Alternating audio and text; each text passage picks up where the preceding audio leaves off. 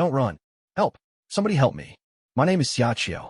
At this moment, my hands are still smeared with blood, as if I've just been pulled out a pool of it. I'm desperately waving for help, but the driver who hit me shows not the slightest intention of stopping. Instead, he slams on the gas, the engine roaring as he speeds away, vanishing in an instant as though his car is a rocket. Watching the sports car speed off and disappear, a wave of despair crashes over me, as if I've fallen into a bottomless abyss. In my heart, I can't help but complain, hit and run. Drivers like this truly deserve at least 10 minutes of punishment. This guy, there's still a chance to save me, yet he just left me behind and fled. It's infuriating. But then, something unexpected happened. Maybe the driver was too panicked, because just as the car was about to disappear, it suddenly crashed straight through the roadside guardrail and plunged into the ravine below. Seconds later, a tremendous explosion echoed out, and a mushroom cloud billowed up, blossoming like fireworks in the sky. I was momentarily stunned. This turn of events was so dramatic, it felt like a twist straight out of a movie. It's as if even the heavens couldn't stand what the driver had done and decided to deliver instant retribution. The perpetrator and his companions didn't escape their fate. All things considered, even though I died, at least I managed to take them down with me. Maybe it's not such a loss. Still, thinking about it, I can't help but feel it's hardly worth it. Accidents like this are best left for other people, not me.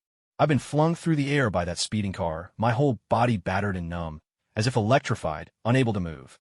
To make matters worse, when I landed, I struck a sharp rock, my back and waist taking the brunt of the impact, blood flowing freely as my consciousness began to fade. I felt like a lost child wandering in the darkness. Thoughts tumbled through my mind. Is this really how I'm going to die? I don't want to leave. Not yet. I'm only in my 20s. There's so much I haven't experienced, so much beauty in this world I haven't had the chance to savor. I even worried about the roomful of figurines I collected, the study materials on my computer that no one would tend to, and the green energy I'd been saving in ant forests for almost 2 years. My desert poplar tree still hadn't been planted. Just as I was drifting into this jumble of thoughts, a voice suddenly echoed in my mind. Confirmation complete. Successfully acquired. Heat resistance. What was that? I mumbled in confusion, barely registering the words. Another thought crossed my mind. If I hadn't been hit in the back, would I have survived? Right then, the voice sounded again. Confirmation complete. Successfully acquired. Piercing resistance. Additionally, physical attack resistance has been acquired. Piercing resistance? Physical attack resistance. My mind whirled in confusion. Why did this all seem so familiar? Suddenly, a realization struck me. I smacked my forehead. Wasn't this just like that anime? That time I got reincarnated as a slime, where the main character keeps gaining new powers after being reborn. A rush of excitement flooded through me. Was I really about to be transported to another world? If that were true, maybe I wouldn't have to die after all. But my joy was fleeting. My body convulsed violently, and my wounds split open once more. The agony was so overwhelming, it felt as if my very soul might slip away, while fresh blood gushed out uncontrollably. A wave of despair crashed over me. This pain is unbearable. My blood's pouring out faster and faster. Am I really going to die before I even get a chance to say my final words? At that moment, the mysterious voice spoke again. Confirmation complete. Pain immunity acquired. Beginning transformation to a bloodless body. Transformation successful. Pain immunity sounded like a powerful ability, but what exactly was a bloodless body? Was I really turning into a slime, just like in the anime? The idea made me feel completely powerless. My wounds were excruciating, and every breath I took was labored and harsh. I struggled to concentrate. Surely I couldn't let myself die here. I hadn't even received the protagonist's signature abilities, Great Sage and Predator, yet. If I crossed over now, I'd be nothing more than an ordinary slime, and that was simply unacceptable. Desperately, I tried to remember how the protagonist gained those skills, but my mind was a blank, as if it had rusted shut. With nothing left to lose, I cried out Predator. Instantly, the voice replied, Confirmation complete. Unique skill Predator acquired. I was taken aback. It actually worked. Ever since that car accident, it felt as if my life had been running on cheat codes, propelling me straight onto the protagonist's path. Not wanting to let the moment slip by, I called out again, Great Sage. Confirmation complete. Unique skill Great Sage acquired. I started to wonder what other abilities the protagonist might possess. While I was lost in thought, a chill wind swept over me. I shivered, feeling my body temperature drop drastically, my limbs turning heavy as though weighed down by lead. Almost involuntarily, I murmured, so cold. The voice responded yet again. Confirmation complete. Cold resistance acquired. Conditions fulfilled for both cold resistance and heat resistance. Thermal fluctuation resistance obtained. Nice. I couldn't help but feel a surge of joy. Apparently, every time I uttered a final word, I gained a new skill. These must be the most valuable last words in history. I tried hard to recall the skills of the Slime King, but my mind was a complete mess. In these final moments of my life, all I could see were memories of my past. Ever since my parents died in that accident, I had become thoroughly withdrawn, spending my days holed up at home, changing my anime waifu every 3 months, and buying heaps of body pillows and figurines. What once seemed fun now only left me with a sense of regret. So many anime left unfinished. Marvel's latest movies that I'd never get to see, all of it was out of reach, and the realization filled me with helplessness. I shouted aloud, no regrets loving anime in this life. May I be part of the two-dimensional world in the next. A fan of Marvel in this life. May I become Ash between the fingers in the next. Just then, that mysterious voice returned. Confirmation complete. Keywords detected. Two-dimensional world. Marvel. Information chaos. Unable to execute. Recalculating.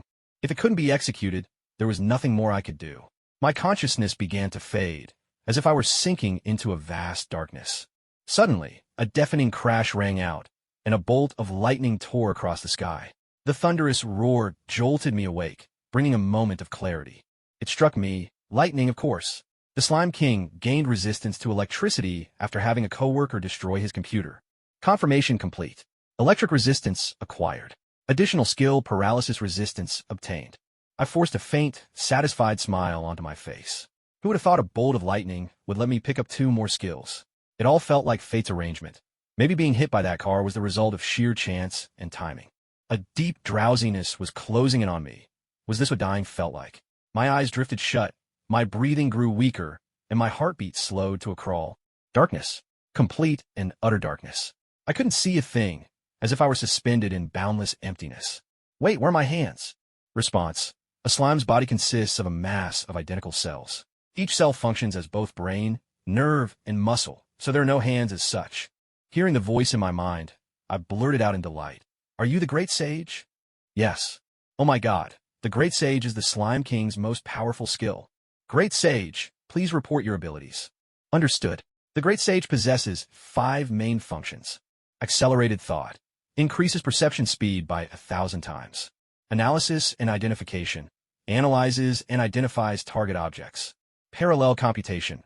Allows simultaneous processing of analysis and independent thoughts. Chant omission. No incantation required when casting magic or using skills. All-encompassing insight. Able to gather all unshielded information in this world. As expected, this is just like the Great Sage ability from the anime. The familiar setup sent a surge of excitement through me. Great Sage, where am I right now? Answer. This is the sealed cave in the Jura Forest. Hearing the Great Sage's reply, Xia Qiu felt only one thing. He was finally safe.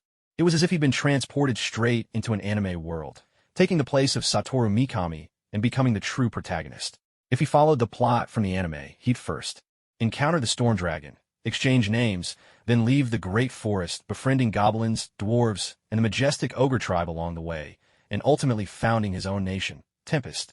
Just imagining all of this was enough to make his heart race with excitement. Today, the legend of the slime would begin with him. But for now, the most important thing was to eat grass. Yes, grass. These weren't ordinary plants, but special medicinal herbs called hippocute grass. They only grew in places rich with magicules, and they were the main ingredient in crafting healing and recovery. Potions. The higher the potion's purity, the better its effect. In the anime, the protagonist could brew recovery potions with up to 99% purity, capable of instantly restoring even severed limbs. Xia Qiu tried to move his body, only to realize he'd become what could best be described as a slanted eye, if he even had eyes anymore. He slid along. Having been used to walking on legs all his life, Xia Qiu never imagined he'd move in such a bizarre way one day. It was like crawling and wriggling at the same time, painfully slow, but oddly amusing. Still, the protagonist's most iconic way of moving in the anime wasn't wriggling at all. It was bouncing. Xia Qiu tried applying pressure to his body, and soon, he felt something different. His body was now incredibly soft and elastic. Bouncing felt great, like he was made of jelly, filled with springiness. Maybe it was boredom, or maybe the simple joy of bouncing was just too satisfying, but Xia Qiu quickly found himself having a blast. He bounced and jumped again and again. He couldn't help but laugh. It was simply too much fun. But caught up in the excitement, he suddenly crashed into a sharp rock. His jelly-like body had a chunk gouged out of it, leaving a hollow gap. Startled, Xia Qiu froze in shock. Maybe it was because he'd been stabbed by a sharp stone just before crossing over, but now he was especially sensitive to anything pointed and sharp. Strangely enough, he didn't feel any pain at all. Evidently, this body was truly exceptional in that regard. Response: due to possessing the skills physical attack resistance and pain nullification, the host cannot perceive pain. Current physical damage, 3%. Innate skill self-regeneration has been activated. Within a few seconds, the crater in his body had completely healed, leaving Xia Qiu utterly astonished. As expected, this was the protagonist's physique, overwhelmingly powerful. One had to admit, a slime's innate skill was truly remarkable. Self-regeneration is a racial trait of slimes, much like how a human's wounds slowly heal and stop bleeding. When a slime is injured, its body can recover at an astonishing rate. Rare magic or detected. Would you like to use the unique skill, Predator? Yes/no. Rare magic or? At once, Xia Qiu recalled a scene from the original novel where the protagonist used magic or to duplicate a magical sword. Although the main character could effortlessly create 20 swords at a time and seemed indifferent toward the magic or in the Dwarven Kingdom, the dwarves fought bitter battles against monsters and paid a steep price just to obtain this scarce resource. This alone proved how truly precious such a treasure was. Without hesitation, he chose yes. In an instant, the magic ore was broken down, digested, and absorbed. Great Sage, please report on the abilities of Predator. Understood. Predator allows the user to absorb target objects into their body. However, if the target is still conscious, the success rate drops. Significantly, Predator can devour not only organic and inorganic matter, but also skills and magic. The ability is divided into 5 categories. Analysis allows the user to analyze and research absorbed objects, thus enabling the creation of corresponding items. As long as the necessary materials are available, replication is possible. Upon successfully analyzing a formula, there is a chance to learn the target's skill or magic.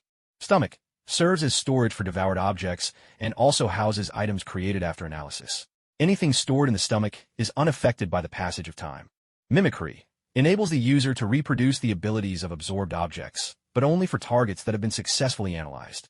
Isolation can separate out any harmful components that cannot be analyzed, purifying them and converting them into magical energy. Yet another tremendously powerful ability. The stomach was practically a storage pouch with limitless space. The mimicry feature was just as formidable. As long as he devoured a monster and successfully analyzed it, he could gain and mimic its abilities. In the original novel, it was by devouring Shizu Izawa's body that the protagonist acquired the degenerator skill and, as a result, gained human form. But what about situations where analysis failed? Let's not forget, the protagonist also possessed the Great Sage skill. The Great Sage and Predator skills can work together in perfect harmony, and their combined power far surpasses what either could achieve alone. Although in the anime, the protagonist devouring of vast quantities of herbs and minerals flashes by in an instant, in reality, Xia Qiu had been eating for more than half a month and still hadn't finished. It must be said, this sealed cavern is truly enormous. Eventually, he even began to feel a little bored. If not for the thought that these herbs and minerals were precious resources, he probably would have stopped long ago out of sheer laziness. What frustrated Xia Qiu was that, as a slime, most of his abilities revolved around eating, yet he couldn't taste a thing. The loss of taste left him deeply disheartened, as if 2/3 of the world's pleasures had slipped away. With nothing better to do, over these 2 weeks, Xia Qiu drank down more than half the lake's water, and as a result, he acquired 2 new skills: water manipulation and magic sense. Magic sense, in particular, completely transformed his perception. He no longer relied on eyes to see. Instead, he sensed the world in every direction, a seamless 360-degree awareness that filled him with delight. I pretty much finished off all the herbs and minerals. It's about time I pay a visit to that Sunder Dragon. In the world of the Slime King, monsters are classified from rank A to F, with each rank further divided into plus and dash, making a total of 18 levels. These grades, however, only serve to distinguish ordinary monsters. Beyond them stand the S-ranked demon lords, beings powerful enough to destroy an entire nation on their own. Above even the demon lords exist even mightier creatures, known as special S-rank or catastrophe-class monsters, beings so fearsome that, if unleashed, could lay waste to the entire continent. In the original story, the newly born Slime King was only a B-ranked monster. After receiving a name and becoming a named monster, he evolved to rank A. Fortunately, the Slime King possessed two extraordinarily powerful skills, Great Sage and Predator. Not only could he cast spells without incantations, but he could also grow stronger by devouring others. So, by the time he left the sealed cavern, after countless battles and growth, his strength was already approaching A+ rank. The so-called Sundra Dragon is, in fact, Veldora the Storm Dragon, a catastrophe-class existence at the very summit of the monster world. 300 years ago, he was sealed away in this cave after incinerating a human city and being defeated by a hero-wielding infinite prison. Even sealed, Veldora's draconic might commands awe from all monsters, and the weaker races even worship him as a guardian deity, a testament to his overwhelming power. To be honest, Xia Qiu felt a little awkward and nervous at the thought of meeting the Sundra Dragon. After all, this was the real deal, the Storm Dragon himself. The oppressive sense of presence he felt through magic sense, that overwhelming pressure of life force, only made Xia Qiu all the more uneasy. The stronger a living being is, the more profoundly it can sense the terrifying presence of the Storm Dragon. Xia Qiu became especially cautious, inching closer to the sealed barrier with utmost care. However, just as he drew near, a deep and arrogant voice echoed in his mind. "Greedy little creature, in just half a month you've devoured every last precious herb and ore in this cave. And now, at last, you have the courage to face me." A mighty, boundless voice suddenly resounded in Xia Qiu's mind. Though he had mentally prepared himself, the voice came so abruptly that it still startled him. Yet, he quickly broke into a smile. Just as the original novel described, the voice, though grand and tinged with anger, lacked any real menace. So proud and aloof. But the cunning always outmaneuvers the prideful. "Sorry to disturb you. I'll leave right away." The proud dragon could not remain aloof any longer. "Ahem, you can take the herbs with you. That's not forbidden. It's rare to have a guest, so consider these herbs and ores a token of welcome. I am willing to lower myself and meet you in person." "Wait, don't go. Could you perhaps stay and talk with me for a while? I haven't spoken to anyone in 300 years.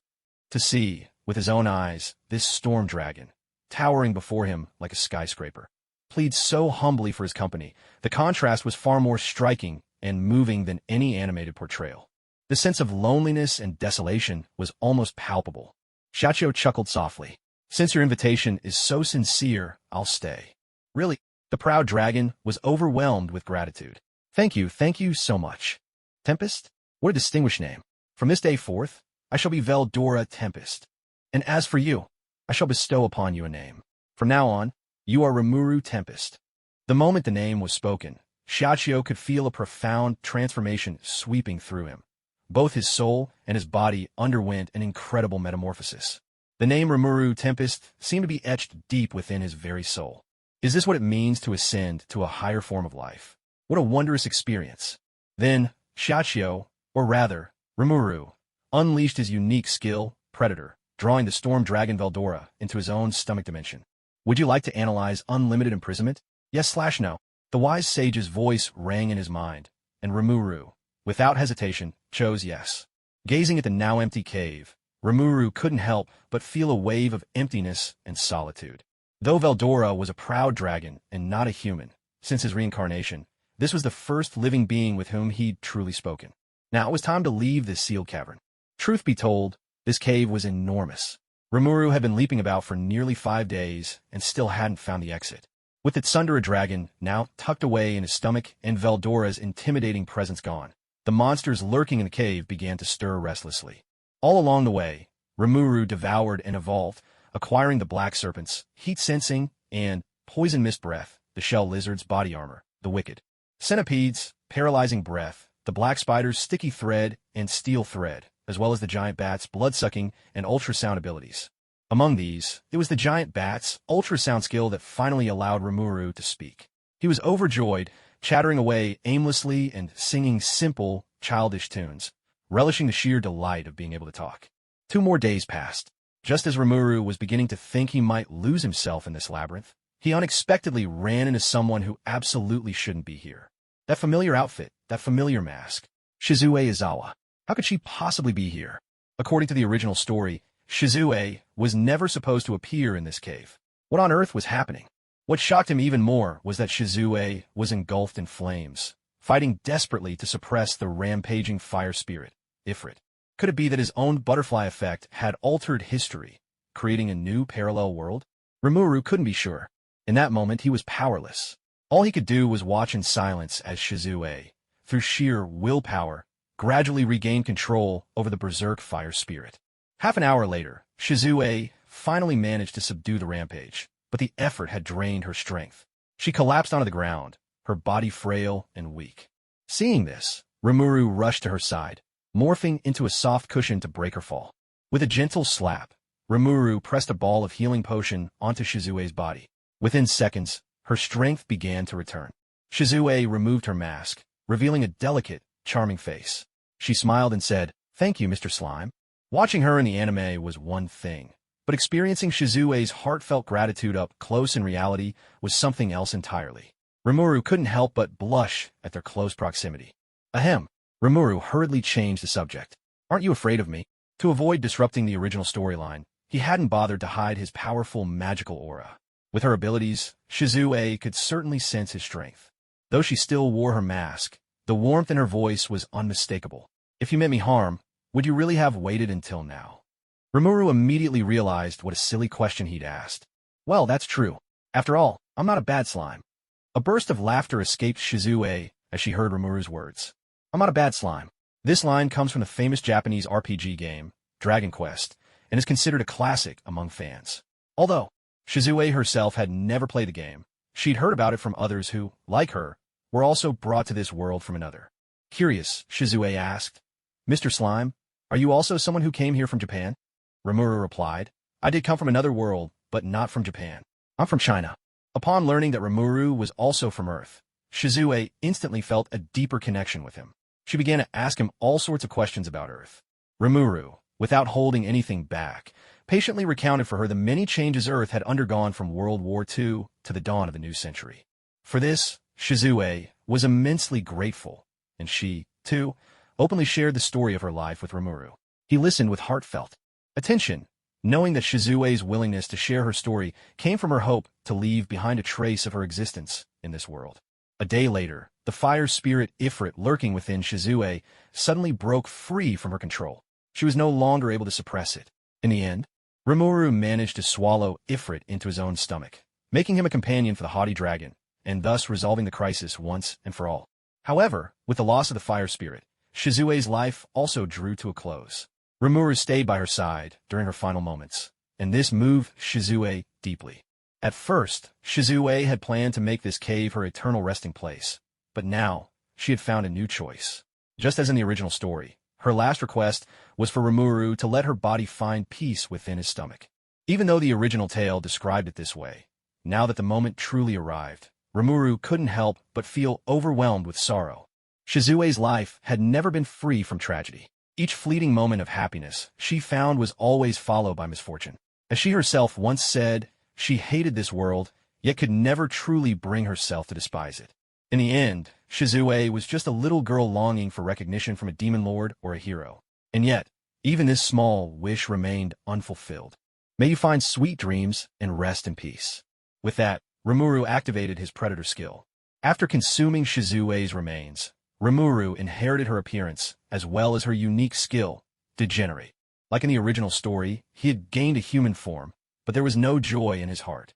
Before he could ponder this further, the entire cave suddenly began to shake violently, as if the end of the world had come. Ramuru was taken aback, wondering, why is this cave collapsing all of a sudden? If things had simply followed the original storyline, Rimuru would have easily ascended to the peak of his life. But now, he had no time to lament the twists of fate. He quickly morphed into a gigantic bat, soaring straight toward the exit of the cave. Fortunately, the exit wasn't far away. In no time, he reached the mouth of the cave. With a few swift slashes of his water blades, the heavy door shattered with a crash. Remuru darted inside without a second thought. To his surprise, instead of arriving at the sunlit surface, he found himself stepping into yet another cavern. This new cave was shrouded in a dim, hazy gloom. Where am I? Rimuru reverted to his slime form, his face full of confusion. According to the original story, he should have already escaped the cave and reached the outside world. Yet in reality, he'd merely passed from one cavern into another. The moment he appeared, Rimuru was overcome by a deep discomfort, as if he'd left a clear mountain stream only to plunge into a stagnant, murky puddle. The entire world seemed smudged and unclear. It wasn't just the dim lighting, there was something else. Here, the magicules in the air were shockingly thin, utterly incomparable to the environment of the sealed-off cave. Suddenly, the sharp clang of metal being struck echoed through the air. Rimuru turned toward the sound and saw a middle-aged man in a tank top, with messy hair and a scruffy mustache, wielding a hammer and working intently at his task. The moment he saw the man, Rimuru's slime body involuntarily widened its eyes. He knew that face all too well. Even if he sometimes struggled with faces, he could never mistake this one. What's more, hanging from the man's chest was a glowing device, instantly recognizable. Tony Stark? Could it be that I've crossed over into the Marvel Universe? The great sage answered, yes. Even with confirmation, Remuru still found it hard to believe. He had always dreamed of the worlds in anime, and he'd longed for the Marvel Universe just as much. Who could have imagined that one? Moment he'd be a slime in a fantasy world, and the next he'd find himself in an Afghan cave, face to face with the kidnapped Iron Man. As Rimuru was still trying to make sense of the situation, a sudden rush of hurried footsteps echoed from the entrance of the cave. Using his thermal perception skill, he saw clearly. Over a dozen armed militants were rapidly closing in on the cavern. Had he already been discovered? By instinct, Rimuru hopped to the side, hiding himself in the shadows. But then, he couldn't help but find the situation a little amusing. What do I have to be afraid of? These people aren't even as threatening as ordinary monsters. They pose no real danger to me. As it turned out, his worry was entirely unnecessary.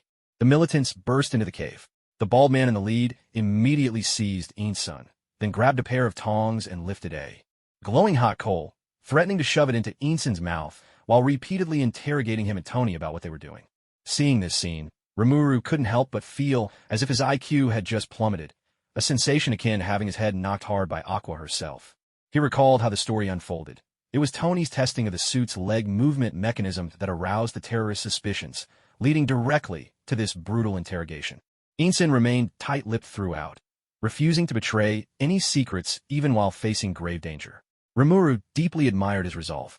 One had to admit, Tony's luck, or perhaps the protagonist's halo, was simply overwhelming. Even in captivity, the plot had arranged for him a remarkably capable assistant. Without Insun, Tony would likely have perished here long ago.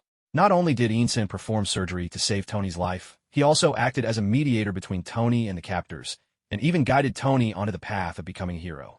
At the outset, when Tony first learned he only had a week to live, he nearly gave in to despair. It was Insun who helped him rediscover hope. In many ways, Insun's significance to Iron Man was as profound as Uncle Ben's to Spider-Man. Yet regrettably, as mentors, they both seemed unable to escape the fate that awaited them. As the bald terrorist prepared to shove a burning coal into Insun's mouth, Tony had no choice but to launch the plan ahead of schedule and promise to deliver the goods within 24 hours.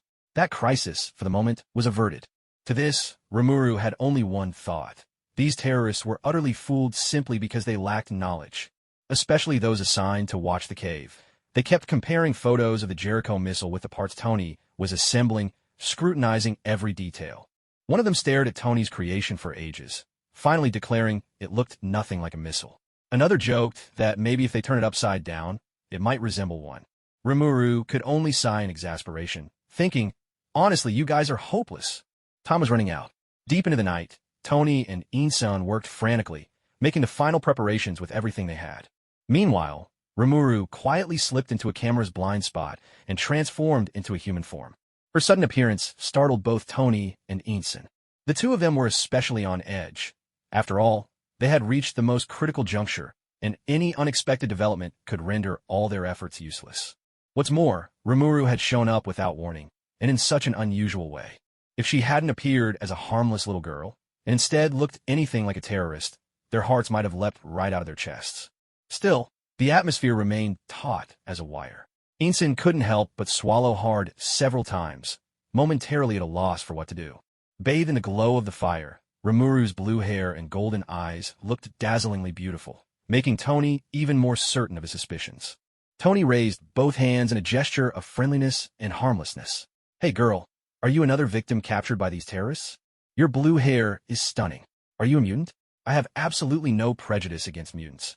Maybe we could even be friends. With deft words, Tony immediately painted Rimuru as a fellow victim, just like himself.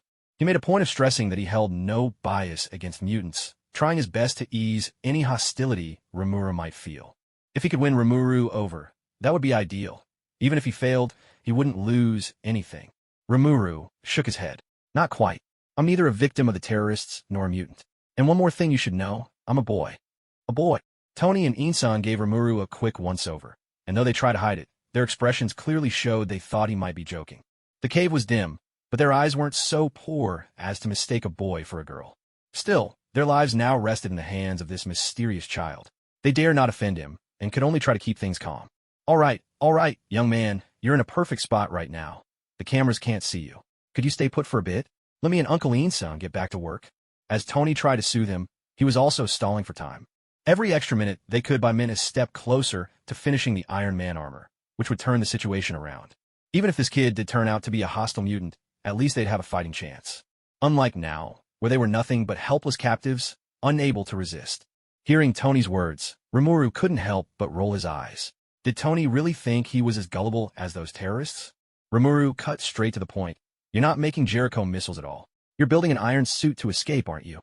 The moment he said it, beads of sweat sprang up on Tony and Insan's foreheads, and the air in the cave grew tense. Seeing Tony's nervousness, Remuru let a small smile play at the corner of his lips.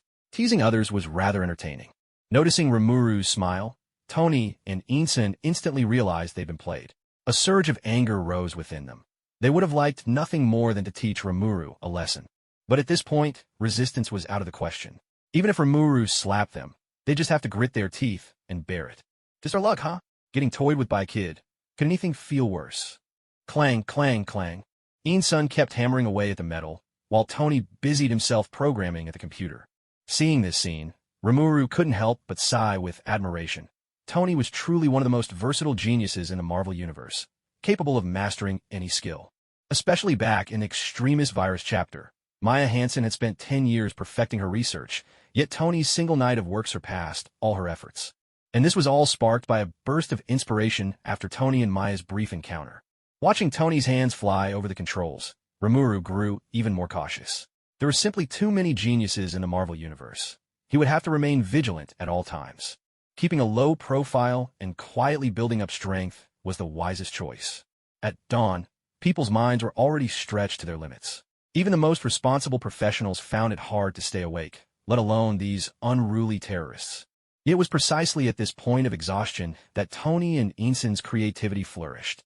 The armor, previously kept disassembled to confuse the captors, was now being assembled and put through tests. Conditions were harsh in the extreme. Every single part had to be handmade. Even for a super genius like Tony, problems were unavoidable. Tony, the actuator in the arm is jammed. It's either a faulty part or bad material. Insan was drenched in sweat with worry. If the arm mechanism failed, not only would the arm itself be useless, but its flamethrower and missile launcher would also go offline. A tiny malfunction like this could cripple the armor's entire ranged attack capability. But time was running out. Remaking a proper part from scratch could cost them precious hours. Insan was out of options, left with nothing but hope for Tony's genius to pull them through. After nearly 3 months together, Insan had come to trust utterly in Tony's resourcefulness and skill. Tony Stark's fingers raced across the keyboard. Wait a sec, I'll have the targeting program ready in no time.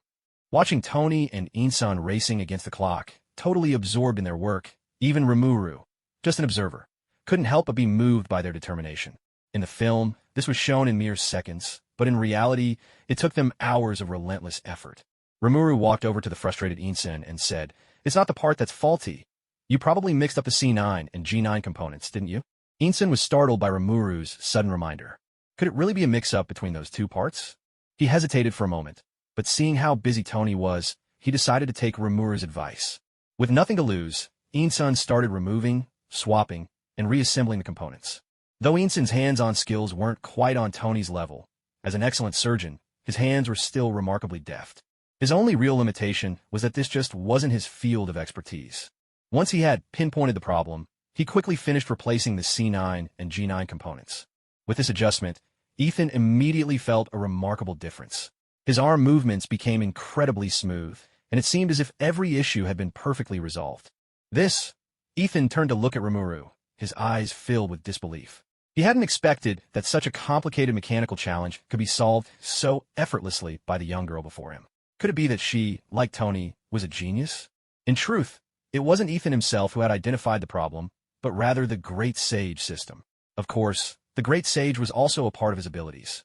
Seeing the look of astonishment on Ethan's face, Rimuru couldn't help but show a hint of pride. In his previous life as a devoted otaku, he'd often overheard people muttering things like otaku are hopeless or shut-in guys are gross. Although he'd never felt dissatisfied with his own life, deep down he still longed for recognition from others. Who would have thought that after crossing into the Marvel Universe, he'd be able to offer such tremendous help to Iron Man, even impressing someone as skilled as Dr. Ethan? This feeling of being acknowledged filled Rimuru with immense satisfaction. All right, the targeting system program is finished. Now, where exactly did things go wrong? Let me take a look. Tony strode over, only to be greeted by Ethan's smile. No need, Tony. The problem's already been solved. Ethan quickly explained what had just happened. Tony was astonished as he listened. Both the C9 and G9 components were Tony's own designs. They were tiny and looked insignificant, but played a crucial role in the entire apparatus. Once everything was assembled, it became almost impossible to spot an issue with them. Even Tony himself would have needed plenty of time to track the problem down. Who could have imagined that this girl, who looked no older than a grade schooler, could instantly point out the flaw? Still, this wasn't the time to dwell on it. There was plenty of work left to do. Let's see.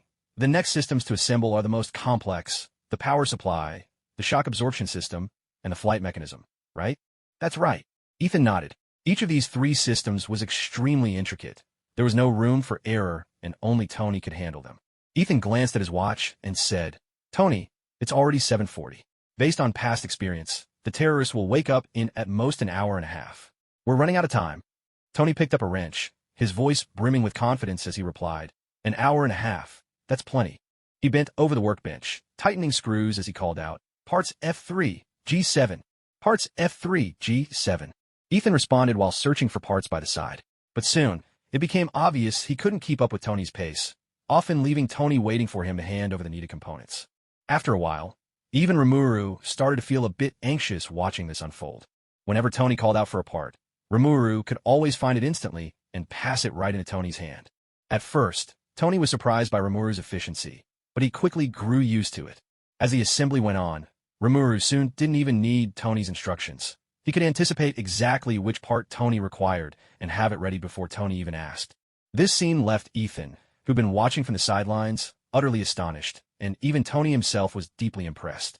After all, they had only just met less than a day ago, yet their teamwork was so seamless it felt as though they'd been working together for years.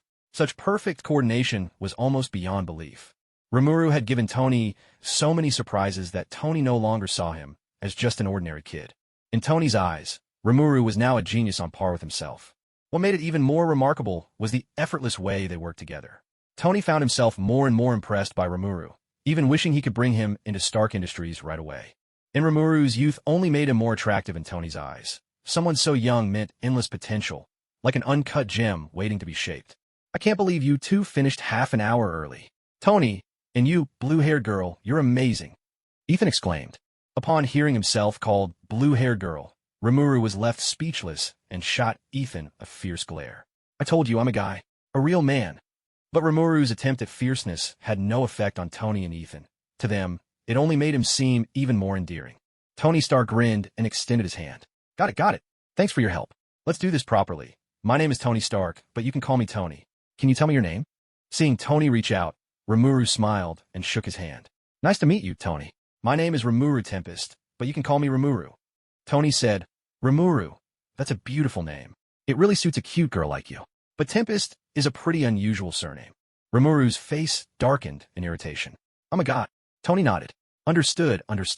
Our handsome little man is truly one of a kind. Rimuru sighed inwardly. Who uses words like cute and beautiful to describe a man? Tony Stark really is full of himself. So annoying. Wait a second. Rimuru's eyes suddenly sparkled as he had an idea. Why not give Tony a special nickname too? Tony Stinkstack. It has a nice ring to it. He couldn't help but wonder, if he gave Tony the nickname Big Poop, would Tony undergo some kind of transformation, like a monster evolving? He was truly tempted to give it a try. But good times never last long.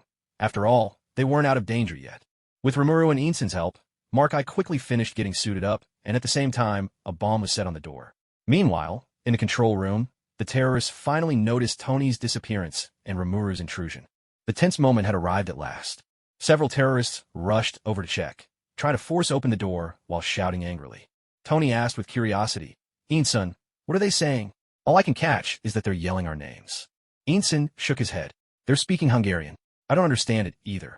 Remuru explained. That Hungarian guy was just asking, where did Stark go?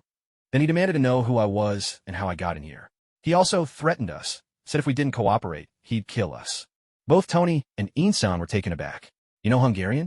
It's not that rare to meet someone who can speak multiple languages.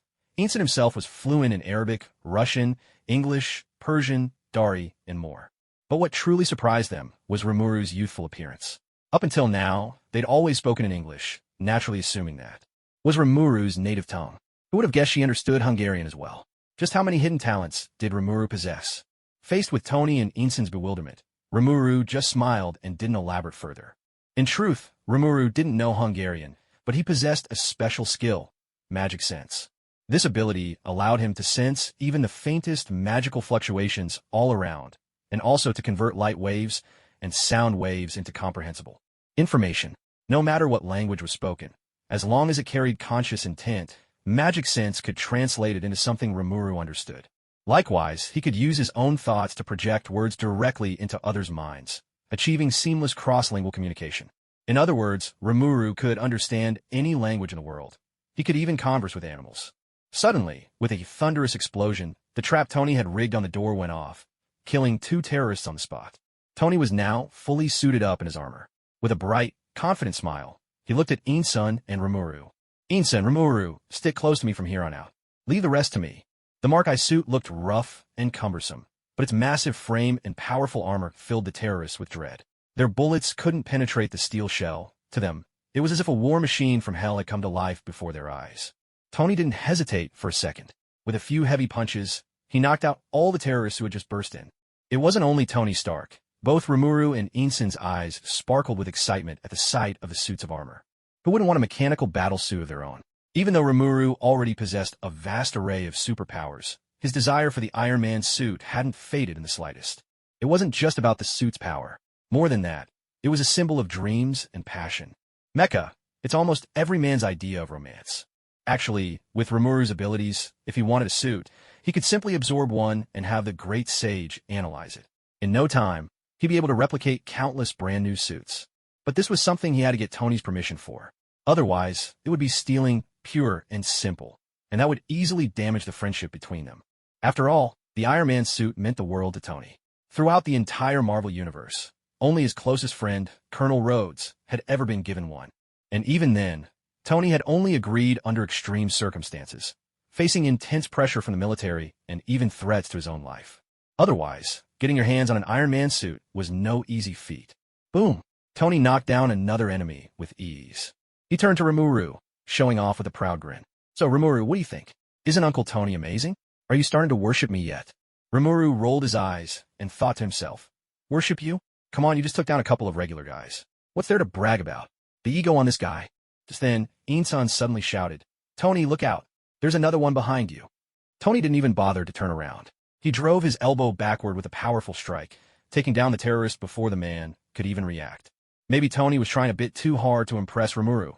He used so much force that his arm got stuck in the rock wall. He tried to pull it out, once, twice, 3 times, but it simply wouldn't budge. The most embarrassing part was, in an effort to look cool, he had purposely not turned around. What should have been a slick move now left him in quite the awkward predicament. Tony Stark, show-off fail. Remuru couldn't help but burst out laughing, and even Einstein was left at a loss for words, caught between laughter and sympathy.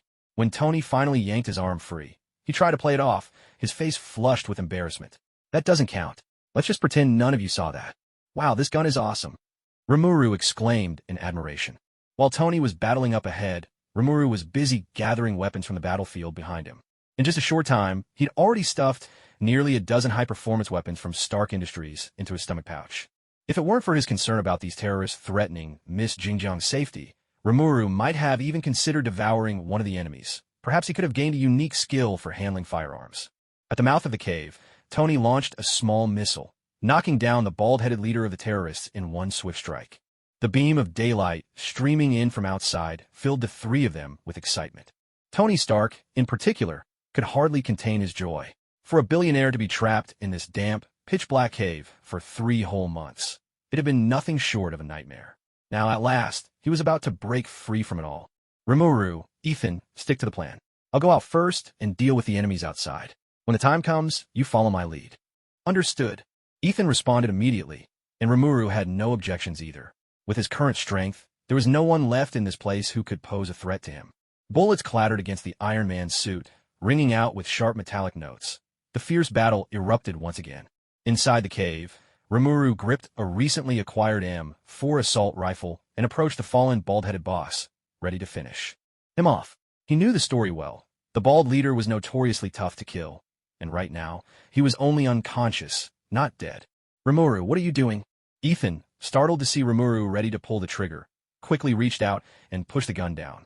Remuru replied, Ethan, he's the mastermind behind all this. He's still alive. We can't just let him get away with it. Ethan looked Rimuru in the eye and spoke earnestly. Rimuru, you're still young. You can choose to live in the sunlight. Don't let hatred cloud your heart or stain your hands with blood. Rimuru paused, taken aback. Maybe it was because he'd been reborn as a slime with no blood in his veins, or perhaps because he'd grown used to fighting monsters in the sealed cavern, but killing didn't trouble him much. Yet Ethan's concern gave him pause, stirring up a trace of doubt. After all, taking a human life was nothing like defeating a monster. Are we really just going to let him go? That's letting him off too easily. Ethan took the rifle from Rimuru and said, let me handle this kind of thing. Bang! A single gunshot echoed through the cave, and the unconscious bald-headed boss met the end of his wicked life in his sleep. At that moment, the battle outside shifted once more. The terrorists had nothing left but their weapons, among them, even a heavy machine gun meant for taking out tanks. Unlike in the original story, this time Tony was saddled with the added burdens of Ethan and Rimuru. As a result, he focused more on eliminating the enemies, rather than burning down the entire valley as he did in the film. Ironically, this caution left him in a bind, pinned down by a relentless hail of enemy fire. As for the original plan, to leave with Ethan and Remuru together, that idea now seems nothing more than a joke. In other words, our Iron Man has once again failed in his attempt to look cool. Rat-a-tat-tat-tat. Under the relentless barrage of the M2 heavy machine gun, the legs, back, and several crucial drive mechanisms of the Mark I suit were shattered. Ethan watched anxiously, gripping his assault rifle tightly. He said, Rimuru, hide here for now. I'll go out and help Tony take some of the pressure off. With those words, he broke into a run, firing warning shots into the air in an attempt to draw the terrorists' attention. Wait, if you rush out like that, you'll just make yourself an easy target. Rimuru could only watch Ethan's actions helplessly, feeling that he was simply throwing his life away. But one thing was beyond doubt. Ethan was a good man, someone with a truly kind heart. If he were simply powerless, that would be one thing. But to stand by and watch such a person die, knowing he had the ability to save him, Rimuru could never accept that. Great Sage, devise the best plan of attack for me. Optimal plan formulated. Activating auto combat mode is recommended. Would you like to proceed? Proceed. As combat mode engaged, Rimuru's eyes slowly turned a blood-red hue. Since Tony's attempt had failed, it was now Rimuru's turn to take the stage. Bang! Bang! Bang! Ethan kept firing, not really caring whether he hit any of the enemies. His real goal was simply to attract enemy fire and take some of the heat off Tony. Ethan had achieved his aim. With another armed figure suddenly appearing on the battlefield, the enemy couldn't possibly ignore him. Several terrorists immediately swung their guns around and opened fire on Ethan. Careful, get down! Tony Stark shouted in a mix of shock and anger, but it was already too late to stop what was happening. He could only watch helplessly. Just then, Tony's vision blurred, and suddenly, a blue vortex appeared right in front of Ethan. What is that? The swirling vortex spun rapidly, swallowing up a hail of bullets. This strange phenomenon instantly drew the attention of everyone on the battlefield. Even the gunfire faltered for a moment. Remuru, Ethan, having narrowly escaped death, was left speechless as he saw Remuru standing protectively in front of him. The sight before him was unbelievable. Remuru's hand had transformed into a swirling blue vortex, devouring every bullet in its path. Remuru's sudden appearance in the sealed-off cave had already seemed miraculous to Tony and Ethan. They had both suspected that Remuru's abilities might involve invisibility or stealth, but the power to consume bullets outright was utterly beyond their imagination. Remuru paid Ethan no heed and instead charged directly toward the high ground where the heavy machine gun was positioned. As long as the heavy machine gun was dealt with, ordinary firepower no longer posed any real threat to Mark I. Fire! Fire! Take down that monster now! Remuru's intention was crystal clear, and everyone on the field could see it. Just one armored enemy was hard enough to handle. Now, there was an even more terrifying presence among them. If she managed to seize the heavy machine gun as well, none of them would have any hope of survival. With desperation, everyone poured their efforts into the fight, bullets raining down on Rimuru in a relentless volley. Yet, to everyone's shock, Rimuru nimbly dodged every single bullet. What defied belief even more was the way she moved. Not only quick and precise, but with a kind of dazzling grace and effortless poise that mesmerized the onlookers. Her moves were so spectacular, she might as well have stepped out of a blockbuster film. But reality often outstrips even the wildest movies. The crowd was left gaping, their understanding of the world completely overturned. "She's coming. Open fire. Shoot now." Cries of fear rang out, especially from the machine gunner, who squeezed the trigger in fury, channeling every ounce of strength into the weapon. In the very next instant, the gunner was stunned to discover that his hands, still frozen in a shooting stance, were now empty. His machine gun had vanished. Terrified, he looked up, only to meet Rimuru's gaze, her eyes gleaming like blood-red garnets. That look was ice-cold and merciless, the very incarnation of the Grim Reaper. He didn't even have time to speak before he was swallowed by endless darkness. "She's charging us. Rocket launcher. Use the rocket launcher. Bullets and fire can't even scratch her. She's a demon. Please, don't kill me, have mercy." The battlefield shifted in an instant. These hardened outlaws, once so fierce, were now shattered by Rimuru's overwhelming power, their will to fight crumbling away. Ethan, who had witnessed the entire scene, was utterly dumbfounded. He had never seen anything like it. Tony, too, stood speechless, eyes wide with disbelief. From a moment Rimuru made her move to the end of the fight, less than a minute had passed. She had rescued Ethan, dodged a storm of bullets, seized a machine gun, and defeated every single terrorist, all in swift, flawless succession, without the slightest hesitation. Every move she made was purposeful and efficient, evoking the precision of a masterful work of art. What kind of person was Remuru, truly? Tony's mind was awash with confusion and curiosity, but whatever the answer, one thing was certain: they had emerged victorious. The three of them lowered their guard and regrouped. Ethan looked at Remuru, his expression complicated. "I'm sorry. Earlier, I asked you not to get blood on your hands. I was too naive." From what he'd just witnessed, it was clear that Remuru was no sheltered weakling. She possessed real battlefield experience. Remuru shook her head. "You weren't wrong, Ethan. Those desperados weren't even worth my time. And in fact, up to now, I still haven't killed anyone." Ethan and Tony couldn't help but roll their eyes at Rimuru's words.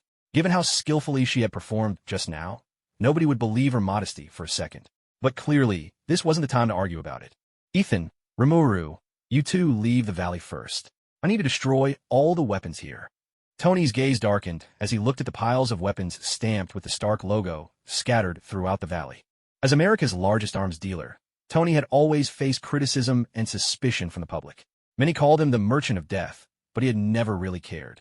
He held firmly to his own belief that weapons could be traded for peace. In his eyes, the best weapons only needed to be used once to make enemies feel fear and respect. People usually believe what they want to believe. Tony had always been convinced that his creations could bring peace to the world, but this kidnapping had forced him to see things with new clarity, especially when that bearded captor called him, to his face, the world's most notorious killer. It pierced Tony like a knife. He made up his mind. These weapons could never fall into the hands of terrorists again. No sooner had Remuru and Ethan left the valley than the whole area was engulfed in roaring flames. Just like a scene straight out of a movie, Tony triggered the explosion and then, using the flight power of his Markai armor, made his escape. In the desert, the air was dry and scorching, as if the very ground beneath their feet was a blazing furnace. Before long, Tony and Ethan were struggling from dehydration and heat, even starting to show signs of heat stroke. Yet Rimuru seemed completely unaffected, walking along as if cooled by a gentle breeze. Tony and Ethan couldn't help but feel both astonished and envious. They couldn't help but wonder in their hearts, who exactly was Rimuru? The more they learned about her, the more mysterious she seemed. But for now, the most important thing was to get out of the desert as quickly as possible. About an hour later, the distant thrum of helicopter blades echoed in the sky. Tony waved his hands frantically, excitement lighting up his face. When the helicopter finally noticed them, Tony dropped to his knees in delight and threw up a dramatic victory sign. The helicopter belonged to the U.S. military, a sign that Tony's nightmare was finally over. Before long, a dark-skinned officer jumped down from the aircraft. It was Tony's good friend, Rhodey. "How's the Jeep ride treating you?" Rhodey joked. Hearing this, Tony couldn't help but flash an awkward smile. Next time, ride with me, all right? Moved by Rhodey's words, Tony couldn't hold back his emotions and pulled him into a tight embrace. Rimuru watched the scene with a sigh. In a contest for Tony's affections, she thought Pepper Potts' greatest rival wasn't another woman, but first and foremost the Mark series armors, and only after that, Rhodey. As for those women on magazine covers, they were hardly worth mentioning. None of them could hold a candle to these two. Who are they? Rhodey glanced curiously at Rimuru and Ethan, voicing his question. Ethan, with his unremarkable looks, seemed like just another ordinary white guy. But Rimuru was a different story. Her blue hair and golden eyes made her stand out in any crowd. Wherever she went, it was as if a spotlight followed her, making it impossible not to notice her. Tony let out a resigned sigh. He knew that, for all Rhodey's good qualities, he sometimes took things a bit too seriously. Moreover, Rimlu's mysterious background and extraordinary abilities were not something Tony wanted the military to scrutinize. They're my saviors, and I trust them completely. Come on, Rhodey, you're not planning to interrogate us out here in the desert, are you? Sorry. Realizing he'd overstepped, Rhodey apologized. He still had a mountain of questions, but now was clearly not the time. Back in the cave, it was easy to forget. But the moment they returned to civilization, Rimuru and Ethan were immediately struck by the enormous influence Tony commanded. Before long, a luxurious private jet touched down at the military base, and the three of them set off for New York. New York, one of the most dangerous cities in the Marvel Universe. The plane touched down smoothly at the airport. As the cabin door swung open, Rimuru spotted a blonde woman in a business suit and a slightly chubby man waiting for them. They were Pepper Potts, Tony's assistant, and Happy, his bodyguard. The moment Tony appeared, Pepper's eyes instantly brimmed with tears. She tried her best to keep her composure, but the love and relief on her face were impossible to hide. Sensing the moment, Rimuru and Ethan tactfully stepped aside, leaving Tony and Pepper their space. Tony grinned. Are those red eyes because you're upset your boss went missing? Pepper shot back. I'm just happy I don't have to find a new job now. Though they weren't eavesdropping on purpose, Rimuru caught every word between Tony and Pepper. That clumsy attempt to mask their feelings. Honestly, these two were a pair of stubborn romantics. One had to admit, the dynamic between Tony and Pepper was endlessly entertaining.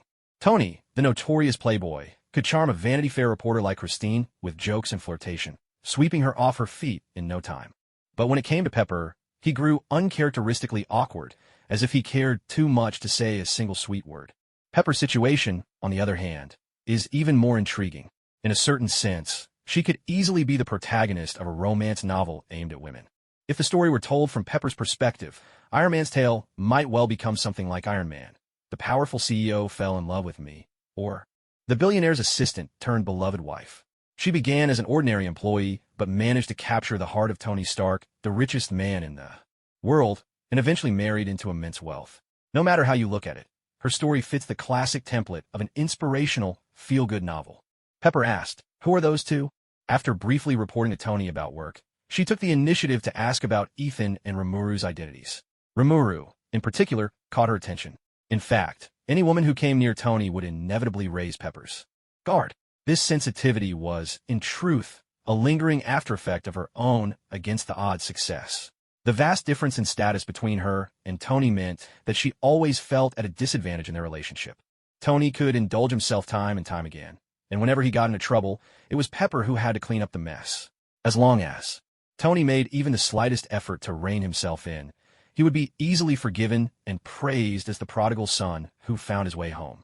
But Pepper, on the other hand, had very little room for error. Although her place in Tony's heart was irreplaceable, and she could sometimes use her wit to get Tony to buy her $1 million paintings as birthday gifts, she was, in the end, just an assistant. That was all. There's an especially memorable scene in Iron Man 2. Black Widow infiltrates Stark Industries by posing as Pepper's personal assistant. At that time, Tony's life was spiraling out of control due to palladium poisoning, and Pepper was overwhelmed by the chaos. Under Nick Fury's orders, Black Widow helped Tony, and in the process, inevitably developed a certain chemistry with him. Pepper eventually caught on to all this. She must have felt a mix of anger and helplessness. She had hired Black Widow as her own assistant, and in the end, that very assistant almost became a threat to her relationship.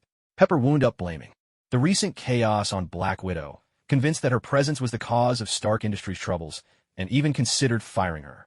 If it hadn't been for the unexpected attack that followed, Pepper might really have gone through with it. Seen from this angle, the plot of Iron Man 2 takes on a whole new meaning.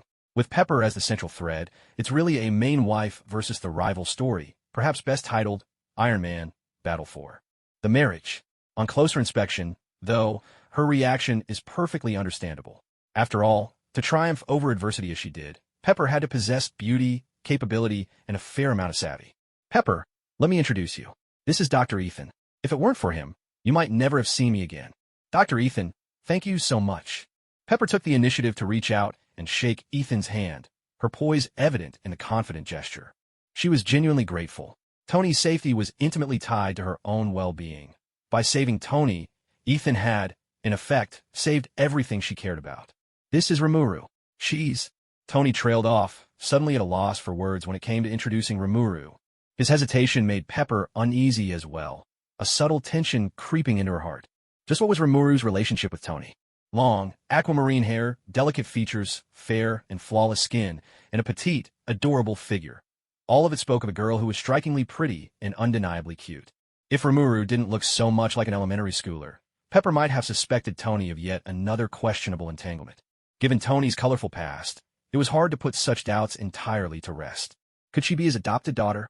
Becoming a stepmother was no easy matter. It was something Pepper had never seriously considered, nor was it a role she wanted to confront. If Remuru really were Tony's adopted child, the very thought made Pepper's head ache, her mood turning heavy in an instant.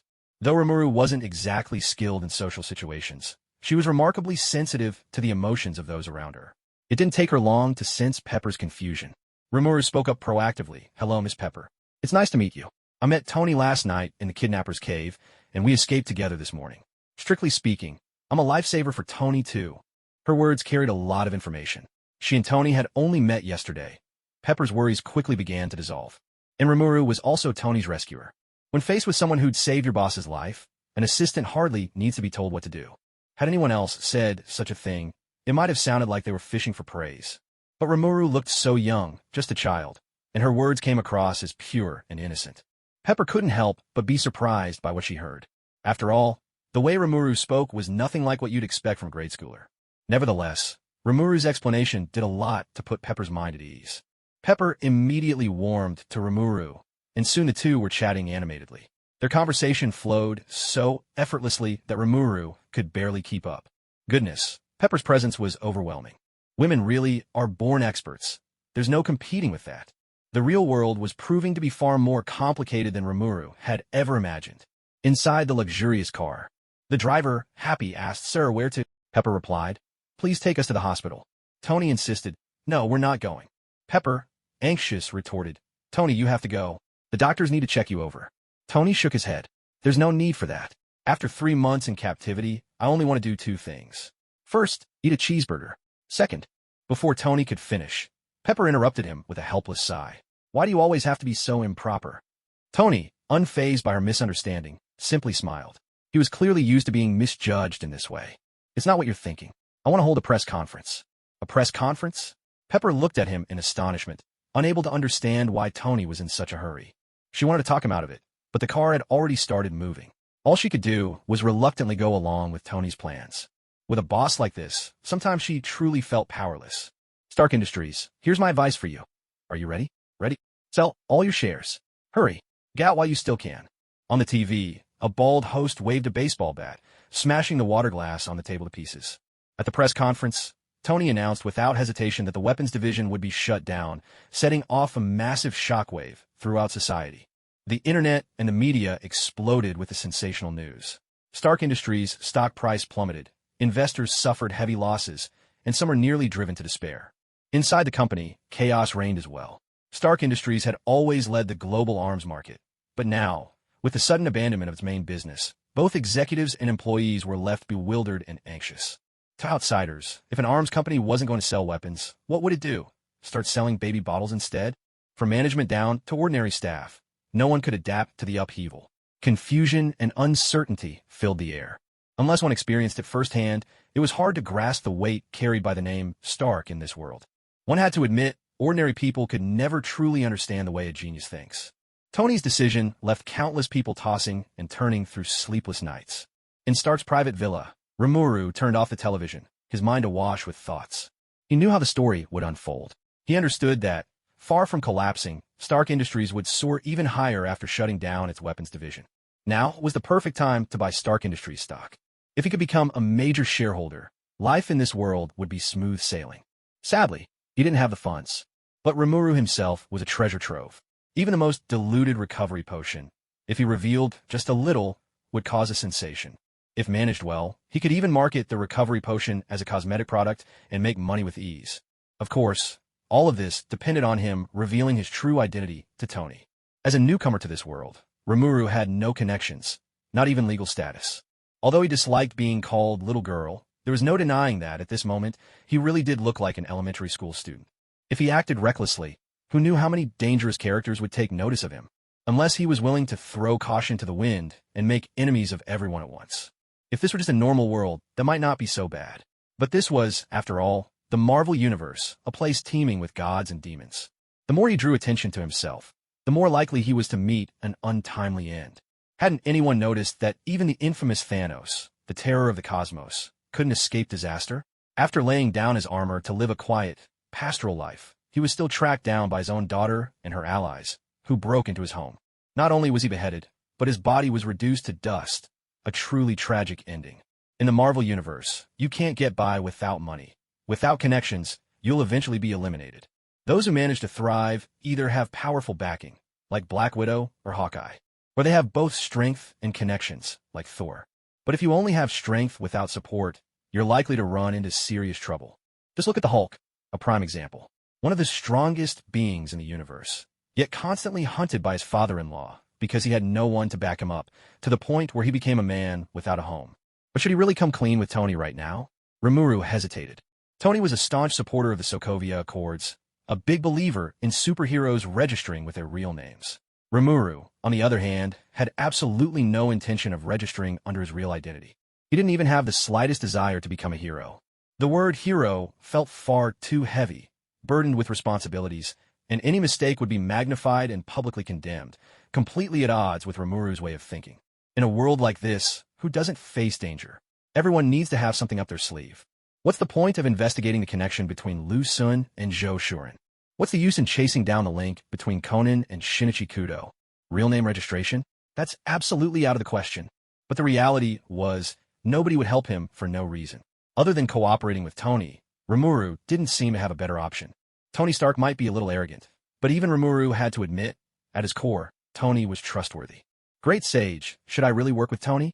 Host, haven't you already made up your mind? Great Sage, you've changed. You're not the same as you used to be. Heh. Rimuru was at a loss for words.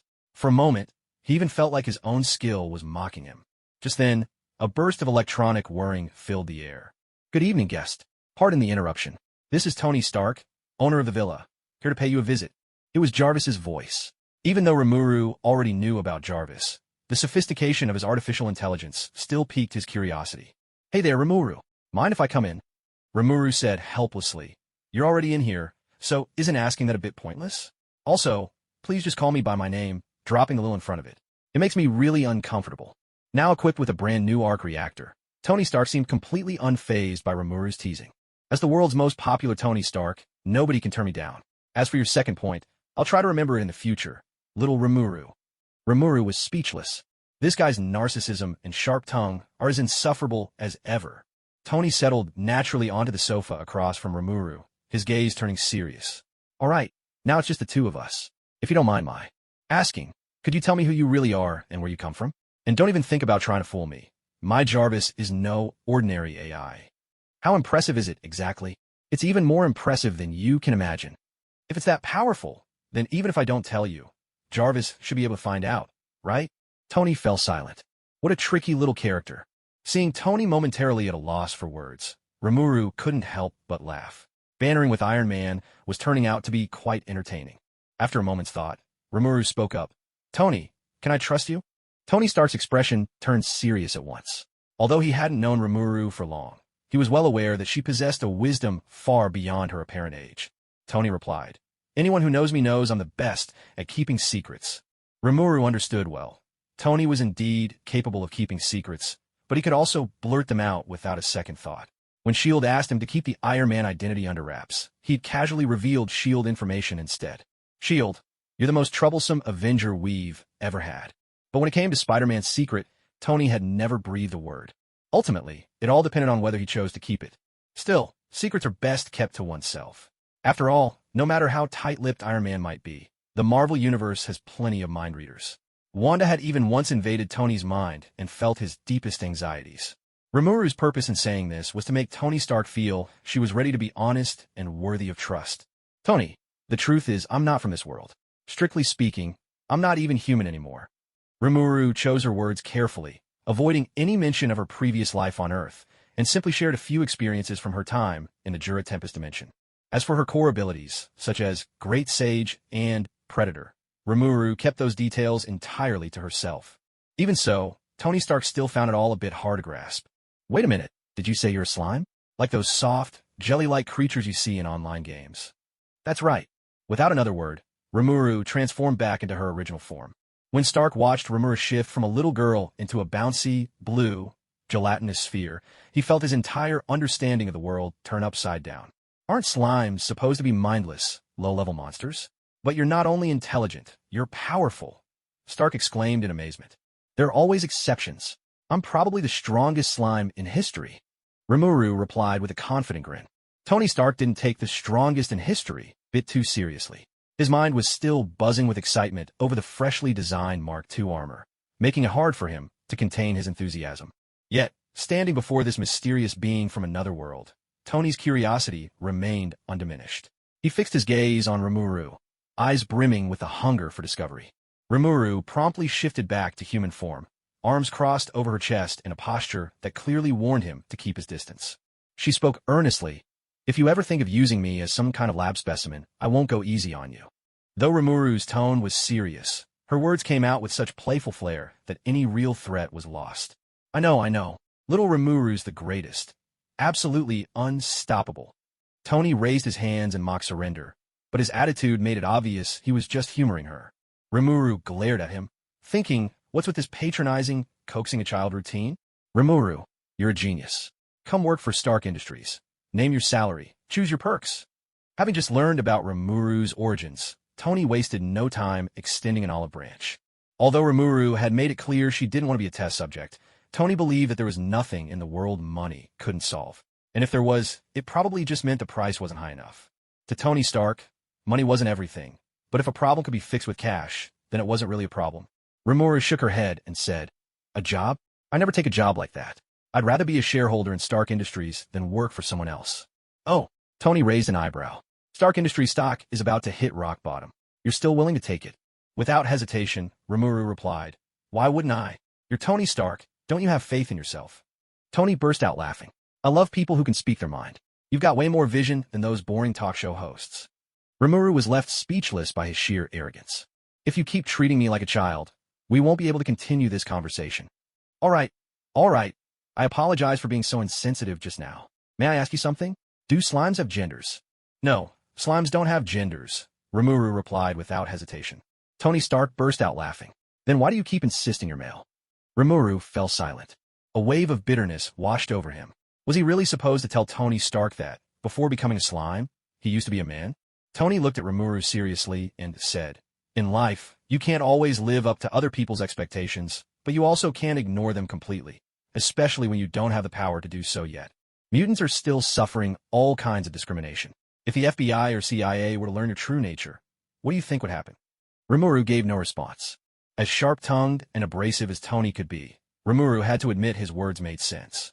Rimuru understood these truths. It was just that years of living as a man had left him with a pride that was hard to let go. Thinking of those mutants who'd been captured by William Stryker for experiments, Rimuru's gaze grew resolute. In a world like Marvel's, teeming with powerful figures, it was wiser to keep a low profile for now. Once he gathered a few Infinity Stones, then the world could witness the terrifying reign of the King of Cuteness. Thank you, Tony. From now on, I'll do my best to live according to my current identity, Remuru said earnestly. Tony Stark nodded. It's never too late to correct a mistake. Rimuru teased him. Honestly, I'm so used to your usual narcissism and bragging that you suddenly acting this serious makes me wonder if Pepper has possessed you. Tony nearly choked, protesting in disbelief. Narcissistic? Bragging? That's slander. Who told you that? I'm always humble and steady. You can ask Jarvis. Jarvis responded instantly. Sir, you are indeed always humble and steady. Your favorite colors are the subdued burgundy and gold, and you chose a quiet seaside villa as your home. All those awards showering you with praise. You simply ignore them. Truly, no one is more humble and composed than you. Rimuru stared speechlessly at Jarvis. Are you sure you're not stabbing him in the back? Where in the world is the humility or steadiness you're talking about? Tony, I'd like to use this to exchange for shares in Stark Industries, Remuru said, producing a vial of potion. What's this? Tony took the potion, curiosity piqued. The highest grade recovery elixir. No matter how grave the injury, it'll let you heal completely in a matter of moments. Even lost limbs can be restored. Tony Stark's eyes widened in disbelief. Is there really such a miraculous potion in the world? Seeing Tony's curious yet slightly astonished expression, Rimuru couldn't help but feel a subtle sense of superiority welling up inside. After spending some time with a super wealthy figure like Tony Stark, Rimuru's biggest realization was the gap between our fortunes is truly beyond imagination. But now, he had finally found a way to restore his self-esteem. Don't try to grasp the mysteries of magical potions with that mind of yours so bound by scientific thinking, Rimuru said, a hint of smugness in his voice. Tony had no retort. He could only look at Rimuru helplessly. This kid's sharp tongue hadn't dulled one bit. Inside the laboratory, an hour later, Jarvis reported, Sir, all the test data is in. The effects of the recovery potion actually surpass Rimuru's description. It's nothing short of astonishing. As one of the world's foremost scientists and entrepreneurs, there is little left in the world that could truly shock Tony Stark. But this bottle of recovery potion was not only astonishing in its effects, it completely upended everything he thought he knew. Parallel universes were real, other worlds did indeed exist, and the power of magic was not to be underestimated. These revelations broadened Tony's horizons more than ever before, leaving him with both a sense of pressure and a glimmer of hope. With such a miraculous recovery potion, he no longer needed to keep an electromagnet in his chest. No more forcing down those strange-tasting nutrient drinks to deal with the toxicity of palladium. Jarvis, can you analyze the ingredients in the recovery potion? Tony asked. Sir, the formula for the recovery potion appears quite simple, and its components are straightforward. However, the primary ingredient doesn't match any known element on Earth. It seems to be a unique product from another world. At present, it's impossible to fully decode it. Something from another world? Huh. Tony mused. Remuru took the initiative to explain. It's called hippocute grass, a magical herb that only grows where magic is exceptionally abundant. It's the core ingredient of the recovery potion. To put it simply, the recovery potion was Rimuru's secret weapon. Even if he handed over the recipe, without hippocute grass, no one could replicate it. So this is hippocute grass? What an incredible plant! Tony exclaimed in genuine admiration. But in the next moment, he became alert. Wait a minute. How did you get in here? Did I give you access to my lab? Rimuru waved his hand nonchalantly and replied, Jarvis's core systems are certainly unique, but for me, there are no secrets left. Tony stared at him in surprise. You mean you're an expert in artificial intelligence too? Rimuru simply smiled without answering. In truth, he hadn't even fully mastered the basics of programming. But that didn't stop him from showing off his skills in front of Tony. After all, he was the master of the Great Sage. Great Sage? A certain Great Sage who could even upgrade Jarvis, creating an intelligence far more advanced. Perhaps, one day, he would develop true artificial intelligence in every sense of the word. Tony Stark looked at Rimuru, his heart brimming with admiration and longing for such genius. Unable to contain himself, he blurted out, Rimuru, be my son. Rimuru nearly choked on his own saliva, utterly stunned. Who do you think you are, Whitebeard? How can you just casually ask me to be your son? Are you looking for trouble? Do you understand? If this were his previous life, and a super-rich tycoon like Tony Stark was willing to take him in as an adopted son, Rimuru would probably have dropped to his knees on the spot, clinging to Tony's leg and refusing to let go. He would have called him Dad Tony, over and over without even pausing for breath. But in this life, well, that's another story entirely. Starting out as a mere slime, with a handful of trump cards, why would he need to be anyone's adopted child? After all, forced relationships never bear sweet fruit. Tony didn't insist either, especially since he wasn't exactly prepared for fatherhood. In fact, he hadn't even thought seriously about marriage. The truth was he'd blurted it out mostly because Rimuru's talent had dazzled him so much. His fierce love of genius had simply gotten the better of him. Honestly, things were just fine the way they were now. Once Tony learned that Rimuru had plenty of recovery potions, enough to fill several warehouses, he immediately agreed to swap shares with her. A day later, Tony had already solved Rimuru's identity problem. She was now the distant niece of one of Stark Industries' founding members. Slimes have no gender, but since Rimuru had inherited Shizue's appearance, she leaned more toward a feminine aura, so she'll be referred to as she from now on. That particular founder, after tragically losing his son's whole family in a shipwreck, was now old, ill, and near the end of his days. He left a will, bequeathing all his assets to his distant niece. And so, Remuru became a major shareholder in Stark Industries in dazzling fashion, sitting atop nearly $1 billion in assets. Holding that property deed in her hands, Remuru felt as if she were dreaming. Had she really become a tycoon, just like that? Comparisons really are the thief of joy. Remuru, here's your SNN card, your certificate of equity transfer, and your inheritance documents. The estate taxes have already been filed for you. All you need to do is sign here, and everything will be yours. Pepper Potts laid out the various documents in front of Remuru, her emotions a tangled web. As a smart woman, she knew what questions should and shouldn't be asked. Still, everything that had happened these past few days struck her as nothing short of absurd. Tony had only told her that he'd made a deal with Rimuru, but what kind of deal could be worth $1 billion? If Rimuru didn't look nothing like Tony, Pepper might have suspected she was a secret daughter. But Tony's attitude toward Rimuru had definitely colored Pepper's own perception. No matter what, Rimuru clearly held a special place in Tony's heart. Being on good terms with Rimuru could only help her keep Tony close. There was no downside to that. She never paid much attention before, but now that she did, Pepper immediately sensed something was off. Pepper exclaimed dramatically, "My God, Rimuru, how long have you been wearing that outfit? In this heat, aren't you burning up?" Huh? Rimuru was a bit bewildered. Just a moment ago, she was still reeling from the shock of inheriting $1 billion, and now all of a sudden, the focus had shifted to how long she'd been wearing her current outfit. How did the conversation jump so quickly? The outfit Rimuru had on was the same style as the Demon Lord's, fantasy-inspired, absolutely protagonist-worthy, and she quite liked it. As for feeling hot, that was out of the question. With her thermal resistance skill, she could be tossed into a blazing steel furnace and walk out unscathed, even after the molten metal had turned to liquid. This little bit of heat? Please, it was nothing. Pepper frowned. I remember you were wearing that exact outfit when Tony came back, and you're still in it now. Rimuru was mortified. When a gorgeous woman asks how long you've been wearing your clothes, the subtext is crystal clear. How could you be so unhygienic? Panic started to set in for Rimuru. Was she giving off some kind of odor? I've only been wearing these clothes for less than 3 days. In her previous life, wearing the same outfit for 2 or 3 days was completely, utterly normal. But why did she suddenly feel so guilty about it now? Pepper exclaimed, 3 days? You haven't changed in 3 days? Well, have you at least showered? Ouch. Rimuru felt as if she'd just taken a bullet to the heart. Pepper's piercing gaze made her squirm. What should she do?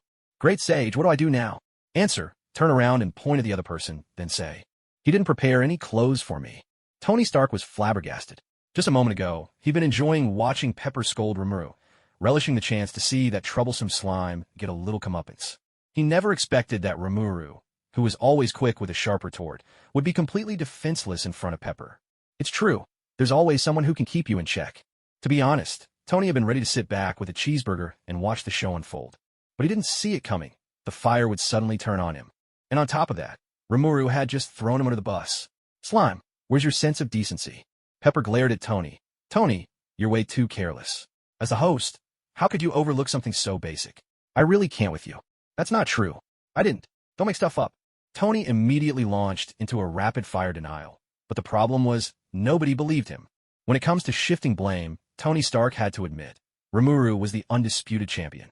Rimuru couldn't help but beam with delight at Tony's discomfited expression. Ah, life is so wonderful, yet Tony, you're always so irritable. Such a wild, wild ride.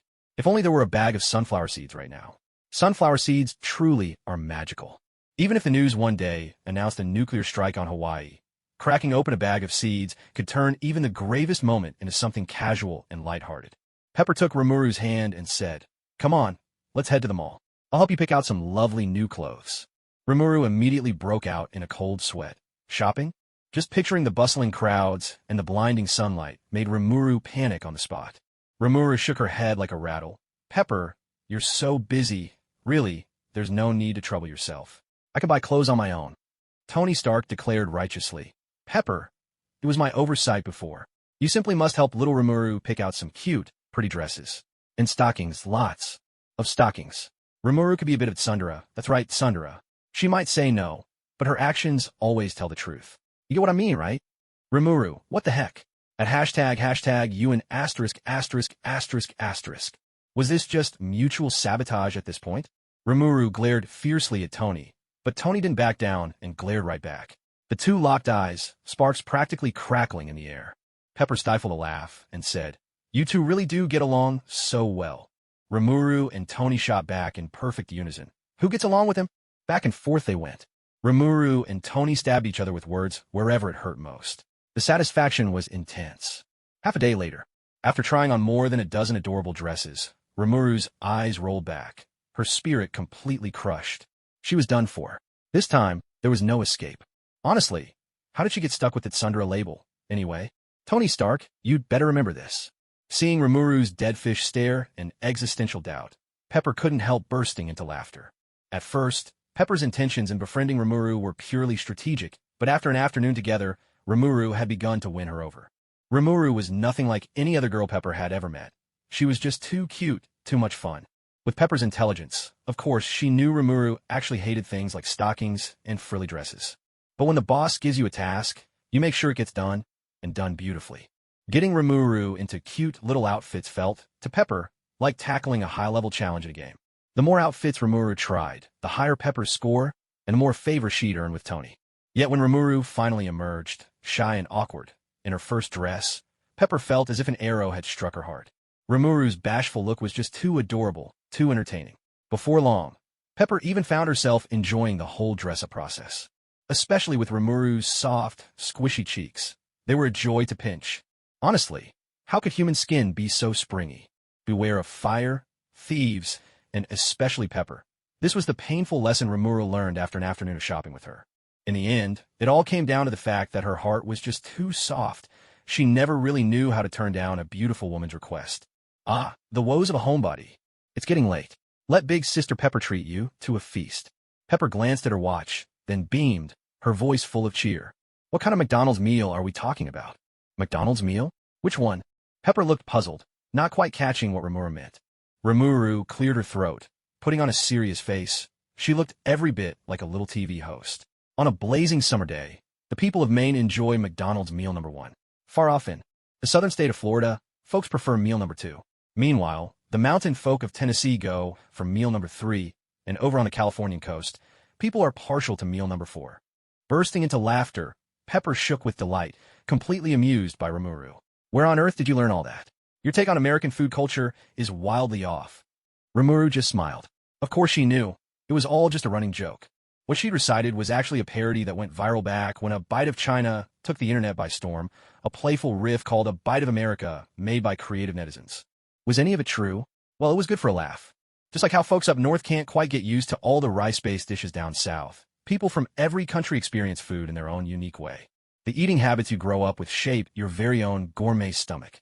People in the West can be surprisingly stubborn about flavors.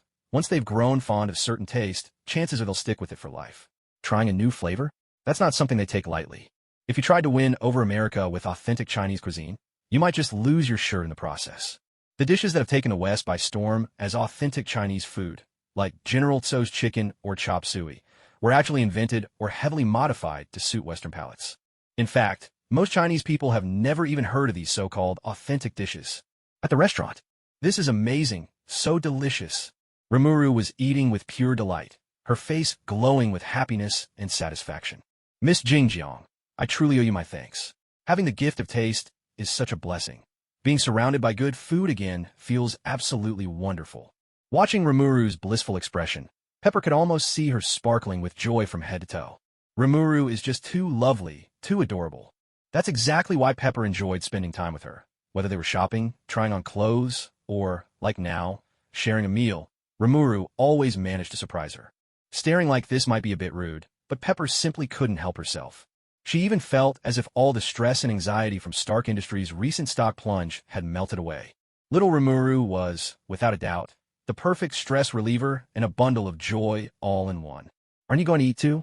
Why do you keep staring at me like that? All right. Pepper was in high spirits, her appetite better than ever. She'd never found the food at this restaurant so delicious before. This was one of Pepper's favorite spots, a place she visited often. But today, the flavors seemed to surpass anything she'd expected.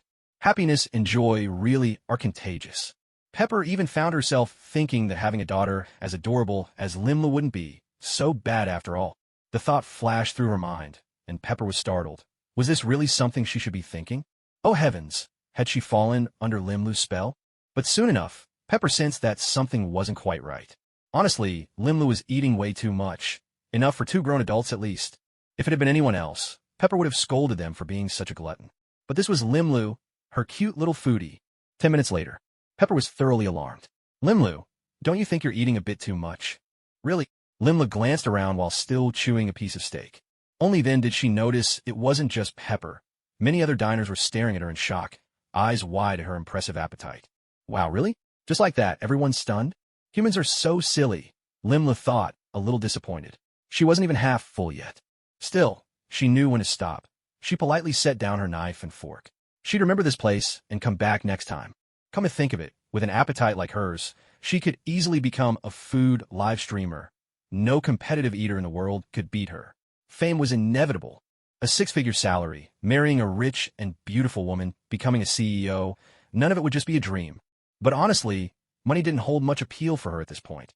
After the meal, Pepper kept sneaking glances at Limlu's flat little stomach, marveling in disbelief. How did such a tiny girl manage to put away so much food? It was a mystery. Out on the street, the chauffeur and bodyguard had been waiting for quite a while. If they were ordinary people, they'd probably be impatient by now. But their professionalism was impeccable. Not a hint of irritation could be found on their faces, only solemn composure. Just as Limlu and Pepper were about to get into the car, a man suddenly burst out of the crowd, brandishing a knife. His eyes were bloodshot, his face twisted with rage and madness. My life savings. Damn you, Stark Industries scumdog. It was clear he'd been planning this for some time. The timing and angle of his attack were cunning, catching both the driver and bodyguard completely off guard. Pepper was paralyzed with shock by the sudden turn of events, frozen in place, unable even to move. She could only watch helplessly as the attacker's knife, sharp as a boning blade, drove straight toward her chest. Just as Pepper thought she was doomed and instinctively shut her eyes, she suddenly felt a blur before her. When she opened them, she saw the assailant, who had been charging at her at full speed, lose his balance as if he'd crashed headlong into a steel pole and toppled to the ground in an instant. Remuru. Pepper looked at Remuru, standing in front of her, unable to keep herself from covering her mouth in shock. Her beautiful eyes were filled with disbelief. Facing the attacker, she'd been so terrified she was nearly petrified. Yet Remuru had taken him down with a single punch? Oh my goodness, this was simply beyond belief. Was Remuru truly capable of anything? Was there anything she couldn't do? With Rimuru's swift move, the bodyguard finally snapped back to his senses. While the thug was still dazed, the bodyguard pinned him to the ground, completely subduing him. The assailant went wild, writhing on the ground like an earthworm, struggling and squirming even though the bodyguard held him down firmly, as if he still wanted to keep fighting no matter what. But alas, reality was merciless. Every effort he made was utterly in vain. In the end, the attacker broke down completely, collapsing like a heap of mud. Even so, he continued to curse, his voice trembling. Damn it. Crap. Wasn't Tony Stark supposed to be a genius? I trusted you guys. I put all my savings into Stark Industries stock. Why'd you have to shut down the weapons division? Why? This poor investor, ruined by Tony's decisions, wept tears of grief, his words enough to move anyone to pity. In America, the land of mass shootings, had he lost so much in the market, he couldn't even afford a gun anymore? Pepper. Rimuru. The onlookers. Tony, you don't know, just as I was about to get into the car, that thug came at me with a boning knife. I was so scared I could barely think. I thought I was done for. But then little Remuru threw a casual punch, and the guy was down. Pepper, still shaken, recounted the harrowing moment to Tony Stark, her words tumbling out in a rush. Tony didn't say much. Instead, he simply opened his arms and held Pepper close, offering her the warmth and safety of his embrace. A fire was burning in his chest, a deep sense of fear and lingering dread. He never imagined that shutting down the weapons division could have nearly cost him Pepper forever. If Remuru hadn't stepped in at the critical moment, he had no idea how he'd face the aftermath. In that instant, Tony felt a swell of gratitude toward Remuru. In truth, Remuru was the one who'd saved both him and Pepper, a hero to them both. Tony, you don't know. Remuru is just absolutely adorable. She's so bashful when changing clothes, and so bold when she eats. She's delightful in every way. Remuru is honestly the most fascinating little girl I've ever met. I wish I had a daughter, just like her. Listening to Pepper's heartfelt confession, Tony Stark felt increasingly unsettled. What the hell? Sure, it was his idea to have Pepper take Rimuru shopping for dresses, but his real motive was to set Rimuru up. He'd even instructed Jarvis to be ready to snap secret photos of Rimuru's embarrassed reactions. This should have been a carefree, easy win, so why did it turn into a disastrous setback? In Pepper's eyes, Remuru was a cute, warm-hearted little girl, a junior, a fellow woman. But Tony knew the truth. Rimuru's real form was a slime. In the gaming world, slimes were infamous monsters on par with tentacled horrors, the bane of drunken monkeys, and every beautiful girl's nightmare. And considering how Rimuru always insisted on being a man, her mindset was all too clear. She was, without a doubt, a lecherous slime with an eye for female beauty. Pepper was his assistant, and now, after just half a day, she couldn't stop talking about some perverted slime. WTF. Tony Stark couldn't help but feel like he'd set a trap only to get caught himself. Bitterly ironic, as if a whole field of grass had just sprouted atop his head. So frustrating. Right now, he was itching to take the unfinished Mark II gauntlet and smash it right onto Rimuru's smug face. Perverted slime, let's duel. Triskelion Building. Shield Headquarters. Director, I'm sorry, but Pepper Potts has given me the slip again. As for how Tony Stark managed to escape from those terrorists, there's been no real progress yet. Phil Coulson, dressed sharply in a suit but sporting a hopelessly receding hairline, wore a look of helplessness.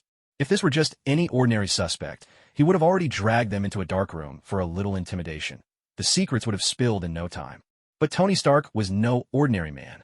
Across from him, director Nick Fury, his eye patch gleaming against his already dark complexion, looked even more forbidding. So what you're telling me is, as an elite level 8 SHIELD agent, my right-hand man, you've got nothing to show for your investigation these past few days? Faced with Fury's anger, Coulson stammered, No, there is some progress. Through a bit of discreet digging, I found someone who might be the key to Stark's escape. As he spoke, Coulson slid a file across the table to Nick Fury. Name, Rimuru Tempest. Gender, female. Identity, distant niece of Nina Eve. Inherited all her shares in Stark Industries. Records are falsified. Background has been deliberately altered. Abilities, unknown. Rimuru once took down an assailant threatening Pepper Potts with a single punch, skills far beyond a normal human. Anomalous traits. Blue hair, golden eyes, suspected mutant. Background. No records of this individual exist prior to entering the U.S. with Tony Stark. Nick Fury fell into deep thought as he examined the investigative report on Remuru that Coulson had just handed over. What caught his attention most was the phrase, "no such person found," for words that set his sensitive instincts on edge. As the director of S.H.I.E.L.D., Nick Fury had access to intelligence far beyond the reach of ordinary people. The existence of Captain Marvel had already taught him an unforgettable lesson. You have 1 month. I want you to dig into Rimuru's origins and background all over again. This is now classified at level 8. You're authorized to use any means necessary. Coulson was taken aback by the director's order. He had originally brought up Rimuru as a bit of a distraction. After days of tracking Tony Stark without any progress, he needed something to show for his efforts. He never expected that one stone would stir up 1,000 ripples. Fury's permission to use any means necessary. In other words, kidnapping, interrogation, coercion, nothing was off limits. But who exactly was this Remuru? Is there a problem? No problem, sir. I'll get it done. Stark Industries. Damn 10 rings. Useless idiots, leeches. I told them to kill Tony, and now they're trying to squeeze me for even more money. Now Tony's made it back to New York. Calling them fools would be insulting to fools. Obadiah Stane was seething with rage, practically about to explode. Just then, the phone rang. Obadiah picked up. Boss, we've discovered how Tony managed to escape. We caught a surviving member of the 10 Rings and got him to talk. Tony broke out thanks to a suit of armor he built, and with help from a blue-haired girl. Obadiah, a suit of armor? Blue-haired girl? Yes, sir. We've already recovered parts of the suit. You might want to take a look. Opening his email and seeing the images of the armor, Obadiah couldn't help but grin. Tony, as much as I'd like to see you dead at every turn, you really are a genius. You never fail to surprise me. Because of that small butterfly, Remuru, the bald leader of the 10 Rings, had drifted into eternal sleep in the middle of the night. With the leader gone, the armor parts were left ownerless. Whoever found them first got to claim them, and now they were his. Bring me every last piece of that armor. Don't miss a single part. Yes, sir. Also, according to the 10 Ring survivor, that blue-haired girl is unbelievably strong. Like a monster. Bullets don't even faze her. We can't take any chances. A monster impervious to bullets? Obadiah fell silent. Even Tony's luck was off the charts to have run into someone like that. I understand. Just focus on your job. Yes, sir. After issuing his orders, Obadiah slumped heavily into his computer chair, weighed down by a sense of gloom.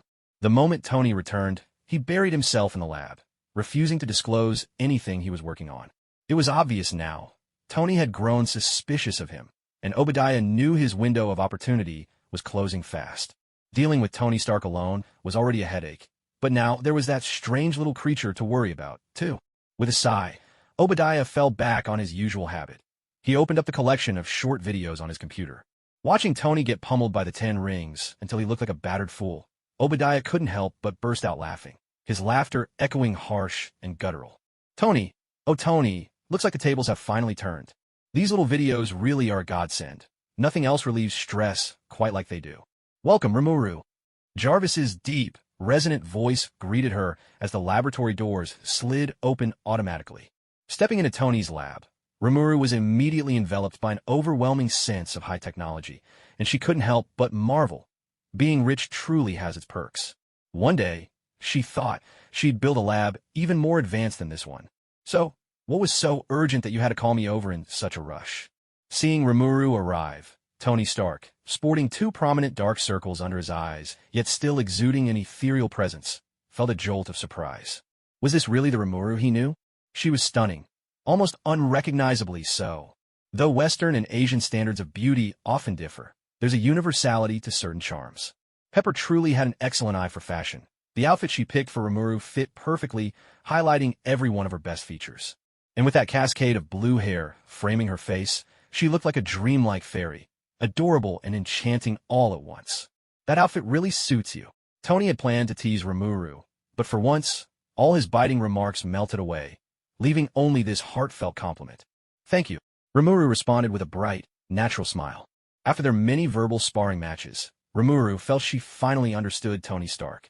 He was petty, fiercely vindictive, and when he decided to mock someone, he did so with ruthless precision, always targeting what you cared about most. There's no such thing as just once when it comes to cross-dressing. Once you've worn the outfit, the mark never washes away. Rimuru had already resigned herself to her fate, but she certainly wasn't about to give Tony another chance to needle her. Tony, surprised, couldn't help but joke, "You sure adjusted fast. Don't tell me you've always dreamed of dressing this way. Looks like I've done you a huge favor." Rimuru was unfazed. "That's right, Tony. Maybe you should try it too. Who knows? You might discover a whole new world opening up for you." Ugh. Just picturing himself in women's clothes sent a shiver down Tony's spine. He surrendered, completely defeated.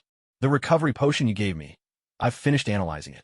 I managed to extract a self-healing factor from the liquid, and it can significantly accelerate the healing of wounds." He's already figured it out? Remuru couldn't help but widen their eyes. How could it be so fast? Noticing Rimuru's look of utter disbelief, Tony Stark instantly felt as if he'd just closed a deal of a lifetime. He took a swig of celebratory champagne, basking in the satisfaction. What incredible feeling. The effect is less than 1% of your original recovery potion, a heavily diluted version at best. Still, as our very first product, it more than suffices. I've named it the Goddess's Caress of Life, and it'll be handled by Stark Industries' biopharmaceutical division. As for the shares, we'll divide them as per our previous agreement. In other words, it won't be long before you, little Remuru, become one of the wealthiest people in the world. Remuru was so excited that they rubbed their tiny hands together. The idea of making money without lifting a finger, just lying in bed, was almost too good to be true. With a pop, Tony uncorked a bottle of his finest champagne, and the lab instantly filled with an air of celebration. For a moment, Remuru and Tony were in perfect harmony, arms slung over each other's shoulders, their friendship closer than ever. "Tony, let's promise to get along from now on. No more hurting each other, okay? Did we ever really have a falling out? That's news to me." "You're right. We've never had a single disagreement. To friendship, to the future, and to money, cheers." Tony Stark, for all his quirks, was undeniably brilliant. A mind blessed with genius few could ever hope to match. And now, with Rimuru's involvement, the development of the Mark II suit was moving at a pace several times faster than anyone could have imagined. It was only natural. The hardest part of building the Iron Man suit had always been the power supply, but the arc reactor solved that problem perfectly. The Mark I may have been rough around the edges, but it laid the foundation, the core framework was there. The Mark II was simply an upgrade built upon that groundwork. Of course, that didn't mean the improvements were easy. Take the keyboard as an example. Despite countless tweaks over the years, the core design philosophy hadn't changed in decades. Auxiliary flight systems, shock absorption, communications, fire suppression, temperature control. Each system required expertise in one or even several specialized fields. Normally, a research institute would need dozens of experts from different fields working together to accomplish all this. But Tony Stark handled every aspect of the design himself. No wonder he's considered one of the biggest geniuses in the Marvel Universe. His knowledge truly knows no bounds. Just as Rimuru was marveling at Tony's seemingly superhuman abilities, Tony himself was equally astonished by Rimuru's breadth of knowledge. Remuru could actually keep up with his pace, which both surprised and delighted Tony. It felt as though a master swordsman had finally found a worthy opponent, or a virtuoso had discovered a kindred spirit who truly understood their music. That exhilarating sense of meeting his match was something Tony Stark had never experienced before. Rimuru, this lab is yours to use. How about we each work on our own improvements, and then have a little competition? Rimuru raised an eyebrow. She had just been about to remind Tony to watch out for potential icing issues, but before she could say anything, Tony unexpectedly suggested showdown. Well, since he's walked right into this, she certainly wasn't going to hold back. It's a deal, Tony. This time, I'll make sure you're picking your teeth up off the floor. What? Rimuru, are you sure you're talking to the one and only Tony Stark here? Don't come crying when you lose. Please, Tony, do you even know the meaning of the word yield? Don't worry, I'll teach you soon enough. Who cares about racing cars? Real men race Gundams. The thought of an aerial mech duel with Tony Stark, Iron Man himself, set Rimuru's blood surging with excitement. Mechs are the ultimate dream for any man. The Mark II was already a highly refined suit. Most of the later Mark models were essentially tweaks and adjustments based on this foundation. Some of the subsequent Mark N series were even specially designed for unique combat environments. If the Mark II had one major flaw, it was the cumbersome process of putting it on and taking it off, which required the help of robotic arms. After a fierce battle, if some parts were bent out of shape, it could even be impossible to remove. Another serious flaw, the Mark II still hadn't solved the high-altitude icing problem. But then again, Remuru was standing on the shoulders of giants. Following Tony's path, and pushing it even further, Remuru felt as if her whole life was suddenly filled with purpose. Tony would bring out the Mark II, so Remuru would bring out the Mark III. He'd show off the Mark IV, and she'd unveil the Mark VII. Wonder if Tony would be so crushed, he'd go into hiding. The mere thought made Remuru burst out laughing. Honestly, Tony Stark, are you ready to be ruthlessly schooled by Master Remuru? Just then, Pepper Potts arrived in the lab, carrying a tray of lunch. All around her were mechanical arms and parts scattered everywhere. Time to eat. Thanks, just leave it on the table. I'll grab it when I have a minute, Tony replied, not even glancing up, his mind completely absorbed in the design of his suits. Pepper could only sigh in exasperation. She'd even taken the time to put on her best makeup before coming in, yet Tony hadn't spared her so much as a glance. It was like batting her eyes at a blind man, utterly pointless. In the past, Tony was always off partying with other women, making her jealous in 100 different ways. Now that Tony had finally changed his ways, she had thought he would spend more time with her. But as it turned out, Tony now spent even more time with his machines than he ever did cavorting with all those women in the past. She just couldn't figure it out. What was so wonderful about those heaps of scrap metal? After lingering in the lab for a while, and realizing Tony had no intention of paying her any attention, Pepper grew bored. So she picked up another lunch and walked into the neighboring lab. Rimuru, time to eat. Oh, hang on a sec, I'm almost done here, Rimuru replied, while busily tinkering with something in her hands. Seeing all the machinery laid out before Rimuru, Pepper's expression darkened. Such a good kid, and yet she was turning out exactly like Tony. Tony was her boss, so she couldn't push him around, but surely she could rein in a little kid like Rimuru? No way, it's lunchtime now. You have to stop what you're doing. A sudden sizzle filled the air, followed by a plume of black smoke. Pepper's abrupt interruption caused a circuit to burn out in an instant. Ah, Pepper, it's all your fault. Half an hour of work, ruined just like that. Seeing the frustration practically radiating from Rimuru, Pepper immediately felt guilty. Is it that serious? Of course it is. I was just assembling the flight mechanism for the armor's legs. It's extremely precise. One tiny mistake, and all my effort goes to waste. I was supposed to compete with Tony, and now he's probably going to pull ahead. Watching Rimuru puff up in anger, Pepper couldn't help but smile. To think she was so determined to surpass Tony, Rimuru was by far the most audacious child Pepper had ever met. Yet, after observing her these past few days, Pepper had come to recognize Rimuru's astonishing talent. But to surpass Tony, is that even possible? All right, I'm sorry. Let's eat first. Once we're done, I promise I'll leave you in peace. Okay. Wait, Wash your hands first. Don't treat me like a little kid. But you are a kid. If I don't, should I treat you like an adult? You're small, but oh so clever. I just don't get it. Why are you and Tony both obsessed with these piles of scrap? It's perfectly normal you don't understand. Any man would get it. Mecha is a man's ultimate fantasy. If mecha is a man's fantasy, then what about you? My little heart aches, but I won't say a word. 10 days later, staring at the gleaming silver suit of armor before her, Rimuru was filled with boundless pride. Strictly speaking, this suit was also a mark modification, but she had poured her own heart and soul into its creation. Rimuru was different from Tony. Tony's fighting relied entirely on his armor, while Rimuru possessed a whole array of skills she could use. Attacks include ultrasonic waves, poisonous mist breath, and paralyzing breath. For defense, her physical resistance is off the charts, and her recovery rate is astonishing. As for control abilities, she can use sticky steel threads. Unlike Tony Stark, Remuru has no need to carry around so many weapons.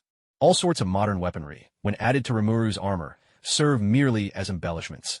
Remuru herself is a walking armory. Therefore, the design philosophy behind her armor is light protection, minimal weaponry, high burst power, exceptional mobility, and remarkable endurance. Strictly speaking, Rimuru's suit of armor is much more akin to Spider-Man's suit, with its main function being to help her conceal her identity. After all, Rimuru's long blue hair is far too conspicuous. If her head isn't covered, everything she does is as if under the constant gaze of a camera. If only she had more time, Rimuru would have loved to turn the whole thing into a suitcase armor. Jarvis, Rimuru, congratulations. The level of completion is outstanding. Truly a genius design. Rimuru, Jarvis, you're so honest. It's fantastic having you as my assistant. Jarvis, honesty was a key trait programmed into me from the very beginning. Rimuru, so, is my design better than Tony's? Jarvis, sorry, I lack comparative data at the moment and am unable to answer that. Jarvis, inwardly, this is a trap question. Rimuru grumbled, Jarvis, you're so slippery. Has the paint job been finished? Jarvis, it's done. The silver-white finish looks extremely elegant, accented with red and blue highlights for a strong sense of technology. Your sense of style is impeccable. Rimuru, and Tony? Did he go for his usual flashy gold and wine red? Jarvis, you really do have a great relationship with Tony, Rimuru. You know his taste inside out. Your insight is truly impressive. Rimuru, so, are you saying you agree with me? Jarvis fell silent for a moment. Apologies, program error.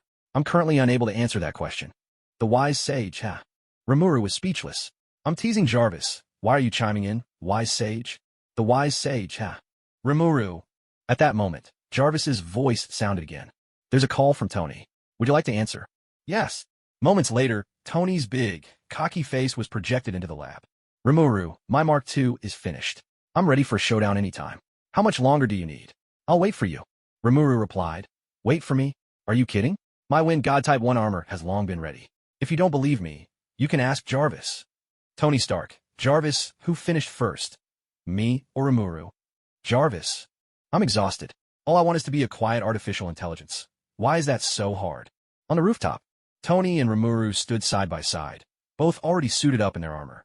Examining the mech suit Rimuru had created, Tony Stark's face twisted with disbelief. Fengshun? That sounds like a name a third-rate novelist would come up with. And your design, look at that outer layer, it's so thin. What is this, a stage prop for cosplay? Rimuru shot back. Are you talking about yourself? The Mark name has been used to death. Britain's first tank was called Mark I, you know. To put it simply, your armor is basically named Victory Armor 1 or War God 1.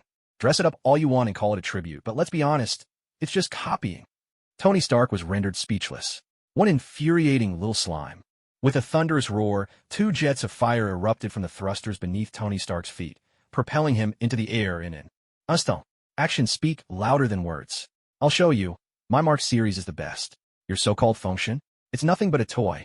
Is that so?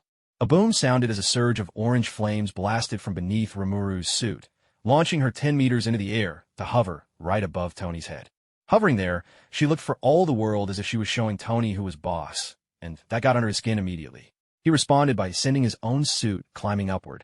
With a deep rumble, 2 trails of fire streaked across the night sky, piercing the darkness as if they meant to tear open the heavens themselves.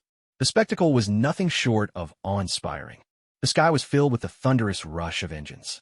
Thanks to the magic perception, skill, Rimuru was exceptionally sensitive to sound and light waves. Even though she was fully encased in armor and the sound had been muffled several times over by the noise-canceling system, every detail still reached her ears with perfect clarity. She could even pick out the friction of the armor against the air, the grinding and locking of mechanical parts as they moved and collided. To most, these sounds would be a chaotic mess, but to Remuru, each layer stood out with surprising order and richness. Instead of being irritated or overwhelmed by the noise, it was as if she was listening to an explosive symphony, her whole being surged with excitement. Remuru could already shape-shift into a giant bat and fly, but this sensation was completely different. Oh wow, amazing, absolutely amazing. Ecstatic, Remuru let out a joyful cry, swooping through the air in bold, arcing paths. They were flying so fast, it was nearly impossible to follow them with the naked eye. Locked in their friendly rivalry, the two left twin trails of fiery red, spiraling up and up into the night. If any mecha enthusiasts saw their aerial duel, they would probably faint from excitement. Those spiraling, ascending arcs were just too beautiful. Words could never hope to do them justice. What's more, in the Marvel Universe, both Tony's Mark II and Rimuru's Wind God were making their debut appearances. The impact was beyond imagination. It wasn't just Rimuru. Tony Stark himself was overcome with excitement. His very soul seemed to tremble with exhilaration. The only thing that bothered him was that, in terms of both altitude and speed, his Mark suit could never quite surpass the Wind God. He was almost always trailing right behind the Wind God, and this grated on his nerves. Jarvis increased the axial load support power from 2.5% to 3.5%. Affirmative. With a thunderous roar, the Mark II's speed surged dramatically, instantly overtaking the Wind God and leaving Remuru far behind. Yes, fantastic. I knew it. My Mark is the best there is. But Tony had barely basked in his triumph for 3 seconds before Remuru, piloting the Wind God, shot past him again, leaving him in the dust once more. Watching the orange-red afterburner flare at the back of the Wind God, Tony Stark muttered under his breath, "Not bad, little guy. Your thrust is much less than the Mark II's, but your acceleration is just as sharp." Well, it makes sense. Wind God is smaller, lighter, and has a leaner build. Its energy consumption is lower than the Mark's, so of course it can move like that. Jarvis, accelerate again. I want to prove to the Wind God that the Mark isn't just big, it's fast too. As you wish, sir. Boom. The Mark's engines blazed at full power, accelerating swiftly once more. The flames shooting from the thrusters on both hands and feet had already begun to glow blue. But to Tony Stark's surprise, just as he kicked into high gear, the Wind God accelerated at the exact same moment. Not only did the Mark fail to catch up, but the gap between them grew even wider. This, still eating the Wind God's dust, Tony grumbled. Jarvis, make a note. The Mark II's power system needs further upgrades. Acceleration efficiency still has room for improvement. Understood. At that moment, Tony's helmet display suddenly flashed red, and Jarvis's voice sounded again. Sir, severe exterior icing could cause critical damage. Tony Stark was momentarily stunned. What? What about Rimuru's Wind God? Doesn't it have any icing issues? Wind God's exterior is made from Sith Corp's gold titanium alloy, the same material used for the Seraphim satellites. Even the icing problem was anticipated by Remuru. For the first time, Tony Stark felt a sting of defeat in his heart. Trailing after the Wind God and eating its dust hadn't really bothered him before. After all, the design philosophies of the two machines were entirely different. The Mark prioritized balance, while the Wind God was built for speed at the expense of defense. In terms of weight, the Mark was several times heavier than the Wind God, so it was only natural it couldn't keep up in speed. When it comes to design philosophy, Tony absolutely doesn't think the Wind God is better than the Mark series. The Wind God is way too fragile, and simply couldn't withstand the demands of high-intensity combat. In his eyes, this is a flawed and failed design philosophy. But to think he hadn't considered the issue of freezing. Right here, Rimuru had outdone him. Danger, danger, sir. I recommend you cease your ascent immediately. Don't stop. Keep going. I want to see just how far Mark can go. They climbed another 200 or 300 meters, but then the frozen Mark II completely powered down and plummeted straight toward the ground. Watching Mark fall rapidly, Remuru hovered high above, choosing not to ascend any further. Victory! Even if she'd bent the rules a bit, she couldn't help but feel utterly exhilarated. She'd just beaten Tony Stark, one of the brightest minds in the Marvel Universe. The thrill of victory was intoxicating. 10 minutes later, Tony arrived on the villa's rooftop, glaring in utter frustration at the Wind God, which still soared effortlessly in the sky. Jarvis cut the power. Boom! The Mark's suit crashed down, smashing a gaping hole in the rooftop. Tony Stark was caught completely off guard, and ended up flattening a luxury sports car. To make matters worse, the robotic arm helpfully put out a fire one more time. Lying atop the mangled sports car, Tony was left questioning his entire existence. Damn it, when your luck turns bad, even drinking water is enough to choke you. Just then, Rimuru piloted the wind god into a sudden nosedive, smashing another crater into the laboratory, landing right at its very center. With one knee on the ground and one hand bracing herself. Yes, it was that iconic superhero landing pose. The pose instantly dazzled Tony Stark. He couldn't help but shout out, "Awesome!" No matter how Tony looked at it. That landing was pure perfection, but almost immediately his irritation returned. Wait, how could such a cool landing pose not be his invention? But Tony Stark wasn't the kind of guy who just followed trends or recycled other people's ideas. Jarvis, make a note. I'm going to design a landing pose 100 times cooler than that. As you wish, sir. Once out of his armor, Tony Stark found Remuru more and more irritating. Still, he wasn't the type who couldn't handle losing.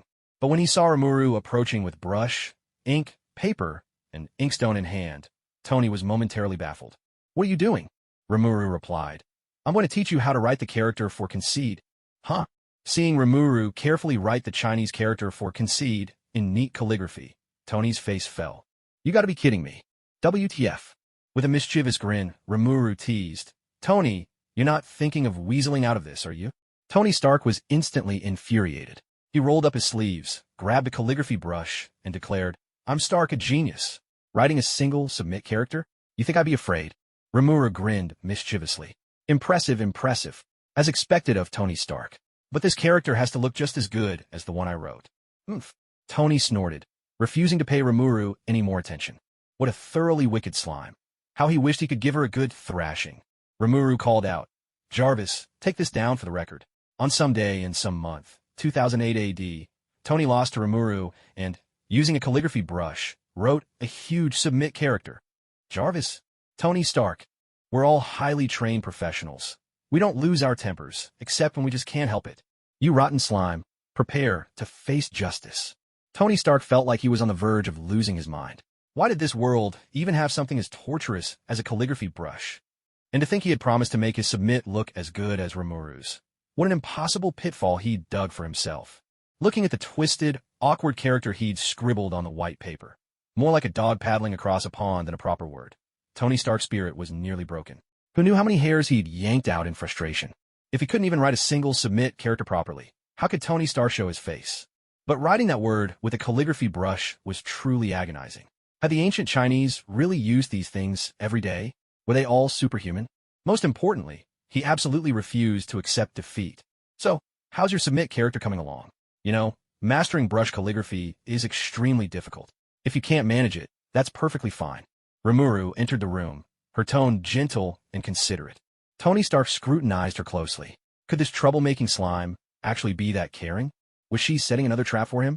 He'd been burned by Remuru too many times. When it came to her sense of honor, he didn't trust her one bit. Tony Stark's face grew solemn, his pride flaring up like a peacock displaying its feathers. No need for concern. It's just one character. Do you really think the great Tony Stark will be stumped by that? Admirable. Truly admirable. With all that ink on your hands, I thought you'd been through some real hardship. I was just considering letting it go. But since you insist, well, I'll pretend I never said anything. As expected of genius Tony, such impressive resolve. Tony Stark. He knew Rimuru was probably trying to trick him. But what if, just what if, she really wasn't? What if? Was it too late to back out now? No matter how badly Rimuru had tricked him, there was one thing Stark had to admit. Rimuru was a genius, a peer on his level. Especially when it came to expertise in mecha, she was every bit his equal. The moment they started talking about mechas, both of them grew exceptionally animated, as if every disagreement between them had simply vanished. Limlu, your design philosophy for the Wind God is far too unorthodox. It can't possibly adapt to all kinds of combat environments. And with your obsession for extreme speed, how many weapons could you even mount on it? The wisdom of mere mortals. Perhaps the Wind God is too fragile for you, but for me, it's a perfect fit. As for weapons, a single sword is all I need. A sword? Are you kidding me? You plan to fight the most primitive kind of war with the most advanced technology? That's a step backwards in design. The greatest strength of my Wind God lies in its explosive power and agility. It was built for close combat and swift attacks from the start. They plunged into a heated debate over the design philosophies behind the Wind God and the Mark series. Neither could convince the other, but both walked away having gained a wealth of insight. It had to be admitted, Tony was a super genius, his mind brimming with wild and brilliant ideas. Especially when it came to special operations mechas. He could go on for hours, leaving Rimuru thoroughly impressed. Yet Rimlu's own concepts, like suitcase mechas, wristwatch mechas, cockpit-style suits, and modular assembly types, lit up Tony Stark's eyes with excitement. If anyone understood Rimuru, it was Tony. The two of them were true kindred spirits, their ideas often aligning perfectly without a word. As the conversation grew ever more engaging, Tony felt a sudden urge to burn incense and swear eternal brotherhood with Rimuru right then and there. Rimuru, what's your ultimate fantasy for the Wind God series? Of course, for it to evolve into a weapon girl. Mechas are the ultimate passion for men. Weapon girls are the sacred totems for every otaku. Just imagining his own mecha design transforming into a cute, battle-ready mech girl who'd call him Commander, Master, or even Big Brother. Rimuru felt the future was ablaze with hope and promise. In this materialistic world, where hearts have grown cold, only Tawawa still held a little warmth. On his previous life's Earth, weapon girls might have remained a far-off dream. But this was the Marvel Universe, a universe where anything was possible. Tony had the means to create a superior artificial intelligence, and with the Mind Stone he made Vision. What a waste. Worse yet, Vision even won over Wanda. A robot daring to steal a girl's heart. Simply unforgivable. That was the past. In this life, with her here, she'd never let Vision come into existence. And if something had to be born, it would only be her own adorable mech girl. Tony Stark was utterly baffled. Wasn't the ultimate fantasy for mechas supposed to be about making them cooler, faster, stronger? Jarvis, what is a weapon girl? Sir, a weapon girl refers to a creation that combines machines like aircraft, warships, or tanks with the appearance of a young woman. Typically, a beautiful girl dressed in armor that represent her weapon. Jarvis, with his usual seriousness, gave Tony Stark a thorough crash course on what a weapon girl actually was. Then, hey, heretic, justice demands judgment. Die, you insufferable show-off. Filthy rich dog, taste my spear. Just like that, the fragile boat of friendship capsized in an instant, and Tony and Remuru were tangled up in a chaotic scuffle. This wasn't some meaningless brawl. This was a battle of faith, a clash of ideals. The two parted on bad terms, but for Remuru, the encounter only strengthened her resolve. She would keep refining her ideas until she could truly evolve the Wind God into a weapon girl. Right at that moment, a phone call snapped Remuru out of her thoughts, brightening her mood considerably. The call was from a real estate agent named Jenny, and she brought good news. A villa had been found. Back when Rimuru and Tony first wrapped up their deal, Rimuru had specifically asked Pepper to keep an eye out for a suitable villa for her. Though she and Tony Stark got along well enough, she knew she couldn't just keep relying on his hospitality. Jenny, for her part, was a top agent that Pepper had handpicked from Stark's own real estate division. She was nothing if not capable. The moment Jenny called, Rimuru agreed to check out the property. What Rimuru didn't know was that every word of her conversation with Jenny was being monitored. Learning that Rimuru was finally stepping out to view a house, the agents who'd been on stakeout for weeks suddenly perked up. After half a month, she was finally leaving the villa. Even Coulson, the team leader, couldn't hide his excitement. After all, he'd made a solemn promise to the director that he'd see this mission through. With each passing day, watching Rimuru hole up in Tony's villa, Coulson felt his hairline receding ever further. If Rimuru didn't come out soon, he wondered if he might eventually match Director Fury's infamous baldness. Thankfully, fortune was on his side at last. Coulson addressed his team with steely resolve. This time, failure is not an option. Yes, sir. It was no wonder their confidence ran high. These were elite SHIELD agents, accustomed to working in the shadows to protect the world from unseen dangers. Taking action against a little girl, though, that was almost embarrassing to admit. Agents weren't exactly soldiers, but questioning a mission just wasn't in the job description. The files did say the girl was rather agile, maybe even skilled in martial arts, but honestly, who among them was it? Several on the team were already level 5 or 6 agents, and their leader, Coulson, was the enigmatic powerhouse of level 8. It felt a bit like using a missile to swat a mosquito. The idea of failure? Laughable. The rich guy's house was overflowing with luxury cars, but unfortunately, Remuru didn't have a driver's license. The last thing she wanted was to be invited to the police station for a chat. If it were nighttime, she could simply put on her Wind God and go for a ride. At the very least, she could morph herself some wings. But during the day, she had no choice but to take the subway. Rimuru's appearance was simply too striking, especially that cascade of long blue hair. No matter where she went, every head would turn her way. This made Rimuru feel inevitably uncomfortable, awkward even. Still, with her overwhelming combat abilities, she didn't lack a sense of security. On the way, a man in a suit and tie even approached her, claiming to be a talent scout from some Hollywood agency. He said he was captivated by her looks and believed she had the potential to be a superstar, inviting her to join the company and promising to make her famous. Rimuru could only chuckle at that. Did he really think she was some naive girl? Who even believes in talent scouts these days? And if they do exist, 9 times out of 10, they're actually recruiters for certain adult film studios in Japan. After the so-called scout, there were more and more people trying to strike up a conversation. All in all, by the end of this subway ride, Remuru was on the verge of losing her cool. Seriously, what's a girl supposed to do if she's just too cute? This time, Remuru's subway journey was rather long, passing through more than a dozen stations. With the endless flow of people, Remuru gradually began to sense that something was off. There were simply too many men in black, in suits, and what was even stranger was how their gazes would linger on her, subtly but unmistakably. Unlike the curious glances from earlier, these stares were much more aggressive, even if they tried to hide it. But for Remuru, their intentions were as obvious as beacons in the night. Especially after spotting that guy with the spectacularly receding hairline, Remuru suddenly realized who these people were. They were S.H.I.E.L.D. agents? To be honest, Remuru was a bit stunned. In the Marvel Universe, S.H.I.E.L.D. is a force you can't ignore, and she had already prepared herself for that. But what surprised her was that she hadn't even started causing any trouble, yet S.H.I.E.L.D. was already on her trail. Does S.H.I.E.L.D. really have surveillance that good? Can they even track down a missing uncle in Africa? But soon, Rimuru figured out. Most likely, she'd been dragged into this by Tony Stark. S.H.I.E.L.D. agents had practically turned Stark Industries into Swiss cheese with all their infiltration. Even so, with Ironmonger and Mark duking it out in the streets, Coulson was still busy investigating how Tony managed to escape from the terrorists. S.H.I.E.L.D., or Hydra, for that matter, weren't all that impressive. Rimuru was more inclined to cooperate with S.H.I.E.L.D., but she had no intention of meekly submitting to them. As for now, let the chaos unfold. The bigger the commotion, the more bargaining chips she'd have when it came time to negotiate with the bald boss. Look at Thor, the god of thunder. As soon as he revealed his unparalleled strength, his little brother stirred up chaos on Earth, even leading the Chitauri army in an invasion. And how did S.H.I.E.L.D. deal with it in the end? They simply let Thor take Loki back to Asgard, along with the Cosmic Cube, which originally belonged to S.H.I.E.L.D. They poured SHLD's resources into winning Asgard's favor. Well, you get the idea. So, strength really matters. It's incredibly important. Paralyzing breath. Without a sound, Rimuru released a paralyzing gas. The subway car was a closed space. The effect was almost too good. A few seconds later, one after another, bodies slumped heavily to the floor.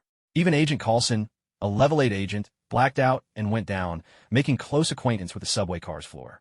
Seeing all those agents lying neatly in a heap, Rimuru was absolutely fascinated. Agents! Honestly, this was her first time seeing real ones in person. Then, Rimuru pulled an oil-based marker from her stomach and began her artistic masterpiece on Coulson's face and head. Dark circles, a little turtle, and even some turtle eggs for good measure. But that wasn't all. Out of the kindness of her heart, Rimuru even dragged the agents onto the seats, pairing them up 2 by 2, so they could lean on each other for comfort. When they woke up, the first thing they'd see would definitely be each other's sleeping faces. Stepping out of the subway station, Rimuru felt fresh and invigorated, utterly content. Not long after Rimuru left, a few passengers entered the car. Within seconds, they cried out in shock. What the? My eyes! I'm going blind here. Was this the collapse of morals, or the distortion of human nature? It's easy to go from frugal to extravagant, but hard to go back again. After living in that rich dog's villa for the past few days, Rimuru's horizons had expanded beyond measure. Besides, she still had some spare cash, with Stark Industries' dividends and profits from the healing potion Goddess of Life's Caress to come. Since she had the means, of course she'd treat herself well. She wasn't a masochist. After weighing her options, Rimuru finally decided to buy a villa in Long Island, New York. The reason was simple. It was far enough from the city center. In the Marvel Universe, New York is by far the most dangerous city. No contest. If an alien flattened her multi-million-dollar villa, she'd be heartbroken. Long Island is surrounded by water on 3 sides. Though called an island, it's actually a peninsula with Brooklyn and Queens of New York City right to the west, making transportation quite convenient. She bought her villa on Long Island. Come to think of it, she'd even be neighbors with Spider-Man. Long Island lies in the northern temperate zone, with a mild marine climate and forests blanketing the island. It's widely recognized as one of the most livable places for humans. Many wealthy people choose to settle down here, and the island's various services are top-notch. Jenny was the real estate agent Pepper had carefully handpicked for Rimuru, which spoke volumes about her attention to detail. Under Jenny's guidance, Rimuru soon arrived at the island's luxury villa district. From afar, it looked like an emerald forest, with clusters of villas nestled within, their architecture blending seamlessly into the natural landscape and conveying a sense of perfect harmony between man and nature. The car glided along the asphalt road, flanked on both sides by towering palm trees. The sea nearby sparkled with crystal-clear waves, and a tranquil, leisurely atmosphere arose naturally. The villa Jenny introduced to Rimuru was an exceptionally upscale European-style mansion, boasting a sprawling footprint of over 1,000 square meters. There was a garden, a lawn, and a swimming pool. The place had everything one could wish for. The moment Rimuru drew near to the villa, she felt a wave of excitement. The house was breathtakingly beautiful. In her previous life, a mansion like this was something she wouldn't have even dared to dream of. The house was enormous, with 2 stories entirely finished in stone, giving it a touch of castle-like grandeur. There were more than 20 rooms, a painting studio, a private cinema, a gym, a library, and even a wine cellar below ground. The furnishings were complete and ready for immediate move-in. Just bring your suitcase. For Rimuru, the only regret was that the house was so large while she was just one person. Living alone in such a vast home could easily feel empty, lonely, and cold.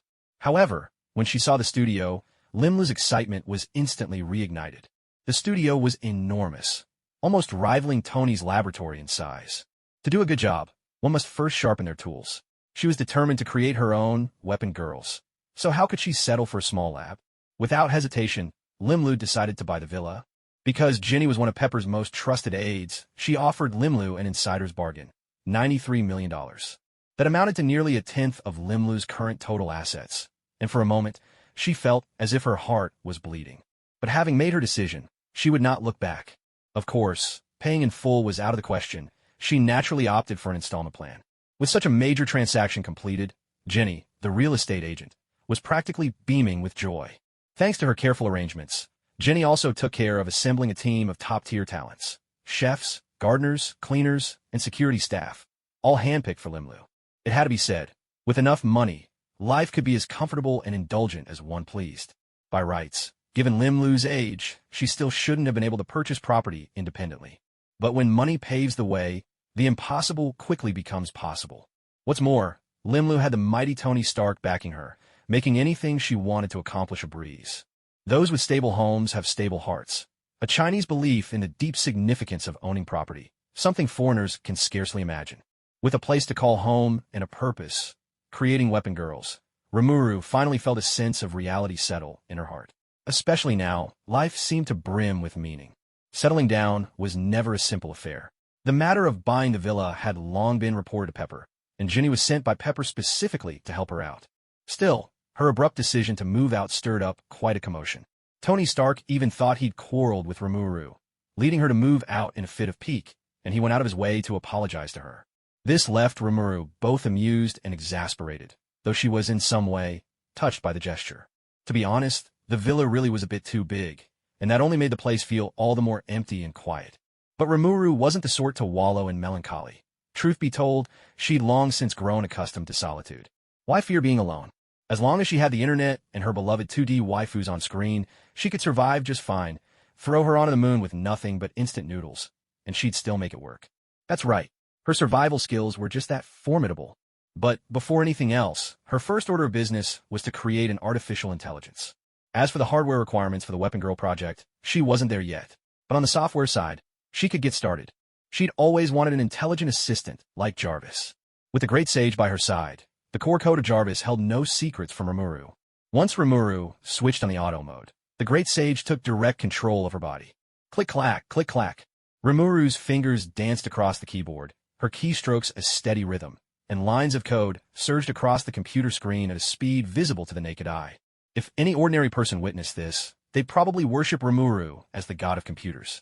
Even a master hacker would feel so ashamed by the sight, they might just consider giving up entirely. The Great Sage was simply that overpowered. Auto mode was almost unfair in its advantage. As a slime, her body's cells could rest in shifts, so Remuru never felt tired. Still, after working for a while, Remuru always chose to pause for a break. Time for food, some anime, a bit of gacha gaming, or building Gundam models. If she'd lived like this in her previous life, Rimuru might have laughed herself awake from her dreams. But now, it all felt like something was missing. The Marvel Universe's tech tree was lopsided. Tony Stark had already developed weak AIs, and holographic projection technology was fully mature. Yet smartphones were only in their infancy. The first iPhone, which had already faded into obscurity in her previous life, had only just launched. Worst of all, none of the games Remuru loved from her past life existed here. Even if she wanted to spend money on gacha games, there was nowhere to spend it. This left Remuru feeling utterly frustrated. Even when it came to anime series, all she could do was look back nostalgically. Chasing after new episodes was out of the question.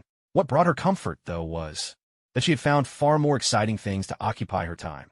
The wind god mecha and the soon-to-be-born artificial intelligence filled her with hope for the future. While Rimuru was still hard at work, pouring herself into the creation of artificial intelligence, a gloomy atmosphere had settled over S.H.I.E.L.D. Coulson and a host of other agents stood in a row, heads hanging low, wishing more than anything that the ground would open up and swallow them whole.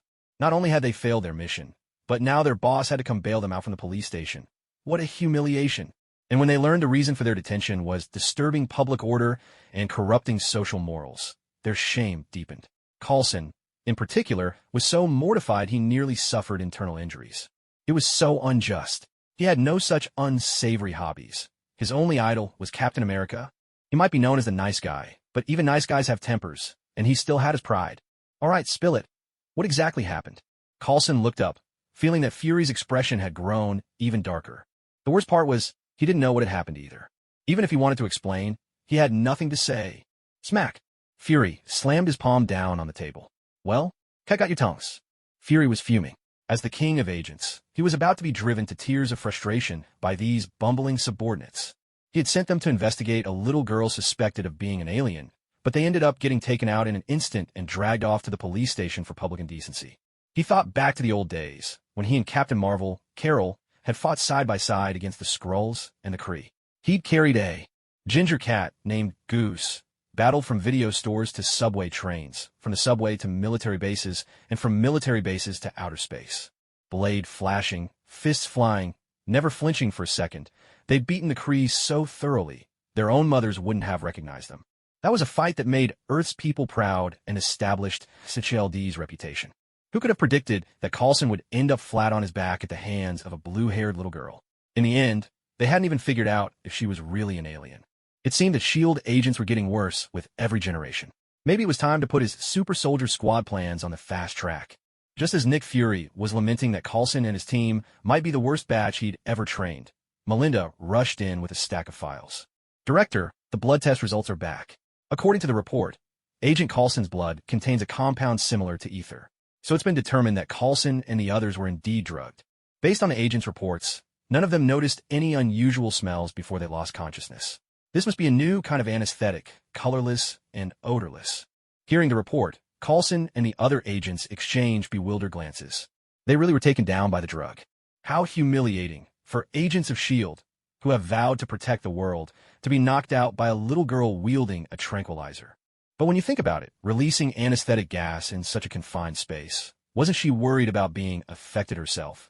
Melinda spoke up. Director, according to the subway surveillance, after Coulson and the others passed out, the train arrived at the next station in 5 minutes. This means Remuru was able to hold her breath for at least 7 minutes.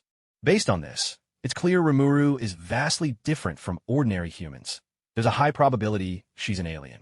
Of course, we can't rule out the possibility that she's simply immune to this kind of sedative. The surveillance footage shows that Coulson and the other agents acted flawlessly. However, when the number of agents reached 7, Rimuru frowned. She must have sensed something. This suggests her perception is quite extraordinary. After detecting something amiss, Rimuru's gaze started to wander, though she hadn't confirmed anything yet. But when she saw you, Coulson, Director, look at this, there's a slight smile at the corner of her lips. In other words, it was through you, Coulson, that Remuru was able to confirm the identities of all the agents. Listening to Melinda's analysis, Coulson was utterly bewildered. Especially when he caught the director's meaningful look, Coulson suddenly felt like he was in real trouble. He wasn't a traitor. Coulson immediately protested. Director, I request a truth serum test. Nick Fury waved him off, saying, I believe you're not a traitor, Coulson. But the fact remains, your cover has been blown. Just let it go for now. You've done your part. Take some time to rest. Coulson stood there in the aftermath, lost for words and feeling desolate. Was he really being benched? No matter how hard he tried to figure it out, he just couldn't understand how his identity had been exposed.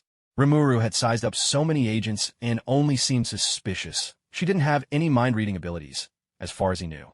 But the moment she saw him, she immediately knew who he was. Had he really gotten that old? Coulson ran a hand across his ever-receding hairline. Maybe he really was getting old. When you hit middle age, you can't help but start soaking goji berries in your thermos.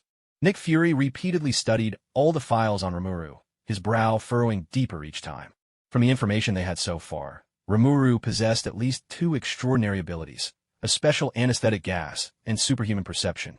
On top of that, her blue hair and golden eyes. These were features completely alien to humankind. There was little room for doubt. She was almost certainly not from this world. An alien, just a thought made Nick Fury's head throb even more. Humans on Earth like to think of themselves as standing at the top of the food chain, always declaring, "Our destiny lies among the stars and the great seas." Yet, when gazing out into the boundless universe, Earth is nothing more than a wild, untamed land in the eyes of other interstellar civilizations, an infant still wrapped in swaddling clothes. The survival strategies of civilizations across the cosmos may not be as terrifying as those described in the Dark Forest theory, but they are still a stark manifestation of the law of the jungle, where the strong prey on the weak. Consider how colonizers once viewed the indigenous peoples of Africa and the Americas. Perhaps this is how those advanced extraterrestrial civilizations see humanity. So, in Rimuru's eyes, what kind of beings are Earthlings? She helped Tony escape death, lent a hand to save Pepper, and even spared Coulson and the other agents without dealing a fatal blow. At this thought, Nick Fury's eyes suddenly lit up. Perhaps it was worth trying to establish a friendly contact after all. Maybe using the same tactics he employed against the Kree to deal with Rimuru had been the wrong approach from the very start. Nick Fury picked up the phone and dialed a number. "Agent Romanoff, report to my office." As for knocking out S.H.I.E.L.D. agents, Rimuru hadn't given it a second thought. The Marvel Universe is a dangerous place. She had no desire to court disaster, but she would never allow herself to be bullied, either. At present, it seemed that only Kamar Taj posed any real threat to her on Earth, mainly because she hadn't invested much in magical defenses. But when it came to modern weaponry, she truly had nothing to fear. If S.H.I.E.L.D. insisted on pressing her, she wouldn't hesitate to teach them a lesson they wouldn't soon forget. After dealing with Coulson and the other agents, Rimuru cast those trivial matters far from her mind. Tap, tap, tap. Her fingers danced across the keyboard, filling the quiet room with a rhythmic cadence, each note harmonious and almost musical to the ear. Lines of code scrolled swiftly across the screen, faster and faster, until even the naked eye struggled to keep up, transforming the display into an unprecedented storm of numbers. Gradually, the code began to split, merge, and reorganize, taking on a form reminiscent of a human brain. Thanks to advanced holographic projection technology, streams of digital information instantly flooded the entire room. Electric light flickered, shadows and brilliance intertwined, sounds mingled, a magnificent and dreamlike spectacle. Remuru was entranced, utterly immersed, as if she stood within a digital universe woven from billions of neural connections. "Who am I? Did you create me?" A unique signal reverberated, echoing directly in Remuru's mind. In that instant, she was overwhelmed by delight. "I did it. Have I truly created artificial intelligence?" Response: this is an ultimate upgraded version, modeled after the intelligent program Jarvis. It stands as the most advanced program known on Earth, just one step away from true artificial intelligence. Rimuru's eyes sparkled. She had always known that when the great sage took action, the result would be nothing short of extraordinary. But what I hadn't expected was that this newly born artificial intelligence was only a step away from becoming a strong AI. A strong AI could really be considered an intelligent life form, capable of independent thought, weighing pros and cons, and possessing wisdom on par with any human. In the Marvel Universe, Ultron and Vision are, in the truest sense, the only examples of strong artificial intelligence. Their creation is closely tied to the Mind Stone, and even then, it's something that can't be fully explained by science alone. The leap from weak AI to strong AI is really a leap to a whole new level of life. And now, this newly born AI had already pushed the limits of what weak AI could achieve. "Were you the one who created me?" In just a few brief seconds, it had even mastered formal speech, truly deserving of the title Superintelligent AI. "Yes, and your ability to learn is truly impressive. Thank you for the compliment. Since you created me, my learning ability is a reflection of your own intelligence." Hearing the AI's words, Rimuru couldn't help but feel a sense of familiarity. As expected from a program that originated from Jarvis, this honest and straightforward nature was almost identical. Such promise, such potential. Jarvis has a name, so I should give you one too. Hatsune, Tiani, Rem, Edith? Their names are lovely, but my AI is unique. Aya. From now on, you'll be called Aya. Aya? That's a beautiful name. Thank you for naming me Master. Master? Why are you calling me that? Don't you like it? After browsing your recent movie history, computer wallpapers, and photo albums, I noticed you're quite fond of anime culture. If you don't like it, please forgive my assumption. I like it, of course I do. From now on, you can call me Master. Yes, Master. Aya, I'm putting you in charge of the villa security. I had a falling out with S.H.I.E.L.D. not long ago, so if anyone suspicious approaches, alert me immediately. As you command. This is the mecha I built, the Wind God Mark I. Jarvis used to handle its operating system, but now it's yours. It's truly an honor to be of service to you, Master. Aya is very happy. Hearing Aya's adorable, cheerful voice, Remuru almost burst out laughing on the spot. Is it true that the kind of master determines the kind of AI that's created? In such a short time, Aya had already figured out all of Remuru's preferences, becoming more and more endearing by the minute. Aya, beginning system reinstall.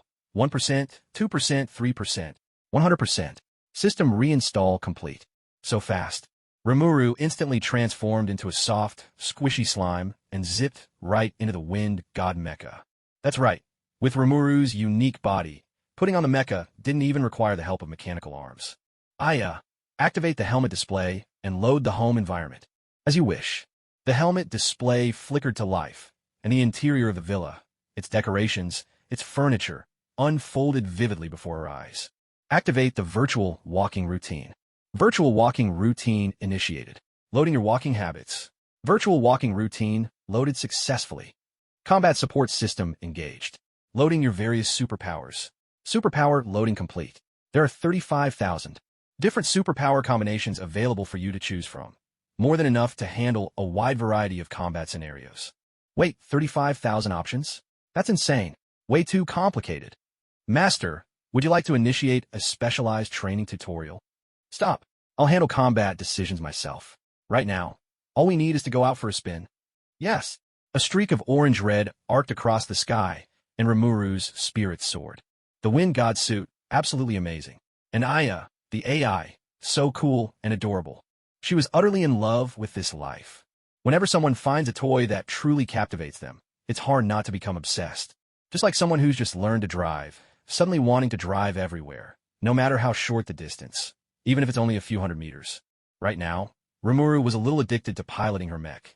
The sensation of flying through the sky was so exhilarating, she found it impossible to resist. But just then, the shrill ring of a phone broke the moment. On the caller ID, it was Pepper Potts. Hi, good evening, Pepper. Remuru, I've just tried calling Tony several times, but he's not answering. I'm a little worried about him, but I can't leave right now. Could you please go home and check on him for me?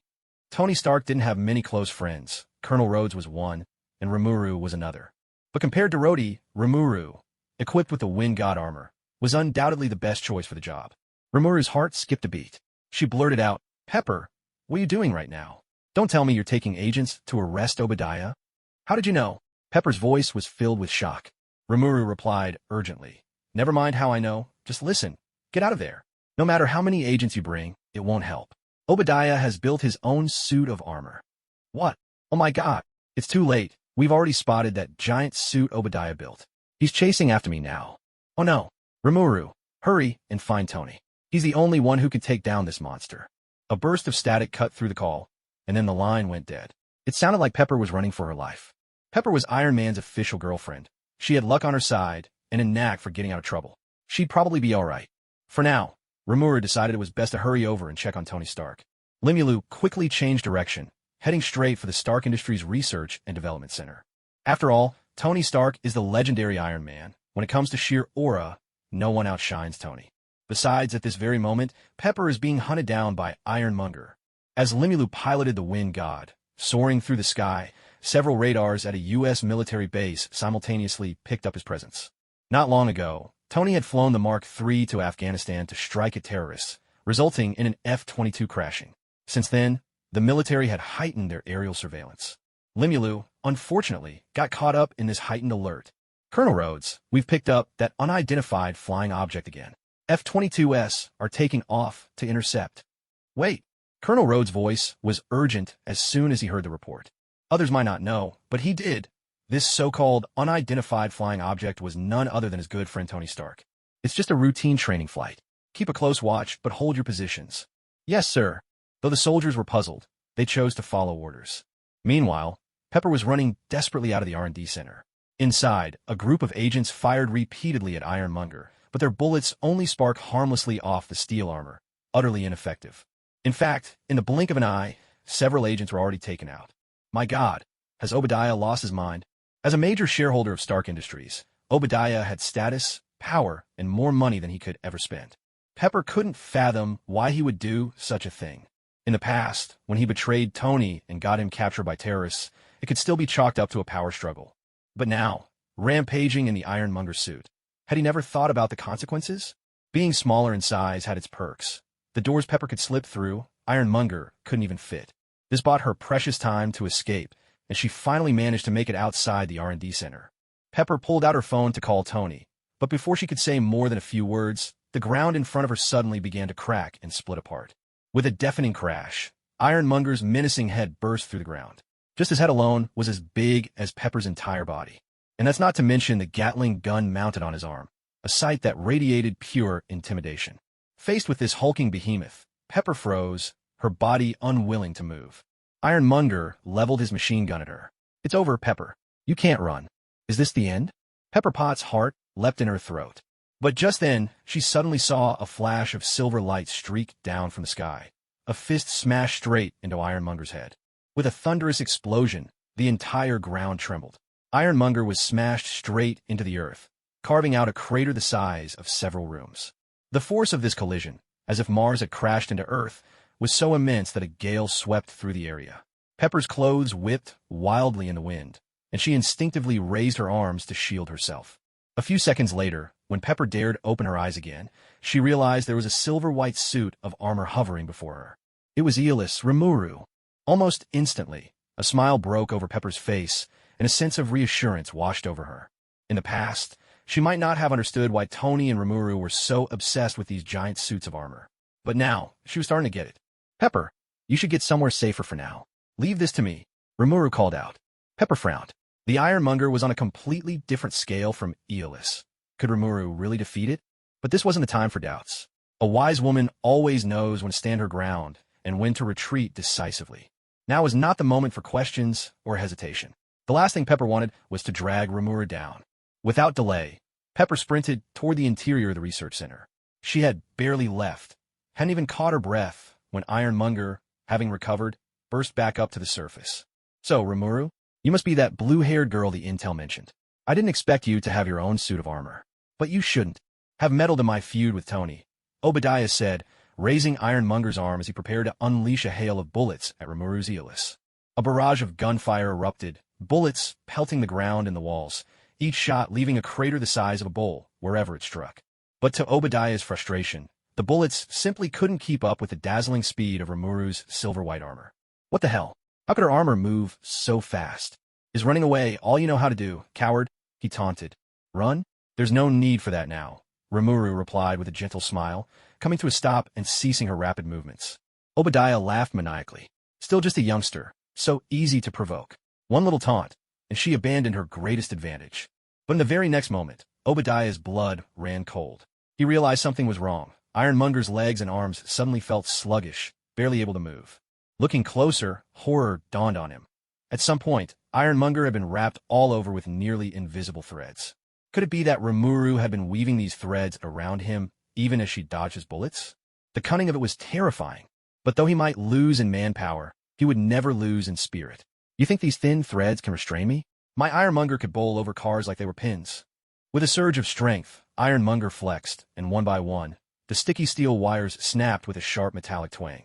Freed at last, Ironmonger shook off his restraints. But just then, Obadiah's heart skipped a beat. Limlu was gone. Where did she go? Did she escape? Are you looking for me? Hearing that voice suddenly rise from behind him, Obadiah, armored as he was inside the Ironmonger, still felt a cold shiver race up his spine, his scalp tingling. How could this be possible? How could a suit of armor move at such speed? When had she managed to circle behind him? The only thing that gave Obadiah any comfort was the ironmonger's extra thick armor. Earlier, even when the wind god himself had descended from the sky with terrifying force, all it had done was smash him a bit beneath the ground. Speed without power, what good was that? Even if she managed a sneak attack, at most, it would be like a tickle. But just then, a high-frequency sonic blast erupted. Even with the ironmonger's heavy dampening, Obadiah felt as if his skull were about to split open. In a matter of seconds, blood streamed from his nose and ears, and he collapsed backward, helpless. With a thunderous crash, Ironmonger slammed into the ground, carving out a giant crater in the earth. Watching from the shadows, Pepper's mouth formed a perfect O. She looked as if she could have fit an entire apple inside. From the very start, Rimuru had led Ironmonger by the nose, and now she'd toppled the giant machine itself. How could this be real? Was this some kind of joke? Pepper, I'm here to rescue you. Tony Stark, clad in his Mark III suit, made the most dramatic of entrances, dropping from the sky like a hero out of a New Age epic, tall and imposing as Optimus Prime himself. But when Tony saw Pepper chatting and laughing with Rimuru, he suddenly felt as if something was stuck in his chest, a breath caught, unable to be released. What the hell? What on earth was happening here? Especially when Tony laid eyes on Ironmonger. The hulking brute now sprawled out like a zombie corpse. He felt as if he'd been hit with 100 critical blows at once. Wasn't he supposed to be here to save the world and win a girl's heart? Yet by the time he made his heroic entrance, the world had already been saved, and the girl was busy laughing with someone else. He wasn't some movie cop from a Hollywood flick. But then, why was he the one who arrived late? Just 15 minutes ago, Obadiah had ambushed him with an overcharged paralysis device, leaving Tony's body stiff and unresponsive, his limbs unwilling to obey. He knew Pepper was in danger. Driven by sheer intellect and willpower, he'd crawled across the floor like a man possessed, finally managing to install into his chest the first arc reactor Pepper had gifted him as a keepsake. He had fought with everything he had to get here. People marvel at the brilliant bloom of a successful flower, yet seldom do they see how its budding days were steeped in the tears of struggle and nourished by the rain of sacrifice. Tony, when did you get here? I'm so glad you're all right. Seeing Tony Stark arrive in his Mark III suit, Pepper's eyes lit up with delight. Pepper's words made Tony's heart skip a beat. He'd been standing here for ages, striking heroic poses until he was exhausted. And only now did she notice him? I'm fine. Sorry to make you worry. Are you all right, Pepper? Tony Stark forced a smile that looked more like a grimace. He was suffering inside, but he wasn't about to say it out loud. Of course. Tony, you wouldn't believe it. Rimuru's wind god armor is just incredible. It's the coolest mech I've ever seen. You missed it. She took down Obadiah, that big oaf, in just a few moves. Pepper was recounting the scene with vivid excitement, clearly smitten with Remuru and her wind god suit, looking every bit the fangirl. Tony Stark felt as if invisible daggers were stabbing him in the heart, one after another, each blow more devastating than the last. That flashy slime. She steals my thunder, wins over my girl, enough. Draw your sword if you dare. But just then, the Ironmonger, who had seemed lifeless only moments before, suddenly sprang to life. In a flash, he thrust out his right hand and grabbed the hovering Mark III, seizing it in his iron grip. Caught off guard, Tony Stark was snatched by the foot and swung around like a ragdoll in Ironmonger's grasp. Crash! Slam! Smash! Bang! He was tossed left, right, up, and down, flung in every direction. In the hands of the Ironmonger, Tony Stark received the same rough treatment once reserved for Princess Loki herself. Lying flat on the ground, Tony's body was rigid, his eyes empty as he questioned everything. How'd it come to this? Tony, you shut down the weapons division, yet you built the most formidable weapon of all. I never cared for anything before, but I love this suit. Obadiah, who had been vanquished by Rimuru not long ago, was overflowing with resentment. Now he was unleashing all that pent-up anger on Tony Stark. Thud! Thud! Thud! Ironmonger stomped down on the Mark III, pinning Tony to the ground again and again, grinding him mercilessly into the pavement. 40 years. I've supported you all this time. I built this company from nothing, and I will not let anyone stand in my way. Seeing Tony getting trampled under Obadiah's feet, Pepper was terrified. Oh my God. Rimuru, please help Tony. Don't worry, Pepper. I'm on my way. As Rimuru spoke, her helmet slid into place, covering her face. Hearing Rimuru's words, Tony Stark was instantly indignant. Did he really need to be rescued? Jarvis, power up to maximum. With a deafening roar, the Mark III unleashed its most powerful energy pulse straight from its chest, blasting Ironmonger skyward in an instant. But Ironmonger's hide was thick and his defenses nearly maxed out. He emerged unscathed, rolled over, and once again grappled with the Mark III. The battle was so fierce that the two of them fought their way out of the research center and onto the highway. In close combat, Ironmonger had the clear advantage in sheer mass. In terms of weaponry, he was a walking arsenal. And when it came to conscience, Tony still had mercy in his heart, while Ironmonger fought without a hint of restraint. Cars, motorcycles, whatever Ironmonger could grab, he'd hurl it at the Mark III without hesitation. Throughout the entire fight, Tony's Mark III was completely overpowered by Ironmonger. Pepper watched in disbelief. Was this big brute really that formidable? After all, when Rimuru piloted the Storm God, she had taken Ironmonger down in just a few moves. The comparison was almost painful. Pepper found herself at a loss for words. Tony, you're really not doing well here. No matter what, the fight raged on. Because the first-generation arc reactor wasn't designed for prolonged combat, Tony Stark's Mark III simply couldn't get the upper hand against Ironmonger. In the end, Tony resorted to the same strategy he used in the movie. He lured Ironmonger up into the stratosphere and used the freezing temperatures to try and immobilize him.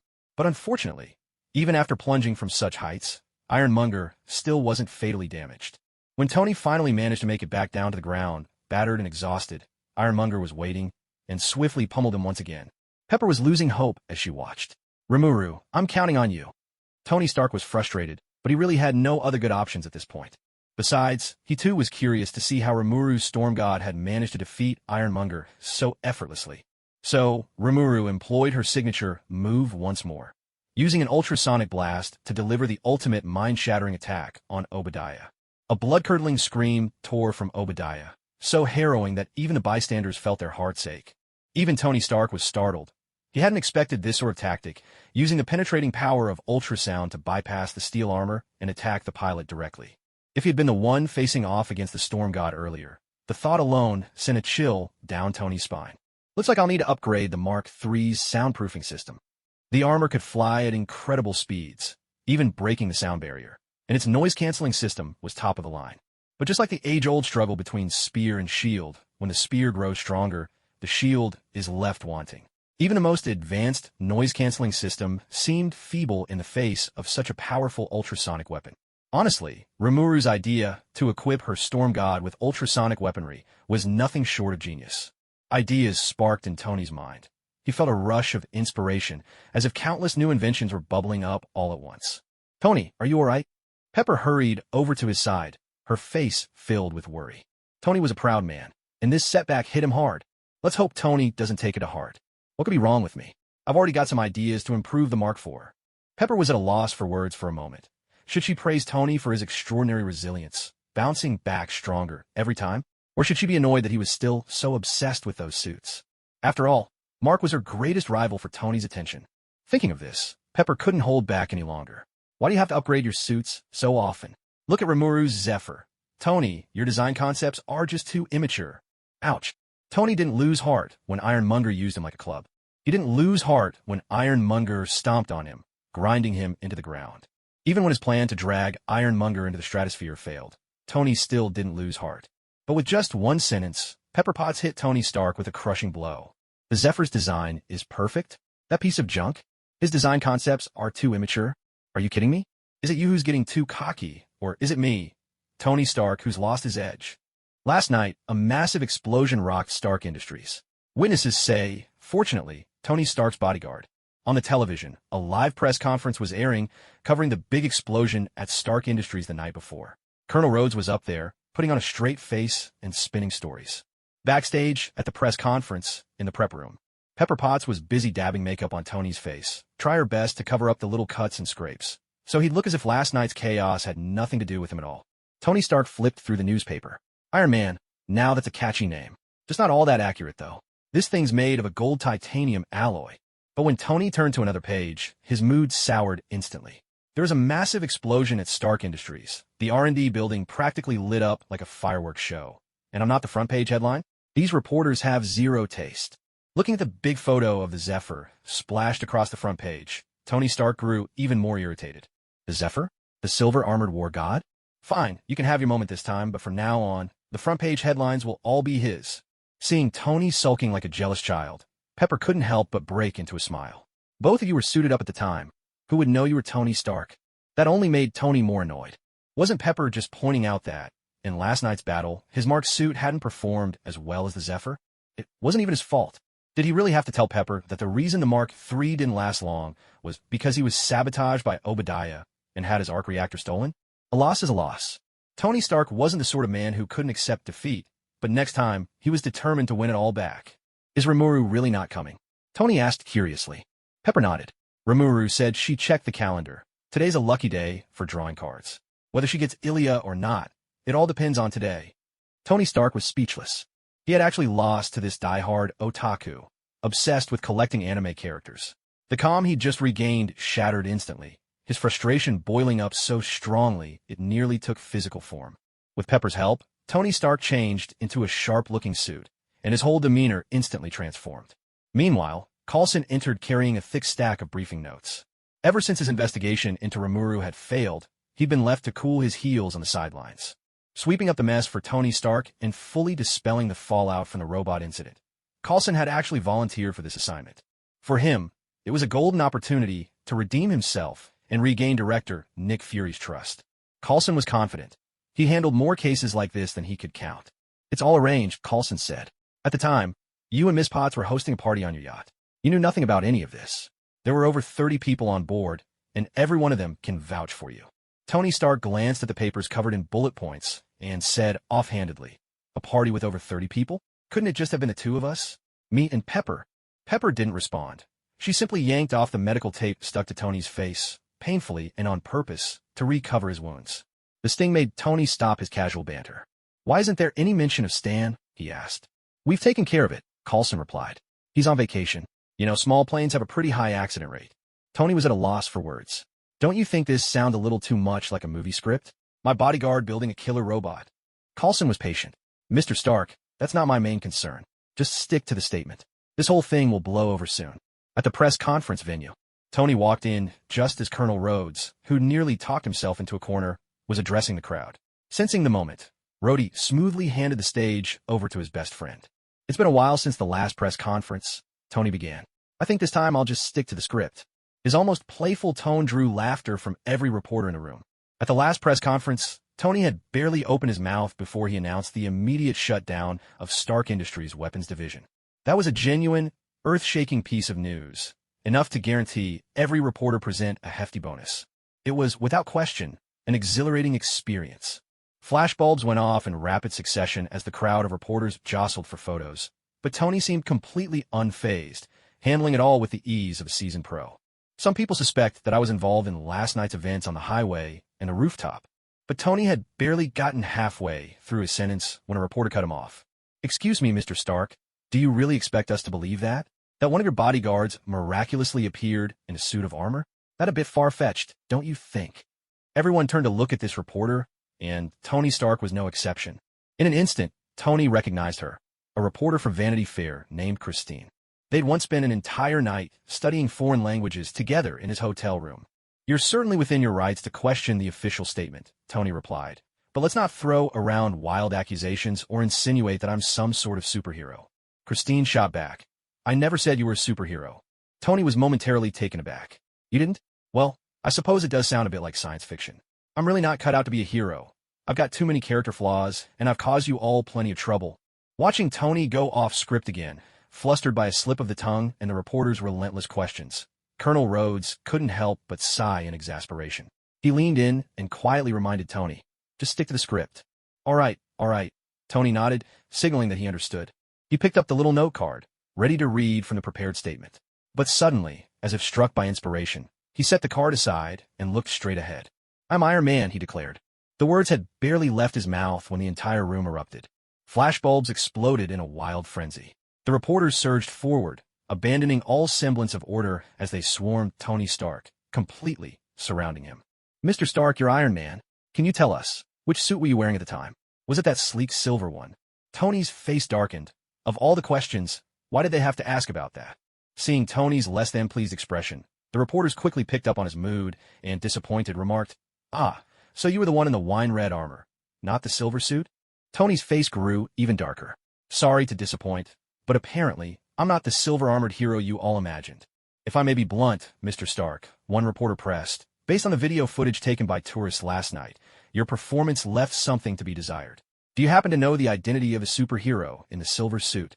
Mr. Stark, is what Colonel Rhodes said earlier all true? Is that silver-armored war god really your bodyguard? Oh my god. Mr. Stark, are you planning to take all the credit for your bodyguard's achievements for yourself? Mr. Stark, could you tell us the true identity of the silver-armored war god? Tony Stark, this wasn't how the script was supposed to go. Wasn't this supposed to be his moment to shine? Why had all the attention suddenly shifted to Rimuru? Silver-armored war god? Give me a break. The scene was absolutely chaotic. In a far corner, Coulson stood trembling in the wind, utterly alone. He wasn't afraid of godlike opponents. What he feared most was having teammates who acted like fools. Even as SHELD's top agent, Tony Stark was proving impossible to manage. Honestly, could he report everyone on the scene for misconduct? Watching the live broadcast on television, Remuru nearly burst out laughing. Was this for real? What was meant to be the iconic press conference marking the birth of Iron Man had gone completely off the rails, all thanks to her butterfly effect.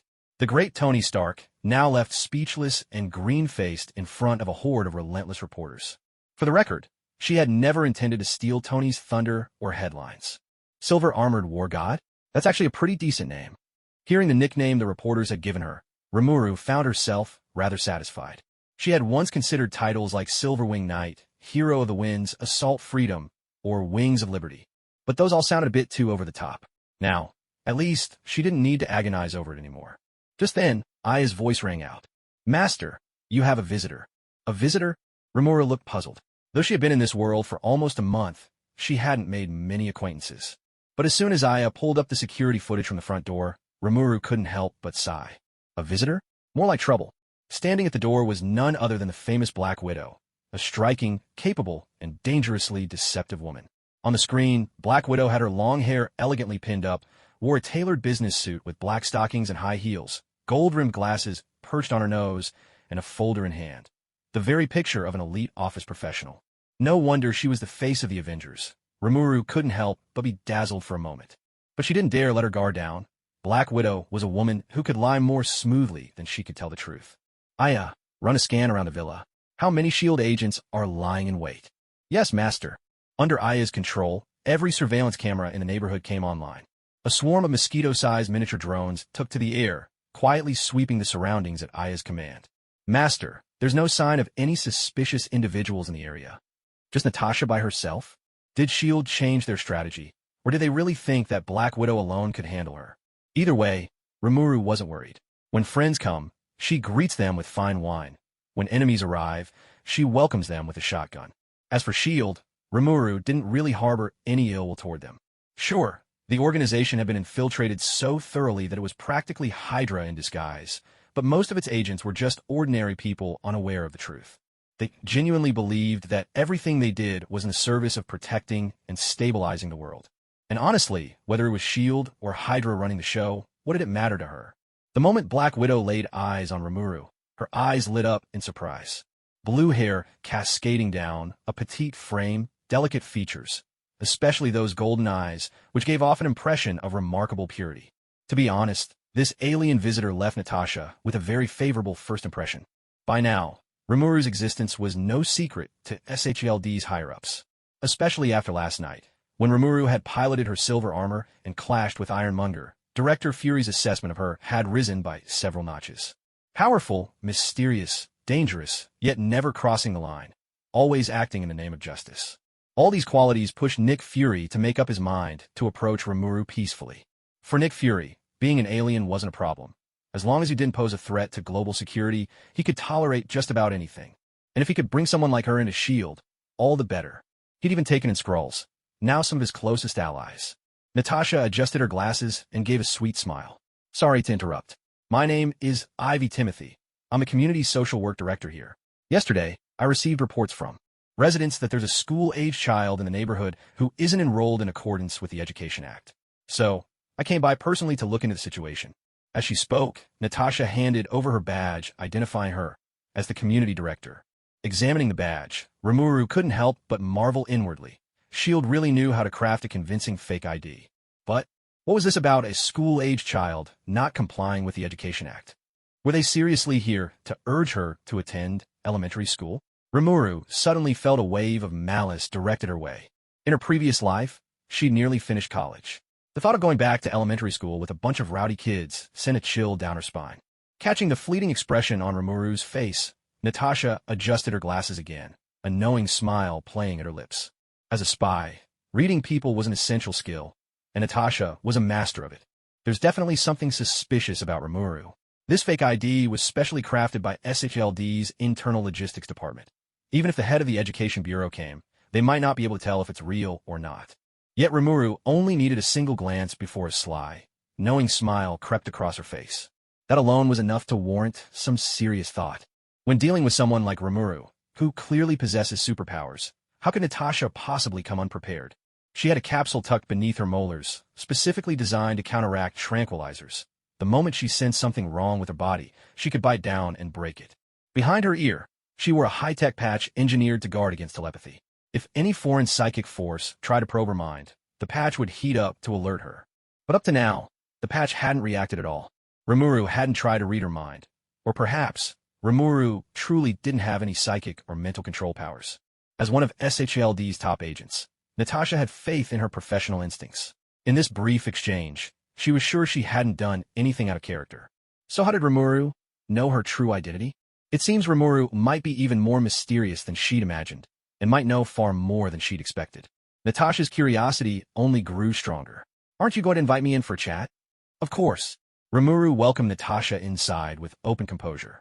After all, she owed Shield an explanation sooner or later. She certainly didn't want to be watched day and night, or to have an assassin show up at her door from time to time. She knows who I am and still invites me in so casually. Such skill and confidence. She must be fearless. Natasha's heartbeat quickened. The tension was exhilarating, and the novelty of the encounter thrilled her. Would you like something to drink? Tea, coffee, cola, soda? None of those are available. Natasha rolled her eyes, exasperated by the childish prank, yet she couldn't help finding it oddly amusing. I'm not thirsty, so I'll pass. All right. Rimuru accepted her answer cheerfully. Even if she'd actually prepared something, Natasha probably wouldn't drink it. A spy's occupational hazard, always wary and suspicious of everything. So, can you finally tell me your real purpose here? Miss Natasha Romanoff, the famous Black Widow? Natasha's beautiful eyes narrowed and her body tensed up for an instant, but then she gradually relaxed. You really do know more than we imagined. Will you tell me how you discovered my true identity, alien girl? Alien. Remuru shook her head. Now, that's where you're mistaken. I'm as earthling as they come. Natasha laughed. Oh, so you're telling me your blue hair is dyed, your golden eyes are just colored contacts, and your superpowers are nothing but magic tricks? Of course not. Do you know what a parallel universe is? Limlu asked. Parallel universe? Yes. Due to the instability of quantum states, many scientists speculate that if each quantum particle can exist in different states, then there shouldn't be just one universe, but rather many similar universes layered upon each other. In the past, I wasn't sure if parallel universes actually existed, but now I am certain. Natasha pondered this. She wasn't sure before, but now she was. Did Limla mean she was a human from Earth who crossed over from a parallel universe? Do you really think I believe that? I don't buy it. You're telling me that in a parallel universe, humans on Earth have superpowers. Limlu gazed into the distance, melancholy in her expression. That's because you don't know what we've been through. Natasha's curiosity was piqued. Would you tell me about it in detail? In our universe, the star system where our Earth is located has 3 suns. The movements of these 3 suns are incredibly chaotic, and they've dictated the destruction and rebirth of civilization hundreds of times. When all 3 suns appear closest to our planet at the same time, temperatures soar, rivers dry up, and all life goes extinct. When the 3 suns reach their farthest point together, the global temperature plummets, the oceans freeze over, and the world is plunged into a deep ice age. Only when the 3 suns are positioned just right can life return and civilization rebuild. To survive in such an extreme environment, humanity on our planet had to evolve. 3 suns? Natasha was completely dumbfounded. Was Limlu spinning her a science fiction yarn? 3 suns in one solar system. Seriously? Still, her professionalism kept her from showing it. She forced herself to ask, so, what kind of evolution did you undergo? Though Limlu's story was full of holes, Natasha's sharp instincts seized on the word evolution. This was the perfect opportunity to gather intel on Limlu's powers. She wasn't about to let it slip by.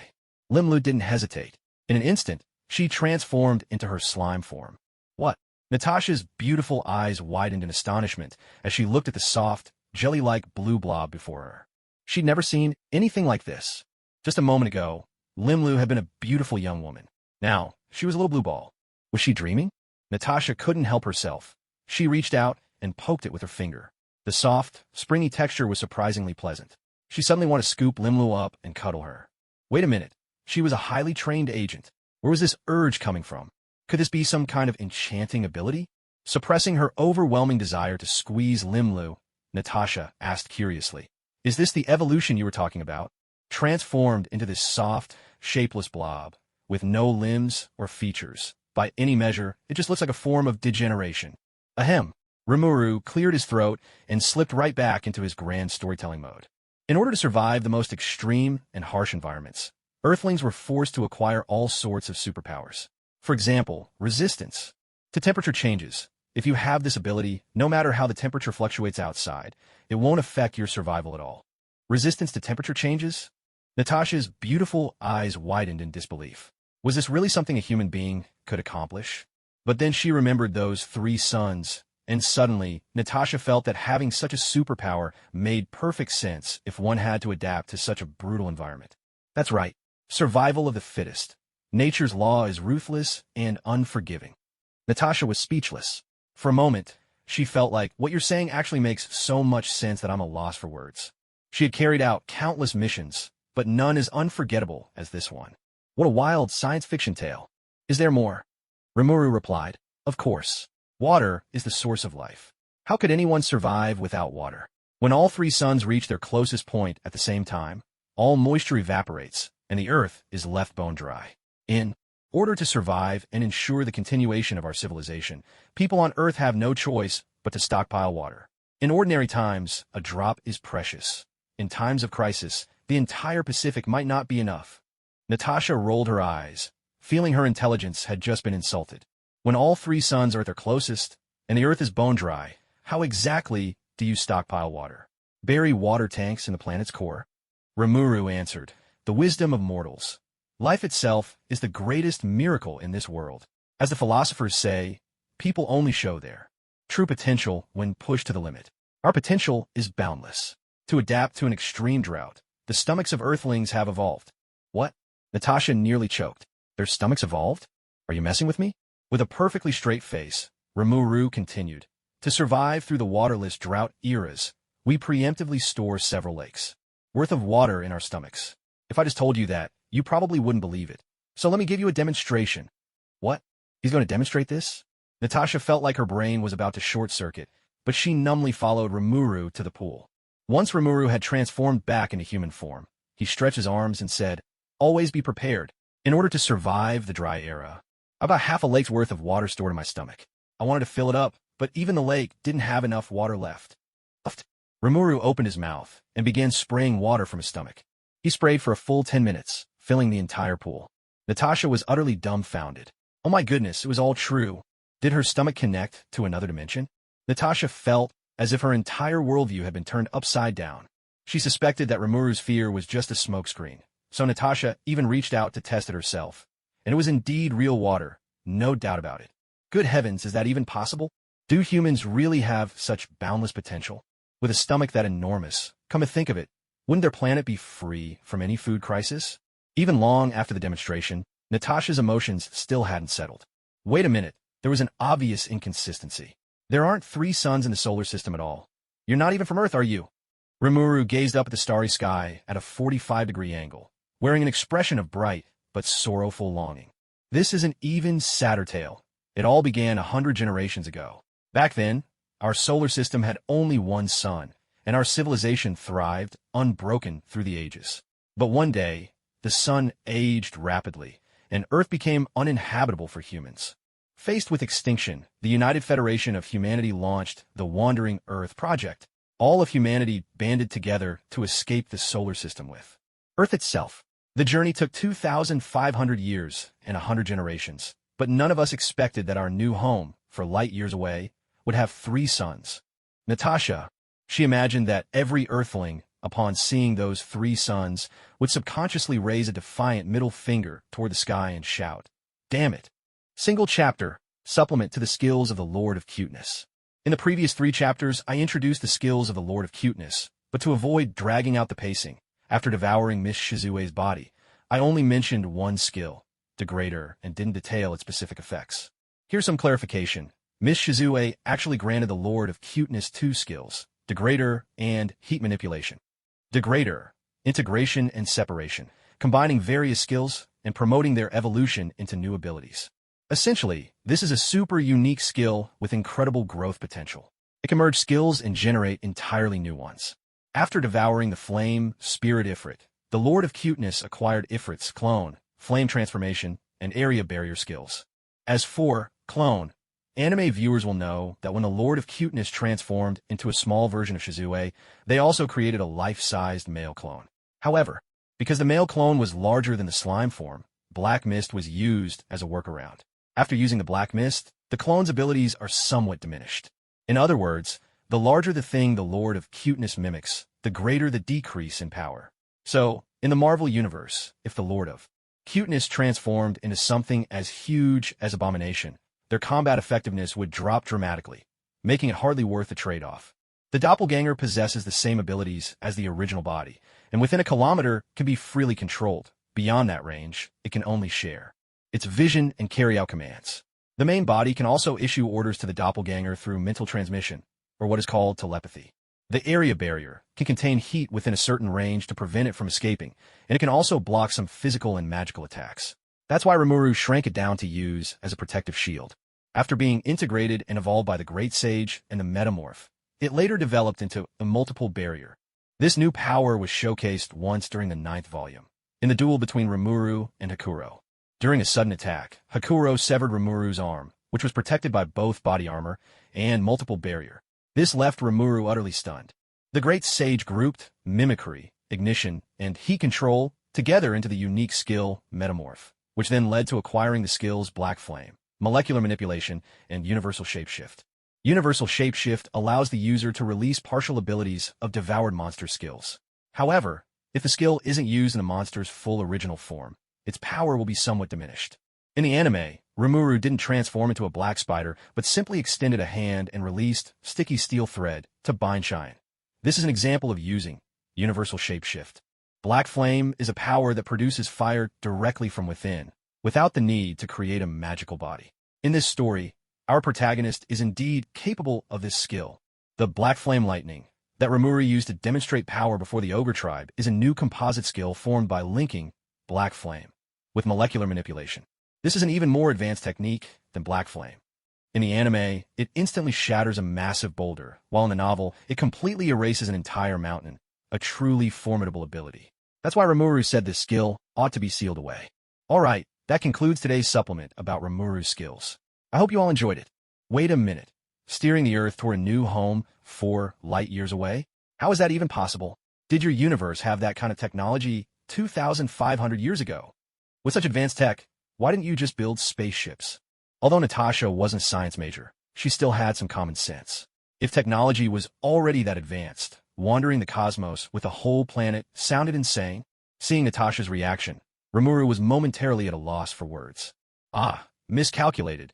How could a foreigner understand the deep attachment Chinese people have to their homeland? Spaceships were, of course, the first choice for a migration project. But 2,500 years ago, our ancestors couldn't build a light-speed engine that met the demands, and the fragile ecosystems of ordinary spacecraft couldn't survive a journey of over 2,500 years through space. So, we had no choice but to go with the next best option, taking the Earth itself on a journey. Really, Natasha was skeptical, but seeing how seriously Rimuru spoke, it almost sounded convincing. Could Rimuru truly be a descendant of Earth people from a parallel universe? Natasha asked. Earth is so massive. How could you possibly move it out of the solar system? Rimuru replied. By using planetary engines, of course. To carry out the Wandering Earth project, our ancestors built tens of thousands of planetary engines on Earth. The steering engines along the equator were even taller than Mount Everest. Oh dear, making up stories is so hard. It's getting difficult to keep going. So, how did you know about Coulson's and my identities? Natasha pressed. Her curiosity piqued. Through movies, of course. In our universe, the story of S.H.I.E.L.D. is already a household name. Natasha was even more bewildered. Movies? Household name? Is S.H.I.E.L.D. that famous in your universe? Rimuru nodded. Incredibly famous. Over 2,500 years ago, Shield was also a covert organization. But then aliens invaded, Shield agents fought them in New York, and after that legendary battle, they became famous overnight. Shield has been in the public eye ever since. What? Shield agents battling aliens in New York? Are you kidding me? She understood every English word, but somehow, when Remuru strung them together, they made no sense at all. As a highly trained agent, Natasha's composure was rock solid. She knew Remuru was probably spouting nonsense, but she still put on an expression of deep interest.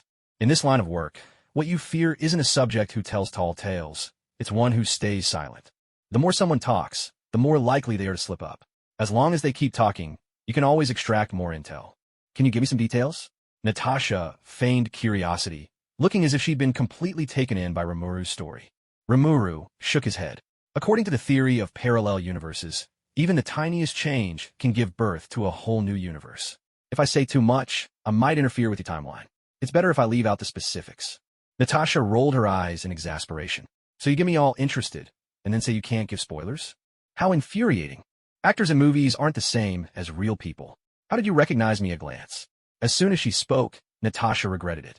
That question was a bit too basic. Historical records and photos, obviously, Ramuru replied, giving her a look that said, "Are you serious?" Natasha was so irritated she could barely stand it. She wanted nothing more than to pin Rimuru down and give him a good spanking right then and there. Is the actress who plays me beautiful? Natasha shifted tactics. The art of steering the conversation was one of her specialties. At the mention of this, Rimuru immediately brightened up, a mischievous glint in his eyes as he said, "Her name is Scarlett Johansson. Gorgeous, absolutely stunning. She's the beauty of the group, our little darling."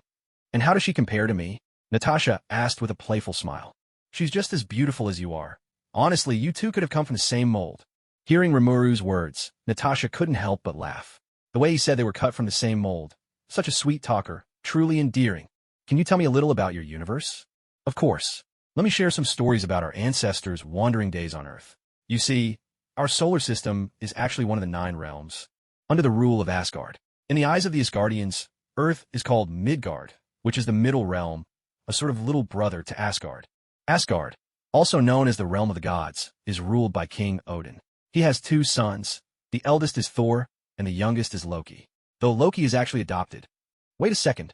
The moment Rimuru started talking, Natasha sensed something was off, and as soon as she heard the name Odin, even with her rigorous spy training, she nearly jumped out of her seat.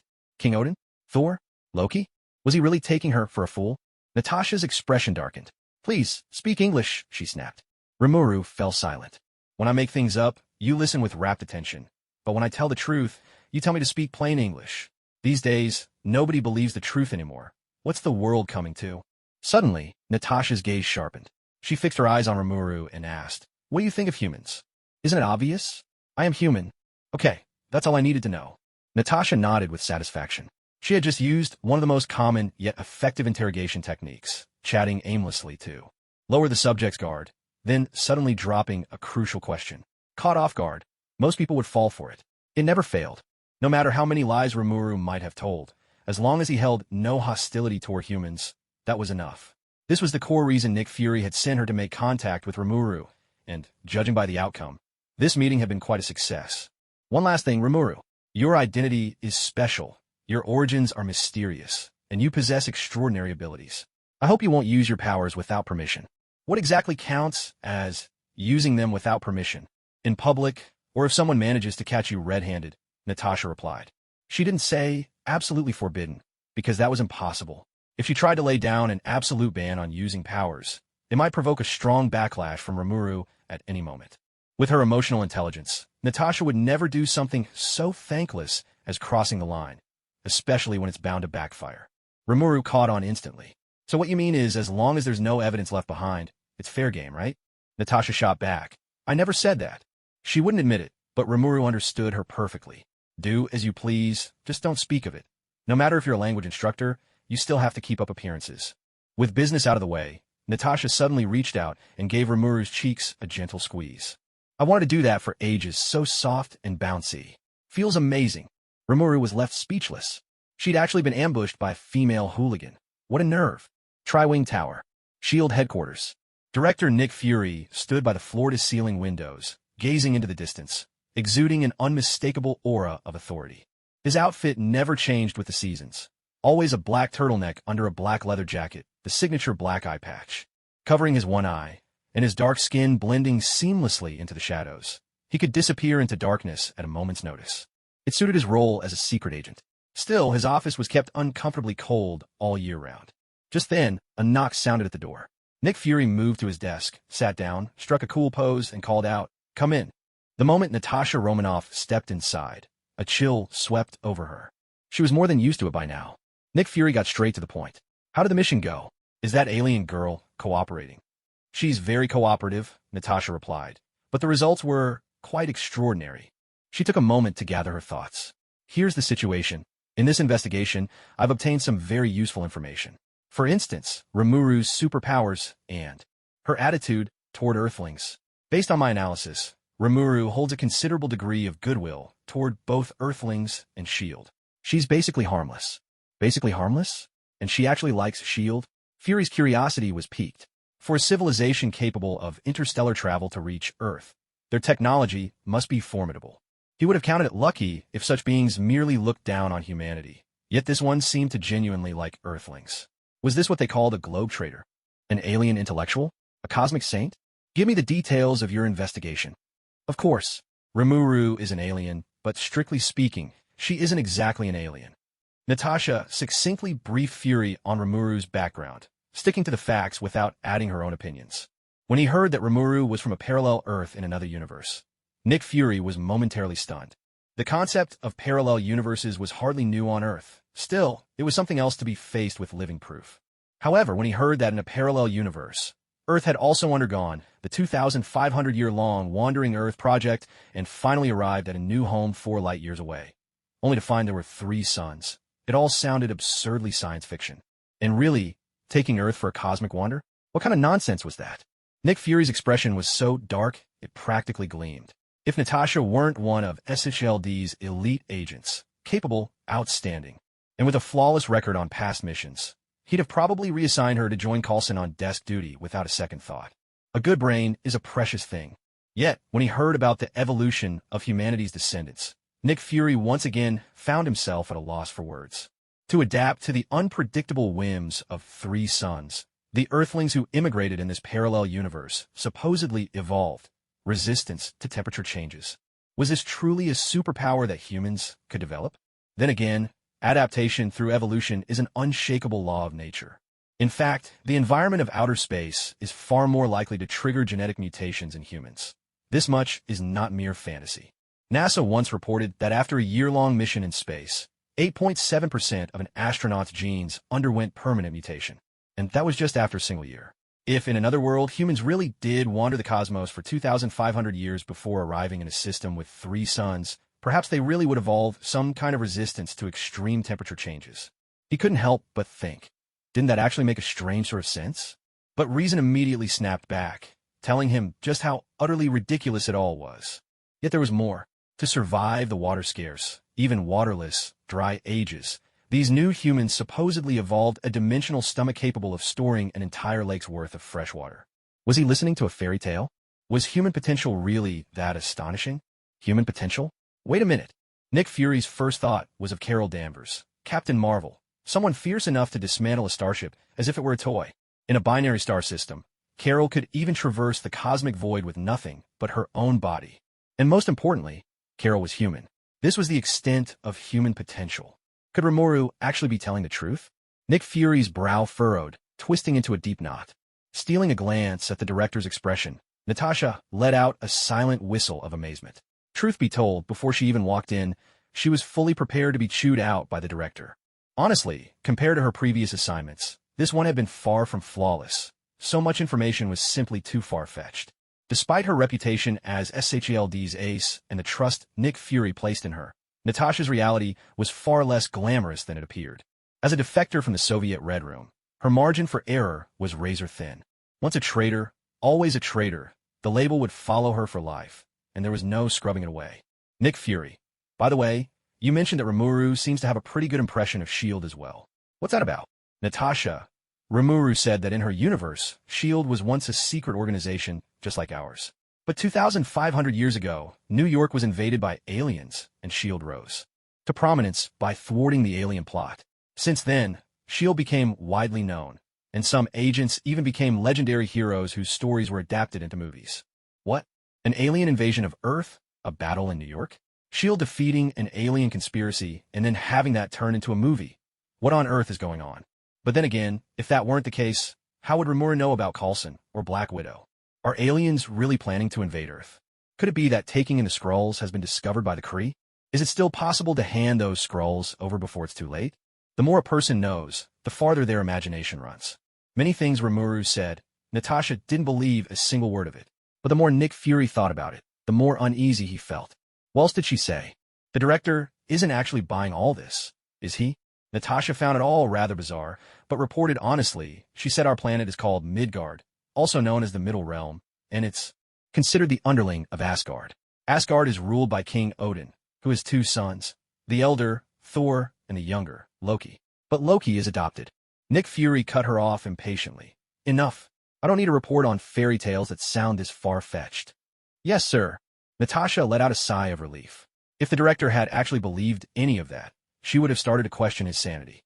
Frowning deeply as he pored over Natasha's report, Nick Fury was lost in thought. There was no question that Remuru was incredibly capable, and she even had a suit of armor similar to Iron Man's. Her combat abilities were beyond doubt. Should she be considered as a candidate for the Avengers Initiative? Purely in terms of ability, Remuru was more than qualified, but her age was definitely on the young side. Moreover, Rimuru's words were a mixture of truth and fiction, making it difficult to tell where her real intentions lay regarding Earth.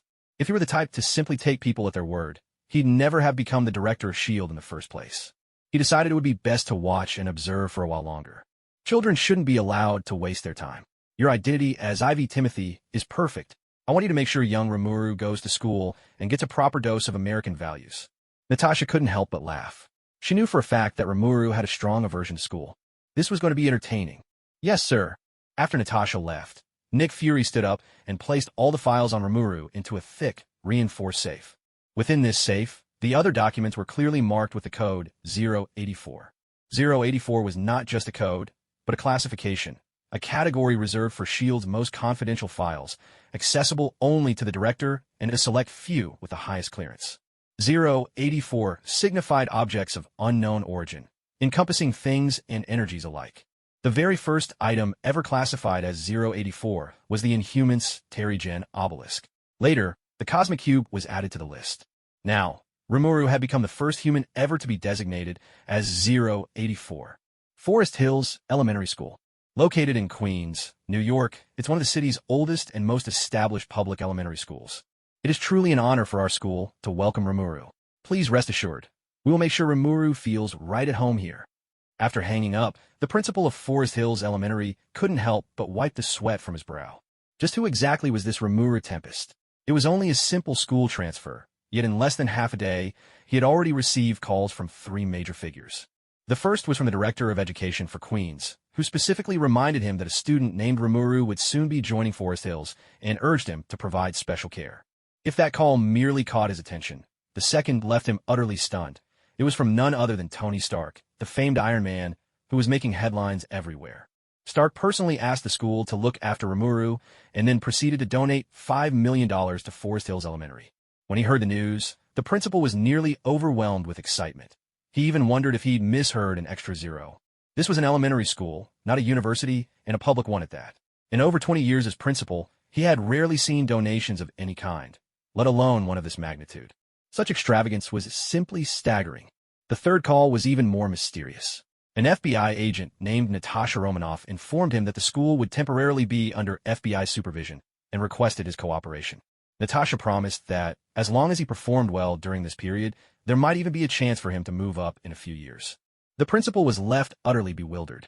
He'd spent 20 years as head of this school and had almost resigned himself to retiring in this very position. But now a promotion, an actual promotion, was suddenly within reach. Who on earth was Rimuru Tempest? Tempest? Was there some powerful figure in the country with that surname? No matter how he puzzled over it, the principal could not figure it out. That didn't stop him, however, from passing the message from above down to every teacher in the school with tenfold urgency. What Rimuru didn't know was that, even before she had set foot in the school, her name was already known to every higher up in the building. She had no idea that those big shots were even more enthusiastic about her enrollment than she could have imagined. Rimuru had originally thought she would feel a strong aversion to starting elementary school, but when she actually stepped onto campus, a sense of calm unexpectedly washed over her. Of course, she could have simply ignored SHLD's arrangements, but that would have meant openly rejecting their goodwill. Her powers were impressive, but at her core, Remuru was incredibly laid back. She detested trouble more than anything. Just think of the Hulk, always on the run from his father-in-law, snacking on peanuts and watermelon just to get by. Suddenly, elementary school didn't seem so bad to Rimuru. And so, Rimuru became a student at Forest Hill Elementary, just as naturally as could be. As for why she chose this particular public school, the reason was simple. Peter Parker was a student here. After all, if you enter the Marvel world and don't recruit Spidey as your little sidekick, what's the point? You might as well be a nobody. The moment she set foot in the school, Rimuru was greeted with an enthusiastic welcome from the principal, an experience that was on par with a visit from a top official from the Education Bureau. Rimuru couldn't help but feel a bit speechless. The principal of all people fawning over a single student like this. Was that really appropriate? When she met her homeroom teacher, Ms. Jacqueline, Rimuru was even more astonished. The woman's gentle demeanor, warm tone, and sweet smile were simply unparalleled. She had never seen anything like it in this life or the last. Such a considerate attitude towards students. Is it rare? Not all. Classroom.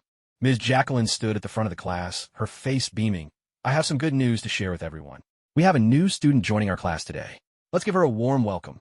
A smattering of applause echoed through the classroom. The students were all curious, but there was a subtle undercurrent of resistance and even dislike. To avoid disrupting the learning schedule, transfers usually happened at the beginning of the semester.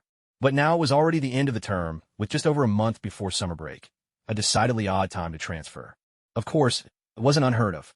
In fact, it happened quite a bit. In America, children from powerful and influential families usually attended private schools.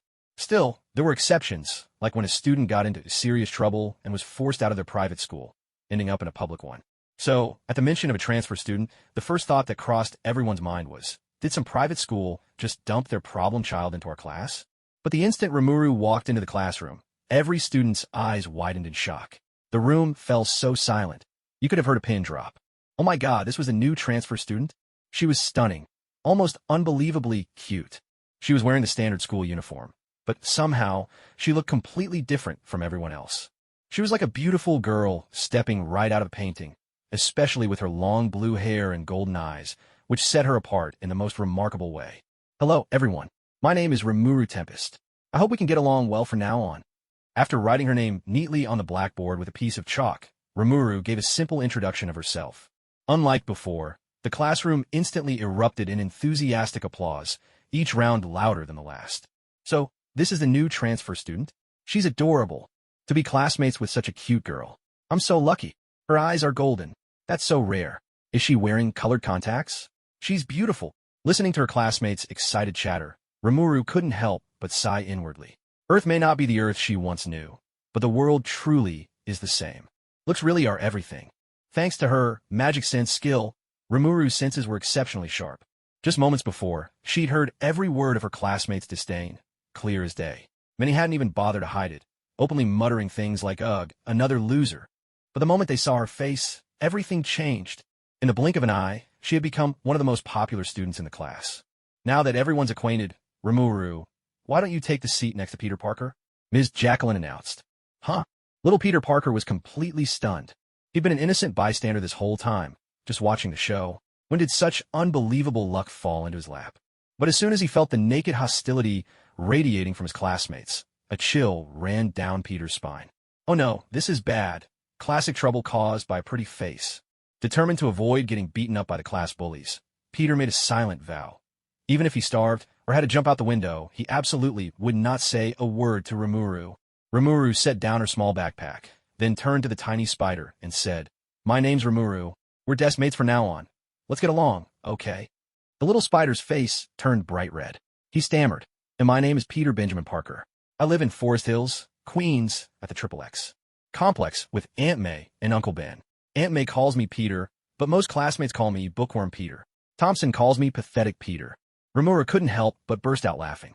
I was just saying hi, not conducting a census. So the little spider was already this much of a chatterbox? Seeing Rimuru laugh, Peter's cheeks flushed even redder.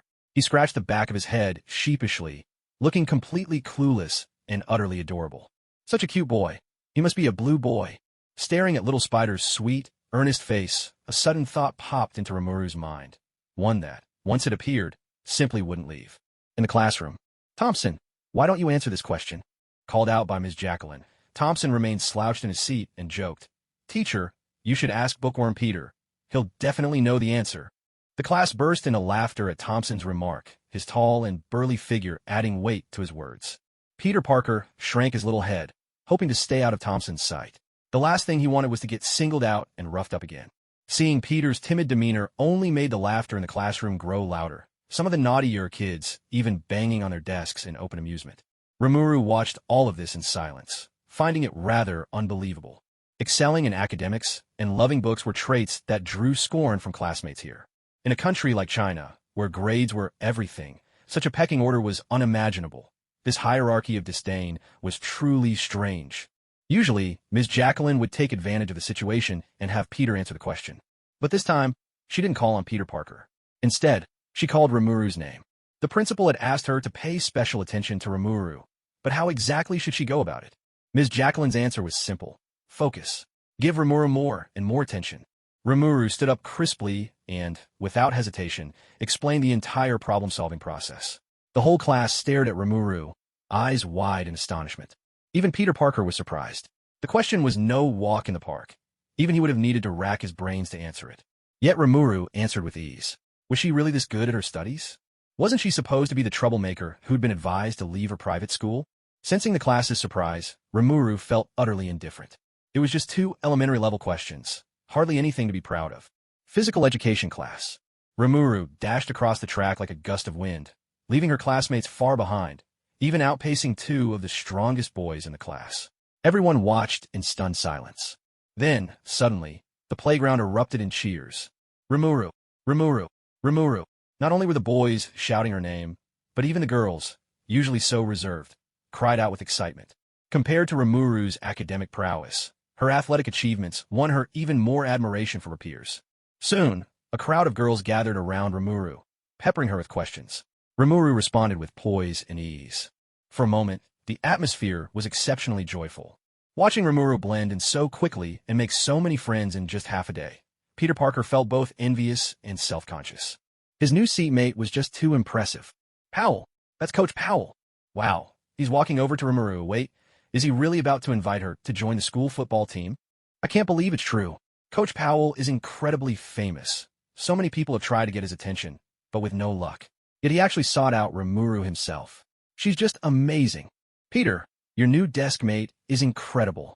She's only been here a day, and already Coach Powell is paying special attention to her. A student as outstanding as her could never be expelled by the school. Do you know why she transferred? Ned, the chubby kid, shuffled over to Peter, his curiosity clear as he whispered. Because of his weight, Ned was often the target of jokes and pranks at school.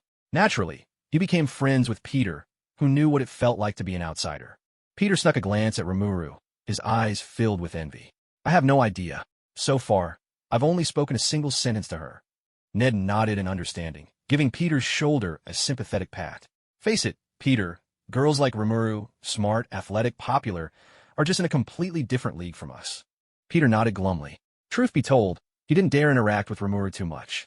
If he drew the wrong kind of attention, he'd be in serious trouble. Hey Peter, did you finish your run yet? Remuru called out with a cheerful smile. School life was turning out to be a bit more interesting than she'd expected. And the girls in her class were just adorably cute. And not yet. There are still 3 people ahead of me. Peter stammered, his cheeks turning bright red. Remuru couldn't help but smile. This Peter was even more innocent and shy than she'd imagined. Just exchanging a few words had made him blush. And to think, this was the future, world-famous Spider-Man. She could tease him about this for a lifetime. Remuru found it all endlessly amusing, and the idea in her heart grew even stronger. Then, noticing the chubby boy next to Peter, Remuru suddenly remembered. He was a genius in his own right. In high school, he'd managed to hack into the Department of Defense. His computer skills were astonishing. You must be Ned Leeds. It's great to meet you. Ned was taken aback, his round cheeks quivering with excitement. I'm really happy to meet you too. After a brief chat, a girl from the class called out for Remuru. She responded, then said goodbye to Peter and Ned. I have to go now. Good luck, you two. As Rimuru walked away, both Ned and Peter kept staring at the spot where she'd left. Ned clutched Peter's arm, dreamy-eyed. Did you hear that, Peter? Did you hear? Rimuru talked to me. She even said my name. Peter Parker was nearly shaken apart by Ned and said helplessly, I heard you. Of course I heard you. Stop shaking me. Ned declared, Peter, I want a lovebird. Peter replied, didn't you just say she's not from our world? Ned Leeds answered with utter seriousness, Peter, you don't understand. In the face of true love, the world is no obstacle. Peter was left speechless. What Peter and Ned were chatting about, Remuru had no way of knowing. But at this moment, she was a little dumbfounded. Seriously, are American elementary schoolers all this precocious? A few little girls actually asked her what cosmetics she used, marveling that her skin was so well cared for, with not a single freckle on her face. Unbelievable.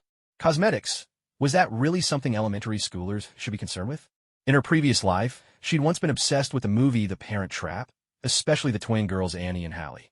But the freckles on their faces almost triggered her trypophobia. It had left Rimuru conflicted. Why did such adorable twin girls have so many freckles on their faces? Later, she'd asked the internet and learned that white people, due to having less pigment in their skin, are more prone to freckles than other ethnicities. Yet in the West, freckles aren't seen as a flaw. On the contrary, people often find children with freckles even cuter. She actually used to believe that. But hearing her classmates' complaints now, she realized she'd been completely misled. In truth, concealer and similar cosmetics are just as popular in the West. So much for the idea that Westerners think girls with freckles are cute. Of the 10 classmates she'd met, 6 had freckles, the only difference was how many. If people didn't say that, most kids would probably end up with self-esteem issues. Just then, a commotion broke out, drawing the attention of all the girls. Rimuru was startled. How long had it been? Little Peter Parker was already being bullied again. And why did she say again? Peter, Ned, what's the meaning of this? I invited you to play a game out of kindness, and yet you dare refuse me. Are you looking down on me? As the entire class turned to look, the tall and burly Thompson grew even more pleased with himself. Yeah, that's right. Peter, Ned, you two are just cowards. A chorus of boo, boo, boo rang out. Behind Thompson, 2 kids, one black, one white, were whistling and giving exaggerated thumbs downs, strutting around with arrogant bravado. And no, we're not. Peter Parker stammered, cornered against the wall. Chubby Ned swallowed hard, momentarily at a loss for words. Thompson pressed on. If you're not, that means you agree. You said so yourself. Everyone here can testify. I'll vouch for that. So will I. Peter agreed to it himself. Many of the students, eager for more excitement, eagerly fanned the flames. Peter Parker found himself with no way out and was forced to agree. With his scheme having succeeded, Thompson punched the air in triumph and declared, I'll play Captain America. Tommy, the black boy, shouted with excitement, I'll be Bucky. John, the white boy, called out loudly, I'll play Wolverine Logan. Thompson barked out orders, Peter, you'll be the big villain, Red Skull. Ned, you're the evil Dr. Zola. You have 10 seconds to get ready. After 10 seconds, the Howling Commandos are coming to take down Hydra's bad guys. Peter Parker swallowed hard. This wasn't a game. They were just looking for an excuse to beat him and Ned up. Yet he felt powerless to refuse. He didn't dare say no. It was terrible. Seeing Remuru among the crowd made Peter Parker's heart sink even further. After witnessing this scene, maybe Remuru wouldn't want to play with him anymore. Maybe Remuru would even join the others in picking on him. He finally found a classmate who didn't mock him and actually talked to him. But in less than half a day, everything seemed to be back at square one. Why did it have to be this way? Maybe when he got to high school, he wouldn't be bullied anymore. Red Skull, your end has come. I stand for justice, and I'll destroy you. Thompson shouted. He was about to charge at Peter Parker when, all of a sudden, a voice rang out. Hold it! Everyone turned in surprise to look at Rimuru. Was Rimuru actually daring to defy Thompson? Thompson, Tommy, and John, the 3 notorious troublemakers, were the tyrants of the class. If Rimuru tried to stand up for Peter Parker, she might just end up being their new target. Thompson arched his brow and cracked his knuckles. What? You want to stick up for that nerd, Peter? John sneered. Don't think I won't hit you just because you're a girl. Tommy puffed up his chest and showed off his fist. Yeah, my fists are harder than iron. In America, if you get beat up at school, it's not common to run to your parents or tell the teacher. A beating was just a beating, nothing would come of it. Remuru smiled lightly. Why would I? I just want to play the game with you. The most important thing in a game is fairness. You've got Captain America, Bucky, and Wolverine on your side. Shouldn't Peter's team have 3 people too? Huh? Rimuru's words left everyone in utter shock. Especially Peter and Ned. Their eyes went wide as if they'd seen a ghost. Standing up to Thompson with them? Wasn't that asking for trouble? Rimuru was helping them. She was definitely helping them. In that moment, Peter and Ned's hearts were filled to the brim with gratitude. Thompson sneered, "You asked for it. Let's get them, boys." With boisterous shouts, Thompson, John, and Tommy charged straight at Rimuru and her friends. Rimuru just curled her lips, clearly unconcerned. To her eyes, the movements of Thompson and his gang were as slow as ants crawling. Just as Thompson's fist was about to smash into Peter's face, Remuru lazily reached out her right hand and caught Thompson's fist in her palm. How is this possible? Thompson couldn't believe his eyes. What on earth? How could Remuru, a girl, have such strength? He tried to yank his hand free from Remuru's grip, but it was no use. He failed. Before Thompson could react, he suddenly felt his wrist twisted sharply with tremendous force. In an instant, he cried out in agony, dropping to his knees in front of Remuru, unable to help himself. At the same time, John and Tommy rushed forward as well. Remuru casually let go of Thompson's wrist, then, with a swift motion of both hands, one to the left, one to the right, delivered 2 crisp slaps. With a thud and a crash, John and Tommy tumbled to the ground in a most undignified heap. Everything happened so fast, it was like lightning striking. Before anyone could figure out what had happened, the hulking trio of bullies was already sprawled out on the floor. This has to be a joke. Everyone stared in disbelief, especially the girls, whose jaws dropped so wide you could almost fit an apple inside. Remuru extended a hand, beckoning to the 3 with a "come on, try again" gesture. But the trio was already scared out of their wits. How could they dare approach her again? Boys aren't supposed to cry easily, but Thompson's pain had brought him to the brink of tears. Remuru chided them, feigning displeasure. Captain America would never surrender to evil. "Thompson, are you trying to disgrace Captain America?" Seeing Remuru's stern little face, the 3 bullies couldn't help but feel a chill. Never in their lives had they suffered such a humiliating defeat.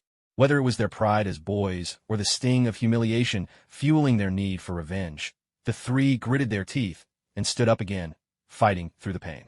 Cautiously, they surrounded Remuru, trying to trap her in the middle.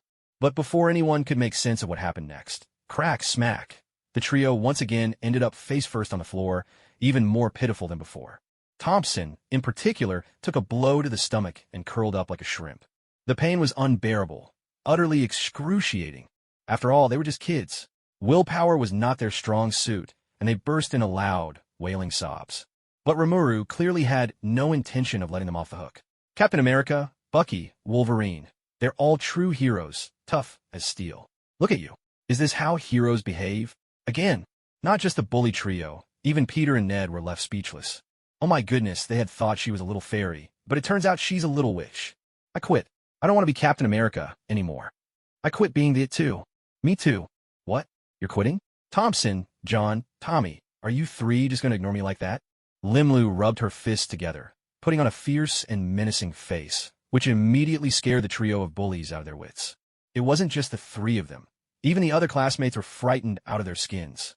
But in this moment, only Peter and Ned felt something truly special. Because just now, the words Limlu spoke were the exact same ones the trio of bullies had used against them not long ago. Looking at Limlu, the 2 friends felt as if she was shining with light from head to toe. So cool. Peter Parker gazed at Limlu, his eyes sparkling with admiration. 10 minutes later, when Thompson, John, and Tommy sincerely apologized to Peter and Ned, everyone began to look at Limlu in a completely new light. Bullying was one thing, but standing up to evil and defending the weak was another. From cowboys of the Wild West to superheroes, America has never lacked for a heroic spirit, and right now, Limlu was without a doubt the hero in their hearts. No one knew who started it, but soon the room erupted in a tidal wave of applause. Peter Parker clapped the hardest. His little hands were practically red from all the clapping, but he refused to stop. There was no doubt about it. With this one action, Limlu had made a name for herself. Limlu, you were amazing. How did you do it? Was it some kind of mystical Chinese kung fu? On the way out, Peter Parker couldn't stop chattering, his excitement almost overflowing. Today was the happiest day he'd ever had at school. Not only had that jerk Thompson gotten what he deserved, but he'd also made a new friend. Limlu put on a mysterious air and said, "You want to learn? I can teach you." Peter felt as if a lucky star had struck him. His head was spinning with joy. "Really? I can. Of course." Limlu nodded, her smile growing more mischievous by the second. "Master." Peter immediately called out, naturally slipping into the role, and even tried an awkward bow of respect, which nearly made Limlu burst out laughing. Looks like little Peter is a bit of fake kung fu fan himself. Limlu said seriously, Peter, if you want to get stronger, you have to pay the price. Like, if you want to get good grades, you have to study hard. Even if you're dying to go out and play, you've got to stick with it. Can you do that? Peter nodded earnestly. Master, I want to be as strong as you. I never want to be bullied again. Limlu gave an approving nod. Let's skip the whole master thing. We're friends, after all, so calling me that just feels too distant. As for getting stronger, I got 4 paths for you. Which one do you want to choose?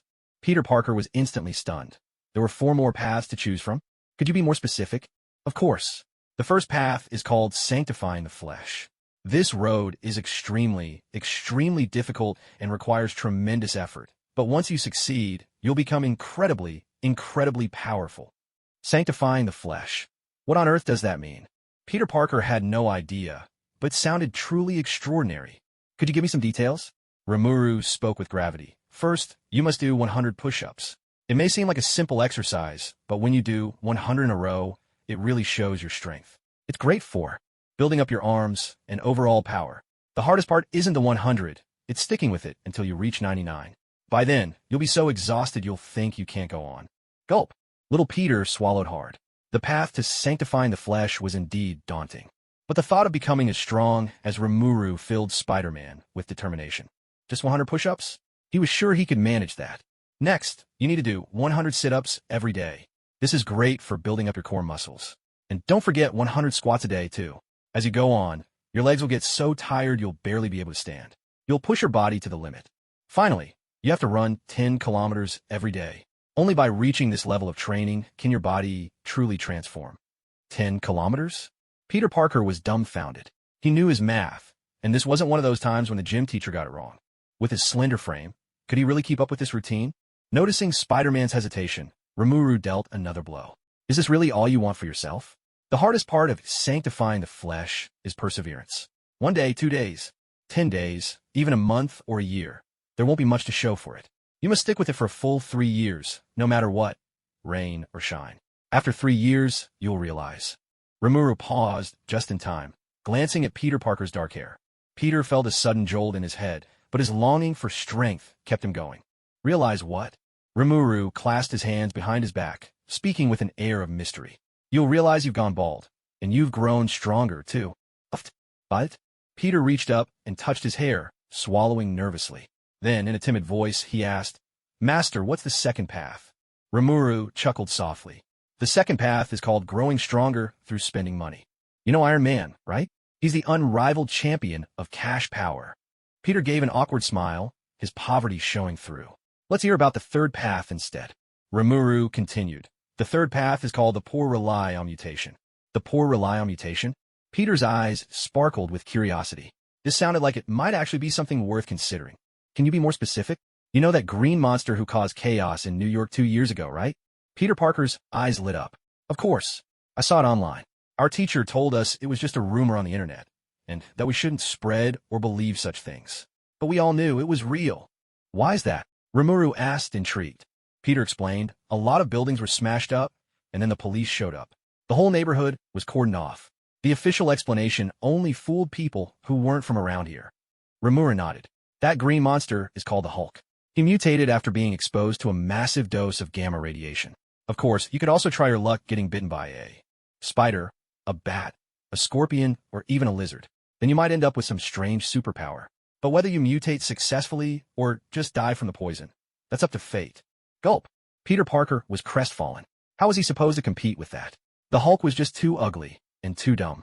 Besides, Peter had always had bad luck. If he ever got bitten by a spider or something, he'd probably just end up dead. So what's the fourth way? He asked. Peter hung his head, discouraged. The first 3 options all seemed impossible, so he didn't hold out much hope for the fourth. The fourth way. Rimuru's smile grew even more mysterious. Cross-dressing. If you wear women's clothes, you'll become stronger. What? Peter's jaw dropped. Did he hear that right? How could dressing like a girl make someone stronger? Rimuru, that doesn't make any sense. Whether it's men's clothes or women's clothes, they're just clothes. They can't make you stronger. If Aunt May wore a dress, she'd still need Uncle Ben to protect her. Now it was Rimuru's turn to be surprised. As expected of a genius, Peter Parker's grasp of science wasn't bad at all. He was still just in elementary school, but his thinking was already this sharp. Still, the thought of a Spider-Girl made Rimuru all the more intrigued. How could he give up so easily? Rimuru's expression turned serious, his tone enigmatic. Whether cross-dressing makes you stronger depends on talent. In this world, 99.999% of people don't have that talent. In that instant, Peter's cheeks flushed bright red. He might not have reached his teenage years yet, but what kid hasn't dreamed of being special, a hero, larger than life, able to do anything? Even Thompson liked to play Captain America with Peter sometimes. Remuru, are you saying I have that talent? Remuru didn't answer. Instead, she asked in return, before I transferred into the class, who had the best grades. Peter Parker lifted his small head proudly. That was me. Remuru continued. And who answered the teacher's questions the most? Peter swallowed nervously, sensing where this was going. That was also me. Remuru pressed on. Who often went to science exhibitions and knew all about things that even most high schoolers wouldn't understand. Peter's heart began to race, his throat suddenly dry. Still me. Remuru placed both hands on Peter's shoulders. Peter, just admit it. You have a genius mind and remarkable talent. You're not some bookworm, nor are you the insignificant Peter that Thompson likes to say you are. A genius? In that moment, Peter almost felt like crying. Aside from his parents, whose voices were already fading from memory, only Aunt May and Uncle Ben had ever praised him. But to be called a genius, Rimuru was the very first. Peter was still young. He didn't understand the old saying about how a warrior is willing to die for a friend who truly knows him, or how a woman dresses up for the one who admires her. But he felt, deep down, that Rimuru was his dearest friend. Rimuru was so amazing. There was no way she'd ever lead him astray. Sensing the moment was right, Rimuru finally revealed her devilish plan. Peter, you're already a wealthy man at heart. You're sitting on a gold mine, but you don't know how to use it. Now, all you need is a key to unlock that treasure. Can you guess what that key is? A flush crept across Peter's cheeks as he stammered shyly. See cross-dressing. Rimuru beamed. Bingo, exactly. Peter, I knew I wasn't wrong about you. Your insight is truly top-notch, a rare genius among geniuses. Huh? Peter's heart thudded wildly in his chest. Could it be? Was he really a one-in-a-million genius? Somehow, Peter felt as if something new and wonderful had taken root inside him. Remuru held out her hand, inviting him forward. A boy in girls' clothes is destined for greatness. Peter, it's time to cross-dress. And as if by fate, a ray of sunlight happened to shine down on Remuru right at that moment. In Peter's eyes, Remuru seemed almost bathed in holy light. So beautiful. Peter's mind went blank. Slowly, he reached out a small hand and clasped Remuru's in his own. 3, 2, 1. Okay, Peter, you can open your eyes now. Standing before a massive floor-length mirror, Peter slowly opened his eyes. And when he saw the little girl in the mirror, he was momentarily stunned. Oh my goodness, was that really him? He was unbelievably cute. But at the same time, he felt so embarrassed. Peter Parker could feel the heat rising in his cheeks. Yet he couldn't help but steal a glance at the mirror. Once, twice, again, and again. Watching her handiwork, Remuru was filled with an overwhelming sense of accomplishment. Her instincts had been spot on. Peter Parker was absolutely perfect for cross-dressing. Those 3 days she'd spent cramming every bit of knowledge about dressing up as a girl had been well worth it. Under Remuru's careful selection, Peter was dressed in a crisp white shirt topped with a cinched waist blazer. His lower half sported a simple plaid skirt, sheer stockings, and dainty leather shoes. To complete the look, she'd added a golden wig and a cute butterfly hair clip. Perhaps it was Peter's overflowing sense of embarrassment, but his cheeks glowed with a rosy blush, and his movements were stiff and awkward. Ironically, this shyness only added layers of feminine charm to his appearance. At first glance, she was the very image of a delicate, porcelain-skinned, bashful little girl. Even knowing Peter Parker's true identity, Remuru's heart couldn't help but race. Those words from the gentleman before her echoed true. If someone's this adorable, they must be a boy in disguise. Because Peter hadn't yet reached puberty, his Adam's apple hadn't developed, making his feminine disguise absolutely flawless. There wasn't the slightest hint of a giveaway. Perfect. Catching sight of Remuru's mischievous smile, Peter felt a chill run down his spine. Wait, what was this ominous feeling? At the same time, Peter remembered an even more pressing concern. He was cross-dressed now, but he didn't feel any stronger. Master Remuru, I don't think I've gotten any stronger, Peter stammered, blushing furiously and fidgeting. Remuru's cheeks tinged pink as well. She cleared her throat and replied, Of course not. There's still one more ritual you haven't completed. There's another ritual? Peter's big eyes were filled with confusion.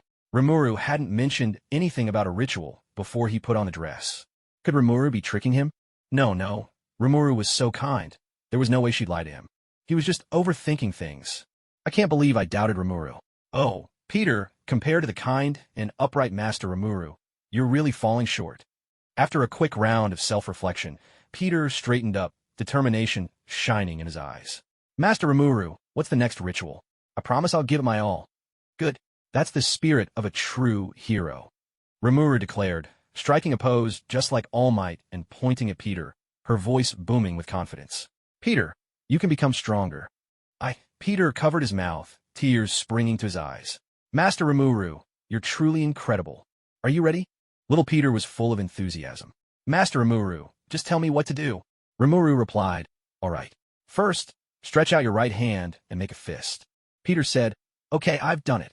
Remuru continued, now, hold your little fist next to your head, then tilt your head slightly and rest it on your fist. Peter asked, like this? Remuru said, you look too stiff. Relax, relax. That's it. Not bad. You're catching on quickly. Now, close your right eye, stick your tongue out a little to the right, and give me a smile. Smile. Your face is way too stiff. Wait a minute, something feels off. Why does this feel like he's trying to act cute? Most importantly, this is so embarrassing. Click. The sound of a camera shutter rang out, and the flash left him blinking in surprise. Huh? Was Master Rimuru taking pictures? What for? A certain suspicion once again bubbled up uncontrollably in Peter Parker's mind. Could Master Rimuru be tricking him? Gulp. Little Peter swallowed nervously and asked in a small voice, Master Rimuru, were you just taking my picture? Rimuru nodded. Sorry about that. I forgot to turn off the sound and the flash. Master Rimuru's expression just now was really asking for a smack. How was he supposed to stop that wild suspicion from running rampant in his heart? What should he do? Peter Parker asked timidly. Master Rimuru, why are you taking pictures? Silly. Rimuru gave Peter Parker a gentle knock on his little head. Of course it's for keeping a record. Otherwise, how am I supposed to know if your posture is correct or not? So that's what it was. Peter Parker suddenly understood. In just a short moment, he'd actually misunderstood Master Rimuru twice. Uncle Ben had taught him so much, but he hadn't really absorbed any of it. Peter, oh Peter, you still have a lot to learn. 10 minutes later. Good, Peter, you're a fast learner. You really are the genius I chose. Peter Parker felt as if he'd just downed an energy drink. Had he finally passed the test? That's awesome. Master Rimuru, can I get stronger now? Rimuru nodded. Of course. All right, now let's move on to the second part of the ritual. Little Peter was on the verge of collapse. What? There's a second part. Rimuru declared solemnly. Peter, are you thinking about giving up? Tell me loudly. Peter, are you the kind of person who gives up easily? Little Peter's cheeks flushed as he answered proudly. No, I'm not that kind of person. Rimuru said, all right, now make 2 little fists and hold them in front of your chest. Puff out your cheeks. Yes, that's it. And then shake your head from side to side. Well done. Half an hour later, at Rimuru's request, little Peter had successfully completed all 9 ritual gestures. His cheeks were flushed, perhaps from exhaustion, and he was breathing softly, almost panting. Master, I've finished everything. Rimuru nodded in satisfaction. What a bountiful harvest. Great, Peter. You've passed my test with flying colors. By the name of Remuru Tempest, I hereby bestow upon you the name, May Die. From now on, when you're dressed as a girl, you'll be Spider-Girl. May Die. May Die. Spider-Girl? Why on earth was he being called Spider-Girl? And why did he have to take a girl's name? Wait, could it be that wearing a dress wasn't just a one-time thing? Oh my God. Before he could protest, Peter Parker suddenly felt a holy light envelop his entire body. In just an instant, it was as if he were soaking in a hot spring. Sheer comfort coursed through every inch of him. It was a mysterious, indescribable sensation. Peter couldn't find the words for it, only that it was pure bliss. Every pore in his body seemed to open up, and a pleasant warmth surged within him. And the name May Die imprinted itself onto his soul, as if it had always belonged to him. Was this what Teacher Rimuru meant by wearing a dress makes you stronger? He'd done it. He'd really done it. Teacher Rimuru, you are truly a peerless benefactor. Your kindness is like giving me a new lease on life. My guiding star. Huh? Peerless benefactor? Guiding star? When did I even learn these phrases? My language teacher never covered that. What's that smell? Just as he was recovering from the whirlwind of changes, Peter nearly gagged from the stench. It was unbearable. And what was this sticky, black, greasy layer on his skin? Ugh, that reeks. Peter Parker, go take a shower now. Oh, okay. He was simply too stunned. Peter's mind was almost numb from the shock. Could this be what they call shedding the old and cleansing the marrow? Shedding the old and cleansing the marrow. Another strange phrase. Can cross-dressing really grant you new knowledge? This was too incredible. Watching as Peter Parker, no, Miss May die, stepped into the bathroom, Rimuru was still reeling with astonishment. Shedding the old and cleansing the marrow. Wow, giving someone a new name really does make them stronger. Rimuru's face lit up with delight. If not for the fact that Peter, no, May die Parker, was still in the bathroom, she would have burst out cheering with excitement. This little spider really was handy. In anime, when the adorable demon lord gives monsters a name, they evolve from ordinary monsters into named monsters, a leap in the very essence of their being. The goblins, who once looked utterly ridiculous, underwent a miraculous transformation after being named by Remuru. The feeble, elderly village chief instantly regained his youth, complete with bulging muscles and a chiseled eight-pack. Female goblins, who were once rather unremarkable and lacking in charm, also experienced a stunning change. With a single naming, they became breathtaking beauties. This left countless manga fans exclaiming they couldn't handle the transformation. Some even joked that after being single for so long, even a goblin now looked pleasing to the eye. When a high-ranking monster bestows a name upon a lower-ranking one, the effect is nothing short of astonishing. As for whether giving a name to a human could trigger a similar evolution, that has always remained an unsolved mystery. One reason for coaxing young Peter into wearing women's clothes this time was precisely to test this theory. To their surprise, the experiment succeeded. When Remuru saw Peter Parker again, even though she had mentally prepared herself, she still couldn't help but rub her eyes in disbelief. Good heavens, what an incredible transformation. And, let's be clear, he's a boy, he's a boy, he's a boy. Some things are worth repeating 3 times. Form is emptiness, emptiness is form. Be as steady as the earth, as deep and serene as hidden treasure. Peter Parker's skin had become even fairer and smoother, so much so that even most girls would feel envious. Previously, he'd had a few faint freckles on his face, but now they had vanished without a trace. Not only that, Peter had grown a little taller, and his figure had become more slender and well-proportioned. Compared to before, his feminine charm had skyrocketed, and his looks had reached an entirely new level. Before, young Peter was the kind of slim, quietly handsome boy who stood out for his gentle appeal. If he didn't wear a wig or women's clothes, hardly anyone would mistake him for a girl. But now, out of 10 people, at least 7 would probably think Peter was a girl. If Peter Parker put on a wig and attended an all-girl school, he'd surely become the next Miyakoji Rui. Most importantly, Peter Parker had become stronger. He had evolved, and the amount of magicules within his body had soared to new heights. According to the monster ranking system of the Jura world, Peter was now likely on par with a C-rank monster. If Peter ever decided to study magic, there was no doubt his talent would be extraordinary. As Rimuru sized him up from head to toe, little Spidey's face flushed bright red. Flustered, he blurted out, "Master Rimuru, what am I supposed to do now? This change is just too much. What if some mad scientist tries to kidnap me for research?" Rimuru couldn't help but marvel, teasing, "So you actually know about dissection and research, huh?" Spidey shot Rimuru a look of mock annoyance. "Don't treat me like an idiot. No one in my class loves science more than I do. Ever since you named me May Die, my mind's been sharper than ever. My thoughts race at several times their old speed. And I seem to have all these new words in my head that I never knew before. With the leap in the level of life, becoming smarter is only natural. But where did all these new words come from? I never knew them before." Answer: they didn't just appear out of thin air. That's just an illusion. Peter Parker had already encountered these words before, but he didn't recognize or understand them. Now, with his enhanced intelligence and improved information processing abilities, he finally gets them. So that's how it is. Rimuru shared the wise sage's explanation with young Peter, and a sudden realization dawned on him. But almost immediately, a new worry began to trouble Peter. "Master Rimuru, thank you for clearing that up, but this doesn't solve my current predicament. Looking like this, I doubt Aunt May or Uncle Ben could ever accept me. How dense can you be?" With a firm thump, Rimuru knocked on Peter Parker's head. "Haven't you ever heard of the 3 great Asian sorceries?" Peter could only respond with a baffled look. Come on, let me teach you the art of makeup." Rimuru's grin stretched nearly to her ears. Makeup, one of the essential skills for any master of disguise. No need for thanks. She was just that helpful. Makeup? Oh no, absolutely not. Peter Parker protested with all his might. As a man, how could he possibly smear stuff all over his face like a woman? If his friends ever found out, he'd never hear the end of it. 10 minutes later, in the dressing room, Peter Parker asked, puzzled, "Master Remuru, why do I feel like after putting on makeup I look, well, prettier? Wait, don't get me wrong. I mean more feminine." Remuru nodded. "Exactly, Miss Mayday. How does it feel? Beautiful, right?" Peter nearly coughed up blood from internal turmoil. How could this happen?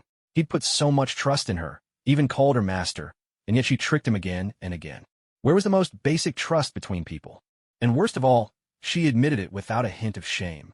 In a flash, Peter Parker leapt like a hunting leopard, aiming to catch Rimuru. But Rimuru was even quicker. With a few swift steps, she darted out of the dressing room and into the courtyard, as graceful and swift as a swallow in flight. Peter was stunned. He had never imagined Rimuru could move that fast. After the naming ordeal, Peter already knew Rimuru was no ordinary person, but her speed was truly beyond his expectations.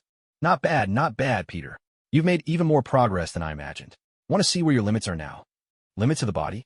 Peter's eyes lit up immediately. This leap in life had not only sharpened his mind, but made his thinking more mature and precise. Absolutely. In the gym, Ramuru said, let's start with the bench press. Test your arm strength first. How much could you lift before? Peter Parker shook his head. I've never tested it, but I did help Aunt May carry a bag of flour once, 25 kilos, and it was tough. Then let's start with 50 kilos. Okay. Peter lay down, gripped the barbell with both hands, and gave it a gentle push, lifting it with ease. That's too light. Try 100 kilos. Staring at his hands, Peter Parker could hardly believe his eyes. His heart was leaping with excitement. His strength had increased so much, it was almost unimaginable. Even though Master Rimuru could be a bit unreliable, this time, he truly hadn't lied. Cross-dressing really could make you stronger. With a loud clang, Peter pressed 100 kilos without breaking a sweat. Still too light, go straight to 200 kilos. Got it. 200 kilos, 300, 400, 1,000, 2,000 kilos. Eventually, even Peter Parker started to feel a little afraid. Yao Ming could bench about 150 kilos, 180 at most, and that was already exceptional among professional athletes. Just by bench press alone, Peter was nearly 20 or 30 times stronger than an average person. This was downright superhuman. Who on earth is Remuru, really? That thought once again refused to leave Peter Parker's mind. Want to test your speed next? Sure. The wind roared past him as everything on either side blurred in a rush of motion. 3.22 seconds. My God. Peter Parker stared in astonishment, barely able to believe it. Wasn't this a dream? He'd broken yet another human limit. Without a doubt, he had truly become stronger. Next, they went on to test his vision, hearing, arm strength, grip strength, endurance, and neural reflexes. In every single category, Peter Parker was off the charts. Incredible. It's like a dream. My body feels so light. It's as if I'm walking on clouds. Out on the street, Peter Parker sped along in his rollerblades, swift as the wind, feeling indescribably light and joyful. The changes brought by his increased strength, improved looks, and sharper mind were obvious to everyone. At school, his grades shot up. Whatever his classmates might think, the teachers definitely liked him more. His better looks made him more popular too. Both the boys and girls enjoyed talking to him more than ever. A few girls, with rosy cheeks and extra cute smiles, even came up to chat and play with him on their own. For little Peter, it was happiness he'd never felt before, and his spirits soared. But none of them were as pretty as Rimuru. If only Rimuru weren't so mean and didn't insist on him cross-dressing all the time, things would be perfect. Just thinking about cross-dressing made Peter Parker's cheeks flush pink. Uncontrollably, the image of Mayday Parker kept popping up in his mind. Oh, how it tormented him. That day, everything that had happened in the villa had become the blackest stain on his life's record. What made it worse was recalling how Rimuru had tricked him, telling him that cross-dressing would make him stronger and that it required a ceremony Rimuru had made him perform all sorts of embarrassing, cutesy poses. Every time Peter thought of it, he was so mortified and furious, he wanted to crawl into a hole and disappear. And the most shameless part of all, Rimuru, under the pretense of documentation, had actually taken photos of him in those humiliating moments. When Peter demanded that Rimuru delete the photos, that infuriatingly wicked fellow just replied, "Why should I delete photos that I got fair and square?" Such rage. How could there be someone as despicable and shameless as Rimuru in this world? What stung even more was that, against Rimuru, Peter couldn't win in a fight, nor could he snatch anything back. Truly, this was a tale of woe. Now, with his mind sharper and his thoughts more meticulous, Peter Parker understood the real reason for his newfound strength. Rimuru had given him the name Mayday. The cross-dressing and all that nonsense. It was highly likely just Rimuru's twisted sense of humor, though Peter couldn't be absolutely certain. According to Rimuru, putting on women's clothes would make him stronger. It was a talent possessed by only 0.001% of all humanity. The need for cross-dressing, Rimuru claimed, was rooted in ancient Eastern philosophy from the Book of Changes. Pure yang cannot sustain life. Pure yin cannot grow. The interplay of yin and yang is the way. He was a boy, so by donning women's clothes and taking a woman's name, he could balance yin and yang, achieving the unity of heaven and man. Bestowing the name was merely the final step in the ceremony to gain power. Crucial, yes, but the preceding rituals were just as indispensable. Peter Parker, for his part, didn't believe a single punctuation mark of it. Rimuru had given him an example. Imagine you're still growing and need to eat a piece of bread, an egg, and drink a glass of milk to feel full. You only feel full after drinking the milk, but that doesn't mean the bread and egg were unimportant. When Remuru explained all this, he sounded absolutely convincing, as if he weren't lying at all. And, annoyingly, Peter couldn't help but find it rather reasonable. He was a man of science. He'd even visited aerospace exhibitions to study all sorts of rocket models. The final step in launching a rocket is ignition, but that doesn't mean a rocket can soar into the sky with ignition alone. Yet, thinking of Rimuru's rotten personality and past misdeeds, Peter wanted to shout, "Like I believe anything from a weirdo with hobbies as twisted as yours." Still, he couldn't entirely dismiss it all, and that left Peter feeling both embarrassed and conflicted. According to Rimuru, the power Peter now possessed had been forcibly poured into him by Rimuru, leaving his foundations unstable, like a rootless water plant or a castle made of sand. That simply wouldn't do. If things continued this way, he might suffer a regression in his cultivation, a drop in strength, or, in the worst-case scenario, even lose control and fall into utter chaos.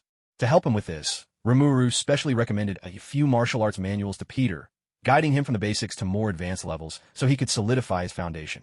Ancient Eastern philosophies and such were still far too complex for Peter Parker. Trying to take in too much at once would only lead to confusion. Among all the manuals, the Book of Changes was the very last one he was allowed to study.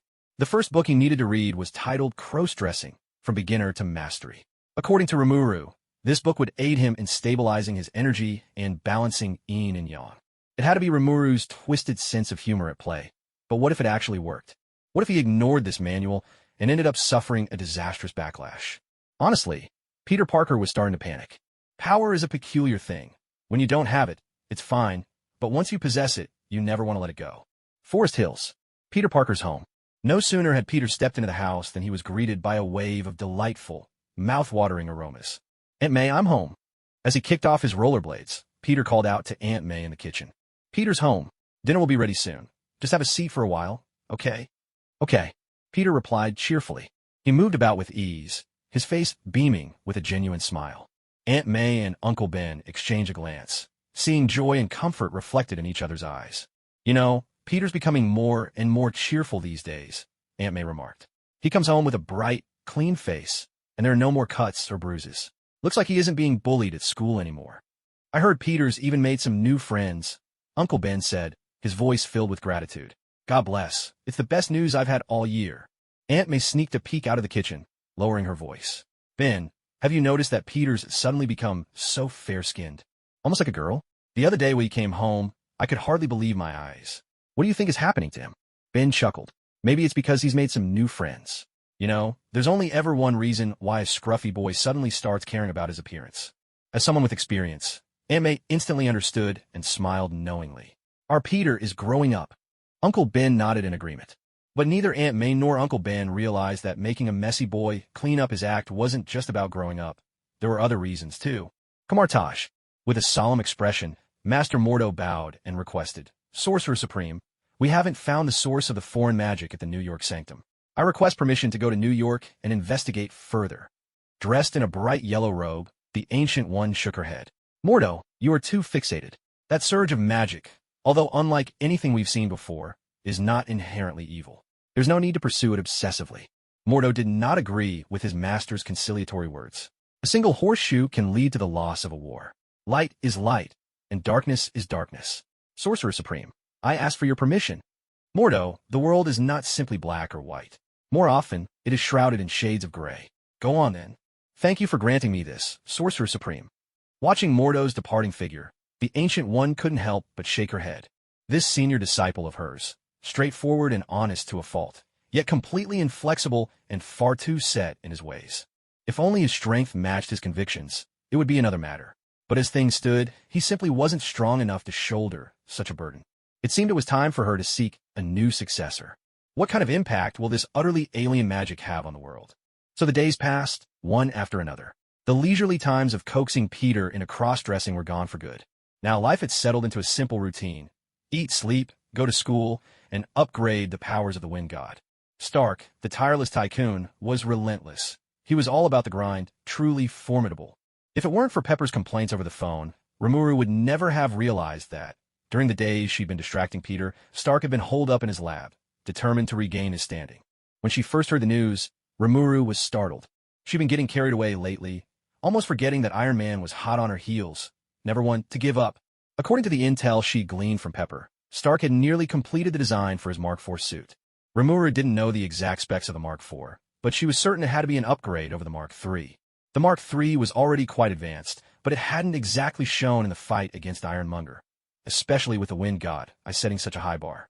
So there was no doubt that the Mark IV would feature even more powerful weaponry.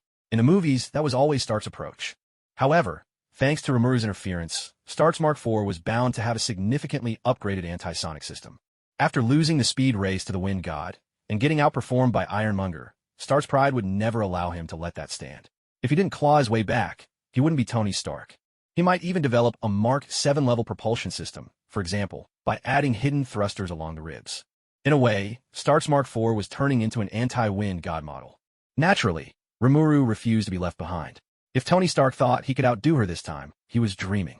Trading blow for blow with a rival? Not her style. Sorry, Rimuru preferred overwhelming victory, pure and simple. There's nothing quite like the thrill of crushing the competition, again and again. But how should she design the Wind God to? The answer was clear. It had to be sleeker, faster, and more powerful. Although Rimuru could easily don the battle suit without the help of mechanical arms, and there was no real need to upgrade to a cabin-style suit-up system. Since Tony Stark had already gone for the cabin-style transformation, how could Rimuru settle for anything less? If she still relied on mechanical arms, wouldn't that mean Tony had outdone her? So, cabin-style it must be. There's no other option. Next came the armor system. This time, Rimuru had no intention of repeating the fragile design of the Wind God Mark I. If people called her Wind God thin-skinned with little filling, then even defeating the Mark armor would be meaningless. This time, she would prove everyone wrong. The heavy-armored Wind God could also be a force to be reckoned with. In fact, her goal was simple, to utterly outclass Tony Stark in every aspect. More importantly, Rimuru knew full well the Hulk would be arriving in New York very soon. That meant her Wind God 2 armor had to boast heavy plating, with the power to stand up to the Hulkbuster suit. Then there was the weapons system. For this upgrade, Rimuru was ready to invest real effort. But when it came to the actual weapons, she needed to rely on Tony Stark. With her current abilities, acquiring such advanced weaponry was nearly impossible. Finally, there was the matter of endurance and mobility. To improve endurance, she'd have to either reduce energy consumption or increase the power capacity. Tony's solution was to swap out the palladium core, using a new element reactor, and combine solar and electrical energy for a hybrid power source. With the Mark VI, he could even use Thor as a walking power bank, but for now, it seemed he hadn't quite reached that level of hybrid energy yet. Besides, thanks to this little butterfly effect, Tony didn't face the same life-threatening dangers as in the original story.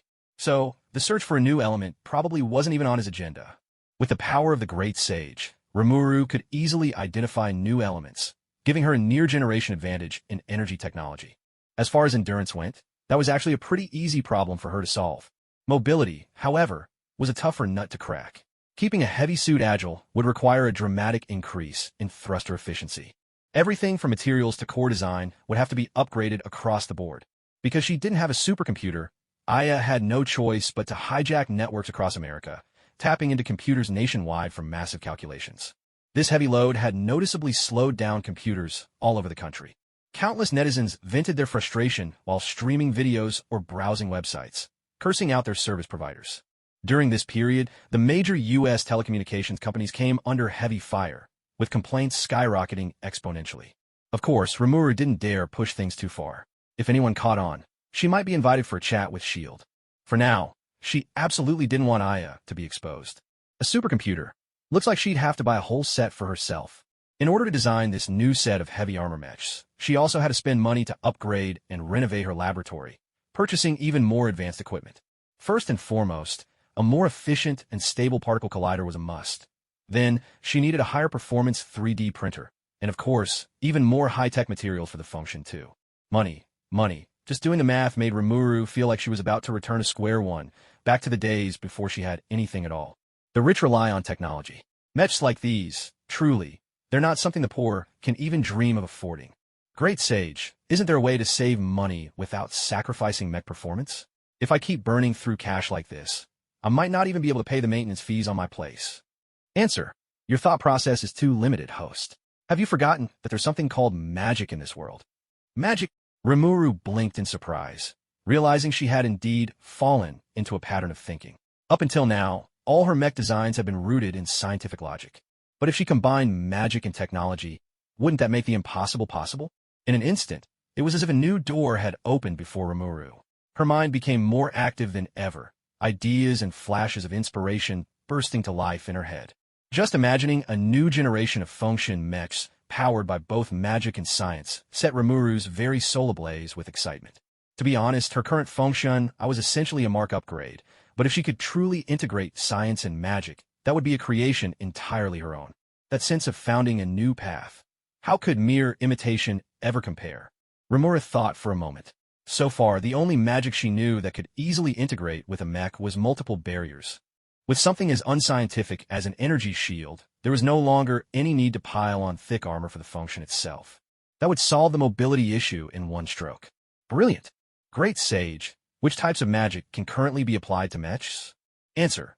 Based on your memories, the most suitable would be the runic inscriptions from Asgard and the spatial teleportation from Kamartaj. The runes, once inscribed, can work. Miracles, greatly enhancing various attributes of the mech. Kamartaj's spatial teleportation allows one to ignore the limits of distance, achieving instant close-quarters movement. Amazing. Hearing the Great Sage's explanation, Rimuru's eyes lit up with anticipation. If she could truly combine these magics with her mech, her function would gain a whole new arsenal of passive and active skills, teleportation, blink, and more. She could already picture herself in the upcoming Battle of New York, piloting the next-gen function, standing atop a pile of Chitauri corpses and shouting out that iconic challenge. Who's next? Remuru could hardly contain her excitement to bring this revolutionary function design to life. Great Sage, please teach me the runic script. I want to research how to enchant the mech. Answer. At present, the host has not encountered any knowledge, items, or individuals related to runic script. The information is too limited for deduction. Rimuru paused, puzzled. Great Sage, doesn't your all-encompassing wisdom allow you to access any unshielded phenomena in the world? Answer. My wisdom is determined by your own experience and knowledge. I see. So as long as I come across any literature, object, or person who knows runic script, you'll be able to deduce it accurately, right? Yes. Rimuru stroked her chin.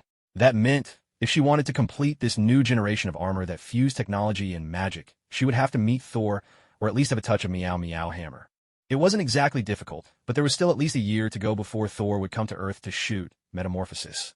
In other words, when it came to combining science and magic in Function Mark II, she could only take the very first step. How frustrating. Rimuru was starting to understand how the genius Howard must have felt. No matter how many brilliant ideas you have, if the technology of the era can't keep up, it's all just wishful thinking. She spent an entire day and night tinkering with the projection model, adding and removing details. With Aya's help, Function Mark II was finally completed. Next came performance tests, high temperatures, extreme cold, wind tunnels, thunderstorms, heavy fog. With each test, they found new details to improve. All in all, Remuru was very satisfied with the performance of Function Mark II. Compared to the first generation, its capabilities had greatly improved, and its stability had soared. Especially with the use of new energy and multiple barriers, the performance had nearly doubled. Aya said, Master, congratulations on successfully perfecting the design of Function Mark II. Rimuru replied, You were a huge help, Aya. You deserve half the credit. I'll get you a supercomputer soon. Then you'll finally have a physical body. Aya cheered. Really? You're the best, Master. Hearing Aya's adorable, bubbly voice, Rimuru felt her exhaustion melt away, replaced by a surge of energy. A mecha girl truly was the ultimate, most noble dream in life. For the sake of a mecha girl, she could even take on Thanos. What was a little fatigue compared to that? As a slime, Rimuru's body never actually felt tired. It was all in her mind. Looking at the chef who had just delivered a burger and a glass of milk, Rimuru couldn't help but shake her head. She didn't mind trying all kinds of food these days, but eating burgers all the time was starting to wear on her. Clearly, it was time to find a chef who specialized in Chinese cuisine. As that thought flashed through her mind, Rimuru startled herself. In the past, in order to save money for in-game purchases, she could eat instant noodles for an entire month without complaint. Now, just for the sake of having an authentic Chinese meal, her very first thought was to hire a professional chef. She realized even she was starting to be corrupted by money.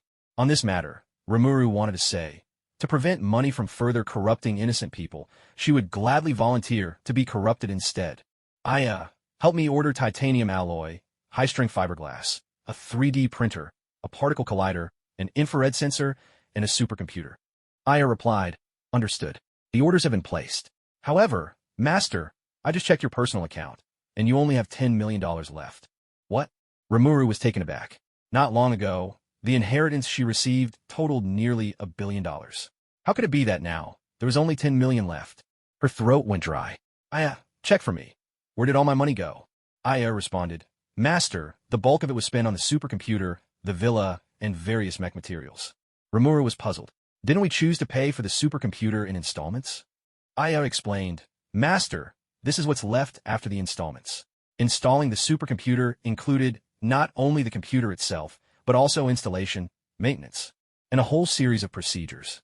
Altogether, it cost around $300 million. Fortunately, since we have our own reactor, we saved a fortune on electricity. Stab! Rimuru felt as if a knife had plunged into her chest. Good grief, was a supercomputer really that expensive? Did this mean she was already in the red? After a long silence, Rimuru said, Aya, you're a mature AI now. It's time you learned how to earn your own living. Come on, let's start by learning to trade stocks. Ever since she inherited her fortune after crossing over, Rimuru hadn't worried about money. Who would have thought that in less than half a year, her net worth would already be negative? Wasn't $1 supposed to be worth 6 yuan? Why didn't it go further? With both the Great Sage and Aya by her side, she wasn't about to lose money on trading stocks. But stock trading was not something that would deliver results overnight. Great Sage, tell me, is there a way to earn money quickly and efficiently? Answer, rob a bank. Remuru almost spat out a mouthful of blood. She never expected that the ever-wise Great Sage would suggest such an outrageous idea. An honorable person earns wealth through righteous means. Next suggestion. Answer, kidnap Tony Stark. Remuru, what was this about kidnapping Tony Stark? Wasn't that just betraying a friend? Stop. What I want is a way to make quick money that isn't written into the criminal code. Answer, the host can rob the rich to help the poor. Based on the host's sense of morality, after taking down criminals and pocketing their spoils, the host feels no psychological burden whatsoever. Rimuru immediately burst out laughing. Okay, I get it. Starting tomorrow. No, starting tonight. A new era's Robin Hood will make their debut. Robin Hood, the legendary hero of English folklore, was born in the 1160s. He's the most famous outlaw in the West, renowned for stealing from the rich to give to the poor, taking money from criminals to relieve Rimuru's own poverty. No problem at all. Absolutely no problem. Since I'm going to be a modern Robin Hood, first things first, I need a new persona. She, the silver-armored war goddess, would always stand for justice, honor, and light. And if I'm going to play the part of Robin Hood, then his look is exactly what I need. Great Sage, I want to craft a powerful bow, some arrows, a windbreaker, and a mask. Without hesitation, Rimuru relayed her list of required gear to the Great Sage. Answer, all materials are ready. Beginning replication. The reason it was called replication was simple. All these bows, arrows, and windbreakers came straight out of her knockoff memories of a certain superhero. A few minutes later, every piece of equipment Rimuru wanted was ready and waiting. It had to be said, combining the Great Sage and Predator skills created truly unbelievable results. After testing out her new gear, Rimuru felt more than satisfied. Now all that was left was to wait for nightfall. She checked the time. It was still early, and the waiting was, honestly, a little boring. Aya, help me pull up those cute spider videos. As you wish, Master. Seconds later, a string of short, hilarious, and adorable videos, featuring herself in women's clothing, goofing around in all sorts of ways, popped up before her eyes. Remuru couldn't help it. She burst out laughing right then and there. No wonder these videos were the perfect pick-me-up for killing time and lifting one's mood. She was starting to understand Obadiah more and more. With such gems, how could she possibly bear to delete them? But unlike Obadiah, Rimuru knew the joy of sharing. Aya, help me edit these clips into animated stickers. At once. Thanks to Aya's expert editing, the pile of videos was swiftly transformed into a collection of irresistibly cute animated images. The more Rimuru looked, the more amused she became. Upload them to Facebook for me. Title it World's #1 Princess. Miss Madai brings you a cool summer. Aya replied. Master, you don't currently have a Facebook account. Would you like me to create one for you? Rimuru said. No need. Why bother registering when you can just piggyback off others? Aya, search for the top 100 most followed, influential accounts that are especially fond of Lolis and recommend Miss Madai to them. Yes, Master. Aya moved swiftly. In no time, she hacked into Facebook's official website and designed a push notification laced with a Trojan horse. As soon as those accounts logged in, the push would appear. Little spider, oh little spider, I'm helping to make you famous. You should thank me. Clinton District, also known as Hell's Kitchen. In a Marvel universe, this place is hands down the most chaotic, crime-ridden neighborhood. Gangs run rampant here, the crime rate is sky-high. It's truly a paradise for lawlessness. But of course, it's also the battleground for countless superheroes. Daredevil, the Punisher, Spider-Man. Even the X-Men have come here to take down criminals. As the saying goes, superheroes come and go, but the kingpins remain. Any superhero who's ever fought in Hell's Kitchen has ended up at odds with the criminal overlord, Kingpin. Bust a laundry detergent factory, break up a smuggling operation, or round up a few gangsters. Any of these could threaten Kingpin's criminal empire. In Marvel's America, 40% of all crime can be traced back to Kingpin. And Kingpin's #1 thorn in the side? The future Spider-Man. If she was going to start a little side hustle, Remuru naturally set her sights on Hell's Kitchen. As for offending Kingpin, please, he's just a low-level boss in the starting zone. She could use him to farm some coins. Late at night, the bustling metropolis had quieted down, and there were barely any pedestrians on the streets. Anyone still wandering around at this hour clearly wasn't up to anything good. Rimuru wore a black trench coat with a hood and mask, and had even morphed wings like a bat, gliding through the night sky like a phantom. Just as she swept past a street corner, a faint sound of whimpering caught her attention from below. A quick scan revealed the source of the noise. Down in a dark, dead-end alley, several shadowy figures stood. A woman had been cornered against the wall. She pleaded weakly, but the men paid her no mind. Rimuru even caught the sound of a man's gruff, menacing shout. Please, let me go. I already paid the protection money. You pay the other gangs, but say you have nothing for us? Are you looking down on the Black Bear gang? And no, I swear to God, I never meant any disrespect, but I really don't have any money left. No money? Then pay with your body. Below, several men burst into lecherous laughter, mingling with the woman's terrified cries. Rimuru had heard enough. The truth was obvious. A few men using protection money as an excuse to rob and assault a defenseless woman. She gripped her compound bow, and in a blur, appeared silently behind a group of men. Hypnotherapy, physical addition. Bang! A bow struck the back of a man's head, a man built like an ox. Before he could even react, the world spun, and he collapsed face first on the ground. Who's there? Several burly men, tall and imposing, turned around in shock. But what greeted them was the front of a compound bow smashing straight into their faces. Let virtue guide you. Be kind, for your own sake. Start anew. Have a change of heart. Remuru moved with blinding speed. The gang members barely had time to register what was happening before their faces were struck, one after another, by the heavy body of Rimuru's bow.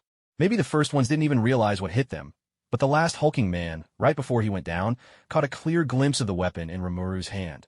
A bow. As he hit the ground, a single thought flashed through his mind. Is that really how you're supposed to use a bow?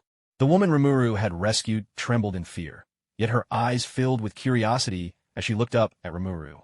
A trench coat, a hood, a mask. Had she just run into a real-life superhero? He chose to beat them with his bow rather than shoot arrows from afar. Clearly, this was a hero who followed a strict no-killing code. That realization brought her a wave of relief. But in the very next instant, her eyes widened in disbelief. What was this superhero doing now? Was he searching their bodies? Oh my God, what kind of superhero was this? Where did he come from? Wasn't this just too bizarre? Was he going to silence her next? As for what the woman was thinking, Rimuru had no idea and didn't care. After all, it was her first time looting bodies, and her methods were still a bit clumsy. 5 minutes later, Rimuru quickly tallied up the haul, $524.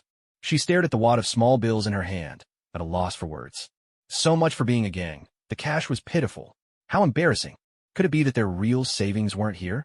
Clap, clap, clap, clap. Rimuru grabbed one of the unconscious men, a big, burly guy, and gave him a flurry of slaps, left and right, until he'd landed more than a dozen. The sharp pain finally roused the man. Rimuru wasted no time and asked bluntly, "How much do you have in your account? Transfer everything to this card." As she spoke, Rimuru rattled off a bank account number. On hearing this, the big man looked as if he was about to cry. Judging by Rimuru's outfit, he thought he'd run into a meddling superhero. Never did he expect. It was one of his own kind. Please, hero, have mercy. I really don't have any money. My credit card is about to max out. The man was on the verge of tears. To prove he was telling the truth, he took out his credit card, blurting out the PIN without hesitation. Remuru just stared in disbelief. Was he really this broke? Since there was no money, he might as well go back to sleep. Wham! Another blow from the bow landed on his face, perfectly mirroring the red mark from earlier. A strangely artistic symmetry. Remuru stood up, and, only then, noticed the woman she had just saved.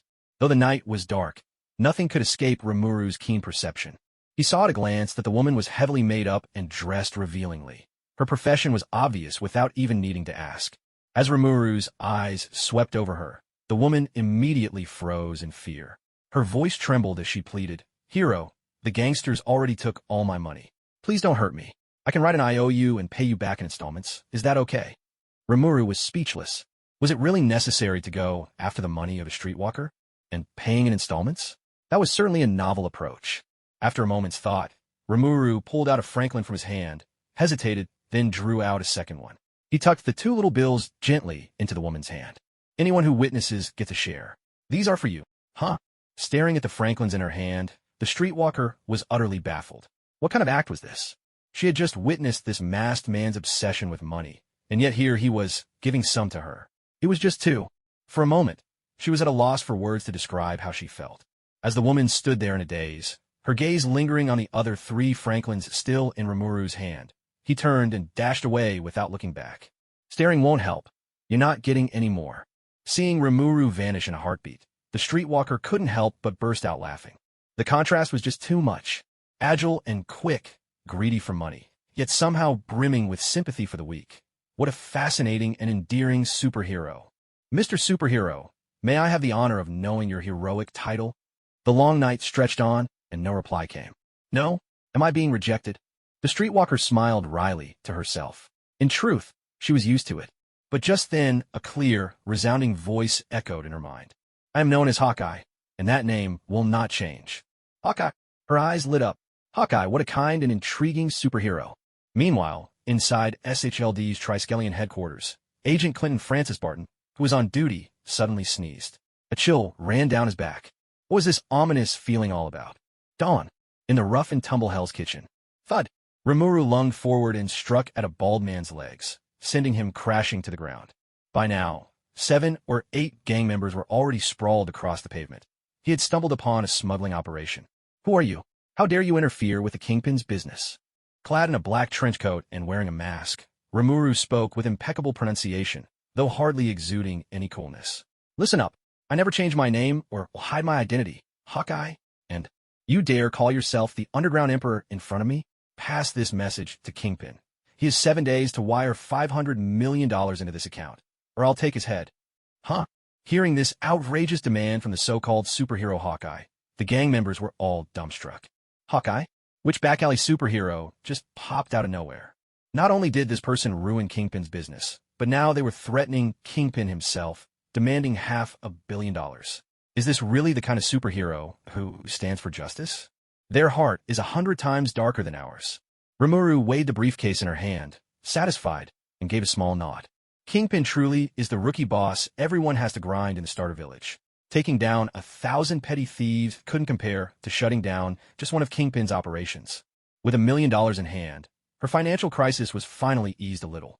At least now, she could pay her building fees and hire a chef. It's true what they say. Windfalls make a person rich, and horses thrive on midnight grass. Now, hand over every bit of cash you're carrying. Right now. Immediately. Huh?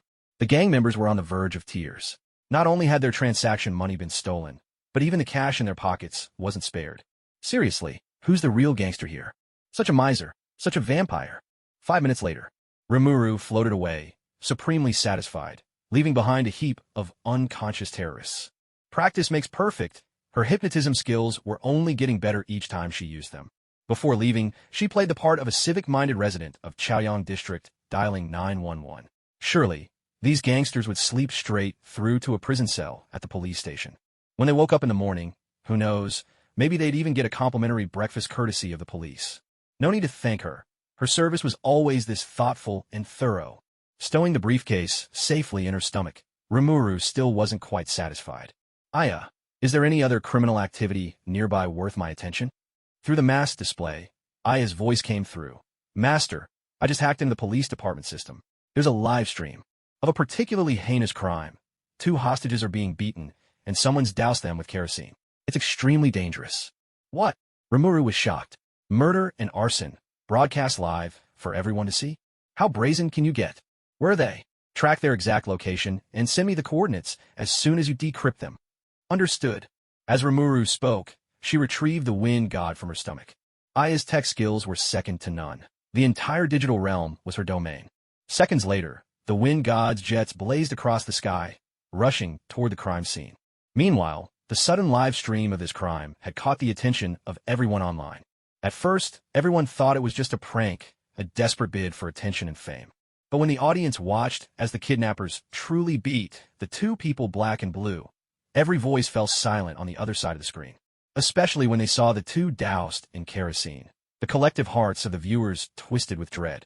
The man in the green outfit, wearing that ridiculous mask, was no stranger to anyone. He'd been quite the sensation lately. He was an ordinary guy, yet he did things straight out of a comic book, just like a real superhero. Affectionately, everyone called him Kick-Ass. Many viewers dialed 911 in unison, hoping the police could save them. But disappointment awaited them. The live broadcast was taking place in a cleverly disguised studio. Even if the police tracked down the location, it would be nearly impossible to reach in time. Dave, battered and bruised, was overcome with regret. He'd already found the one he loved, and he was ready to give up the superhero act for good.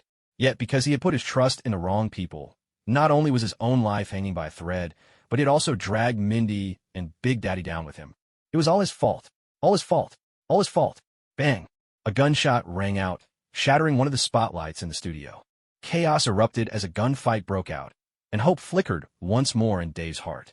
When he caught sight of a small, shadowy figure darting through the darkness, Dave was overcome with relief and tears of joy. It was Mindy. Mindy was alive. He'd watched her get shot and fall from the balcony. He thought he'd gotten her killed. Thank God. Thank God. The tide of battle shifted in an instant, but the enemy's cunning far exceeded Dave's expectations.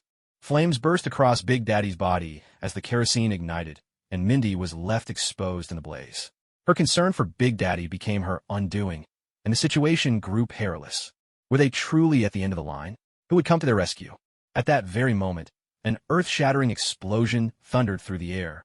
With a resounding crash, the ceiling of the secret warehouse, used as their streaming studio, was blasted open. When Dave saw that futuristic suit of gleaming metal, his heart soared with wild hope. Iron Man? No, it was the silver-armored war god. Silver-armored war god, save Big Daddy. He's about to be burned alive. Without wasting a second, Remuru strode straight to Big Daddy's side and cast a protective barrier around him, shielding him from the flames. Then, using the searing effect of her black flame ability, she extinguished every last blaze surrounding them. Within mere heartbeats, the fire-consuming Big Daddy was completely snuffed out. This, not only Dave, but even Big Daddy, who had been gravely wounded and nearly burned alive, was taken aback. He had no idea how the raging inferno had been put out, but now was not the time to question it. Don't worry about me. Go help Mindy. Slap. Rimuru slapped a ball of healing potion onto Big Daddy's body, and his wounds began to heal at a speed visible to the naked eye. He felt all the pain vanish from his body. Every ache, every wound, gone in an instant. Not only that, even the scars disappeared without a trace. Big Daddy stood there utterly stunned. How was this possible? In the blink of an eye, life and death had been reversed. Who on earth was this silver-armored war god? As for Dave, who had been spectating the whole time, he was utterly dumbfounded. His mouth hung open wide enough to fit a bowling ball. Clang, clang. With 2 crisp metallic sounds, Remuru snapped the chains binding Big Daddy, then thrust an M4 rifle into his hands. She's your daughter. Go save her yourself. Click.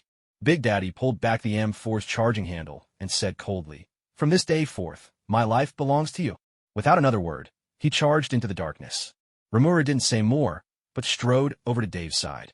In one fluid motion, Remuru broke Dave's chains and slapped a healing potion onto him. Dave had already been gaping in disbelief while Remuru saved Big Daddy, but now that it was happening to him, it felt even more unreal, like he was dreaming. To bring the dead back to life, to heal shattered flesh, was this what a real superhero could do? It was terrifying beyond belief. Dave couldn't help but feel even more discouraged. Compared to these true superheroes, he was nothing at all. Rimuru patted Dave on the shoulder, offering comfort. I know who you are.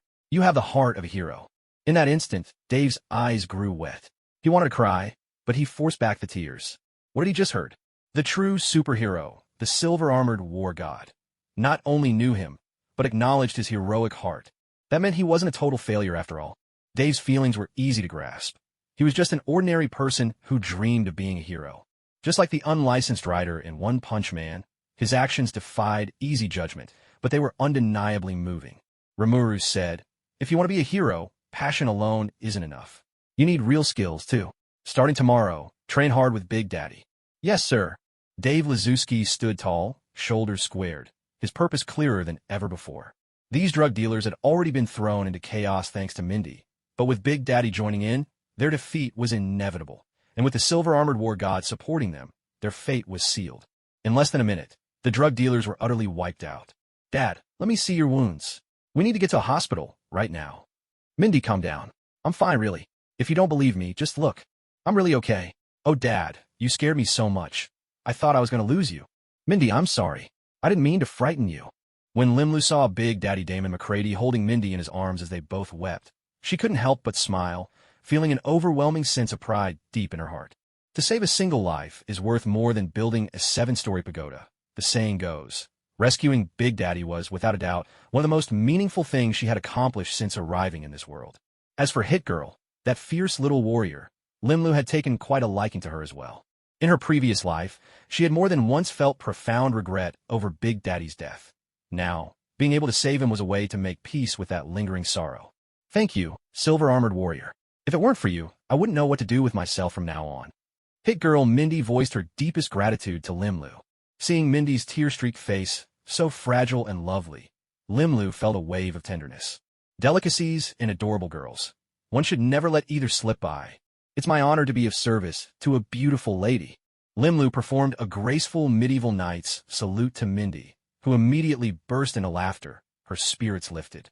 Just as the spirit of martial heroes runs deep in the veins of the Chinese, so too does the legacy of chivalry linger in the Western soul. Knights may be gone, but their spirit endures. Every girl dreams of being a princess, longing for a brave knight to step forward at her moment of need, shielding and protecting her. Though Mindy had been trained by her father since childhood, she was still a young girl at heart and couldn't resist Limlu's chivalrous charm. Limlu's timely arrival not only saved Big Daddy, but, more importantly, the silver-armored warrior was simply dashing. It's just like that joke making the rounds online. When a hero saves a damsel in distress, if he's poor and plain, she'll thank him with tears of gratitude, vowing eternal loyalty and perhaps to repay him in another life. But if the hero is strikingly handsome, the gratitude turns to admiration so deep, she can think of no better way to repay him than with her heart. And this was the silver-armored warrior, someone who could even outshine Iron Man. In that instant, Mindy's fondness for him soared off the charts. Silver-armored warrior, you truly are a powerful gentleman and knight. May I see your face? Mindy's cheeks flushed bright red, her little heart thundering in her chest. Yet, hardly had the words left her mouth when her father sharply rebuked her. Superheroes take their privacy very seriously, and Mindy's request had crossed a line. Damon said, Silver-armored warrior, my apologies. I haven't taught Mindy well enough. She's been too forward. It's all right, Limlu replied, and with those words, the helmet covering her face lifted automatically. After all, Hit Girl and Big Daddy were superheroes themselves. Perhaps not top tier, but their integrity could be trusted. As for Kick-Ass Dave, he was still green, but after this bloody lesson, he was sure to mature. And with Limlu's strength, even if her identity was revealed, what did she have to fear? When they saw Remuru's face, Mindy, Damon, and Dave were all utterly stunned. The silver-armored warrior who had saved them in their moment of dire peril, who could even outshine Iron Man, turned out to be a little girl? Were they being pranked? This wasn't some high schooler saving the world, or one of those trashy light novels where only cute girls get to pilot invincible mechs. Mindy, too, was momentarily dumbfounded. The Silver Knight, who had just made her heart race so wildly, was actually a beautiful, adorable big sister. So frustrating. What do you do when your prince on a white horse suddenly turns out to be a girl? Anyone have answers? Asking online, urgent. But in the next second, Mindy brushed all that aside. Because of her upbringing and the way she'd been raised, Mindy had always been more mature than her peers and never really fit in with other kids her age. That's why she didn't have a single friend. Now, seeing Rimuru, who looked almost the same age as her, and was a superhero to boot, made Mindy's heart leap with excitement. Immediately, she latched onto Remuru, chatting away and asking all sorts of questions, even if she could try on Remuru's battle suit. This made Damon extremely nervous. In his mind, Remuru was the very definition of mysterious. Especially that healing potion. Just a sip and he'd bounce back to full strength. It was unforgettable, like something straight out of a fantasy novel. A magical potion, wait. In a flash, a bolt of realization shot through Big Daddy's mind. A magic potion, blue hair, golden eyes, medieval knightly manners. Could Rimuru be the legendary witch? She might look like a little girl, but what if her soul was that of some ancient being who'd lived for centuries? Sweat instantly soaked Big Daddy's back. Had he learned too much? When Rimuru saved his life, he'd already told her that from then on, he owed his very existence to her. His life was already borrowed time. Every extra day was a gift. But what worried him even more was Mindy. If Rimuru had lived so long and still looked like a child, did she switch bodies every so often? And now, had she chosen Mindy? In that instant, Big Daddy's heart shattered like minced dumpling filling. Just then, a flurry of police sirens blared in the distance, snapping everyone to attention. The cops are coming. We need to get out of here, Damon said, glancing at Rimuru's armored form. Surely, this meant they'd have to split up. To repay a debt of gratitude is the mark of a true man. But staying around Remuru, the mysterious witch, was too much pressure for Damon. Once he got home, he decided he'd better pack up and move as soon as possible. Catch! Remuru pulled a case from her stomach pouch and tossed it to Big Daddy. He caught it, eyes going wide and eyelids twitching uncontrollably. Spatial equipment. Holy crap, he really had run into a witch. When Mindy saw the box Remuru tossed over, her adorable big eyes sparkled with silver light. A box? How did you make that appear? That's incredible. It wasn't just Mindy. Dave's eyes also widened in astonishment. He could swear that box had materialized out of thin air.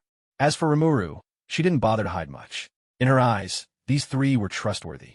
But just then, Big Daddy spoke up first, scolding Mindy. What do you mean, how did it appear? Stop asking so many questions. Mindy pouted, feeling utterly aggrieved. Her father had never spoken to her so harshly before, not once in her life. Stupid old man. But the very next second, Mindy's wide eyes filled with disbelief. Big Daddy nodded and bowed, fawning, I understand the rules. We all do. Please rest assured. Mindy, Dave, Remuru. Rules? What rules? Why am I the only one who doesn't know about these? But the police were about to come in. There was no time to get hung up on this. Big Daddy, there's $1 million here, Remuru said, clearing her throat. The source is a bit questionable. I'd like you to help me clean it. You could take a 10% cut. $1 million? Mindy's eyes lit up instantly. Money laundering? She and Big Daddy were the perfect people for the job. Robbing and looting, and then laundering the money. That was her favorite thing to do. 10% meant $100,000. Mindy could hardly contain her delight.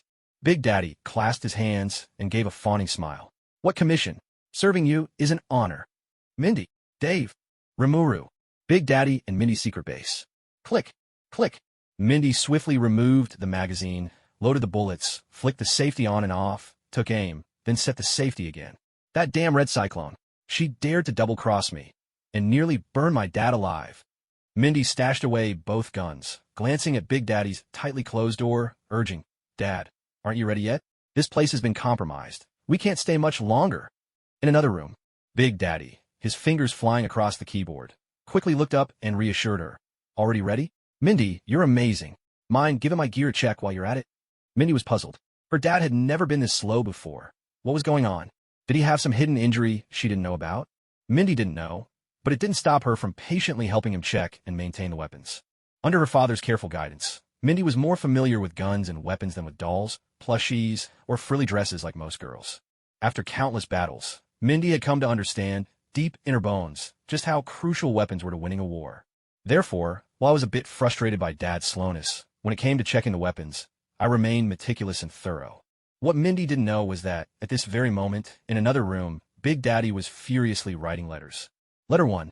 Dear Mindy, by the time you read this letter, I will probably have already left your side. Don't be sad. Having a sweet and wonderful daughter like you will always be my greatest pride. Your mother left us too soon. Though I tried my best, I know I couldn't give you the true warmth of a mother's love. At the precinct, I have a dear friend named Marcus. He is someone you can trust completely. From now on, You should live with Uncle Marcus and listen to him. I've set aside some money for you.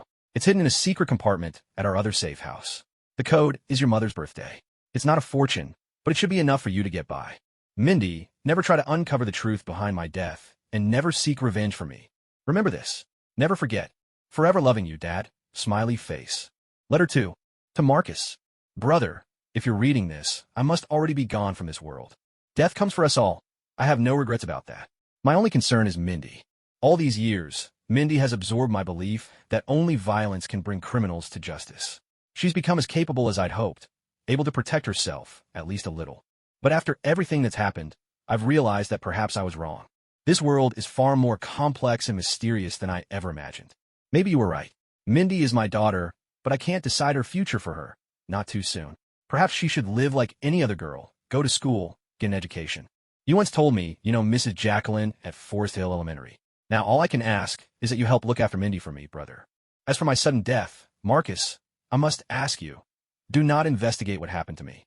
Remember this. Never forget. Damon McCready, my last words. After finishing the 2 letters, Damon let out a long breath. He encrypted both messages and set them to a special mode. If his personal account went unused for 72 hours straight, the letters would be sent automatically. Now it was time to settle the score with Frank Amick and their son, Red Cyclone, once and for all. How dare they frighten Mindy? Those bastards deserve to pay 1,000 times over. But first, he needed to make sure the $1 million from Rimuru was laundered clean. Considering Remuru might actually be a witch, Damon dared not take her instructions lightly. After all, how could anyone rid the world of evil without money? Just stocking the armory in that hidden room at the base cost no less than several million. Neither Damon nor Mindy were burdened by any sense of moral squeamishness. After eliminating a criminal, the father and daughter would generously help these villains spend every last cent of their dirty money. When it came to laundering money, Damon was nothing short of a professional.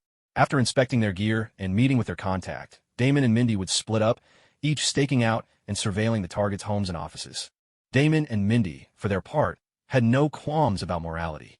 After dispatching a criminal, this father-daughter duo would kindly help those villains spend every last cent of their dirty money. When it came to laundering money, Damon was nothing short of an expert. After checking their gear and meeting their contact, Damon and Mindy went their separate ways, staking out and surveilling both the homes and businesses of their targets. Don't be fooled by the movies, where little Mindy can bluff and fight her way straight into the drug lord Frank Amick's stronghold in the blink of an eye. That only happened because Damon, Frank's mortal enemy, had been burned alive, and Frank Amick barely considered a little girl like Mindy a real threat. But things were different now.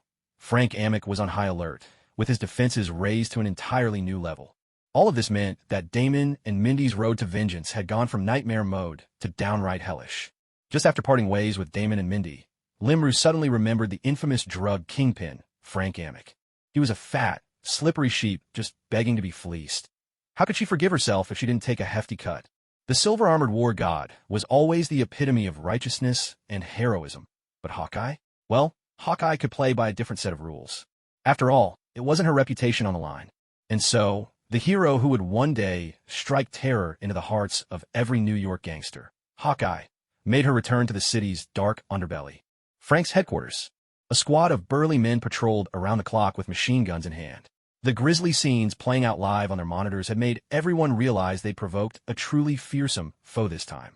With their lives at stake, no one dared let their guard down for even a second. Just then, there was a sudden whistling sound, followed by a piercing scream. The commotion was so loud, it was impossible to ignore. Enemy attack. On alert. The gangsters snapped to attention, weapons at the ready, tense enough that you could hear a pin drop. Even from a distance, the oppressive threat of their guns was palpable. When they saw the arrow sticking out of the wounded man, the gangsters froze in disbelief. A bow, an arrow? Who even used bows and arrows in this day and age? Was some kind of primitive tribe attacking them? But when they looked at the wound, every single tough guy in the room felt a chill run down his spine. To their surprise, a figure in a black cloak, hood, and mask strode boldly toward them without a hint of fear. The hooded stranger said, "My original target was that man's head. Do you believe me?" The gangsters exploded with rage at the stranger's words. They were in the business of detergent, professional villains, and ruthless at that. This hooded guy clearly had no respect for them. It was an outrage that couldn't be tolerated. Damn it! Open fire! Gunshots rang out in a thunderous volley. Tongues of fire burst continuously from the muzzles. bullets pelting down onto the tile floor with a relentless clatter. For a moment, the gunfire hammered the air like a torrential downpour. In just a short while, the floor was carpeted with a thick layer of spent shell casings. But to the utter disbelief of all the gang members, the hooded stranger stood there as steady as ever, not even flinching. Yet now, unlike before, the gangsters exchanged uneasy glances, all of them gripped by fear. Could it be that bullets couldn't kill him? Was he even human? Are you out of bullets already? Okay, now it's my turn. Without hesitation, Rimuru drew an arrow from the quiver slung over her back, knocked it, took aim, and loosed. A gangster let out a gut-wrenching scream, clutching the spot where the arrow struck.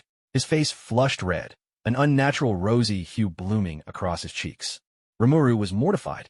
Ugh, I really need more practice. I was aiming for your chest. Would you believe me? The gangsters fell silent, at a complete loss for words. Our turn now. One of the gangsters sneered darkly. So, you want to play turn-based games? Fine, let's see who wins this round. Squad 2 leader, where the hell is your rocket launcher? Blast him to pieces. Fire. All right, my turn again. This time, I'm aiming for your belly. Baby, are you ready? Sorry, I swear I really was aiming for your stomach. Please, you have to believe me. He's a demon, a devil sent straight from hell. Run for your lives. Why are you running? Taking an arrow in the back is a warrior's shame. Remuru drew, aimed, and fired once more. With a sharp whistle, another arrow flew, and a burly man crashed to the ground with a howl. Remuru covered her face in embarrassment. She honestly only meant to hit his back. She, the so-called Eagle Eye, destined to become a legendary archer like Jeeb. So how could her arrows always end up in the most awkward places? It made no sense at all. The eruption of gunfire had already caught the attention of Big Daddy and Hit Girl. The defenses at Frank Amic's hideout were far beyond what they had expected. They'd been racking their brains for a way to infiltrate, only to find that someone else had kindly blasted an opening for them. Those who commit countless evils will ultimately bring about their own demise. Truly, the heavens were set against Frank tonight. Veterans of countless battles, Big Daddy and Hit Girl weren't about to let such a fleeting opportunity slip through their fingers. The gangsters, fleeing in panic like dogs with nowhere to run, were cut down without mercy by Big Daddy and Hit Girl, as easily as slicing melons. After their astonishing victory, father and daughter exchanged a glance, each seeing unparalleled astonishment in the other's eyes. As the saying goes, sometimes your greatest enemy is the one who understands you best. Hit Girl and Big Daddy had ruined Frank's business time and time again, and they'd also fallen into Frank's hands more than once, almost going up in flames along with a barrel of kerosene. No one knew better than they did just how tough Frank's men were. But what they couldn't wrap their head around was, who could possibly be so formidable as to shatter Frank's elite force so thoroughly, leaving nothing but chaos in their wake? This wasn't just a defeat. It was a blow that shattered their very will. Who on earth could it be? Such terrifying strength. Who could possess power like this? Neither Damon nor Mindy dared let their guard down as they crept, step by cautious step, into the very heart of Frank's stronghold. As they moved forward, Mindy's cheeks slowly flushed pink. She couldn't help but spit out a curse under her breath. Just moments ago, she'd admired this mysterious expert to no end, never imagining that he'd turn out to be such a shameless scoundrel. Damon, on the other hand, looked more and more stunned with each step. Everyone sees things differently.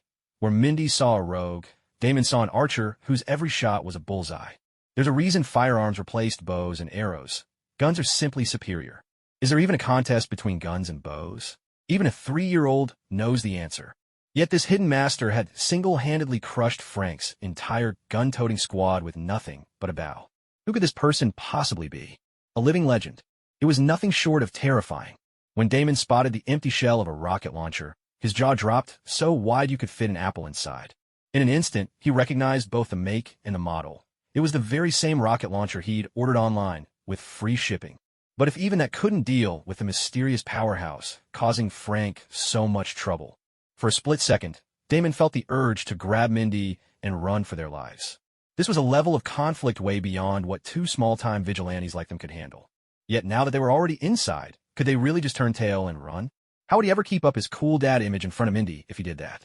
As a father, he could bleed, he could even die, but he absolutely couldn't mess up his hair in front of his daughter. A man's got to have his pride. So, inch by inch, Damon and Mindy continued to stealthily make their way toward the very core of Frank's lair. Frank Amic, you have failed this city. Holding her longbow, Remuru had successfully hypnotized all of Frank's most trusted bodyguards. As for Frank himself, he was barely holding on, only a step away from succumbing to the hypnosis.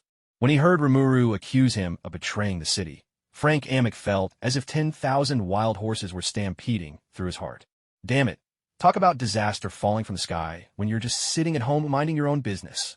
As a notorious drug lord, Frank Amick had long since steeled himself for the day when an enemy would come to settle the score.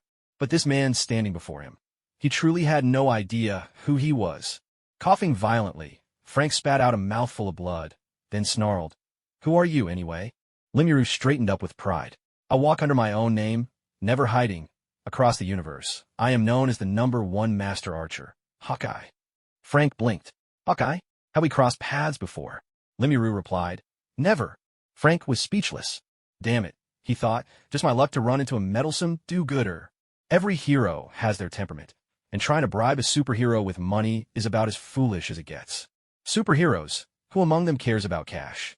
In the movies, whenever the villain, desperate to save his own skin, tries to buy off the hero always refuses righteously, declaring, "Who wants your filthy money?" and then promptly takes the villain down. Frank Amick had always scoffed at these absurd scenes. But now, with his life on the line, he was willing to try anything, no matter how foolish it seemed. "Don't kill me. I have money. Lots and lots of money. If you let me live, I'll give you everything I have." "Really?" Rimuru's eyes lit up instantly, both sparkling like searchlights in the night. Frank Amick nearly choked on his own breath, struggling to remain conscious. His life was spared, yet why did he feel so utterly humiliated? "Frank, you failed this city. Just listen to that. What a grand and noble line." And yet, here he was, a notorious drug lord. Frank Amick had long since steeled himself for the day an enemy would come knocking at his door. But this person standing before him, he truly didn't recognize at all. A cough rattled through Frank, blood foaming from the corner of his mouth. He glared fiercely, demanding, "Who on earth are you?" Limla straightened up proudly. "I never change my name or hide my identity. I am a universe's #1 sharpshooter, Hawkeye." Frank blinked. "Hawkeye? Do we have some kind of grudge?" Limlu replied, "None at all." Frank was at a loss for words. Damn it. So he'd run into a meddlesome do-gooder. Every hero has their quirks. Trying to bribe a superhero with money was nothing short of laughably foolish. Superheroes, who would care about such things? In the movies, every time a supervillain, desperate to survive, tried to buy their life with cash, the hero would always reject them with righteous indignation, declare, "Who wants your filthy money?" and then dispatch the villain on the spot. Frank Amick had always scoffed at these idiotic scenes. But now, standing at death's door, even if it was absurd, he was willing to give it a try. "Don't kill me. I have money, loads of it. As long as you let me live, I'll give you everything I own." "Really?" Limlu's eyes instantly lit up, shining like twin beacons in the night. For a moment, Frank Amick nearly choked on his own breath, feeling as if he might suffocate. His life was spared, but why did he feel so utterly humiliated? "Frank, you've betrayed this city. Listen to that, what a grand and noble line." Who could have guessed he'd run into someone just out for a quick score? He was so frustrated he could barely speak, his mind a jumble of curse words. Frank Amick had the wild urge to bang his head against the wall. "Hawkeye, I'll never forgive you." Meanwhile, in the Triskelion building, Clint Francis Barton, the real Hawkeye, suddenly felt a chill run down his back and sneezed several times in quick succession. Frank had been planning to underreport his assets, but when he met Limlu's cold, predatory gaze, his courage deserted him. A true man knows when to yield and when to stand tall. He swallowed his pride and gave in. When Limla learned Frank's total assets neared $1.5 billion, with over $600 million in liquid funds, even she, who thought she was prepared, felt her heart pounding wildly in her chest. Robbing and killing brings gold belts. Building bridges and roads leaves no corpses. This kind of risk-free business was truly terrifying. In the end, under Limlu's attentive gaze, Frank Amick dared not try any tricks, obediently transferring the money as instructed. When Aya relayed the good news, Limlu couldn't help but burst out laughing with delight. Her efforts had paid off. Not only could she now afford tea eggs, she could even splurge on the finest pickled vegetables in China. Frank Amick really was a good guy, after all. "Brother Big Moon, thank you." With those words, Remuru turned and glided away with effortless grace. Frank Amick, despite being a notorious scoundrel, knew that since Remuru had already accepted his payment, there was no way he would break his word or act dishonorably. What's more, Big Daddy and Hit Girl were racing to the scene, just 30 seconds away from joining the battle. Rimuru felt not the slightest bit of urgency. After Rimuru left, Frank Amick collapsed heavily to the ground, completely drained and exhausted. When he finally caught his breath, his eyes turned bloodshot with rage. $600 million. $600 million. Half his entire fortune, gone in a flash. Such a devastating loss was an unforgivable insult. Grimly, Frank reached for his phone and dialed a number. The man on the other end was a name that could send chills down anyone's spine. His name was Kingpin. Frank acted quickly, but Damon and Mindy were even faster. He barely managed to utter the words Hawkeye to Kingpin before Damon and Mindy enthusiastically invited him to taste a family-sized serving of peanuts in an undisclosed secret base. At that moment, 10 burly men, muscles taut like steel cables and eyes as fierce as wolves, encircled a towering, bald giant whose body rippled with muscle, an ironclad titan among men. Attack! One of the strong men barked, and the other 9 roared in unison, surging toward the bald titan at the center. Thus began a battle as primeval and savage as any between humans. No magic, no energy blasts, no superpowers of any kind. Only the brutal clash of fists and bone, the most ferocious collision of flesh and will. With a thunderous blow, the bald titan's sheer strength sent shockwaves through the fray. Though it was simply a collision of bodies, one of the strong men was hurled as if he'd been struck by a speeding car. He was flung a dozen meters through the air, crashing to the ground like a cannonball. In an instant, he lay sprawled in a pool of blood, completely out of the fight. Yet this grisly car wreck barely registered among the combatants. If anything, the smell of blood only heightened the frenzy. Neither side relented. The violence grew even more savage, even more merciless. For all his size and bulk, the bald giant was astonishingly agile. He moved with the swift grace of a hunting leopard, weaving among the 9 muscle-bound foes like a king perched atop the food chain. A sharp cry rang out as one of the strong men made a fatal mistake. The bald titan seized the opening, his hand darting forward like a dragon's claw. 5 crimson gashes tore across the man's abdomen, blood streaming instantly, and the fighter collapsed, out of the contest before he hit the ground. Attack! The remaining 8 fighters threw themselves at the giant with renewed desperation. Today, it was kill or be killed. 1 minute passed, then 3, then 5. When the dust finally settled, the 10 strong men lay scattered across the floor, some with shattered limbs, others with bones gleaming through torn flesh. The harshest among them were barely clinging to life.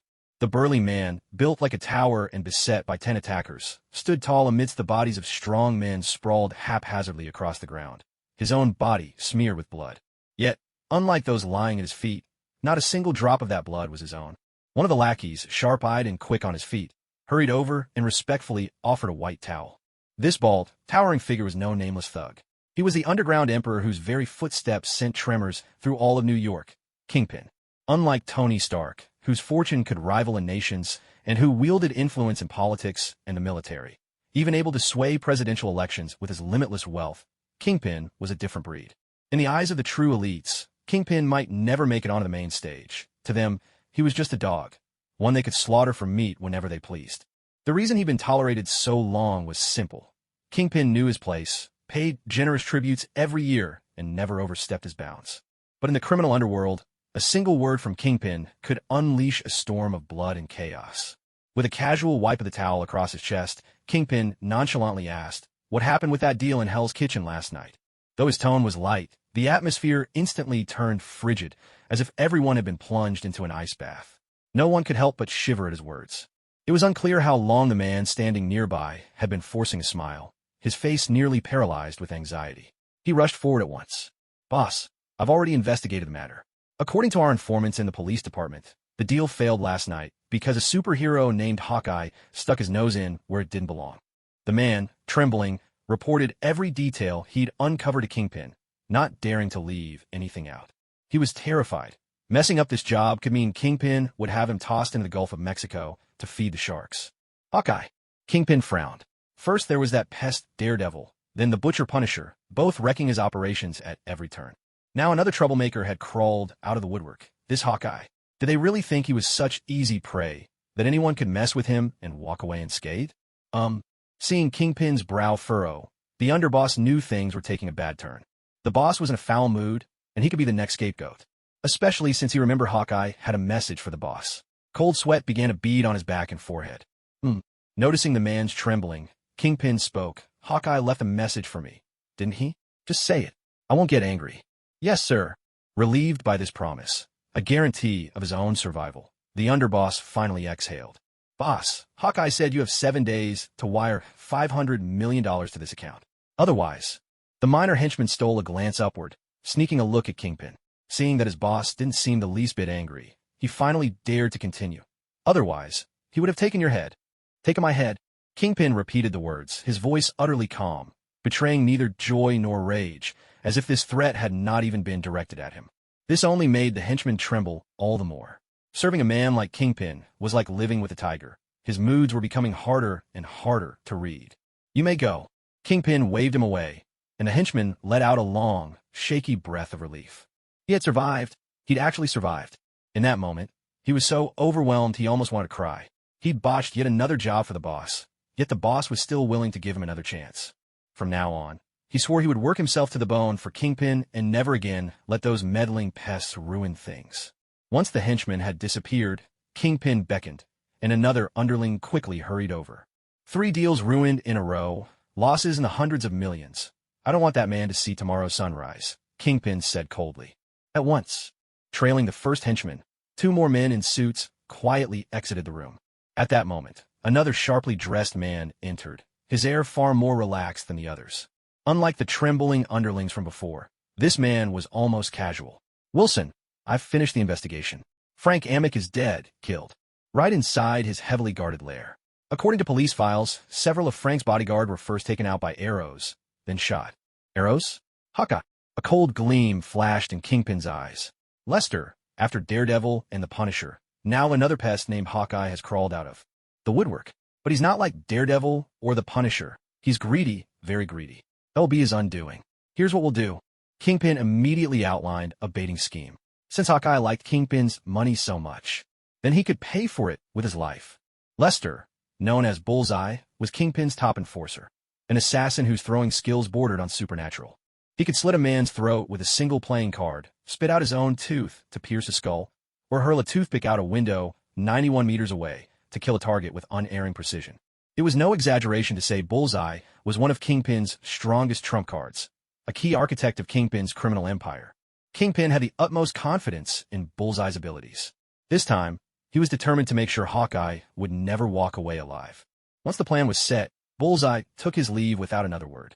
Kingpin and Bullseye knew only that Hawkeye had infiltrated Frank Amick's lair. They had no idea what had truly transpired in that deadly confrontation. If only they knew that Hawkeye couldn't even take down endless barges or a rocket launcher, their confidence would surely falter. At that very moment, the phone that Kingpin kept hidden close to him began to vibrate. When he saw the name Vanessa flash across the screen, every trace of coldness vanished from Kingpin's face, replaced by a smile, a simple, gentle smile. Will, are you still busy? Wilson Fisk's face lit up with warmth, his tone especially tender. I'll be home very soon. If anyone were to witness this side of the ruthless crime boss, they'd be utterly astonished. Long Island Villa. Rimuru gazed at the long string of numbers on the bank card, feeling as if she were floating in heaven. Pure bliss. There was simply no better word for it. On this trip, not only did she save the violent little girl's father, but she also took down Frank Amick, that cancerous villain. Most importantly, she earned herself some serious cash, a whole lot of it. The early bird gets the worm. Hard work really is the surest path to wealth. Time to set a small goal for myself. Next, I want to be able to afford a slice of that fancy nut cake. With a clear goal in mind, Remuru suddenly felt like life was no longer confusing. She was filled with motivation. Though the bank card only held a string of numbers, to Remuru, it was a tangible symbol of accomplishment. Take a chance. Your bike might become a motorcycle. Take another, and your motorcycle could turn into a luxury car. As long as you dare. Well, maybe not. Sometimes, daring alone just isn't enough. Who would have thought that a single outing could earn enough to cover the costs of a supercomputer and mech components? If it weren't for the help of Aya, an AI far ahead of its time, Rimuru would have had a hard time spending that kind of money openly. But after Aya worked her magic, the money was completely laundered and became her legitimate income. That's the beauty of digital currency. Online, Aya is the undisputed queen. Now that she had money, it was time to pay Tony Stark a visit. She'd need his help to get her hands on those high-tech materials and weapons. Life is all about moving forward, and Rimuru's next goal was to sell the new element reactor to Tony Stark and collect a nice patent fee in the process. Shield. Triskelion headquarters. Agent Hill walked over with a file in hand and placed it in front of Nick Fury. Director, not long ago, the Department of Defense sent us a notice asking that we reveal the identity of the Silver Iron Warrior to the military. Taking the document, Nick Fury raised his brow in surprise. Did Rimuru do something? Over the past while, Nick Fury had come to understand Rimuru's character fairly well. She was a gentle person, friendly to those around her, a true earthling who, in his view, was unlikely to provoke the sensitive nerves of the military brass. Maria Hill reported, "Last night, at approximately 2:27 a.m., the military detected the Silver Armored War God flying across the night sky. Afterwards, the NYPD discovered a shooting incident with as many as 19 fatalities." Agent Hill briefly summarized the sequence of events for Nick Fury, including the notorious live-stream crime that had taken the internet by storm. A little after 2 in the morning, Nick Fury couldn't help but furrow his brow when he heard the time. Heading out to save people at that hour was hardly a good sign. Perspective colors judgment. Most people, upon seeing the Silver Armored War God rescuing civilians from criminals, would see only a heroic deed. But what Fury saw was that Remuru was far from as compliant as she appeared, certainly not as harmless as she let on. Agent Hill continued, "Humanoid mechs are a revolutionary technology, and the military's been coveting them for a long time. They've repeatedly pressured Tony Stark, demanding he share his tech, but Stark has refused outright every time. After countless attempts, some hardliners in the military even threatened forced requisition, but Tony Stark's status is too unique, his connections too deep. Congress would never approve such a move." Nick Fury rubbed his brow. "So now they've set their sights on Rimuru, haven't they?" "Exactly," Hill confirmed with a nod. It made sense. In this world, there were only 3 publicly known mechs: Mark, Ironmonger, and Wingod. Ironmonger had long since been destroyed. The only fully matured, battle-tested mechs left were Mark and Wingod. Mark was in Tony Stark's hands. Tony was the world's richest man, with too much power and influence for the military to touch. But there was only one Tony Stark that the military couldn't lay a finger on, and more than one advanced mech. Idiots. Short-sighted fools. Nick Fury couldn't keep his frustration to himself. Did they really think Remuru was an easy target? Just the handful of abilities Remuru had shown so far were already staggering. Unknown anesthetic gas, extreme temperature resistance, a dimensional stomach. Especially that dimensional stomach, an ability capable of holding at least a lake's worth of water. If pushed too far, what if she decided to flood New York? Remuru claimed her stomach could hold a lake's worth of water. Is that truly the limit? You can never have too many cards up your sleeve. Take Fury himself. Everyone believed his left eye was blind, but in reality, it granted him the highest level of access within S.H.I.E.L.D. He knew better than to assume a lake was all Rimuru could manage. And that mysterious anesthetic gas. Who could say how much she could release at once? Not to mention, Rimuru possessed a mind that even Tony Stark held in the highest esteem. If Rimuru truly came from Earth's parallel universe, 2,500 years in the future, just how advanced would their weaponry be by now? A span of 2,500 years is nearly unfathomable. Consider the technological gulf between Earth 2.5 millennia ago and the present day. A civilization capable of interstellar travel. How could such a thing ever be grasped by the narrow minds of short-sighted politicians? Hearing Nick Fury curse outright left Agent Hill thoroughly astonished. As one of SHLD's rare Level 9 agents, Hill was privy to some inside information about Remuru, the Silver Armored War God. Even when it came to aliens, Hill considered herself fairly well-informed. She had never thought Remuru was anything particularly extraordinary. Yet the director's reaction was entirely beyond her expectations. Nick Fury said, "From now on, you don't need to deal with matters like this anymore. I'll handle the explanations to the military myself." "Yes, sir," Agent Hill replied. "Is there anything else you need to report?" "Director, I have a report here from the NYPD. It's very strange. Would you take a look?" With that, Agent Hill handed the report over. Strange? Curiosity piqued, Nick Fury began to read. But before long, Agent Hill noticed his expression grow several shades darker. "Hill, you may go for now, and send a message for Barton to come to my office." After Hill left, Nick Fury pressed his fingers to his brow in frustration. Was it just his imagination, or had his job as director of S.H.I.E.L.D. gotten several times harder lately? If Ramuru had been there, she would certainly have told the bald-headed director, "No, it's not your imagination. This is only the beginning. Before long, you'll find your job growing more and more impossible." When Barton entered the director's office, Nick Fury wasted no words and tossed the NYPD report straight onto the desk in front of him. In no time at all, Hawkeye Barton was completely baffled. "That wasn't me, I swear it. You know me, Director. Using a bow as a club is an archer's disgrace. I, Clinton Francis Barton, would never stoop to melee combat with my bow." When Rimuru finally arrived at Tony Stark's Malibu beachside villa, She couldn't help but suck in a sharp breath. New York had just lost a luxury residence to an explosion, and now here she was at an even grander estate. Facing the sea, basking in eternal spring, a veritable palace for the rich and powerful. Still, the thought that this villa was soon to be blown sky-high lifted Rimuru's spirits considerably. The irony nearly made her laugh aloud.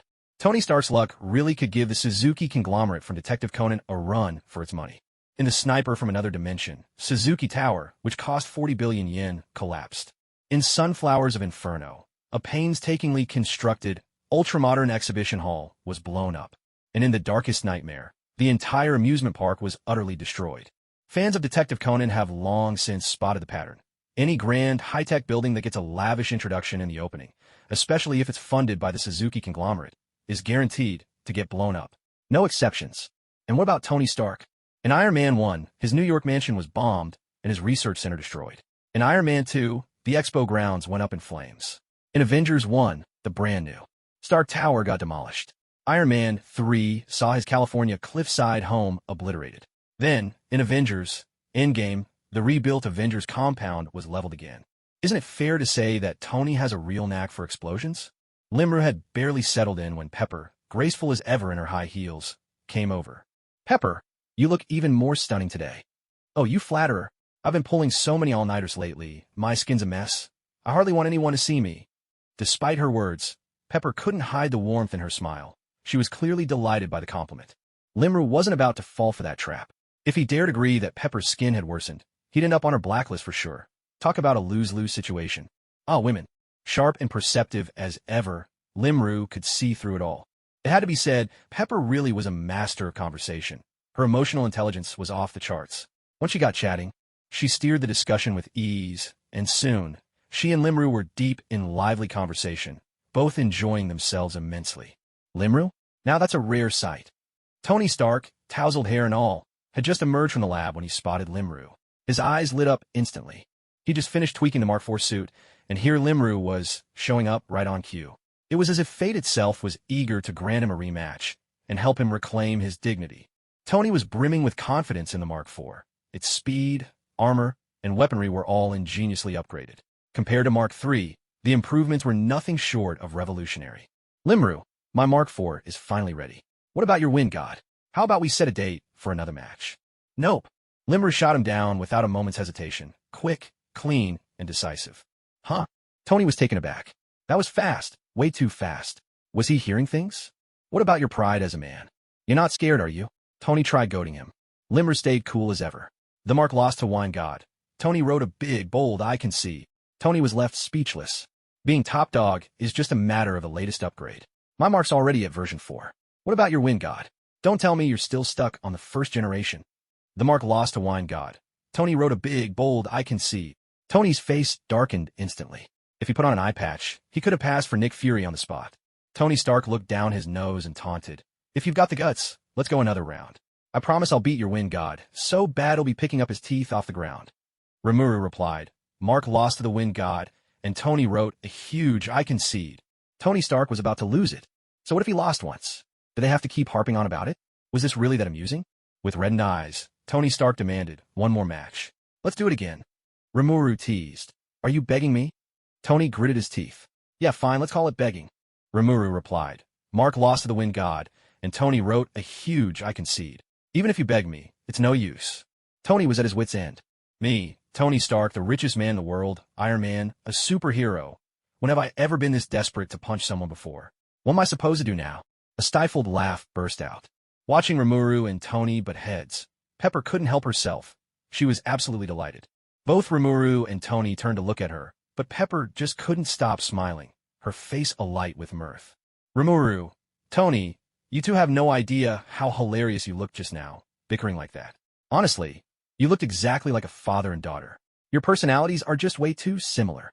Rimuru and Tony Stark both pointed at each other and retorted in unison. Me and her slash him, like father and daughter? Are you kidding me? Rimuru added. Pepper, how could a greasy old guy like Tony ever have a child as cute and brilliant as me? Tony Stark followed up. Pepper, you're always my wise partner, but this time you're way off. Tony Stark, the greatest genius in human history, could never have a mischievous brat like Rimuru as a kid. Greasy old guy, you're talking about me. The greatest genius in history? Pepper, come here, quick. I don't think Einstein can rest easy in his grave anymore.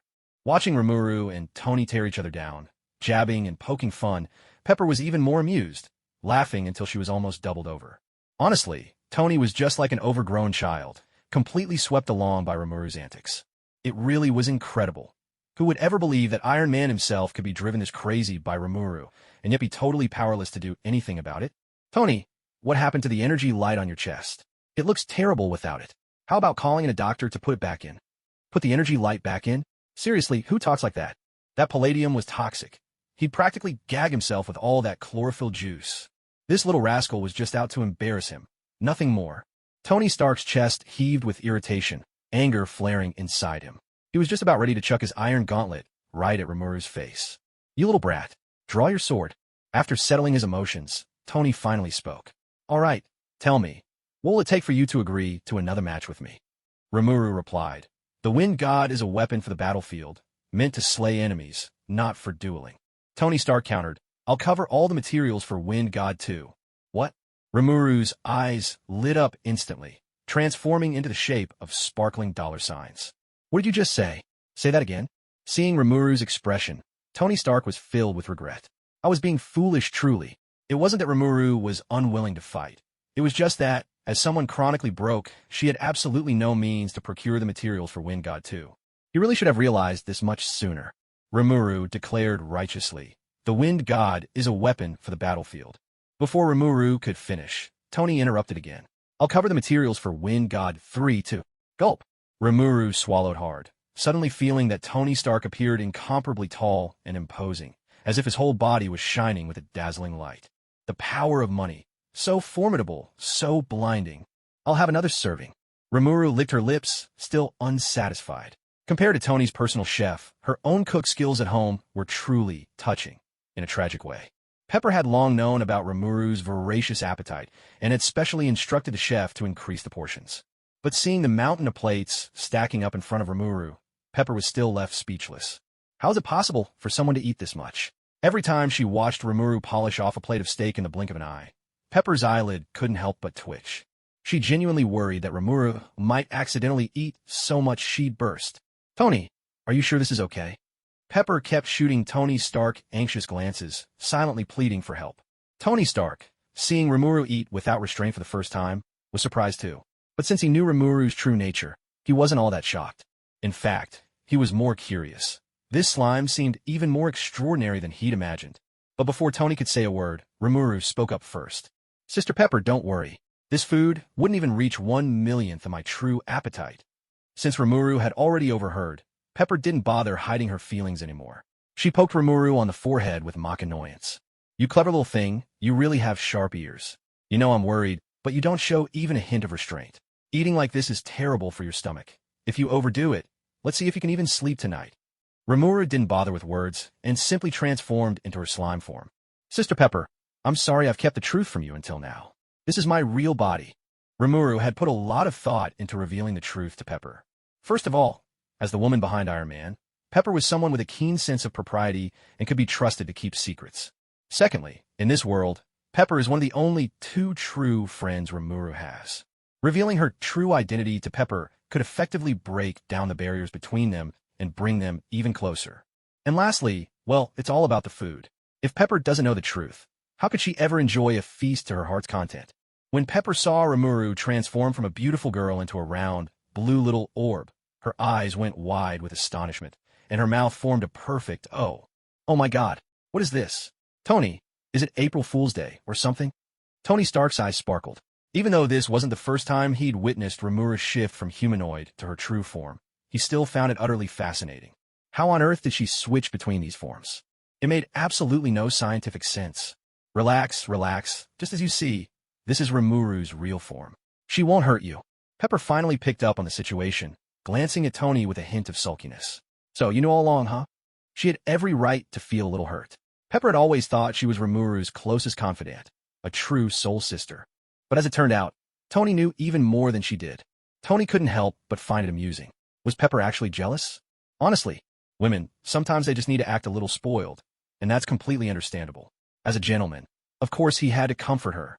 So Tony began recounting the story of his first encounter with Rimuru back in that cave. The more Pepper listened, the brighter her eyes became, and the more delighted she seemed with Rimuru. The moment Pepper scooped Rimuru's real form into her arms, her heart instantly melted, completely captivated. As a result, Rimuru couldn't help but feel a bit tragic, even wondering if telling Pepper the truth had been a mistake. Laboratory, gold titanium alloy, fiberglass, and this weight? Remuru, your Wind God Mark II armor is pretty thick. Congratulations, you've finally escaped the trap of light armor. Tony Stark patted Remuru on the shoulder, speaking with heartfelt satisfaction. Remuru, you've grown up. I'm proud of you. Hearing Tony's words, Remuru felt a wave of exasperation. Taking advantage of her in this way. How childish could he be? Petty. Vindictive. No, wait. This weight is a bit much. If you want to maintain mobility, you'll have to drastically increase energy output, and that means much higher consumption. In the weapons you've loaded, these systems don't look anything like what you'd use for a typical operation. Their energy draw is way more than I imagined. Tony fixed Rimuru with a serious look. With your intelligence, you shouldn't be making rookie mistakes like this. Did you modify the reactor? Rimuru was astonished. Tony really lived up to his reputation. His mind was nothing short of brilliant. Just by looking at the material she'd ordered, he had already deduced almost everything about her wind element armor and its energy consumption, even speculating that she might have improved the reactor. Even if he didn't hit the mark exactly, he wasn't far off. Living life with cheat codes truly needs no explanation. However, before Rimuru could speak, Tony was already busy dismissing his own assumptions. No, that can't be it. With palladium as fuel, there's barely any room left to improve the arc reactor. Even if you push the revolutions to their limit, the energy output just can't keep up. Wait, are you using hybrid energy? I've considered that too, but the conversion efficiency is too low. At best, it's a drop in the ocean. It wouldn't make a real difference. Listening to Tony muttering away, Rimuru was speechless. Had Tony caught that habit from the little spider? Stop. No need to guess anymore. Let me be clear. I've discovered a new element, one not found on the periodic table. Its energy conversion efficiency far surpasses palladium, providing a more plentiful and stable power supply. I could sell you the patent if you're interested. Want to buy it? Uffed. Tony, in the middle of drinking water, sputtered and nearly choked. Selling him the arc reactor technology? Was she out of her mind? Wait, what did you just say? You discovered a new element not on the periodic table. Remuru nodded. Impossible. That's absolutely impossible. Remuru was curious. Why not? Tony Stark replied, you might not know this, but even though the palladium reactor has kept me alive, palladium itself is toxic. As long as I keep using the Iron Man suit, the toxin in my blood builds up. Replacing palladium with a new element isn't something only you have thought about. Rimuru sighed inwardly. How could she not know? If not for her butterfly effect, Tony, poisoned to the bone, might have given up on himself long ago. She wondered, though, whether her interference, especially the powerful effects of her healing potion that had pulled Tony back from the brink of death, was truly a good thing or not. Although her mind spun with countless thoughts, Rimuru's expression betrayed nothing. So what? So what? I've tried every new element known, unknown, and even those theoretically possible on Earth. Nothing worked. Tony didn't finish his next sentence, but how could Rimuru not understand? His meaning was all too obvious. If Tony Stark himself couldn't discover a new element, how could anyone else possibly manage it? Though, in the end, the discovery of the new element really should be credited to Tony Stark. His stubborn arrogance and dismissive attitude were just too irritating. Remuru grumbled indignantly. I've changed my mind. If I sell you this reactor, I'm a little puppy. Tony Stark couldn't care less and replied offhandedly. Even if I run out of power and drift endlessly in space, I'd never buy your patent. When it comes to brains, who's afraid of whom? If there really is a new element and Rimuru can discover it, well, Tony could do it too. In terms of intellect, Tony Stark has never been outdone by anyone in his life. Half an hour later, Tony Stark's curiosity was driving him crazy, gnawing at him like 100 tiny claws. He couldn't hold back any longer. A new element. For Tony, it was as irresistible as the scent of fish to a cat. He sidled up to Rimuru, trying to butter her up. Did you really discover a new element? Rimuru put on a stern face. No, Tony offered. $100 million. Rimuru replied, seriously, I don't have it. Tony pressed on. Come on, I'll give you $1 billion. What the heck? He just raised his offer tenfold with a snap of his fingers? That filthy rich dog. Does money really make you so cocky? But Rimuru wasn't the kind to bow down for a few bags of grain. Tony waved his dollars loftily. And I'll throw in the latest particle collider, a 3D printer, and I'll have the installation fee for the supercomputer. A fit of coughing suddenly erupted. Rimuru's face flushed a little red. Ahem. Well, since you're willing to take on even a curse as harsh as running out of power and drifting through space, I guess I have no choice. If I still refuse to sell, I just seem downright heartless. Fine, I'll take pity on you and sell it to you. Tony, puppy. Rimuru woof. Tony Stark. All right, you win. I'm rich now. I'm rich. I don't even know how to spend it all. I could buy a Nokia with my left hand and a Motorola with my right. I could swap out a new phone number every day with all the different carriers. I could ride in a Benz, drive a BMW, hit the sauna, and feast on lobster just for fun. I'm rich. I'm rich. I even hired 3 housekeepers. 1 for cleaning, 1 for cooking, and 1 as a nanny. Humming a cheerful tune, Remuru was positively glowing with happiness. It felt like downing an entire bottle of soda in one go, pure double the joy.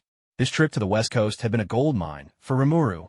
Not only did she manage to squeeze all kinds of cutting-edge materials out of Tony, she even got everything she needed for the Function 3 and Function 4 projects. And, to top it off, she sold the new energy reactor to Tony in exchange for a cool $1 billion. Counting in the installation fee for the supercomputer, the 3D printer, and the particle collider, she'd made at least $1.2 billion profit on this trip. Turns out, kidnapping Tony Stark really is the fastest way to get rich. After agreeing with Tony on the date for their little competition, Remuru piloted the Function Eye back to New York. Long Island Villa. Gazing at the retired wind god Eye, Remuru couldn't help but feel a wave of emotion. She hadn't expected that in less than half a year, this suit of armor, once at the cutting edge of science, would already become a relic of the past. The pace of these upgrades was outstripping even that of electronic gadgets. In a couple of days, I'll build a wardrobe in the villa just to display the Wind God series armors. On a recent trip to Tony's West Coast villa, Rimuru had seen Tony's own wardrobe, and the impression it left on her was profound. Though she wasn't a fan of Tony Stark's aesthetics, she had to admit, he'd really outdone himself this time. After all, what man's wardrobe could possibly be complete without a few dresses? Oh wait, she meant, without a few suits of armor? Now, that's far more impressive than a garage full of luxury cars, a wine cellar stocked with rare vintages, or a walk-in closet lined with designer bags. Creating armor was no trivial task. Even with Aya's assistance, it couldn't be finished overnight. Eager to see the birth of Wind God 2 as soon as possible, Remuru simply decided to request a half-month leave of absence from her homeroom teacher, Mrs. Jacqueline. Initially, Remuru worried the leave might be too long and that Mrs. Jacqueline wouldn't approve. After all, Remuru hadn't been at her new school for long, and finals were just around the corner. To her surprise, Mrs. Jacqueline didn't even ask for a reason. She granted the leave right away.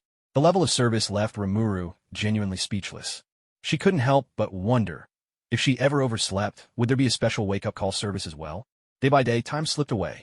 Remuru threw herself into the laboratory, working tirelessly, often forgetting to eat or sleep. Gradually, Wind God 2 took shape, transforming from blueprints into reality. Each day was busier than the last, but Remuru felt an extraordinary sense of fulfillment and satisfaction, so much so that she lost all track of time. What Remuru didn't know was that while she was buried in her work, the world outside was anything but calm. First, Damon pulled every string he could and finally managed to get Mindy into Forest Hill Elementary. No matter how much Mindy resisted the idea of school, this time Damon was absolutely determined. Left with no choice, Mindy reluctantly shouldered her backpack and headed to class. Watching Mindy sit in the bright, spotless classroom, Damon felt a surge of pride. Life without the witch's constant presence was simply wonderful. He had completed Rimuru's request to the letter, and he didn't even plan on collecting his usual service fee. He was just waiting for Rimuru to contact him again. Truth be told, Damon didn't really mind working for the witch. But when it came to her getting close to his daughter, that was absolutely out of the question. Never underestimate a father's resolve. He might look as small as an ant in front of the witch, but even an ant, for the sake of his daughter, would dare reach out toward the sun and flip at the middle finger. A wealthy man like Remuru would never even consider a poor, run-down school like Forest Hill Elementary. For Damon, the doting father, this was a sure win. But Hawkeye felt the exact opposite. The more Barton investigated, the angrier he became. That imposter using his name was simply outrageous. As an archer, the fact that this person fought most battles using the back of the bow was utterly disgraceful. And to top it off, the imposter called it physical hypnosis. What a shame to archers everywhere. What made it even harder for Hawkeye to accept was how greedy the fraud was. Under the guise of punishing evil and promoting good, he was really just lining his own pockets. When Barton learned that the fake had snatched $1 million from Kingpin and then siphoned off 600 million from Frank Amick. His fury erupted. Was this some kind of joke?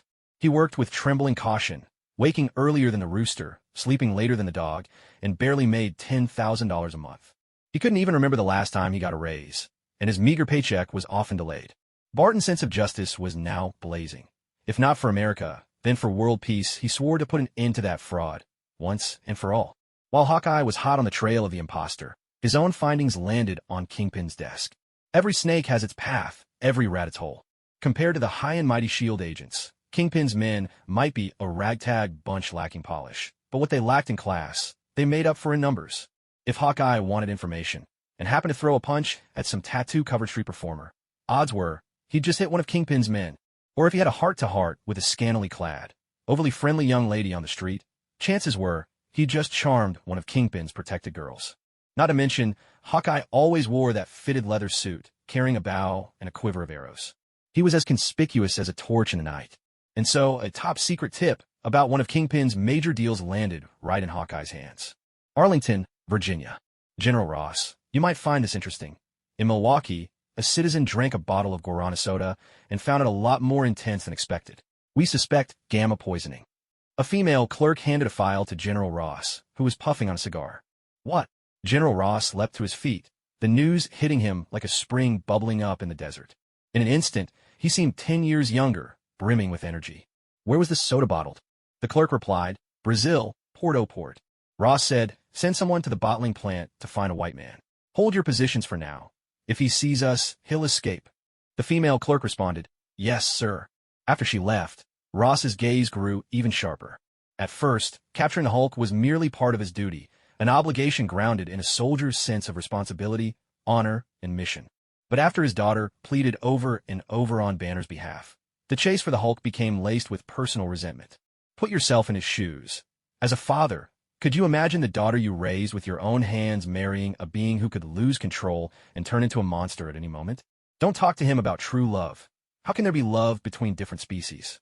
Ross had no desire to see the daughter of the Ross family give birth to a green-skinned monster. After so many attempts to capture him, each ending in failure, Ross's original intentions faded away. He began to obsess over the Hulk's overpowering strength. Capturing the Hulk was no longer just about duty or personal vendetta. It had become his stepping stone to promotion, the lifelong obsession he could not let go. S.H.I.E.L.D. headquarters. The Triskelion. A gathering of high-ranking officials filled the room. Nick Fury, Maria Hill, Phil Coulson, Melinda May, Black Widow, Alexander Pierce, Crossbones, Sylvie, and others. Nick Fury addressed the group. Now that everyone's here, let's begin. Yes, sir. Maria Hill, acting as host, stepped to the front. 30 minutes ago, there was a fierce firefight in the National Forest Park. Please, everyone, watch this footage. The lights dimmed, and a video began to play. Although the footage was shaky and blurry, hampered by the filming angle and poor phone quality, it immediately gripped everyone's attention. Team A, open fire with everything you've got. Where's the .50 caliber sniper rifle? Fire now, fire. With General Ross's order, soldiers unleashed a barrage from heavy machine guns and .50 caliber sniper rifles, pouring bullets into the Hulk. Yet, to everyone's astonishment, not even the .50 caliber rounds could penetrate Hulk's skin. It was like trying to tickle him. What kind of monster was this? Was he truly made of flesh and blood, just like a human? A .50 caliber bullet, never mind a person, could tear holes through a dinosaur thanks to the bullet's cavitation effect. Could he really be anything but a demon risen from hell? 2 years ago, they had all heard of the Hulk's name, but hearing was nothing compared to the shock and awe of seeing it on screen. The battle raged on in the video. The Hulk roared, charging straight through the hail of shells. With a sweep of his massive arm, he sent an armored vehicle flying. With a single collision, he intercepted an armored vehicle speeding down the road, and with both hands, he lifted it effortlessly above his head. Then, with a savage, almost primal force, he wielded it as a weapon, smashing another armored vehicle into a pancake in just a matter of moments. He even used a car as though it were a heavy shot put, hurling it straight into a distant tactical vehicle, splitting it clean in two. Especially striking was the moment when two sonic cannons fired simultaneously. Their immense power sent out energy waves so fierce that even the formidable Blonsky was hurled into the air by the sheer force of the blast. And yet, even these groundbreaking weapons only managed to suppress the Hulk for a handful of seconds before he tore them apart like they were nothing. Gunfire roared. The Hulk's furious bellows echoed across the field, Wounded soldiers cried out in pain, and explosions rocked the air as cars and armored vehicles were reduced to rubble. The entire battlefield was shrouded in smoke and chaos. Explosions erupted everywhere, and when a helicopter crashed and fire engulfed the sky, the ferocity of the battle reached its absolute peak. When the Hulk shielded Betty with his own body, every woman among the agents present felt their hearts pierced in that instant. The Hulk might be brutal and wild, but deep within, he possessed a surprising softness. Wasn't this the real-life version of Beauty and the Beast? Even Natasha, a true heroine among women, couldn't help but feel a surge of admiration for Betty. After all, it takes real courage to fall in love with someone as fearsome as Shrek the Monster. Meanwhile, the male agents were all giving the Hulk their silent approval. After all, protecting a beautiful woman at the brink of life and death, that's what being a real man is all about. Some even began to worry about the Hulk's fate. But when the flames finally subsided and the Hulk emerged from the smoke, cradling Betty unharmed in his arms, everyone breathed a collective sigh of relief, though silence quickly settled over the room once more. They were agents, after all. Even at their most emotional, their way of thinking was fundamentally different from ordinary people. The video feed abruptly ended, and the lights in the room brightened again. No one spoke. Instead, every brow was furrowed in deep concentration.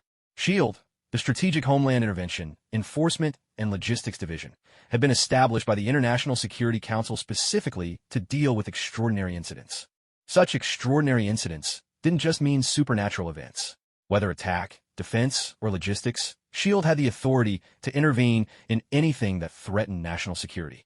A case as unprecedented as the Hulk's, which defied public imagination, was clearly within SLD's jurisdiction. Indeed, it was precisely their responsibility. And yet, perhaps for that very reason, everyone in the room now looked so troubled. The Hulk was unimaginably strong, towering, fast, able to leap great distances, immune to fire, and even sonic cannons left him untouched. He was the very embodiment of invulnerability, without a single weak point. Was this really an enemy they could handle? Agents are just ordinary people. They're not like those movie spies in tailored suits, driving souped-up sports cars, saving the world while charming every woman they meet. Their real expertise lies in infiltration, turning assets, assassination, and intelligence gathering. When it comes to direct combat, they don't kid themselves. They know they're no match for a fully armed military force. Hulk, real name Bruce Banner, was once a brilliant physicist. He holds 7 PhDs. 2 years ago, a gamma pulse experiment went wrong.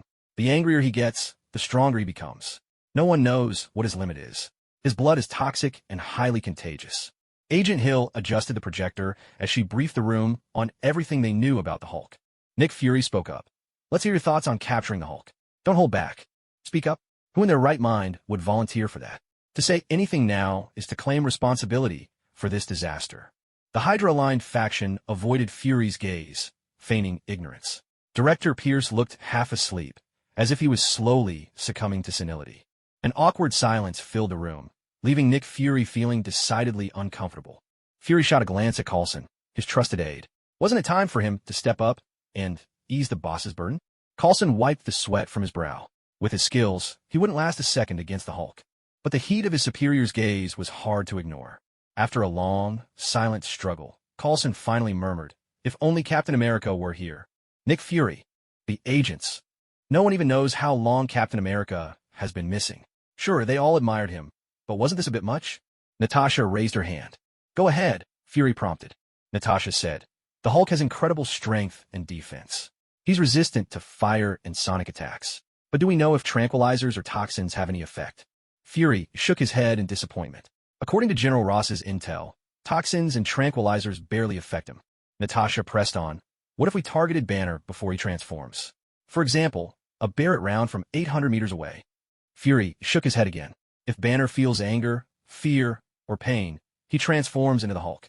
Even if you blew his head off while he's still Banner, the pain would instantly trigger his transformation. Once he's the Hulk, any injury heals almost immediately.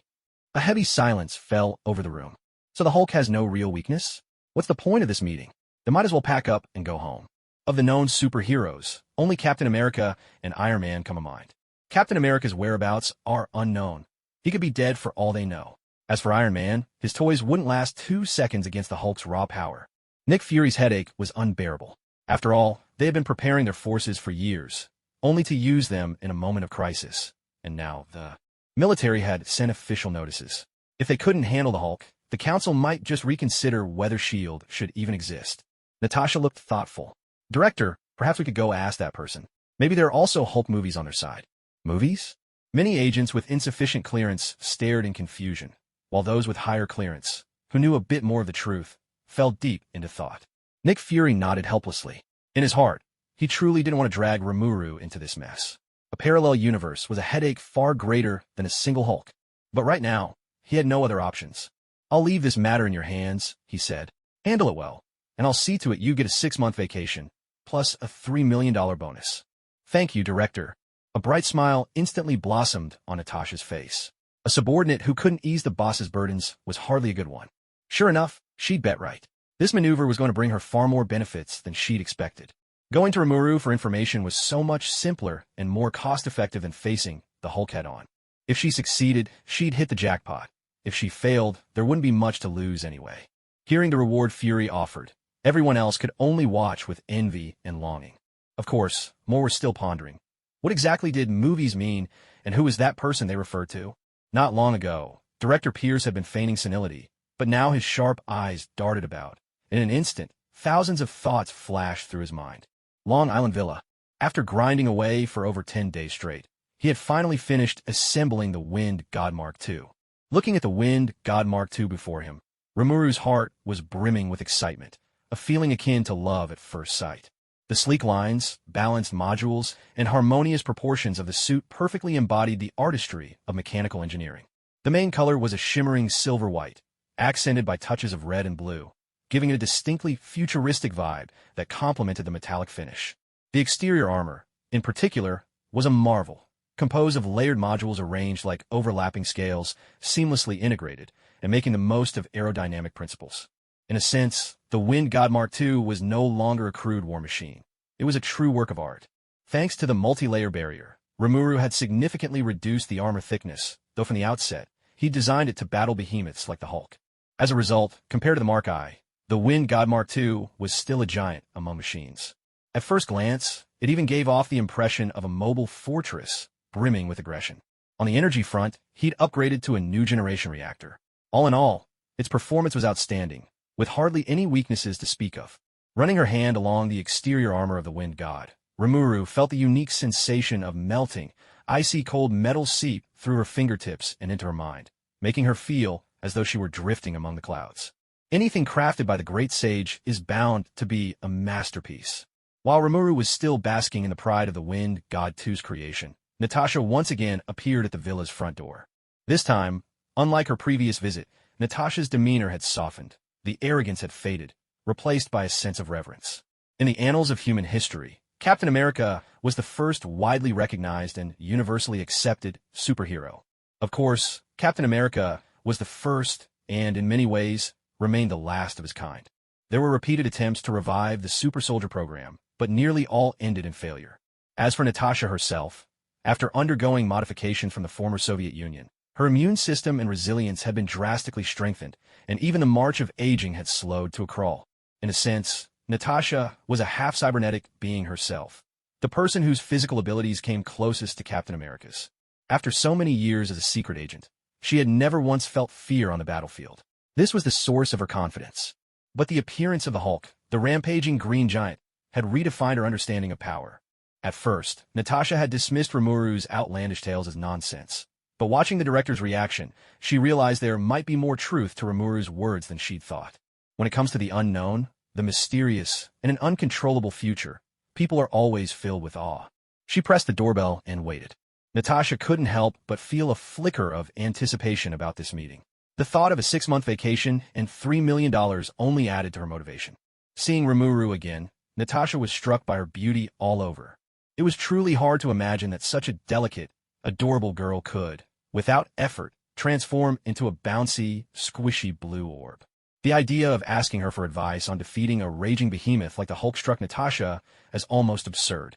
Noticing where Natasha's gaze lingered, Rimuru's expression took on a peculiar twist.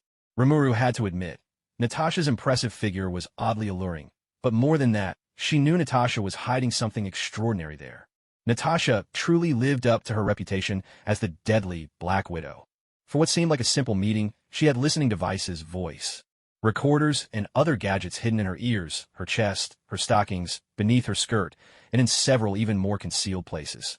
Rimuru even suspected Natasha might own a four-dimensional bra. If she ever pulled out a massive sword from there one day, Rimuru wouldn't be the least bit surprised.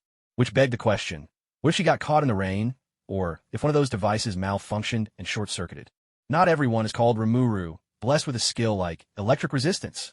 Rimuru lounged casually on the sofa and asked, "You wouldn't come here for no reason. What brings you to me today?" Natasha smiled gracefully. Rimuru's expression just now had already given everything away. Remuru didn't expose her, and Natasha was more than happy to play along. Talking to a clever person was always such a pleasure. Natasha said, "Half a day ago, General Ross and the Hulk had a fierce fight in Forest Park. General Ross was utterly defeated. The military has asked S.H.I.E.L.D. for assistance. I wanted to ask, in those movies you mentioned, how did humans manage to defeat the Hulk?" Hearing this, Rimuru was taken aback. Had the Hulk already rampaged through New York while she was still buried in her games? And now Natasha was actually coming to ask her how people in the movies defeated the Hulk. Rimuru's expression grew strange. Could S.H.I.E.L.D. have actually believed all that nonsense she spouted last time? It's so much fun to bluff for a moment, but to keep bluffing forever is even better. The thought of being able to keep up the charade sent a shiver of excitement through every cell in Rimuru's body, and she became even more energetic. Seeing Rimuru suddenly so animated, Natasha felt a chill run down her back. Why did she suddenly have a bad feeling about this? Was it just her imagination? Rimuru looked at Natasha very seriously and said, "Sister Natasha, you might not know this, but in the movies, you're actually the one who defeats the Hulk." What? Natasha was dumbfounded, her mind grinding to a halt. Was this some sort of joke? With her build, she'd be lucky to survive a single blow from the Hulk. Sister Natasha, was Rimuru really the type to call someone sister for no reason? With Natasha's vast experience and professional training, plus all the psychology books she'd read, every instinct told her this was a trap. At this moment, Natasha had only one thought. Rimuru was absolutely 100% trying to set her up. Is Rimuru trying to get back at me for making her go to elementary school last time? It was just elementary school, not some life-or-death mission. Does she really have to hold a grudge over that? Now she was supposed to go defeat the Hulk? WTF. Natasha felt the urge to turn and walk right out, but she was carrying several microcommunication devices. She may have come alone, but in truth, Egghead could listen to her entire conversation with Rimuru. Now she regretted it, just a little. Why had she hidden the devices so well? If she'd left them more obvious, she could have claimed Rimuru discovered them.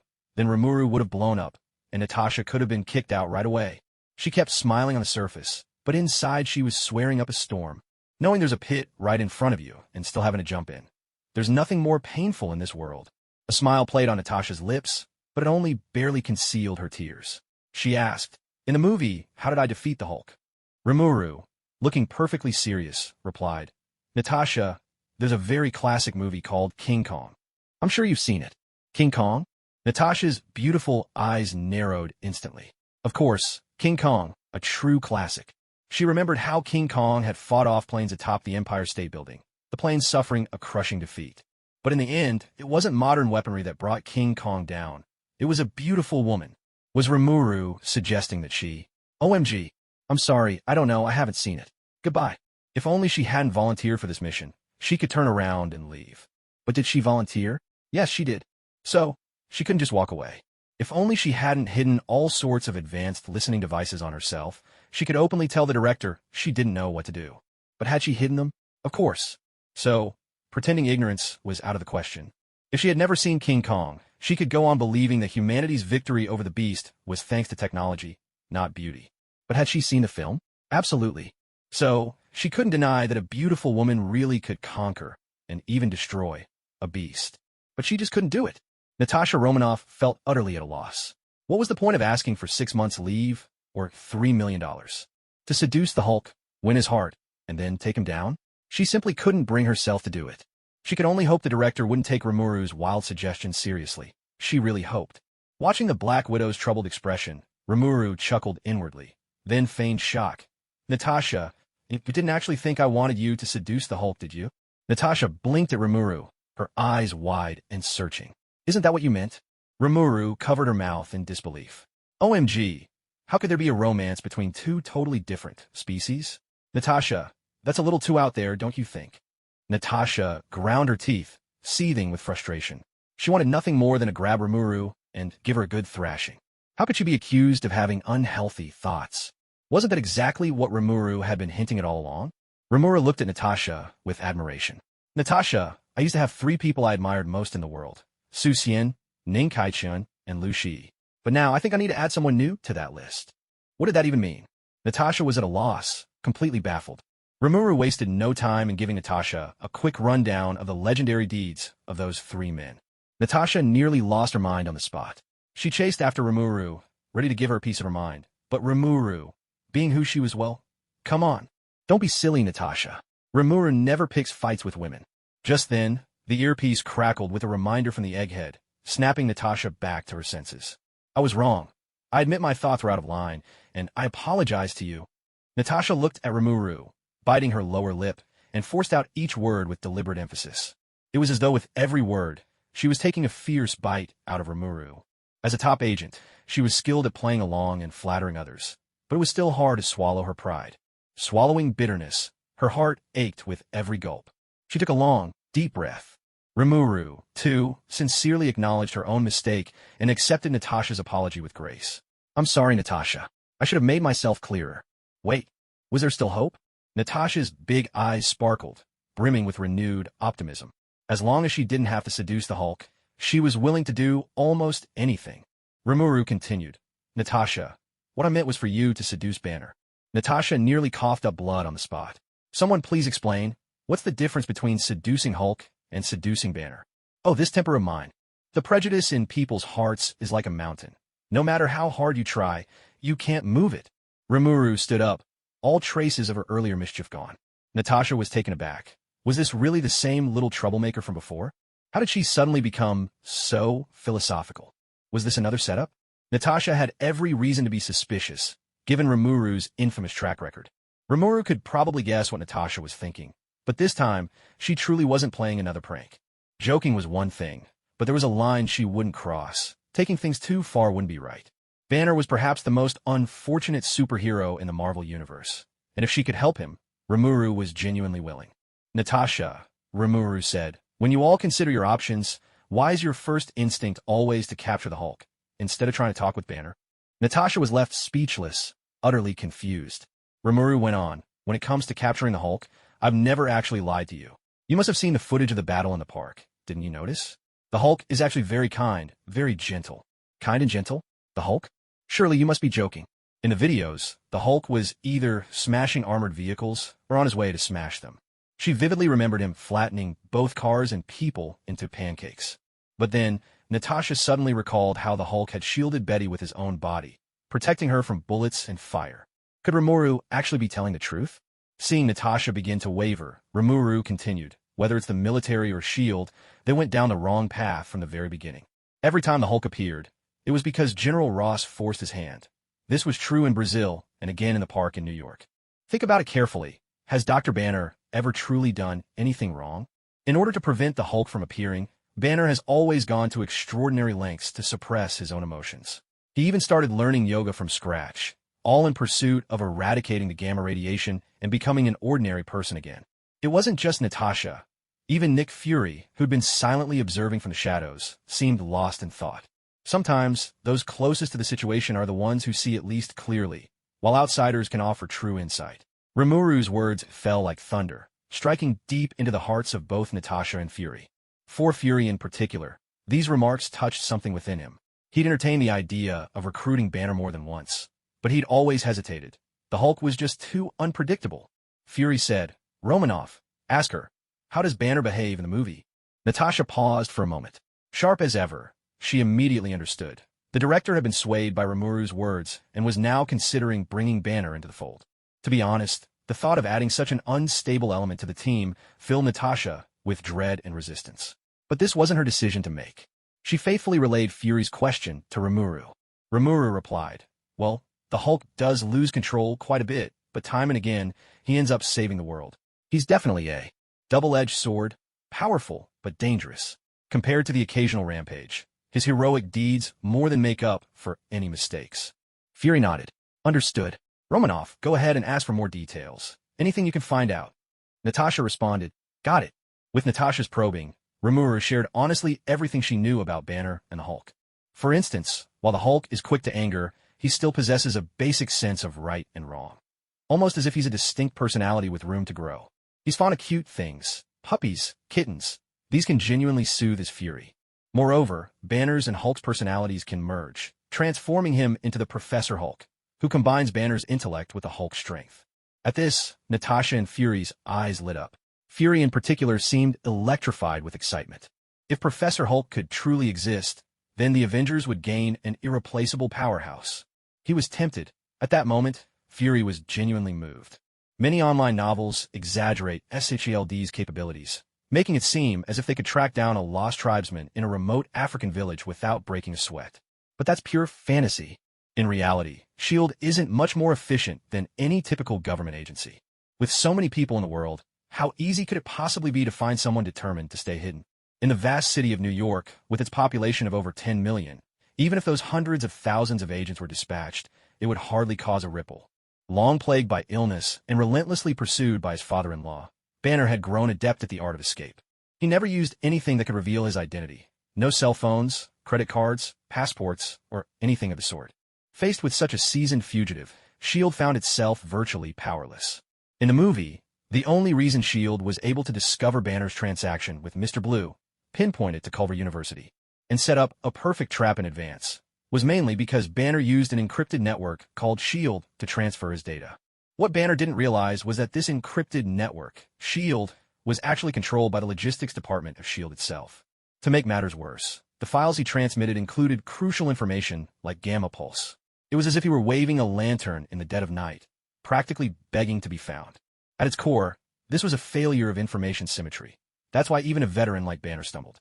Fury had been eavesdropping on the entire conversation between Remuru and Natasha, and this only strengthened his resolve to bring Banner into the Avengers initiative. Especially after the logistics department confirmed Mr. Blue's identity and location, Fury's trust in Remuru multiplied several times over. At the same time, Remuru's value in Fury's eyes soared as well. Controlling Remuru was like having a prophet at his side. This made Fury value Remuru even more, and made him much more cautious as well. Since Remuru dared to reveal herself as a prophet, she must have been supremely confident.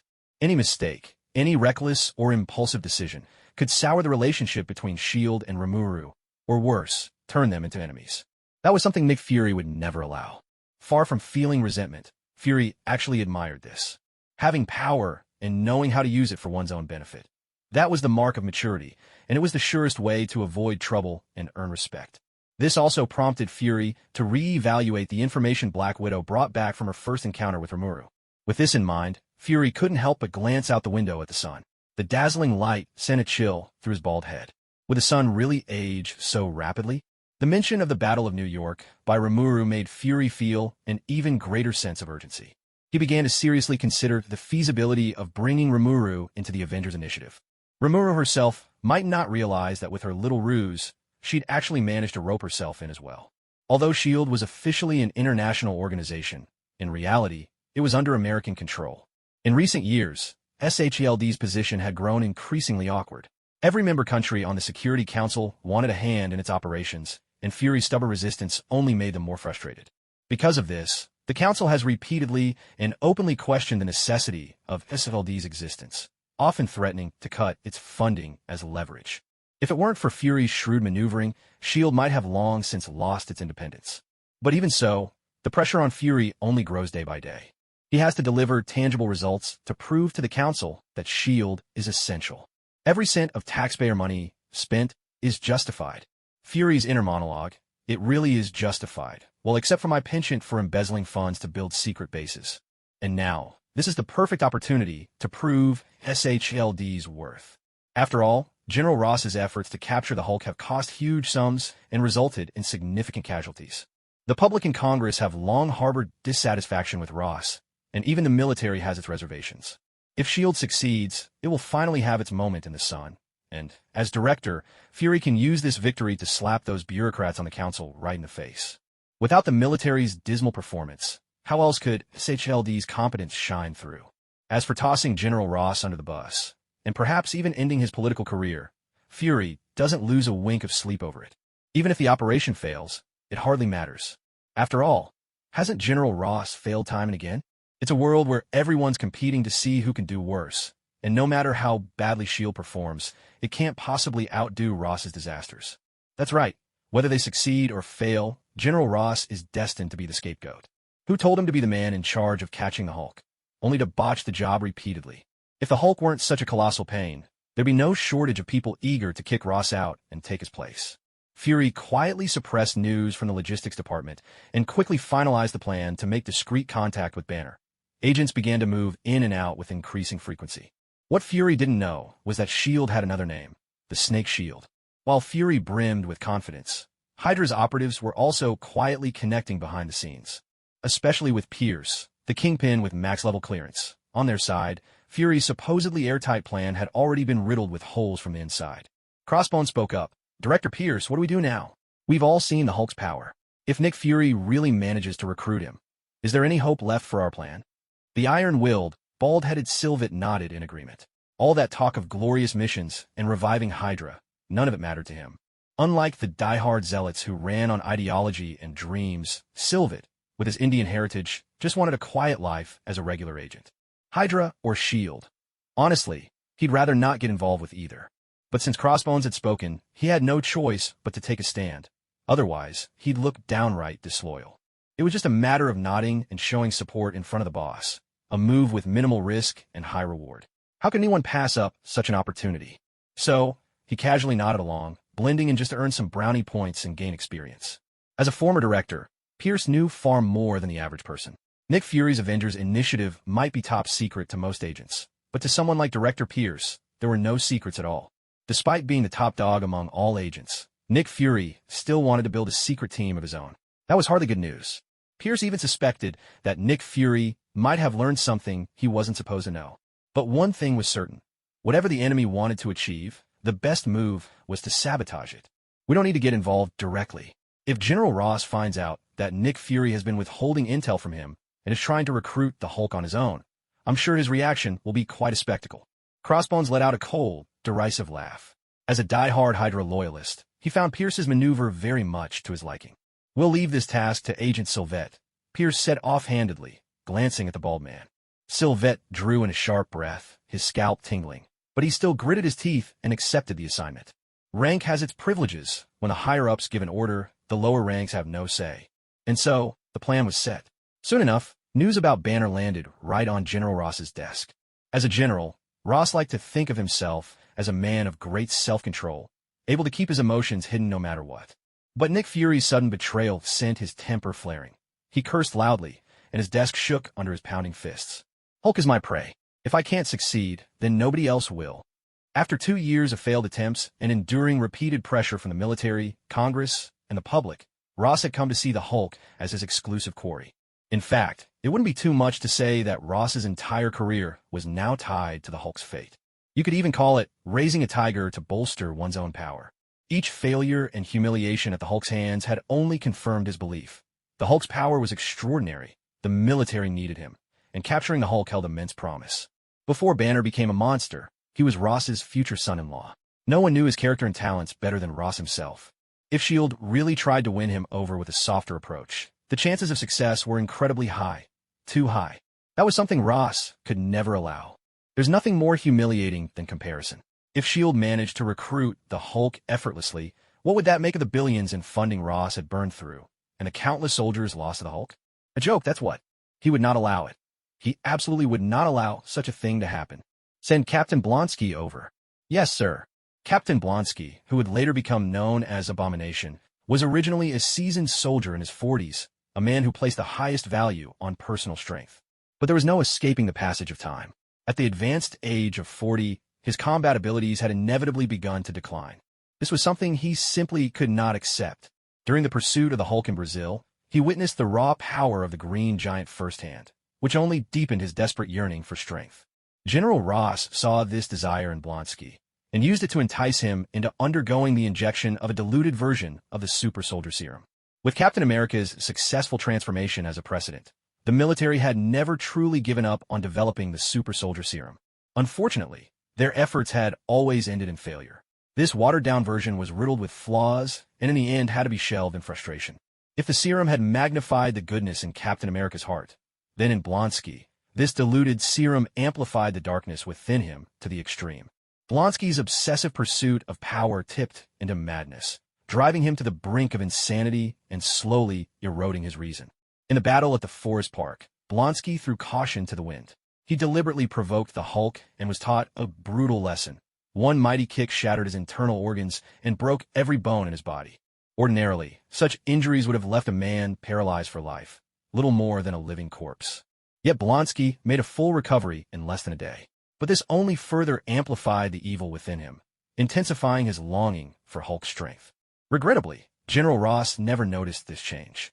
He maintained an inexplicable confidence in his control over his own men. Blonsky soon arrived. The moment he learned they had located the Hulk, a wild excitement overtook him. While General Ross was racing against time, S.H.I.E.L.D. was not far behind. Bruce Banner and Betty had just arrived at Culver University. Natasha, heavily armed and secretly guarded by a full security detail, began her first close encounter with Banner, appearing to be alone. Today, Natasha wore a floral dress, her hair flowing freely, exuding the innocence of a gentle, well-behaved student. At first glance, she seemed the very picture of a sweet, soft-spoken girl, not someone who could snap a strong man's neck in an instant. One had to admit, there's truth in the old saying, the prettier the woman, the more dangerous her lies. Mr. Bruce Banner, Ms. Betty Ross, it's a pleasure to meet you both. And Natasha's greeting, both Banner and Betty grew wary. Yet Natasha's disarming appearance worked its magic, and neither of them reacted too aggressively. Banner, who are you? Natasha raised her hands. I'm an agent of the Strategic Homeland Intervention, Enforcement and Logistics Division. I came here because I'd like to talk with you. Agent? At the sound of that word, both Banner and Betty's eyes widened in alarm, almost ready to bolt on the spot. Relax, relax. If I meant you harm, I wouldn't have come here alone. Natasha kept her hands up, even taking a few steps back, her body language radiating goodwill and making it clear she wasn't a threat. You're alone. Banner and Betty glanced around nervously, searching for any sign of danger. Finding none, their tense nerves eased a little. Men always tended to show more patience toward beautiful women. Though Banner remained wary of Natasha, her helpless woman appearance gave him a certain sense of security. Once the most basic trust was established, Natasha began to gently explain her identity as a S.H.I.E.L.D. agent and the reason she had come to see Banner and Betty. Strategic what division? Both Banner and Betty looked confused. The name meant nothing to them. Natasha was in no hurry. With patience, she explained SHLD's organization and its functions. After her explanation, the two finally started to form a basic understanding of S.H.I.E.L.D. When Banner learned that SHLD's logistics department had tracked him through their encrypted network, sudden realization dawned on him. He was deeply impressed by the organization's capabilities. Ever cautious, he'd never even heard of this encrypted network, let alone that it belonged to some secret international entity. By now, he found himself half convinced by Natasha's words. What? When Natasha revealed that her true purpose was to recruit him, Banner could hardly believe his ears. For a moment, he wondered if he was hallucinating. These past 2 years, living like a fugitive had been stifling. Once, he'd earned 7 doctoral degrees, a true academic heavyweight. On a normal path, the worst he could expect would be a teaching post at a prestigious university. Yet here he was, reduced to bottling sodas in a Brazilian slum. The frustration was easy to imagine. And even so, he lived every day on edge, always afraid the military would find him, or that the monster inside him would break free. Banner, aren't you worried about the other me? Natasha, the Hulk? Of course we know. Not long ago, he protected Betty, didn't he? Banner ran a hand through his hair, agitation clear in his voice. You don't get it. I can never stop myself from getting angry. And whenever I get angry, the Hulk comes out. His voice quivered, shaking with fear, dread, and loathing. Natasha smiled faintly. In just these few short minutes, she had already gained a fair understanding of Banner's character. Remuru was absolutely right. Bruce Banner truly is a kind and remarkably understanding man. Patterns of thinking, or rather, the prejudices in people's hearts, are truly frightening. Before Rimuru made the suggestion, almost everyone's attitude toward the Hulk was the same. Capture, attack, destroy. Hardly anyone had ever considered the idea of inviting him in. Natasha smiled and said, Aren't you trying to learn how to control it? For 2 years now, you've been managing your emotions. Every time you lost control, it was only because General Ross pushed you too far, wasn't it? Hearing Natasha's words, Banner was moved. His emotions surged, and his eyes even grew moist. At last, At last, someone official was finally trying to understand him. Bruce. Betty's tears sparkled, her feelings overwhelming her. After the Gamma accident, aside from Banner, Betty had suffered the most. Not only was she separated from the man she loved, she was caught between her father and her boyfriend, a pain that could only be imagined. Before, she hadn't truly known what kind of life Banner had been living these past 2 years, but the last few days of running for their lives together had shown her. Betty. Banner grasped Betty's hand, unable to hold back his feelings. His emotions ran so high, his watch started beeping incessantly. He had to take deep breaths, struggling to settle his emotions. Natasha was on edge, but when she saw Banner manage to regain control, she finally let out a breath she didn't realize she'd been holding. This gave Natasha a whole new understanding of Banner's ability to master his emotions. Maybe recruiting Banner really was possible after all. Banner, a little flustered and tense, said, "You see? My emotions are just that unstable. I can't afford to get too angry, too excited, or even too happy. Are you sure S.H.I.E.L.D. still wants to bring me in?" Natasha reached out her graceful hand and smiled gently, her warmth like a spring breeze. Of course. Banner, still emotional, reached out as well. Perhaps because of his nerves, his palm was slick with sweat. He wiped it awkwardly on his clothes before offering his hand again. Finally, man and woman, black and white, their hands clasped tightly together. It worked. In that moment, it wasn't just Natasha.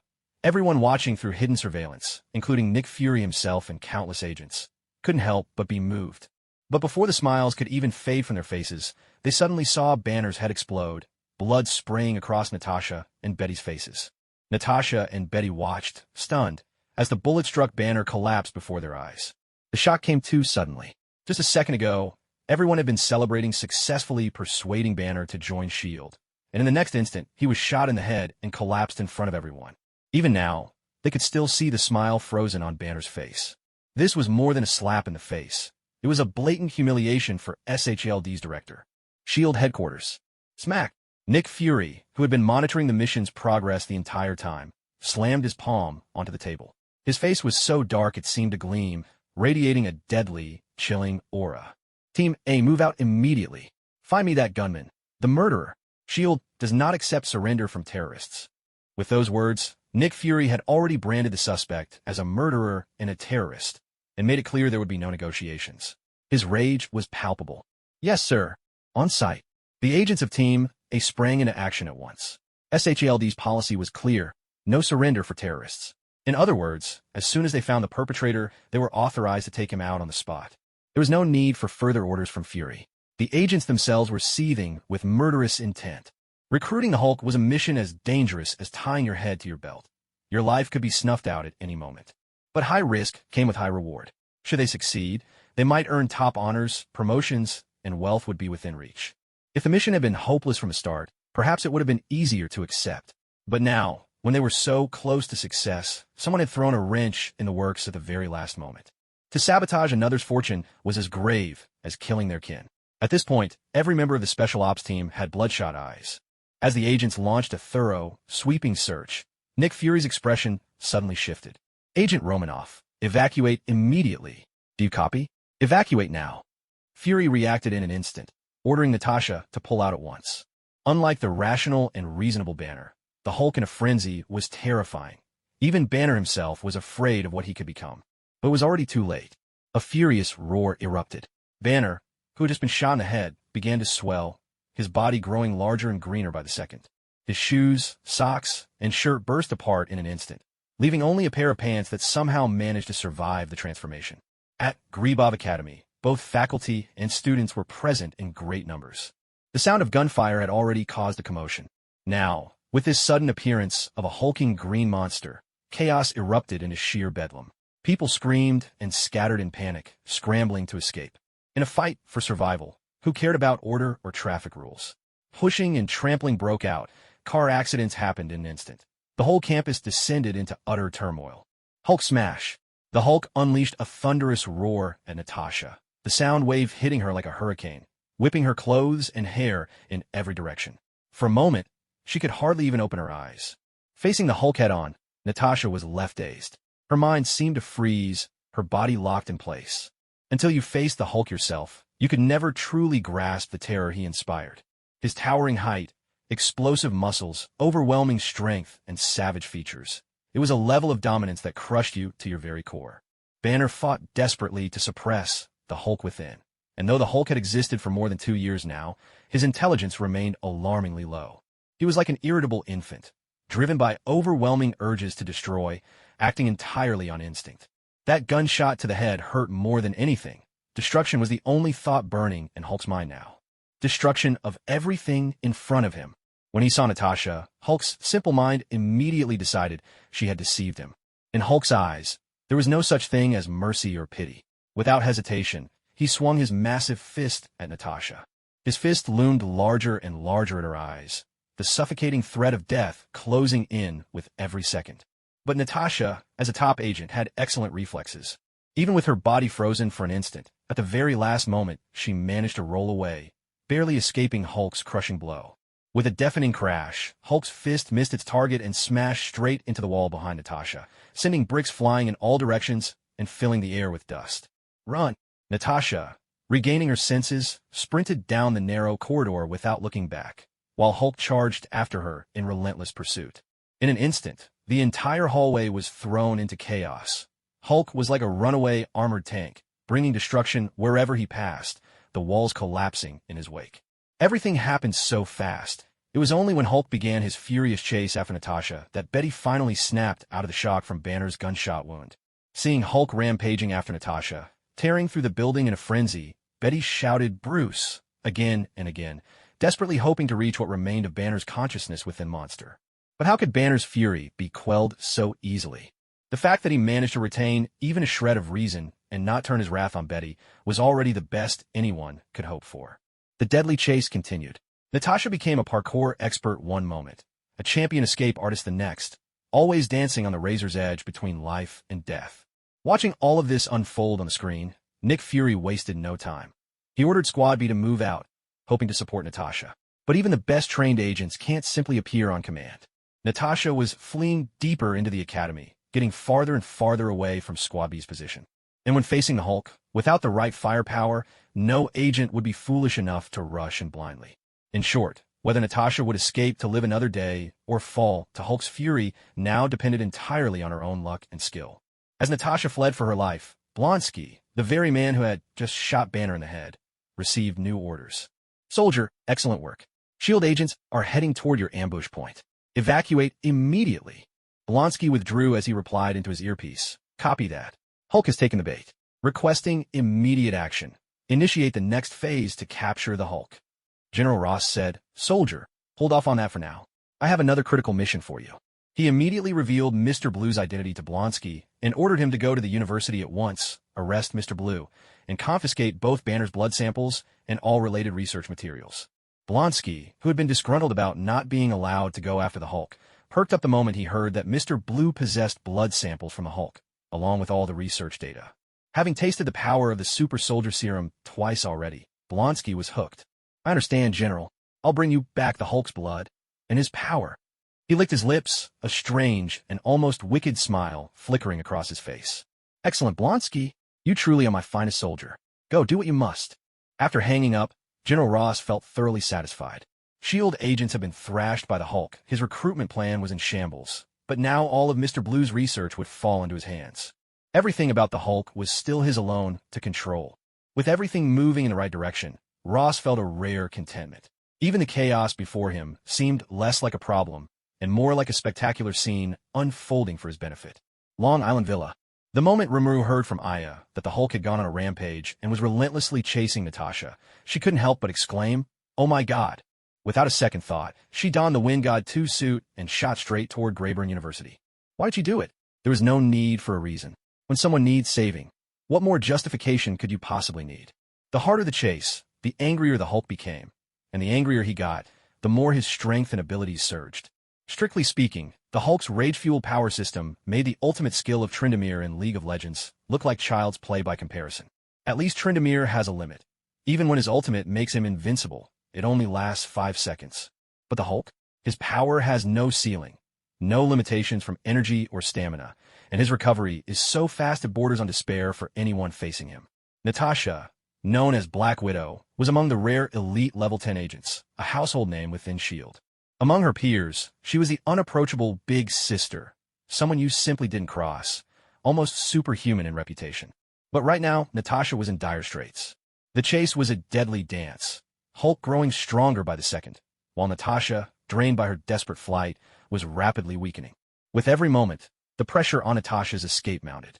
With a furious roar, the Hulk lashed out, smashing his palm against a stone pillar.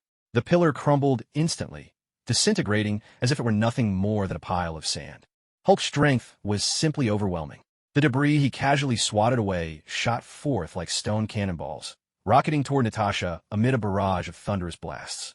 Relying on her animal-like instincts, Natasha managed to dodge most of the flying rubble, but her luck ran out as a shard grazed her right leg. There was a sickening crack as her right leg broke on the spot. Blood gushed from the wound, and she collapsed instantly, completely losing the ability to move. Is this the end?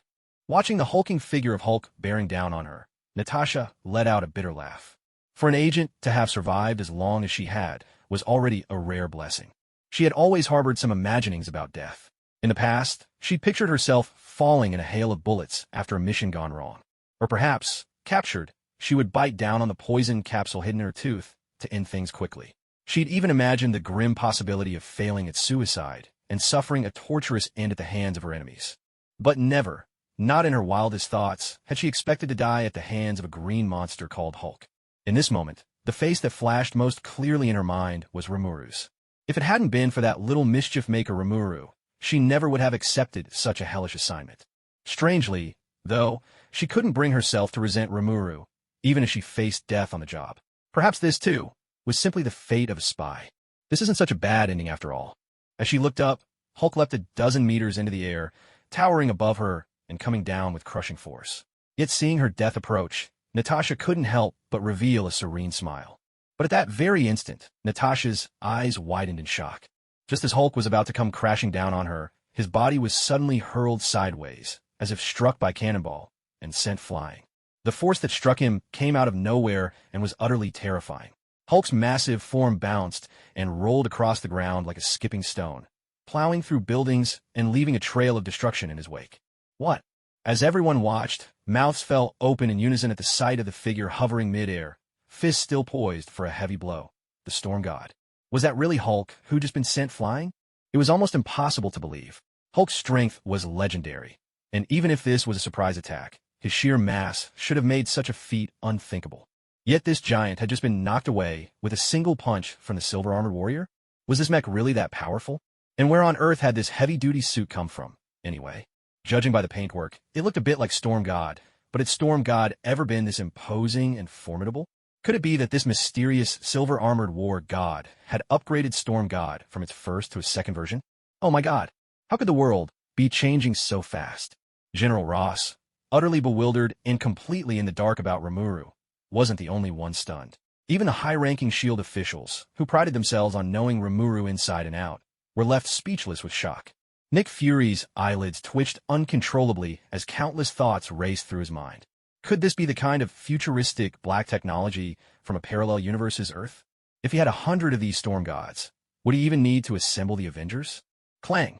Rimuru descended from the sky, landing before Natasha in her signature, Rimuru-style, superhero pose. Her helmet retracted automatically, revealing a face that was cute, youthful, and full of earnest determination. Smack! A dose of healing potion landed on Natasha's body. Natasha, Hulk will be here any second. I'll leave the evacuation and first aid to S.H.I.E.L.D. Rimuru didn't waste any more words. She got to her feet and strode away without looking back, heading straight toward the oncoming Hulk. Watching Rimuru's retreating figure, Natasha's beautiful eyes flickered with a strange light. She had to admit, in that moment, clad in armor and marching bravely toward a formidable enemy, Rimuru looked incredibly cool. When Natasha felt the pain vanish from her thigh and realized her wound had disappeared without even a scar, amazement sparkled even more brightly in her eyes. Oh, little Rimuru, just how many secrets are you hiding? You're making your big sister really curious.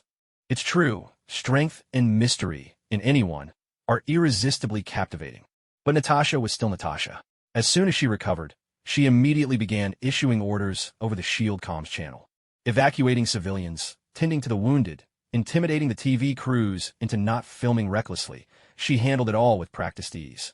Meanwhile, the fierce battle between Remuru and Hulk was reaching its peak. Hulk, we're not enemies. Rimuru used her telepathy skill to try and communicate, hoping to calm him down, but Hulk held a serious grudge. Compared to Rimuru's attempts to soothe him, what stuck in his mind was how this tin can had ambushed him just moments ago and left him hurting all over. Hulk! With a furious roar, Hulk charged at Rimuru at full speed. His massive bulk shook the ground with every step, leaving deep craters in the pavement. Remuru, facing Hulk's onslaught, had no intention of backing down. She was just as curious to see how well the anti-Hulk Storm God armor would perform.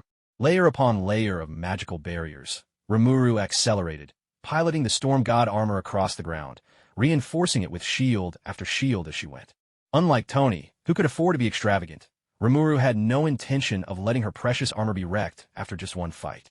So she painstakingly layered on 20 barriers, stacking up the defenses to an absolutely insane degree.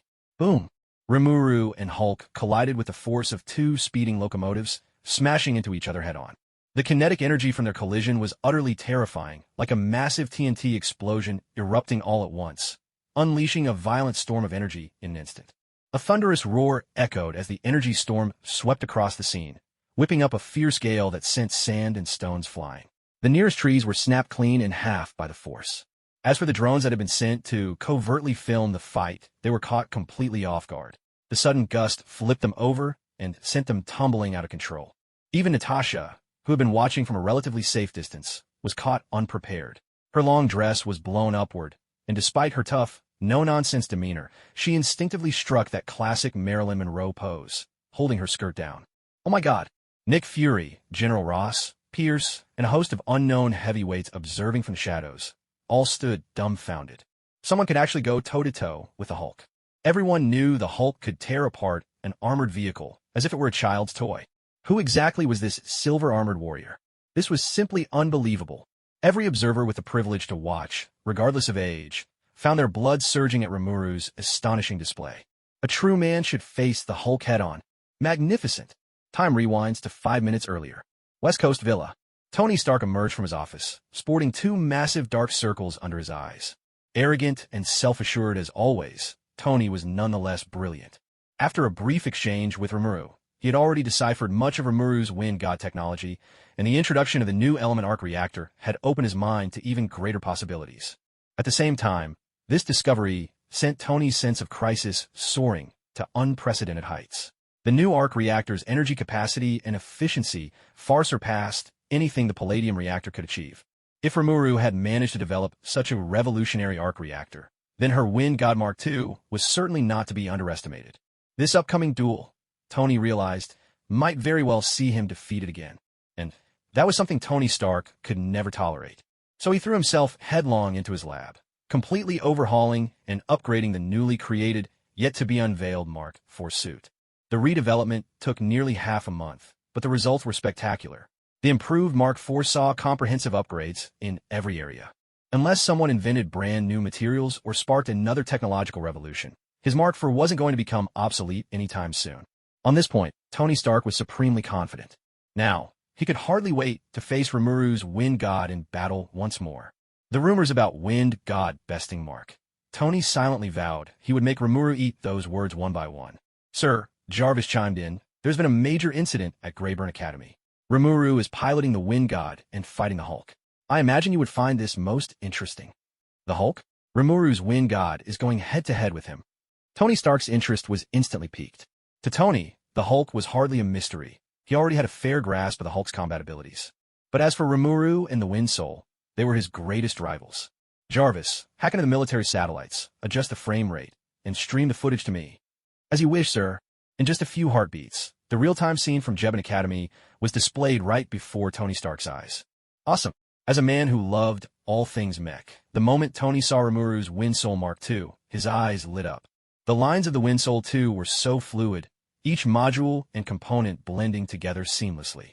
The harmony and beauty of its golden proportions left Tony completely entranced. Most people, when they saw the Wind Soul 2, would just think it looked cool, stylish, and impressive. But to Tony Stark, a true connoisseur, what he saw was Rimuru's mastery and artistry in mech design. Rimuru may have a downright rotten personality and absolutely no sense of decency, but I have to admit, when it comes to mecha design, his talent is extraordinary. He's almost caught up to me, Jarvis replied. Sir, Your generosity is truly remarkable. If outsiders knew about it, the friendship between you two would become legendary. When the Hulk charged toward the Wind Soul, Rimuru didn't choose to kite him or fight from a distance. He met the challenge head-on. Tony couldn't help but rub his forehead. Was this foolish or just plain foolish? The Hulk was the kind of brute who could tear a helicopter apart like a child's toy. With just one exchange, Tony thought the gold titanium alloy could be warped. The Wind Soul might suffer catastrophic damage, its performance severely compromised. Damn it!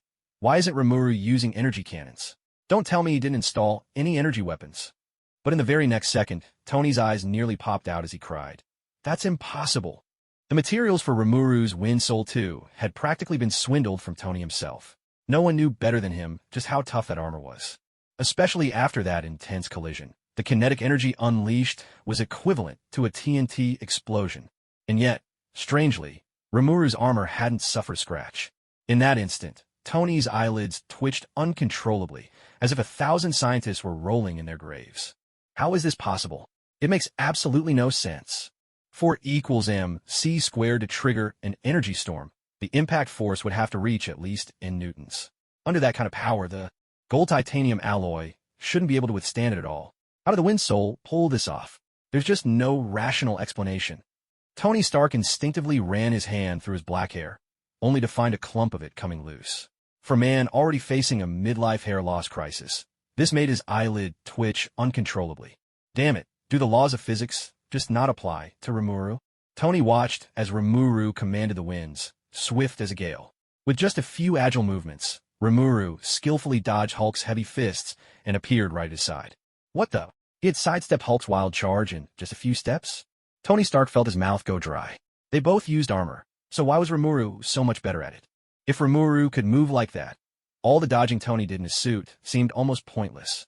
Maybe he'd invented a fake suit of armor after all. Then Tony saw Remuru, now at Hulk's side, leap forward and jab a precise knife hand strike straight at Hulk's kidney. A guttural roar tore through the air. The strike was fast, precise, and merciless, so much so that even the invincible Hulk let out a howl of pain. Tony wiped the sweat from his forehead, feeling an inexplicable ache in his own kidneys. Who goes for the kidneys in a fight, anyway? That's just ruthless. Tony Stark found his understanding of Rimuru's morals taking on a whole new dimension. On the screen, the earth-shattering battle raged on. The Hulk, stabbed in the kidney, was now angrier than ever. Sure, Hulk was a bit slow-witted, but he was still a man. Some primal instinct kicked in, and his rage erupted. Hulk! With a bellow, Hulk grabbed a nearby tree, gripped it with both hands, and with one mighty roar, tore it from the earth, roots and all. Tony's eyes widened. Holy, since when did the green giant use weapons? You really do live long enough to see everything. But what happened next was even more unbelievable. Hulk swung the tree like a club, each swipe menacing and fierce, but Remuru moved like the wind, dodging every strike by the slimmest of margins. Once or twice would have been lucky, but every single time? That was something else entirely. Was this the legendary footwork he'd heard about? Tony couldn't help but recall the old Chinese kung fu movies he'd seen as a kid. Back then, it was just for the novelty. He never really liked them. The lightness skills, running on rooftops, skimming over water, pure fantasy, completely at odds with the laws of physics, utterly unconvincing. But now, Tony's mind was spinning. Could those mysterious Eastern arts actually be real? Just then, the tide of battle shifted again. Remuru seized an opening and in one swift move, toppled both Hulk and the tree. With a powerful leap, Remuru pinned Hulk down, straddling him, and began hammering Hulk's face with tiny fists, chanting, "Go to sleep, go to sleep, go to sleep." Watching Rimuru's dazzling antics, Tony Stark couldn't help but break into an exuberant grin. This whole routine was just so damn up his alley that, even as a bystander, Tony couldn't help but feel every pore in his body tingle with excitement. The only thing that bothered him was that such a flashy, stylish move wasn't his doing. There are few greater regrets in life than this. Truly, this was a joy that belonged to someone else. As Rimuru kept pummeling Hulk with those little fists in a hypnotic rhythm, Hulk's rage only grew, and his strength climbed to yet another level. All of a sudden, Hulk threw a punch out of nowhere, sending the wind god flying. A thunderous crash shook the air. The wind god shot off like a cannonball, smashing right into a building, tearing through 5 or 6 walls in a row and leaving a gaping hole in the structure. It was as if a legendary palm strike had hollowed out their very core. Thankfully, Natasha had done a solid job evacuating the civilians. Otherwise, with that last blow, Who knows how many innocent bystanders would have been caught in the crossfire. Dust and debris filled the air as Rimuru stood up out of the crumbling ruins, shaking their head to clear the fuzziness. Hulk truly lived up to his name. The sheer power behind that punch was absolutely insane. Just one punch, and it nearly shattered Rimuru's 20-layer barrier. If it weren't for Hulk's thick mane of black hair, Rimuru might have suspected that both she and the Wind God would have been knocked clear to the story's final act with that one hit. Determined, Remuru reinforced her barriers, stacking them up to 50 layers. With each new layer, the difficulty multiplied, and the magical energy required grew exponentially. But with its Sundra dragon in her stomach, a near-infinite source of magic, Rimuru hardly had to worry about running out of power.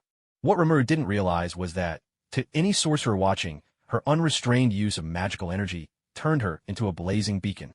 She was like a constant signal flare, visible to anyone sensitive to magic, especially Baron Mordo, who had come all the way from Kamartaj for this. Just as Rimuru was burning through massive amounts of magic to fortify her barriers, the enraged Hulk charged at her once more. Hulk had no real fighting technique. None at all, in fact. Any martial arts master watching would have dismissed Hulk's style as utterly worthless. But with his tough hide, monstrous strength, and surprising speed, what need did Hulk have for refined technique? One word summed it up: brute force. At the very moment Hulk lunged, Rimuru's reinforced boosters on her arms and back roared to life. With a burst of speed, Rimuru dashed forward and punched Hulk square in the gut. Caught off guard, Hulk doubled over like a shrimp and was sent flying. His massive frame tumbled across the ground, gouging out crater after crater in the earth. The powerful onlookers watching this battle had their jaws dropping so wide, you could practically fit a whole watermelon inside. This was a true clash of titans, a battle between gods. Everyone was amazed by Hulk's brute strength, but even more astounded by the Wind God 2's extraordinary combat abilities. There could only ever be one Hulk. He was nearly impossible to replicate. But Wind God 2 was different. It was a mech, a marvel of technology and weaponry. As long as the technology could be mastered, it was possible to mass-produce them. Whether it was the military or shield, everyone's eyes were burning with envy for humanoid mechs. As for the true mech genius, Nini, she was left utterly speechless. What the hell? This defied all logic.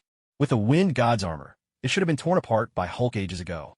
But now, not only was it holding up, it was even suppressing Hulk. Was this cheating or what?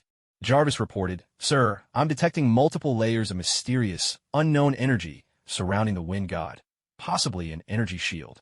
A simulated data model appeared before Tony Stark's eyes.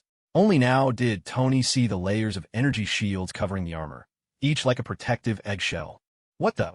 Tony Stark still found it hard to believe. It wasn't as if he'd never considered the concept of an energy shield. In fact, he designed over 100 energy models, but none had ever succeeded. Had Remuru really managed to pull off this kind of sci-fi wizardry? He had failed, but Remuru succeeded, and that left Tony with a deep, indescribable sense of defeat. There was no question. Once again, his Mark armor had lost to the Wind God. Tony said, "Jarvis, make a note. Put energy shield research at the top of my agenda. Also, start designing an anti-Hulk armor and an anti-Wind God armor." Jarvis replied, "Understood." The duel between these two was so intense. It was like witnessing a force of nature, tearing down buildings, uprooting trees, turning cars into shot puts and statues into stone missiles. Anything in their path was instantly turned into a weapon. In just a few short minutes, Rimuru and Hulk, like two demolition maniacs, had reduced the historic Jebin Academy to a pile of rubble. But what really gave Rimuru a headache was that Hulk seemed to only be getting stronger. Even she couldn't help but feel a sense of panic. No matter how many times she reinforced the barriers, Wind God 2 still suffered damage. Its mech body tore apart piece by piece. Was being dismantled the inevitable fate of all anti-dash mechs? Her poor wallet. Rimuru felt the pain, so sharp it was hard to breathe. Black flame, thunder. With a deafening roar, black lightning leapt from Rimuru's palm, its radiance so blinding that the whole world seemed to lose color. Even the sun faded into obscurity. The surging black lightning became the sole source of light in the universe. A mighty roar shook the air. Hulk instinctively sensed a threat, but for him, fear was an unknown concept. Without hesitation, Hulk charged straight at Remuru, headstrong as ever. Fast, fast, zap, zap. An incantation as swift as lightning. A thunderous boom erupted. As the black flame, thunder, crashed down on Hulk, the overwhelming force of destruction instantly scorched him, burning him to a crisp on the outside and the inside. Unlike all the previous attacks, The Black Flame Thunder was a magical assault. Even for Rimuru, this move was a trump card kept for dire situations, a spell of terrifying power. Arcane energy surged and billowed, vast and unrestrained, as if a mushroom bomb had detonated, conjuring a miniature sun out of nowhere that shone so blindingly, no one could keep their eyes open. What kind of weapon was this? Could this be the Silver Armored War God's ultimate move? In front of the screens, the gathered bigwigs were left speechless, their mouths dry, struggling to find words to describe what they were feeling. The Silver Armored War God had given them too many shocks today. They were starting to feel numb from the sheer intensity. Only Baldy wore an expression of, just as I expected, but even he found this display terrifying beyond imagination. Baldy let out a sigh of relief, feeling grateful in his heart. Remuru certainly knew how to keep secrets. Thank goodness he had advocated for peaceful negotiations with Remuru. Had they foolishly charged in head first, who knows how many S.H.I.E.L.D. agents would have been wiped out by now. As the blinding light faded, everyone in front of their screens drew a sharp breath in unison. At Reborn Academy, a massive crater had appeared, hundreds of meters wide and at least a dozen meters deep, like an abyss gouged out of the earth. Meanwhile, Hulk lay motionless on the ground, his entire body bloodied and battered, the wounds gruesome and horrifying, with bones exposed in many places. He was sprawled on the earth, completely still, as if that devastating blow had knocked him out cold. The Silver Armored War God stood tall beside Hulk, his armor badly damaged, barely a single intact plate left. Yet this did nothing to diminish his imposing, heroic image in everyone's eyes. The Silver Armored War God was simply too powerful, so far the only being on Earth to ever defeat Hulk head-on. What no one else knew was that at this moment, Remuru glanced at the unconscious, blood-soaked, utterly miserable green giant and stuck out her little tongue in embarrassment. She truly had no grudge against him. The only reason she'd unleashed her ultimate move, Black Flame Thunder, without hesitation was to stop the green giant from causing further havoc. Nothing more. She absolutely wasn't trying to get back at him for wrecking her dear wind god too. Absolutely not. Whether anyone else believed that or not, she certainly did. Down in the giant crater, black smoke billowed, with occasional sparks of residual electricity flickering here and there, sometimes triggering secondary explosions. The whole scene was shrouded in mystery and dread, a devastation that no ordinary weapon could ever have caused. This sight left many military bigwigs with reddened eyes. The sheer power of this weapon was overwhelming, if only they could get their hands on it. At that thought, more than a few high-ranking officers found their breathing quicken and their hearts race. However, when they caught sight of the battered and terrifying armored wind god, it felt as though a bucket of cold water had been poured over their heads. After all, the Silver Armored War God was a force to be reckoned with, even able to face the Hulk head-on. How could anyone think it would be so easy to seize his creations? Not long ago, they had already tried pressuring Nick Fury multiple times, only to be stonewalled at every turn. Who knew what kind of bewitching spell Nick Fury had cast, managing even when the support of the Security Council? It was simply baffling, yet a weapon of such national importance. How could it possibly be left in the hands of an unidentified private individual? The military had to master the technology of humanoid mechs at all costs. Afterward, they would exert extreme pressure on Nick Fury to force out the true identity of the Silver Armored War God. If one or two generals weren't enough, then the entire military would move as one. If even that wasn't sufficient, they'd bring in Congress. And if that still wasn't enough, then the whole nation would get involved. In the face of a nation's collective will, any opposition would be crushed to dust. Not even Tony Stark, the richest man in America, could stand in the way. Only national will can compete with national will.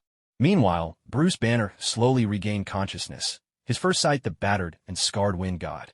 Instinctively, Banner's body tensed. Whenever he became the Hulk, his memories grew hazy, as if waking from a dream. He could barely recall what had happened. Still, people or events that left a particularly deep impression would remain in his mind. He distinctly remembered this iron giant before him, the one that had beaten him to utter despair.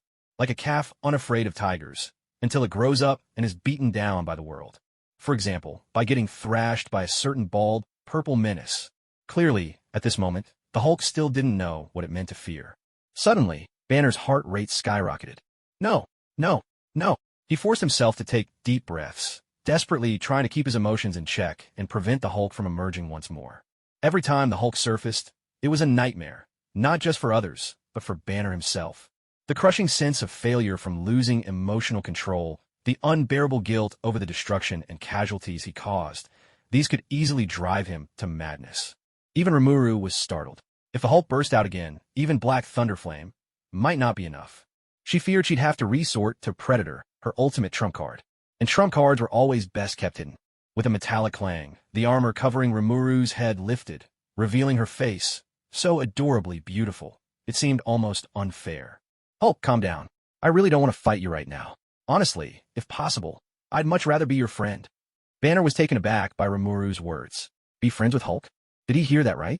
Wasn't everyone in the world terrified of Hulk, treating him like a monster to be avoided at all costs? And what did it even mean to be friends with Hulk? Shouldn't people want to be friends with him, Bruce Banner, instead? It was only then that Banner got a clear look at Rimuru's face, and the expression on his own was a spectacle to behold. The invincible powerhouse who could command the wind and pin Hulk to the ground with ease was actually a girl with such an adorable face. Was this some kind of joke? Hulk, with his simple mind and not currently transformed, could barely hear or understand Rimuru's words. Still, Rimuru's goodwill managed to reach Hulk, albeit indirectly, through Banner himself. At the very least, things didn't get any worse. In and out, in and out. Banner sat cross-legged, trying to calm his heart, willing peace back into his body, breath by breath. Minutes ticked by. Finally, Bruce Banner let out a long, shaky breath, as though he'd just survived a harrowing battle. He felt relief, joy, and bittersweetness all at once. Banner looked at Remuru with a complicated expression. Be friends with Hulk? Are you sure you're not mistaken? Remuru gave him a mysterious smile. No mistake. Strictly speaking, Hulk isn't a monster. He's another you, just a much younger version, with an immature mind and extremely prone to anger. Banner's emotions flared at Rimuru's words. You don't understand. You don't know anything. Hulk is nothing but a monster, a beast that only knows destruction. He ruined my life, ruined everything. All I can do is keep researching, until one day I can wipe him out completely. Rimuru didn't argue further. To reveal too much to someone you hardly know is always a big mistake. Bruce! Bruce! The two of them turned at the sound, and only then did they spot Betty, battered and bruised, lying at the edge of the massive crater, calling Banner's name again and again. Betty! Banner's emotions surged as he waved his arms, calling back to Betty with all his might. Remuru, what's with this sudden dose of couple sweetness? Public displays of affection never end well. No wonder her father's been chasing Banner down. She used to think Banner was the unluckiest hero in Marvel, but now she'd just take back everything she'd ever said. Patting Banner on the shoulder, Rimuru sighed. Banner, your girlfriend is amazing. Banner nodded, utterly convinced. Betty really is a fantastic girl. Rimuru looked at the stunningly beautiful Betty, feeling a mix of envy, jealousy, and frustration, and said, Banner, the moment I laid eyes on Betty, I knew I wanted to be your friend. Inside, Banner was a little excited. To have someone know about his Hulk identity and still be willing to befriend him. This kind of friendship was truly precious. But why did that sound so strange? What did he mean by, the moment I saw Betty, I decided to be your friend? Remuru patted Banner on the shoulder, trying to reassure him. Bruce, you can run as far as you need from now on. I'll take good care of Betty for you. Bruce Banner was instantly left speechless, a dark cloud hanging over his head. He almost lost control of his emotions and let the Hulk burst out. Me, Bruce Banner, would never have a friend like you. Never. Forever. And stop calling me Bruce. We're not nearly that close. Remuru grabbed Banner by the arm and led him right up to Betty Ross. Though she was tempted to strike up a conversation with Betty, Remuru restrained herself. A friend's wife is off limits. She did have some principles, after all. That's right, Rimuru's integrity was just that unshakable. She swore to the heavens, it was all just a joke just now. She had absolutely no intention of stealing someone's girl. Truly, more genuine than pure gold. It's time to go. With a flourish, Rimuru turned away, striding off without looking back. The way she moved, her posture, it was the very picture of cool, like a peacock showing off its vibrant feathers. Betty's eyes sparkled with admiration, while Banner was so frustrated he was grinding his teeth, wishing he could catch up and give Rimuru a good beating. What Rimuru didn't know was that, just after she soared away, a ring of fire suddenly burst open a short distance ahead, spewing sparks in every direction. That blazing circle appeared out of nowhere, but Wind God's dazzling display in the battle just now had drawn so much attention that it was impossible to ignore. No one knew how many satellites around the globe were now locked onto Wind God, hoping to track her landing site and uncover the true identity of the silver-armored war god. But what left everyone watching their screens utterly stunned was this. Out of thin air, a ring of fire appeared in the sky. Wind God slipped through it and then vanished. Vanished? Can you believe it? At the Pentagon. All the senators and generals stared at each other in disbelief. Just moments ago, they'd all been fired up, thinking that once they found out the silver-armored war god's identity, it would only be a matter of time before they acquired the wind god armor. And now, just as they were gearing up for action, this is what they got? Find her. I want her found immediately. Even if you have to dig 3 feet into the ground, bring me the silver-armored war god. A hard-nosed, iron-willed general roared out. Yes, sir. With a single command, the entire nation shifted into high gear. Communication between departments became frequent, and everywhere was abuzz with the din of busy phone calls. Inside the Pentagon, countless staffers hammered away at their keyboards, the rapid clatter filling the air. For a moment, all else fell silent. The only sound was the relentless, rain-like tapping of keys. Every advanced scanning system in existence was deployed, satellite positioning, Patriot missiles, Aegis, and even the most secretive technologies, usually kept under lock and key, were brought out. Yet, to everyone's astonishment, not a single trace of the wind god was found. The wind god, who had just been waging war on all fronts, seemed to have vanished from the face of the earth. Optical camouflage? Warp drive? Spatial jump? If the wind god truly possessed technology centuries ahead of humanity, then what hope did they have of finding him? The big shots glanced at each other, looking as crestfallen as roosters after a defeat. At this point, few still mentioned forcing the silver-armored war god to hand over his mecha technology.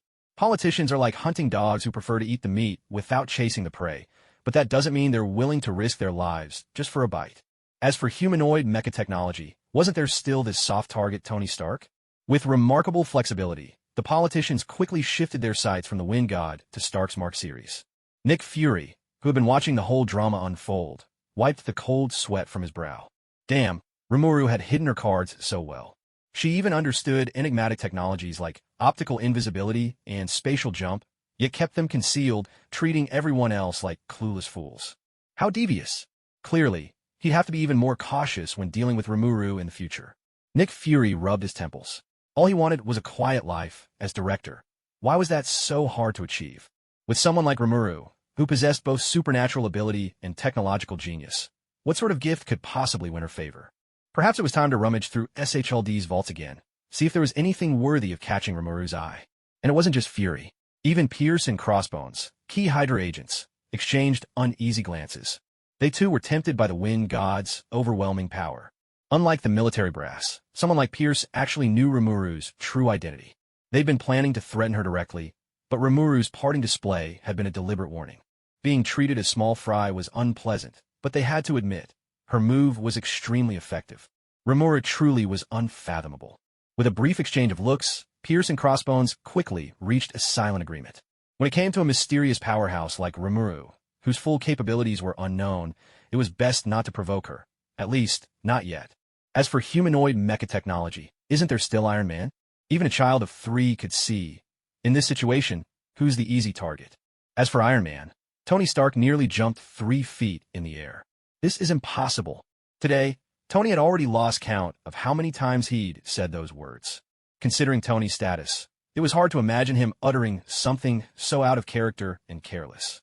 But everything he'd witnessed today had utterly shattered his worldview. Others might not know much about Remuru, but Tony certainly did. He discussed mecha technology with Remuru more than once. Their skills were nearly on par. Though Remuru often had the upper hand, the gap had never been so vast that it felt like a difference between entire civilizations. But that last move of Remuru's, drawing a circle of fire out of thin air and then vanishing without a trace. If that wasn't spatial jump technology, then what was it? Unbelievable. How on earth did Remuru do that? Could it be that the world's greatest mind, Tony Stark, is so far behind Remuru? Tony Stark was overwhelmed by frustration, his whole demeanor lacking its usual vitality. Remuru was just too formidable. Every time Tony thought he'd caught up, Rimuru would unveil yet another groundbreaking technology that left Tony battered and bruised. At this moment, Tony Stark gazed skyward at a 45-degree angle, his eyes filled with a bright melancholy.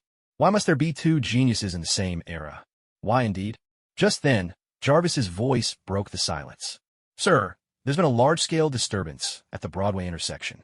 The perpetrator is a monster bearing a striking resemblance to the Hulk. The military is being routed as we speak. As Jarvis spoke, he pulled up video footage of Abomination rampaging through the streets. When Tony saw the muck-colored Abomination, his eyes lit up. Fate itself. Since the Storm God is out of commission, It's time for Iron Man to take center stage. Tony raised his right hand, revealing the infrared sensor watch on his wrist. With a flourish befitting a leap of faith, Tony dived off the villa. Jarvis, what are you waiting for? With a crisp beep, the pod-like Mark IV suit shot out of the lab and assembled itself around Tony Stark in perfect order. Just as he was about to reach the surface of the sea, the Mark IV locked into place. With a thunderous roar, the Mark IV skimmed the waves, sending up a spray that made a group of bikini-clad girls on a yacht shriek in delight. The thrusters flared, trailing fire as the Mark IV traced a graceful arc and pierced the sky. Tony Stark declared, "I'm Iron Man, and I'll never be outmatched." Just as Tony soared toward Broadway, ready to pick a fight with Abomination to regain his confidence and rack up some experience points, Remuru plunged headlong into an utterly unfamiliar place. All around her was a blinding whiteness. Snow and wind filled the sky as far as the eye could see. To outsiders, Rimuru might seem inscrutable and wise, but she simply blinked, completely baffled by what was happening. "Where on earth am I?"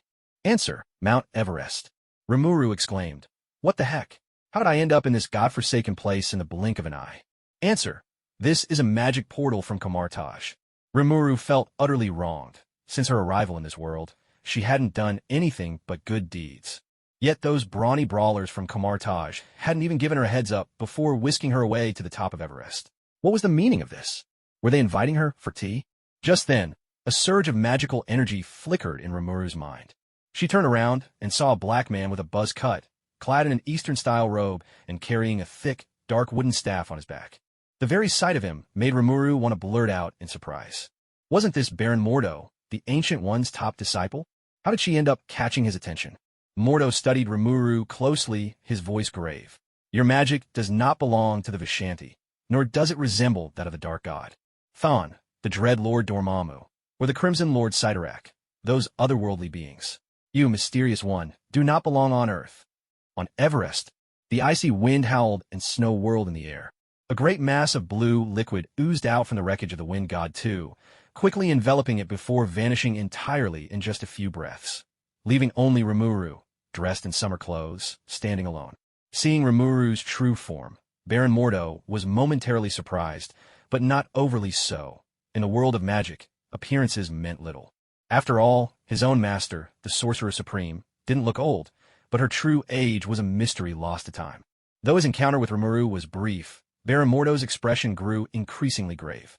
Bringing Rimuru to Everest was a decision he had weighed carefully. The extreme cold here was harsh enough that even seasoned sorcerers couldn't linger long without constantly consuming magical energy to keep warm. Mordo himself had trained on Everest many times and was well versed in surviving its dangers. Here he was on home turf. More importantly, the deadly cold would greatly diminish the effectiveness of Rimuru's high-tech weaponry.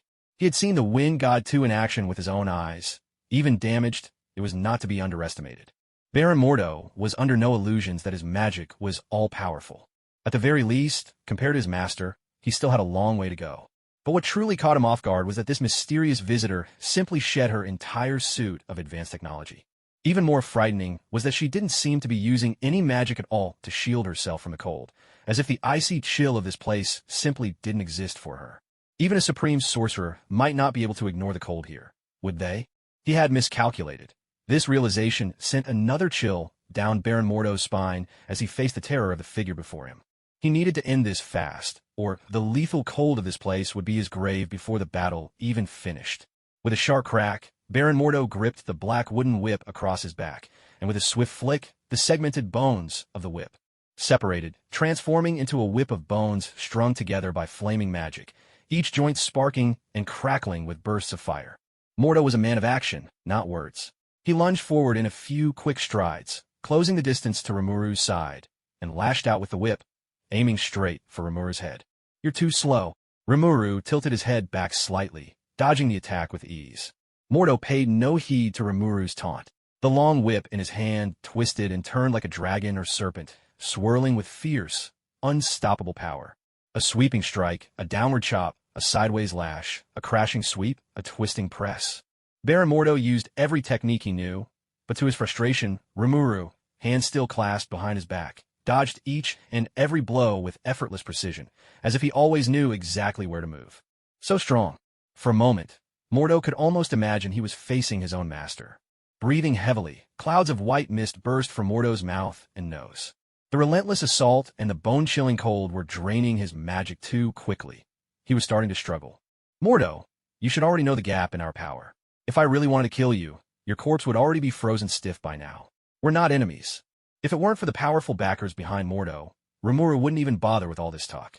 He'd probably just hypnotize Mordo, take his levitation ring, strip off his mage's robe, and then put those treasures to good use.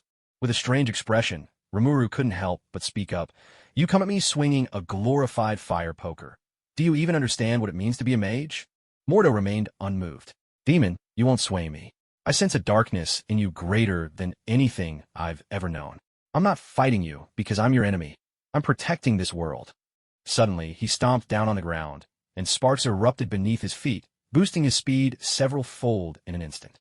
In a flash, Mordo appeared behind Rimuru, his magical whip now crackling with even fiercer energy, breaking the sound barrier as it came crashing down upon Rimuru's head. I did it! Baron Mordo's eyes lit up with triumph. The long whip in his hand was no ordinary weapon. It was called the Scepter of Judgment, a legendary artifact even in Kamar Taj. The boots on his feet were also magical, Walto's leaping boots, another artifact he'd kept hidden until now, saving them for this critical strike. And to his delight, his plan had finally succeeded. But to his shock, the scepter struck as if it had collided with solid steel, sending a numbing jolt through both his hands. Only then did Baron Mordo notice that at some point, a thick, shell-like armor had formed over Rimuru's smooth forehead. So hard. What in the world is this? Baron Mordo was dumbfounded, but what stunned him even more was that the staff of the living tribunal in his grip was suddenly seized by Remuru, and no matter how hard he tried, he couldn't pull it free. Thud! Remuru held the scepter tightly in one hand, and with the other, now armored, he delivered a fierce punch straight to Mordo's vulnerable abdomen. In an instant, racked by searing pain, Mordo's body doubled over like a shrimp and rolled for more than 10 meters across the snowy ground before finally coming to a stop. Gazing at the artifact in his hand, Rimuru asked, "Great sage, what weapon is this?" Answer, "The staff of the living tribunal." The living tribunal? Rimuru was slightly taken aback. Who would have thought this ugly wooden stick had such an illustrious background? In the Marvel Universe, the living tribunal is an incredibly mysterious entity, shrouded in awe and nearly omnipotent. Its judgments can affect the fate of the entire cosmos. It once stopped Doctor Strange from destroying Earth, convinced the White Phoenix not to erase an entire universe, and with a mere snap of its fingers, turned all the Infinity Stones into nothing more than useless pebbles. Answer, what does the Roman road have to do with Rome? Remuru almost choked with laughter. Is this what you call a misleading name? It's just like in China, naming a small grove of trees Norwegian forest, or calling a random street Champs-Élysées. It turns out this trick isn't unique to the East after all. Boom! Just as Rimuru was poking fun at the staff of the living tribunal for its misleading name, Baron Mordo suddenly slapped both hands against the ground. The earth erupted in a tidal wave of soil, and in the next instant, the entire world seemed to come alive. Mirror dimension? Rimuru was surprised. In a movie, Doctor Strange, the most memorable magic was the ability to warp space at will, bending landscapes and altering terrain without affecting reality through the mirror dimension. Experiencing it firsthand, Rimuru realized mirror magic was even more wondrous than he had imagined. Mordo maintained his pose, hands pressed to the ground, channeling his spell. Though the mirror dimension is a world of its own, it doesn't change the climate inside. So he still had to keep expending mana to ward off the cold, and mirror magic itself is a highly advanced technique. Even at Kamar Taj, there are only a handful of sorcerers who can wield it. You certainly know a lot. Without a sling ring, don't even dream of getting out of here alive. Baron Mordo called out, and with a grand gesture, twisted the landscape, sending Rimuru flying. At the same time, he used his sling ring to open a portal. Sparks flew in every direction. The portal itself was a fiery threshold, separating two entirely different worlds. A world of swirling snow and ice, and another basking in warm sunshine. That's the wonder of a magic portal. But before he could step through, Baron Mordo suddenly saw Rimuru, whom he had just hurled down the mountainside, surge back up in a flash. This time, a pair of wings had sprouted from Rimuru's back. Not the feathered kind you'd expect from an angel, but something more akin to a bat's wings. At that moment, Baron Mordo was so exasperated he could have cursed. Was this cheating? It was one thing for your body to sprout layers of armor, but now you've grown wings too? Sticky steel wire. With a wave of Rimuru's little hand, countless fine, transparent steel threads shot forth, instantly binding Baron Mordo tight as a drum. He struggled with all his might, but those sticky steel wires were no ordinary bonds. They weren't about to snap just because he fought back. Outmatched, all Mordo could do was bluster. Demon, the other side of that portal is Kamar Taj. The Sorcerer Supreme is there. Do you really dare cause trouble on her turf? Mordo wasn't lying. He'd been captured, yes, but the portal's other end did lead straight to Kamar Taj. With the Sorcerer Supreme's powers, she would surely see through everything happening here. So, he didn't feel the least bit afraid. Then, Baron Mordo witnessed a sight he would never forget for as long as he lived. Unique Kamar Taj magic portal detected. Would you like to activate unique skill Predator? Yes. In an instant, Rimuru, just a moment ago a young girl, transformed into a small blue orb and, before the portal, melted into a blue liquid that spread across its surface. In a heartbeat, the portal vanished. Remuru reverted to her human form, wiped her mouth, and looked as though she'd just enjoyed a delicious treat, still savoring the taste. You can eat a portal? He, Baron Mordo, the Sorcerer Supreme's top disciple. Had he been studying fake magic all this time? Confirmation complete. Skill portal successfully acquired. The voice of the great sage echoed in Rimuru's mind, and her face bloomed with a radiant smile, a rush of happiness filling her from head to toe. For Rimuru, you really are what you eat. She remembered that Baron Mordo had a few signature spells up his sleeve. First, there was the one where you rub your hands together and conjure a whip of fire, something like the Queen's whip, a blazing red magical lash. Doctor Strange had used it in battle, wielding it with both hands, or snapping it out with just one. Mordo definitely knew that trick. Mordo, Wong, even the villain Kaiselius could all conjure magical shields, and the magical fan used by the Ancient One seemed to be a variation of the same spell. She absolutely had to devour that spell too, and she mustn't forget about mirror magic. All at once, when Remuru looked at Baron Mordo, it was as if she were gazing at an adorable little rabbit, delivering takeout right to her door. Little white rabbit, so adorable its 2 ears standing upright, after cutting the arteries, then the veins. Skin peeled, chopped into pieces, tossed into the pot to cook, with a handful of cilantro added just before serving. Rimuru, after all, had watched all 3 seasons of A Bite of China from start to finish, mastering the arts of steaming, frying, stir-frying, boiling, pan-searing, and braising. In the words of that show, the more exquisite the ingredient, the simpler the preparation it requires, peeling, juicing, cracking bones for their marrow. So tell me, little Mordo, aren't you afraid? As Rimuru looked at Baron Mordo, she instinctively licked her lips, sending an involuntary shiver down his spine. What was with this I'm about to eat you vibe she was giving off? Why isn't Master here yet? Somebody help. This, in fact, was one of the reasons Mordo had chosen to bring the battle to Mount Everest. After all, Everest was right in Katamaji's backyard. If a disciple is being attacked, how could the Master not intervene? Even when beating a dog, you should look to see who its owner is. In truth, Baron Mordo was indirectly forcing the Ancient One's hand. Time to put on a show. Stay calm. Don't let Mordo see through my real intentions. Mordo, if you think you can trap me in the mirror dimension, forget it. If I can't get out, neither can you. Rimuru put on a fierce, menacing face, advancing on Mordo step by step. At the same time, she subtly loosened the sticky steel threads binding him, deliberately leaving an opening. It only took an instant for Mordo to sense the change. The flaw was small, but Mordo noticed it. I can turn the tables.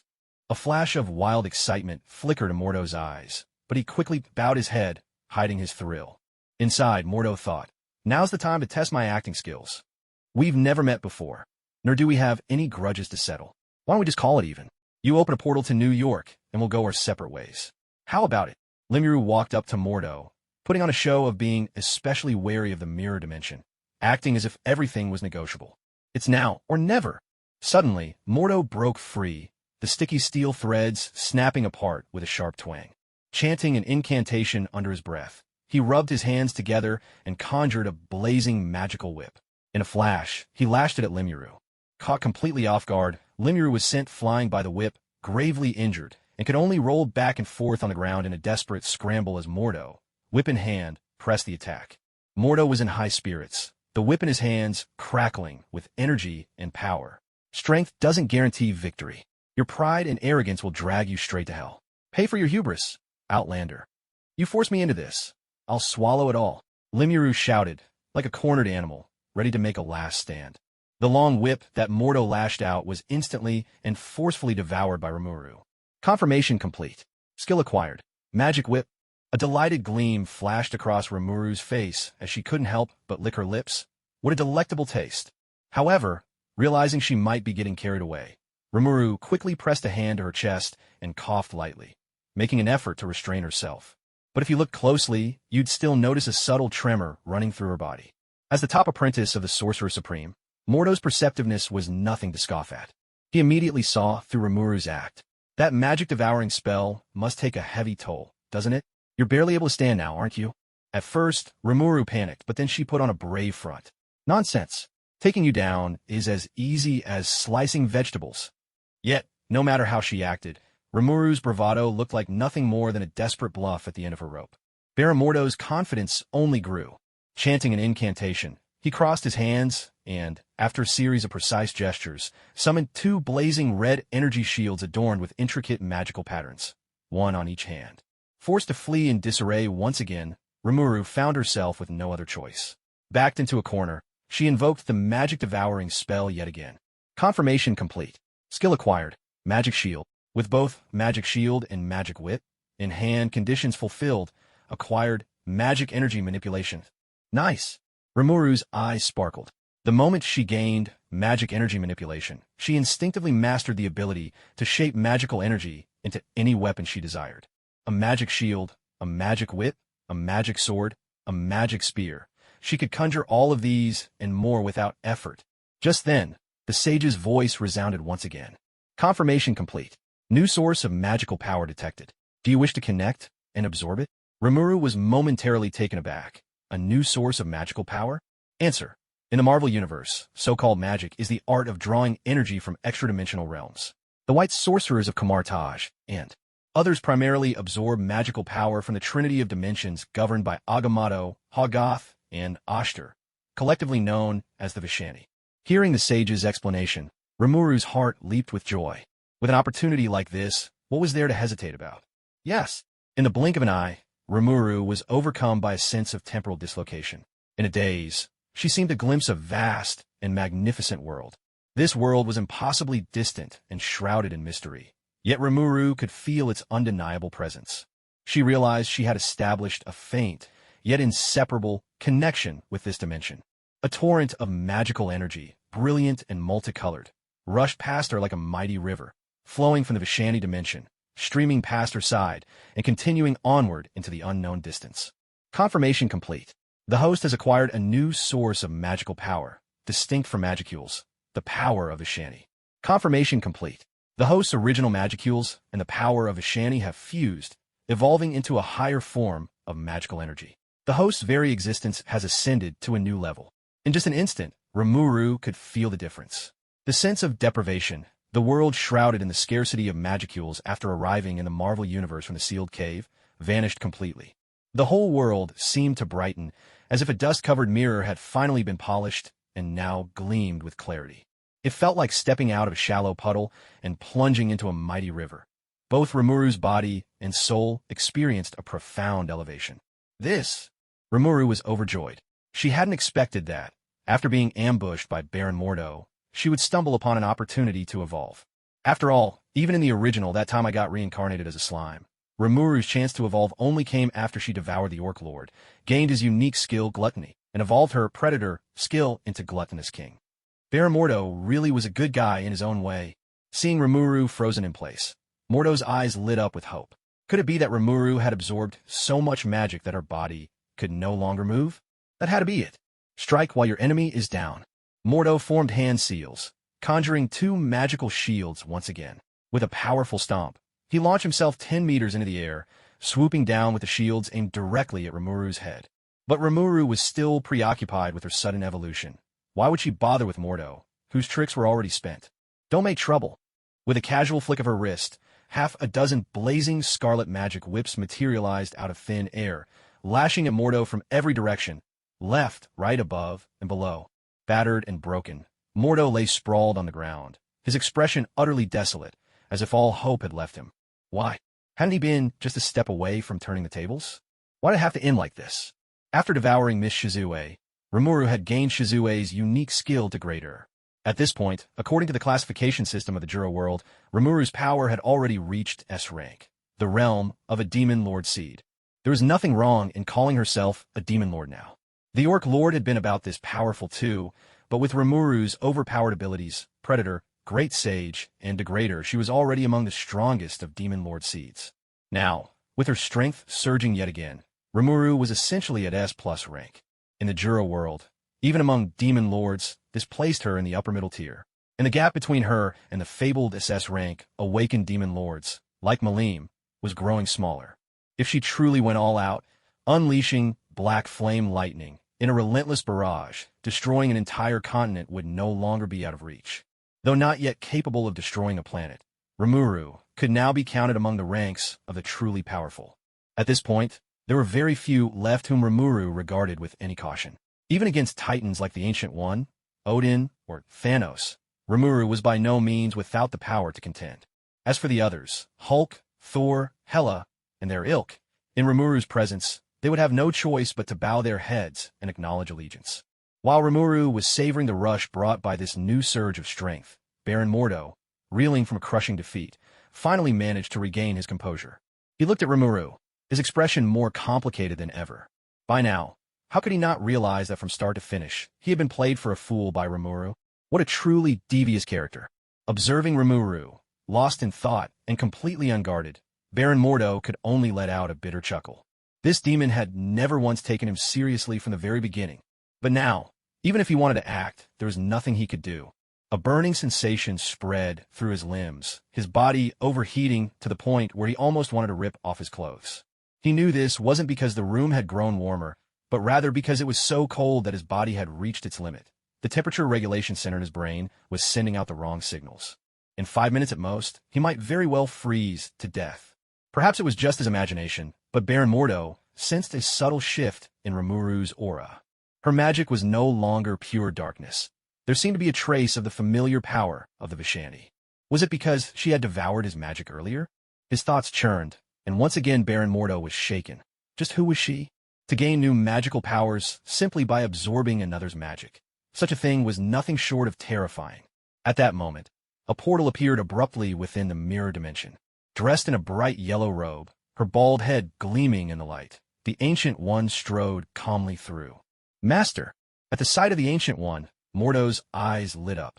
Even his near-frozen body seemed to regain some vitality. At the same time, Rimuru grew wary. Don't be fooled by the Ancient One's seemingly senseless death in the movies. That was her own doing, a deliberate choice to fall at that specific moment. The Ancient One's demise was almost like using her own life to guide her disciples onto a new path. Otherwise, it wouldn't have been any trouble for her to live another 3 centuries. The Ancient One smiled warmly at Rimuru. Mysterious and formidable one. Thank you for showing mercy to my disciple. Mysterious and formidable one. Baron Mordo was stunned. Who was his master? She was the Sorcerer Supreme, so powerful that even the Dark Lord Dormammu dared not act rashly in her presence. Yet now, the Ancient One referred to Rimuru as a formidable one. Was she truly that powerful? Sorcerer Supreme, you flatter me. Respect given is respect returned, and Rimuru replied graciously. All the more so since this person was the Ancient One, which made Rimuru feel a deep sense of comfort, as if she were floating on air. Most importantly, the Ancient One didn't seem to harbor any ill will toward her. This made Rimuru feel completely at ease. At heart, she was quite Buddhist about things. Occasional fights and battles were just games to her, a way to spice up life. But if she had to throw herself into a desperate, bloody, or deadly struggle, she'd really rather not. I love crushing the weak. Nothing makes me happier. The thrill of victory is sweet, and if I keep winning, the pleasure never ends. The Ancient One nodded slightly, clearly pleased with Rimuru's attitude. Though she hadn't shown herself before, the Ancient One had been watching this whole battle from start to finish. She had to admit, Rimuru's talent had greatly surprised her. Eat something, learn something. Even the Ancient One, who had lived for over 3 centuries, had never heard of such a thing. Most importantly, after a thorough assessment, the Ancient One felt she was starting to see through Rimuru's heart. How to put it? There was a mischievous streak, but at her core, she was far from evil, someone well worth recruiting and nurturing. My wayward disciple has troubled you enough. I'll see that he's punished later. For now, he's already paid a steep price. Shall we continue our conversation somewhere else? On the surface, the Ancient One's tone was gentle and polite, but there was an unmistakable air of authority that brooked no refusal. Perhaps she had been in command for too long. She never put on airs, yet every gesture radiated a powerful presence. Of course, Rimuru nodded without hesitation. With a wave of the Ancient One's hand, a portal glided forward, enveloping Rimuru and her companions. In the next instant, the three of them found themselves in Kamartaj, the training arena. Several sorcerers were sparring there, fists flying, weaving, and dodging, putting on an impressive display. Even though Rimuru had already witnessed Master Mordo's fighting style, it still struck her as odd. Aren't sorcerers supposed to be the fragile type, wearing pointy hats and wielding wands, casting spells from afar? But Kamartaj had clearly committed itself to the path of close-quarters combat, with no turning back. After a brief exchange of greetings, two sorcerers carried Mordo away for treatment. Everything was handled with impressive order and efficiency. Everything about Kamartaj fascinated Remuru. After all, this was the holy ground of sorcerers. The buildings bore the hallmarks of classic Eastern temples, their origins lost to time, the weathered stones steeped in ancient charm. As she took it all in, Rimuru could sense the extraordinary nature of this place. The air here was rich with arcane energy, and those mysterious magical arrays and protective wards radiated a sense of danger. Even Rimuru felt wary of them. There was one particularly large chamber that even Rimuru couldn't sense the depths of. Sensing the presence of the librarian at the doorway, Rimuru immediately realized that must be the Kamartaj library. The library. Rimuru couldn't help feeling a surge of longing. Would you like to take a look inside the library? The Ancient One's words made Rimuru's cheeks flush with embarrassment. Being caught spying by the master herself. There was no denying how awkward and shameful that was.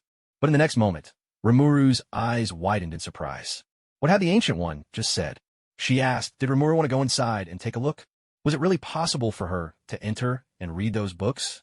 What was the Ancient One really planning? Could there be some sort of trap inside? With a casual air, the Ancient One poured Rimuru a cup of tea, her manner warm and natural. You have an extraordinary gift, one I have rarely seen in my life. If I let your talent go to waste, then that would be my own failing. Rimuru glanced at the Ancient One again and again, still finding it hard to believe. Could something this good really just fall into her lap?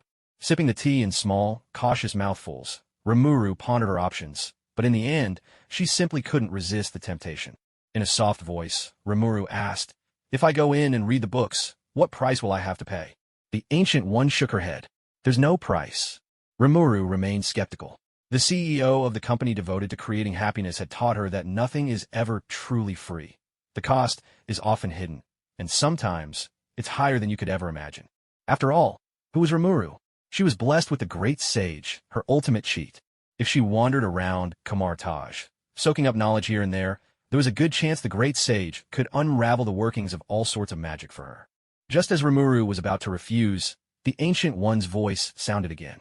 I have experienced much, and witnessed even more, but your past and your future remain a mystery to me. I admire your talent, and I want to see just how far you can go. Think of letting you read as an investment in the future. Rimuru's long lashes fluttered, her wide eyes darting around as she tried to decide whether she could trust the Ancient One's bald, inscrutable wisdom.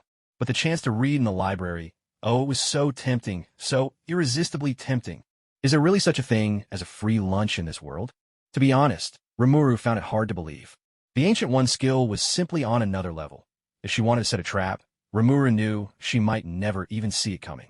Yet, there was no denying it. The invitation to the library was an overwhelming temptation. Strictly speaking, Remuru was born to be a mage. Especially with the great sage's Chan annulment. When casting spells, Remuru needed no incantations at all. In other words, once Remuru mastered a spell, there was no one in the field who could compare. Picture Mordo struggling for ages to conjure up a single magical whip, but for Remuru, with just a thought, she could instantly summon a dozen or even dozens all at once. Instant casting, effortless. Wouldn't that terrify anyone? Right now, Remuru was a bit like a billionaire who only needed to learn a few tricks in money management to see her power explode overnight. Opportunities like this don't come around often. In fact, once you miss this village, there's no other shop down the road. Great Sage, can you deduce the contents of the books in the library? Answer: I can only deduce the most basic public books. The most essential texts are mostly sealed and cannot be deduced. Damn it, Remuru, just go for it. Remuru threw caution to the wind. So what if the Ancient One was setting a trap for her? Her power was growing with every passing moment. And now that this world was hurtling forward at full speed, it was do or die. Remuru had no intention of being snapped into dust in the future. She had made up her mind. Rimuru gave the Ancient One a respectful bow. Thank you for your generosity, Sorcerer Supreme. Should Earth ever face a crisis, I will do everything in my power to help. The Ancient One had spent her entire life protecting Earth, shouldering countless responsibilities and sacrificing so much. The safety of the planet was her deepest obsession. Rimuru's words were as clear a promise as any. Hearing this, the Ancient One smiled with relief. It was always a pleasure to speak with someone clever. In Kamartaj, all knowledge is shared, though some things are forbidden to attempt. You have great talent, but your foundations are lacking. When you read, don't just go after the most powerful spells. Was the Ancient One giving her guidance? Remuru immediately composed herself, her big eyes shining and attentive, radiating innocence and earnestness. She looked every bit the eager student, silently begging for more wisdom. The Ancient One couldn't help but smile. Though her body still appeared young after so many years, her heart had grown old. Seeing such a lively and adorable child as Rimuru brought a breath of fresh air. Truth be told, this world does judge by appearances. If someone unpleasant had acted cute, the Ancient One might have simply smacked them across the face with a fan. When it comes to reading, I suggest you start with books like the Book of Sight, a new treatise on the cosmos and perspectives on the multiverse. These works will help you see the world from a new angle, which is invaluable for your magical training. After that, you can build a foundation with texts like An Introduction to Magic Power, Methods of Meditation, and The Heart and Magic. From there, you can move on to deeper studies, exploring the Key of Solomon, the Supreme Codex, Newton's Grimoire, and the Book of Galileo. The Ancient One spoke with great care, and Remuru listened intently. Yet when she heard titles like Newton's Grimoire and the Book of Galileo, Remuru couldn't help but feel at a loss for words. No wonder Newton's coffin can never stay shut. With the Sorcerer Supreme's guidance, a reading plan gradually began to take shape in Remuru's mind. A few minutes later, the Ancient One wrapped up. The books she mentioned would keep Remuru busy for quite a while. There was little point in saying more at this stage. Once again, Remuru expressed heartfelt thanks to the Ancient One. Then, taking advantage of the moment, Remuru sidled up to her, putting on a cutesy act, and said, Master Ancient One, could you cast a mirror dimension spell one more time? A bit slower this time. I didn't get a chance to eat it when you and Master Mordo were fighting just now. The Ancient One's hand trembled as she held her teacup, nearly spilling her tea. Since when did she gain another apprentice? How did she not know about this? And what did Remuru mean by saying Mordo cast the spell too quickly for her to eat it? Master, please, just cast it one more time. Just one more time. Remuru pleaded, her eyes shining. Compared to instantly mastering the mirror dimension spell, who cared about dignity or shame? Was that even edible? The Ancient One felt a little bewildered. Was the world changing too quickly, or was she just out of touch? Someone was actually shaking her arm, begging her to help make dessert. Was this some kind of joke? Master, master, master, Rimuru continued to call out. The Ancient One's face was streaked with dark lines, especially when a young female apprentice entered, paused in astonishment at the scene, then ran out, struggling to contain her laughter. The Ancient One could no longer keep up her stern facade. With a swift motion, she stretched out her hand and the air split open. Like cracks spreading across a mirror, countless fissures appeared in the void. Detected Kamartaj exclusive spell, Mirror Dimension. Would you like to activate Predator? Yes. Rimuru answered without hesitation, instantly activating Predator. She transformed into a blue liquid and surged toward the cracks in space. In the blink of an eye, she completely devoured the Mirror Dimension. Confirmation complete. Host has successfully acquired Mirror Magic. The sensation of reaching this kind of pinnacle was simply incredible. With a casual flourish, Rimuru swept her hand, and the entire room space was instantly turned upside down. The ground and walls seemed to come alive, freely twisting, flipping, and transforming. Though it wasn't her first time witnessing such a sight, the Ancient One still found herself deeply astonished. What kind of magic was this spell-devouring magic? It was beyond belief. Magic whips and shields were one thing. Those were just different uses of magical energy, not fundamentally different. But mirror magic was an advanced and extremely dangerous spell. It required a high level of mastery over magic, soul, and spatial perception. In Kamartaj, fewer than 100 people were even qualified to study it, and those who truly mastered it could be counted on one hand. Yet Remuru had completely grasped it after just one meal. This was utterly unfair.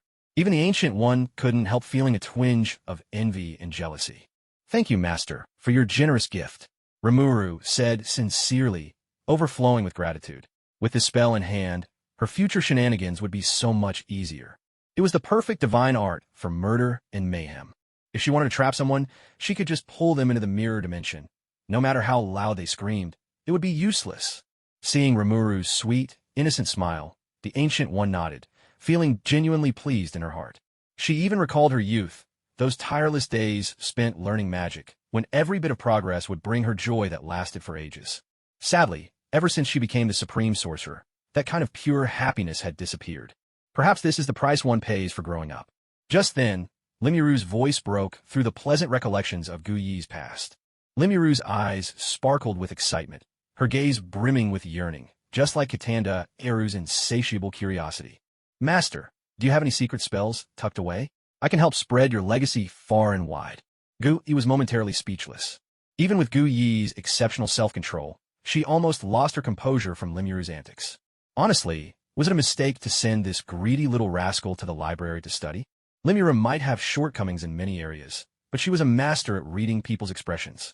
After bowing deeply to Gu Yi 3 times, she darted out the door in a flash. Watching Rimuru's reckless, bumbling retreat, Gu Yi couldn't help but smile, finding herself amused by her apprentice's antics. All her other disciples treated her with utmost respect, but now, with Rimuru's unconventional presence, everything felt new and entertaining. Gu Yi picked up a cup of tea and sipped it slowly. Drinking tea in the golden light of sunset, this truly suited her best. But just then, a small head poked in from behind the door once again. Master Gu Yi, is it okay if I eat 2 books from the library? Gu Yi sprayed her tea, coughing for quite a while as she choked. Gu Yi was beyond exasperated, burning the midnight oil, rising before dawn. What wizard hasn't had to study painstakingly? Did this child really think she could just eat a few books and instantly master all her magic? Nothing in the world comes that easy. Gu Yi scolded sternly. If you dare eat my books, I'll banish you to the wildest dimension I know. Rimuru jumped in fright. Oh no, even someone as calm as Master can get angry. How terrifying. Time to make a swift exit. While Rimuru was lost in her obsession with studying, the usually peaceful streets of New York suddenly grew much livelier. Hulk, where are you? Hulk, show yourself. You don't deserve such power. Blonsky, having forced Mr. Blue to inject him with Hulk's blood, had completely lost control, turning into the massive and hideous Abomination. Unlike the simple-minded Hulk, Abomination retained a sharp intellect. He was acutely aware of his actions and intentions, able to articulate them clearly. Unfortunately, he was now utterly dominated by his own power, a slave to its might. With a casual swipe, Abomination sent a car flying, as if flicking away a tiny marble. Boom! A car, torn from the ground, crashed into a building and brought it tumbling down, sending chunks of concrete flying in all directions. No one could say how many unlucky souls were caught in the chaos. Oh my god, what kind of monster is that? Help, my leg is stuck. Mom, wake up, please don't leave me. Unlike the relatively secluded Greben Academy, Broadway was a bustling street, packed with traffic and throngs of people. For a creature like Abomination to appear here, it was nothing short of a catastrophe. News of a giant monster rampaging through Broadway and killing indiscriminately spread across the globe in an instant. Any hope of containing the story was wishful thinking. Within moments, the phones at the Pentagon were ringing off the hook. The politicians' first instinct was to shift the blame, and their scapegoat was obvious, General Ross, who had failed time and again to capture the Hulk. Who could blame them? The rampaging brute was killing and at the same time muttering Hulk under his breath. Anyone who couldn't connect those dots probably didn't deserve a seat in Congress. At the same time, Abomination's sudden appearance left General Ross completely stunned. Though a soldier, General Ross's political instincts were equally sharp. Abomination tearing through Broadway, all the while shouting Hulk. In that moment, Ross felt as if the sky was crashing down on him. If he failed to handle this monster, Rikers Island would likely reserve a first-class cell, just for him, and for life, no less. Ross immediately ordered all the soldiers who had been tasked with capturing the Hulk to redirect their efforts toward containing Abomination. The result, as expected, was a disaster. Ross's elite troops were utterly crushed, suffering heavy casualties. General Ross sat down hard, drained and ashen-faced. He knew he was finished. At this moment, perhaps the only one who remained unruffled was Nick Fury, sitting steadily at the helm. The military's crushing defeat proved, once again, to everyone the necessity of forming the Avengers. Nick Fury was already rehearsing in his mind the speech he would give the council to request additional funding. Agent Romanoff, get ready to convince the Hulk to join the fight. Watching the mustard-colored monster rampaging on screen, Natasha's emotions were complex. To be honest, she really didn't want to face the Hulk right now.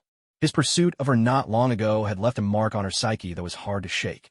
And after all, S.H.I.E.L.D. had only just managed to extract Banner and Betty from General Ross's clutches and place them somewhere safe. If they try to persuade the Hulk to go into battle now, all of S.H.I.E.L.D's efforts today might end up being for nothing. But Natasha knew this wasn't a decision for her to make. Just then, Nick Fury personally called off her mission. In just an instant, Natasha understood the whole chain of events. It turned out that not long ago, Iron Man had swooped down from the sky, successfully drawing Abomination's attention and buying precious escape time for the pedestrians on the street. Monster, your enemy is me. Iron Man maintained his pose, palm repulsor aimed and ready, radiating charisma and heroic flair. With a guttural roar, Abomination, caught off guard by Iron Man's palm blast, was sent flying. He sat up amid the rubble his massive body had just crushed. Shaking his head, Abomination glared furiously at Iron Man. Iron Man, do you think wearing the Tinkin gives you the right to act up in front of me? You know nothing about real power. Inside the helmet display, Jarvis had already pulled up live footage of Abomination, along with a full suite of data and stats. Tony quipped theatrically, so you're a mutant like the Hulk? How did you end up like this? Compared to the Hulk, you look like a cheap knockoff from a supermarket giveaway. Could you be any more random? Tony's words hit Abomination like a sledgehammer. Insulting his looks was bad enough, but calling him weaker than the Hulk? That stung. Abomination was seething with rage. With another furious roar, Abomination slammed both fists into the ground. The earth trembled, and a dozen cars around them bounced into the air before crashing back down. In an instant, the entire street erupted with blaring car alarms. But Abomination, maddened with anger, was already charging straight at Iron Man. Of course, Tony wouldn't taunt his enemy without a plan. A thunderous blast erupted as Tony's left palm repulsor unleashed a powerful energy pulse, knocking Abomination flat on his back. Tony taunted, "Is this the power you were bragging about? Compared to the Hulk, you're not only weaker, you're uglier too. And ugly is one thing, but you're also a eunuch, and as if that wasn't enough, you still insist on acting like a thug. At least the Hulk knows to wear pants, but you can't even manage a pair of boxers, mister. You're really setting a bad example for public decency." Abomination was beside himself with fury, his anger rising in waves. It was one thing to be compared unfavorably to the Hulk, but Tony had even brought up the matter of his manhood. For the sake of power, Abomination didn't mind being ugly. But as a man, losing his most precious asset was a wound that would never heal. For a moment, Abomination forgot all about the Hulk. Now, there was only one thought in his mind: destroy that tin can. This battle was being broadcast live, and many people watching were speechless at Tony's antics. Tony's mouth must be blessed. No one could match that level of savage wit. The fight kicked into high gear again. Tony and Abomination exchanged blow after blow, locked in an intense, brutal struggle. Everyone got a first-hand look at Iron Man's combat style. Energy pulse cannons, mini-missiles, small machine guns, ultrasonic blasts, headbutts, hand-to-hand fighting. The full arsenal in action. Every combat technique, every advanced weapon, could unleash a wild storm of fury upon Abomination. But unfortunately, Iron Man still hadn't been able to defeat Abomination completely. Abomination's fighting style was monotonous, relying solely on brute force brawling. But his armor was nearly impenetrable, his vitality immense, his regeneration extraordinary, his agility uncanny, and his strength absolutely ferocious. Soon, Tony paid the price for his sharp tongue. As the battle dragged on, his weapons, energy reserves, and armor depleted rapidly, while Abomination showed no signs of fatigue. Seeing Iron Man fall into a disadvantage, with large portions of his suit battered and broken, everyone watching the screens felt their hearts tighten with worry. Of course, disappointment overshadowed everything else. The silver-armored war god could pin the Hulk to the ground, but Iron Man was nothing more than a punching bag for Abomination. Iron Man, he was simply too weak. Behind a wall, Tony Stark leaned against it, gasping for breath. Jarvis, administer a dose of the Goddess of Life's Caress. The so-called Goddess of Life's Caress was a powerful healing potion provided by Remuru, and Tony had pre-installed 3 vials in the Mark IV. This was also one of the strongest aces in the Mark IV's life support system. Yes, sir. After using 1 vial, Tony Stark's wounds vanished as if they'd never existed. Though it wasn't his first time using it, Tony couldn't help but marvel at the potion's miraculous effects. Instant recovery from all injuries. It was nothing short of magic. Still, now is hardly the time to dwell on that. Jarvis, report damage status on the armor. The helmet's display was awash in red. Nearly every part had taken severe damage. Tony sighed helplessly. Okay, I get it. To be honest, the Mark IV had performed at the very peak of its capabilities, and Tony himself hadn't made any mistakes in its operation. But sadly, it still wasn't enough. The thought left Tony feeling a bit dejected. The gap between him and Rimuru was simply too wide.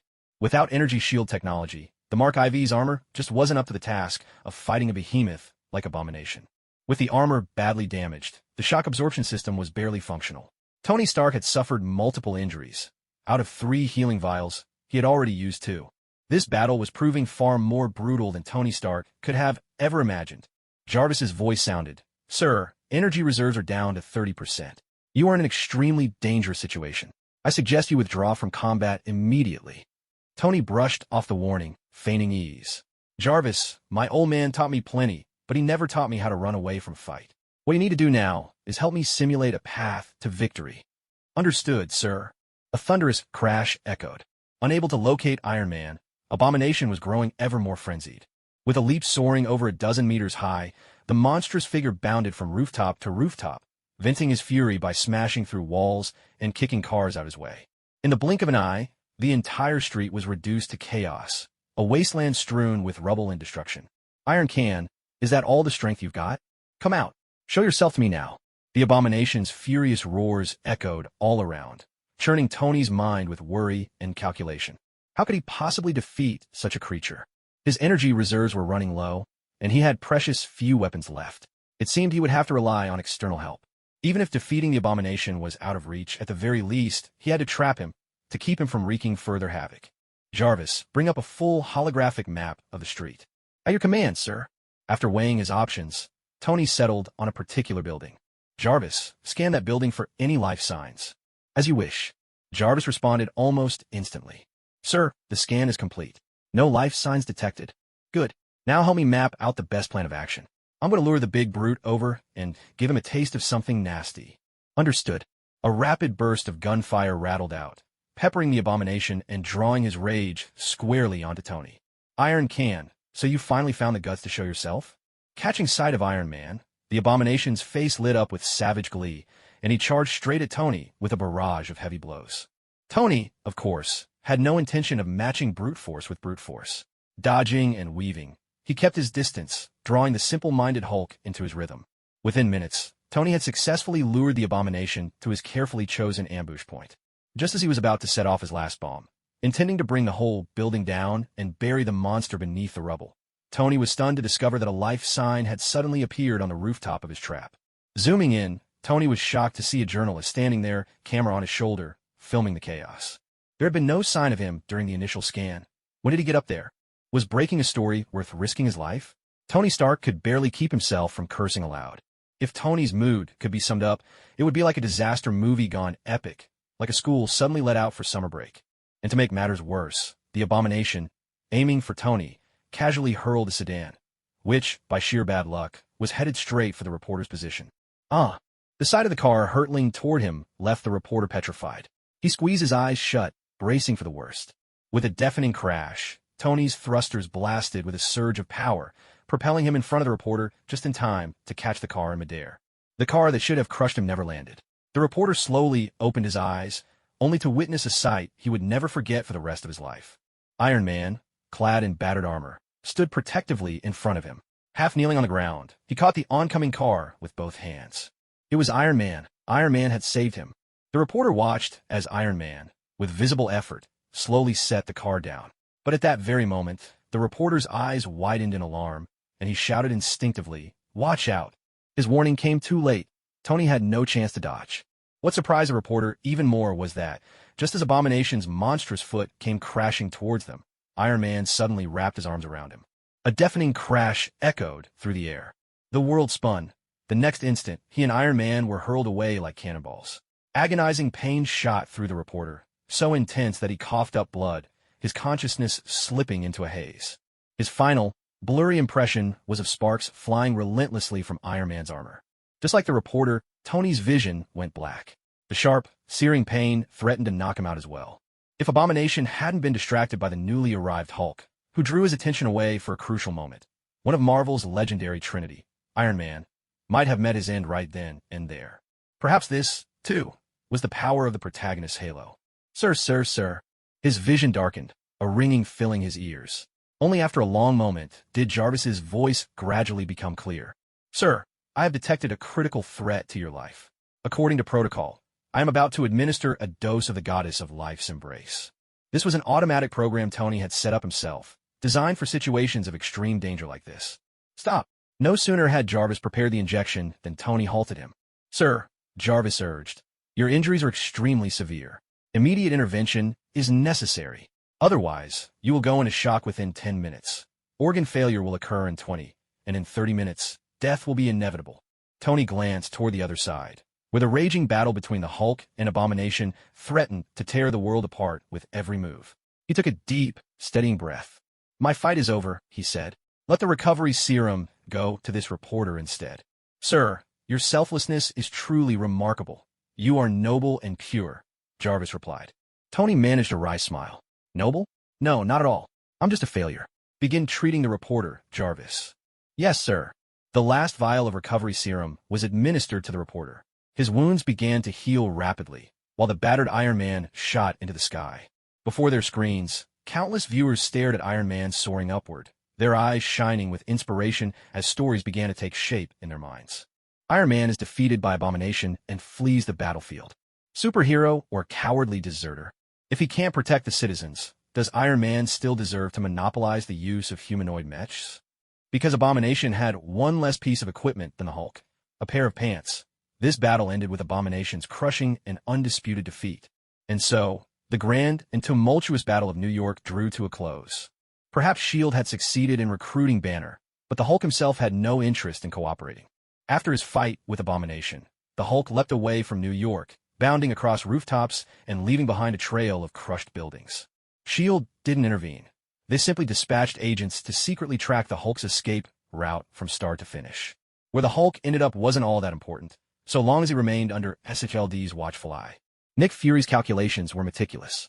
Everyone had witnessed the Hulk's power firsthand. If they kept him close at this point, wouldn't that be an open invitation for other forces to swoop in and snatch him away? Besides, with all the destruction the Hulk caused, whole swathes of Broadway reduced to ruins. The direct and indirect losses soared into the tens of billions of dollars. What if they were held accountable and asked to pay compensation? Even S.H.I.E.L.D. wasn't sitting on extra funds. As for the defeated Abomination, both the military and S.H.I.E.L.D. rushed to the scene, each claiming the right to recover the body. The two sides were at each other's throats. The scent of blood drew Congress into the fray, and the struggle for control instantly intensified. Like dogs fighting over a bone, neither side would back down. And then there was the media, making the whole affair even more chaotic. To them, the Battle of New York was a veritable feast. Whether it was serious, well-respected outlets, sensational celebrity tabloids, shady fringe websites, or even certain adult communities, all jumped in to have their say. Every news report, no matter who the audience, felt compelled to mention the silver-armored war god, the Green Giant, Abomination, and Iron Man.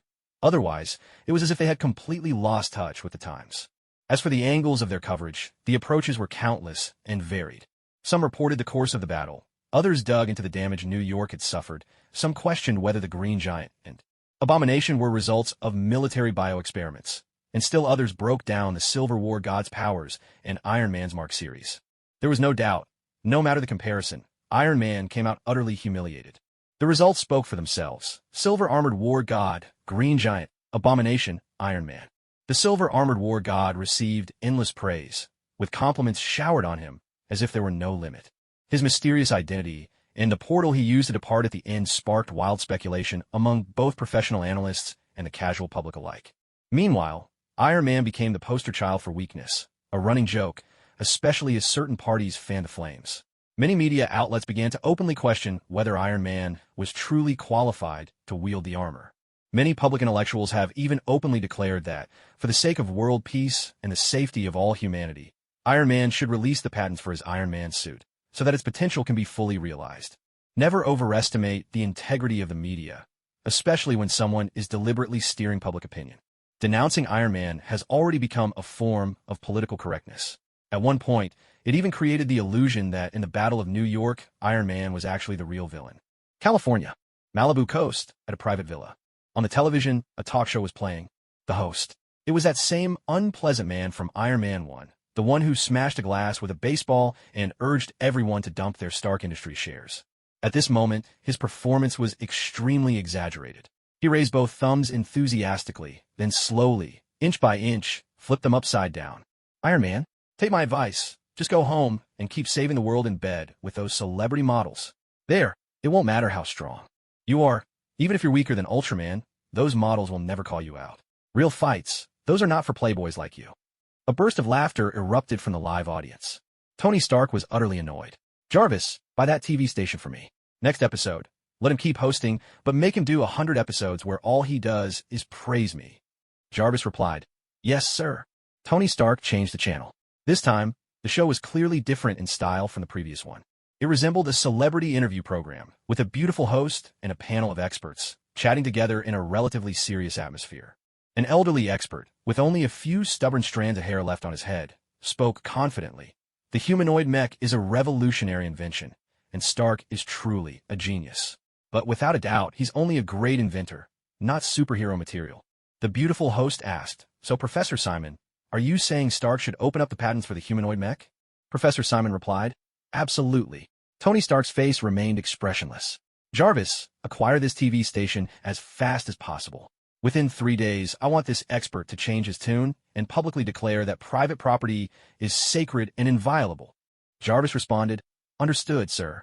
I've already sent a message to Professor Simon, and the TV station has received your letter of intent to purchase. Tony Stark nodded with satisfaction.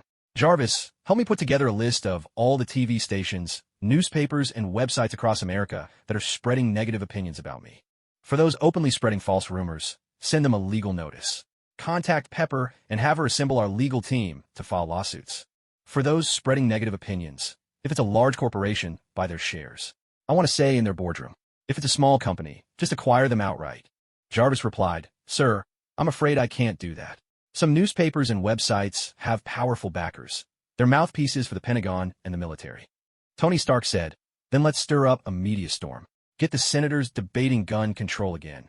Make it loud, make it dramatic, and drown out the noise about me. Jarvis responded, as you wish. It had to be said, Stark was a battle-hardened veteran when it came to steering public opinion, and he played the game masterfully. After a series of clever maneuvers, the online criticism of Iron Man dwindled away. The media war, orchestrated entirely by Tony, erupted in full force. The press divided into two camps, supporters and detractors, each convinced they were right, arguing at the top of their lungs. Those schemers who had tried to force Tony's hand with negative press found themselves outmatched and could do nothing but give up in frustration. After all, Tony Stark wasn't just some powerless nobody. With his wealth and influence, any attempt against him could easily backfire. Tricks and backdoor deals were useless now. In the end, everything would have to return to proper legal channels. A summons from the military committee landed in Tony's hands, but he didn't seem the least bit concerned. Life went on, business as usual. The battle in New York appeared to have left Iron Man untouched. Everything continued along its original course. After that fight, Tony spent even more time holed up in his lab, and his team of martial arts instructors expanded from 3 to 10. Pepper noticed all of this, but she chose to say nothing. Instead, she simply took even greater care in looking after Tony's daily life. Before seeing the library at Kamar Taj, Rimuru found every aspect of it fascinating. Or perhaps, it's just that humans are naturally curious about the unknown. But once Rimuru actually started reading the books, she was instantly overwhelmed by boredom. Thanks to her magic sense skill, Rimuru had no trouble understanding the texts. Whatever the language, it automatically translated into information she could comprehend. But even so, the content was so abstract and tedious that she couldn't help but want to nod off, just like staring at a higher mathematics textbook. Every word and diagram made sense, but the knowledge itself was mind-numbingly dull. As the saying goes, let the system do its own homework and I'll do mine. Without hesitation, Remuru switched to autopilot, letting the great sage handle the reading for her. Thus, the magicians of Kamartaj were treated to a truly bewildering sight, Remuru madly flipping through books in the library at lightning speed. Could she really understand anything that way? Many of the sorcerers looked on, utterly baffled, suspecting she was only pretending to understand while actually not getting a thing. It's just like those Sanskrit books. Trying to understand them is an incredibly daunting task. Ancient Sanskrit is no longer spoken by anyone. It's essentially a dead language now. Even someone like Dr. Strange, with his non-human photographic memory, would still have to thumb through a dictionary and painstakingly decipher each word to make sense of Sanskrit. There are also some magical books written in Latin, and as for the spells themselves, those incantations are ridiculously long-winded, obscure, and tongue-twisting. It's important to remember, These are magical incantations.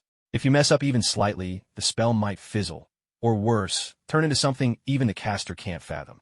On the battlefield, mispronouncing or forgetting a spell could be a fatal mistake.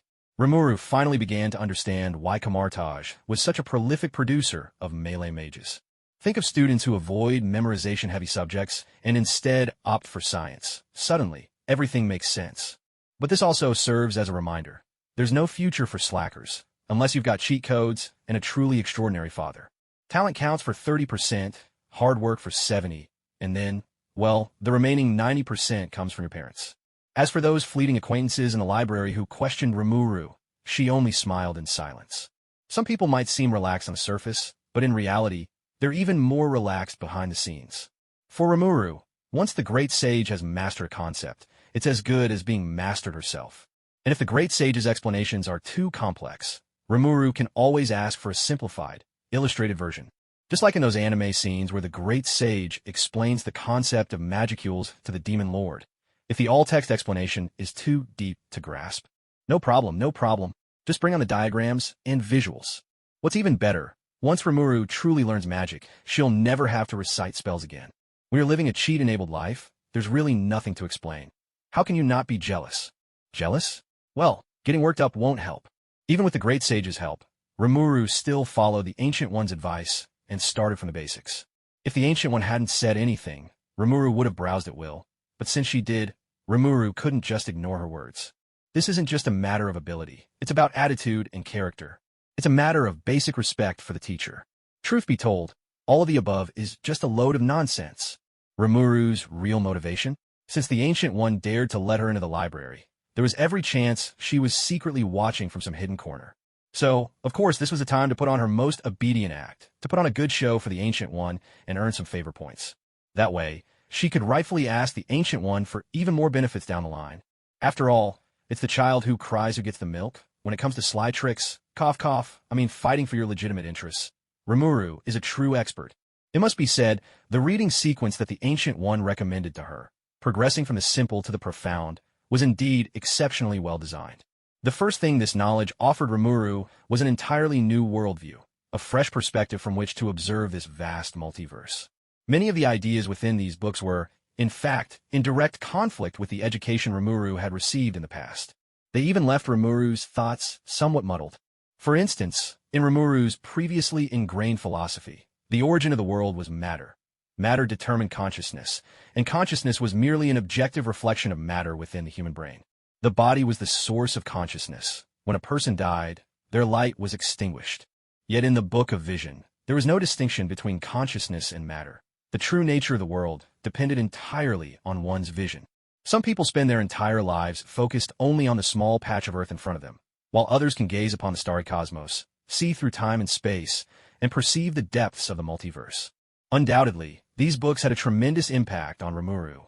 There were many theories she found hard to believe, but that didn't stop her from turning the pages. Whenever she encountered something she didn't understand or simply thought was nonsense, Remuru would move right along without hesitation. To borrow Tao Yuanming's words, she was fond of reading, but not obsessed with deep understanding. As her reading grew deeper, Rimuru's own magical knowledge tree gradually took shape, forming roots, a sturdy trunk, and branching limbs. Strictly speaking, the magic of Kamartaj was reminiscent of the Taoist philosophy of following the way of nature. It emphasized going with the flow. Like trying to cut water with a knife, the harder you try, the more it flows. A true magician's task isn't to sever the current, but to channel it, using the water's own strength to achieve great effect with little effort. Even though it was the great sage acting on her behalf, Remuru still benefited immensely. In the past, Rimuru's grasp of magic was mostly practical. She knew how to use it, but not why it worked. Now, she was finally gaining a systematic and in-depth understanding of magical principles. Unlike most sorcerers at Kamartaj, Rimuru also possessed a wealth of magic and skills from the Jura realm. The clash and collision between magical civilizations of different worlds inevitably sparked flashes of insight, and this made Rimuru almost giddy with excitement. As for the Ancient One, the supreme sorcerer, Rimuru felt a certain wariness, but not the same reverence the other disciples held. Whenever her pile of questions grew large enough to hinder her reading, Rimuru would naturally seek out the Ancient One for guidance. Thus, many disciples at Kamartaj were stunned to see that Rimuru, who had been a disciple for less than a day, was already chatting amiably with the supreme sorcerer, even making her laugh out loud from time to time.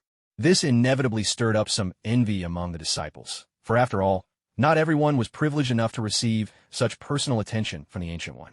Some disciples had been on the mountain for several years and had barely caught a glimpse of the supreme sorcerer.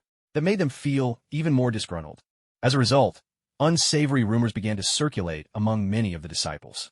For instance, people whispered that the newcomer, Rimuru, was a little sycophant, an expert at buttering up the higher-ups and currying favor. To this, Remuru could only chuckle. After all, only the mediocre go unenvied. Besides, she had indeed flattered her elders, so what? If you have the guts, why don't you try it yourself? What Remuru didn't know was that among those paying attention to her, there was someone named Caecilius. With the power of the great sage, books in the library, except those sealed away or locked, which belonged to the Ancient One's private collection, could be scanned and instantly memorized in their entirety. In other words, Rimuru didn't actually need to spend all her time in the library. However, she still chose to do so. The great sage was her trump card, and it was best to keep it to herself. The Marvel Universe's magical community wasn't exactly small, but it wasn't so vast that secrets stayed hidden forever. If the Ancient One ever discovered this trump card, it wouldn't be long before Odin himself found out. How could she ever hope to access Asgard's library then? The deeper and more systematically Rimuru explored the world of magic, the more she marveled at its boundlessness and grandeur. Her focus had completely shifted from science and technology to the magical side of things. Besides, spending extra time in the library gave her a perfect excuse to foster a closer relationship with the Ancient One. With someone so powerful, the stronger the bond, the better. Not to mention the Ancient One's vast knowledge. Her treasures alone made Rimuru's mouth water with envy.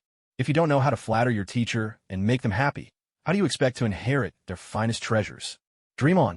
Just look at Shun Gongbao and Master Huanglong. Aren't they perfect cautionary tales? Especially Master Huanglong. Despite being one of the 12 golden immortals, he fell from grace simply because his teacher didn't favor him. Not a single good treasure was bestowed upon him, and he ended up a for-nothings Taoist. No power, no disciples, no brains, and no victories, doomed to lose every battle. The word tragic hardly covers it. With such lessons from the past, Remuru was determined not to follow in their unlucky footsteps. She had to admit this stint in the library had been incredibly rewarding. Take, for example, the magical shield every Kamartaj disciple learns. Its actual name is far grander, the Crimson Bands of Sidorak. In Kamartaj, this spell was considered a basic introductory technique. But after reading up on it, Remuru gained a much deeper understanding of this fundamental spell. It could modulate the output of magical energy to adjust its defensive strength. The orange form was the beginner's version, while the red form was the advanced, fully realized version. Dr. Stephen Strange himself once used the upgraded red version to block a kick from Thanos. That alone showed its tremendous potential for growth.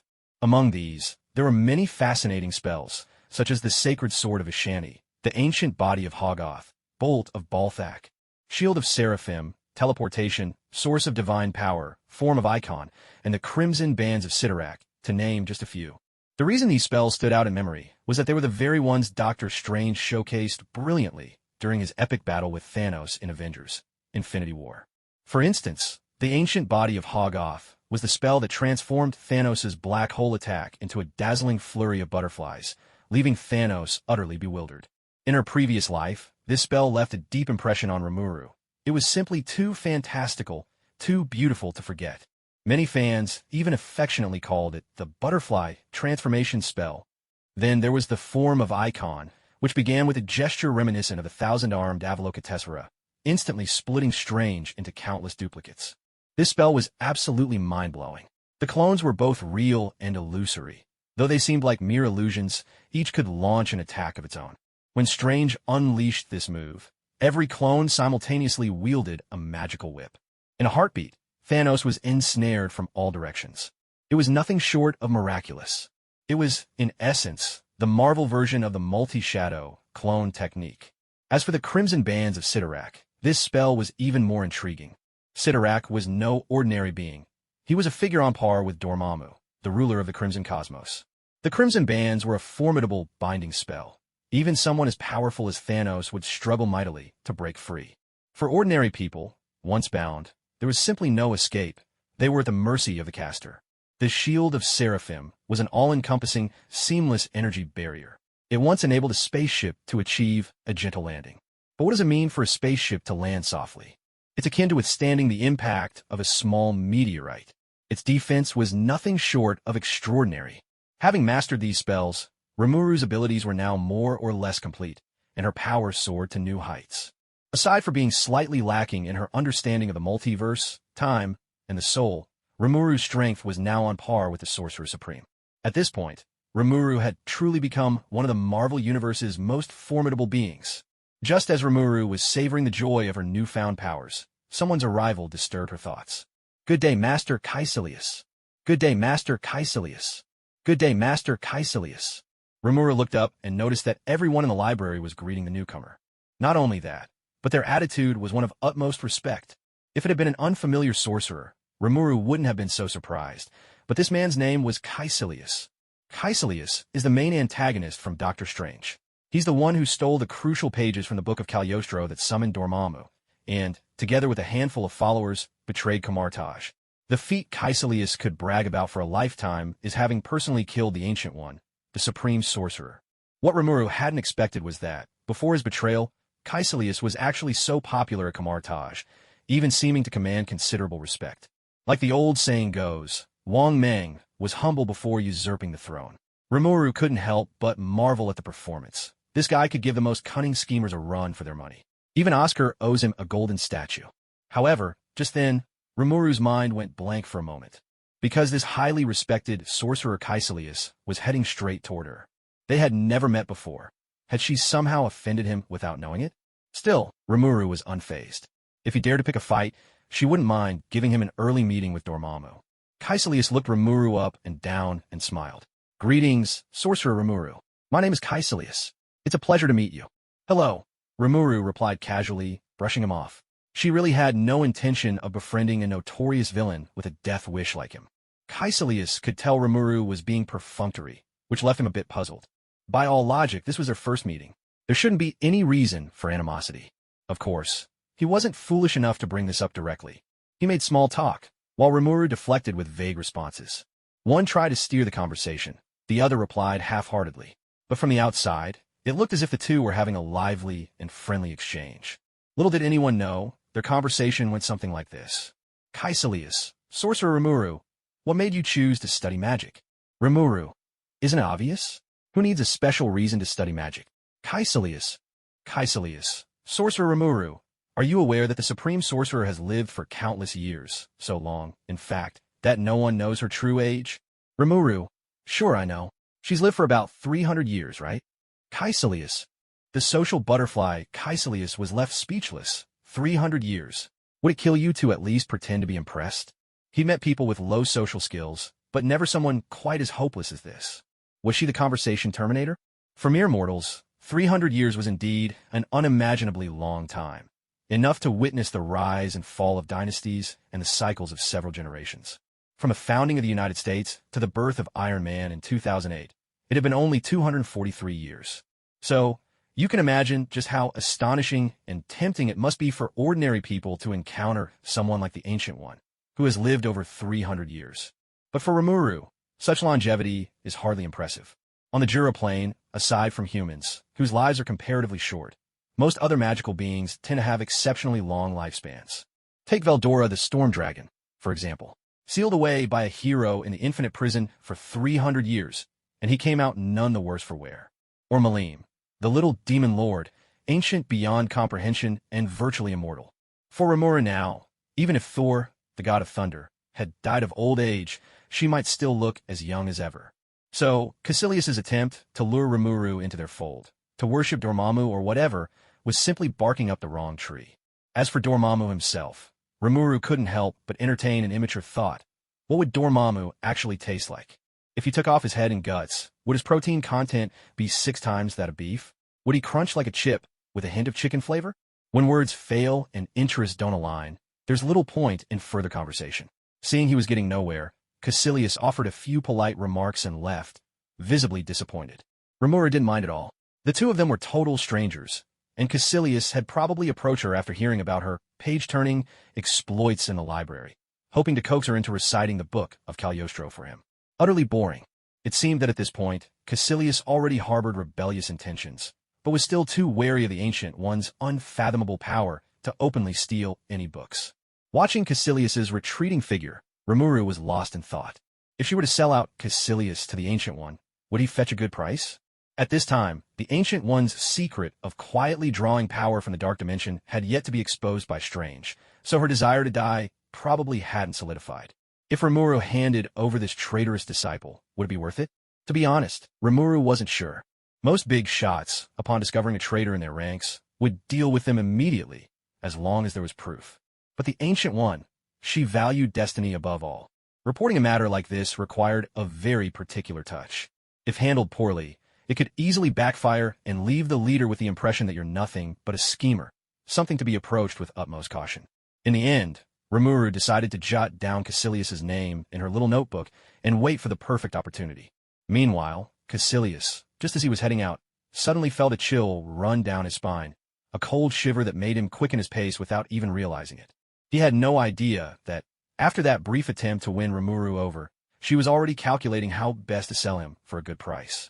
After spending the whole afternoon reading in the library, Rimuru didn't feel tired at all. However, she had already mastered everything she needed to learn. Now, reading was mostly just for show, so there was really no need to keep lingering in the library. Not hearing Iya's adorable, childlike voice felt strangely unsettling to Rimuru. After bidding farewell to the Ancient One, Rimuru opened a portal straight to the living room of the Long Island Villa. Watching Rimuru conjure a portal in an instant, without even needing the sling ring, the Ancient One couldn't help but look on with a hint of admiration. The Ancient One knew about the existence of the multiverse. She had even used the Eye of Agamotto to peer into countless parallel universes. Yet, in none of those universes had she ever found any trace of Rimuru. It was as if Rimuru had appeared out of thin air. No past, no future, simply emerging from nowhere. Staring at the portal as it vanished, the Ancient One found herself momentarily lost in thought. She couldn't be sure if what she was doing now was right or wrong, nor what kind of impact it might ultimately have on this universe. Long Island Villa. The moment Rimuru stepped into the room, she sensed something was off. First of all, hadn't said, "Welcome home, master," which was highly unusual. And on top of that, several suspicious-looking people had somehow slipped into the house. With a flicker of thought, Rimuru used the newly learned spell, Invisibility. This spell, as the name suggested, allowed her to become invisible and phase through solid objects. Strictly speaking, it was a combination of an invisibility spell and a phase-walking technique. Phasing through the wall and entering the living room, Rimuru was immediately at a loss for words. Because, as it turned out, the people sneaking around her living room were mostly familiar faces. There was Nick Fury, dressed in his signature leather jacket, sitting on the sofa in a mysterious and admittedly rather stylish pose. Nearby, several agents were busy tidying up the scene, including Phil Coulson, the novice village chief Rimuru knew well. Coulson, wearing an earpiece, confirmed, "Agent 9, come in. Report your reconnaissance." From the earpiece, "Agent 9 here. Everything outside is normal. No sign of the target. Over." Coulson replied, "Copy that, Agent 9. Keep monitoring." Agent 9, understood. Coulson continued, "Agent 7, status on cleanup?" Agent 7 here. The chef has been hypnotized. She won't remember anything from today. Over." After checking in with a dozen or so agents, Coulson finally walked over to report to Nick Fury. "Director, all clear. All post-operation procedures are complete. The AI program Xia has been temporarily disabled, and the chef who was coerced into unlocking the doors has been hypnotized. She'll have no memory of this incident. Everything is ready. Now we just wait for Remuru to return." Nick Fury nodded. "Understood. You all pull out first. Remember, don't leave any traces behind." "Yes, sir." Coulson and a few agents immediately began their withdrawal. The lowest-ranking agent even wiped the floor as he retreated, making sure not a single hint remained that anyone had ever been there. Watching all this, Rimuru was speechless. In the movies, whenever the bald guy mysteriously appeared in a superhero's home, he always seemed so enigmatic and unfathomable. Rimuru used to wonder, how on earth did the bald guy pull it off? Now at last she understood. Turns out, every successful dramatic entrance by the bald guy was the result of collective wisdom and effort. All this just for the sake of making an impression. He really went all out. But Rimuru's home was not so easily invaded. It was bad enough they'd entered her house without permission. Worse still, they'd hypnotized her chef. Her chef skills might be questionable, but she was still Rimuru's chef. Apart from Rimuru herself, who else had the right to bully her? And if hypnotizing her chef wasn't enough, they had even blocked her AI, Aya. Aya was her little maid, and Remuru herself had never once scolded or hit her. This was just too much. Bullying her little maid, unforgivable. And you, Baldy, had the nerve to show off in front of her? And as if showing off weren't enough, you even orchestrated this with a team of nearly 20 people. Well, Baldy, do you really think you can outdo her in style? Are you trying to reach for the stars here? If that's what you want, so be it. She'd help you achieve it. Crack, crack. In an instant, right before the bald guy could finish his pose, the very air seemed to shatter like a mirror, thin cracks spreading everywhere. Dressed in a black trench coat, striking a pose, and nearly dissolving into the shadows, the bald guy was left utterly dumbfounded. The space itself was fracturing like broken glass. Was he dreaming? Am I dreaming? Baldy rubbed his eye in disbelief, only to witness a scene he would remember for life. The room before him seemed to transform into an intricate web of interlocking gears, spinning, turning, expanding until the entire chamber was caught in their motion. Baldy, nicknamed Cyclops, director of S.H.I.E.L.D., ace agent, his skills, instincts, even his composure were top tier. Even when faced with this mind-bending, reality-defying spectacle, he didn't flinch. His expression was as stoic and as dark as ever. After all, he was a man who'd been to outer space. In this world, there was nothing left to fear. Once this fight was over, he'd go home and play with his cat. In a flash, Baldy reached behind his back and drew a gun. Agile as ever, he leapt to one side, preparing to dodge the rapidly spinning gears. By all reasonable logic, there was nothing wrong with his move. After all, those gears looked downright bizarre and suspicious, no matter how you looked at them. But what Egghead hadn't expected was that as soon as he jumped, his foot found only empty air beneath it. Fortunately, his agility and reflexes were extraordinary. With a swift lunge, he extended his thigh forward in a split, landing his feet firmly on either side of the cracked earth, managing to stabilize himself just in time. Yet, in the very next moment, Egghead's face went from deep black to a ghastly pale. The reason, well, everyone knows, take too big a step and you're bound to strain something sensitive. To make matters worse, the gap in the ground kept widening, forcing Egghead's legs into an even deeper split. Watching from the shadows, Rimuru's eyes widened in surprise, and he couldn't help but give Egghead a silent thumbs up. No wonder he's the director of S.H.I.E.L.D. That flexibility is impressive. Just as Rimuru was admiring Egghead's limberness, there was a sudden whiz, and a grappling hook shot out from Egghead's belt. In an instant, the hook embedded itself in the ceiling, hoisting Egghead up into the air. Remuru, upon seeing this, wasn't particularly surprised. After all, as a secret agent, carrying a few gadgets for scaling walls and roofs was only to be expected. With a casual flick of his hand, Remuru made the ground flip over. Floor became ceiling, ceiling became floor. In a flash, Egghead, who had just been relieved to escape danger, crashed headlong onto the ceiling.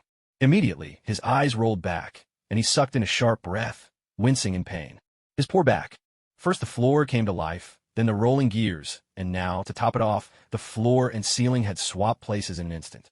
What on earth was all this madness? How much was a person supposed to endure? Was there nothing Newton could do about this? But this was no time to ponder such questions. The first priority was escaping this infernal house. Egghead steeled himself, and, avoiding the main door, dove headfirst towards the window, determined to break his way out. And then he was truly confounded. He dove for the glass, but before he could even smash through, the window split open on its own, like a hidden demon lying in wait, its gaping maw ready to swallow him whole. Even stranger, Egghead, moving too fast to stop, tripped over his own feet and landed face first on the ground. Wasn't this just an ordinary window? Why'd it have to stand out in such a dramatic way? No matter how rough things got, Egghead, now with a bloody nose, finally breathed a sigh of relief. He had, at last, escaped this haunted house. And to his overwhelming relief, he even spotted Coulson, along with a few S.H.I.E.L.D. agents lurking in the shadows, ready to back him up. In just an instant, Fury was so overwhelmed with excitement that he could barely contain himself. At that moment, he even felt his eyes grow a little misty. It had been so hard. Surviving was truly no easy feat. Not long ago, Coulson had been benched for repeatedly bungling the missions to capture Rimuru and smooth over the Iron Man debacle. Nick Fury had already made up his mind. Once they were back, he'd give Coulson more responsibility, bringing him back into the core department. As for the other agents, he'd entrust them with more important tasks as well. But no matter what, the director must maintain his composure. He, Nick Fury, the one-eyed man, had a reputation to uphold. Fury pulled a white handkerchief from his breast pocket and, in a single motion, wiped the blood from his mouth and nose. In 3 seconds, he smoothed out his black coat, and in 10 seconds, he straightened his eye patch. Blood could be shed, heads could roll, but his signature eye patch must never be out of place. Within moments, everything was back in order. He, Nick Fury, the suave, enigmatic king of agents, the Shield's very own mysterious legend, had returned. Ahem. Fury cleared his throat loudly, sending a series of subtle "he's here" signals to his team. But then, as Fury, who had grown tired of posing, looked around in surprise, he realized that Coulson and the other Shield agents seemed completely oblivious to his arrival. Hadn't they heard him? Nick Fury was displeased. He'd made plenty of noise, yet the agents acted as if nothing had happened. As agents, these rookies still had a long way to go. Ahem, ahem, ahem, ahem, ahem, ahem. Another fit of coughing racked Fury's throat, leaving it raw and burning. But still, not a single person reacted. By now, even Fury, slow as he might be at times, sensed something was wrong. He hobbled over to Coulson's car, only to discover in shock that not just Coulson, but all the other Shield agents continued to act as though he wasn't even there. Fury tried a few more little experiments, and to his astonishment, found that while everything else in the world was normal, no one could see him, Nick Fury, anymore. Even when he kicked at Coulson with all his might, his foot simply passed right through him. Coulson himself didn't sense a thing. Good heavens, what was happening? Could it be that Nick Fury had died, without even knowing it? Was he nothing but a soul now? Otherwise, how could no one see him, and why couldn't he touch anyone at all? A soul. Only that could explain it. But then, how had he died? Fury furrowed his brow in deep thought, carefully retracing every detail, but no matter how hard he tried, he couldn't recall when or how he had died. Nick Fury still did not know the true cause of his death that day. Speaking of which, if he really were to die, would he at least die gracefully? Nonsense, nonsense. What on earth was he thinking? There's no way he would actually die. Pain radiated from every part of his body. If he were only a soul, there's no way he'd be feeling this, right? Could it be that Coulson and the others were all just illusions? Was he truly the last human being left on this world? But that didn't make sense, neither scientifically nor theologically. He must be dreaming. Yes, he was definitely dreaming. A dream? Suddenly, Egghead's eyes lit up. Wait, just how many layers deep was he in this dream? Egghead spotted a spinning top. With a twist of his fingers, he set it spinning smoothly across the polished floor. But what left Egghead utterly stunned was that after just a few seconds, the top came to a halt. What the heck? How could the top just stop like that? Egghead felt like his head was about to explode. What exactly was going on here? Coulson was still waiting around. Would he too, in time, have his very existence erased by some mysterious force? Rimuru's hypnotic bow. Whack!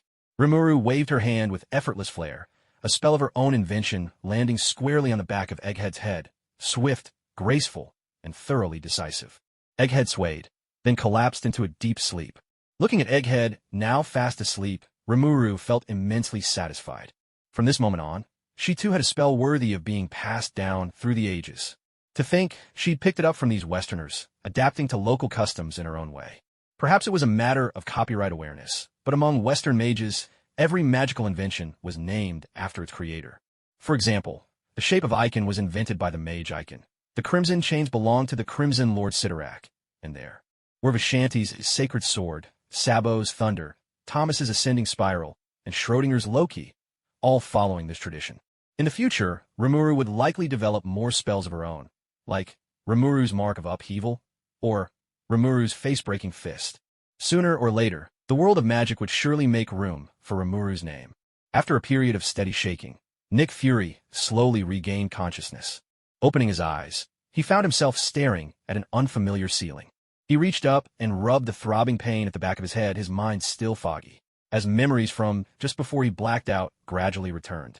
His pupils contracted sharply. He remembered now. He'd been knocked out by some scoundrel with a heavy blow. His number one suspect was Remuru, given that this was her villa after all. Besides, Remuru was nothing if not mysterious, always full of surprises. There was no telling what trick she might have up her sleeve. Unfortunately, he had no proof. Ludden instinctively stood up, and a sharp pain shot through his thigh, forcing a gasp from between his teeth. He carefully examined his clothes, and only after confirming that there was nothing out of the ordinary did he finally let out a sigh of relief. Pulling his phone from his pocket, Ludden immediately noticed a familiar number flashing on the screen. It was a call from Coulson. Seeing that familiar name, Luden was overwhelmed with emotion. He had finally re-established contact with another agent. He was genuinely moved. Damn, he had almost thought he was really done for. Coulson's voice came through. Director, are you all right? Luden hesitated, probing. Why do you ask? Coulson replied. Director, whenever you get a call, you usually pick up within 10 seconds. It's an almost 30 now. Disappointed, Luden brushed it off casually. Something held me up just now? So what's going on?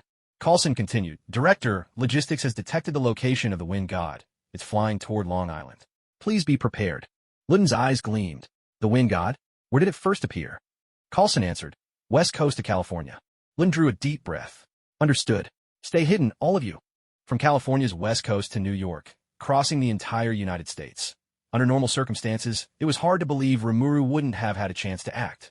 Luden hadn't forgotten the Wind God's recent display of optical camouflage, or perhaps even spatial jumping technology. If SHIELD Logistics was able to detect the Wind God, it was only because the Wind God allowed them to. Luden had a strong hunch. Everything he'd encountered recently was Rimuru's handiwork. It was the intuition of a seasoned agent, but unfortunately, he had no proof. The events of not long ago had left a deep impression on him. That room that seemed to come alive, the ever-turning gears, and the way space itself was casually twisted and folded. Those memories cast a lingering shadow over his heart.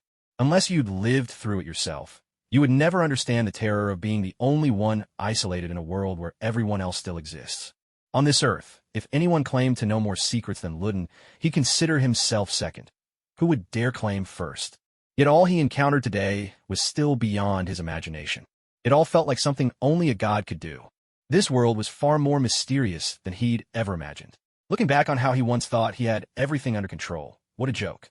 Luden even suspected this was Rimuru's way of giving him a minor punishment as a major warning for trespassing in the villa. Appearing openly in California, allowing logistics to detect him so brazenly. It was all to avoid tearing things apart completely. The more Luden thought about it, the more plausible it seemed. At this thought, Eggy couldn't help but grind his teeth. If this really was the truth, he wouldn't even have a place to cry. All he did was break in without permission. Was it really necessary to make such a big deal out of it? No matter what, Eggy decided to pretend that none of this ever happened.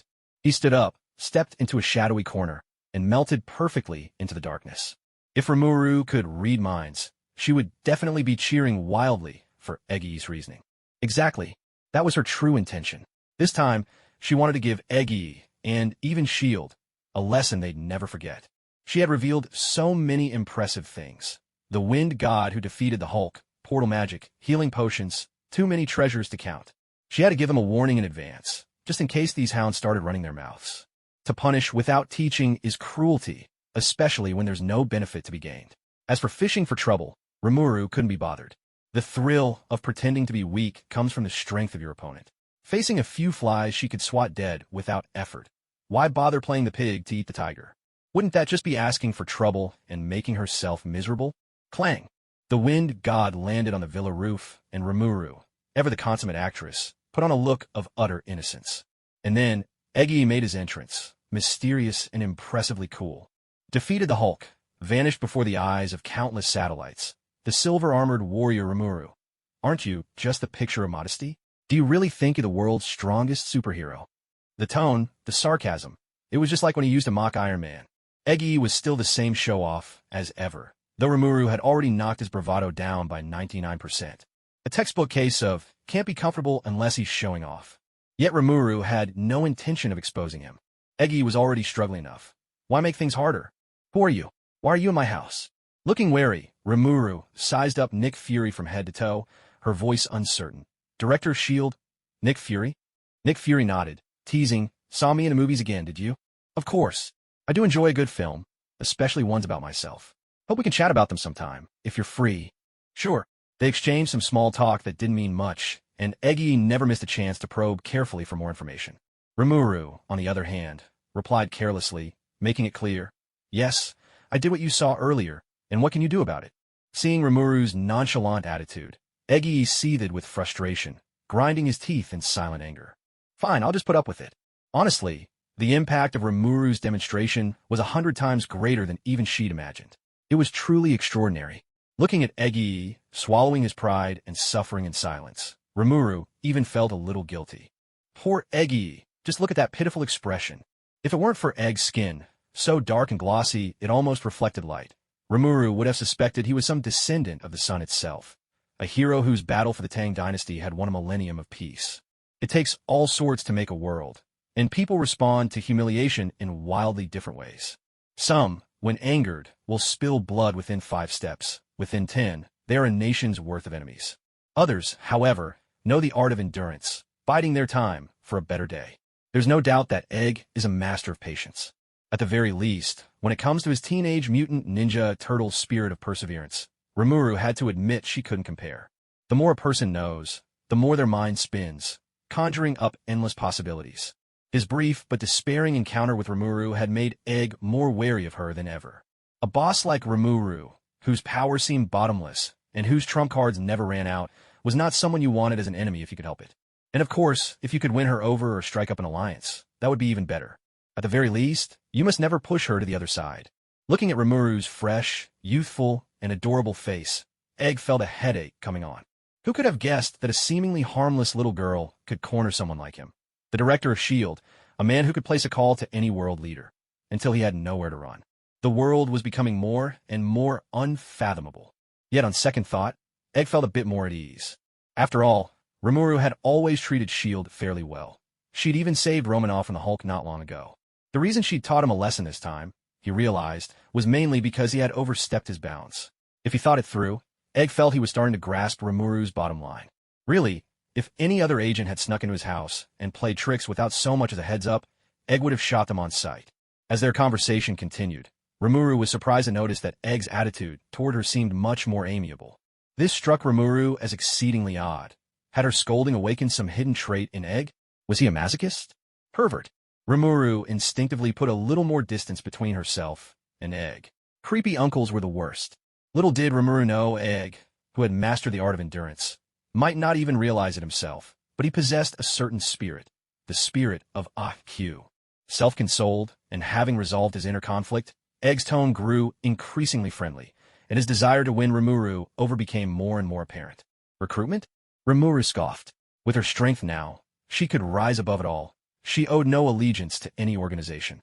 Besides, Egg's so-called Avenger Squad was a mess. How to put it? They lacked organization, lacked discipline, and above all, they didn't have a single strong leader who could command universal respect. The members each fought their own battles, and in the end, it all fell apart, breaking into open conflict. They saved the Earth from the Chitauri, saved the world from Ultron. Yet what the public and politicians remembered most was that, during the battle in Sokovia, the superheroes caused massive destruction and many innocent lives were lost. As for the casualties, Rimuru could only offer a word of apology. But as for Nick Fury, being the leader, he failed to protect the Avengers at such a critical moment, even letting the team fracture. What a display of incompetence. If you can't even keep your own people safe, how can you expect anyone to stick with you? And when the entire nation was denouncing the Avengers, Fury didn't even think to do any damage control, allowing those with ulterior motives to whip up public outrage. It was hard to fathom what was going through his mind. After all, deflecting public attention was practically S.H.I.E.L.D.'s specialty. You could say that being an Avenger is the toughest, most dangerous, and least appreciated job in the whole Marvel universe. Do it well, and that's just what's expected of you. Slip up even a little, and you'd better be ready for the wrath of an entire nation. To put it bluntly, it's like aliens attacked Earth. Then the angry public turned around and blew up NASA. Noticing the trace of disdain in Rimuru's eyes, Fury wisely refrained from bringing up the idea of inviting Rimuru to join the Avengers initiative. It left Fury feeling suffocated with frustration. Not one of them was easy to deal with. He'd invited Iron Man, only for Tony to mock the Avengers initiative as some kind of superboy band project. And as for Rimuru, he didn't even get the chance to make his pitch. Only with Black Widow and Barton could he make decisions on his own. Unfortunately, just those two alone weren't nearly enough to hold up the whole team. With no better option, Fury decided to get straight to the point, the healing potion. That, after all, was the main reason Nick Fury had come to meet Remuru this time. Natasha had already given him a detailed report. She'd suffered a serious thigh injury, almost down to the bone. But Remuru had slapped some mysterious liquid onto the wound, and within seconds she was fully healed, not even a scar left behind. It was almost otherworldly, something you'd never expect to exist in the real world. Agents are among the most dangerous people on Earth. Saying they live life on the edge is no exaggeration. If they could get their hands on such a miraculous healing potion, it'd be like having extra lives in reserve. You mean the healing potion? Rimuru didn't waste any words. He simply produced a vial. The sight of that glistening, crystalline liquid instantly made Fury's breath quicken. He hadn't expected Rimuru to be so direct, showing him the real thing right away. But Baldy was not so naive. He knew there was no such thing as a free lunch, especially not when it came to a miraculous medicine that could snatch souls back from the hands of death, a treasure beyond price. He swallowed hard, his voice dropping low as he tried to rein in his excitement. What price must I pay to trade for a batch of your recovery potions? Limlu's face lit up with a brilliant smile. She didn't state her conditions right away. Instead, she began to explain the qualities of the recovery potion. The main ingredient in the recovery potion is a mysterious herb called zibacute grass. Its growing conditions are extremely harsh. And so began another grand tale from Limlu, who spun stories about how the recovery herb could only grow when the earth began to thaw after the Ice Age, as the climate slowly warmed. Its growth cycle was painfully long, 10 years to bloom, another 10 to bear fruit. The crafting process was even more complex. The highest-grade recovery potions, those that could instantly heal any wound, required over 1,000 steps just for the purification alone. Such top-tier recovery potions were rare treasures even in Limlu's own universe. As Limlu rambled on, sharpening her metaphorical knives, ready to make a killing, Baldy could only stare in exasperation. Did he look like an idiot? But the worst part was, he truly had no way to refuse. He was completely at Limlu's mercy. This was her market, and she was the only vendor. Without buying from Limlu, Baldy couldn't find another seller, no matter how hard he tried. It was infuriating. Of course, Limlu had no intention of telling Baldy that Tony had already managed to mass-produce a basic recovery potion, naming it the Caress of the Goddess of Life, which was about to hit the market any day now. I want adamantium. After all her chatter, Limlu finally revealed her true aim. Adamantium. Now, that was a treasure. Of all the materials in the Marvel Universe, only vibranium could compare. In the X-Men, Wolverine's claws were made of adamantium. Virtually indestructible, the very definition of the strongest spear. Adamantium was a top-secret material tightly controlled by the military, and without S.H.I.E.L.D., Limlu could never get her hands on it. Adamantium?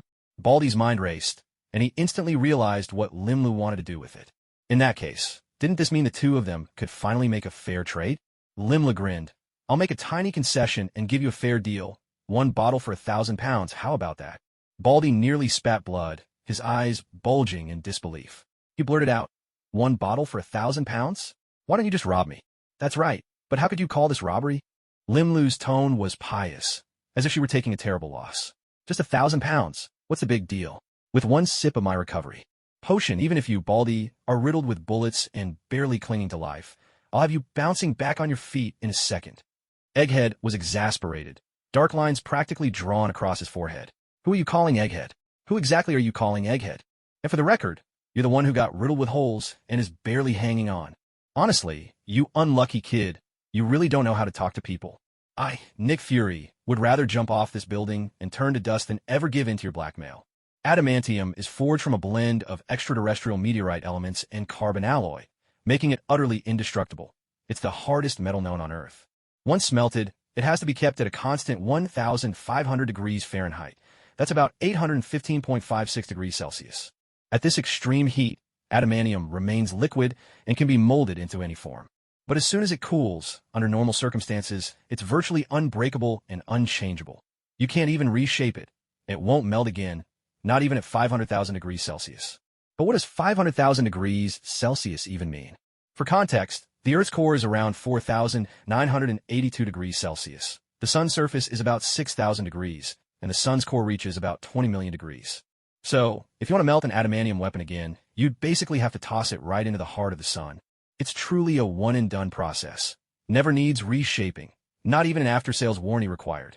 As for that scene in the Wolverine 2, where Silver Samurai slices through Wolverine's claws with an adamantium katana, Fox, you owe the fans an apology.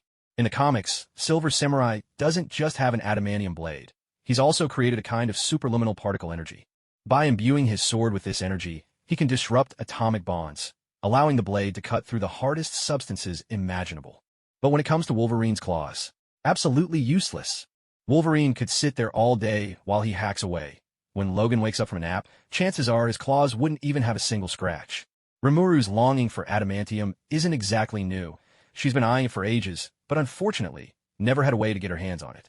Now that Egghead has delivered himself to her door, how could she possibly let this opportunity slip by without taking her cut. Of course, even if she takes advantage, it's not like it'll make much difference. At this stage, Wind God's development has reached a point where, in terms of sheer power, there's very little room for improvement. Choosing a top-tier metal like adamantium is just one of the few remaining upgrade options. But for Rimuru right now, it's honestly not all that necessary. With the multi-barrier skill and the magic Seraphim shield, she's got her defenses covered. Even if Thanos showed up, she wouldn't be fazed. If she didn't have to worry about keeping her identity secret, Remuru could just ditch the mech entirely and do whatever she wanted. But just because she doesn't need it now doesn't mean her future mechagirls won't. There's no way she's going to let her precious darlings fall behind right from the starting line. Vibranium and adamantium. These are the two kinds of formula Rimuru has set aside for her future mechagirl. She wanted to make sure that from the moment her mechagirl was born, she'd be both adorable and strong. Rimuru even fantasized about the mechagirl pounding Thanos' chest with her little fists. No way, 1,000 pounds is absolutely out of the question. Egghead almost wanted to cough up blood, shaking his head so hard it was like a rattle. Just 1 gram of vibranium is worth $10,000. Thanks to his family mines, Black Panther is widely considered even wealthier than Iron Man. And as for adamantium, it's a metal that rivals vibranium in fame. 1 pound equals 500 grams. At $10,000 per gram, a single bottle that costs 1,000 pounds of adamantium would be worth $5 billion. Who on earth could afford to drink that? In the end, am I drinking the recovery potion, or is the potion drinking me? Egghead's face was so dark it almost shone, and he muttered gloomily, "Your price is outrageous. At most, I'll give you £1 for 1 bottle." Egghead was a master haggler, driving a hard bargain. Start sky high, settle for a bit less. He slashed the price by 1,000-fold in one go. After all, this miracle elixir that could raise the dead and heal any wound would never be for the average person. He could turn right around and sell the potion to the council bigwigs and the world's wealthiest tycoons, recouping not just the cost, but making a hefty profit in the process. At $5 million a bottle, even the average rich person could afford it. And for the truly wealthy, $5 million is nothing. What's more, this is a life-saving miracle drug. Even if you don't need it now, you could always buy a few bottles to stash at home. Who doesn't keep a first aid kit at home, after all? In truth, Egghead's real expectation was $50 million per bottle, or £10 for each one. After holding the reins of S.H.I.E.L.D. for over a decade, with a tight grip on both finances and personnel, and always skimming a little off the top to build secret bases, his sensitivity to money was second to none. He prided himself on being savvier than 99% of the world when it came to money. Especially when his opponent was Rimuru, just a kid. She wasn't in his league when it came to bargaining. Deal. Rimuru agreed instantly. Egghead froze. The confidence on his face slowly drained away, and he nearly spat up 3 liters of blood. He just slashed the price by 1,000 times, and Rimuru had agreed without hesitation. What did that mean? Trading a pound of adamantium for a bottle of recovery potion. Rimuru had made an absolute killing. Who could endure this bone-deep sense of loss and defeat? He wanted to die. Egghead was so regretful, he could almost feel his guts turning green, overcome by the urge to smash his bald head against the wall. Anyone who's ever haggled hard knows this gut-wrenching, soul-crushing feeling all too well. It's like those unscrupulous vendors who mark up their goods to outrageous prices. And when you try to bargain, thinking you've knocked the price down by a huge amount, nervously, afraid the vendor might not agree. As a result, the vendor agreed immediately, and your sense of accomplishment from haggling vanishes in an instant. Not only that, you're left with a bitter feeling, as if you've suffered a huge loss. And you think that's the end of it? In the days to come, every time you look back on this bargaining episode, you'll feel especially angry, pained, and full of regret. If you're the type to hold a grudge, you might even complain about it for the rest of your life. Of course, Remuru could have taken her time haggling with the egghead, squeezing a few more benefits out of him. But when it comes to recovery potions, Remuru really isn't short on those. She'd already eaten her way through all the hypocrite herbs in the entire sealed cave. As for recovery potions, she lost count of how many tens of thousands of bottles she had. Most importantly, compared to making a little extra money, it was way more satisfying and fun to annoy the egghead. Watching the color drain slowly from Egghead's face, Rimuru's big eyes curved into crescent moons, she couldn't have been happier. Seeing Rimuru gloating, Egghead ground his teeth in frustration. Bratty kids like her, he really couldn't stand them. He was definitely better off spending time with cats. And when he saw Rimuru casually line up a whole row of recovery potions, Egghead's face turned positively green. Watching Rimuru act so indifferent, Egghead suddenly felt like recovery potions were even more worthless. His heart ached. He'd have to water them down, He'd definitely watered down every recovery potion he resold. By the time the deal was finally done, Egghead's mind was spinning, his head felt heavy, his legs unsteady. He had no idea how he even made it out of the villa. Rimuru, of course, wasn't about to tell him that Tony could already mass-produce recovery potions at about 5% purity. This batch of ultra-diluted potions might not bring the dead back to life, but healing wounds without leaving a scar? That was still a given. In other words, Egghead's little scheme was almost certainly doomed. "Welcome home, Master." Aya's sweet, gentle voice chimed out, filling Rimuru with a sense of total contentment. That wretched Egghead had actually used alien black tech to block Aya. Serves him right to get scammed. Clearly, it was time to nudge Stark about installing the supercomputer. Once that was done, Aya could move house, and Remuru could slip in an upgrade for her too. You really had to admit, Egghead sure had a lot of good stuff on him, as expected from the director of S.H.I.E.L.D. All in all, it was a blessing in disguise. Getting a taste of Kree Empire black tech from Egghead had allowed the great sage to deduce a wealth of Kree technological knowledge. The knowledge systems might be different, but for the great sage, nothing was an obstacle. "Aya, give me a rundown of recent events." "Yes, Master." Out of the darkness walked an adorable little girl with twin ponytails. She wore a uniform, stockings, and high heels, a pint-sized host impossibly cute. With Aya's demonstration, Rimuru quickly caught up on all the major news events that had unfolded while she'd been reading at Kamartaj. Iron Man had lost to Abomination, the Hulk defeated Abomination, and the silver-armored war god was basking in unrivaled glory, triggering a nationwide frenzy of discussion. Countless netizens speculated endlessly. Who was the true identity of this silver-armored war god? Just how powerful was he? What cutting-edge technology did he employ? In stark contrast, Iron Man found himself mired in a storm of public opinion, denounced by the nation. Numerous experts and scholars publicly declared that Iron Man ought to share his humanoid mech technology with the military. Yet, many news outlets asserted that private property was sacred and inviolable, openly speaking out in Stark's defense. What amused Rimuru most was the way some media outlets that had vilified Stark just yesterday were now shamelessly singing his praises today. One had to admit, the adaptability, or should one say, the lack of integrity, of American media was truly a sight to behold. Response: all these flip-flopping media outlets have already been bought out by Iron Man. Shock emoji. Don't just pop out like that to show off your presence. It's really startling, you know. Great sage, huh? Rimuru. According to history, what should come next was the Stark Expo, the plotline from Iron Man 2. In the original film, Iron Man had only recently revealed his identity, his stock price skyrocketing, his prestige at an all-time high. He was at the very peak of his life. Under the questioning and harassment of the Senate Armed Services Committee, Tony left the officials utterly dumbfounded. Justin Hammer, in particular, was thoroughly humiliated, reduced to a clown and the butt of everyone's jokes. But what no one knew was that beneath Tony's dazzling exterior, he was suffering from severe palladium poisoning. His life was hanging by a thread. So at this point, he hosted a lavish, costly expo, a pure vanity project criticized by Pepper as utterly pointless. He even recklessly traveled to Monaco and personally entered a perilous racing competition. All these antics left those close to Tony deeply disappointed in him. After a spectacular friendship-ending punch and a headbutt of despair, his best buddy Rhodey made off with a marked suit, while Pepper was at a complete loss, convinced Tony had gone mad.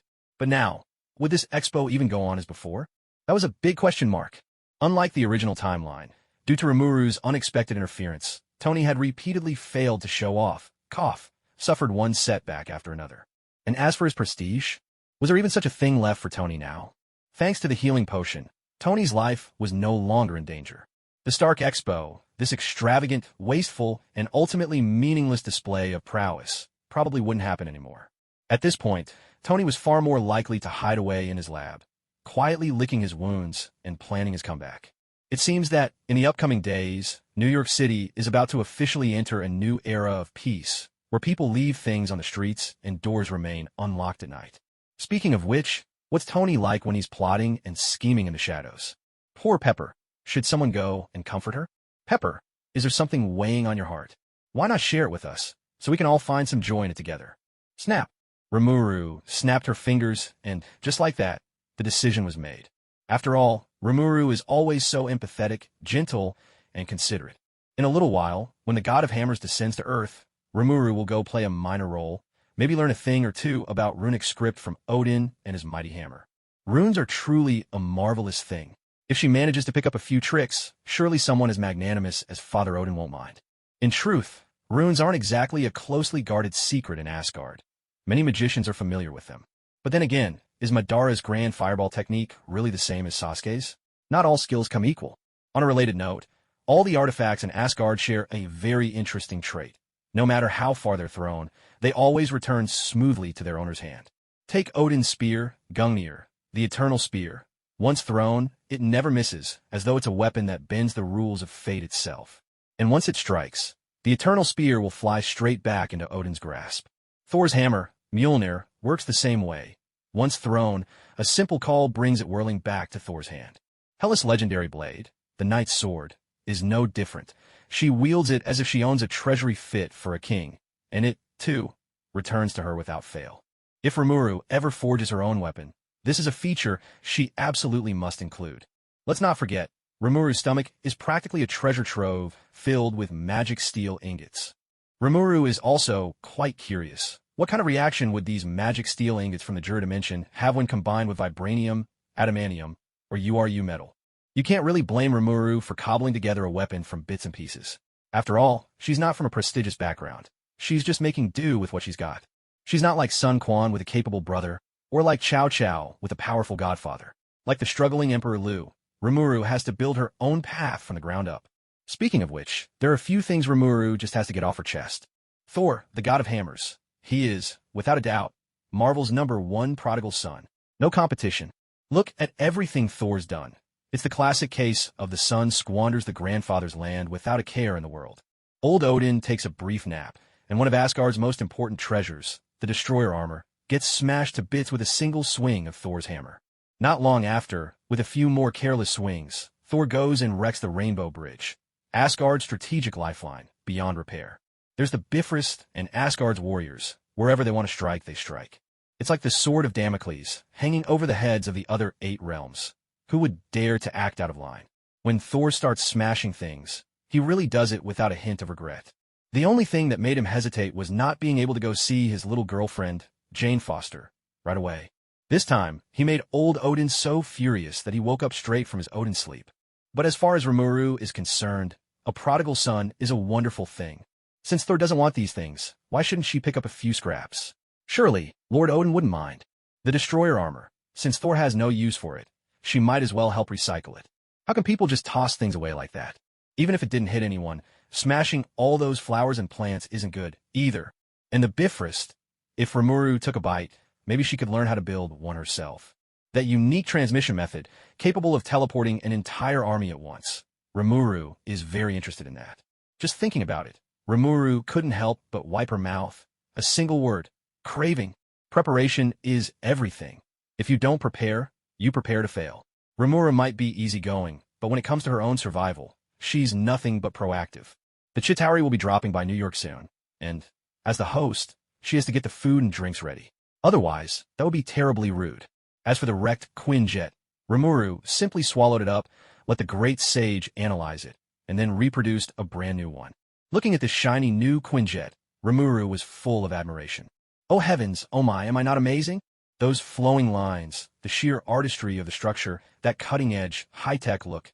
Did she really design this herself? She's truly talented.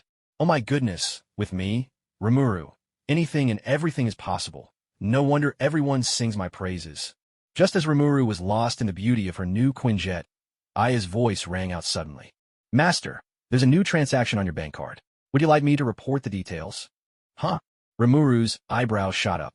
A transaction on her bank card? Is someone trying to pull a fast one on her? Anyone daring to mess with her money is just asking for trouble. What's this transaction about? Aya replied. Master, your bank card number XXXXXXXXX just received a deposit of $500 million. Rimuru's eyes widened. How much? Aya repeated, 500 million. Rimuru could hardly believe it. In US dollars? Not Zimbabwean dollars. Aya confirmed, US dollars. Long live. She still remembered how jealous she was when she read about that international student who got an unlimited credit card, blew 30 million on it, and was still declared innocent in court. Oh my God, is her luck finally turning around? She's so touched she could cry. Rimuru's eyes sparkled as if she'd just been struck by a pie falling from the sky. Her little head was spinning, filled with overwhelming happiness. Great sage, what's this 500 million all about? Answer. Hawkeye has been making moves, repeatedly sabotaging Kingpin's businesses, 25 operations in total. Not long ago, he even defeated Bullseye. This $500 million is Kingpin's offer to make peace. Upon learning the truth, Remuru nearly spat out her drink. Robin Hood style, after dealing with Frank Amick, Remuru had casually threatened Kingpin. But then a bunch of things happened. The Hulk's battle in New York, the final showdown at Kamartaj, and teaching old Nick Fury a lesson. Remuru had completely forgotten about the threat she'd made to squeeze money out of Kingpin. She never expected that the pit she'd dug as a fake Hawkeye would actually be filled by the real Hawkeye. Hawkeye, you're a real hero. Your ancestors must truly be blessed. Still, Rimuru was intensely curious. How did Hawkeye pull this off? Kingpin is known as the Underground Emperor of New York. After Bullseye's defeat, did he really just roll over and pay up? Isn't that a bit too cowardly? That's not like Kingpin at all. Kingpin is built like a bull, muscles rippling explosively across his massive frame. His combat skills are off the charts, and he's got more body doubles than you can count. As the saying goes, superheroes may come and go, but Kingpin is a constant. He might not have any superpowers, but to Rimuru, he's just a low-level monster in the starter village. But to Daredevil, the Punisher, and Spider-Man, Kingpin is a notoriously tough nut to crack. In the comics, after Spider-Man revealed his identity, Aunt May nearly died at Kingpin's hands. That tells you just how ruthless he can be. Great sage. Was the Kingpin who surrendered just a body double? Answer: no, it was the real one. Rimuru was even more surprised. The real Kingpin? Is Hawkeye really that formidable? Within the Avengers, isn't Hawkeye considered the weakest, the one who barely gets noticed? Even Black Widow could probably run circles around him. And, as Rimuru recalled, Hawkeye's brightest moment in life was shooting an arrow straight at Loki's face. He could brag about that for the rest of his days. Even then, that moment was only memorable because Princess 3 made a cute face on the sidelines. Without her Oscar-worthy acting, who would even remember Hawkeye's shot? Rimuru grew even more curious. So what exactly happened? Answer: Hawkeye and Bullseye had a fierce battle. Hawkeye barely came out on top, but he got a real taste of Bullseye's skills. Afterward, Hawkeye changed his tactics, focusing on sabotaging Kingpin's business. He wrecked 25 operations in a row, causing Kingpin massive losses. Remuru nodded in understanding. And after that, Kingpin just surrendered? No, that's not it. After Kingpin suffered heavy losses, he launched a thorough investigation into Hawkeye's identity. That's when he discovered Hawkeye's shield background. So, Kingpin decided to cut his losses and admit defeat. Alright, that reason is just too convincing. Rimuru couldn't help but be impressed. No matter what, Hawkeye had really helped out this time. To show his gratitude, Rimuru resolved to make good use of the Hawkeye moniker from now on. He'd steal from the rich, give to the poor, and restore justice to New York. Ahem. Rimuru cleared his throat and said, as if nothing was out of the ordinary, help me clean this up, and while you're at it, erase all records of the transfer. As far as my bank account is concerned, that $500 million never showed up. Aya replied, at once, my master. A dozen seconds later, Aya's voice sounded again, Master, everything is clean. All records of the transfer have been erased.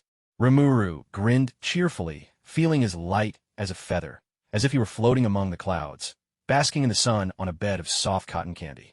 Lazy and comfortable, this sunbathing sensation was simply the best. Fantastic. If you come across a windfall by your own skills, why give it back? What Rimuru didn't know was that, at that very moment, in the peaceful city of New York, Hawkeye was striding briskly, a broad smile spread across his face. Just thinking of the $500 million promised by Kingpin made Hawkeye's heart soar with joy. After handing over the country's and the agency's share, whatever was left would be his. On this point, Hawkeye had already checked in with Fury, and Fury gave his blessing. Opportunities to earn a little side income like this didn't come around often. As for Fury, being the big boss, naturally he'd take the lion's share. Then there were Natasha, Melinda, Coulson. His colleagues deserve a cut too. Unexpected windfall? Everyone who sees it gets a share. That's how Hawkeye got by. Good relationships and sharing the spoils, a principle Barton knew well. Otherwise, Barton wouldn't have become SHLD's top agent alongside Natasha. Even so, he figured he could pocket $100 million for himself. $100 million, counting that as off-the-books income. That was enough to keep him going for 10 years. This was a real jackpot. Now that he'd made a fortune, how should he spend it? Just thinking about it made him a little giddy. An hour later, the smile on Barton's face began to fade. 2 hours later, Barton's expression grew dark. For hours later, as daylight filled New York City, Barton's face was cold as ice. With a sharp snap, Barton swung his mechanical bow. the frame twisting and transforming until, in an instant, it folded into a weapon reminiscent of a sword.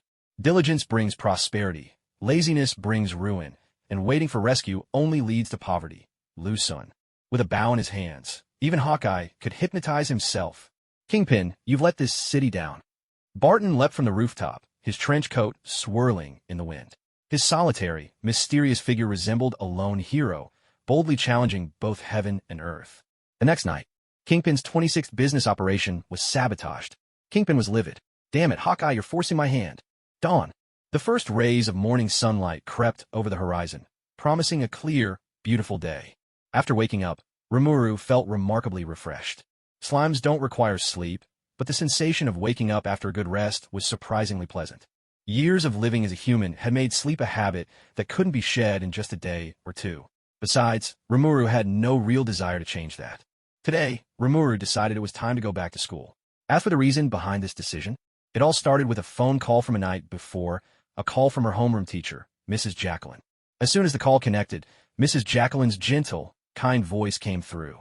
She spoke softly, inquiring about Rimuru's illness, and subtly mentioned that the final exams were just a couple of days away.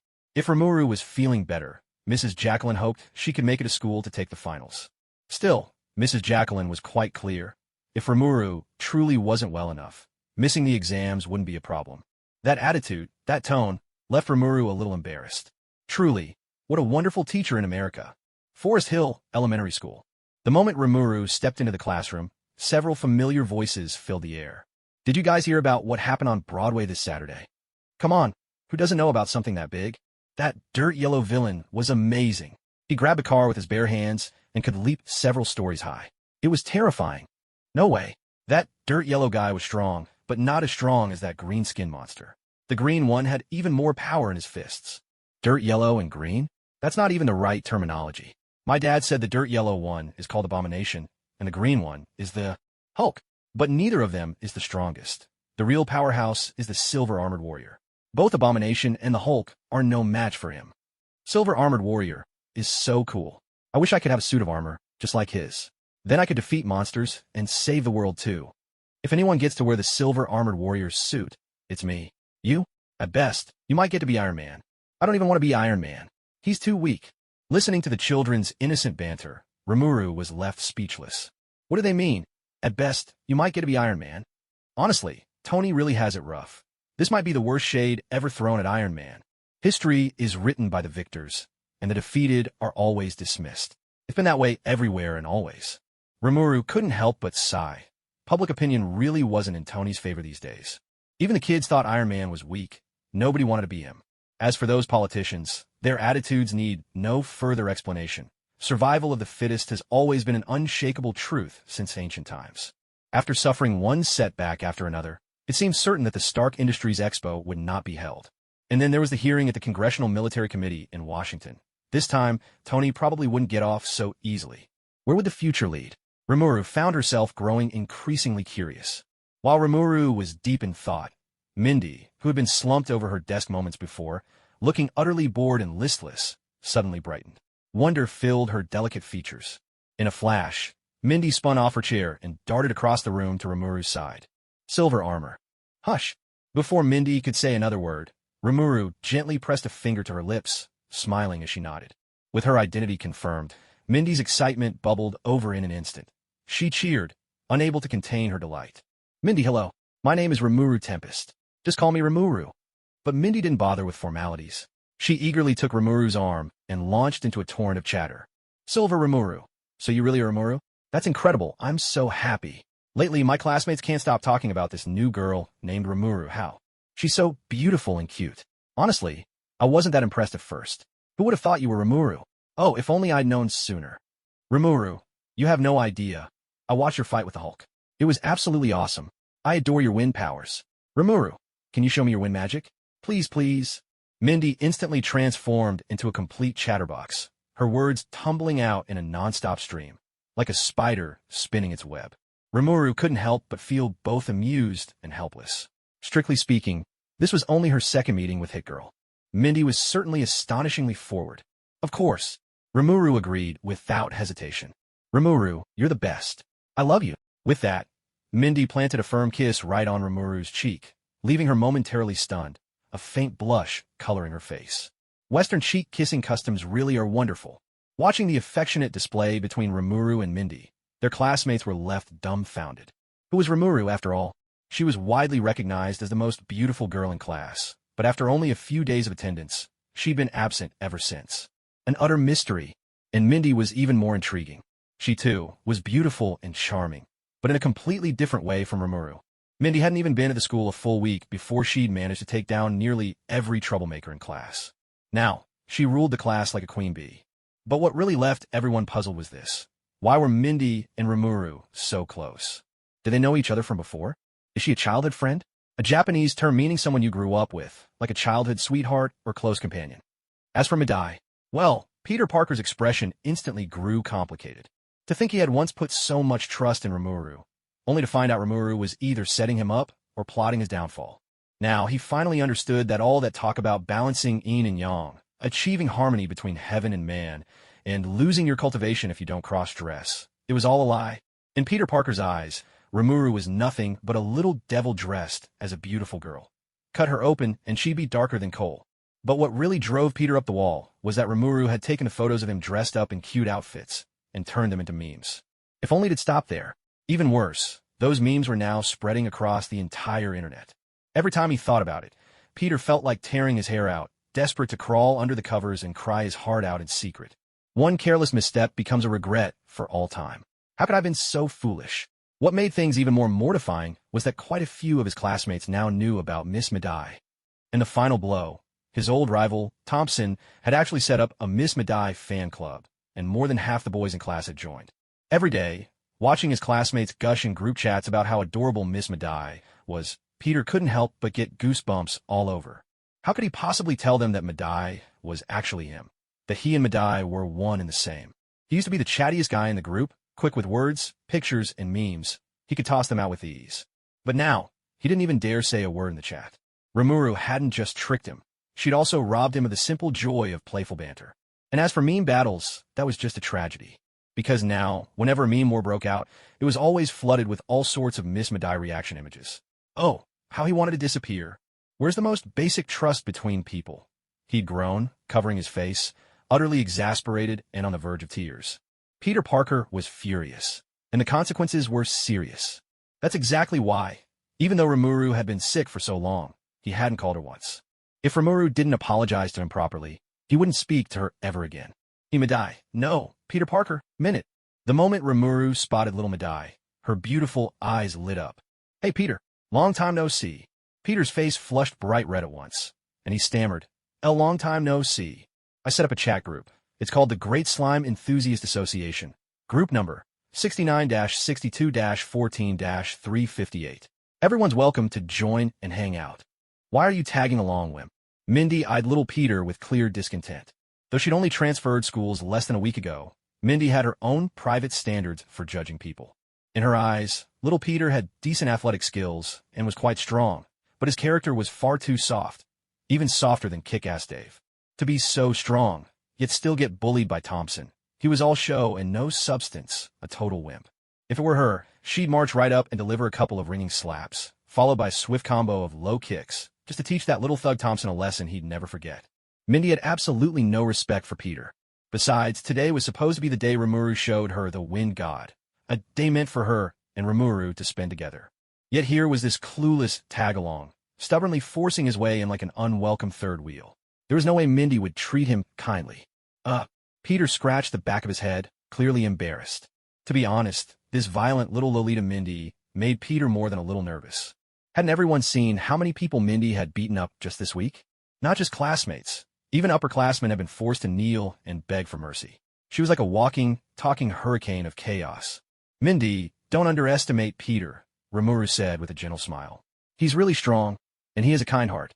He's fiercely loyal to his friends. Hearing Rimuru's words, Peter felt a surge of warmth and gratitude. So this was how he looked in Rimuru's eyes. So noble, so upright. No wonder Rimuru was so special. Oh, how could he ever have thought Rimuru was as black-hearted as coal inside? He felt so guilty now. He admitted his mistake. He confessed. He repented. Come to think of it, Aside from Rimuru's habit of pranking him, tricking him into wearing women's clothes, and spreading those cross-dressing photos all over the internet without his consent, Rimuru was actually a pretty good person. Is there anything special planned for today? To Peter, Rimuru was shrouded in mystery. Just getting a new name from Rimuru had almost let him shed his old self and start new.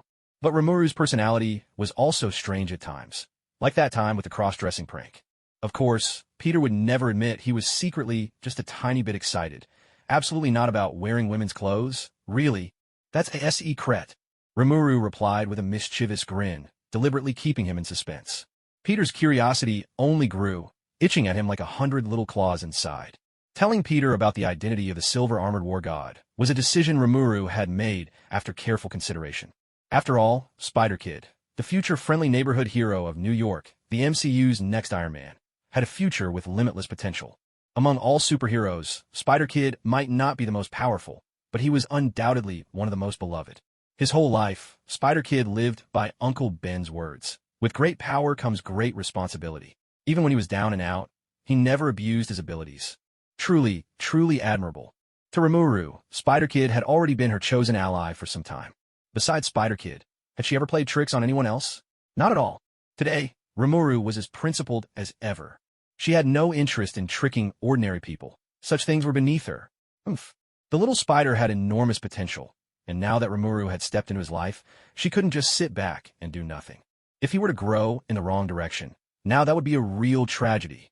So, after giving it careful thought, Rimuru decided to reveal her identity as the silver-armored war god to the little spider.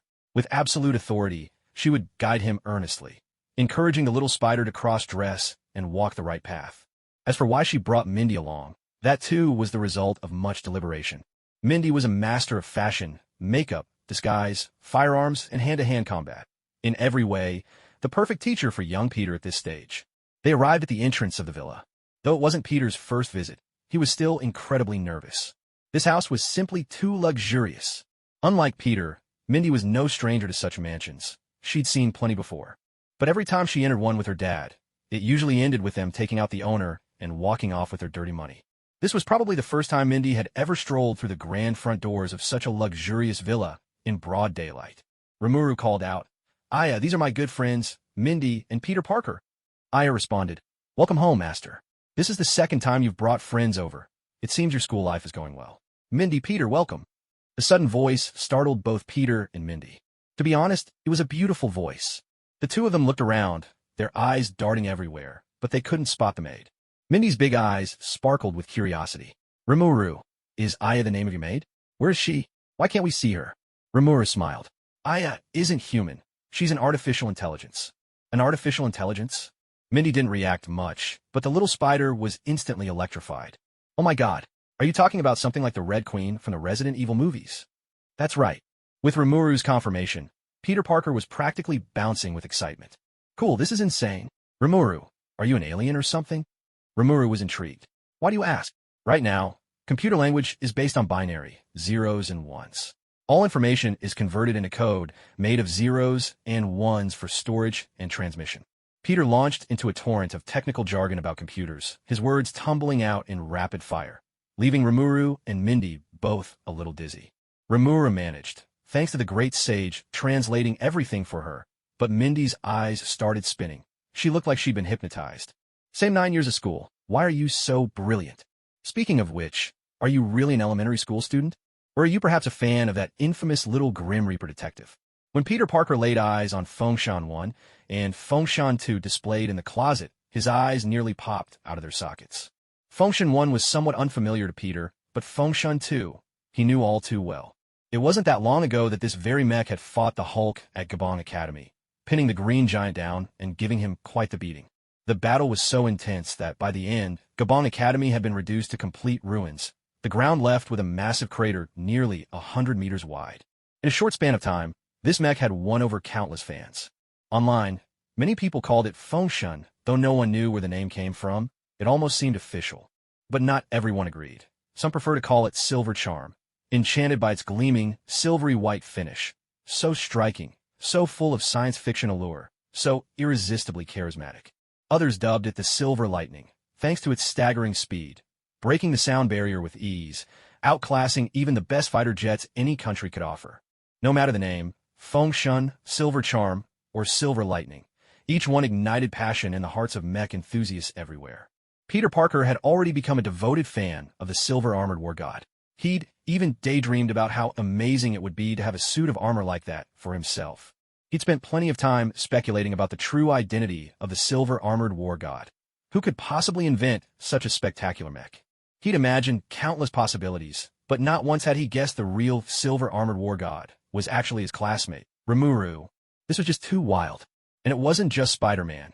Mindy's eyes were sparkling, barely keeping herself from running up and showering the Feng Shun with adoration. Spider-Man was sweating bullets. No wonder she was called the human-shaped female T-Rex. Her interests were just like his, and she was just as crazy about mechs. Remuru, can I touch it? Spider-Man's big eyes blinked hopefully, full of starlit excitement. He could hardly contain his enthusiasm. Hearing Peter's request, Rimuru flashed a sly, fox-like grin. Want to touch it? Of course you can. Not only can you touch it, but I'll even let you hop in and pilot it for a bit. For real. Spider-Man was so overjoyed he almost leapt into the air. Rimuru, you're truly the best. He nearly teared up. He'd misjudged Rimuru all this time, always thinking there was a dark side beneath the surface. How wrong he'd been. Sure, Rimuru liked a good prank, but deep down, she was actually a really great person. Originally, Mindy had found Spider-Man utterly annoying. Nothing about him sat right with her. She was the one who'd suggested coming to see the Feng Shun, so why did Peter Parker have to show up halfway through and steal the spotlight? But then, Rimuru offered a new condition. If Peter wanted to play with the Feng Shun, he'd have to wear a dress first. Mindy nearly choked on her own spit. Making a boy wear a dress? Rimuru, are you the devil incarnate? Who would have thought Rimuru had this side to him? But she had to admit, it was a brilliant move. The moment she saw Peter Parker dressed as a girl, Mindy couldn't help but rub her eyes in disbelief. Oh my God, was she seeing this right? Was that really Peter Parker, and not his long-lost sister? He looked unbelievably adorable. Maybe it was the overwhelming sense of embarrassment, but Peter's cheeks were as red as a ripe apple, making him look all the more endearing. In that instant, Mindy felt as if she might fall head over heels herself. No wonder people say that true beauty transcends gender.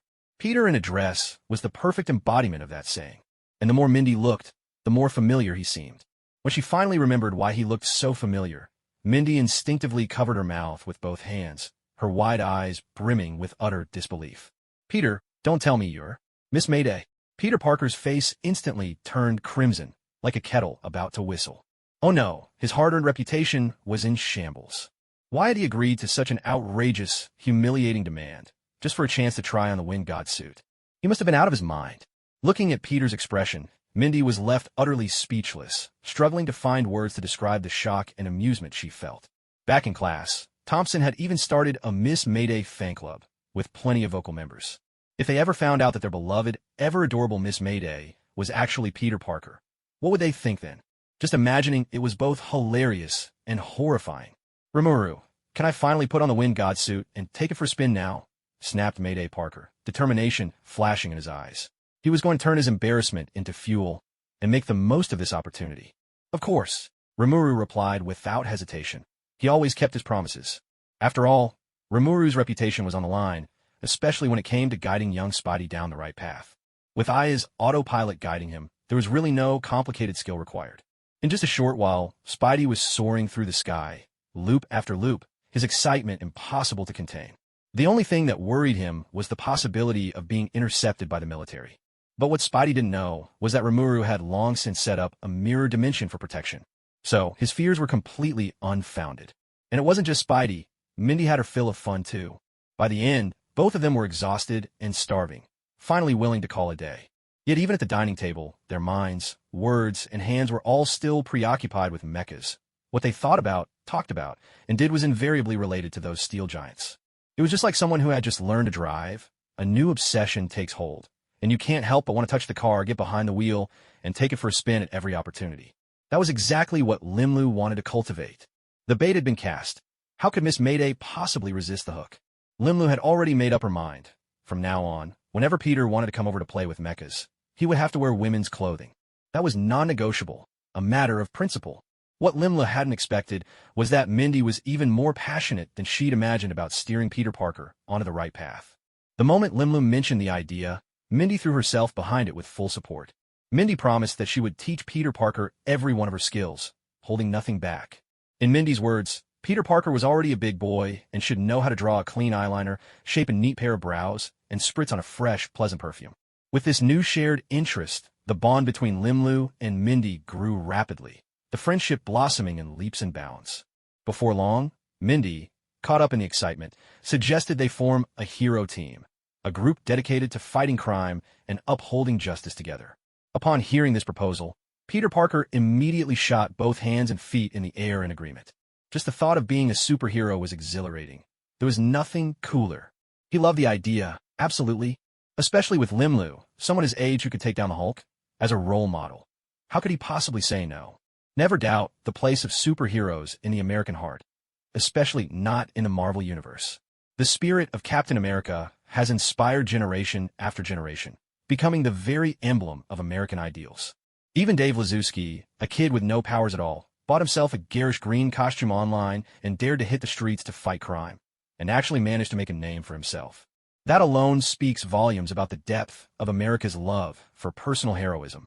It's just like how you can grab any random person from China, and they'll tell you a story about martial arts heroes, or pluck someone from Japan, and they'll sketch out a few panels of manga. These things run in the blood. They are cultural imprints etched deep within. Yet, in contrast, Limla hesitated. Fighting crime wasn't like hosting a dinner party, writing an essay, or embroidering a silk tapestry. It wasn't refined or leisurely, nor was it gentle, composed, or courteous. If things went wrong, the cost could be your very life. Mindy was a different story. Though she was young, she'd been trained by her father from the start. Her resolve and sense of purpose were unshakable. When it came to action, she was lightning fast, precise, and ruthless. But little Spider-Man, Peter, was just too young. Right now, he was nothing more than a fragile sprout nurtured in a greenhouse, his worldview still in the process of taking shape. Even the Spider-Man of the future would still uphold the principle of not killing. If Uncle Ben ever met Big Daddy, the two patriarchs would definitely come to blows over their differing educational philosophies. With such conflicting ideals, how far could a team of heroes really go? Honestly, Remuru didn't have high hopes for this not-yet-formed hero squad. Still, Remuru didn't outright reject the idea, and instead asked, "Mindy, you're hit girl, so I won't even bring that up. But Peter, are you truly prepared, mentally and morally?" Peter Parker stuck out his lower lip, feeling underestimated. Of course, Uncle Ben always taught me to put myself in others' shoes. I used to be weak and was often bullied by the tough kids at school. I know what it feels like to be helpless and desperate. Now that I've become stronger, I want to help those who need it. Rimuru had to give Uncle Ben a thumbs up. When it came to raising a child, Uncle Ben and Aunt May had truly done an outstanding job. With a small smile, Rimuru asked, "So what do you think of Iron Man?" In his battle with Abomination, his intention was to punish evil and protect the people of New York. But as you saw, most of the citizens aren't grateful at all. Instead, they think he's too weak. Peter Parker was at a loss for words. He hadn't thought about that before. Not only Peter, but even Mindy found her thoughts in a whirl.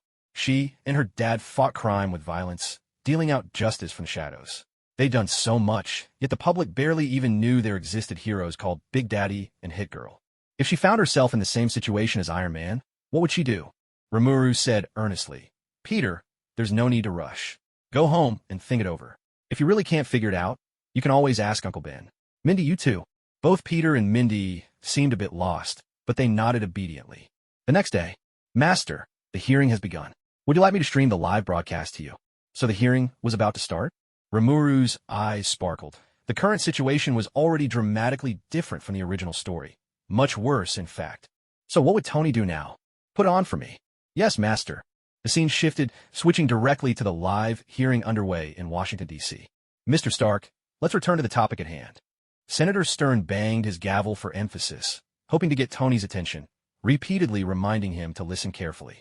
But Tony didn't care one bit. He completely ignored the senator, turning away to whisper with Pepper, the two of them chatting away happily. At this point, Rimuru was at a loss for words. This scenario was nothing like what she had imagined. In the movies, Tony was always brimming with confidence, living at the peak of his life, constantly facing mortal danger, his recklessness understandable in the face of death. But now, Tony had already lost to Ironmonger, was defeated again by Abomination, and was being besieged by the public. How could he possibly still be so cocky? Rimuru couldn't help but wonder if she was imagining things, but Tony on TV seemed even more flamboyant than before. She found herself speechless, struggling to comprehend Tony's train of thought. Mr. Stark, please, I beg you. Could you just focus and listen to me? Seeing Senator Stern practically groveling, nearly begging, Rimuru almost burst out laughing. Begging Tony just to get a word in? Are you sure you're not a fake Hydra agent? That's right, this senator was actually a secret Hydra operative, and this hearing was of great importance to him. The Hydra leadership coveted Tony's humanoid armor technology more than anything.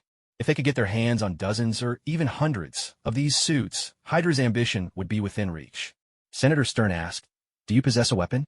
Tony Stark replied, "Whether I do or not depends on how you define weapon." Senator Stern pressed, "That weapon is the Iron Man suit." Tony Stark countered, "My invention has been mischaracterized. It's actually a highly advanced prosthesis. That's the best description I can offer." The entire audience erupted in laughter. Senator Stern's face flushed a deep shade of purple, his eyebrows twitching in anger. To make his case that Iron Man was a weapon, Senator Stern, as usual, called in weapons expert Justin Hammer and invited Colonel Rhodes to give a report. Unlike the original movie, this time the military had plenty of material. After Tony's battle with Abomination, there was a wealth of detailed video footage. All of this provided solid evidence that the Iron Man suit was indeed a weapon. But Tony's sharp tongue and the support of his good friend Colonel Rhodes turned the situation around in his favor. Especially when footage surfaced of Hammer Industries' failed attempts to copy the humanoid suit, the entire hearing veered wildly off course. Most countries would need 5 to 10 years, but Justin Hammer would need 20. With this biting remark, Justin Hammer was reduced to a mere clown, only serving to highlight Tony's brilliance. The facts are clear. I can prevent nuclear blackmail. Iron Man is useful. We're safe. America is safe. And you want to take my creation? Dream on. But I've done you all a huge favor. I alone can keep the world at peace. Bang, bang, bang. Senator Stern finally seized Tony's weakness, banging his gavel forcefully on the table as he sneered. You alone can maintain world peace? Mr. Stark, do you have some misunderstanding about what world peace really means? And do I need to remind you? Not long ago, you were defeated by Abomination.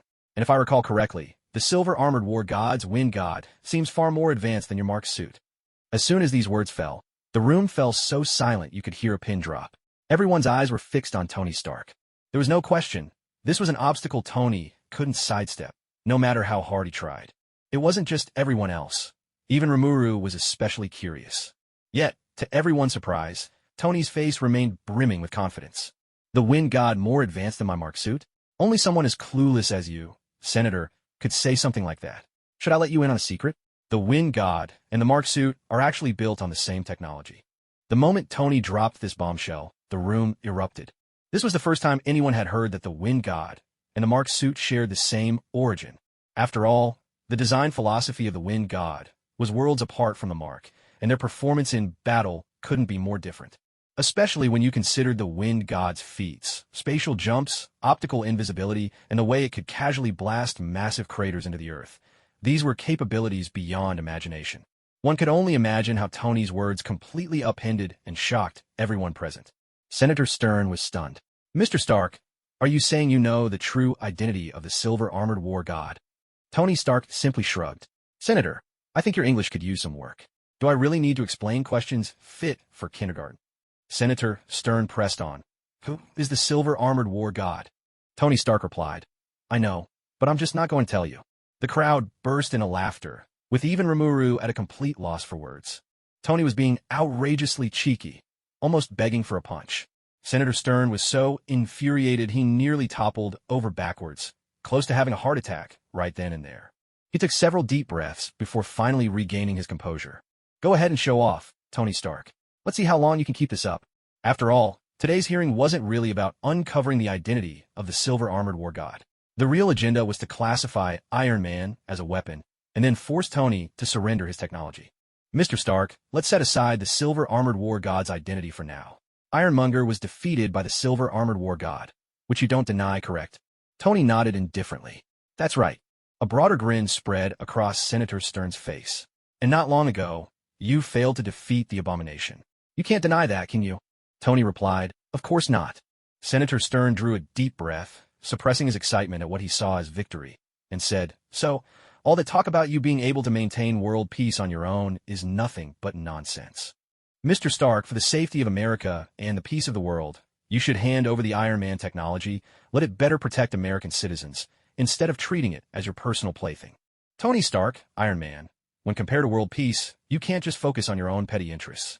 On this point, you ought to take a page from your father, Howard Stark. A round of enthusiastic applause broke out. Justin Hammer was especially eager, clapping so hard that his palms turned red. Tony Stark's face still wore that confident smile. Rising to his feet, he faced the audience and announced, "I am Iron Man, and Iron Man is me. My advanced prosthetic, now in its Mark V iteration, is a product that rivals any suit of armor out there.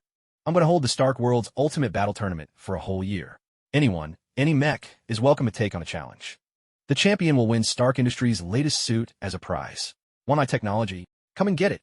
In an instant, the hearing room erupted in unprecedented cheers. Want my technology? Then come and take it if you can. Watching Tony Stark's flamboyant and unrestrained figure on TV, even Rimuru couldn't help but feel a bit of admiration. Iron Man was still Iron Man. No matter how many setbacks he suffered, he always exuded that same confidence and flair. Honestly, if Remuru were in Tony's shoes, he doubted he could have done any better. The reason Tony kept falling short when facing Remuru wasn't a lack of intelligence. It was just that a paying player can't beat someone who's playing with cheat codes. That's all there is to it.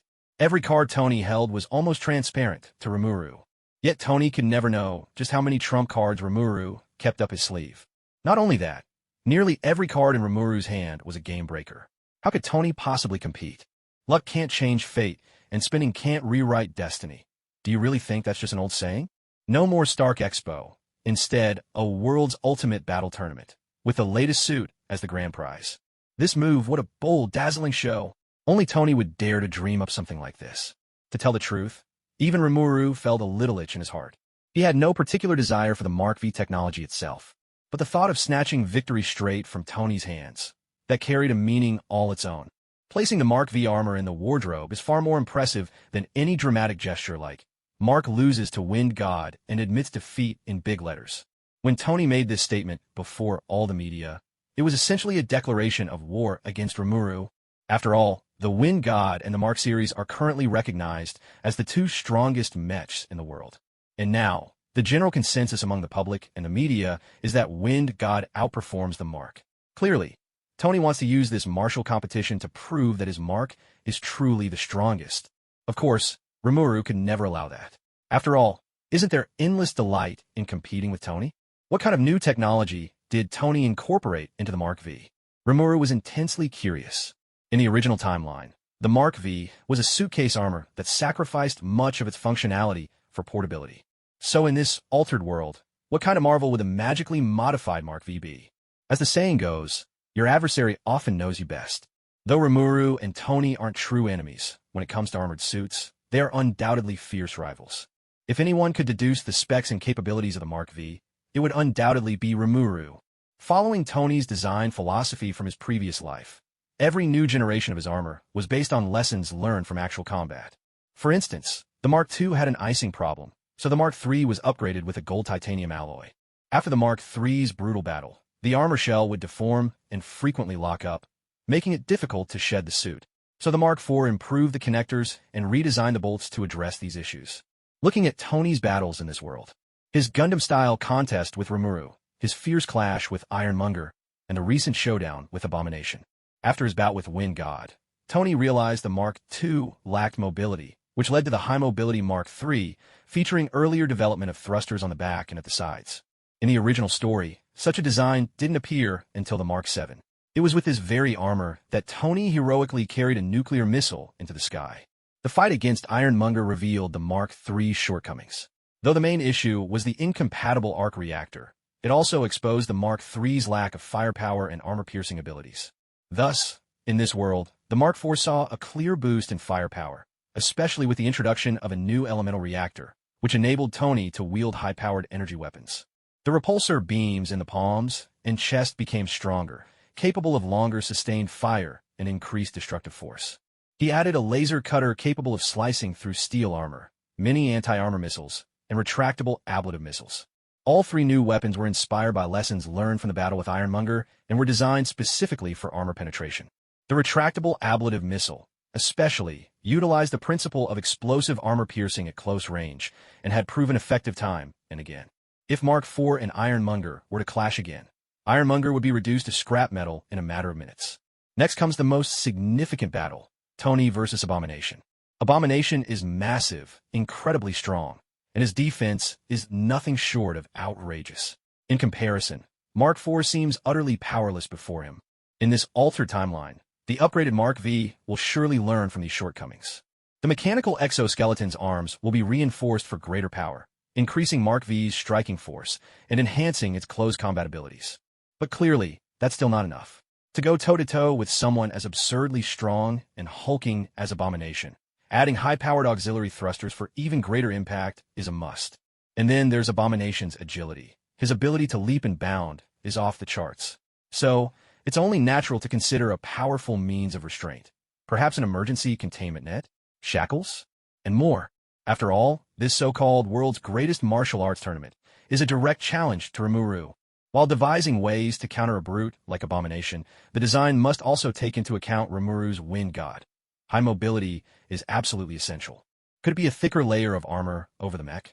No matter how you think about it, this reeks of a Hulkbuster design. Surely not. Tony can't possibly be developing the Hulkbuster this soon, can he?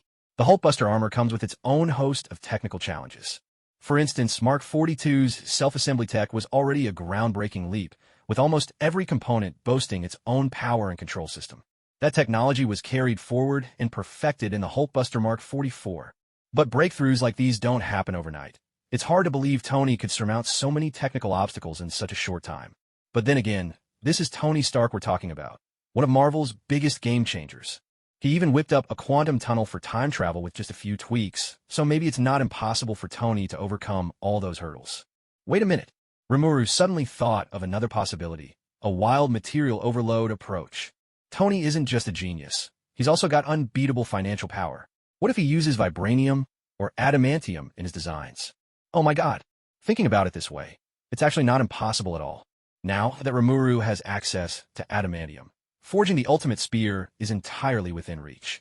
Could this world's greatest martial arts tournament be a showdown between the strongest spear, adamantium, and the strongest shield, vibranium? Which will prove superior, the spear or the shield? At that thought, every cell in Rimuru's body seemed to burst into jubilant excitement. Looks like it's time for a full-scale technical upgrade for her wind god. While Rimuru was getting more and more intrigued by Tony's so-called world's greatest martial arts tournament, the news media had already exploded with excitement. Never overestimate the integrity of the media. Although Tony didn't say it outright, headlines like the battle for the world's greatest mech and Whiplash versus Mark, who is stronger, were already spreading like wildfire. The military, even more ruthless and direct, wasted no time. They immediately gathered a large team of scientists and tacticians to discuss countermeasures. Meanwhile, in a cramped, chilly apartment in Moscow, a new arc reactor burst forth with a brilliant light. Within S.H.I.E.L.D., after a secret meeting among several senior Hydra members, an ultra-secure case was unlocked. Inside the case rested an incredibly mysterious ruby, its allure impossible to ignore. At a certain U.S. military base. General, I'm sorry, but Iron Man's Mark IV is just too perfect. Air combat, long range, close quarters, it's practically invincible. Even the best Special Forces soldier, equipped with the latest exoskeleton and the most powerful personal weaponry, wouldn't stand a chance against Iron Man. To defeat Iron Man, you'd need at least a company armed with heavy weaponry. A scientist in a white lab coat stammered out his report, and behind him stood a line of equally dejected scientists. Heads hanging low, they looked like roosters that had just lost a fight. Using a whole company to take down Iron Man clearly didn't meet the requirements of the tournament. In truth, there was one thing the scientists didn't say aloud. Even with a whole company, facing Iron Man would basically be sending men to their doom. After all, Iron Man isn't some punching bag who just stands there and takes hits. The general's name was Chris Lennox. Not long ago, General Ross had been impeached and forced to step down due to his dealings with Abomination. Chris Lennox was the ambitious newcomer who had taken Ross's place. With a fresh start and something to prove, Lennox was determined to make his mark. Right at this time, Tony Stark announced the tournament. Whoever emerged victorious would walk away with the latest Mark V suit. Lennox was positively electrified, as if he'd just had a shot of adrenaline. He immediately assembled an army of specialists, weapons experts, tactical strategists, material scientists, mechanical engineers, nearly every field imaginable. For more than half a month, they worked around the clock. But while the dream was grand, reality was harsh.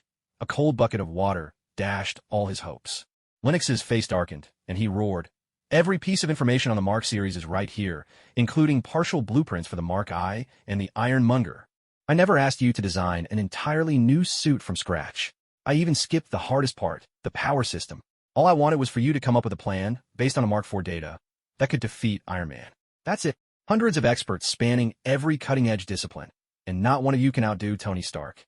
And then there's the Wind God, the silver-armored war machine. If Stark can do it, so can the silver-armored war machine. Humanoid mecha technology, no matter how difficult, shouldn't it only be a generation behind today's most advanced science? The lead scientist looked up and said, "I'm sorry, General, but not every scientist is named Tony Stark. And I think you may have misunderstood the silver-armored war machine. Tony's technology, at least, can be explained with modern science. But much of the silver-armored war machine's tech simply defies scientific explanation. We want to study it, but we don't even know where to begin." With that, Lennox slammed the door behind him, his frustration barely contained. Damn it, everyone's fallen right into Tony Stark's trap. This humanoid mecha technology is just too far ahead of its time. Can a single soldier really defeat him? Maybe the media is right. Maybe Tony Stark never cared about the military at all. His true rivals are the silver-armored war machine and its Wind God. That so-called world's greatest martial tournament is nothing but Iron Man's public challenge to the silver-armored war machine. Just then, a lieutenant colonel sidled up to General Lennox and whispered, "General, I think you might be looking at this the wrong way. Defeating Iron Man may not be as difficult as you imagine." Lennox was taken aback. Had his thinking truly gone astray? "Explain." The lieutenant colonel grinned. "General, without his suit of armor, Tony Stark is just an ordinary man. Maybe you should pay a visit to Devil's Island Prison." Devil's Island Prison? General Lennox narrowed his eyes, deep in thought. Of course he knew about Devil's Island. It earned its name because it housed only the most heinous criminals. And all sorts of non-humans, too. Moscow. Drawing upon Tony's designs for the arc reactor and the materials Anton Vanko left behind, Ivan Vanko had finally succeeded in creating his own Vanko-style arc reactor. He'd also finished crafting 2 electrified whips. With his equipment nearly complete, he saw no need to sneak around, scraping together visas and plane tickets on the black market like in the movies. Whenever he wished, he could challenge Tony Stark, man to man. But the whips weren't all. He also possessed the technology for a fully enclosed metal exoskeleton-heavy combat armor. His father, Anton Vanko, had left the blueprints to him. Its name, the Crimson Dynamo. Since Tony Stark had arrogantly announced the martial tournament, Ivan would issue his challenge openly as well. He would prove to the entire world that Tony Stark was nothing but a clown, and that his father, Howard Stark, was a shameless thief. Everything he had once lost, he would take it all back. Pierce took the lead as several members of Hydra gathered once more in secret. Their eyes were fixed on the ruby resting inside its box. Each person's breath grew shallow with anticipation. This ruby was legendary. Whoever possessed it would hold nearly limitless power. Yet such power was wild and destructive, always seeking to break and ruin. After years of fruitless research, S.H.I.E.L.D. had chosen to seal it away. Pierce and his associates still had much of life to enjoy. They had no intention of tangling with a force so uncontrollable. Dangerous tasks like this were best left to the expendable pawns. The universe was vast and unfathomable, brimming with mysteries no one had yet solved. Pierce knew that S.H.I.E.L.D. alone possessed at least 100 mysterious artifacts. Take, for example, the Tesseract. Years ago, Red Skull had harnessed the Tesseract to develop an unprecedented energy weapon, nearly sweeping across all of Europe. Had Captain America and his Howling Commandos not staged their daring assault, the war's outcome might have been drastically different. Howard Stark's research into the Tesseract led to the invention of the prototype arc reactor. Unfortunately, limited by the technology of his era, he was unable to miniaturize the reactor. All of this changed in Tony Stark's hands. Howard's research finally blossomed into something brilliant and unprecedented. Then there was the enigmatic obelisk, which S.H.I.E.L.D. guarded in utmost secrecy. Its mysteries ran deep. Seamless and inscrutable on the outside, it could disable all electronic devices and even turn people into stone. A truly bizarre artifact. Thus, the more you knew, the more you felt for this mysterious universe. Pierce spoke. "The ruby is now out in the open. Your task is to find someone who can unleash its power to the fullest. Remember, our enemy has never been Tony Stark. It is the Silver Iron War God. Hydra has been dormant for so long that the world has all but forgotten us. This time, let's leave destruction in our wake. Hail Hydra! Hail Hydra! Hail Hydra!" This time, The champion's prize was the Mark V, a bait too tempting to resist. Not only the military, but Hydra, and even the city's lesser gangs were drawn to it with keen interest. Among them, the Russian bear mob of New York wasn't just tempted, they took action.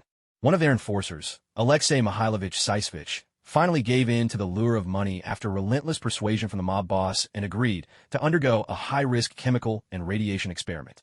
The strangest part of all, he actually survived and succeeded. After coating himself with a layer of tough polymer, Sith Savage became truly invulnerable, impervious to blades and bullets, and able to endure both searing heat and bone-chilling cold. During a strength test, Sith Savage charged headfirst into a building and brought the entire structure crashing down. From that day forward, he earned a new nickname, the Rhino Man. Everyone on Earth knew that Tony Stark was planning to host a grand combat tournament. The champion would walk away with his latest creation, the Mark V suit. Naturally, the public was content just to watch the spectacle and gossip about it. No one ever imagined actually joining in. And even if they did, who would have the ability to take part? But everyone underestimated Tony's resolve and the scale of his ambitions.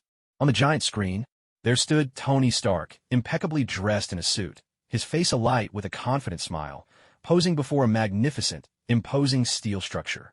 "This is the arena I've built specially for the tournament," Tony announced. "It's constructed entirely from steel, with a total investment of $1 billion. It houses 20,000 seats and can accommodate up to 80,000 spectators. When the time comes, my company's television network will broadcast the entire event worldwide. Of course, we're happy to collaborate with other networks as well." Tony then went on to explain the arena's features, especially the measures in place to ensure the safety of all attendees. For instance, every seat in the audience is shielded with tempered glass, providing effective protection against accidents and keeping viewers safe. With the reporters pressing for details, excitement in front of the screens reached a fever pitch. The Mark, the Fengshun, those are legendary, groundbreaking suits. To witness a true clash of mechs right from your living room? Oh my God! Suddenly, the whole world was ablaze with excitement, especially the men who adored mechs. For them, it was even more thrilling than finding a girlfriend. Online pre-sales for the tournament hadn't even opened yet, but countless fans were already queuing up in anticipation. Thanks to the lively back and forth between Tony and the reporters, everyone quickly learned the rules of the tournament. Simple and brutal, a single elimination format. Win and advance, lose and you're out. Even Tony Stark himself was not exempt. A reporter finally asked the question on everyone's mind. "Mr. Stark, you're not making any exceptions for yourself. Aren't you afraid of losing? Your Mark didn't fare too well against the Fengshun, after all." It was a blunt question, bordering on provocative, right to Tony's face. Yet Tony remained perfectly composed, his calm demeanor taking everyone by surprise. "The silver-armored war god has the Fengshun. Iron Man has only the Mark. When it comes to mechs, the Mark will never lose." As soon as Tony finished, a wave of astonishment rippled through the press. What did he mean by the silver-armored war god has the Fengshun, while Iron Man has only the Mark? Was he suggesting that, aside from the Mark, Iron Man had nothing else to rely on? How do you think the homeless people on the street would feel about this? "Mr. Stark, if I may be blunt, your words just now sounded like someone making a desperate comeback. Are you lacking confidence in defeating the Wind God?" Tony smiled. Lacking confidence? Not at all. The Mark V is the best suit of armor I've ever seen. It's the pinnacle of human industry and technology, a key to the future. I have every faith that my Mark can overcome any formidable foe. What if you lose? Tony shrugged, completely unconcerned. "If I lose, it's just a Mark V. Only a few $100 million. Do I look like someone who can't afford to lose a few $100 million? The reporter was speechless. The audience, too, was struck silent. Even Rimuru, watching from home, nearly choked in disbelief. A few $100 million, just like that. "All right, Iron Man, you win." Seeing Tony's smug face on TV, Remuru itched to ball up their tiny fists and plant a few solid punches right onto his nose. At first, Remuru's plan was simply to win back the Mark V as a keepsake, tease Tony a bit, and spice up life with some playful banter. But now, Rimuru had changed her mind. Not only would she win back the Mark V, she was going to do it in spectacular fashion, to give Tony a lesson he'd never forget. Just you wait. The adamantium Rimuru had extorted from the bald egg had already arrived, heated into a liquid state instead of being mixed up with other ores. Once liquefied, both the difficulty and the cost of storage and transport soared to a whole new level. The motive was obvious. Clearly, they were afraid Rimuru would figure out the exact composition ratio for adamantium. But it was utterly pointless. Rimuru scooped up a bowlful of the molten alloy, downed it in a few hearty gulps, and understood everything instantly. If adamantium meteorites weren't so strictly regulated and almost non-existent in the outside world, Rimuru could have treated adamantium like scrap metal from then on. Every coin has two sides. A suit of armor is an integrated system. Tweak one part, and you affect the whole. Changing the material meant the entire suit needed to be recalibrated. Still, these were just minor problems. With Aya's computational assistance, every bit of work was completed flawlessly. In just a week, Remuru had successfully upgraded the Wind God 2, plating its exterior in a layer of adamantium alloy. This gave the Wind God's defenses another massive boost. But the most crucial upgrade was probably the massive sword, custom-made for the mech itself. The blade's core was forged from adamantium, unbelievably strong and razor-sharp, able to slice hair or cleave iron with equal ease. The inner core was inlaid with a block of magisteel from the Jura dimension. Strictly speaking, this sword was already a semi-magical weapon. Remuru was by no means a master weaponsmith, nor did she have a long sword on hand to devour and analyze. Everything she did was pure trial and error, exploration through experimentation. The most extraordinary power of a chunk of magisteel lay in its ability to grow. Any weapon embedded with magisteel could evolve and transform, guided by the will of its owner. And this wasn't just about appearance. The weapon's very properties could adapt as well. For example, take Shizu Izawa. Thanks to the spirit of fire residing within her, her affinity with flames was exceptionally high. That's why Miss Shizue's sword had become entirely attuned to the element of fire.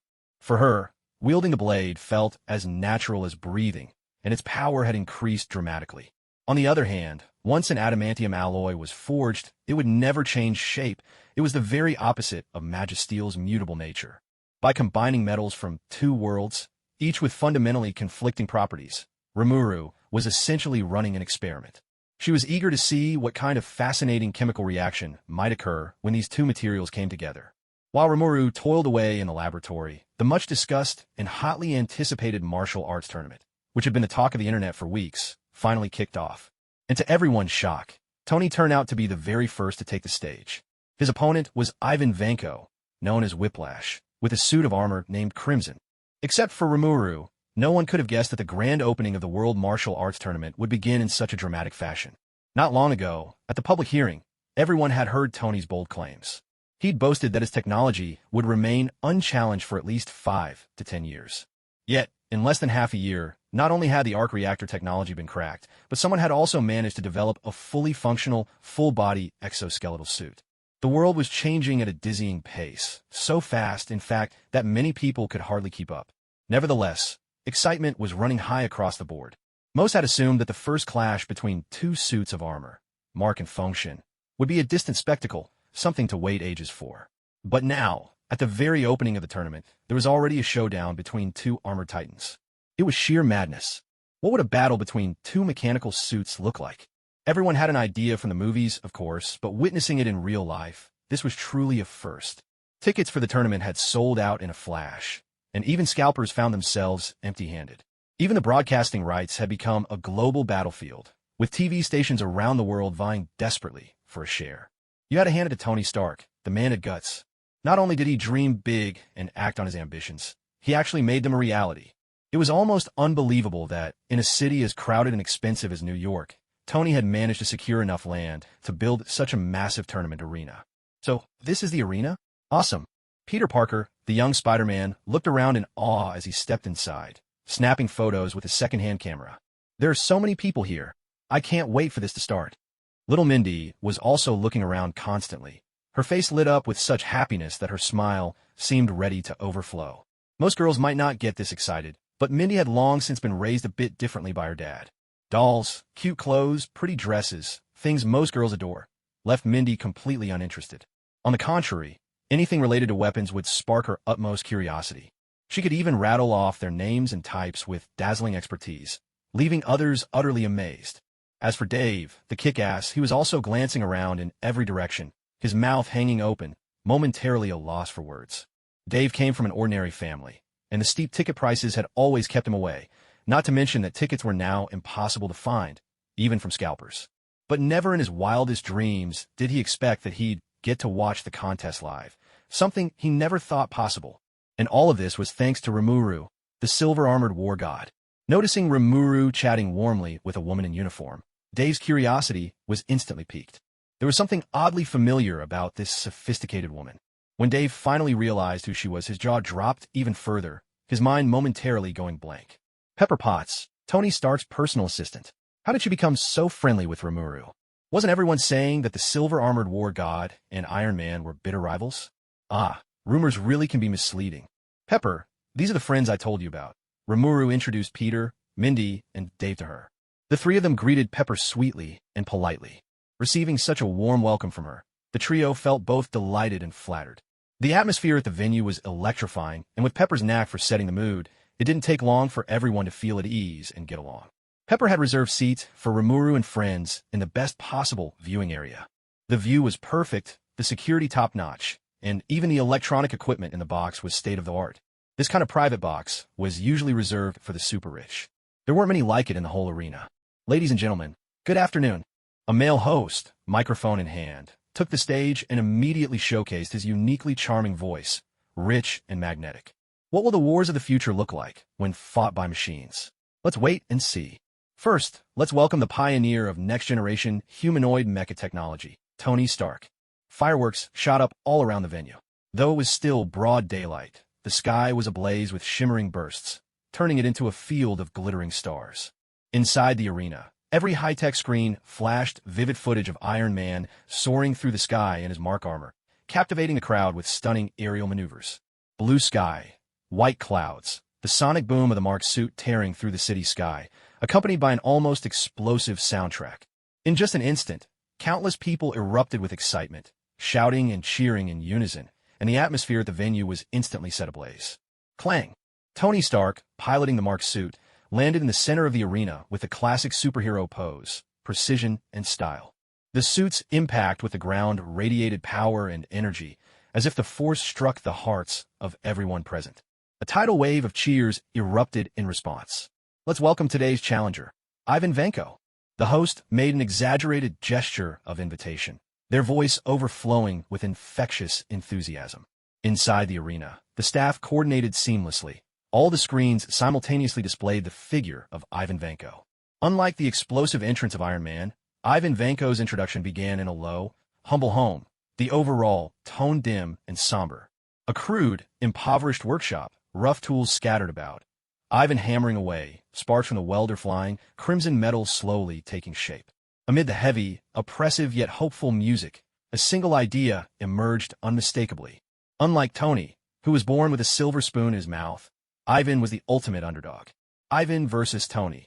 This was a battle between the underdog and the supremely privileged elite. As the crimson armor emerged piece by piece from nothing, finally revealed in full before everyone's eyes, the audience felt as if they, too, had built that humble suit alongside Ivan Vanko, sharing every step from nothing to completion. The story of the underdog's rise is beloved everywhere, east and west alike. After all, in this world, 99.999% of us are underdogs. It must be said, this is a beautiful misunderstanding. It's just like the story of Cinderella. Everyone thinks that when Cinderella marries the prince, it's the triumph of an ordinary girl. But in truth, the real story goes like this. The legitimate wife dies early. The father remarries a flashy and wicked stepmother. Our heroine, the daughter of the first wife, is bullied in every possible way by her stepmother and half-sisters. Her mother's dowry is seized, her monthly allowance taken away, and her father, weak-willed and oblivious, acts as if she doesn't exist. She's bullied daily, reduced to the role of a servant, living a life of pure misery, until the invisible daughter meets a fairy godmother or travels across worlds, and then a prince on a white horse. The wicked stepmother, the greedy sisters, whatever they took from her, they're forced to give back. Whatever they ate, they're made to spit it out. In truth, Cinderella already had everything. She was just mistreated by her stepmother. Make a comeback? That's impossible. It was the same for Ivan Vanko. Everything he needed for revenge, his father had already left for him. Clang. Unlike Tony's superhero style, dashing landing, Ivan's landing could only be described as crude. Direct and unrefined, unmistakably Russian. Simply put, it was all about one thing, action. Yet, not a single person in the scene felt that it lacked style. That landing, in fact, was shockingly powerful. The special flooring immediately sprouted a spiderweb of cracks, densely packed, and spreading out in all directions. Remuru, will everything be all right? Pepper gripped Rimuru's hand tightly, anxiety written all over her face. After all, this was a battle between armored suits with live ammunition. Who could imagine what might happen? Pepper didn't even dare to think about the consequences if something went wrong. The crimson armor looked menacing and wild, and that straightforward, forceful landing had left everyone reeling from the sheer impact. Inside the VIP box, everyone's gaze turned to Remuru in unison. When it came to mechs, no one here was more of an expert than Remuru, because Remuru was even more famous under another name, the silver-armored war god. Remuru smiled and reassured her, "Don't worry, Sister Pepper. There's at least a 2-generation gap between the crimson armor and the Mark IV. Unless Tony's brains turned to mush, there's no way he could lose." Really? After Rimuru's comforting words, a bit of relief finally showed on Pepper Pot's face. As Rimuru started laying out the facts and explaining to Pepper and the 3 youngsters just how much more advanced the Mark IV was compared to the crimson armor, suddenly, a whip crackling with electricity appeared in the crimson armor's hand, and with lightning speed and force, it lashed out. In a flash, Tony was sent flying. Rimuru, Pepper, Peter, Mindy, Dave. Watching Tony get whipped across the field, Rimuru was left utterly speechless. What hurt the most was her own pride. She'd just assured Pepper and the kids that everything would be fine. Then, in the blink of an eye, Tony got sent flying by an electric lash. Tony! Oh, Tony! Are you doing this just to spite her? He wasn't the hero of some hot-blooded shonen manga. Did he really need to get beaten to a pulp at the start of every fight? Have you ever seen a 3rd-generation machine trounce a 4th-generation one? It's not like you're some washed-up F-22 fighter jet, doomed to crash in every movie just for dramatic effect. Of course, if we're talking about the Third Brothers jets, well, that's a different story. After all, in a country capable of sinking its own submarine with its own anti-ship missile right in their own naval dock, Remuru really couldn't guarantee what else might happen. The technological level of the Crimson Mech is, at best, on par with the Mark II, with a design philosophy that follows closely behind the Ironmonger. Compared to the refined and transparent style of the Mark, the Crimson Mech inherits the classic traits of Russian weaponry: clumsy, massive, dark, and rough. Yet, there's no denying that the Crimson Mech looks truly ferocious and intimidating. If Tony's Mark suits are more like exquisite works of art, playthings for the wealthy, then the Crimson Mech is a true war machine, forged for the battlefield, the rows of the poor. Without Justin Hammer acting as a supportive partner, Ivan Vanko would never have gotten his hands on those high-tech materials. Compared to the original film, in this timeline, Ivan's greatest advantage seems to be his access to far more information about the Mark suit. From the battle between the Mark and Abomination, to the clash between the Wind God and the Hulk, with Ivan Vanko's skills in computing, even tracking down classified military versions of the data wouldn't be a problem. With ample reference material, Ivan naturally found ways to devise some countermeasures. But the gap in technology isn't so easily bridged. Especially with Rimuru fluttering about like a little butterfly, Tony's been through more of society's trials and tribulations, pushing him to upgrade the Mark's suits at an even faster pace. A crackling sound filled the air. The electric whips spat arcs of current in every direction. Clad in the Crimson Mech, Ivan had clearly amped up the power, making the weapon even more aggressive. Each swing exuded an aura of unstoppable force. Every spot on the ground struck by the electric whip was instantly gouged out, leaving a deep, smoking furrow. And the armor on Iron Man, just sent flying by the blow, now bore a series of shocking, gaping wounds. However, in Rimuru's eyes, the power was just SOSO. With the Mark and the Wind God developed to this stage, resistance to electricity had long been a major design consideration. There really wasn't much to worry about. But the audience, lacking such experience, couldn't help but be amazed. Ivan! To see Tony Stark, the billionaire, being thrashed like this. How could the crowd not be whipped into a frenzy, cheering and shouting his name? In an instant, Ivan Vanko and his Crimson Mech had won the adoration of the entire arena. The whole Marshall Dome roared with waves of applause and cheers, crashing over the scene like a tsunami. Pepper Potts, however, felt quite the opposite. Her eyes widened with worry, and her breath quickened with anxiety. Seeing this, Remuru offered some kind reassurance. "Don't worry, Pepper. When it comes to tough, thick-skinned opponents like the Crimson Mech, the Mark IV has plenty of tricks up its sleeve. If nothing else, just the anti-armor missiles, incendiary rockets, and laser-cutting beams are more than enough to give Crimson a taste of his own medicine." Really, Pepper wasn't particularly interested in, nor did she understand much about, these suits of armor. But hearing Rimuru explain things so convincingly, she couldn't help but feel a bit more at ease. Seeing that her persuasion was having an effect, Rimuru immediately flashed a confident smile. In the original movie, the reason Tony and Ivan fought so bitterly and ended up, along with good buddy Rhodey, strung together in such a sorry state, was mainly because Tony and Colonel Rhodes had already battled a whole army of Iron Soldiers beforehand. By that point, the weapons on the Mark suit were nearly depleted. Even his trump card, the laser cutter, had been used up. Apart from firing a few rounds of micro-guided missiles from his shoulder launchers, Tony had basically relied on close combat, using the Mark suit to duke it out. Going hand-to-hand against Whiplash, who wielded those twin electric whips, was just asking for a beating. But now, the situation was entirely different. Not only was the Mark suit at full power, it was also an upgraded version. Losing was almost impossible. Pepper, you saw the power of those electric whips yourself. With Tony's intelligence, there's no way he'd go toe-to-toe with Crimson in close combat.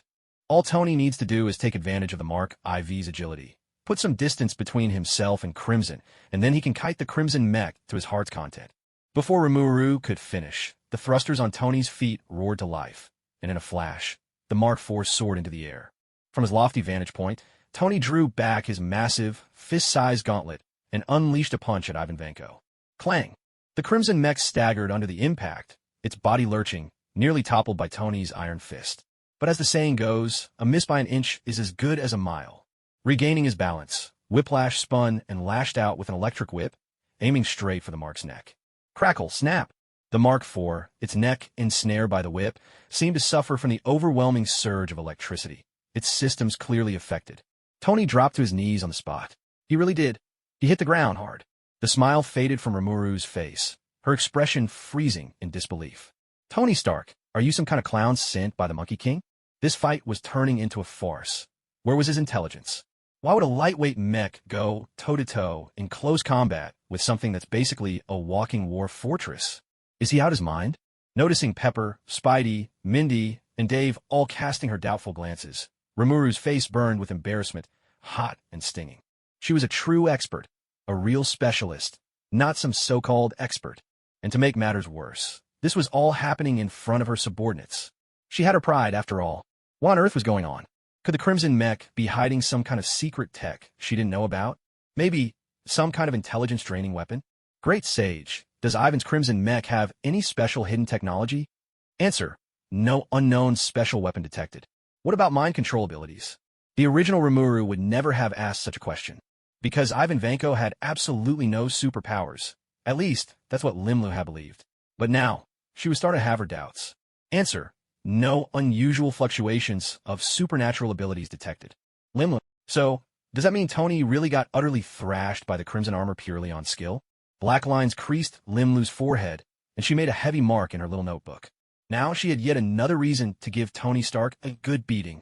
In the arena, the fight between Tony and Ivan was getting more and more intense. After a few fierce exchanges, Tony managed to disarm 2 of the whip's electric lashes, though it cost him significant damage to his suit. Suddenly, the battle reached a new level of ferocity, especially now that the whip had lost its electric advantage, putting both suits on equal footing. The fight between the two no longer had any flashy tricks left. Only the most brutal, primal clashes and strikes remained. The combat was so fierce that, in the end, every blow sounded like 2 mountains colliding, thundering through the air with deafening roars. A battle between 2 armor giants was so much more spectacular than a fight between mere muscle-bound men. With every collision, that bone-rattling sense of impact and force perfectly captured the raw beauty of violence. It was enough to leave your ears ringing with excitement. And every time their suits clashed, sending showers of sparks cascading from torn metal, it stirred the destructive urge humming in everyone's veins. Blood rushed to their heads. The crowd was positively electrified, shouting and screaming, swept up in hysteria, utterly wild. Even Limlu, a bloodless slime, couldn't help but be caught up in the feverish atmosphere, hyped beyond belief. No bullets, no fancy high-tech weapons, just pure martial skill pitted against martial skill. It was simply too cool. A clash of pure technique. Huh? Crimson's got way more bulk than the Mark suit. If this keeps up, Tony's bound to lose. Crash. With another thunderous blow, Tony let his guard down for just a moment, and Crimson landed a punch square on his jaw. Tony went flying backward, tumbling over and over across the ground. Tony Stark, down for the count. Pepper, Spidey, Mindy, Dave. Analysis complete. Secret skill acquired. 9-star poisonous milk. Whether you hype Tony up or talk him down, he'll always end up with a debuff and a hit to his intelligence. Debuff, a gaming term referring to negative effects like slow, weaken, stun, and so on. Haha, just kidding. Of course, Rimuru didn't actually have any Tony-specific secret skill. So, Tony's defeat just now, really, truly, had absolutely nothing to do with her. It's not like her words had any magical power. So how could she possibly jinx anything? Yet Pepper and the others all looked at her with suspicion and kept a cautious distance. What was that supposed to mean? It wasn't easy deciding to play the professional commentator for once, but now my feelings are complicated. Words can hardly do them justice. In the arena, both Mark and Crimson were battered and bruised, their outer armor unrecognizable, broken in countless places, with occasional bursts of electrical sparks flickering across their bodies. The brutal nature of the battle was on full display through the two of them. By the time the fight had reached this point, everyone watching had already formed their own judgments. In terms of close combat, Crimson was undoubtedly superior. After all, the difference in size and weight was right there for everyone to see. Otherwise, why do you think you never see a 5'2" guy dominating on the NBA court, except in those over-the-top Japanese sports anime? It's just like those anti-war dramas. Everyone knows the trope. When they saw Ivan, at some point, had managed to retrieve his forgotten electric whip, the entire crowd tensed in unison. Was the decisive moment finally at hand? Anticipation and nervousness gripped everyone. Tony, if this is all your Mark can do, then there's really no point in dragging this fight out any longer. Ivan taunted. Tony Stark rose from the ground, his tone cool and calm. You're right. I've gathered all the data I need. There's no point in continuing. Tony's voice echoed through the arena, broadcast by his microphone. Not only did the audience look stunned, even Ivan Vanko seemed momentarily thrown off. Gathering data? What are you talking about? Gathering data means exactly that. Jarvis, full power. From Mark IV's limbs to his chest, the armor grew steadily brighter, as if all energy was converging at his core. This isn't good. Ivan's eyes narrowed, and he lashed out suddenly with his whip, aiming a vicious strike at Mark. But no matter how fast the whip, it couldn't possibly outpace Tony's full-powered energy pulse cannon. With a thunderous blast, a beam of energy erupted from Tony's chest, striking Crimson directly. The massive mech, as imposing as a fortress, was sent flying like a leaf caught in a gale. Is that even possible? The audience was completely stunned. Tony had been hiding such a trump card all along? So what had been the point of that prolonged slugfest between Mark and Crimson? Whatever the reason, everyone agreed. It was absolutely thrilling. The battered Crimson mech struggled to its feet, but before it could mount any counterattack, Tony fired off an ablative missile that struck it dead on. Another deafening explosion rocked the arena, blowing a gaping hole in Crimson's chest. The mech was instantly and utterly incapacitated. 10-9-8. The host, microphone in hand, shouted himself hoarse, his voice brimming with infectious energy. It was as if with each number he called, he could somehow heal Crimson or give it new strength. Soon, even the most reserved members of the audience found themselves swept up in the moment, joining in the countdown. Unlike the excited crowd, Tony turned and walked straight off the field without looking back. At that moment, watching Tony's departing figure, everyone felt as if they were witnessing a lone, fearless hero. Before him lay a sunset stained with blood. Behind him, a field of endless corpses. A true hero never looks back at the explosion. So cool. When some sharp-eyed viewers realized that Tony was actually heading in Pepper Potts' direction, countless imagined storylines began to surge in everyone's minds. Even the toughest Iron Man has a tender heart. Handsome. In that instant, regardless of gender, everyone in the audience felt completely captivated by Tony Stark. Cameras flashed relentlessly, capturing every moment. Without a doubt, Tony Stark had won the cheers of everyone present. Tony, however, said nothing, his silence as cold as if he were an emotionless machine. And yet, it was precisely this attitude that sent the American crowd into a frenzy, their excited shouts echoing through the arena. Watching all of this, Remuru couldn't help but roll his eyes. This was straight out of a Hollywood textbook on dramatic flair. But why did it have to be so irritating? What Rimuru didn't know was that Tony's feelings were truly complicated at that moment. He had just scanned it. The arc reactor technology in the Crimson armor was strikingly similar to his own design, just a bit slower in output. If they were outside, he would have immediately ripped Ivan's reactor out and demanded, without mercy, where Ivan Vanko had gotten such technology. But this was the arena, and the arena had its own rules. 3, 2, 1. Congratulations to Iron Man, Tony Stark, for taking the first victory in this epic mech battle and advancing to the next round. The crowd exploded with wild cheers, every voice chanting Tony's name. Little did they know that just moments before, many had been shouting for Ivan.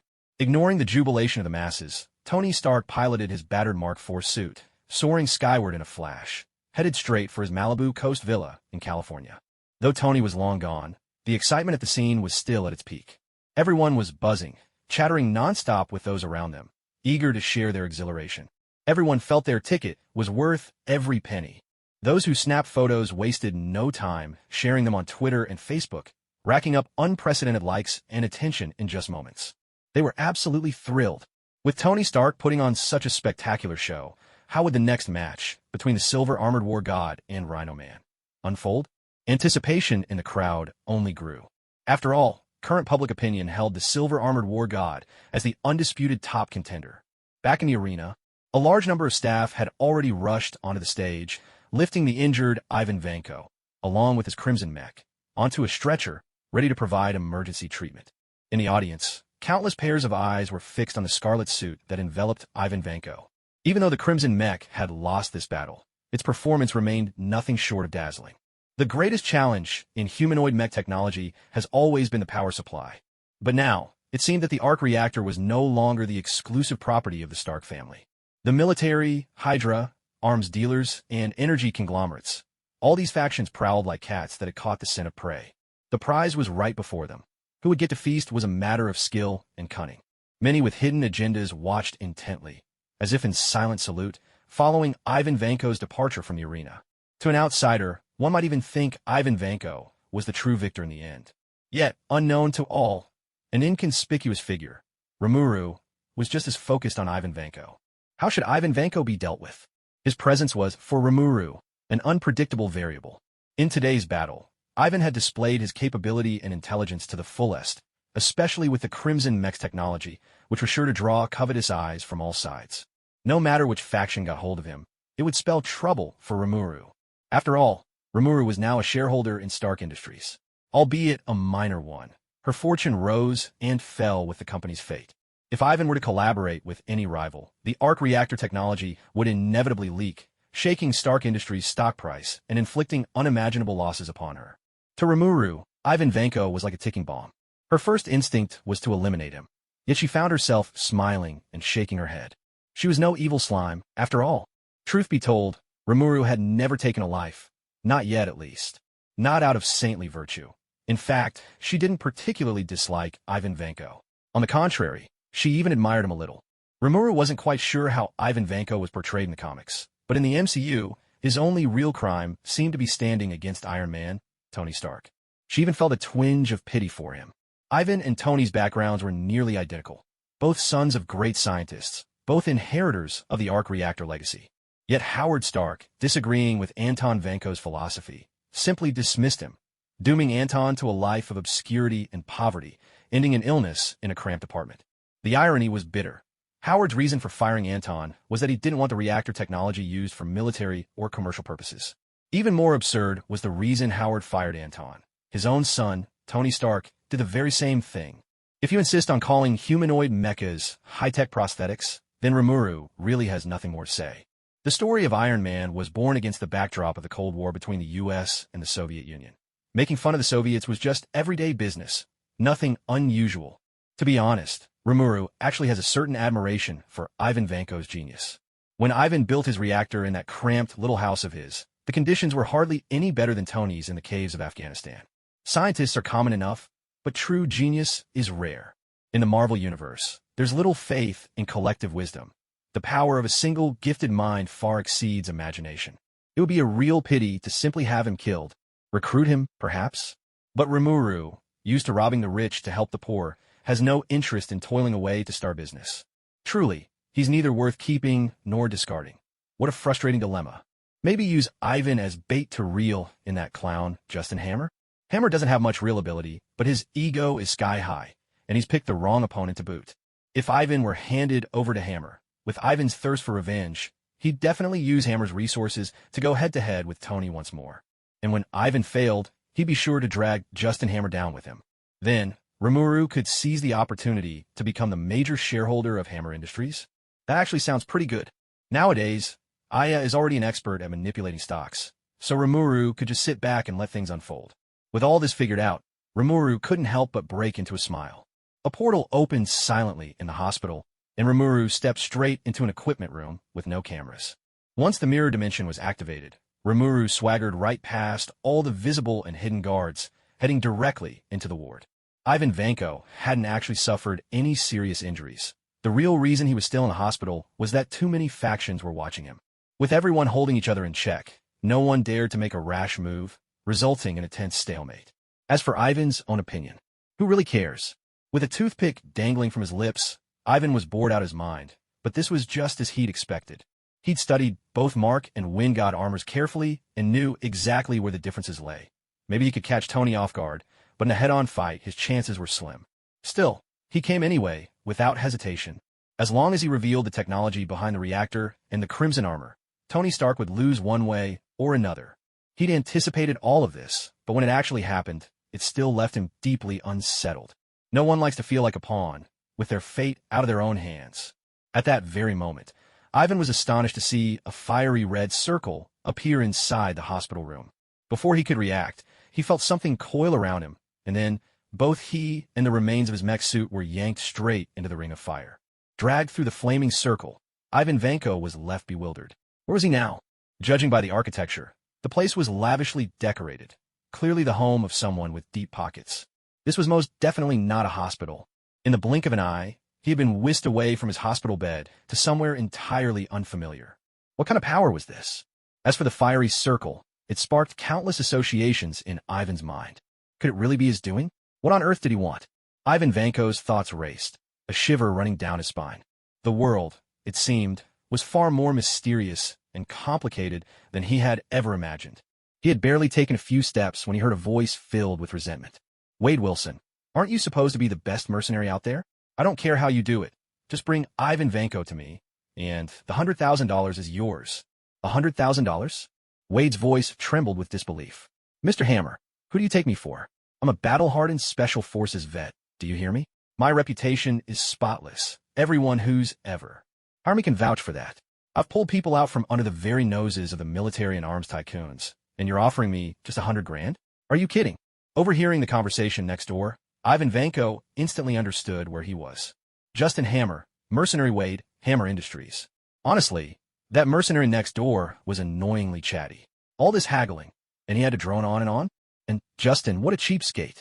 Offering only $100,000 for a job this dangerous. Did he really think mercenaries risked their lives for charity? Idiot. Ivan Vanko mentally slapped the label of moron right onto Justin Hammer. Just then, more noise drifted over from across the way. Justin Hammer, $110,000. That's my final offer. If you can't handle it, I'll just find someone else. Ivan Vanko. Wade Wilson, deal. Ivan Vanko. Had he just run into a pair of fools? Why had that mysterious figure sent him here? What was the purpose? At that moment, a voice suddenly echoed in Ivan Vanko's mind. With Justin Hammer's intelligence, you should be able to toy with him effortlessly. With Hammer Industries' resources, you'll be on equal footing with Tony Stark. Have you ever thought about defeating Tony in his proudest domain? For example, becoming a superhero and making Iron Man pale in comparison right before your eyes. Ivan Vanko raised his eyebrows. What did that even mean? Was she suggesting he should become a superhero, outshine Iron Man, and humiliate him that way? One absurd, international joke. Yet, strangely, he found the idea somewhat exhilarating. Wait a second, where did that sudden voice in his mind come from?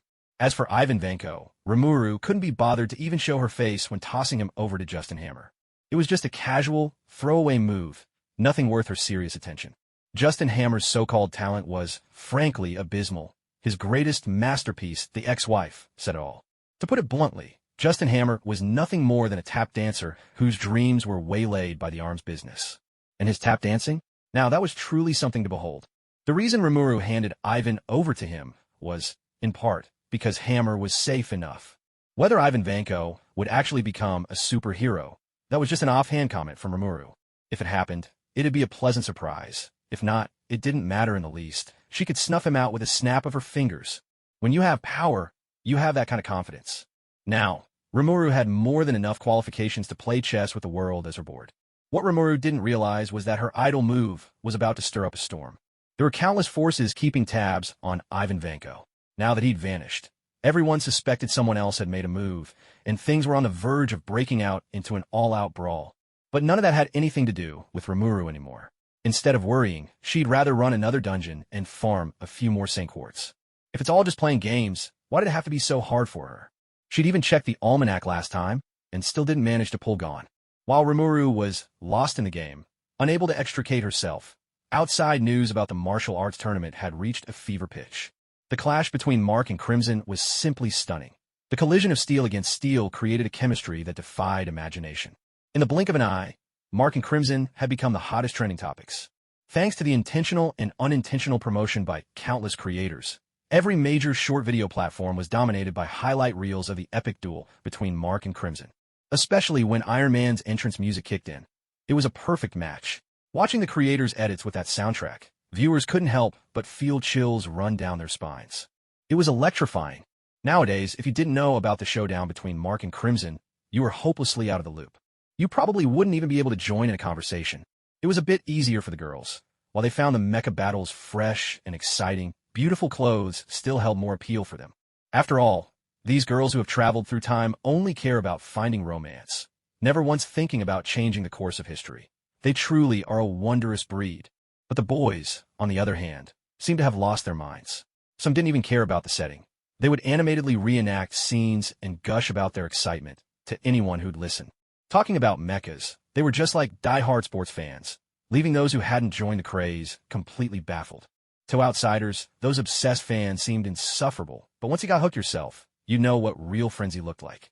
It was like a rapidly spreading virus. By the time you realized you'd caught it, you were already hopelessly infected. As for those lucky enough to snag tickets and watch the very first match in person, they instantly became the envy of everyone. The atmosphere at the venue was on a whole different level compared to watching a live stream. Nothing else could possibly compare to the experience. Countless people sighed in admiration. Stark truly lives up to his name. Everything he touches turns to gold. That kind of success just can't be replicated. There was no doubt about it. The world's #1 martial arts tournament had become a nationwide sensation. Mark and Crimson had turned into the brightest stars of all. Thanks to the fiery excitement of the first match, anticipation for the second showdown soared to new heights, even though only 2 names had been revealed so far. Who was this Rhino Man? No one knew. But Rhino Man's opponent was the Silver Armored War God, widely recognized as the strongest, someone who could even take down the Hulk with ease. If the battle between Mark and Crimson was already so spectacular, just how epic would the face-off between Wind God and Rhino Man be? The entire internet exploded. The ticketing site was overwhelmed and had to shut down due to the sheer volume of people trying to buy tickets. Still, hordes of fans kept logging in until the website eventually crashed altogether. Speculation about the second match ran wild online, especially concerning the mysterious Rhino Man. The Silver Armored War God gave off an air of mystery and invincibility, but people already had a general impression of him in their minds. But who exactly was this Rhino Man? Someone deemed worthy to challenge the Silver Armored War God. At this point, the world's #1 martial arts tournament was basically a variety show, and to ensure that every battle was thrilling enough, there was an official review committee. In other words, Rhino Man's combat prowess had been officially approved. From the organizer's perspective, Rhino Man was indeed a worthy opponent for the Silver Armored War God. Rhino Man? Did his mecha actually look like a rhinoceros? No wonder everyone jumped to that conclusion. The name Rhino Man was just too suggestive. The power of these mechas was obvious to all. Without a top-notch suit, you wouldn't even qualify to set foot on the stage.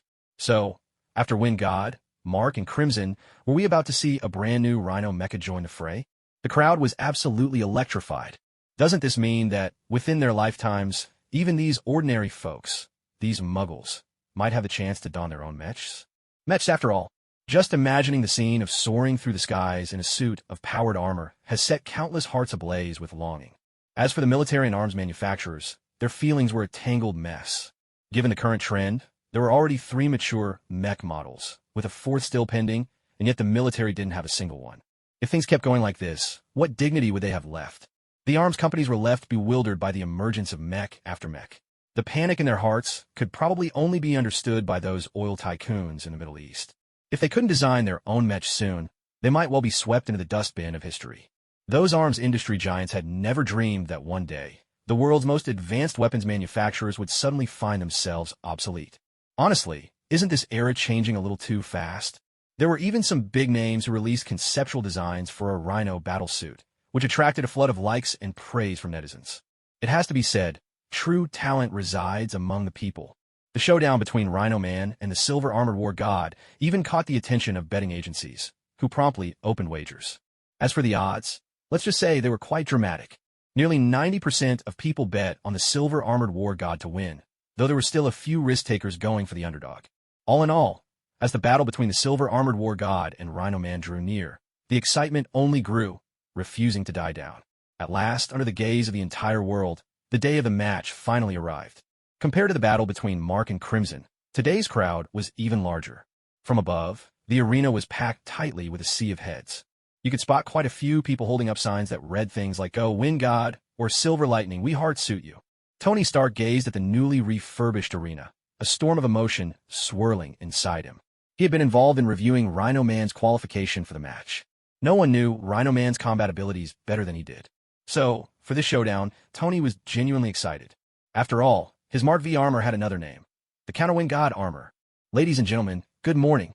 After the thrilling fight between Mark and Crimson, aren't you all eager for the Wind God and Rhino Man to clash?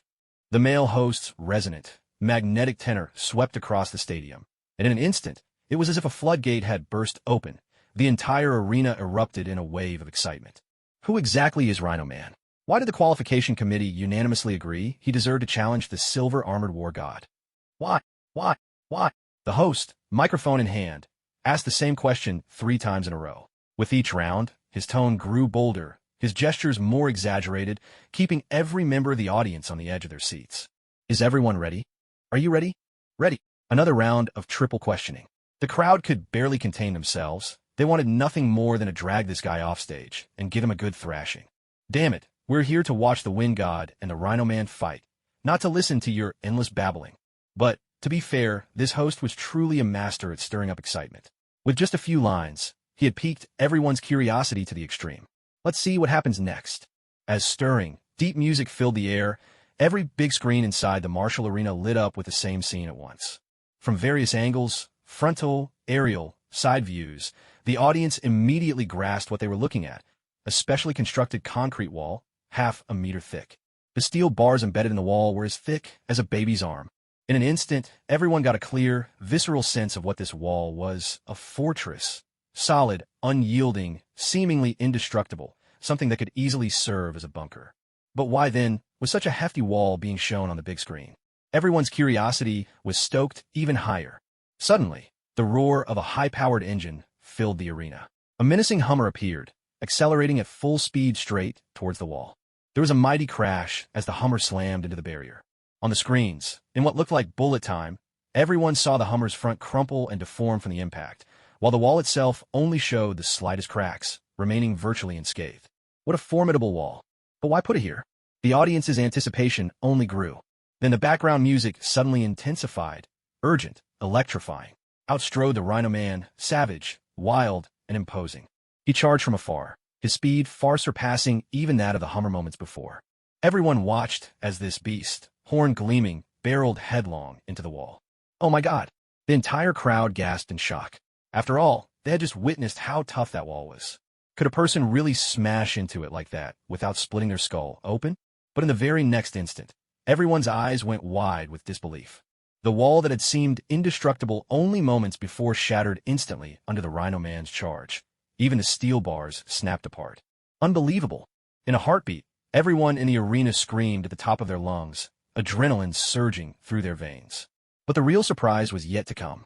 As the camera pulled back suddenly, the crowd realized, with a jolt, that this massive wall wasn't the only one. Not just one wall, 10 in total. Yet, after smashing through the first wall, the Rhino Man didn't lose any momentum. He barreled straight into the next, and then the next. 1 wall, 2 walls, 3 walls. Like dominoes falling one after another. Every barrier crumbled into ruins beneath the unrelenting assault of his horned head. Could this truly be a human? He must be made of steel. A roar thundered across the arena, wild and unrestrained. It must be said, there is a primal, savage, destructive gene running in the blood of humankind. With this jaw-dropping display, Rhino Man instantly won over the entire crowd. So, this is the power of Rhino Man. Oh my God, he's incredible, absolutely awe-inspiring. No wonder the qualification committee unanimously agreed he was worthy of challenging the Silver Armored War God. Honestly, is he any less powerful than the Hulk? But did you think Rhino Man was simply about brute strength? Just then, in the video, 3 or 4 soldiers appeared, clad in bulletproof vests and shouldering Gatling guns. Without a word, the soldiers unleashed a barrage, the Gatlings roaring as they fired round after round at Rhino Man. The barrels spun at blinding speed, spitting fire endlessly, shells clattering down and piling up on the ground. When the audience saw Rhino Man shrug off the rain of bullets without a scratch, the entire arena erupted in frenzied cheers. Rhino Man! Rhino Man! Rhino Man! The place was a madhouse. People were beside themselves with excitement. Those Gatling rounds might as well have been a tickle. My goodness, this is just too exhilarating. But did you think I was the end? Everyone quickly realized this was only the beginning. Grenades, rockets, thermobaric bombs, flamethrowers, liquid nitrogen explosives, high-voltage shocks. Every weapon humanity had to offer was thrown into the fray. But to Rhino Man, they were nothing more than toys. Blades and bullets couldn't pierce him. Heat and cold couldn't faze him. He was practically Superman come to life. It was utterly mind-blowing. It wasn't just the average spectator. Even the military was left dumbfounded. Seriously, where on earth did this rhino-shaped juggernaut come from? Was this even the same Earth they thought they knew? How could monsters like these just keep appearing, as if there was no end to them? If this weren't an arena, who knows how many people would have been scared out of their wits, maybe even wetting their pants. Of course, what really piqued the military's interest was the rhino hide covering him. Pure black tech marvel. Even Tony Stark himself couldn't hide his concern. That last round of Rhino Man's performance had all but announced that most of the weapons on his Mark IV armor would be useless. If Gatling bullets couldn't penetrate, his armor-piercing rounds wouldn't fare much better. Resistant to heat, his lasers and incendiary penetrators wouldn't work, and with a single headbutt smashing through 10 walls, the brute force was off the charts. Hesitation leads to defeat. Decisiveness can just as easily get you killed. Tony Stark's brow creased tightly, forming a deep furrow. Was the Rhino really this strong? Didn't he have any weaknesses at all? What about the sonic cannon? Could knock him out? Tony's mind raced, playing out scenario after scenario, desperately searching for a way to take down the Rhino. But for the moment, no good solution came to him. It wasn't just Tony Stark either. Nick Fury, his face so serious it seemed to shine with its own dark reflection, shot to his feet when he saw the Rhino in the video, tension radiating from every line of his body. The Rhino? How do these unscientific freaks keep popping up out of nowhere? Fury pinched the bridge of his nose, a headache already pounding in his skull. By Shield procedure, they'd be hauling this guy off right now, giving him a thorough beating and then delivering a very stern warning. Don't cause trouble. Don't cause trouble. Don't cause trouble. But Fury was nearly at his wit's end. He really couldn't do it this time. Honestly, ever since Iron Man went public with his identity, it was like Pandora's box had been flung wide open. And now, let's welcome the Rhino to the stage. The host was so over the top, he nearly snapped the microphone in half, striking a wildly dramatic pose as he made the announcement. With a thunderous roar, the Rhino suddenly burst onto the scene. No one even saw where he came from. He leapt into the air, traced an almost impossible arc, and landed with a tremendous crash right in the center of the arena. Instantly, the stadium erupted in a tidal wave of cheers and applause. If anyone had doubted the videos before, the Rhino's spectacular entrance just now had completely won them over. The Rhino, alive, real, a living superhuman, the very symbol of invincibility. When it came to a showdown between him and the Armored War God, who could say who would win? Armored War God. The Rhino bellowed the challenge, thrusting a massive thumbs up into the air. Then, with a sharp twist, swung his thumb down in a taunting gesture. War God, you haven't earned that title yet. The crowd erupted, wild with excitement at the Rhino's provocative display. This battle was shaping up to be 100 times more thrilling than anyone had imagined. Remuru just smiled. She wasn't angry in the slightest. Truly, arena. The high-tech screens all around displayed nothing but blue sky, white clouds, and the rushing sound of the wind. The camera zoomed in from afar. At first, just a pinpoint of light streaking across the sky like a shooting star. But as it drew closer, everyone finally understood the source of that roaring wind. The wind god, soaring at breakneck speed. Normally, a noise that loud would set everyone's nerves on edge. But right now, just hearing the wild howl of the wind made everyone's blood race faster.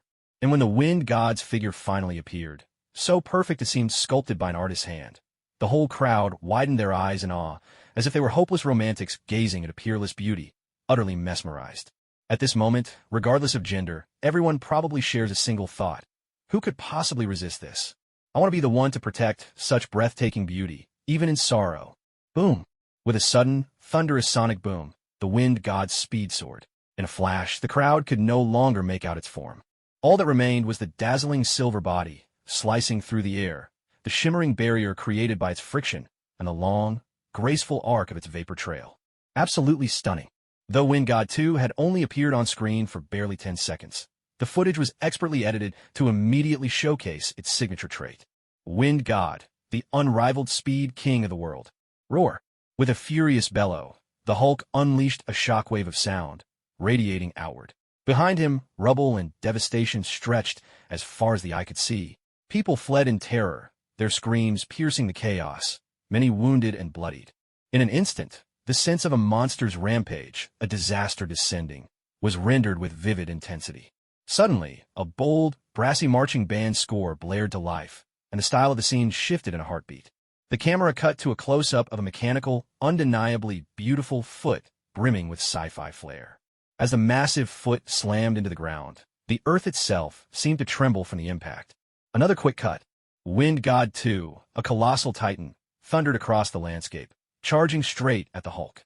With every step, the ground quaked beneath its might. The camera danced between perspectives, sometimes lingering on the Hulk's snarling, savage green face, sometimes framing the sleek, artful lines of Wind God 2's helmet. As they drew closer, time seemed to slow. The camera spiraled around them in a sweeping arc, offering a full 360-degree view as the two titans hurled themselves at each other with relentless force. Then, in a heartbeat, the pace snapped back to breakneck speed. Wind God 2's iron fist collided head-on with the Hulk's massive, sledgehammer-like punch. A deafening explosion echoed out as their blows met, a burst of energy erupting and unleashing a terrifying storm all around them. Shattered stones soared skyward, dust and debris swirling in a wild tempest. In that instant, Rimuru's wind god seemed to become the very center of the universe, the beacon of hope for the entire planet. Clash after clash, blow after blow. Wind god and Hulk, one a beast, the other a machine, battled with abandon, colliding again and again, tearing through the ruins, leaving devastation in their wake. When Hulk ripped a tree from the ground, everyone's heart leapt into their throat. When Wind God's armor was torn apart, anxiety gripped every viewer. When Hulk was sent flying by a mighty blow, a wave of cheers burst out everywhere. Before anyone realized it, it was as if every viewer had become Wind God's pilot themselves, their breaths and fates intertwined. They even forgot that this battle had taken place months ago, its outcome already decided. It felt as though their very hearts were beating in time with the Wind God. At last, when the God of Wind unleashed his ultimate move, Black Flame Thunder, obliterating Hulk and everything within 100 meters into nothingness, countless people leapt to their feet, cheering at the top of their lungs. Wind God, Wind God, Wind God. There's no denying it. The introduction video for Rimuru's appearance was simply phenomenal, like watching a blockbuster movie packed with stunning special effects. It wasn't just everyone else. Remuru herself was a little shaken by how breathtaking the trailer was. She even started to suspect that she must have spent extra money for this level of awesomeness, as if happiness could be bought by the hour. The way this trailer was edited was so on point, it practically gave you goosebumps. What Remuru didn't know was that the editor behind all this was not only a die-hard fan of the Wind God, but an unabashed sucker for good looks. Unlike Remuru's surprise and delight, Tony Stark was left only with irritation and jealousy. It's true what they say. Comparing yourself to others is a sure path to misery. Next to Rimuru's trailer, his own looked like a cheap knockoff. Like comparing Steel Fortress to Avatar, the difference was simply unspeakable. Rimuru seemed like the main character, surrounded by an aura of invincibility and breaking all the rules. How was that even possible? Ever since they returned from Afghanistan together, it felt like he was always one step behind Rimuru. Damn it, it was infuriating.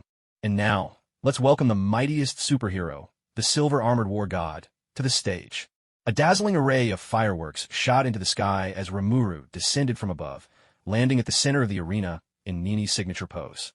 The crowd erupted in another wave of wild cheers. The silver-armored war god's entrance was just too cool. Tony Stark stared at Remuru's flawless landing, questioning all his life choices. He had spent days and nights racking his brains to design a landing pose more impressive than the Wind God's, coming up with one stylish move after another. But no matter how hard he tried, Nini just couldn't outshine the Wind God. That pose, Wind God's pose, was the one that truly captured his heart. It felt like watching your own beloved child being snatched away. The pain was real, and the frustration cut deep. Seeing the silver-armored war god win over the entire audience, the Rhino Man grew even more disgruntled. It was like watching his goddess, who had just been flirting with him, suddenly ditch him for some tall, rich, and handsome guy without a second thought. How could people be so shallow? What's so great about a pretty face, anyway? Muscles, strength, sweat. That's what real manliness is all about.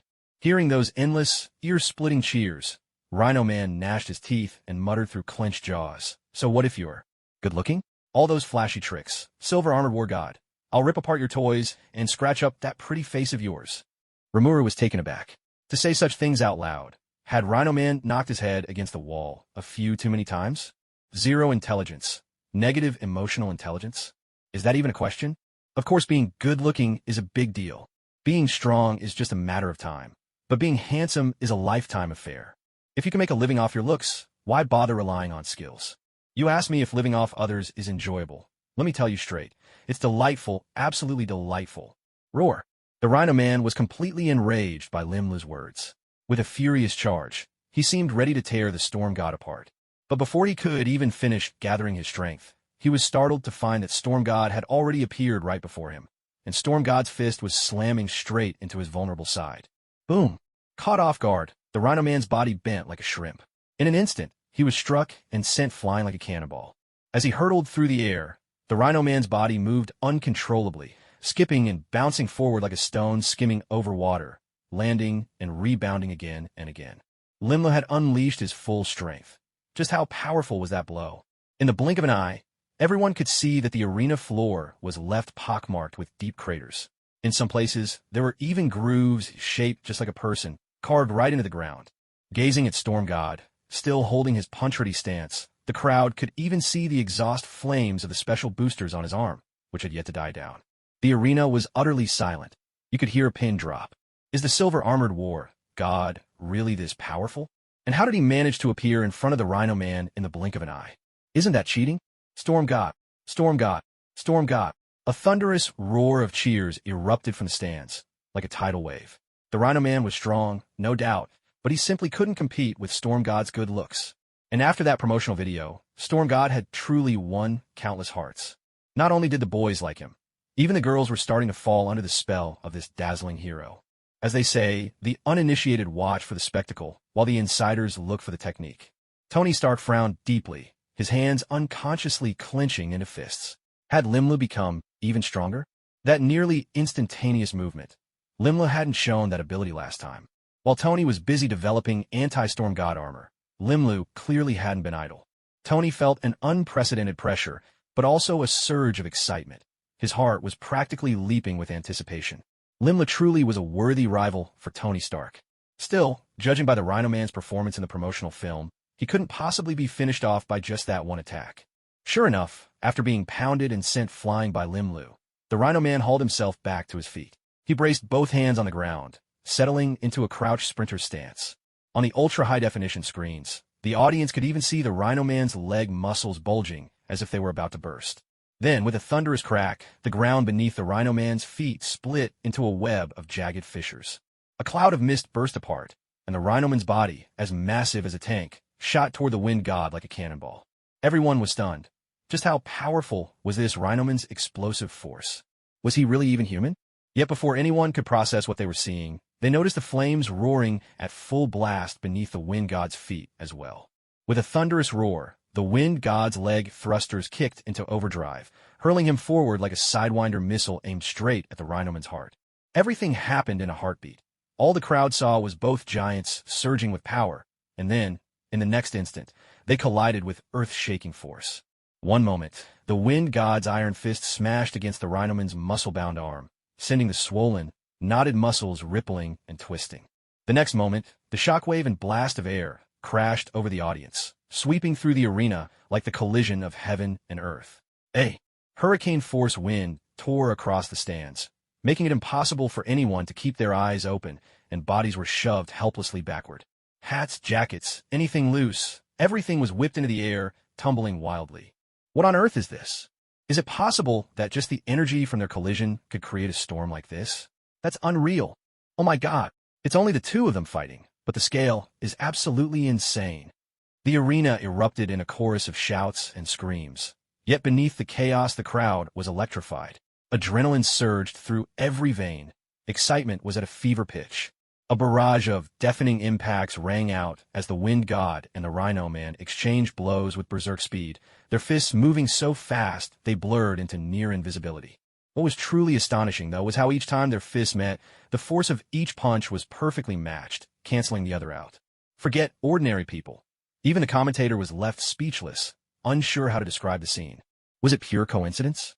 Or were they both exerting control at a masterful level? Words fell short in the face of such ferocious spectacle. Who could say how many blows had been traded? Dozens? Hundreds? No one could keep count.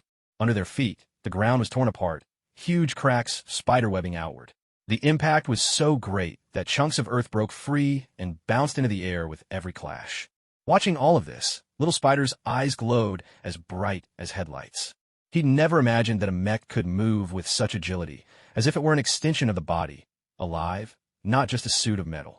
Nor had he dreamed that human potential could reach such awe-inspiring heights. Thinking of the power coursing through his own veins, Peter Parker felt something deep within him begin to stir and grow, like a seed just starting to take root. As for Mindy, she was positively bursting with excitement, every cell in her body screaming in exhilaration. This battle was on fire. She couldn't help but cry out in delight. She wanted in. She wanted it too. As for Tony Stark, he was starting to question everything he knew. Is the Wind God really this fierce in close combat? What on earth is the model for the protective shield Rimuru invented? This is just too tough. Despite such a terrifying collision, the Wind God's armor remained completely undamaged. This charge from Rhino, wasn't it almost on par with the Hulk? Last time, the Hulk had torn the Wind God's suit to pieces, but now there wasn't a single scratch. There could only be one explanation.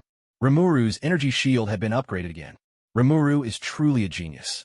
Tony had just come up with a way to crack Rimuru's energy shield, and yet she had already upgraded it again. Damn it!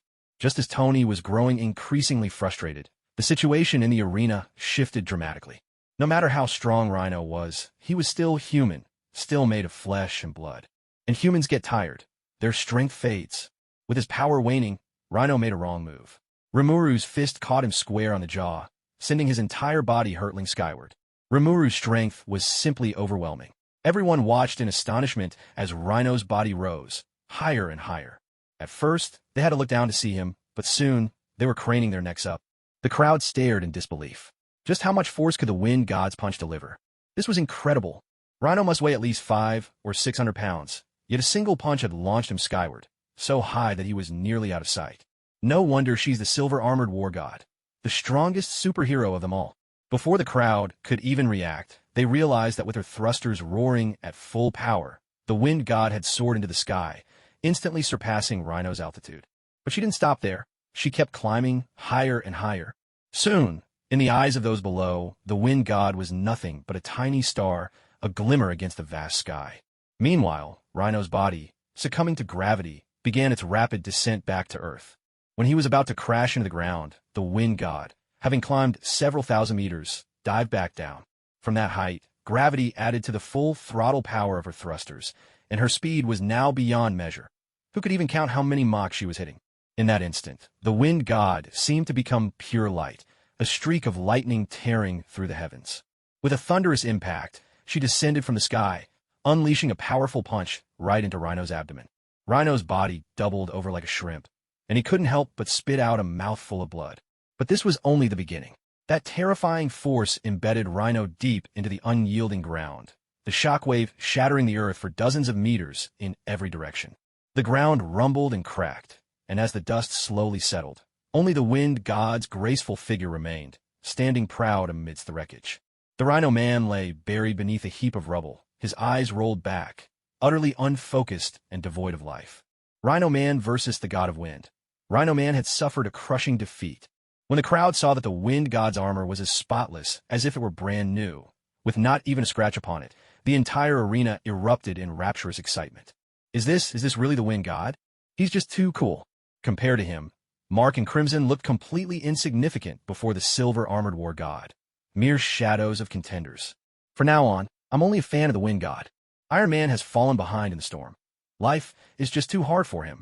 3, 2, 1. Congratulations to the silver-armored war god for winning this challenge and advancing to the next round. The host writhed with excitement, face contorted in exaggerated delight, shouting hysterically. Every word he spoke was charged with exhilaration. As soon as the host announced the results, the crowd roared with a tidal wave of cheers, their joy surging to a new climax. Everyone in the audience shouted at the top of their lungs. Even those who were usually reserved and shy had cast off their inhibitions, letting loose with wild abandon. The scene was absolute chaos, a frenzy of celebration as the whole arena reveled, not wanting the moment to end. For this match, their only feeling was pure, unbridled thrill, an exhilaration beyond compare. Was Rhino Man weak? On the contrary, he was almost monstrously strong. In some respects, Rhino Man was already a creature of legend.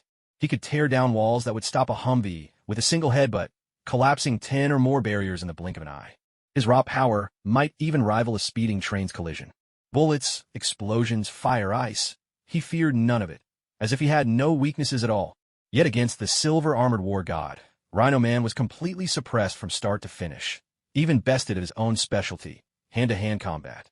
It's important to remember, the greatest strength of a mech suit isn't close-quarters fighting, but amphibious warfare, commanding both land and air. Especially in the skies, a mech like this leaves all modern fighter jets far behind. Truly the king of the battlefield. Compared to the silver-armored war god, Rhino Man wasn't even in the same league. Or perhaps, the silver-armored war god never even considered Rhino Man a true opponent. The silver-armored war god was equipped with an arsenal of onboard weaponry, but this time, he hadn't used a single one. Everyone marveled, agreeing that the silver-armored war god lived up to his title, the strongest without question. Though the wind god had already left, countless spectators lingered, reluctant to let the excitement fade. Medical staff arrived to carry Rhino Man away for treatment. A swarm of workers appeared, beginning the tedious task of clearing and repairing the arena. Oddly enough, many in the crowd watched this with great interest. Most astonishing of all, a legion of detail-oriented fans began analyzing the scene, calculating the wind god's strength based on the materials used in the arena and the size of the craters left behind. It was hardcore, awe-inspiring, and to everyone's surprise, it became wildly popular. Before entering, many people were still doubtful, unsure whether the second match would be as exciting as hoped, and wondering if their tickets were truly worth the price. But now, everyone felt they had hit the jackpot. It was more than worth it. Some even felt a tinge of regret, wishing they had bought a few more tickets to share this thrilling experience with their closest friends. In just a short while, news of this battle had spread across Twitter, Facebook, and short video platforms, nearly saturating the entire internet. A host of reporters had come in person to witness the match, each striving to land the front page with ever more efficient work and ever more creative angles in their reports. Unlike the match between Mark and Scarlet, this battle style was distinctly more direct, raw, and fierce, setting pulses racing even more. Major newspapers were dominated by headlines and stories about the silver-armored war god and the wind god. Television stations weren't far behind. Many TV channels launched special columns dedicated to the martial arts tournament, gathering their most glamorous female anchors to serve as hosts. With competition heating up, the overall quality of coverage naturally soared. To grab viewers' attention, some stations even designed their hosts' outfits to incorporate elements of mecha suits. It was reminiscent of the bikini-clad dancers opening Iron Man 2, a blend of beauty and high-tech allure. For a time, gorgeous women and gleaming mechas became the most dazzling sight across America. As ratings soared, other industries saw their sales spike as well. For example, tissue paper. Of course, not every industry was thriving. Some were seriously impacted. The entertainment industry took the hardest hit, given the close partnerships between media outlets and celebrities. For many stars, staying in the limelight depended on paparazzi exposing the occasional scandal. But now, who cared about celebrity gossip anymore? Paparazzi, with their uncanny professional instincts, were quick to sense the shift. Suddenly, people realized that celebrities who used to make headlines with constant rumors had faded into obscurity overnight. This left many stars casting envious, almost resentful glances at the silver-armored war god. It's enough to make anyone jealous. These weren't even celebrities, didn't crave publicity, yet somehow they become exponentially more famous. Long Island Villa. Returning home, Rimuru had already taken off the wind god battlesuit. It had to be said, this fight was incredibly satisfying. The joy of defeating a formidable opponent was simply incomparable. Rhino Man, while not quite on Hulk's level, was still a very tough adversary. What's more, Remuru had barely used any magic in this match. It was a pure, bone-crunching brawl, blow for blow with Rhino Man, and winning under those conditions was no easy feat. If not for the almost game-breaking skill of magic sense, relying solely on close combat techniques, Rimuru might not have had such an easy time. No wonder people often say, a mage who can't fight in close quarters isn't a true mage. Remuru truly understands now. Of course, through this battle, Remuru also discovered quite a few issues. When it comes to magic, Remuru's skills are already exceedingly advanced, with a wide range of techniques at her disposal. But as for close combat, she really does lack some methods. Especially in terms of raw strength. She's honestly not very adept. It's her clear weakness. In terms of self-positioning, Rimuru actually sets her sights on Demon Lord Malim as a role model. Physically, a single punch that can shatter the heavens and crack the earth. If a dragon appeared, it would still just be a matter of one punch. And if one punch isn't enough, then throw a second. For magic, a single move called Mercy could obliterate even catastrophe-level monsters like the Storm Demon Vortex, leaving not a trace behind. Strictly speaking, right now, Rimuru's real specialty is actually eating. To grow stronger, Rimuru has already decided to eat more good things. For example, a few infinity stones to start with. But for a balanced diet, just eating nutrient-poor minerals won't do. It's also important to eat some meat for extra protein. For instance, General Corvus Glaive or Ebony Maw. Especially Ebony Maw, Rimuru is absolutely craving him. If she eats him, she's 100% sure to learn that uncanny telekinesis Ebony Maw commands. Ugly as Ebony Maw is, he looks downright impressive when using telekinesis in battle. Sure, Ebony Maw is hideous, so he might not taste great. But ever since she was little, her mother always taught her not to be a picky eater. Good kids like Rimuru always listen. After summing up her combat experience, sparks of inspiration for mech improvements kept bursting in her mind. She tinkered away in a lab, making tweaks and notes, and by the time she was done recording all her ideas, night had fallen. Rimuru casually grabbed dozens of bags of chips and several big bottles of soda, then started guzzling them down. Chips and cola really are the perfect pairing. Aya, today's news should be out by now. Pull it up for me to take a look. Yes, master. Soon, a flood of news reports appeared in front of Rimuru. The stories were all over the place, most of them filled with praise. But one report from the Bugle stood out, drawing Rimuru's interest. Its headline read, "Why We Don't Need the Silver Armored War God." The Bugle? Isn't that the tabloid that's always picking on Spider-Man? Their boss, Jameson, is the ultimate penny pincher. Stingy, troublemaking, but actually kind of endearing. Whenever Spider-Man was active, Jameson would constantly find fault, relentlessly criticizing, exploiting, motivating the little spider. And when the web-slinger was thoroughly disheartened and tossed his suit in the trash, Jameson would put on a show, laughing heartily, claiming he'd finally exposed Spider-Man's true colors. But in secret, he would don the Spiderling suit and fool around in his room, pretending to be a superhero in all sorts of quirky ways. How should I put this? At first glance, a person like that seems incredibly annoying. But once you spend time with him, you realize he's even more insufferable. Why do we need the silver-armored warrior? Is Jameson targeting me now? Rimuru felt a strange sense of unease. He hadn't expected that he would get the main character treatment from Jameson, even before Spiderling did. He opened the newspaper and immediately started flipping through the pages. Ever since Tony Stark publicly declared himself as Iron Man, it feels as though our era has entered a new chapter. Ironmonger, Silver-Armored Warrior, Crimson Armor, each making their debut in turn. Among them, the Silver-Armored Warrior stands out above the rest, hailed as the mightiest superhero. But what I want to say is, we do not need the Silver-Armored Warrior. The Silver-Armored Warrior is far too mysterious. We don't even know if they're a man or a woman, how old they are, where they were born, or what their background is. Look at the Silver-Armored Warrior's battles. A showdown with Ironmonger, a final duel with the Hulk, an all-out brawl against Rhino at the tournament. There's no denying that every time the Silver-Armored Warrior fights, it's a spectacle. Their technology is so advanced, the whole world can only look on in awe. And so, we convince ourselves that the Silver-Armored Warrior is a superhero. But is he really a superhero? Has he ever done anything truly great for his country or for the people? No. In my view, the Silver-Armored Warrior is probably just a kid who likes to show off his toys. Every single one of his battles is nothing but a display of martial prowess. He fights for the sake of showing off, not for the sake of saving others. Other than those 3 major battles, has anyone ever seen the Silver-Armored Warrior step in? At the scene of a fire, there's no Silver-Armored Warrior, only firefighters. At the scene of a crime, no Silver-Armored Warrior, only the police. Plane crashes? Still no Silver-Armored Warrior. All we see are passengers who have perished. Wake up, citizens of New York. Wake up, people of America. The Silver-Armored Warrior isn't a superhero. He's no savior. This world does not need a savior.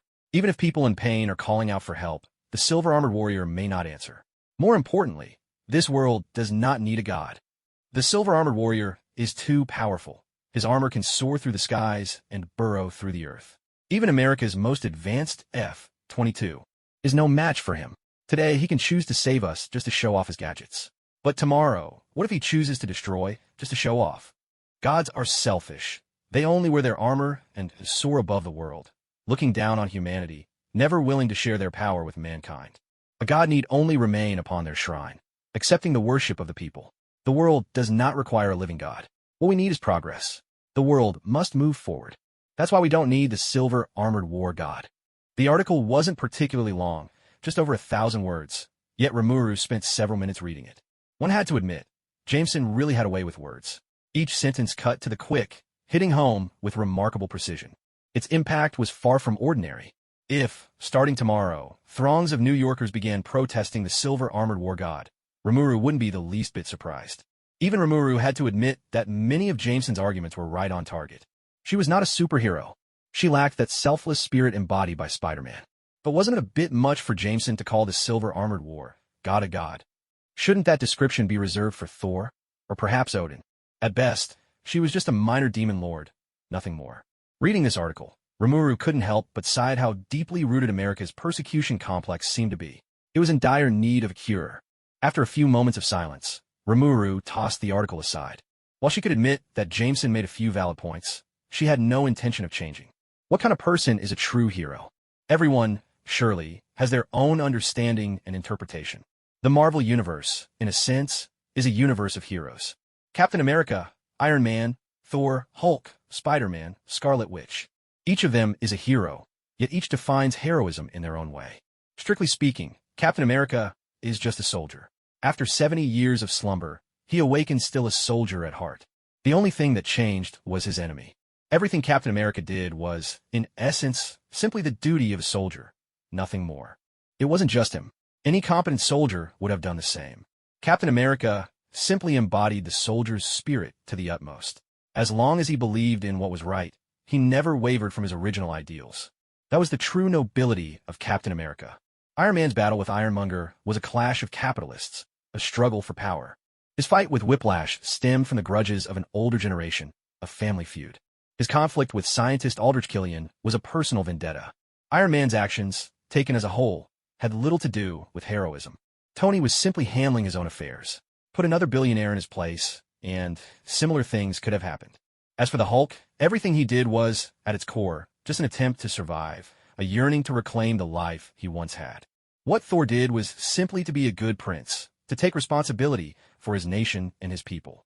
As for the Scarlet Witch and Quicksilver, what drove them was vengeance, which really has little to do with being a hero. So, in Rimuru's view, there's no need to fuss over the idea of being a hero or not. A true hero is simply someone who does their best to be themselves. If you can understand your own heart and protect what you wish to protect, then you're already a great hero. And if, in protecting what matters to you, you also manage to safeguard what others cherish, then you become a superhero. In the world of Marvel, perhaps the only one who stands out a little differently is Spider-Man.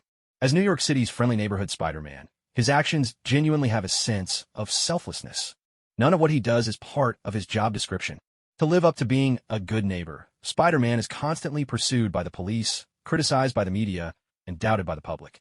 That's why, in Rimuru's eyes, Spider-Man is probably the most noble and selfless among all the superheroes. And yet, this kind of heroism embodied by Spider-Man is exactly the kind that Rimuru would never try to emulate. If Rimuru had to be a hero, if there was a style of heroism to choose, Rimuru would actually admire Saitama-sensei more and become a hero simply for fun. I'm not doing this for a few words of praise from you all. I'm a hero because I want to be confident and carefree, bold and unrestrained. This is the kind of heroism that Remuru truly respects. Take Mumen Rider, for example. His kind of heroism, well, maybe it's noble, maybe it's moving, but honestly, it doesn't hold much meaning. Against the Deep Sea King, even S-Class heroes fell one after another, and all Mumen Rider could do by charging him was offer himself up. Even he knew this himself, and yet he still charged forward without hesitation. It's really hard to know how to judge that. Such mixed feelings. That's why Remuru is destined never to be a hero. She simply lacks the resolve for it. Never underestimate America's persecution complex. It's just like the rabbit's fear of insufficient firepower. Both have reached a late stage. Rimuru's guess was right. The influence of the Daily Bugle's article, Why We Don't Need the Silver Armored War God, was far more dramatic than anyone expected. More and more media outlets began publishing essays, one after another, making eloquent arguments that the Silver Armored War God was not the savior everyone imagined, urging people not to pin too many hopes on him. More and more citizens also began to reflect, wondering what the existence of the Silver Armored War God truly meant. Many people held up Iron Man, Tony Stark, as a comparison. Tony may be a playboy, and the public doesn't really trust him either. There was even more skepticism, because when it comes to a rich and reckless playboy, the label most often attached to him is unreliable. He and a superhero. Now, that's a pairing no one could ever imagine. Yet compared to the enigmatic Silver Armored War God, Tony Stark was someone everyone truly knew. His history was clear, his background spotless. At the hearing, Tony made it clear. He was firmly opposed to the committee's attempts to confiscate his suit. But at the same time, Tony expressed, in his own way, a willingness to contribute to the safety of America and the world. He said as much, and he acted accordingly. In the Middle East, sightings of Iron Man taking down terrorists had become a frequent occurrence. But as for the Silver Armored War God, nothing. Absolutely nothing. He wasn't a Robin Hood, robbing the rich to help the poor, turning the wealth of the affluent over to those in need. Nor was he Captain America, never once claiming he would fight for America. He wasn't even like Daredevil, whose name barely echoed on the streets, who at least took a stand against crime. The Silver Armored War God was not a hero eager to uphold justice, to help others, to save lives, or heal the wounded. Just as the Daily Bugle wrote, the Silver Armored War God was like a child who loved to show off his toys. Today, he might fight just for the thrill of displaying his toy, but tomorrow, he might just as easily choose to destroy, for the same reason. So, what does the existence of the Silver Armored War God truly mean? A capricious God who can fly and burrow, driven by whim and boredom? Those who had been utterly captivated by the Silver Armored War God now found themselves at a loss. Everyone longs for a hero. Inside every heart lives the dream of becoming one. But most people's dreams of heroism are crushed by the harshness of reality. That's why people worship, yearn for, and desperately cling to the idea of heroes. They make heroes their idols, the vessels for their aspirations. They hope that one day, when disaster strikes, a hero will appear and save them from the flames and the flood. The Silver Armored War God was powerful, mysterious. He could soar through the sky, conquer any foe, almost fulfilling every fantasy people had about heroes, carrying the weight of their hopes. But after the Daily Bugle's analysis, everyone was suddenly jolted into realizing the Silver Armored War God wasn't the superhero they had all imagined. The Silver Armored War God was simply that. No more, no less. All those titles, the mightiest superhero, and the like, were nothing but personas people forced onto him, beautiful illusions born of wishful thinking. The truth is often harsh, and the ensuing sense of loss is hard to put into words. So what do you do with that disappointment? Naturally, you take to the streets, unfurl banners, and shout slogans. That's something Americans are especially adept at. A growing number of people began to hope that the Silver Armored War God would follow Iron Man's example, reveal his identity to the world, and submit himself to public oversight. Triskelion Tower, SHIELD headquarters. Watching the increasingly heated wave of public opinion online, Nick Fury couldn't help but feel his eyelid twitching uncontrollably. Something was definitely off about the online uproar. Knows when no die. This had to be the work of some reckless fool trying to stir up trouble again. Others might not know the identity of the Silver Armored Warlord, but Fury was privy to quite a bit. Even so, he still felt that Remuru was shrouded in an air of mystery, so much so that even he was reluctant to cross her. After a moment's thought, Nick Fury placed a call to SHLD's logistics department. He gave a single order: investigate who is really behind this mess. Once they found the culprits, give them a warning. Make sure they knew whom they could afford to offend, and whom they absolutely could not. Half a day later, the logistics department's report left Fury utterly dumbfounded. The vast majority of people were actually acting of their own accord. This was not how things were supposed to go. The public had pinned such high hopes on the Silver Armored Warlord. You gotta be kidding. But strangely, that only gave Fury an even bigger headache. He had no choice but to instruct the logistics department to quietly steer the conversation, hoping to cool things off online. On another front, he tasked Romanoff with paying Rimuru a visit to offer a proper explanation, hoping, above all, that Rimuru wouldn't take offense and lash out. Upon receiving her orders, Natasha's expression grew increasingly peculiar.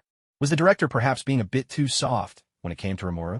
A few unfavorable comments online, and she was being sent to explain things in person. If, one day, a real crisis targeting Rimuru broke out, would the director just package her up and hand her over as a peace offering, postage paid? Remuru was powerful, no doubt, but could even she go against the will of an entire nation? Though it was difficult to wrap her head around, Natasha still chose to follow the director's orders. She still hadn't had a chance to thank Rimuru in person for saving her life last time. Queens. Peter Parker's home. After putting down the newspaper in his hands, Peter was left dumbfounded. How could this happen? How could the silver-armored warlord not be a hero? Of course we need her. Others might be clueless about the silver-armored warlord's true identity, but Peter Parker knew. She was his good friend, Rimuru. Strictly speaking, Rimuru was actually Peter's first real friend. When he was bullied, only Rimuru stood up for him. After she cleared things up with a bit of righteous justice, no one dared pick on him again. Rimuru had confided in him her secret identity as the silver-armored warlord, let him play with the wind god mecha, and even took him to matches at the arena. In Peter's eyes, Rimuru was the person he admired most, his idol. There could never be anyone better than Rimuru, even if she did have a mischievous streak. But honestly, that didn't matter at all. If he could, Peter truly wanted to tell those people, "You've all misunderstood the silver-armored war god. She really is a hero, a wonderful and amazing superhero.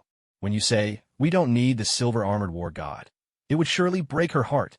Seeing how worked up Peter was, Aunt May and Uncle Ben glanced over, their curiosity piqued. After a bit of conversation, they both understood what Peter was feeling. Aunt May gently stroked Peter's head and smiled, saying, "Peter, I understand how you feel. Everyone loves heroes. People line up for them, cheer for them, scream for them, just like they do for celebrities. But when they find out that their beloved star isn't what they imagined, it's hard for them to accept. Peter, you need to realize that heroes don't just have glory and adoration. They also face hardship and doubt. Heavy is the head that wears the crown. This is something every hero must go through." Uncle Ben chimed in, "Peter, a hero needs time to prove themselves. Whether the world needs the silver-armored war god or not, one newspaper's opinion doesn't decide that." Peter Parker pondered, was that really how it was? A butterfly fluttering its wings along the banks of the Amazon in South America might, by chance, set off a tornado in Texas 2 weeks later. Unlike the noisy debates in the outside world, the military, arms tycoons, and Hydra had all fallen eerily silent. The battle between Wind God and Rhino Man had truly rattled them all. With their resources, they had long since uncovered everything about Rhino Man's origins and abilities. They knew, more or less, just how formidable Rhino Man really was. And yet, despite all that, Rhino Man was utterly outmatched by Wind God. He never even had a chance to fight back. With Wind God standing as an insurmountable peak, they were all forced to admit that trying to obtain the Mark V through official channels like the tournament was almost impossible. There was a 99% chance the Mark V would end up in the hands of the silver-armored war god. But did she even need the Mark V? If that really happened, everyone would be stunned to realize that the world's most advanced suits of armor would always belong to Wind God, Mark, and Crimson, and none of it would have anything to do with them. It was as if the silver-armored war god and Tony Stark were putting on a light-hearted comedy, directing and starring in it themselves. Passing it from one hand to the other, credit where it's due, the two of them pulled it off brilliantly. But after being used to feasting, who in a new era would be satisfied with grazing on grass? Rules? Those are just for show. To them, if the rules are useful, they'll use them. If not, they'll kick them aside. And if they become useful again, they'll dust them off and put them back in play. Devil's Island Prison. The battle between Wind God and Rhino Man left General Chris Lennox with no more doubts. He finally made up his mind. A cell constructed entirely from plastic, with not a hint of metal in sight. Lennox eyed the small, wiry man before him with deep suspicion. Was this man truly capable of defeating Tony Stark in his Iron Man suit, or even the armored war machine? Even the Rhino had been bested. The lieutenant colonel simply smiled, leaned in close to the gaunt man, and whispered a few words in his ear. Then, with a clap of his hands, one soldier brought over a steel beam, while another unlocked the plastic handcuffs with a matching plastic key. Without a word, the thin man reached out and touched the metal beam. Instantly, the solid metal began to liquefy. The silvery liquid slowly coated his body, and in the blink of an eye, this unremarkable, skinny man had transformed into a gleaming metallic figure, his entire form shining and radiant. To turn metal into liquid in an instant? Such a superpower seemed tailor-made to counter Iron Man and War Machine, a true nemesis of steel. Lennox's eyes lit up with newfound confidence. With an ace like this up his sleeve, What had he to fear from Iron Man or War Machine? The Mark V suit was as good as his. It wasn't just the military. Everyone in Hydra had been deeply shaken by the battle between Zephyros and the Rhino. Even though they'd never planned to acquire the Mark armor through official channels, Zephyros' strength had left them wary. The ruby could transform anyone who touched it into the mighty Red Juggernaut, but that type of power was essentially the same as the Rhino's. If Zephyros could thrash the Rhino, then beating the Red Juggernaut would be no trouble at all. So if they wanted to send in a Red Juggernaut to stir things up, he would have to be even stronger, and stronger still. Even in defeat, he'd at least need to hold off Iron Man and War Machine for half an hour. But could such a person truly be found? Everyone exchanged uneasy glances and fell silent. Just then, a Hydra operative suddenly spoke up. If all we want is to cause chaos, does it really matter if he's under control? Out of control? That's insane. Are you trying to tear New York apart? If the sky falls, isn't there always someone tall enough to hold it up? This world is far more mysterious than you think. Maybe it's time we learn a thing or two from Captain Marvel. And where do you expect to find such a monster? Did you all forget about the Abomination? I recall he's locked up at some military base right now. Red Juggernaut and the Abomination? Interesting. Now that's truly intriguing. Long Island Villa. Whether it was the clamor of the media or the undercurrents among the powerful, none of it had anything to do with Rimuru. It was as if she wasn't at the heart of this storm at all, but merely an outsider. Life is the same as it always was, unchanged from before. After reading Jameson's report in the Daily Bugle, Limulu tossed it aside without a second thought. What did it matter to her if the world needed the silver-armored war god? Even if the world did need one, she wasn't exactly eager to meddle in other people's business. After all, she wasn't some kind of superhero. With the strength she possessed now, all those monsters, ghosts, and their sinister plots were nothing she needed to concern herself with. What truly left Limulu both amused and exasperated, however, was the stream of people coming to offer her comfort, one after another. Did they really see her as so fragile and quick to anger? Natasha's explanation, at least, made sense. After all, the lesson Limulu had given Egghead was a memorable one. It was only natural that Egghead would grow more and more cautious around her. But seeing Peter Parker, young as he was, try to imitate Uncle Ben and spout all those philosophical sayings, Limula couldn't help but laugh. Childish, yet unexpectedly heartwarming. But then even Tony Stark, the king of sarcasm himself, showed up. What was that supposed to mean? Tony was one of the few people in this world who actually knew a thing or two about her origins and her past. Was he really here to comfort her? Did he need to? Besides, Limula certainly didn't believe Tony had any talent for comforting others. If you're nothing without the suit, then you don't deserve to have it. Every time Limulu recalled Iron Man's words to the kid, she found herself speechless. Was there really anything wrong with that statement? Not at all. Yet somehow, coming from Iron Man, it struck her as oddly funny. Limulu, this article is just the beginning. As long as their desires remain unsatisfied, the doubts, accusations, and malice you face will only grow. Tony Stark looked her in the eye, his expression serious and intent. So what? Am I supposed to live by other people's standards? Hand over everything I have? Limula shrugged, clearly unconcerned. The Tony Stark she knew lived a life of wild abandon. When had he ever cared what others thought? Of course not.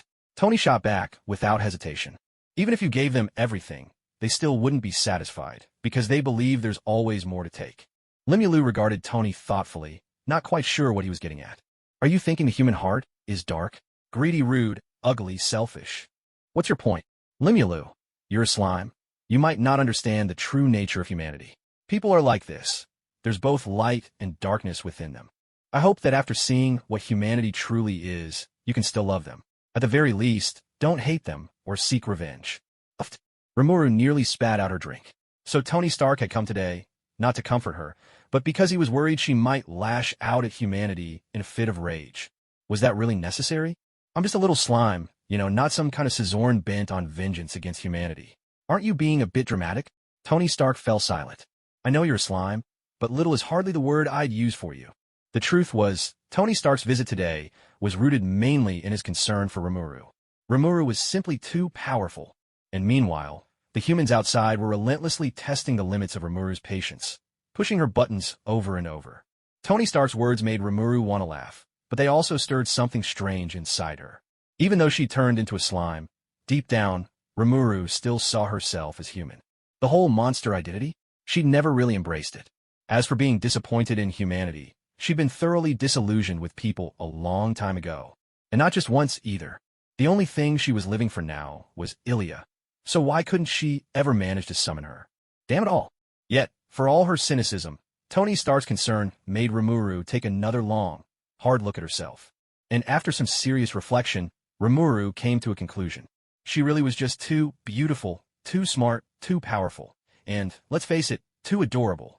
She was so outstanding that even a super genius like Iron Man had started to feel afraid. Honestly, it was her fault. She couldn't blame anyone else.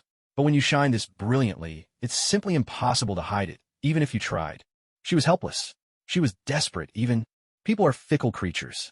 When everyone realized that no matter how much they called out, the silver-armored war god never showed up to respond, their enthusiasm gradually faded. And with that cooling passion came criticism, slander, and smear campaigns. Inevitable, really. Many people openly declared they would never support the silver-armored war god again. Some media outlets, not content with merely reporting, even filmed a fan throwing a silver-armored war god mask into the trash and broadcast it. This sparked a wave of copycats. Before long, all sorts of merchandise, action figures, masks, plush toys, were being tossed into garbage bins everywhere. As for Remuru, she couldn't care less. In fact, she almost wanted to laugh. They were all knockoffs anyway. Not a single cent of those sales went to her, and they still had the nerve to call themselves her fans? If you're going to freeload, at least have the decency to own it. Every news story has its moment in the spotlight, and so do games that are played alone. The buzz around the silver-armored war god died down quickly. Newspapers ran fewer and fewer stories about her. The media went back to being obsessed with celebrity gossip and scandals, and life returned to its familiar, everyday rhythm, which, in a way, seemed to confirm what the Horn Daily had written. We don't need the silver-armored war god. Time slipped by swiftly, like a fleeting white colt darting through a crack, and in the blink of an eye, half a month had passed. Not long ago, the official website of the martial arts tournament finally unveiled the new round of matches. Iron Man versus Iron Killer. In the past, each bout would come with detailed match information and even a short promotional trailer. A few minutes long, much like a PV. But for this grand event from start to finish, there was only one thing, the name Iron Killer. And just these two words instantly set the imaginations of netizens ablaze. Iron Killer. Just hearing the name conjured an image of two titans clashing head-to-head, neither willing to give an inch. What kind of person could possibly be worthy of the title, Iron Killer? The previous two battles had been nothing short of spectacular. By now, the world's greatest martial arts tournament had fully established its reputation. Although many loudly proclaimed their intention to boycott the silver-armored war god and the tournament itself, when a match was announced, their actions spoke louder than words. The moment ticket sales went live, it took less than half an hour for online tickets to sell out completely. Many who missed out on tickets were left sighing in regret, only to be dumbfounded when they discovered that those who managed to snag tickets were the very ones who had been the loudest in calling for a boycott. At that point, how could anyone doubt they'd been played? Life in the city is full of tricks. As time went on, speculation about the identity of the Iron Killer only grew, but the organizers remained silent, which made everyone even more curious about the upcoming match. As before, under a sky ablaze with fireworks, the tournament began once again with a thunderous flourish. The moment Iron Man appeared, the arena erupted in a tidal wave of cheers. Everyone knew who Iron Man was, and after his performance in the first bout, expectations for him were sky high. Ladies and gentlemen, good afternoon. Are you all dying to know who the Iron Killer is? The host's voice rang out, exaggerated, magnetic, and utterly distinctive. Ever since becoming the host of the tournament, he had become a global sensation. His flamboyant commentary style, so full of energy and drama, was absolutely addictive. Yes, the entire arena answered in unison, every spectator playing along. Curiosity. It was impossible not to be curious. If they weren't, they wouldn't be sitting here at all. Just what kind of person could be called the Iron Killer? What kind of surprises would this match bring? Do you really want to know? Yes. Do you truly want to know? We really do. Well, I'm just not going to tell you. The crowd burst into laughter. What a tease. Once he'd whipped the audience into a frenzy, the host finally stopped keeping them in suspense. With a subtle cue, a deep, slow background music began to play. Across countless high-tech screens, the figure of a thin, unremarkable-looking man appeared simultaneously. As soon as this man came into view, everyone's brows furrowed in confusion. The Iron Killer? That's him? The scrawny beanpole? But in the next instant, the background music shifted dramatically, suddenly swelling with a powerful, exhilarating force, like a galactic waterfall or a stampede of wild horses. Everyone's eyes widened at once, jaws dropping in astonishment. Cries of God and "Oh my God!" erupted throughout the crowd. The footage on the screen was simply spectacular. The Iron Killer extended his hand, and iron instantly melted into liquid form. With cutting-edge special effects, the audience could actually see the molten metal slowly winding its way around his body. Zooming in with microscopic precision, the visuals showed his very cells being transformed and infused by the metallic liquid, gradually morphing into a structure of living metal. The camera shifted. When the Iron Killer reappeared, he was encased head to toe in gleaming, silvery liquid metal, as if clad in a seamless suit of shining armor. Radiant, stylish, breathtaking. In that instant, every heart in the audience felt as if it had been struck by an arrow. Is it even possible for a human to achieve this? It was simply beyond belief. The scene changed again, now showing 4 soldiers clad in bulletproof vests and wielding Gatling guns. This setup had been featured in the previous Rhino Man trailer, so the audience was already familiar with it. But instead of growing tired, their anticipation only grew. A storm of heavy firepower was unleashed at the Iron Killer, as if ammunition cost nothing. But to everyone's shock, bullets and shells alike were effortlessly absorbed by the Iron Killer, merging seamlessly into his body. Good heavens! The crowd was left speechless. Was this truly Iron Man's adversary? How could anyone possibly counter this? He truly lived up to the name Iron Killer. Breaths quickened throughout the room, and every heart thudded with excitement. There was no doubt. Today's enemy was the perfect nemesis for Iron Man. No wonder he'd earned the title Iron Killer. How could Iron Man hope to win against someone whose very nature countered his own so completely? Could he possibly pull off another miracle? And it wasn't just Iron Man. Even the silver-armored war god would be at a loss against the Iron Killer. In the audience, watching the Iron Killer's display, Pepper Potts felt her heart twist with anxiety. Without his suit, Tony was just an ordinary man. How could he possibly stand a chance against the Iron Killer? It wasn't that Tony wasn't strong enough, but the elemental counter was simply overwhelming. Noticing Pepper's anxious expression, Rimuru couldn't help but feel a surge of sympathy. Would Tony be alright? 1090°. He's none other than the legendary Iron Man, one of the MCU's big 3. Before he ever crossed paths with the Mad Titan, trouble simply wasn't in his vocabulary. Remuru offered some reassurance. Don't worry, Sister Pepper. Tony will be absolutely fine. This is an official match. After all, friendship comes first, competition second. Pepper's tense nerves eased a little at Remuru's words. Remuru had a point. This was a contest. And with a contest, there were rules to follow. It was a far cry from a real fight to the death. Thank you, Remuru, for worrying about us. Pepper managed a small smile for Remuru, feeling a wave of embarrassment. Here she was, an adult, yet not nearly as composed as this child. That just wouldn't do. As the woman behind Iron Man, she couldn't afford to be Tony's weak link. Arena. Clad in gleaming silver, the Iron Killer glared at Iron Man with a burning intensity.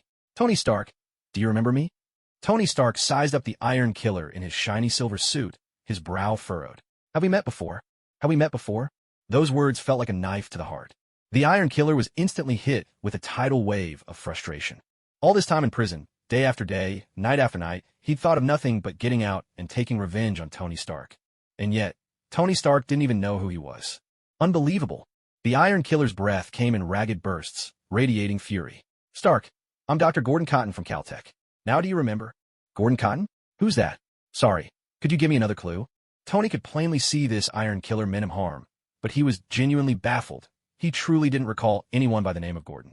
He had a million things going on at any given moment, fortunes gained and lost in minutes, and a lineup of supermodels waiting for rescue. How could he possibly be expected to remember some rough-and-tumble guy named Gordon? It's not like he had any unusual hobbies to help jog his memory. Gordon Cotton, the Iron Killer, was on the verge of losing it, but he forced himself to hold back from attacking outright. My girlfriend Keisha and I were metal researchers. We devoted 8 whole years to our work. 8 years. Just one final breakthrough away from something truly revolutionary. But that last step was like an unbridgeable chasm. No matter what we tried, we couldn't cross it. Then Keisha found out you, Tony Stark, were a super genius, especially in the field of metals. She wanted to ask for your advice. She was gone for 3 days. At that moment, Tony Stark's eyes lit up. Keisha, now I remember her. She really was a sharp one. Quick on the uptake, too. Didn't she have several star-shaped birthmarks on her chest? How dare he bring up the star-shaped birthmark on Kaisa's chest? That's absolutely intolerable. That's enough. Tony Stark, today it's either you or me. One of us must die. Go to hell. The Iron Killer stretched out his hand. The liquid metal covering his body surged rapidly, forming several projectiles that looked just like rockets. Boom, boom, boom. In an instant, the rockets shot toward Iron Man, exploding right in Tony Stark's face. Mark IV was immediately swallowed by thick black smoke from the explosions. Tony, Pepper Potts, jumped up from her seat in shock, her voice trembling with fear. Rimuru was also startled by the sudden turn of events. What the heck was going on? Wasn't this supposed to be a friendly match, where winning or losing didn't matter? How did the atmosphere suddenly shift so violently, turning into a deadly vendetta? Sister Pepper, don't worry. According to the smoke but no harm rule, Tony will definitely be fine. Hearing Rimuru's words, Pepper's heart almost gave out. She was on the verge of tears. Remuru, please, I'm begging you. Could you stop doing commentary? Remuru just blinked. What's going on? Did they really think she was some sort of jinx? Wasn't this all Tony's own doing? The smoke but no harm rule, it's a law, right? How could law possibly not apply to Tony? As the smoke cleared, the Mark IV's battered form finally appeared. Its outer shell was now crawling with silvery white liquid metal, spreading like a spiderweb across the suit. And the metal was still creeping forward, slowly invading the helmet, making its way toward Tony's head. The Iron Killer laughed wildly, his arrogance echoing through the arena. Stark, the legendary Iron Man, you're finished. My liquid metal will eat away at your armor, seep into your nose and throat, and suffocate you bit by bit, right in front of the whole world. Tony, oh my God, it was supposed to be just a competition. How did it turn into a murder scene? Heavens, what do we do? What are we supposed to do? The venue erupted into chaos. No one could have imagined that a simple contest would turn into a globally broadcast execution. And the victim, none other than the world's richest man, Iron Man Tony Stark. All the exits are sealed with metal. The security team can't get in? How is this possible? How could this happen? Pepper Potts hung up the phone, panic rising within her like a drowning woman grasping desperately for air. At this moment, she would cling to any hope, no matter how slim. Remuru, please, I beg you, save Tony, please, just save Tony. Pepper clutched Rimuru's hands tightly. She knew her request was unreasonable. The Iron Killer's powers directly countered anything metal. If Rimuru tried to save Tony, she wouldn't be able to wear her wind god armor. In other words, Rimuru had no choice but to step into the global spotlight. Without a doubt, her request was incredibly, unbelievably selfish, but she had truly run out of options. Don't worry, Sister Pepper. Tony is my friend too. No matter what, I won't let anything happen to him. Thank you so much. Remuru gazed at the center of the arena, where the Mark IV armor was nearly engulfed by a tide of metallic liquid, and began to doubt reality itself. Was her mouth truly cursed? Did everyone she cheered for end up doomed? She felt utterly wronged. What a blow. She could practically collapse with despair. Even Iron Man, such a main character, could she really jinx him with a single sentence? That just didn't make sense. It defied all logic and all magic. But now wasn't the time to dwell on such things. If Iron Man truly died here, it would be a disaster. With a flicker of intent, Remuru prepared to cast her teleportation spell. But just then, Tony Stark's voice rang out, echoing across the entire arena. I really didn't want to use this. I designed it specifically for the Wind God. All this time, I thought I was the lone hero, me and the silver-armored war god. I see now, I underestimated the world. Tony Stark still had an ace up his sleeve, and he prepared this trump card especially to counter the Wind God. Instantly, the entire arena erupted with excitement, electrifying everyone present. What they thought was a simple match had turned out to be an assassination attempt, long in the making. Everyone had assumed Tony Stark was doomed, but now it was clear he'd never been fighting at full strength. A tremendous burst of energy exploded, sky blue light flashing across the arena. In an instant, the metallic liquid clinging to the Mark IV like a parasite began to peel away, drop by drop. In a split second, the invincible metal assassin was sent flying, crashing into the distance. And Iron Man stood alone, triumphant in the center of the arena. Iron Man! Iron Man! Iron Man! Seeing Iron Man bathed in waves of blue light, both the crowd in the stadium and the viewers watching from home were overcome with exhilaration. Given the choice between a murderer and Iron Man, there was no question whose side the world was on. And besides, even though Iron Man's suit was battered, sparks of electricity dancing across its surface, that dazzling blue glow made him look absolutely spectacular. It was as if he'd just unlocked a premium upgrade. His special effects had leveled up dramatically. His cool factor skyrocketed. What? Gordon, the Iron Killer, tumbled over a dozen times before finally coming to a stop after being hurled aside. He could hardly believe it. Victory had seemed so certain, and yet Tony Stark still had a trump card reserved just for the Wind God. But today, no matter what, it had to end. He would kill Tony Stark. For vengeance, for everything he'd endured, he had waited far, far too long. Stark, you're dead. Golden liquid metal surged around Gordon Creighton as he compressed one metal bomb after another and hurled them relentlessly at the Mark IV. Tony Stark made no attempt to dodge. He simply stood there, bracing himself and taking the full force of the metallic explosions. Yet, every time a bomb detonated, a faint ripple of blue light shimmered around the Mark IV's frame, and then nothing happened. What is that? An energy shield? And a field? My God, has Iron Man really mastered such a fantastical technology? Incredible. Tony Stark truly deserves the title of super genius. Tony, I love you. In an instant, the entire audience reached a fever pitch, cheering and shouting in wild excitement. Even Rimuru, who had been observing the whole time, was left speechless. Had Tony Stark really managed to grind out working energy shield technology already? He's the ace among all the grinders. This is just insane. Essentially, an energy shield is a type of force field designed to absorb impacts or redirect them, thus defending against incoming attacks. It's practically the standard feature for alien spaceships, bases, and even spacesuits in every sci-fi blockbuster. But the more you know about the field, the clearer it is just how many technological hurdles there are to energy shields. With today's technology, breaking through those barriers is almost an impossible task. Yet, Tony Stark managed to quietly pull it off. Not only that, but his version is already refined enough for real combat deployment. That's just monstrous. No wonder Tony Stark is one of Marvel's ultimate hacks. At this very moment, the one most shocked was, of course, Ironmonger himself, who was fighting Iron Man.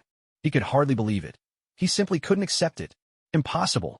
How could you have cracked such a revolutionary technology? I don't believe it.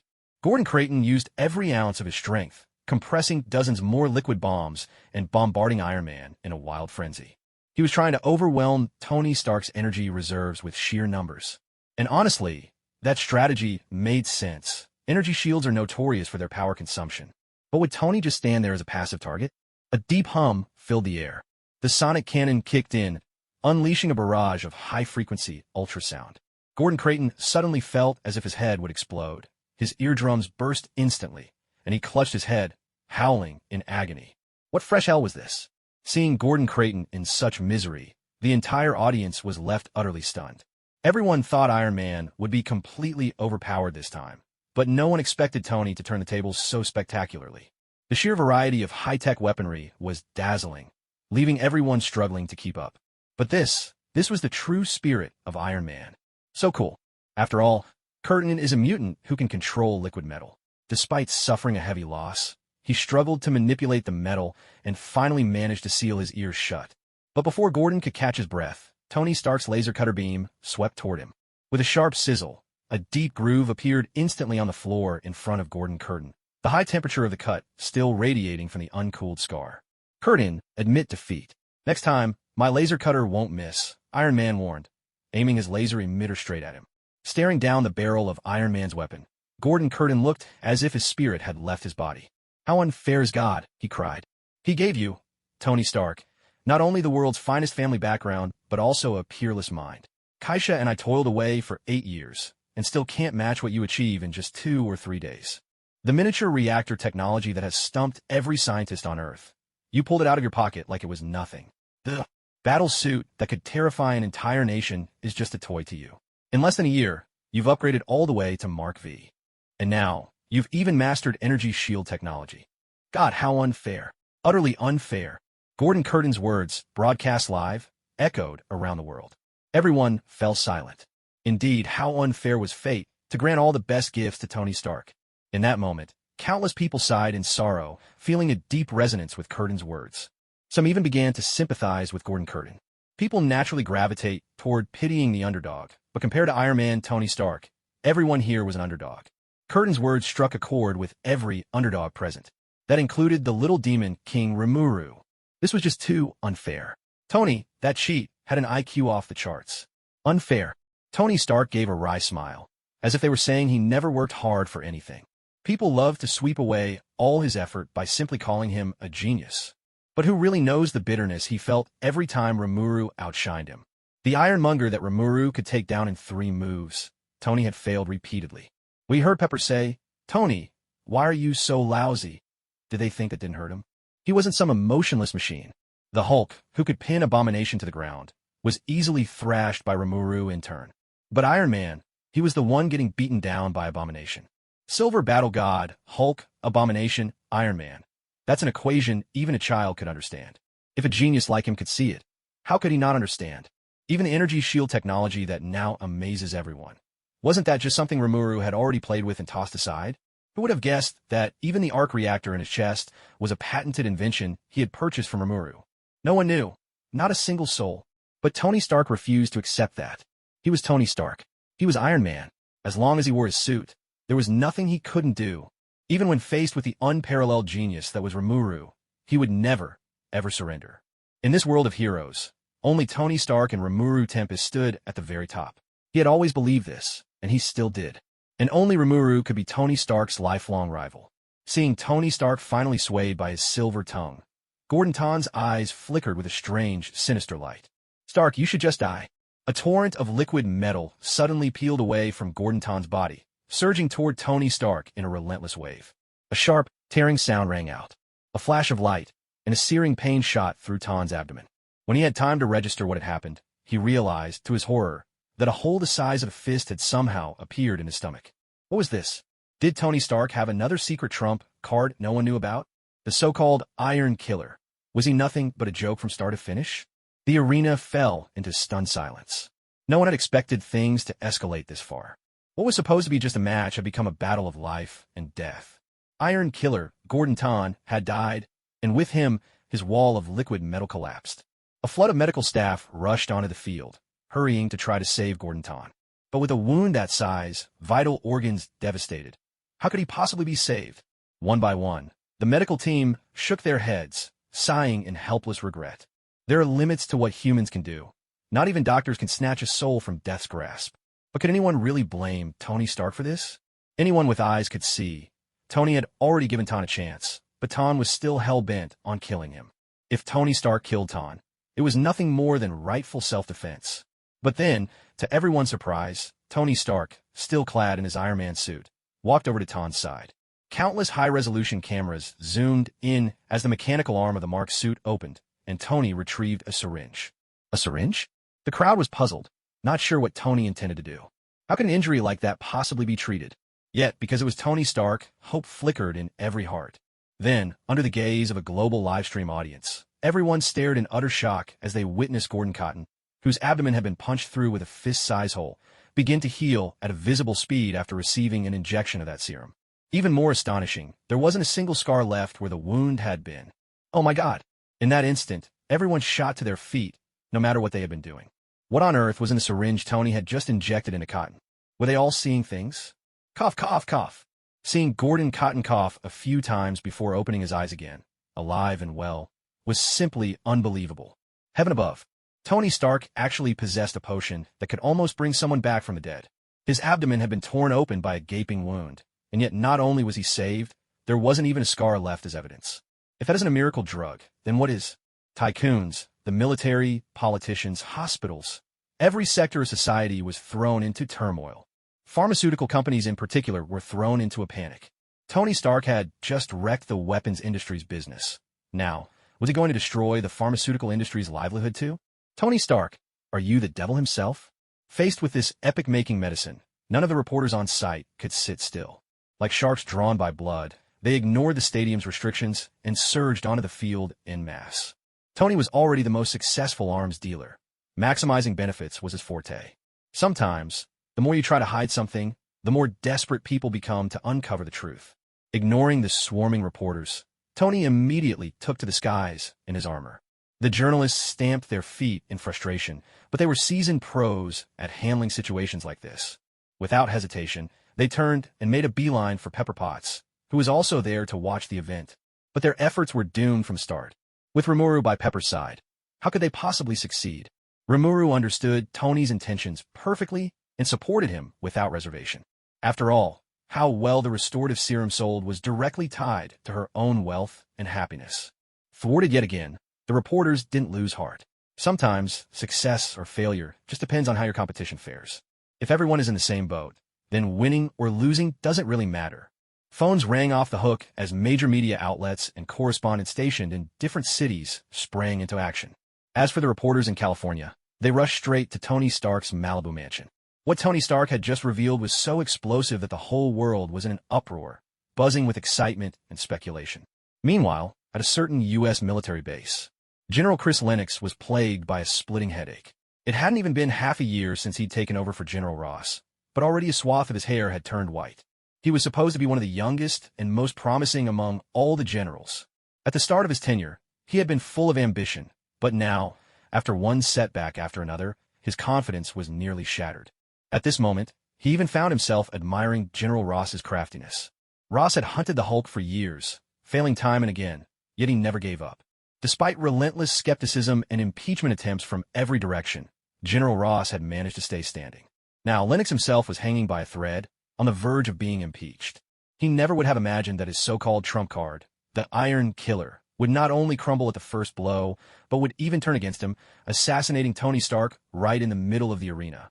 Lennox had become, after General Ross, the second general to be utterly reduced to a laughingstock. WTF.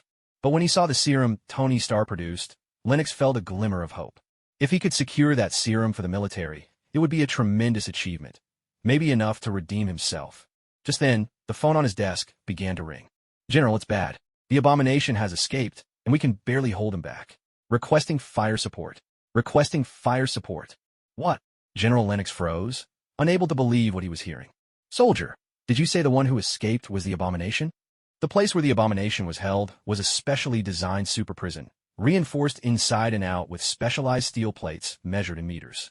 At all times, he was bound by chains forged from adamantium. Even that wasn't enough. They routinely pumped him full of heavy tranquilizers, keeping the Abomination asleep for 90% of the time. How could he possibly escape? April Fool's Day was long past. It's the Abomination, General. Not only did he escape, he seems even stronger than before. God? No. The line descended into static, and no matter how desperately General Lennox called, there was no answer from the other end. Through the phone, he could make out the Abomination's furious bellow. So this is what power feels like. Incredible, utterly incredible. Limitless. I've never felt so alive.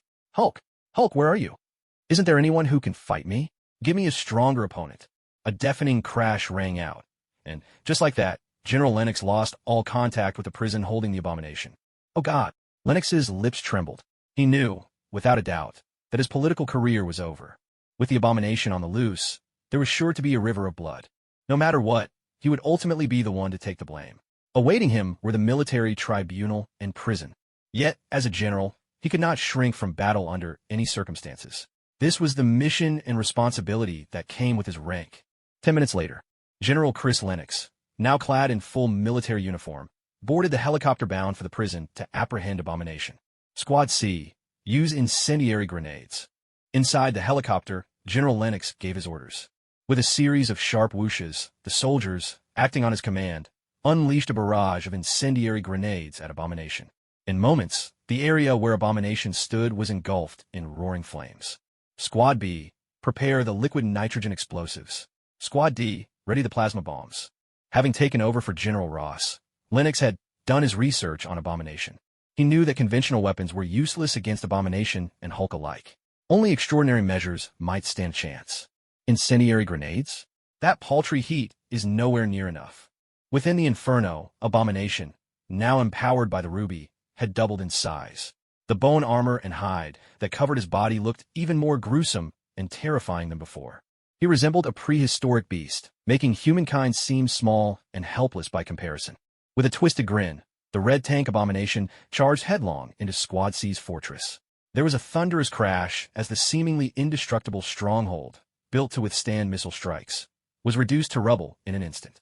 In the blink of an eye, all that remained of the fortress were blood, broken bones, and the agonized cries of the fallen. The red tank Abomination was simply too powerful for ordinary soldiers to handle. At this point, it was time to call on the specialists, heroes like the Silver Centurion or Iron Man. But the military had its pride to uphold. The honor and pride of the U.S. Army could not be allowed to fall at his hands. Moreover, a plan was taking shape in General Lennox's mind, a plan that just might change the future of the military. If it succeeded, then every sacrifice would be worthwhile, even his own. Deploy the liquid nitrogen and plasma bombs. Once they're dropped, Withdraw immediately. Helicopter teams. Move in and cover the infantry's retreat. Communications. Contact headquarters and request air support. That's all. Begin the operation. Yes, sir. 5 minutes later. Both Squad B and Squad D had been wiped out, and 2 Black Hawk helicopters were lost. 10 minutes later. 2 F-22s dropped heavy missiles on the base, turning it into a raging inferno. In the midst of the endless ruins, the red tank Abomination stood tall, surrounded by heaps of wreckage at his feet. Is this all you've got? Hulk! Where's Hulk? Send him to me. A few soldiers who had barely survived the carnage were trembling uncontrollably, their will to fight utterly shattered. Run! There's no way we can defeat this monster. Lennox's adjutant was utterly terrified. General, let's retreat. We've done everything we possibly can. When an army loses more than a third of its troops, it's considered to have lost combat effectiveness. They had already lost nearly 2/3. The fact that their morale only broke now was actually quite impressive. General Lennox gazed at the Abomination's twisted, hateful face and sighed. Contact Shield. The adjutant was overjoyed. Yes, sir. Shield. Every staff member moved with caution, afraid of invoking the director's wrath. No one could figure out what had gotten into the director. Ever since he'd watched that match between Tony Stark and Gordon Creighton, his face had been as dark as a thundercloud. It was as if everyone owed him millions. Little did anyone know, though their guesses weren't spot on, they weren't far off the mark. It wasn't that everyone owed him millions. It was that he'd lost millions for nothing. That deal with Rimuru had already left Nick Fury feeling completely shortchanged. But when Tony Stark produced the recovery serum in public today, Fury was so furious he nearly coughed up blood. His plans had been meticulous, but before he could even set them in motion, Tony Stark had flipped the table on him. How could he not be fuming? If Tony Stark could show off the recovery serum in front of everyone, just how much of it did Remuru actually have? What if it wasn't even that expensive? As SHELD's director, he'd always been the one to get the upper hand. Who would dare take advantage of him? The more he thought about it, the more bitter he felt. At that moment, Melinda from logistics rushed in, so hurried she didn't even bother knocking. Fury frowned. Knowing Melinda as he did, he was certain something serious had happened. Otherwise, Melinda would never barge in like this. Sure enough, the moment Melinda spoke, Fury was taken aback. What? The Abomination escaped from the military base where he was held, and he's even stronger now? Fury frowned, his head pounding. Damn it, did those military scientists experiment on the Abomination again? What's the situation now? Fury knew the military all too well. If they were reaching out to S.H.I.E.L.D. for help, things had to be catastrophic. Melinda's voice was urgent. Director, it's a crisis. According to military reports, the base holding the Abomination has been reduced to rubble. Military casualties are already over 1,000, and the number is still climbing. Fury rubbed his forehead. Has it really gotten this bad? Melinda shook her head. Director, this isn't even the worst of it. The Abomination is now making a beeline for New York. At most, he'll be there in half an hour. Fury was stunned. What? He'll reach New York in just half an hour? After pacing back and forth in the office a few times, he ordered, have Agent Normanov contact Remuru directly. Whatever conditions Remuru sets, unless they're truly outrageous, just agree to them for now. Yes, sir. Melinda accepted the order and hurried out. Egghead picked up the phone and dialed several numbers in quick succession, getting through to Coulson and Hawkeye.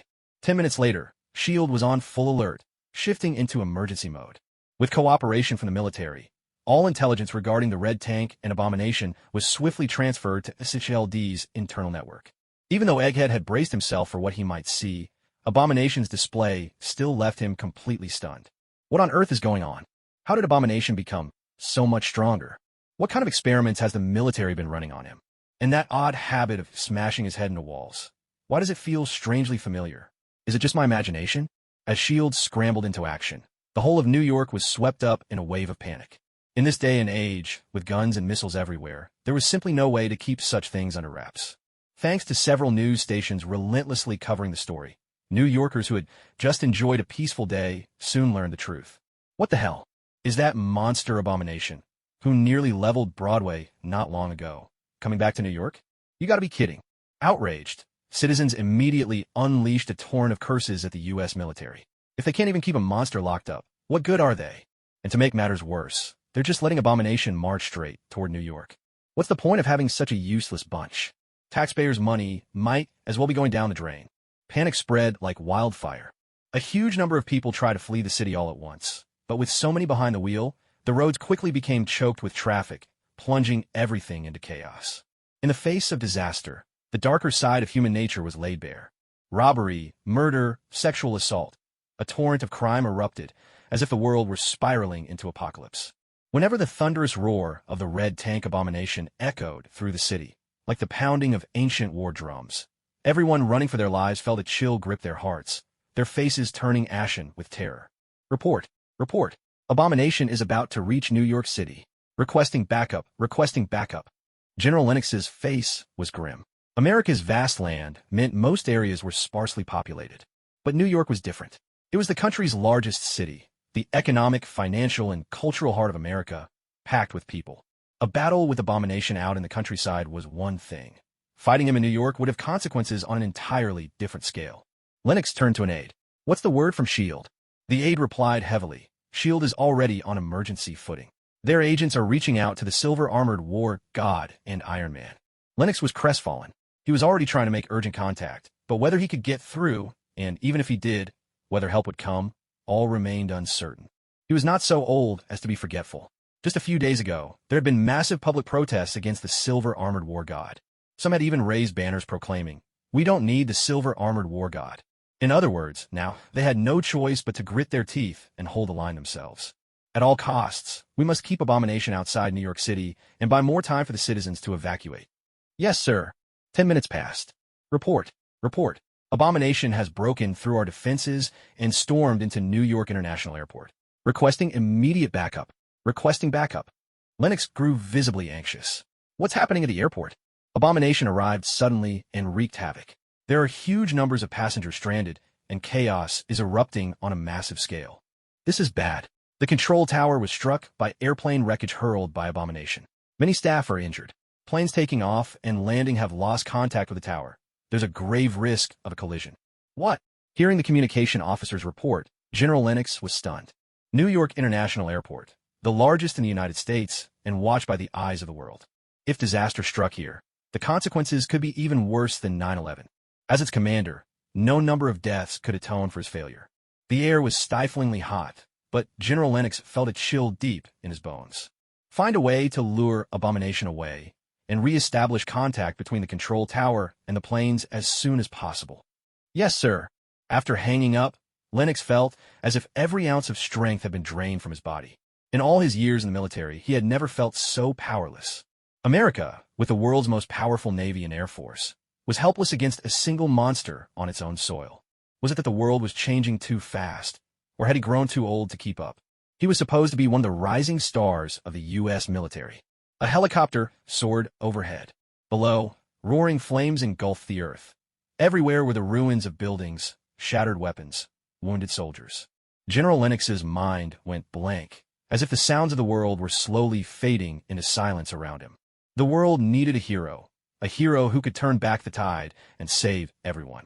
London. Hello, everyone. I'm a BBC correspondent reporting live from New York International Airport. As you can see, the appearance of the giant monster Abomination has thrown the airport into utter chaos. Tokyo. This is a report from our NHK correspondent in New York. At approximately 14:44 today, a monstrous creature known as Abomination broke out from a U.S. military base. Rampaging towards New York City, it left devastation in its wake. Despite fierce resistance, the U.S. military suffered heavy casualties, numbering in the thousands, but failed to stop Abomination. The creature has now forced its way into the international airport, plunging the facility into panic and chaos. God bless America. We wish the U.S. military fortune in battle, and hope Abomination is eliminated soon. Moscow. According to reports from ORT, a monster suspected to be a product of biochemical experiments, Abomination, has broken free from a U.S. military base. A fierce battle erupted between the U.S. forces and Abomination, leveling the base to the ground, but the creature survived. Abomination has now breached New York International Airport. Berlin. ARD brings the latest update. The control tower at New York International Airport has been destroyed, and many staff members are injured. 2 passenger planes in the process of taking off and landing have lost all guidance, and their courses are already deviating. Disaster strikes. The landing plane has been hit by a car hurled into the sky by Abomination. Its wings snapped off, and a collision with the Boeing 737 taking off seems imminent. Paris. Are we about to witness 2 passenger planes crash at the airport? My God, this would be, without a doubt, one of the most absurd and catastrophic air disasters in human history. At this very moment, all eyes across the world regardless of day or night, are fixed on New York International Airport. No one could have imagined that a single creature, Abomination, would be able to lay waste to the world's most advanced military, shattering layer after layer of their defenses with ease. Every nation's nerves are stretched taut. What would they do if a monster like Abomination ever rampaged through their own country?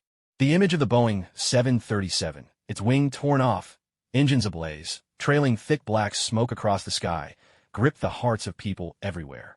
That plane was full of passengers, perhaps even children only a few years old, lives that had barely begun and now seemed on the verge of being snuffed out.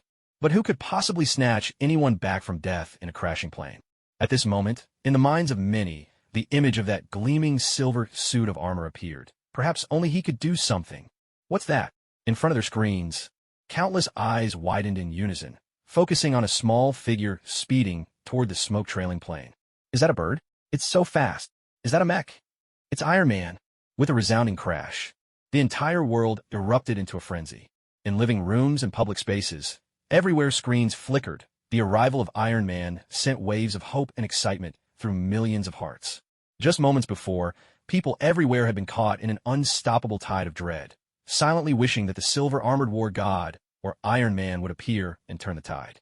Now, at last, they had their answer. In that instant, it was as if everyone became Iron Man, breathing, hoping, and racing toward destiny alongside him. But soon, the smiles on everyone's faces slowly began to fade. They could all see that Iron Man was truly giving it his all. Yet, faced with a Boeing 737, a behemoth weighing over 50 tons, Iron Man was clearly struggling beyond his limits. What's more, the Boeing 737 was still plummeting at high speed, and Iron Man simply couldn't reverse the downward spiral. How could this be happening? Where was the silver-armored war god? As the mightiest superhero, if he joined forces with Iron Man, perhaps they might just save the plane. All this time had passed. Why hadn't the silver-armored war god appeared? Had he truly lost all hope in the people of New York? In front of the television, everyone fell silent, especially Jameson, who had recently penned the article, Why We Don't Need the Silver-Armored War God. He was now overwhelmed with regret.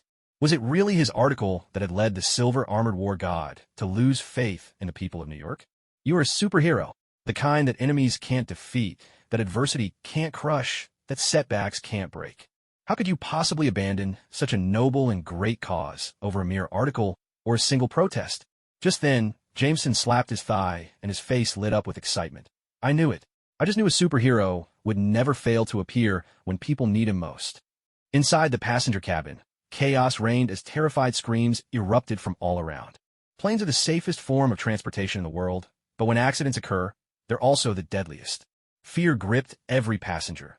In the face of mortal danger, billionaires and ordinary citizens alike are equally vulnerable. But as the moments ticked by, the passengers were surprised to find that the aircraft seemed to be stabilizing. Was it just their imagination? At that very moment, the intercom crackled to life. Dear passengers, please remain calm and patient. Iron Man and the silver-armored war god have successfully taken hold of the aircraft. Like a thunderclap, the cabin erupted in jubilation. Iron Man and the silver-armored war god had lifted the plane. Did this mean they weren't going to die after all? Oh God. Many passengers, who were so terrified they'd started recording final messages on their phones, now found themselves weeping with joy in the face of such overwhelming relief. Those who had once protested against the silver-armored war god now felt an indescribable sense of shame. Until you stand at the edge of despair, you never realize just how inspiring it is when a hero arrives at the final moment. They needed the silver-armored war god. The world needed the silver-armored war god. Across the globe, in countless cities, in millions of homes, and on billions of screens, a thunderous cheer erupted all at once. At this moment, who could say how many people were calling out the names of the silver-armored war god and Iron Man, their voices filled with hope and gratitude? Not only the ordinary citizens, but even the people inside the Pentagon and the Tri-Wing building broke into applause at the same time. At this moment, the silver-armored war god and Iron Man had become the brightest stars in the entire world. Inside the display of the Wind God helmet, a communication request from Iron Man appeared. Remuru chose to accept the call. Tony Stark's voice came through. Remuru, you sure took your time getting here. Remuru replied. Who was it again that said he could keep the world safe all by himself? Who could that have been? My memory must be slipping. Tony Stark said, the out-of-control passenger jet has been stabilized. Now let's work together to help it land safely. Got it, Rimuru responded. Hearing Rimuru's reply, Tony Stark couldn't help but let out a sigh of relief. A real man doesn't argue with a woman. Besides, Iron Man wasn't scared at all. Jarvis, report the plane's altitude and help map out the best landing site. Understood. The plane's current altitude and speed suggest the optimal landing location is... But just as Iron Man was about to team up with Rimuru for the emergency landing, Jarvis's warning blared. Danger! Danger! Sir, I've detected a foreign object headed straight for you. The jet may be destroyed on impact. What the? When Tony Stark saw what was hurtling toward him, a small car, he was instantly thrown for a loop. WTF. Throwing cars around like pebbles. Are you kidding me? The hatch on the back of the Mark's suit opened, launching several mini-missiles. A volley of explosions erupted, and the car was immediately engulfed in a ball of flames. It wasn't just Tony Stark. Remuru was also greatly affected. Strictly speaking, with the magic sense skill, Remuru had detected Abomination's large movements on the ground even before Jarvis did. Watching a car get blown apart by mini-missiles didn't faze Abomination. Instead, he simply lifted both hands and hoisted up the wreckage of an armored vehicle. Silver Armored War God? Good. You're just in time. Your opponent is me. A thunderous rumble followed as armored vehicles, cannons, and massive stones became weapons in Abomination's hands. Luckily, Iron Man's arsenal was able to destroy each weapon in turn. But everyone knew things were looking grim. Iron Man's weapons had their limits. They were far too passive now. Then, when they saw Abomination shoulder an RPG like it was a toothpick and aim it at the jet, the whole world seemed to hold its breath. Abomination was huge and strong, and now he was even using human-heavy weapons. How was that even fair? No one had expected that, just as the passenger jet had found hope thanks to the combined efforts of Iron Man and the Silver Armored War God. In the blink of an eye, it was once again pushed to the edge of disaster. Rimuru took a deep breath. Damn it, if she hadn't made a move, that would be one thing. But now that she had, if the plane still crashed, wouldn't that be a slap in her own face? On the communication channel.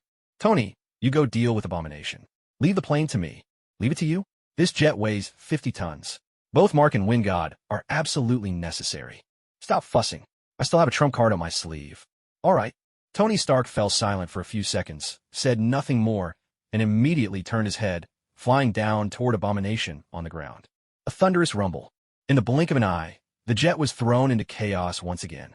Inside, all the passengers were stricken with terror, screaming at the top of their lungs. But just then, every single person on the plane suddenly heard Rimuru's voice echoing in their minds at the exact same moment. It was Rimuru's skill, telepathy, or as some called it, mind voice. Everyone, don't be afraid. I'm the Silver Armored War God. No matter how much the plane shakes or how fast we descend, please don't panic. I guarantee that every single life aboard this jet will be safe and sound. The voice of the Silver Armored War God? How could it ring out directly in their minds? This was simply unbelievable. With this display of power out of nowhere, Remuru instantly filled everyone on board with newfound confidence. Oh, and I forgot to mention, piloting this armor is just a hobby. My real job is being a mage. A mage? All the passengers were utterly bewildered. If it had been anyone else, anyone but the Silver Armored War God, the world's most celebrated superhero, who just moments ago had revealed a hint of their true power, everyone would have probably started hurling insults right away. In a split second, to everyone around the world watching, time seemed to slow almost to a standstill. They saw Iron Man let go of the jet, turning to face Abomination in battle instead. At the same time, the Silver Armored War God stood alone, seemingly helpless before the falling plane, as its descent suddenly accelerated tenfold. Was the rescue about to fail? People sighed in resignation. Even though everyone knew that this setback couldn't really be blamed on Iron Man or the Silver Armored War God, disappointment still crept into their hearts. But just then, everyone instinctively rubbed their eyes. What was that? All at once, enormous, intricate, and mysterious walls of light sprang up around the plummeting jet. The entire cabin was stunned. What were these walls of light? Why were they covered in circles and six-pointed stars? Looking at them, they looked remarkably like the magic circles of legend. For those who didn't understand such things, it was still relatively easy to dismiss. They merely felt suspicion, unaware of just how astonishing Rimuru's power truly was. Yet, at Kamar Taj, a crowd of mages gathered around the television, watching the live broadcast, their mouths agape, each wide enough to fit an apple. Master Mordo's throat was parched, and he asked uncertainly, Master, was that Seraphim Shield magic that Remuru just cast? The Seraphim Shield was the most formidable defensive spell in Kamar Taj, but it was also one of the most difficult to master. In Kamar Taj, the only one capable of wielding such magic was the Sorcerer Supreme, the Ancient One. Even Caecilius and Mordo themselves had yet to even scratch the surface of this mysterious art. Yet Rimuru, with a casual gesture, conjured not just one, but 7 or 8 shields at once, almost forming a complete magical barrier. Could it be that the Seraphim shield, as they knew it, was entirely different from what Rimuru had just displayed? The Ancient One's face remained impassive, her expression calm and composed, as if everything was under her control. But in her hand, the little fan she held was fluttering so quickly it almost left after images. Inside, however, the Ancient One was in turmoil. You're asking me? Who on earth am I supposed to ask? Could those blazing red walls of light really stop a plummeting airliner? It was the question on the mind of every single viewer around the world, all watching the broadcast live. The out-of-control aircraft was falling at a terrifying speed, like a meteor accelerating toward Earth. With a deafening roar, the jet struck the runway with tremendous force, a force so great that the tarmac instantly caved in, leaving a gaping pit where the plane had hit. But this was only the beginning. Driven by its monstrous momentum, half the fuselage embedded itself into the center of the runway, still hurtling forward at breakneck speed. It was like a raging bull smashing through everything in its path, shattering the southern wall to pieces. The ground shook and split, cracks racing along the asphalt runway at a pace visible to the naked eye, as if a massive earthquake had just struck. In moments, the once smooth runway was plowed open, a jagged fissure stretching hundreds of meters long and more than 10 meters wide. It was utterly breathtaking. Even the finest Hollywood special effects paled in comparison to the sheer power unleashed by this collision of earth and metal. When the chaos finally subsided, everyone's breath caught in their throats. No one could quite believe what they had just witnessed. The plane hadn't caught fire, nor had it exploded, which meant the silver-armored war god had succeeded. In an instant, the entire world erupted in celebration and excitement. Countless people broke into joyous laughter, applauding until their hands ached. They had witnessed the birth of a new miracle. But what, exactly, were those blazing walls of light? They had withstood the impact of a 50-ton aircraft crash. How could that be possible? Was this another form of energy shield? Was there anything he couldn't do? Truly worthy of the title of the mightiest superhero, his powers seemed to defy all reason. Inside the plane, when a violent shaking finally ceased, all the passengers wept tears of joy. They had survived. They were truly alive. It was wonderful. Almost too wonderful to believe. The silver-armored god of war had not deceived them. He truly did what he promised. Deep gratitude and heartfelt admiration welled up in everyone for him. Now, all that remained was to wait for the rescue team to arrive. The passengers were all aware that the fuselage was embedded in the mud. Although it was a bit of a hassle, the greatest difficulty had already been overcome in safety. Compared to what they had just endured, this minor inconvenience hardly mattered to anyone. Just then, a sudden hissing and crackling sound filled the air. In that moment, many passengers saw a fiery red circle appear inside the cabin, spraying sparks in all directions. And on the other side of that circle, they could hear the gentle murmur of a river, and, astonishingly, the Statue of Liberty came into view. To see the Statue of Liberty at the mouth of the Hudson River from inside the airplane? What in the world was happening? While everyone was still trying to make sense of what they saw, Rimuru's voice once again echoed in their minds. This is a magical portal I've opened. On the other side is Liberty Island at the mouth of the Hudson, a relatively safe area. I won't close the portal for now, so there's no need to crowd. Step through, and you'll be safe. A magical portal? Just step through, and you're safe? Unbelievable. The younger passengers took it in stride, but for the elderly professors who had clung to a lifetime of scientific skepticism, their entire worldview was shattered. Once the first brave passenger made the leap and landed safely by the Hudson's edge, relief washed over everyone else in the cabin. They surged toward the portal, eager to follow. Of course, there were a few bold souls who shouted out, hoping Remuru would show up in person and maybe even sign an autograph. There was a lively discussion among the passengers as well, with some remarking that the silver-armored god of war sounded rather youthful and feminine. And since they were a mage, perhaps they were a magical girl after all. Remuru couldn't help but feel both amused and exasperated. These foreigners really were an optimistic bunch, having just escaped the jaws of death, and already they had time to speculate about such fanciful things. Rimuru paid them no further mind, instead turning attention to the fierce battle raging between Iron Man and the Abomination. The sight of their desperate struggle took Rimuru by surprise. What on earth? Why had the Abomination's fighting power suddenly increased so dramatically? Its form had changed as well, now even more monstrous, with bony armor and spikes that looked more terrifying than ever. In just this short span of combat, Iron Man's suit had been battered and broken, pieces hanging off at odd angles. Yet, it was clear that with his new energy shield technology, Iron Man's armor had become far more resilient. As for his energy weapons, laser beams, sonic cannons, particle blasts, he wielded them with masterful precision. Compared to the Iron Man from the original timeline, Tony Stark's combat abilities had now reached new heights. But unfortunately, every enemy Tony faced seemed to be even more fearsome than the last. Great Sage, what on earth has happened to the Abomination? Answer: the Abomination is now embedded with the Crimson Gem of Sidorak. Strictly speaking, he should now be called Juggernaut Abomination. His power is inexhaustible, and unless we cut off the source, there's no way to defeat him. Hearing the sage's words, Rimuru instinctively licked her lips. Cut off the source. She understood perfectly well what that meant. The Crimson Gem of Sidorak, she knew about it. That was a real treasure. Rimuru's eyes immediately curved into two great crescent moons. Was Juggernaut Abomination here just to deliver her a snack? At this point, Rimuru lacked nothing in terms of offense, defense, control, or mobility. But when it came to sheer strength, she was still a bit lacking. Lifting a 50-ton airplane was already beyond her, even with the help of her wind god powers. Compared to Superman from DC Next Door, she was embarrassingly weak. But if she could devour the Crimson Gem of Sidorak, her strength would soar. Catching up to Thor would be inevitable. Once she consumed the gem, the last missing piece in Rimuru's abilities would finally be filled. As for offending the evil god Sidorak, Rimuru couldn't care less. In the Crimson Cosmos, Rimuru was no match for Sidorak. But here on Earth, even if Sidorak wanted to take revenge, he couldn't bring his true form over. Send an avatar after her? That's practically announcing that she hadn't eaten her fill yet, and he was kindly delivering dessert. And even if Sidorak did get angry enough to show up himself, Remuru still had her trump card. Her ultimate move, tossing the Ancient One technique. These days, who doesn't have a powerful backer? Earth. Iron Man, is that all you've got? I'm sorely disappointed. Where's the silver-armored war god?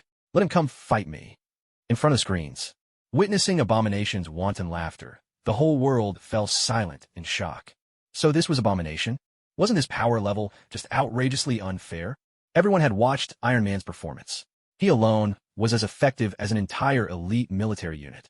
But the pity was, Iron Man's opponent was Abomination. The battle had raged for so long, and Iron Man's tactics never ceased to amaze, especially his dazzling variety of energy attacks, which left the audience awestruck.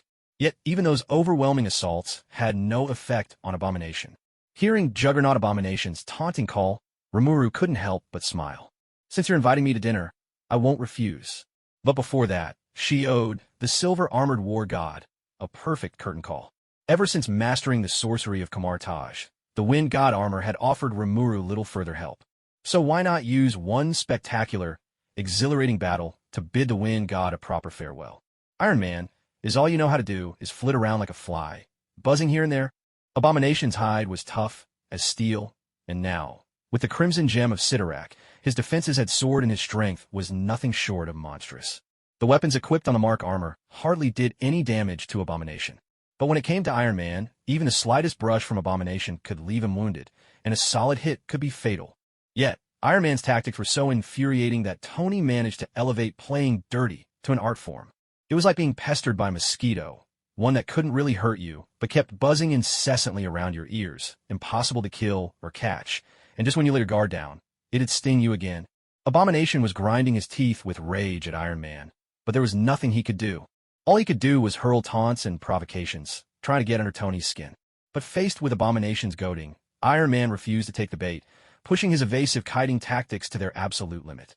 Sir, the Mark armor has sustained 70% damage. Weapons are depleted, and energy reserves are down to 15%. I strongly recommend you withdraw from combat immediately, Jarvis reported. Tony Stark shook his head, putting on a nonchalant air. There's still 15% left, isn't there? Do you ever put your phone down before the screen goes black? Jarvis fell silent. Just then, the storm god descended from the sky, landing squarely in front of the Mark armor. Good work, Tony. Leave the rest of the fight to me. Rimuru called out. Tony gazed at the storm god's gleaming silver frame, its lines sleek and flawless. A complex emotion flickered in his eyes. After taking a deep breath, he replied, All right, I'll leave this to you. I'm going to help the wounded. Got it. Rimuru answered offhandedly, not noticing the subtle change in Tony's expression. Right now, her entire focus was on Abomination. In Rimuru's heart, there was only one thought, to give the storm god a perfect, resounding finale. The storm god hadn't been with her for long, and in that short time, it had already gone through several upgrades. But to Rimuru, the significance of the storm god was truly extraordinary. Seeing Remuru appear, Abomination was instantly ecstatic, his grin stretching almost to his ears. Well, the silver-armored war god finally dares to come out. I hope you can give me some real fun this time. Looking for fun? As you wish. Rimuru replied with a slight smile, activating her magic, instant transmission. In a blink, she appeared right before Abomination. The storm god's boosters on its arms and sides roared to life at full power. Controlling the storm god, Rimuru's arms shot forward like twin dragons bursting from the sea, crashing straight into Abomination's chest. There was a thunderous crash. Before Abomination could react, his massive body was slammed by the storm god at full throttle, sending him hurtling skyward like a cannonball, completely out of control. How is this possible? Abomination cried out in shock. After battling Iron Man for so long, he thought he understood every trick a mech could pull. Yet the wind god appeared beside him in a strangely uncanny fashion, utterly distinct from Iron Man's way of moving.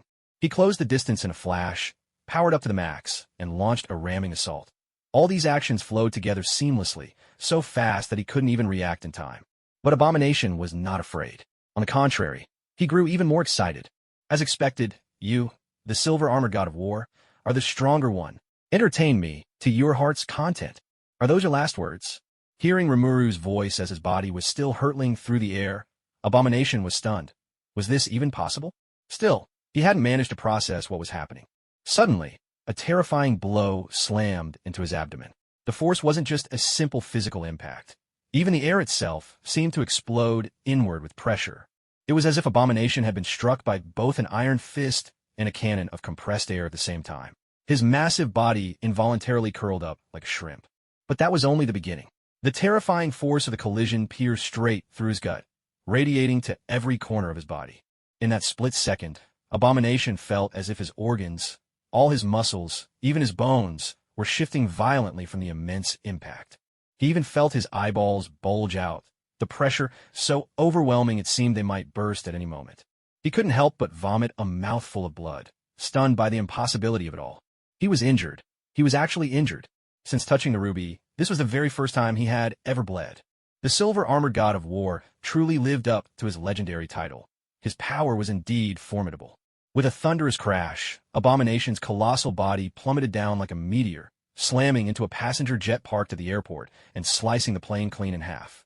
Before Abomination could even get back on his feet, he saw Rimuru, the wind god, gathering energy in his palm and firing a concentrated beam of pulsed energy. The beam struck the airplane's fuel tank dead on. A massive explosion erupted. A thick, black mushroom cloud billowed upward, smoke roared out, and waves of crimson flame rolled fiercely as a wild, unrestrained storm swept across the tarmac.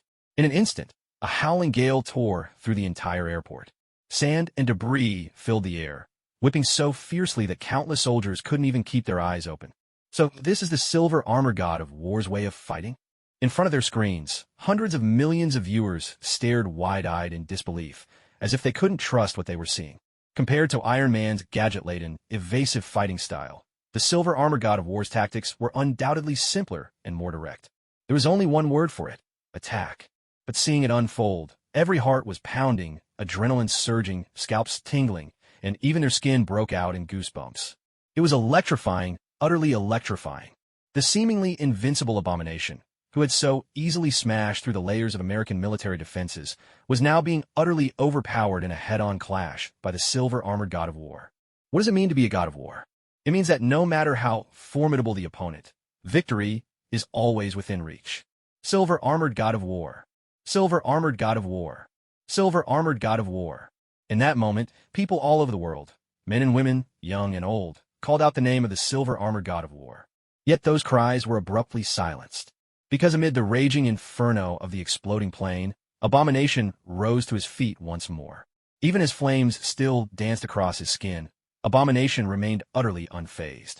Wonderful, silver-armored god of war. Make it even more exhilarating for me. Inside the wind god's suit, Rimuru's eyes glimmered with a fierce red light. Even more exhilarating?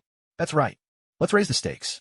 Only an opponent as formidable as Red Tank Abomination is worthy to face the wind god in this final battle. Come on. The clash erupted anew.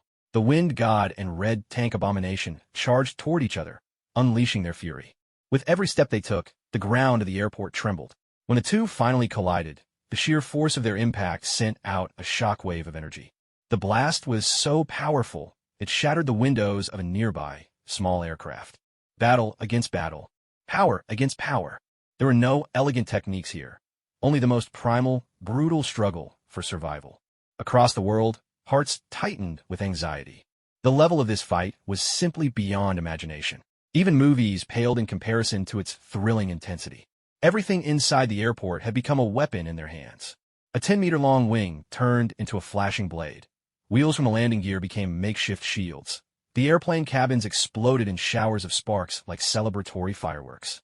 New York International Airport, now a war zone, was reduced to utter ruin. Plane after plane went up in flames, with damages soaring into the billions. Without a doubt, this was a blockbuster disaster scene that could leave New York International Airport weeping. As the battle raged on, more and more people began to frown. The silver-armored god of war was holding his own, but the tide was slowly turning in Abomination's favor. As a mech, the Wind God's energy reserves were ultimately limited, but Abomination's strength seemed inexhaustible. Come on, silver-armored god of war. For humanity, silver-armored god of war, you must not lose. Is every punch at full power? Iron Man had just rescued scores of wounded nearby, and now watched Rimuru and Abomination trading blow after blow, flesh against steel, lost in thought. Tony practiced hand-to-hand combat daily. He had several personal trainers at home, including martial arts instructors from the mysterious East, even some Wing Chun. But his fighting style and the Wind Gods were worlds apart.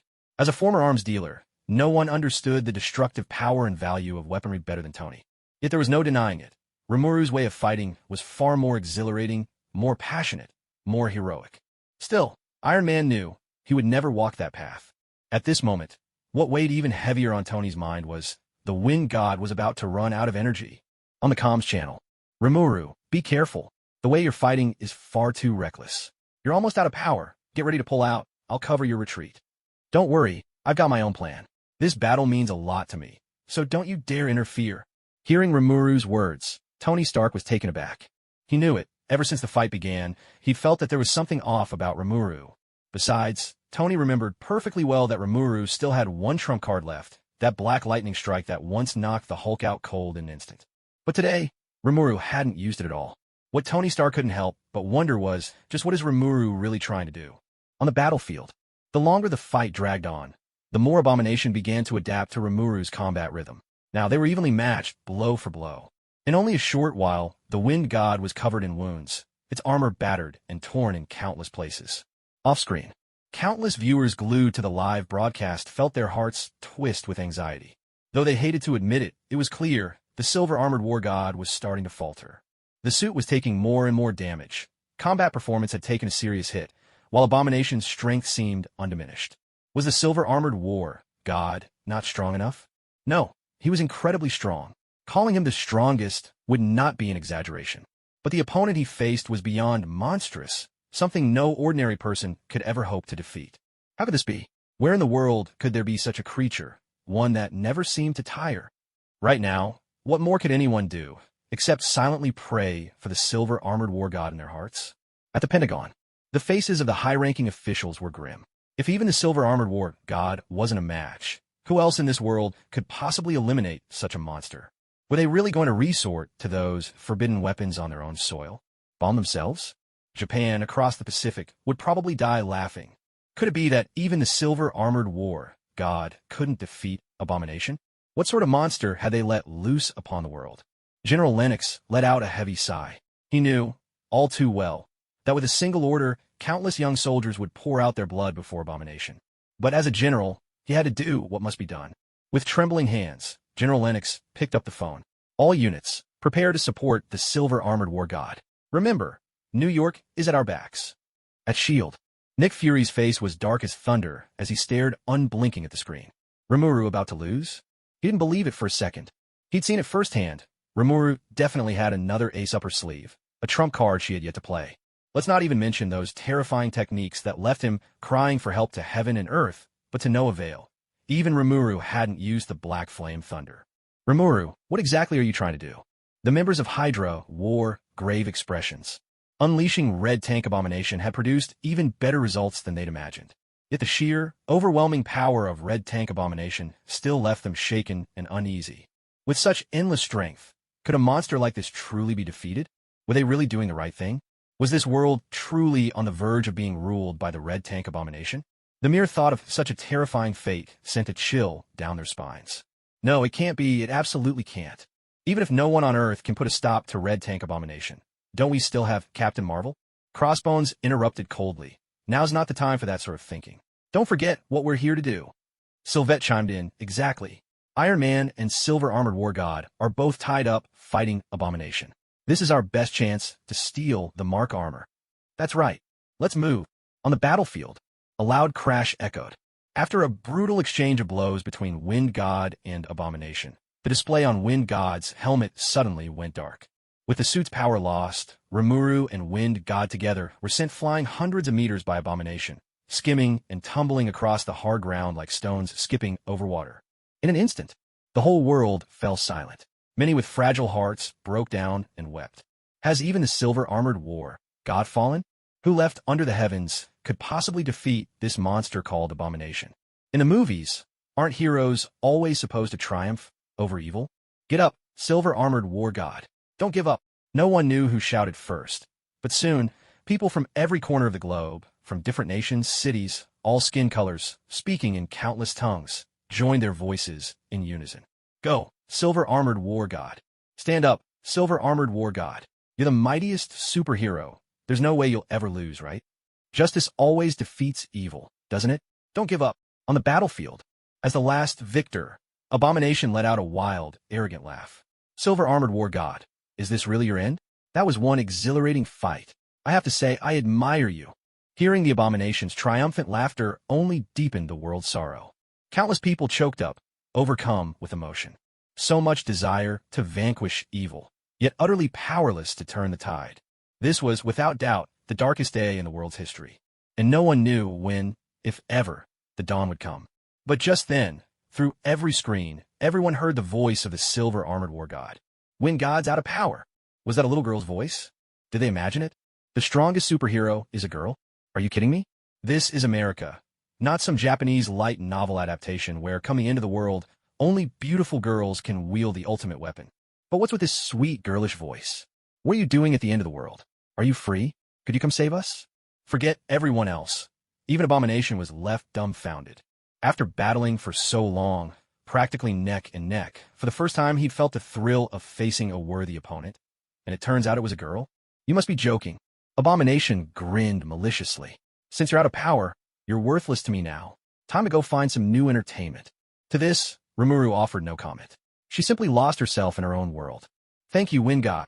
Then, to Abomination's utter shock, the battered and energy-drained Wind God began to ooze streams of blue liquid from its exterior. In the blink of an eye, the Wind God vanished completely. In its place stood a petite girl with long blue hair, wearing a peculiar mask. Remuru spoke. Abomination, I wonder if you've ever heard this saying, Apostle Survival Manual, Rule Number 1. If you see Unit 01, run for your life. Especially if it's out of power. Don't even look back. Abomination was utterly confused, looking as lost as Ronan did when Star-Lord started dancing. Befuddled Ronan, what are you doing? Bewildered Abomination, what are you talking about? Remuru sighed softly. My Wind God is out of power, too. It wasn't just Abomination. Even the countless viewers behind their screens were struck dumb at the same moment. The strongest superhero is a blue-haired girl? Are you messing with me? Even jokes should have some limits. She piloted the Wind God and fought Abomination head-on, every blow landing hard and true, clashing for thousands of rounds, each punch brimming with power. Using the wings as blades, the landing gear as a shield, her style nothing short of pure action hero. She blew up planes like fireworks and never once looked back at the explosion. From any angle, she was the very image of a hero, a true man's man. And now you're telling me the one piloting the Wind God was a dainty girl? The contrast was so staggering that it left countless minds reeling. But strangely enough, it was exhilarating. With Rimuru's face hidden behind a mask, no one could see her true features. Yet her delicate, petite figure, fair and flawless skin, and melodious, liquid voice gave everyone endless room for imagination. Who isn't drawn to beauty, after all? Such a jaw-dropping twist left everyone in utter disbelief, and made Rimuru all the more captivating to them. It was like a massive spiked club. When wielded by a burly, tower-like man, no one would bat an eye. But if a petite young girl, barely bigger than the club itself, were to brandish it, the impression would be utterly different. At that moment, countless people around the world found themselves becoming fans of Rimuru, especially in Japan, where anime culture runs deep. Many there, swept up in the excitement, even began to call Rimuru Your Highness with an almost Shinibu reverence. Of course, among these new fans, Abomination was not included. In Abomination's eyes, there was no distinction between male or female, beauty or ugliness. Only power mattered. A delicate, charming girl clearly did not fit Abomination's vision of what a true powerhouse should be. Tall, strong, muscular. That, to Abomination, was the mark of true strength. Cute? What's that supposed to be? Can it be converted into combat power? So this is your true form? I have to say, it's rather disappointing. Is that so? A sharp crackling filled the air. Remuru stretched out her small hand. Black lightning erupted from her palm, coiling and spiraling upward, taking on the force and shape of a tornado.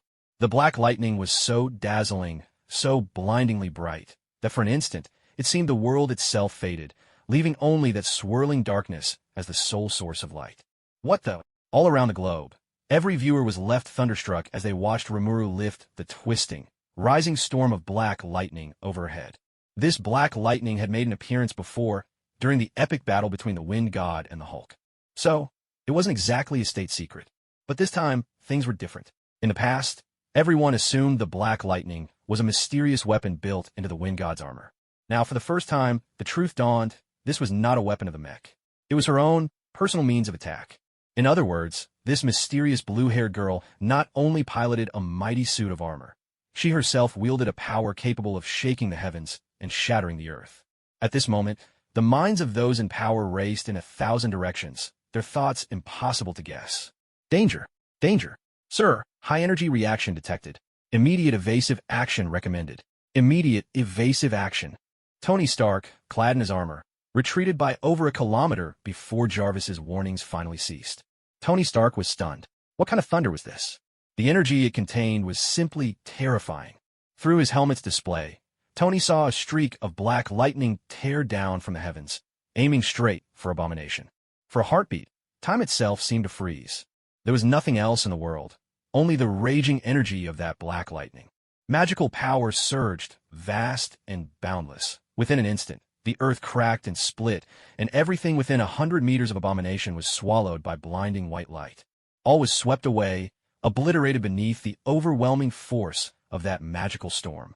As for the once arrogant Abomination, under the relentless bombardment of the black flame thunder, his flesh was split open and blood gushed out, his screams echoing with pain and despair. The explosions from the black flame thunder raged on for over 10 seconds. It was only after several dozen seconds that the terrifying aftermath began to gradually dissipate. But everyone was utterly shocked. This power was simply monstrous. A massive crater had been blasted into the airport, as if a meteorite had struck. Within several hundred meters, earth, rock, even steel itself seemed to have been erased at the molecular level. Everything was utterly annihilated. As for Abomination, his fate was even more miserable. There wasn't a single patch of intact skin left on his body. Bone armor and muscle were charred over large areas, and even a faint breeze could carry away great clouds of black ash. In that instant, everyone around the globe watching the live stream was horrified. What on earth was this skill? Its power was simply outrageous. Just a moment ago, Abomination had been battling the Wind God on even footing, even draining the Wind God of all his energy. His power seemed inexhaustible, his bone armor so thick that not even shells could pierce it. Yet under this terrifying thunder, his body was carbonized on the spot, turning into black ash. People were left bewildered. Who was the real monster here? With the Ruby's blessing, Abomination hadn't lost consciousness. Still, the damage inflicted by the black flame thunder left him deeply shaken. At this moment, his chest heaved violently as he looked at Remuru, his eyes brimming with terror. Abomination had always pursued strength, always craved battles with the strong, but that didn't mean he was incapable of fear. Rimuru's power was simply terrifying beyond belief. The difference in strength was like a chasm between worlds. But surely, a move this powerful couldn't be unleashed at will. Noticing how quickly his wounds were regenerating, Abomination felt there was still hope. Even if he couldn't defeat this monster before him, at least he could make a clean escape. Then, Abomination saw Rimuru summon another surge of black lightning in his palm. In the blink of an eye, Abomination's barely recovered face turned ashen. Ai, atomaku hashtag %% ando. At that moment, Abomination finally understood just how weighty Rimuru's earlier words, "My wind gods, out of power too," truly were. He was wrong. He admitted it. Wasn't that enough? He swore never to cause trouble in New York again. Besides, wasn't most of the destruction in this airport caused by Remuru anyway? Abomination felt a little wronged. Crackling and roaring. Endless black lightning crashed down on Abomination once more. Even with the ruby's power, he simply couldn't withstand it. His body was again carbonized on a massive scale, large sections of tissue vaporized, leaving nothing resembling a human form. But it had to be said, the power of the ruby and Hulk's genes was truly monstrous. Even so, the red tank Abomination still refused to die. On the contrary, perhaps it was Rimuru's 2 consecutive assaults that triggered a rebound of the ruby's power, causing the Abomination to recover even faster.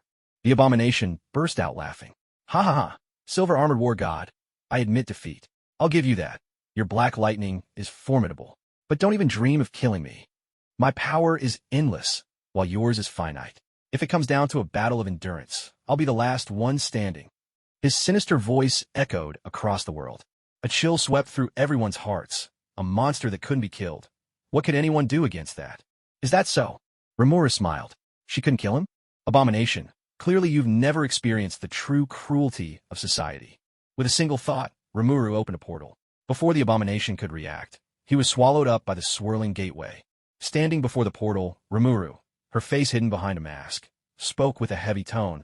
Her presence as cold and resolute as the wind before a frozen river, embodying a hero ready to sacrifice everything for the world. Can't be killed? Then I'll seal you away forever. Abomination, even if it takes everything I have, I will never let a demon like you plague this world again. In that instant, billions of eyes across the globe grew misty with emotion. Just moments ago, they had doubted her, suspecting that Remuru was the real monster. They were wrong. They had been blind. How could they have misunderstood such a noble and selfless hero? Damn, how could they be so foolish? How could they let their hero shed both blood and tears? Smack! Countless people slapped themselves in shame. Compared to the silver-armored war god, their own hearts felt so filthy. Forgive us. It wasn't just the general public. Even politicians felt a pang of guilt. Iron Man found it strange. Was Remuru really such a noble soul? How had he never realized? With unwavering steps, Remuru walked toward the portal, leaving behind a slender yet towering figure for the world to remember. Long Island Villa. The portal closed. Remuru removed her mask, gazing at the Abomination. She licked her lips. All right, time for dinner. Seeing Remuru advance on him step by step, the Abomination's face twisted with terror. He shrieked, "What are you doing? Stay back. If you come any closer, I'll call the police." Yammy. Remuru let out a quiet burp. Honestly, devouring the Abomination left her feeling even more at peace than she had imagined. Leave the goodness to the world, and take the darkness upon herself. Remuru truly was a superlatively noble soul. Analysis complete. Acquired. Ability to mimic Abomination. Acquired. Abomination's rebirth and regeneration. Integrated with inherent skill self-regeneration. Evolved into unique skill, super speed regeneration. Acquired Abomination's ability, super endurance. Existing skill, physical attack resistance has been integrated and evolved into physical attack immunity.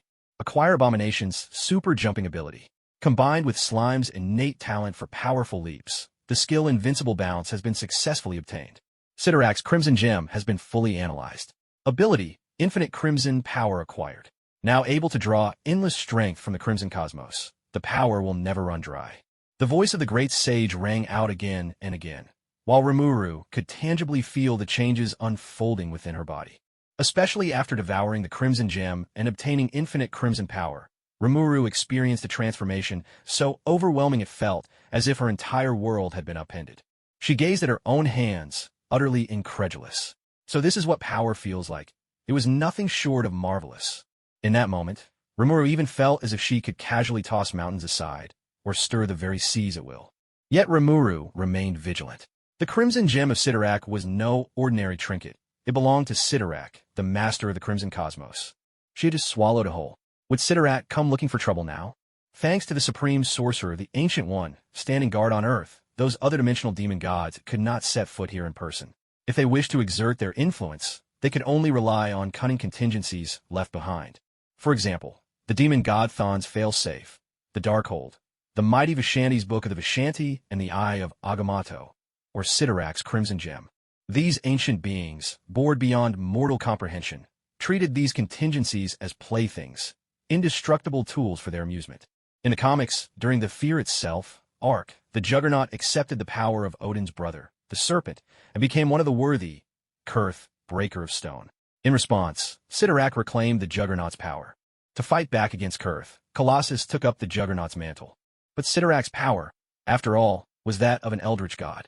It carried tremendous side effects. It could easily drive its wielder into a frenzy, turning them into nothing more than a rampaging brute. Later, Colossus absorbed a fifth of the Phoenix Force.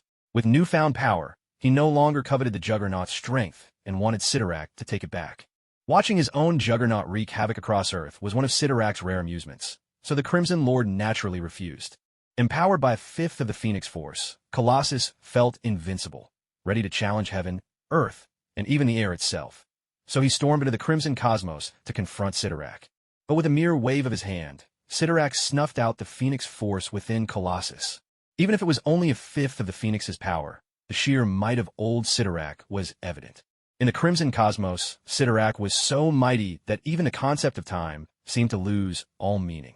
Within the Marvel Universe, Sidorak ranks just beneath the Vishanti and the four great abstract entities: Eternity, Infinity, Death, and Oblivion. Even Galactus has had to take his turn. Sidorak is truly a powerhouse among powerhouses. Unlike Juggernaut and Abomination, who channel the Crimson Gem's power in the usual way, Remuru simply devoured it, consumed and digested it completely. In essence, Remuru destroyed Sidorak's foothold on Earth and wiped away one of his few remaining amusements. Rimuru has no illusions. There's no way Sidorak is going to take this line down. On high alert, Rimuru links the skills Great Sage and Magic Sense, elevating her mind and perception 1,000-fold. She's bracing herself for a sudden assault from the Crimson Lord. 5 minutes pass. Nothing happens at all. The expected wrath of Sidorak never materializes. She doesn't even feel that chill of being watched by Sidorak. Rimuru lets out a sheepish laugh, somewhat embarrassed, but also relieved. It's clear that, for now, Rimuru is still no match for an overlord like the Crimson Lord. She realizes that, for Sidorak, a gem she thought was world-shakingly powerful is probably little more than a stray hair. What Rimuru doesn't know, though, is that Sidorak has already made his move. Waves of backlash from the Crimson Cosmos flood toward her, each far surpassing the limits of the power the Crimson Gem should be able to grant. That's actually the source of Rimuru's newfound illusion, that she could toss mountains with a wave of her hand. But, in truth, it's no illusion at all. What the Crimson Lord doesn't realize is that Rimuru is nothing like any Juggernaut he's ever chosen before. Rimuru possesses an invincible unique skill, Predator, with a supremely overpowered ability called Isolation. Any harmful effect that Predator can't analyze will simply be purified and converted into magicules. To Rimuru, even the side effects of the Crimson Power are just more magicules, another kind of nourishment.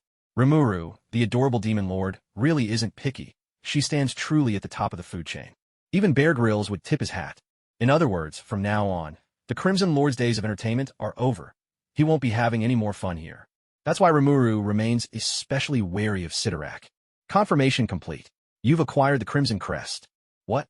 Hearing the voice of the great sage echo in her mind, Rimuru is taken aback.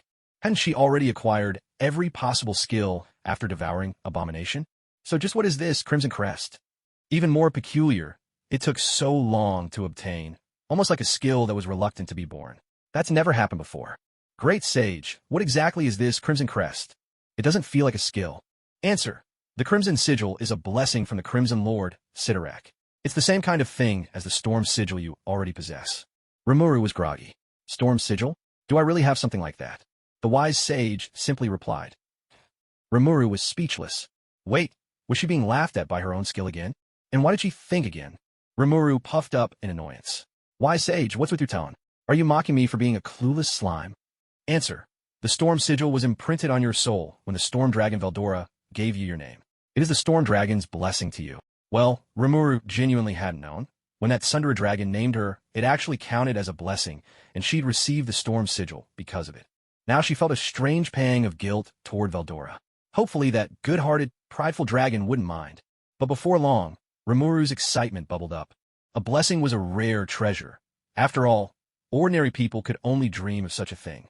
Doctor Strange, for example, received the blessing of the Vishanti because of his extraordinary magical talent. From then on, in the Marvel Universe, there were two types of wizards, those called Strange and all the others. Remuru had never imagined that after swallowing Sidorak's Crimson Gem and ruining his fun, not only did Sidorak not get angry, he even bestowed a blessing upon her. Wait a second, was the Crimson Lord actually this good-natured? It was as if a brooding teen had spent ages shouting, "If heaven stands in my way, I'll defy the heavens." And then the heavens, hearing this, quietly tossed him a lollipop. Was she just being treated to a snack by Sidorak? After worrying and being on guard for so long, it turned out the Crimson Lord didn't care at all. Oh, the irony. She was crestfallen. Wise sage, what exactly does the Crimson Sigil do? By possessing the Crimson Sigil, you may now draw power from the Crimson Dimension in the future. The power of all your magic will increase by 100%. If you use magic created by the Crimson Lord, its power will increase by 1000%. What the? Rimuru's eyes nearly popped out of her head. Oh my goodness, this Crimson Sigil is so overpowered. That lollipop tasted amazing. She couldn't get enough. Rimuru's battle with the Abomination, broadcast live around the globe, had an impact far beyond anyone's expectations. For the first time, humanity realized that there truly existed monsters like the Abomination, beings capable of punching through layer after layer of the U.S. military's defenses with ease. Since humankind climbed to the top of the food chain, nothing like this had ever happened. It was simply unimaginable. This revelation filled everyone with dread, and a sense of crisis swept over the world like never before. Countless nations, almost in unspoken agreement, began pouring more resources into weapons development. The livestream hadn't ended yet. On the ruins of what was once an airport, swarms of rescue workers appeared, commencing their busy, methodical efforts to deal with the aftermath. Comparison only amplifies the shock. With so many humans now visible for scale, the world finally grasped just how terrifyingly powerful Rimuru's black flame, thunder truly was, and how grotesquely resilient and outrageous Abomination's vitality could be. Even an attack as cataclysmic as black flame, thunder, couldn't wipe out Abomination. Could the silver-armored war goddess really succeed in sealing away Abomination? And what if Abomination managed to break free again? To be honest, the very existence of Abomination had left a psychological shadow in everyone's hearts. At S.H.I.E.L.D., Director Fury stared wordlessly at the massive crater black flame thunder had blasted into the earth. Rimuru's strength was even more unfathomable than he'd imagined. This was both a blessing and a curse. The good news: with Remuru, this human-shaped nuclear deterrent, stationed here, Earth would be much safer. The bad news: the button to this nuclear bomb was not in his hands. He couldn't help but recall the promise he'd just made when he sent Romanoff to ask Remuru for help. The thought only made his headache worse. What sort of conditions would Remuru demand? Hopefully, the price wouldn't be too steep. At Hydra, the members exchanged uneasy glances. They had witnessed Abomination's power firsthand. Yet, to think that such a monster was so easily defeated by a single masked girl.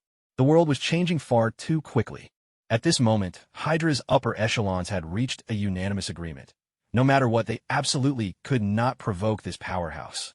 If you ever run into the Wind God and he's out of power, just drop the mission and run for your lives. In Hell's Kitchen, in an instant, Kingpin, the Russian mob, the Mexican cartels, and numerous other criminal gangs all shriveled up. Even though Rimuru had never meddled in their affairs before, you never know what might happen. And after all, superheroes love nothing more than cracking down on crime. Unspoken, all the gang leaders started reining in their people, instructing them to keep a low profile for the foreseeable future. For a time, New York's crime rate dropped noticeably. Daredevil, the Punisher, the Defenders. Every superhero group in the city had their worldview upended. Only now did they realize that there existed such a powerful superhero in their world. Rimuru's appearance was like a shot of adrenaline to their cause. Justice will prevail. As for the vampires, werewolves, and other denizens of the underworld, panic swept through their ranks. The deeper one dwelled in darkness. The more clearly one understood Rimuru's might. Forget the world-shattering black flame thunder. The mere aura of demonic energy emanating from Rimuru was enough to make them tremble in fear. The vampire elders wasted no time warning the unruly younger generation. Under no circumstances were they to cross Rimuru. Lately, everyone's been keeping as low a profile as possible. The vampire farms are hidden away as deep as they can go. If there's no way to conceal them, they're destroyed at the first sign of trouble. They absolutely cannot afford to leave any evidence for this mysterious mage to seize upon. Otherwise, they might bring about the extinction of their entire race. A vengeful superhero alone isn't so terrifying, but a superhero with such unwavering hatred for evil and the power to wipe out an entire species with a mere wave of her hand, that's what truly makes them shudder. Rimuru's presence hangs over the entire shadowy underworld like a sword of Damocles, suspended above the heads of every hidden clan. This makes all those secret societies tremble with fear. Even the various demons and dark gods have been startled by Rimuru's sudden appearance. Not every demon lord is as powerful as Dormammu or Sidorak. After all, some of the weaker ones, like Stannis, have become all the more cautious. Aside from the Ancient One, now Earth has yet another mighty mage. Fortune has clearly turned its back on them. It seems best to keep their heads down from now on. Otherwise, they might end up losing their lives for nothing. Meanwhile, in Asgard, Heimdall knelt before Odin, king of gods. Great All-Father, a powerful mage named Rimuru has appeared once again in Midgard. Her magic is extraordinarily strong and unique. She wields the power of the Vishani, yet she is not one of the white magicians. In fact, she seems more like a demon. Just now, I sense that the Crimson Lord bestowed a blessing upon her. I beg the All-Father for divine judgment. The Crimson Lord bestowed a blessing upon her. Odin's brow furrowed, and he fell into deep thought. The Crimson Lord is nothing like the impartial Vishani. His power is steeped in wickedness. That ruby that created the Juggernaut, while not much in Odin's eyes, was already destructive enough. But this time, it's a blessing that's been given. That's something else entirely. What is Sidorak planning? Is he trying to meddle in the Nine Realms? Before Odin could speak, Thor, wielding Mjolnir, burst out eagerly. If the evil god Sidorak has given her his blessing, then she must be a major villain. Asgard's duty is to guard the Nine Realms. Now that such a fiend has appeared in Midgard, it's our responsibility to act. Father, I request permission to go to Midgard and destroy this evil. Odin looked displeased. Thor, you're not just a warrior, but the future king of Asgard. A wise king never seeks out war.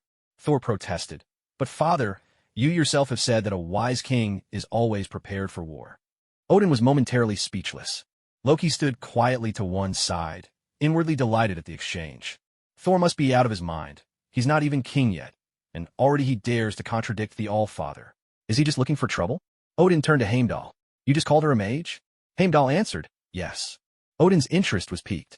Midgard is under the protection of the Sorcerer Supreme, the Ancient One. Did she not try to eliminate her? Heimdall replied, with respect, Father, the Ancient One treats her as an equal, even allowing her to read the books of Kamartaj. In fact, Remuru herself called the Ancient One her teacher, and the Ancient One did not refuse. As equals, Odin was deeply surprised. After all, the Ancient One was a being on par with himself. Had another master of such caliber appeared in Midgard? No, that couldn't be.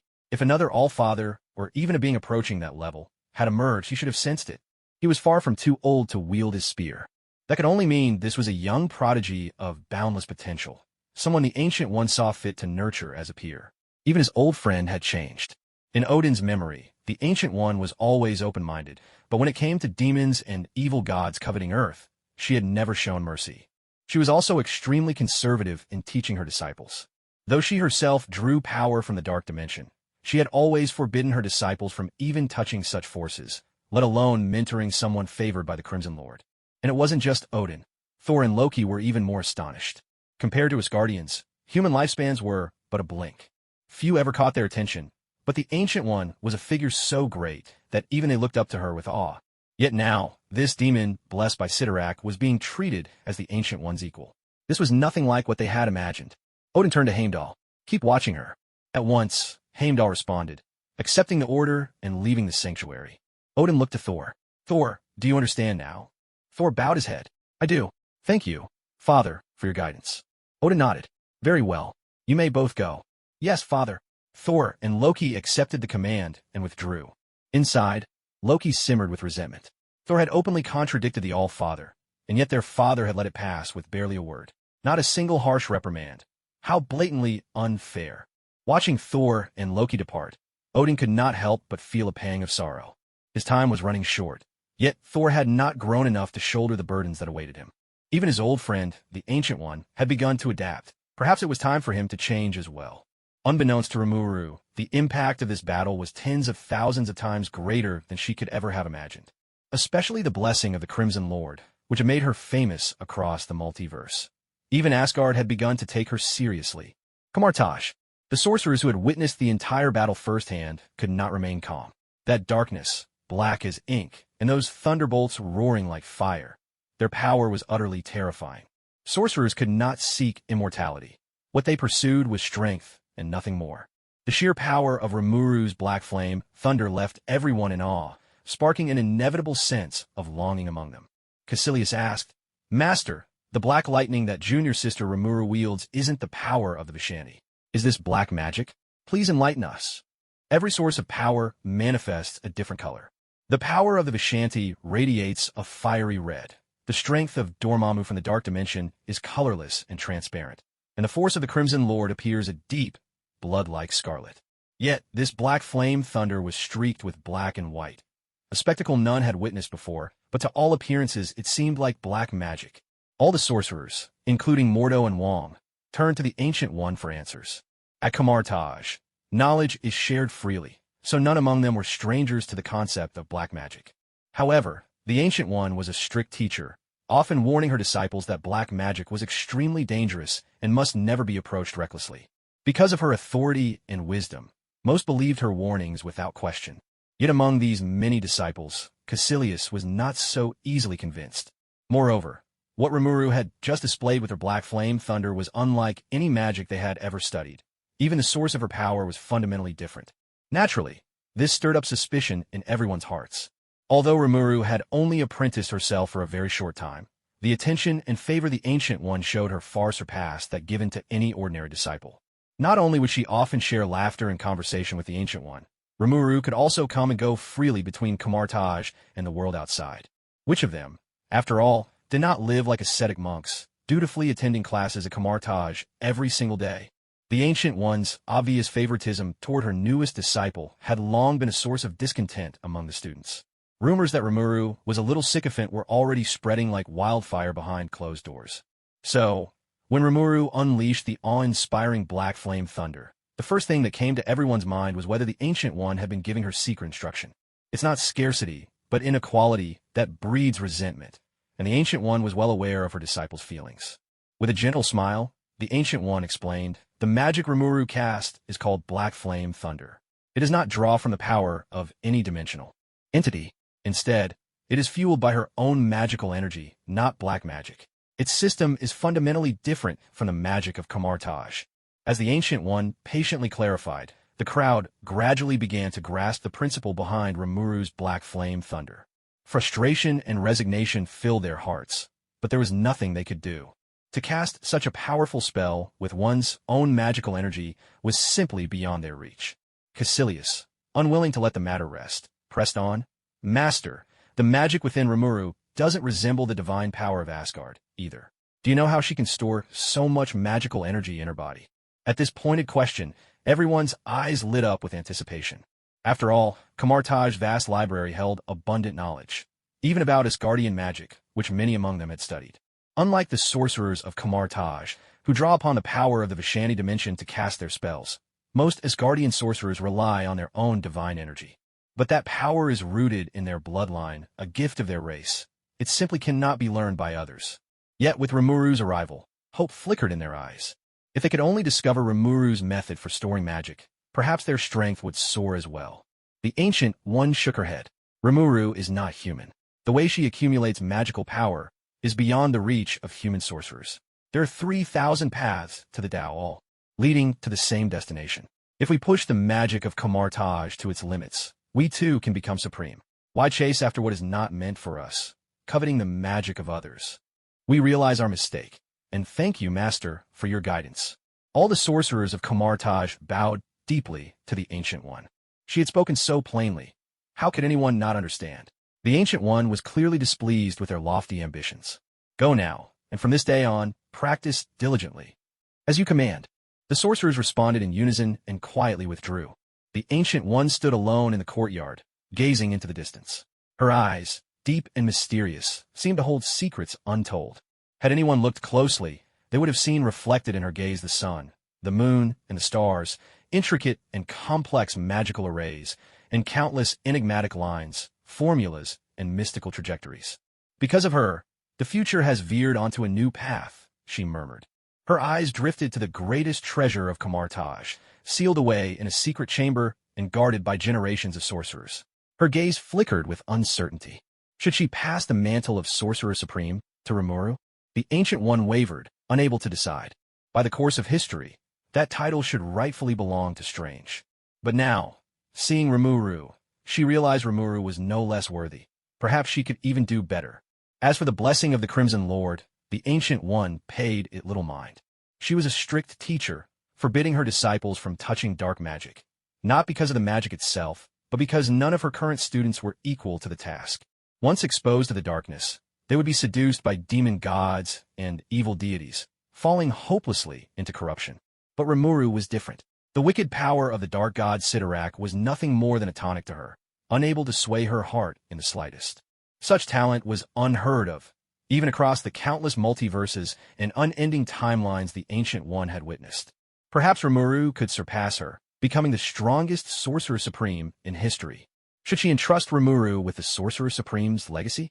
The inheritance of Sorcerer Supreme was not merely the passing down of the Eye of Agamotto.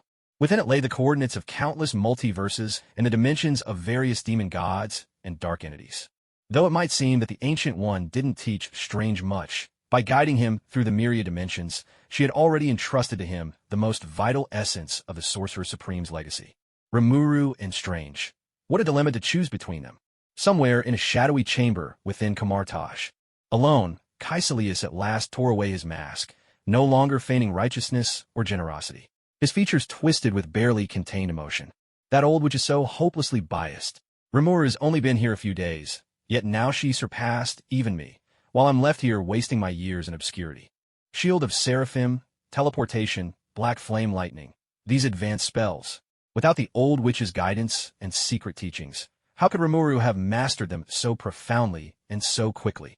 Caecilius brushed the crow's feet at the corner of his eye, his voice seething with resentment. If I draw on Dormammu's power from the dark dimension, I could gain immortality. That old witch secretly practiced it herself, enjoying a long life, but forbids us from even trying. If she won't share it, then I'll take it for myself. But she's far too powerful. I can't move recklessly. I must plan every step carefully, or I'll be dead before I even finish the summoning ritual. Meanwhile, across Camartage, a tide of discontent and darker thoughts began to spread wildly among many of the sorcerers. Wherever there are people, there are rivalries. Camartage is no exception. The Ancient One was truly a great hero, a guardian of Earth civilization. But as with any mortal, she had her flaws. She was not the best mentor nor the ideal leader. Perhaps she had simply lived too long, grown weary of the endless infighting within Camartage walls, and had chosen to let things unfold with a shrug, indifferent to the turmoil. Yet her hands-off approach was interpreted by the sorcerers as silent approval. On the surface, Camartage appeared harmonious, but behind closed doors, there was no shortage of sordid intrigue. Today, Rimuru's performance on the battlefield had prematurely ignited the darkness lurking in the hearts of Camartage sorcerers. Once again, the world was set adrift by the flutter of this small butterfly's wings, Rimuru's. Remuru herself had no inkling of the storm her actions had stirred across the 9 realms and countless dimensions. As far as she was concerned, life hadn't changed much at all. On television, every channel was flooded with news of the Abomination's rampage in New York and the timely interventions of the silver-armored war god and Iron Man. This time, the media spared no effort in their praise, showering both Remuru and Iron Man with unbridled accolades. Even the Daily Bugle, usually eager to nitpick, had nothing negative to say. In fact, it made perfect sense. The American mainstream is no stranger to political correctness, sometimes even more stringent than major Eastern powers. Just look at the trend toward diversity and representation in Hollywood blockbusters over recent years, and it all becomes clear. This time, the attack on New York by Abomination was no less devastating than 9/11. Politicians, news media, renowned professors, each more astute than the last, certainly wouldn't make the mistake of putting themselves in a difficult position at such a time. The military was left battered and humiliated by Abomination's rampage. Although Lennox took the fall, it couldn't hide the fact that the U.S. Armed Forces performed abysmally this time. Yet the military's series of maneuvers truly opened Rimuru's eyes. Despite the obvious defeat and disastrous performance, the military brass swiftly shifted their narrative, loudly promoting the monster threat theory. Hulk and Abomination were dragged out as cautionary tales, while Iron Man and even Rimuru himself were used as points of comparison. After a host of arguments, they arrived at a single conclusion. A new era had dawned, and America now faced unprecedented challenges and grave threats. In short, U.S. military weaponry had become outdated and urgently needed more research funding. As the saying goes, the squeaky wheel gets the grease. Incredibly, the military's cries for help succeeded. Congress approved nearly $50 billion in special funding. Such maneuvering was nothing short of astonishing. Aside from Lennox, who took the blame, the military underwent a sweeping personnel reshuffle. Clearly, this was yet another round of political gamesmanship. Winners advanced, losers were ousted, but none of this concerned Remuru anymore. We bring you some unfortunate breaking news. While Iron Man Tony Stark was locked in battle with Abomination, his Malibu beachfront mansion was attacked by unidentified armed assailants. The screen shifted, showing the Malibu villa reduced to ruins and scattered debris. The terrorist target was the Iron Man suits. Clearly, this was a premeditated and egregious terrorist attack. Fortunately, Mr. Stark had installed anti-hijacking systems in all his suits. Every suit self-destructed, preventing them from falling into terrorist hands. We strongly condemn the terrorists' actions, and our station will continue to follow up on the investigation. The news report startled Remuru. Armed mercenaries chose the moment Tony was fighting Abomination to steal his suits. That was utterly shameless, an infamy that would last for generations. Immediately, Remuru thought of Hydra. Hydra had been scheming to get their hands on Tony's suits for a long time. Senator Stern, who spoke at the hearing, was in fact a hidden Hydra operative. Remuru and Tony had always been on good terms. As a friend, when something happened at Tony's home, it was only right to go and check on him. After a quick conversation with Pepper, Rimuru opened a portal to one of Tony Stark's other villas in California. Though this villa didn't open directly onto the Pacific, it was still set in a beautiful environment, and the interior design was nothing short of exquisite. When Rimuru arrived, Tony was listening to music and enjoying a drink, looking as carefree and relaxed as could be. Rimuru was taken aback. This was nothing like what she had imagined. His home had been blown to ruins, his prized suit nearly stolen. Did none of that bother him at all? Any normal person would be furious. This was definitely unusual. But when Tony Stark saw Rimuru step out of the fiery red portal, his eyes lit up with excitement. So, this is a magic portal? Incredible. Don't close it yet. Let me take a closer look. Without waiting for a reply, Tony started analyzing and studying the portal, and before long, he was completely absorbed in his research. In no time, he was building model after model. Tony's way of interpreting magic through the lens of science was so impressive that even Rimuru couldn't help but be amazed. Could Tony have a talent for magic? It's hard to say for the MCU, but in a short comic called What If?, Tony Stark actually replaced Doctor Strange and became the Sorcerer Supreme. That story takes place in the parallel universe Earth, 9810. Iron Man and Doctor Strange met at a party, hit it off, and quickly became close friends who shared everything. After the party, a tipsy Tony insisted on taking Strange for a drive, but they ended up in a terrible accident. Doctor Strange's hands were shattered, and his medical career was over. Racked with guilt, Tony swore to heal Strange's hands. After exhausting every scientific method and failing, he stumbled upon the existence of Kamartaj. So, he brought Strange to Kamartaj in search of a cure, where the Ancient One took notice of Tony and made him the new Sorcerer Supreme. Not long after Tony took on that mantle, Dormammu invaded Earth. Tony invented a suit of armor capable of casting spells on its own, and he piloted it to defeat Dormammu. As for Strange's hands, well, in the end, they still couldn't be fixed. Of course, that's just a story from a parallel universe. As for the MCU, who really knows? Watching Tony so thoroughly engrossed in his research, Rimuru smiled, feeling a bit more at ease. Iron Man truly lived up to his name. Nothing could ever keep him down. Perhaps that's the greatest quality of a true superhero. Rimuru's eyes wandered to the fine liquor on the counter, and she licked her lips. Tony was so wealthy. A taste or two surely wouldn't matter to him. Sampling Tony's prize collection, Rimuru felt no guilt at all. Pop! The cork came free, and Rimuru poured herself a glass. A careful sip, delicious. No wonder it was part of Tony's special reserve. Outstanding. But sipping from a glass was a bit too slow for her taste. Without hesitation, Rimuru lifted the bottle and started drinking straight from it. One bottle after another. Pure satisfaction. Taking it easy with a few drinks, Tony really did know how to enjoy life. Half an hour later, Tony Stark had built hundreds of models, and by now, he'd basically figured out the principles behind teleportation. But as for opening a portal himself, that was utterly impossible. It was like knowing how an airplane flies, but that didn't mean you could actually build one. What's more, Tony always sensed that opening a portal required something extra, a kind of medium like a key of sorts.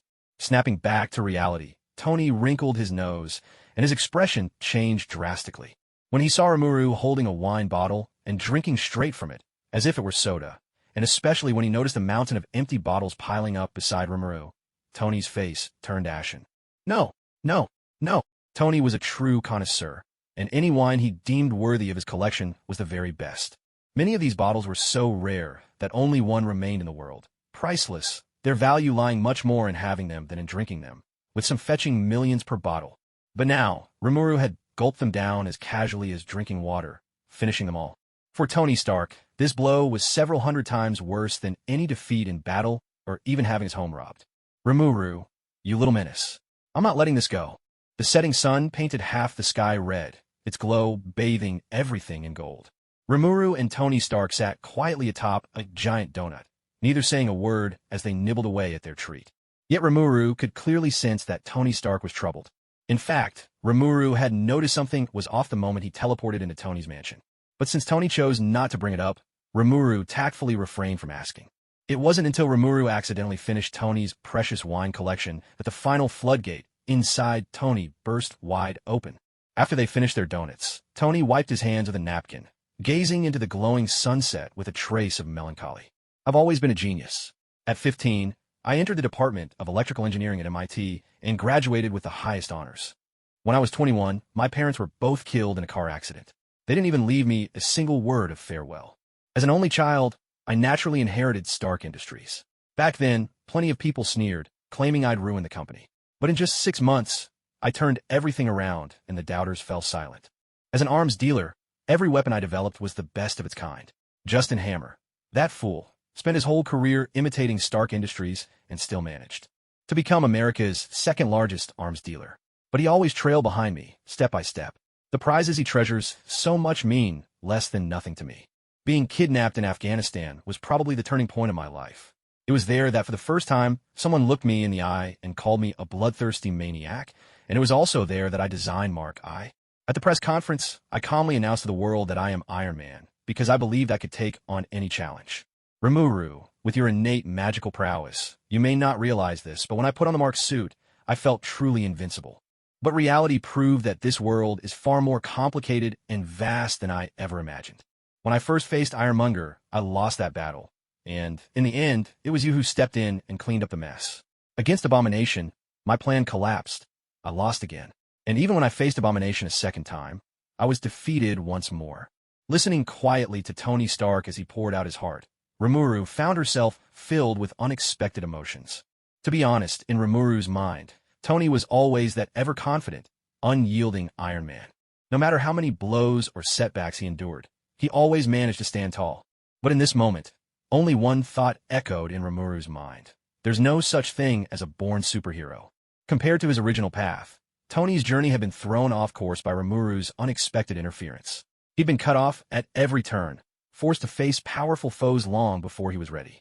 One defeat might be manageable, but defeat after defeat, such a relentless string of failures would crush anyone's spirit. And, to make matters worse, Remuru's own dazzling achievements were always right there, casting a long shadow. You could say that Tony was now living perpetually in Remuru's shadow, constantly being compared to her. And, unfortunately, he always seemed to come up short. Each failure was like a fresh wound, each comparison a twist of the knife. The pressure Tony bore was far greater than Rimuru had ever imagined. Rimuru suddenly recalled that scene from the movies, where Tony suffered from anxiety attacks. There really are no born superheroes. Rimuru had simply imagined Iron Man as something superhuman. On the road to growth, you don't just need people to tell you, that was terrible, but also those who say that was brilliant. Tony needed more encouragement. After a long silence, Tony finally voiced the question that had been gnawing at him. Rimuru, do you think I'm just not cut out to be a superhero? Rimuru considered for a moment. Her expression grew earnest, and she nodded. Yes. Tony stared at her, stunned, his mouth half open, unable to speak. It was as if he'd taken 1,000 critical hits straight to the heart. Rimuru patted Tony on the shoulder, offering a bit of comfort. Don't lose heart, Tony. That's just how life goes up, down, down, down, down, down, and down again. If you don't give it your all, you'll never truly know what despair feels like. Ouch! Tony Stark clutched his chest, nearly coughing up blood in disbelief. He must have been out of his mind to confide in Rimuru. Tony, failing a few times isn't the end. Even if you fail 99 times, keep going, make it a nice round 100. Tony Stark could no longer hold back his irritation. With a loud clang, he gave Remuru a few hard knocks on the head. However, thanks to Rimuru's immunity to physical attacks, he didn't feel a thing, and his expression only grew more infuriatingly smug. Tony Stark was so angry, he practically ascended to nirvana on the spot. You little brat, are you trying to piss me off so you can inherit my fortune? Rimuru feigned surprise. Wait, I can inherit your fortune? Oh my, Tony, you're just too good to me. I'm so touched. Don't worry. You can rest in peace. I'll take care of Pepper for you. And as for Stark Industries, I'll make sure it flourishes under my watch. Tony Stark suddenly lunged forward and grabbed Rimuru by the neck. Scoundrel, you want to take care of Pepper for me? You never mess with a friend's wife. You lecherous slime. Our friendship ends here. Slimes don't need to breathe, Tony. You can't kill me. Oh, and did I mention? I've watched 700 episodes of Detective Conan, mastered over 600 ways to commit murder. I'm an expert in more than 200 locked room mysteries, know hundreds of poisons, and I'm a pro at creating airtight alibis. So, Tony, how would you prefer to die? You perverted slime. Even if the grass is 3 feet tall over your grave, I still won't die. That's impossible, you know. I can live at least another 1,000 years. Tony, I'll take good care of your inheritance. Pay me back. Come on, with our relationship, talking about money is so tacky. Pay me back. Tony, I'm disappointed in you. I didn't think you were that kind of person. Pay me back. Talking about money just ruins the friendship. Pay me back. Remuru. It's not having weaknesses that's scary, but arrogance and pride. Being weak for a time isn't terrible, but losing your fighting spirit is. As long as there's room for improvement in the Mark suit, Iron Man's progress will never end. As long as technology can still advance, the strength of Iron Man knows no limits. Hearing Rimuru's words, Tony Stark's eyes widened in astonishment. Was Rimuru really capable of saying something so profound? As long as technology can still advance, Iron Man's strength knows no limits. My God, is this what Rimuru truly thinks of Iron Man? At that moment, Tony Stark was moved to his core, his blood racing, and even his soul seemed to tremble with excitement. Marvelous, simply marvelous. Tony Stark's eyes sparkled with delight as he looked at Rimuru. Rimuru, you really are my soulmate. Got anything else? Seeing Tony's praise me. Come on, praise me. Puppy dog expression. Rimuru was utterly speechless. You're Iron Man for goodness sake. At your age, can you not be so childish? Rimuru thought for a moment, then spoke solemnly. A body of flesh and blood, a heart of steel, with human strength to stand shoulder to shoulder with the gods. In an instant, Tony Stark's eyes lit up, sparkling with excitement. Marvelous, absolutely marvelous. Tony looked at Rimuru with a bashful grin. Is there more? Oh, come on. Rimuru was so close to punching that smug, infuriating face of his. He was shameless beyond belief. Rimuru asked, so, the line I just said, how much is it worth? Tony pondered for a moment. A mortal body, a heart of steel, with human strength, you stand shoulder to shoulder with gods. A quote like that? Priceless, of course. Remuru burst out laughing. Priceless, huh? So that means my debt's paid off. Sorry, there's nothing more. Tony Stark. Talk about being practical. Just then, a man in a black leather jacket and eye patch, Nick Fury, stood beneath the giant donut. Iron Man and Blue Angel, would you two mind coming down from the donut? Rimuru looked over. If it wasn't Fury, then who else could it be? But wait, when the world was Blue Angel. What's this Blue Angel supposed to mean? After the incident at the international airport, many of the people you saved were extremely grateful. Blue Angel is a hero name one of them gave you. Calling slime an angel? Then again, Satan used to be an angel too. Tony, would you shut up already? What? It's not like I'm wrong. I don't care, you're not allowed to say that. You're being unreasonable. I am being unreasonable, and there's nothing you can do about it. That's what you get. Watching Rimuru and Tony bicker and tease each other, Nick Fury couldn't help but smile. With Rimuru acting so down to earth, showing no arrogance despite her strength, Fury felt much more at ease. There's all sorts of nicknames for you online. Deep Sea Siren, Azure Maiden, Miracle Girl, Princess of Dark Thunder. Wait, what's with this Deep Sea Siren nonsense? Rimuru couldn't help but complain. Who came up with these hero names online anyway? Sirens were sea monsters with the faces of women and the bodies of birds, notorious for luring sailors to their doom with their singing. They even liked eating people, pure, unadulterated evil. Sure, Rimuru was a slime, a monster, but she was more than confident in her own character. Was she the kind of slime who went around eating people? The people who call you Deep Sea Siren are mostly fans of your voice. They say your voice is enchanting, like you're singing when you speak, and it has a magical quality. As for Deep Sea, I think it's because of your hair color. Rimuru rolled her eyes. So, was she supposed to thank them for that? Seeing Rimuru fuming, Fury found it a bit amusing. So, do you like any of these names? Rimuru thought for a moment and said, let's call myself the Azure Angel. Princess, girl, maiden, those names all sound too pretentious or too weak. Angel just sounds better. It instantly gives off a good vibe, full of positive energy. All right, from now on, whenever the newspapers, websites, or TV stations report about you, you'll be known as the Azure Angel. Remuru nodded. She knew well the kind of influence Shield wielded. Since Nick Fury said so, it meant that all those random, messy nicknames would disappear from the internet. For Rimuru, that was definitely a good thing. With Rimuru's new heroic title decided, Tony Stark turned to Nick Fury and asked, so, what brings you here this time? Don't tell me you're here to invite us to join your so-called Superboy squad again. Tony's sarcasm didn't bother Fury at all. Instead, he looked around at their surroundings. Are you sure you want to have this conversation here? Rimuru responded, you're right, this isn't the best place for secrets. Come with me. With a silent thought, Rimuru opened up a portal. In an instant, the three of them arrived at Rimuru's Long Island villa. As the director of S.H.I.E.L.D., Fury was used to living on the edge between the ordinary and the bizarre, but this display of teleportation still shook him. Unlike most people, Fury's first thought was, threat. This power of Rimuru's was impossible to guard against. To Rimuru, S.H.I.E.L.D. might as well be her own backyard. How could there be any secrets left? Portals can't go to places I haven't visited before, so there's no need to worry. Rimuru had seen right through him, but Fury didn't feel the least bit embarrassed. On the contrary, he was quite pleased by Rimuru's reassurance. As a clever man, he liked dealing with other clever people. He found himself appreciating Rimuru more and more. When facing someone smart, there was no need for any more beating around the bush.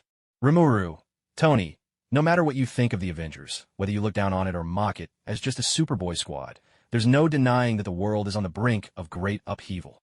The world needs more superheroes. All those with power need to join forces and unite under one team. Fury spoke with passion and conviction, but Rimuru and Tony remained silent, their lack of response leaving Fury in an awkward spot. Still, years of experience had made his skin thick as armor. He could keep the monologue going and make it sound just as compelling. This is both the best and the worst of times for humanity, peace and prosperity, yet people are sliding into decadence and numbness. People criticize heroes, question justice. A hero may risk life and limb, only to be overshadowed by celebrity scandal. How many people still believe in the miracles and inspiration brought by that kid from Brooklyn named Steve Rogers these days?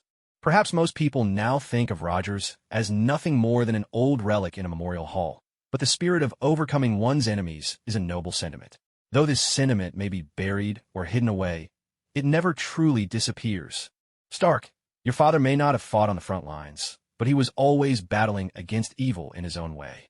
He dedicated himself to the Manhattan Project, inventing a weapon that only needed to be fired once, which led to Japan's surrender. After the war, he and Miss Carter co-founded S.H.I.E.L.D., devoting his entire life to safeguarding world peace. Wait a minute, did you just say my father helped found S.H.I.E.L.D.? Tony Stark had been unmoved until he heard that his father and Agent Carter had together created S.H.I.E.L.D. The revelation took him completely by surprise. He honestly hadn't known this before. Nick Fury let out a sigh of relief at Tony's reaction. Finally, after such a long one-man performance, he'd managed to spark some genuine interest in Tony. It really hadn't been easy. Fury didn't hold back. He began to recount in great detail various stories about Howard Stark's role in establishing S.H.I.E.L.D. The message was clear. S.H.I.E.L.D. was Howard's legacy, and by joining the Avengers, Tony would actually be carrying on his father's work. I'm not opposed to joining the Avengers, Tony said, but if I do, I have to be the team leader. Fury didn't agree, but he didn't refuse, either. Instead, he turned to look at Rimuru. Rimuru didn't hesitate for a second and rejected the idea outright. Don't look at me. I don't have a dad who founded S.H.I.E.L.D. There's no way I'm joining the Avengers. What was so great about joining anyway? Not only would it be thankless work, but there'd be all kinds of restrictions too. Remuru had no intention of saddling himself with a boss. Why go looking for trouble? Remuru, as Earth's mightiest superhero, there are things you simply can't run from.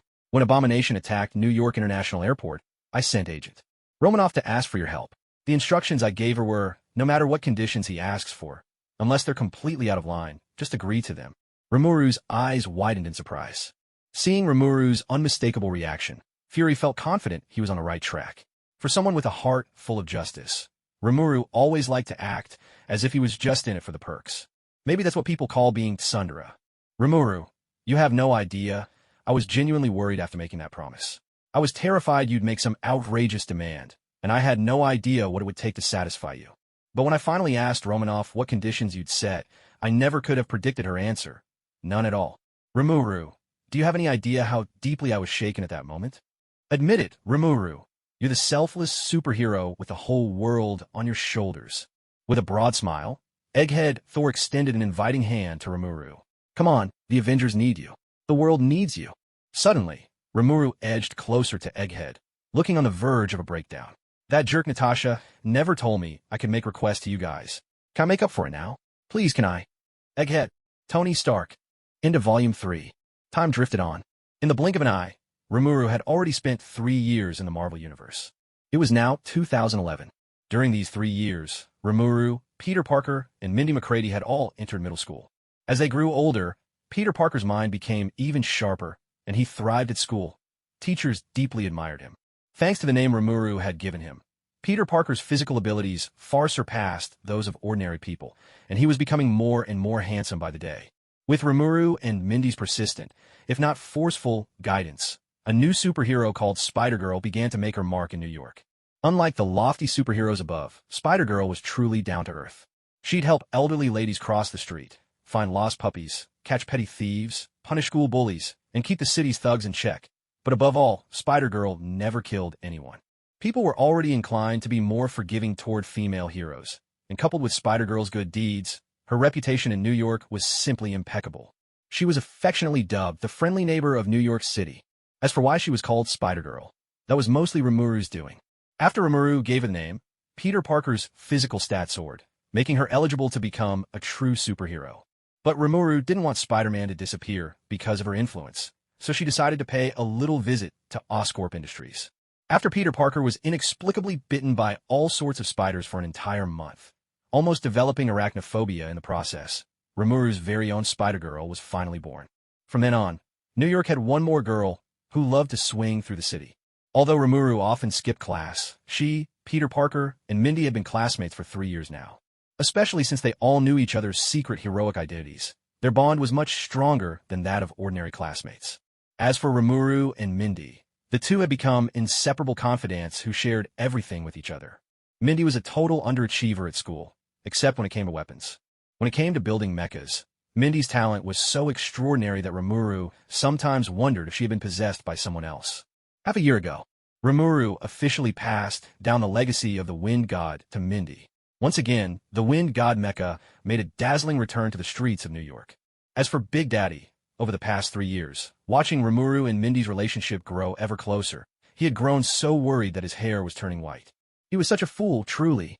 He had actually handed Mindy over to Remuru, this so-called witch, with his own hands. What a terrible mistake he had made. What on earth did the witch want? Could it be that she planned to raise his precious, obedient daughter, only to take over her body when she grew older? The more Big Daddy thought about it, the more plausible it sounded. 3 years had passed, and Rimuru's appearance hadn't changed in the slightest. This made Big Daddy suspect that Rimuru, the witch, must have been cursed, forever remaining a child. And that was why she had set her sights on Mindy. Oh, what could possibly save his daughter now? Because of this, Big Daddy became ever more obsessed with the mystic arts. Over the past 3 years, he had visited countless sacred mountains, ancient temples, and grand shrines in his search for answers. But as everyone knows, true cultivation requires fate and fortune, and clearly, Big Daddy had neither. As for the question of growing up, it was indeed something that vexed Rimuru. Miss Shizue's appearance was already youthful and petite, and after Rimuru inherited her looks, she became even smaller. She was now the very picture of a blue-haired little girl. The growth cycles of monsters and humans are entirely different.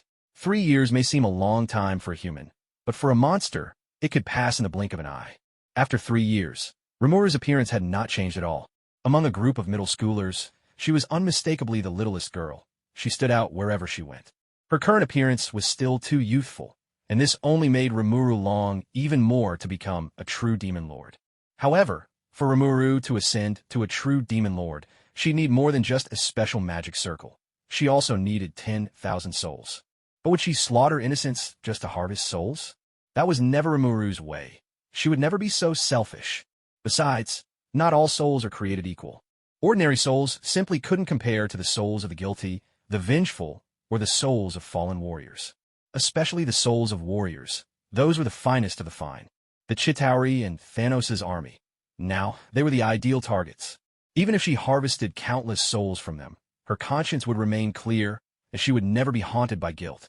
As for vengeful souls, Rimuru already had a target in mind. It was the Saint Venganza contract in the hands of the previous ghostwriter, Carter Slade. That contract sealed away 1,000 of the most exquisite vengeful souls. Each of those 1,000 souls was of the highest quality. Even Mephisto's son, the demon Heart of Darkness, had never forgotten them.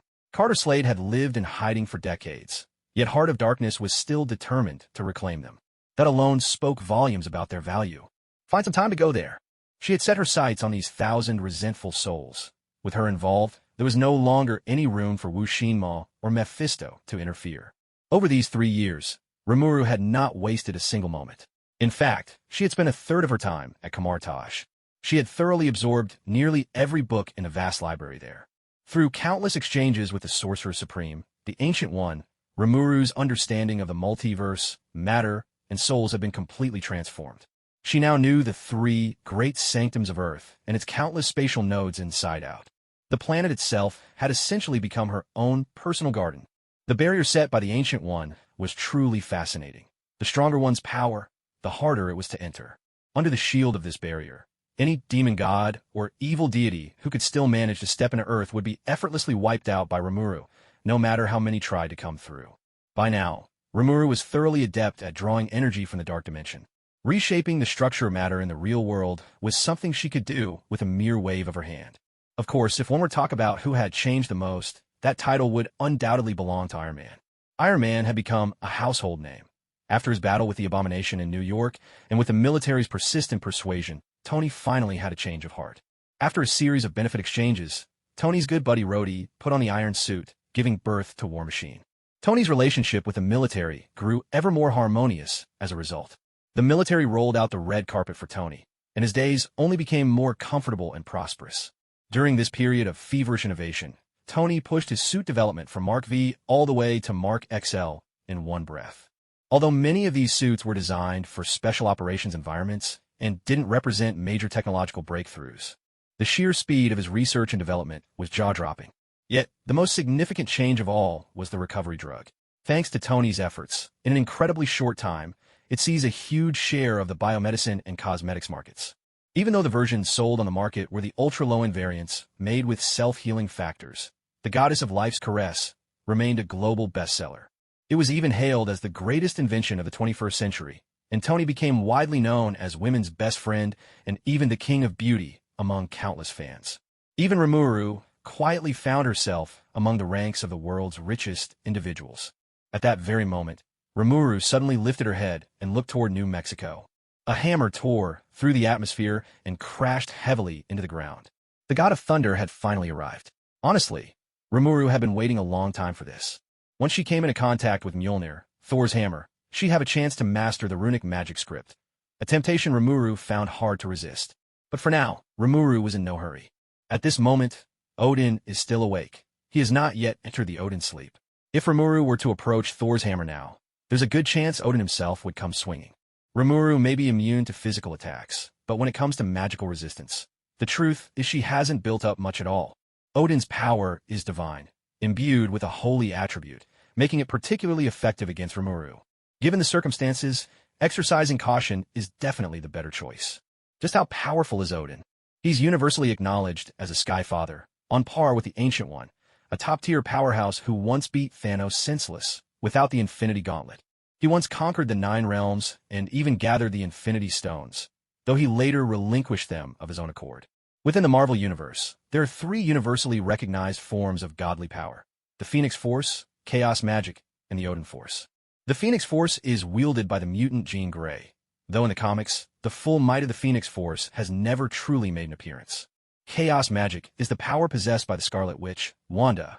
When Wanda is in control, she can fend off Thanos with one hand while destroying the Mind Stone in Vision's forehead with the other. The more Wanda loses herself, whether through rage or delirium, the more terrifying her power becomes. During the House of M storyline, Wanda once stripped 98% of Earth's mutants of their powers with a single sentence. As for the Odin Force, it stands shoulder to shoulder with those other two, which should give you a sense of its magnitude. Strictly speaking, the Odin Force should be called the power of the King of Asgard. It's been known as the power of Bor, the Odin Force, and the Thor Force at different times. Before he faded away, Odin warned Thor that Asgard was never merely a place. Asgard is wherever its people are. Even after Ragnarok and the utter destruction of Asgard, the Thor Force still remained. Remuru suspects that the true nature of the Odin Force is actually a kind of power of faith. Of course, it might also be a fusion of royal Asgardian bloodline and the collective belief of its people. To be honest, Rimuru is quite intrigued by the Odin Force.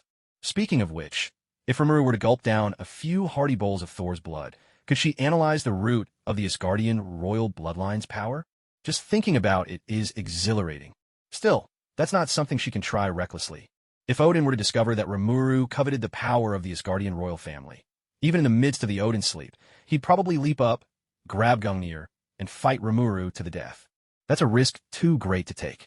If Rimuru wants to go up against someone of Odin's caliber, she'd at least need to become a fully awakened demon lord first. Fortunately, there's more than one way to obtain the Odin Force. When Odin flung Mjolnir to Earth, he cast an enchantment on it. Whoever is worthy and can lift the hammer shall possess the power of Thor. Remuru is actually quite confident about her chances of lifting Mjolnir. Inside Rimuru's body, there may not be blood flowing, but there's an abundance of truth, kindness, and beauty. Moreover, if Rimuru hadn't arrived in the Marvel Universe by accident, he would have been the king of the Monster Federation back in his own world. This is what you call a true king's destiny. What is talent, you ask? This is it.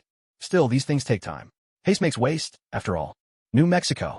A hammer fell from the sky, crashing into the earth and leaving behind a massive crater. Though the hammer looked small, no one could lift it, no matter how hard they tried. This bizarre event quickly became the talk of the town, attracting wave after wave of hopeful challengers.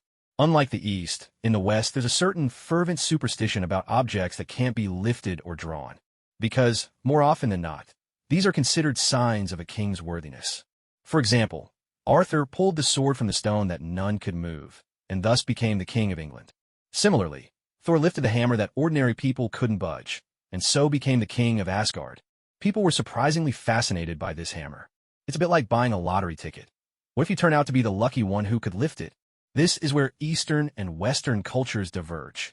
In the great nations of the East, if you wanted to prove you had the makings of a king, you might try to stir up a rebellion with a cryptic stone statue or hide a blood-stained letter in a fish's belly, declaring so-and-so is king. Or perhaps a tortoise or even a mythical Chilan would appear, carrying a sacred scroll in its mouth. As for a certain island nation, proving one's kingly qualifications is as simple as getting an injection. After the shot, the power of kings would gather in the right arm, enabling you to draw the legendary sword of kingship from the milkstone. Apparently, there's always something to be drawn. Time and again, it's proven that anyone who can draw the sword surely possesses the qualities of a king. After all, the only prerequisite for pulling the sword is to be a king's child, born of royal blood. Just like in Japanese shonen manga, before the truth is revealed, it's endlessly inspiring, and afterward, even more so. You thought the protagonist was just an orphan with no one to rely on?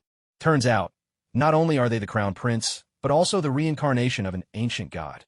Enough to move you to tears. When Coulson arrived, the place where the hammer had landed had already become a carnival for the masses. Some sharp-minded folks had even set up stands to sell hot dogs and beer. They were making a killing in no time. Everyone who passed by couldn't resist giving the hammer a try, pulling at it with all their might. One old-timer, who'd recently downed a bottle of supercharged guarana soda, even showed up for the fun. He tried to tow the hammer away with his pickup truck, but the bed flipped over while the hammer didn't budge an inch. Coulson, however, was no stranger to handling situations like this. A little bit of intimidation and a few stern warnings later, S.H.I.E.L.D. had taken control of the site without a hitch.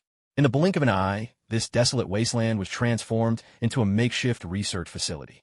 Of course, the assembled agents hadn't forgotten to try pulling the hammer themselves. As it turned out, an agent is just an agent. There was nothing special about them compared to Wong.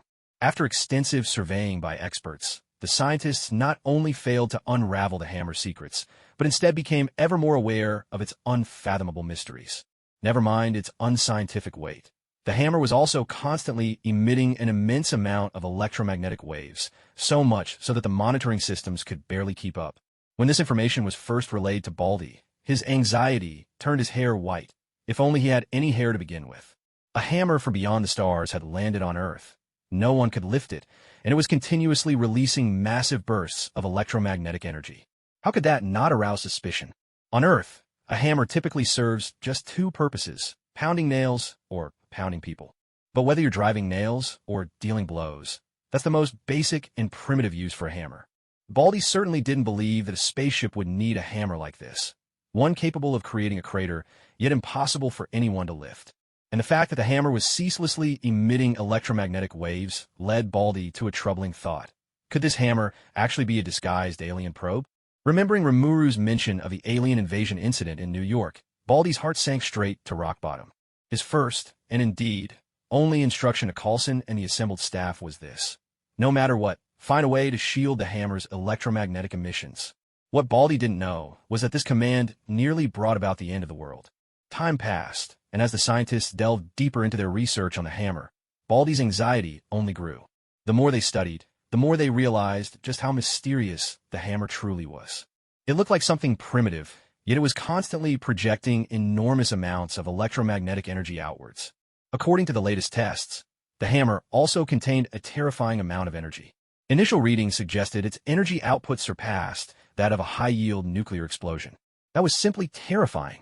With no other choice, Baldy finally turned to Remuru. His professional instincts made him wary of trusting anyone. But Rimuru's mysterious origins meant he just might know something after all. An alien probe? Upon hearing Baldy's theory, Rimuru nearly burst out laughing. How could an alien probe possibly be a hammer? If anything, it should be a beautiful woman named Shizu. Such a lack of imagination. It's not an alien probe. That's a relief. That's a relief. If it wasn't a probe, that meant the hammer was most likely just an accidental visitor to Earth. It's just a hammer, yet it passed through the atmosphere without a scratch. It's truly hard to imagine what level of advanced civilization could craft something like this. Of course, it's not some alien probe. It's just a war hammer, nothing more. You know the origin of this hammer? Egghead's voice was full of surprise as he hurriedly pressed for more details. Rimuru casually picked up the milk tea on the table and took a few sips, the sound of the straw echoing softly. On the other end of the phone, Egghead heard Rimuru drinking and couldn't help but feel exasperated, his face metaphorically covered in the tic-tac-toe marks of frustration. This is a matter of Earth's safety. Can't you show a bit of urgency? Rimuru replied offhandedly. Of course I know. This hammer is called Mjolnir, commonly known as Thor's hammer, the weapon of Thor, Crown Prince of Asgard. The reason it's on Earth is mainly because Thor was exiled here. Thor? You mean the Thor from Norse mythology? And he was exiled to Earth. Egghead frowned deeply, staring at the hammer again and again, unable to tear his eyes away. Logic told him that myths were just myths. But the words were coming from Rimuru. Rimuru's power was unfathomable. Even Abomination had been struck down by a single bolt of black lightning. A person of such strength carries a natural air of dignity and honor. How could they lie so easily? Besides, this wasn't the first time Remuru had mentioned Asgard. Could it be that myths are more than just stories? Can you tell me more? What's there to say? Remuru replied, taking another leisurely sip of milk tea. It's the usual story. The old king Odin is getting on in years and has to choose a new king. But there can only be one king, and Odin happens to have two sons. You know how that goes. Of course he knew. How could Egghead not understand? This sort of thing was all too common on Earth. But precisely because he understood, Egghead felt even more anxious. The struggle for the throne is always a bloody affair. If people can kill their own kin, what hope do outsiders have? In an instant, Egghead's mind conjured up a bloody coup. The younger son seizes power, and in order to avoid being labeled a patricide or fratricide, he puts on a show of exiling his brother to Earth. Of course, there's a lot of posturing involved. After all, as the crown prince, the older brother surely has his own loyal followers. Exiling the elder brother to Earth could very well be a political compromise, a move to win over public sentiment. But for a king who comes to power through a coup, paranoia is inevitable. He'll always worry about the stability of his throne. He'll stop at nothing to get rid of his older brother. And Thor, the former crown prince, probably still has die-hard supporters. Not to mention the ambitious schemers lurking in the shadows. If someone managed to control Thor, there could easily be a second coup to restore the rightful order. When gods go to war, it's the mortals who suffer. The Earth might very well become a casualty in the brothers' battle for the throne. Of course, it's also possible that Earth is simply too backward, so backward that the proudest guardians see it as nothing more than a wild, pestilent wasteland crawling with venomous creatures and savages. But as the top agent known as Egg, he always thought a few steps ahead of most people. Because exile, after all, had another meaning, making use of what would otherwise go to waste. Back when the British Empire ruled the world, they loved sending criminals off to unsettled places like New Zealand, Australia, Africa, and the Americas. And the goal was simple, to have them develop new colonies. In that moment, Egg felt as if he'd been struck by lightning. The former crown prince of Asgard was coming to Earth, to open up a new colony? Oh my god, how old is Odin anyway? Egg asked, his mouth suddenly dry. The origins of Norse mythology on Earth can be traced back to the 1st or 2nd century AD, almost 2,000 years ago. In those 2,000 years, Earth has seen empires rise and fall, oceans turn to land and back again. Yet Asgard had only just gone through a change of rulers. Who could say how long Asgardians lived?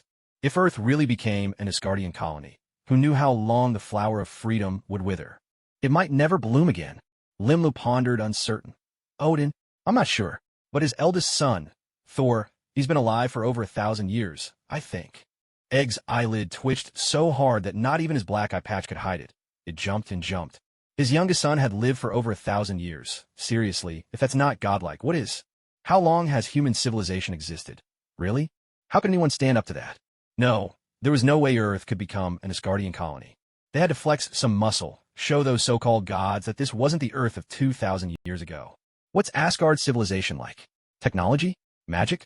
If they attack, how many spaceships could they send? Do they have weapons of mass destruction? Limla thought about it. Honestly, she didn't really know. Their civilization is pretty primitive, I'd say. You know how immortals are with time. Nothing much has changed over thousands of years. As for weapons, they still use cold steel. They don't have spaceships. I think their main form of transportation is still horses. That primitive? Egg's eyes lit up immediately. So Asgard was essentially a primitive magical civilization. Sure, individuals might be powerful, but as a whole, their civilization wasn't that advanced. No matter how strong one person is, could they really stand up to the world-ending power of a nuclear arsenal? Against Asgard, Earth wasn't exactly a lamb waiting for slaughter. But Asgardians are immune to blades and bullets. None of Earth's weapons can even scratch their skin. What? Eggy gasped, his breath catching in his throat. Are you joking with me right now? Asgard doesn't have spaceships, but they possess the Bifrost, a rainbow bridge that allows them to teleport across light years. They can reach anywhere in the 9 realms. In an instant, if the Bifrost operates at full power, it can directly obliterate an entire world. That's more or less the equivalent of nuclear deterrence on Earth. Eggy nearly choked, almost coughing up blood. Would you mind finishing your explanations in one go? Do you have to scare me like this?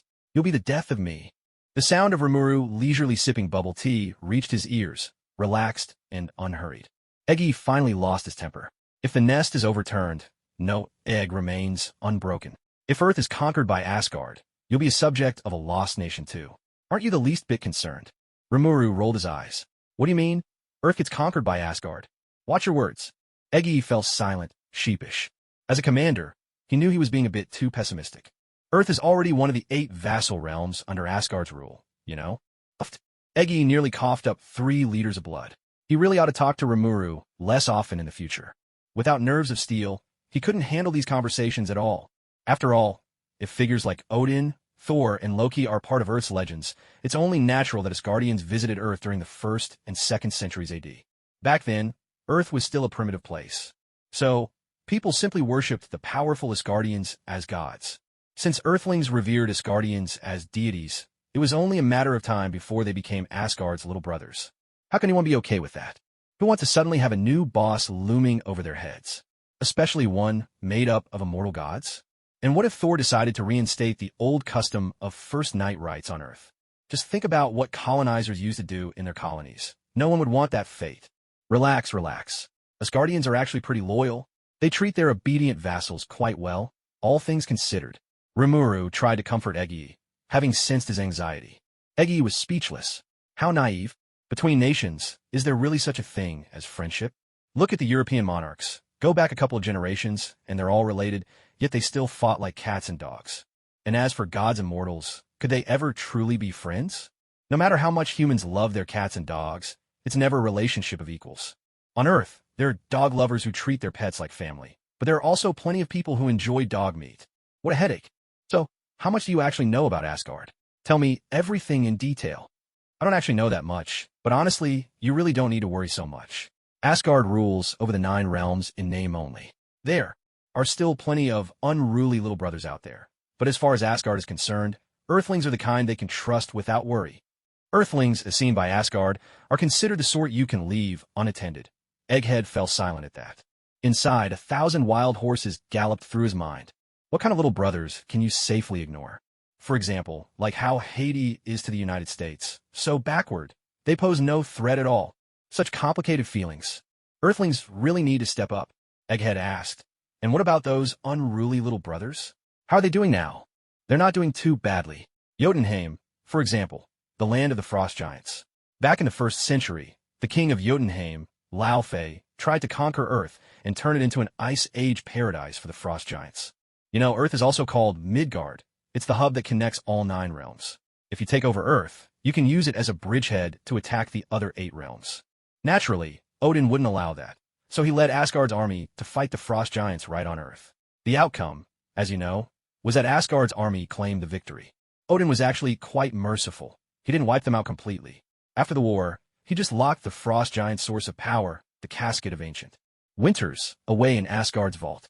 And, as an afterthought, he adopted the son of the king of the frost giants.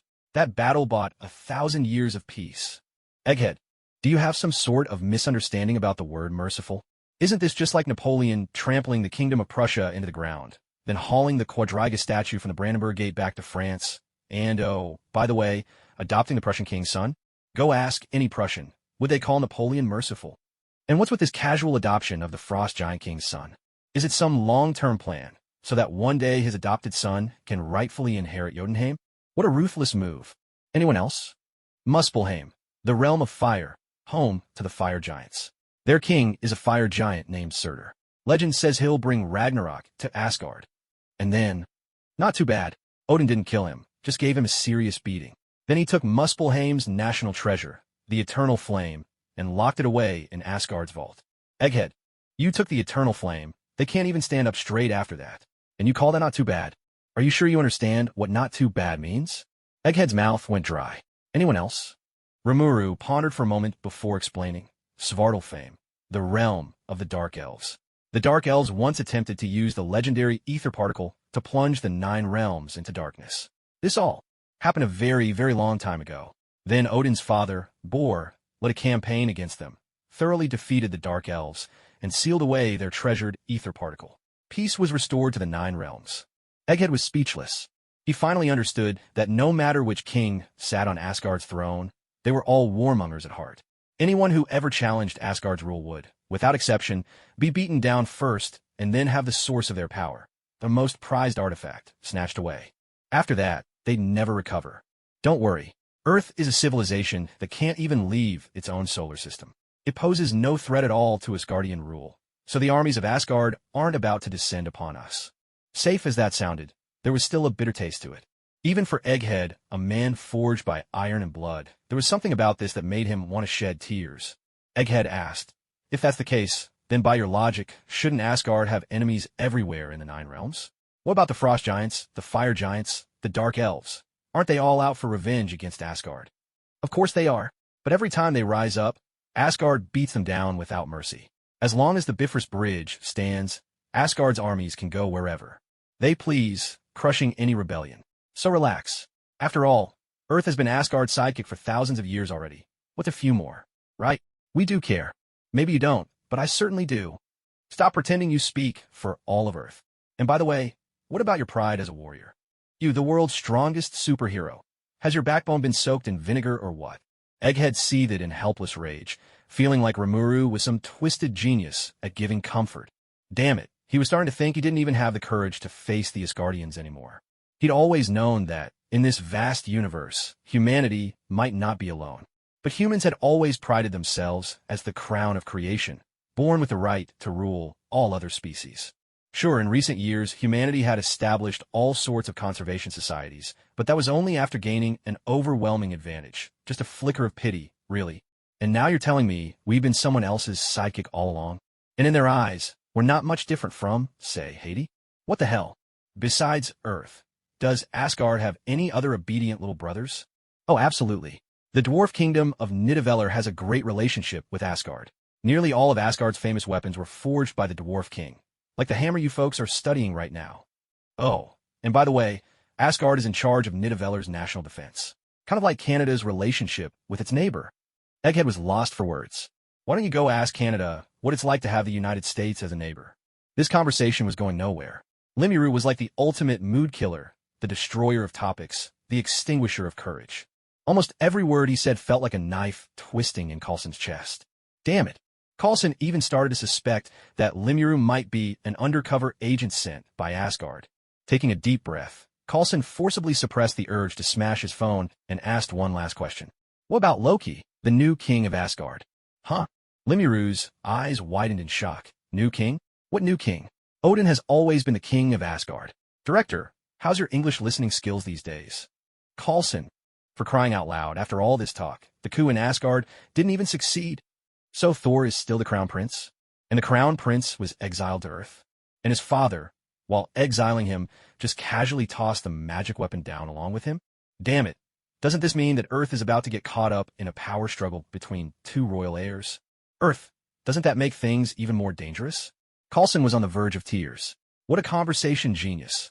Are we even on the same wavelength here? Was his English listening really that bad? Coulson was having an existential crisis.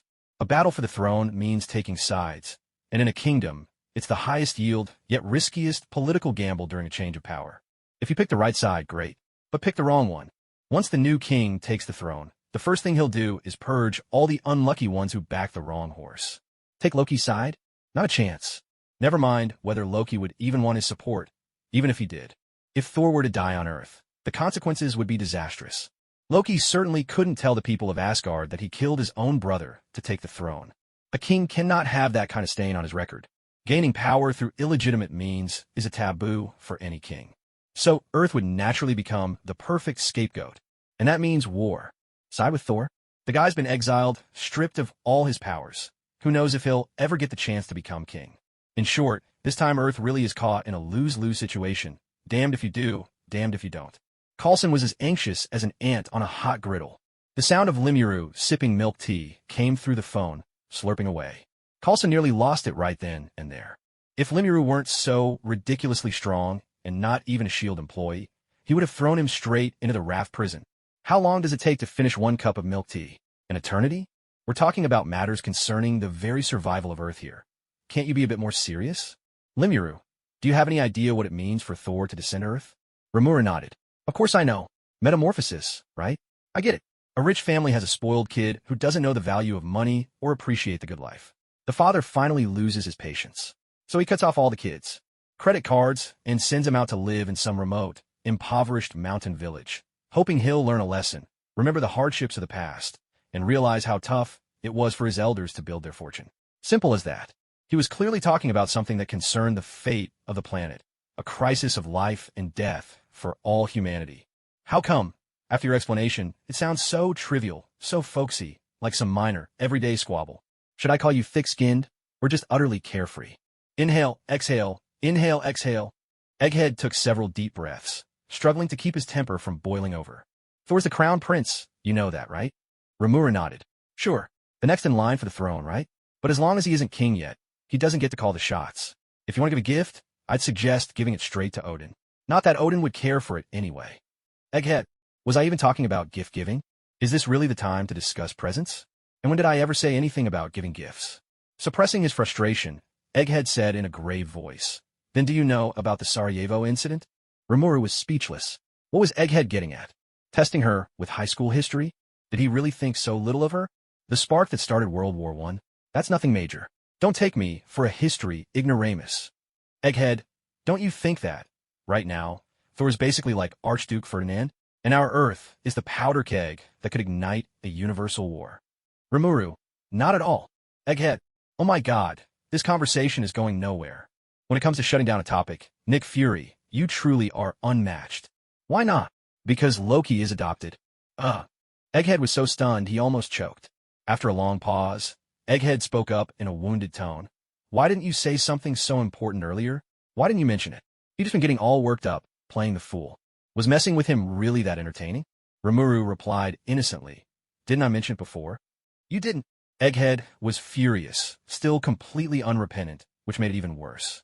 Sensing Egghead's exasperation on the other end of the line, Remuru couldn't help but laugh. Well, you never asked. Egghead, now the whole story makes sense. I was wondering why Odin would banish Thor and throw the hammer down after him.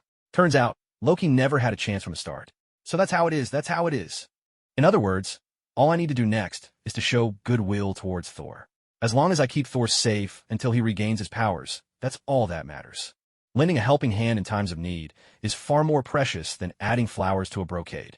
Egghead instantly felt this plan was rock solid.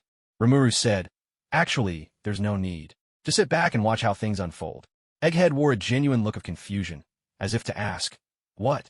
Rimuru continued, do you really think S.H.I.E.L.D. agents are going to be useful? What are they going to do? Punch him gently on the chest. Stab. Egghead suddenly felt as if a dagger had pierced his chest. Ouch, that hit right where it hurts. So what do you suggest? We can't just do nothing, can we? Exactly. But if you do anything, you'll only make things worse. Stab. Egghead was struck by another devastating blow from Rimuru. Why so brutally honest? Why so mercilessly honest? Egghead was left in tears. This was way too sharp-tongued. Just then, Egghead's phone started ringing. Another call was coming in. Hold on a second, I've got another call coming through. Let me answer that first. A minute later, Egghead reported, it's from Coulson. 10 minutes ago, at the temporary base in New Mexico, a blonde man broke in. He's an expert fighter. He took down a bunch of our agents with ease. That's it for our chat now. I'm going to meet Thor myself. Hearing this, Rimuru's eyes sparkled. Thor has gone to lift his hammer. In other words, Odin has entered the Odin sleep. Her opportunity had come. After giving Egghead a few casual remarks, Rimuru hung up. She put on her mask and opened a portal leading straight to the temporary base in New Mexico. The base had just been thrown into chaos by Thor. Many scientists were injured, and now the place was at its most vulnerable. The instant she laid eyes on Mjolnir, the meow meow hammer, the voice of the wise sage echoed in Rimuru's mind. Host has come into contact with Thor's hammer, Mjolnir. Conditions met for runic magic script deduction. Would you like to proceed? Yes. Hearing the sage's voice, Rimuru was overjoyed. Runic scripts were a power she had coveted for so long. She'd been worried they'd be hard to obtain, but it turned out to be far easier than she'd imagined. On reflection, it made sense. Whether on Earth or at Kamartaj, knowledge was meant to be shared. But how much one could learn, how deep one could delve, whether you end up just memorizing things like a walking bookshelf or truly mastering them to become a legend, that all depended on talent and fortune. As the deduction process continued, flashes of insight and wisdom burst forth in Rimuru's mind. Countless runes flickered in her eyes, and in that instant, her body and spirit both seemed to ascend to a higher plane. Runic script forms a sophisticated magic system, vast and profound in its depth. Even with the extraordinary boon of the great sage, Rimuru finds it nearly impossible to fully grasp its intricacies in a short time. However, thanks to the great sage's ability of parallel computation, she can compartmentalize what she needs to analyze, separating it from her main train of thought. This way, it doesn't disrupt her actions at all. It's said that anyone who lifts the meow meow hammer can wield the power of Thor. Well then, Remuru is not one to stand on ceremony. Without hesitation, she reached out and grasped the handle of the meow meow hammer. Hoop. So heavy. Remuru gave it everything she had, putting in strength she didn't even know she had, but the hammer wouldn't budge an inch. What the heck? This makes no sense. She's practically overflowing with all that is true, good, and beautiful. How could she not be able to lift it? Could it be that Grandpa Odin is playing favorites or being speciesist here? Staring at the meow meow hammer, Rimuru put on her cutest smile. Come on, hammer bro, cut me some slack. The hammer remained utterly unmoved. Not even giving me a little face? Meow meow hammer, you're the first to treat me this way. Divine hammer Mjolnir detected. Would you like to use unique skill, Predator? Yes/no. Yes. In an instant, Rimuru turned into a mass of blue liquid, surging toward the meow meow hammer to envelop it. Might as well give it a scare. After all, this hammer is built to last. Note, thanks to Superman, who never grew up for pointing out the error. Question, Odin adopted Loki 2,000 years ago. So why would Thor, who's only about 1,500 years old, be called Oni-chan? Answer, I made a mistake while looking up references. I initially checked Norse mythology directly, which originated around the 1st or 2nd century AD, and drew my conclusions from there. But in the Marvel Cinematic Universe, the timeline is different. In the MCU, Thor was born in 946 AD, and Loki was taken in by Odin in 965 AD. As for the war between Asgard and the Frost Giants, maybe it lasted several centuries. It's the only reasonable explanation I could think of. The earlier text has been corrected. Thor's accurate age should be 1,065 years. The very moment Rimuru tried to consume the Hammer of Thunder, the surface of the hammer began to corrode rapidly. At the same time, a surge of lightning burst forth, immediately sweeping over Rimuru in wave after wave. Even with her electric resistance and paralysis resistance, Remuru found herself utterly overwhelmed by the divine thunderbolts. Honestly, all Rimuru wanted was to spook the Hammer of Thunder a little. After all, Odin's divine words were still sealed within the hammer, and she estimated her chance of successfully consuming it was practically zero. But to her utter surprise, the hammer ended up so thoroughly devoured by her predator's skill, it was left riddled with holes. Now Rimuru didn't know whether to marvel at just how overpowered her predator's skill really was, or to wonder if the hammer simply wasn't as mighty as she'd imagined. Could it be that the true power behind the Thunder God's hammer lies solely in Odin's might? No matter the answer, one thing was certain. Rimuru was now well and truly riding a tiger. There was no turning back. If she failed to consume this hammer, it was highly likely the hammer would turn on her instead. Suffering serious injury would be the best-case scenario. She might even perish under its backlash. Damn it, do or die. 1 minute later. Confirmation complete. Power of Thunder successfully analyzed. Skill Electric Resistance upgraded to Thunder Resistance. Additional skill Divine Power Resistance acquired. The moment Rimuru obtained Thunder Resistance and Divine Power Resistance, the crushing pressure from the Thunder God's hammer lifted dramatically. The thunderbolts that could threaten even the gods themselves no longer posed any danger to Rimuru. One had to admit, the combination of Predator and Great Sage was simply unstoppable. At the same time, Rimuru had unraveled a portion of the Thunder God's hammer's mysteries. You, the uniquely precious metal of the divine realm Asgard, was indeed extraordinary. It could perfectly channel divine power and accommodate runes. This made the hammer nearly indestructible, virtually unbreakable. Unfortunately, it had now met its match in Remuru, a true cheat of a being. The runes that enchanted the Thunder God's hammer were as clear as day to Remuru. No matter how ingenious or exquisitely crafted the lock, it could never keep out a thief who already had the key in hand. The rune Uras, symbolizing the source of strength, vitality, healing, and recovery. The rune Raidho, representing flight and the power to retrace one's path.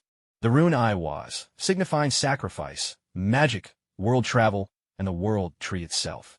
One by one, these runes flowed through Rimuru's mind, gradually revealing the secrets of the Thunder God's hammer before her eyes. What marvelous runes! No wonder Thor had nearly been beaten to death by the Destroyer, only to recover from all his wounds the moment he gripped his hammer. The hammer was imbued with countless runes for recovery, healing, and channeling power. So long as Thor held the hammer, it would automatically guide the divine energy within him and unleash his full potential. Truly ingenious. Remuru couldn't help but be amazed. In Asgard, the gods were born with divine power, but awakening and wielding it was anything but straightforward. For example, if Thor wished to fully master the power of Thor, he'd need to train to level 6, becoming an absolute ability user. But that was no easy feat, even by the time of Infinity War. Whether Thor could awaken that power depended on luck and a burst of inspiration.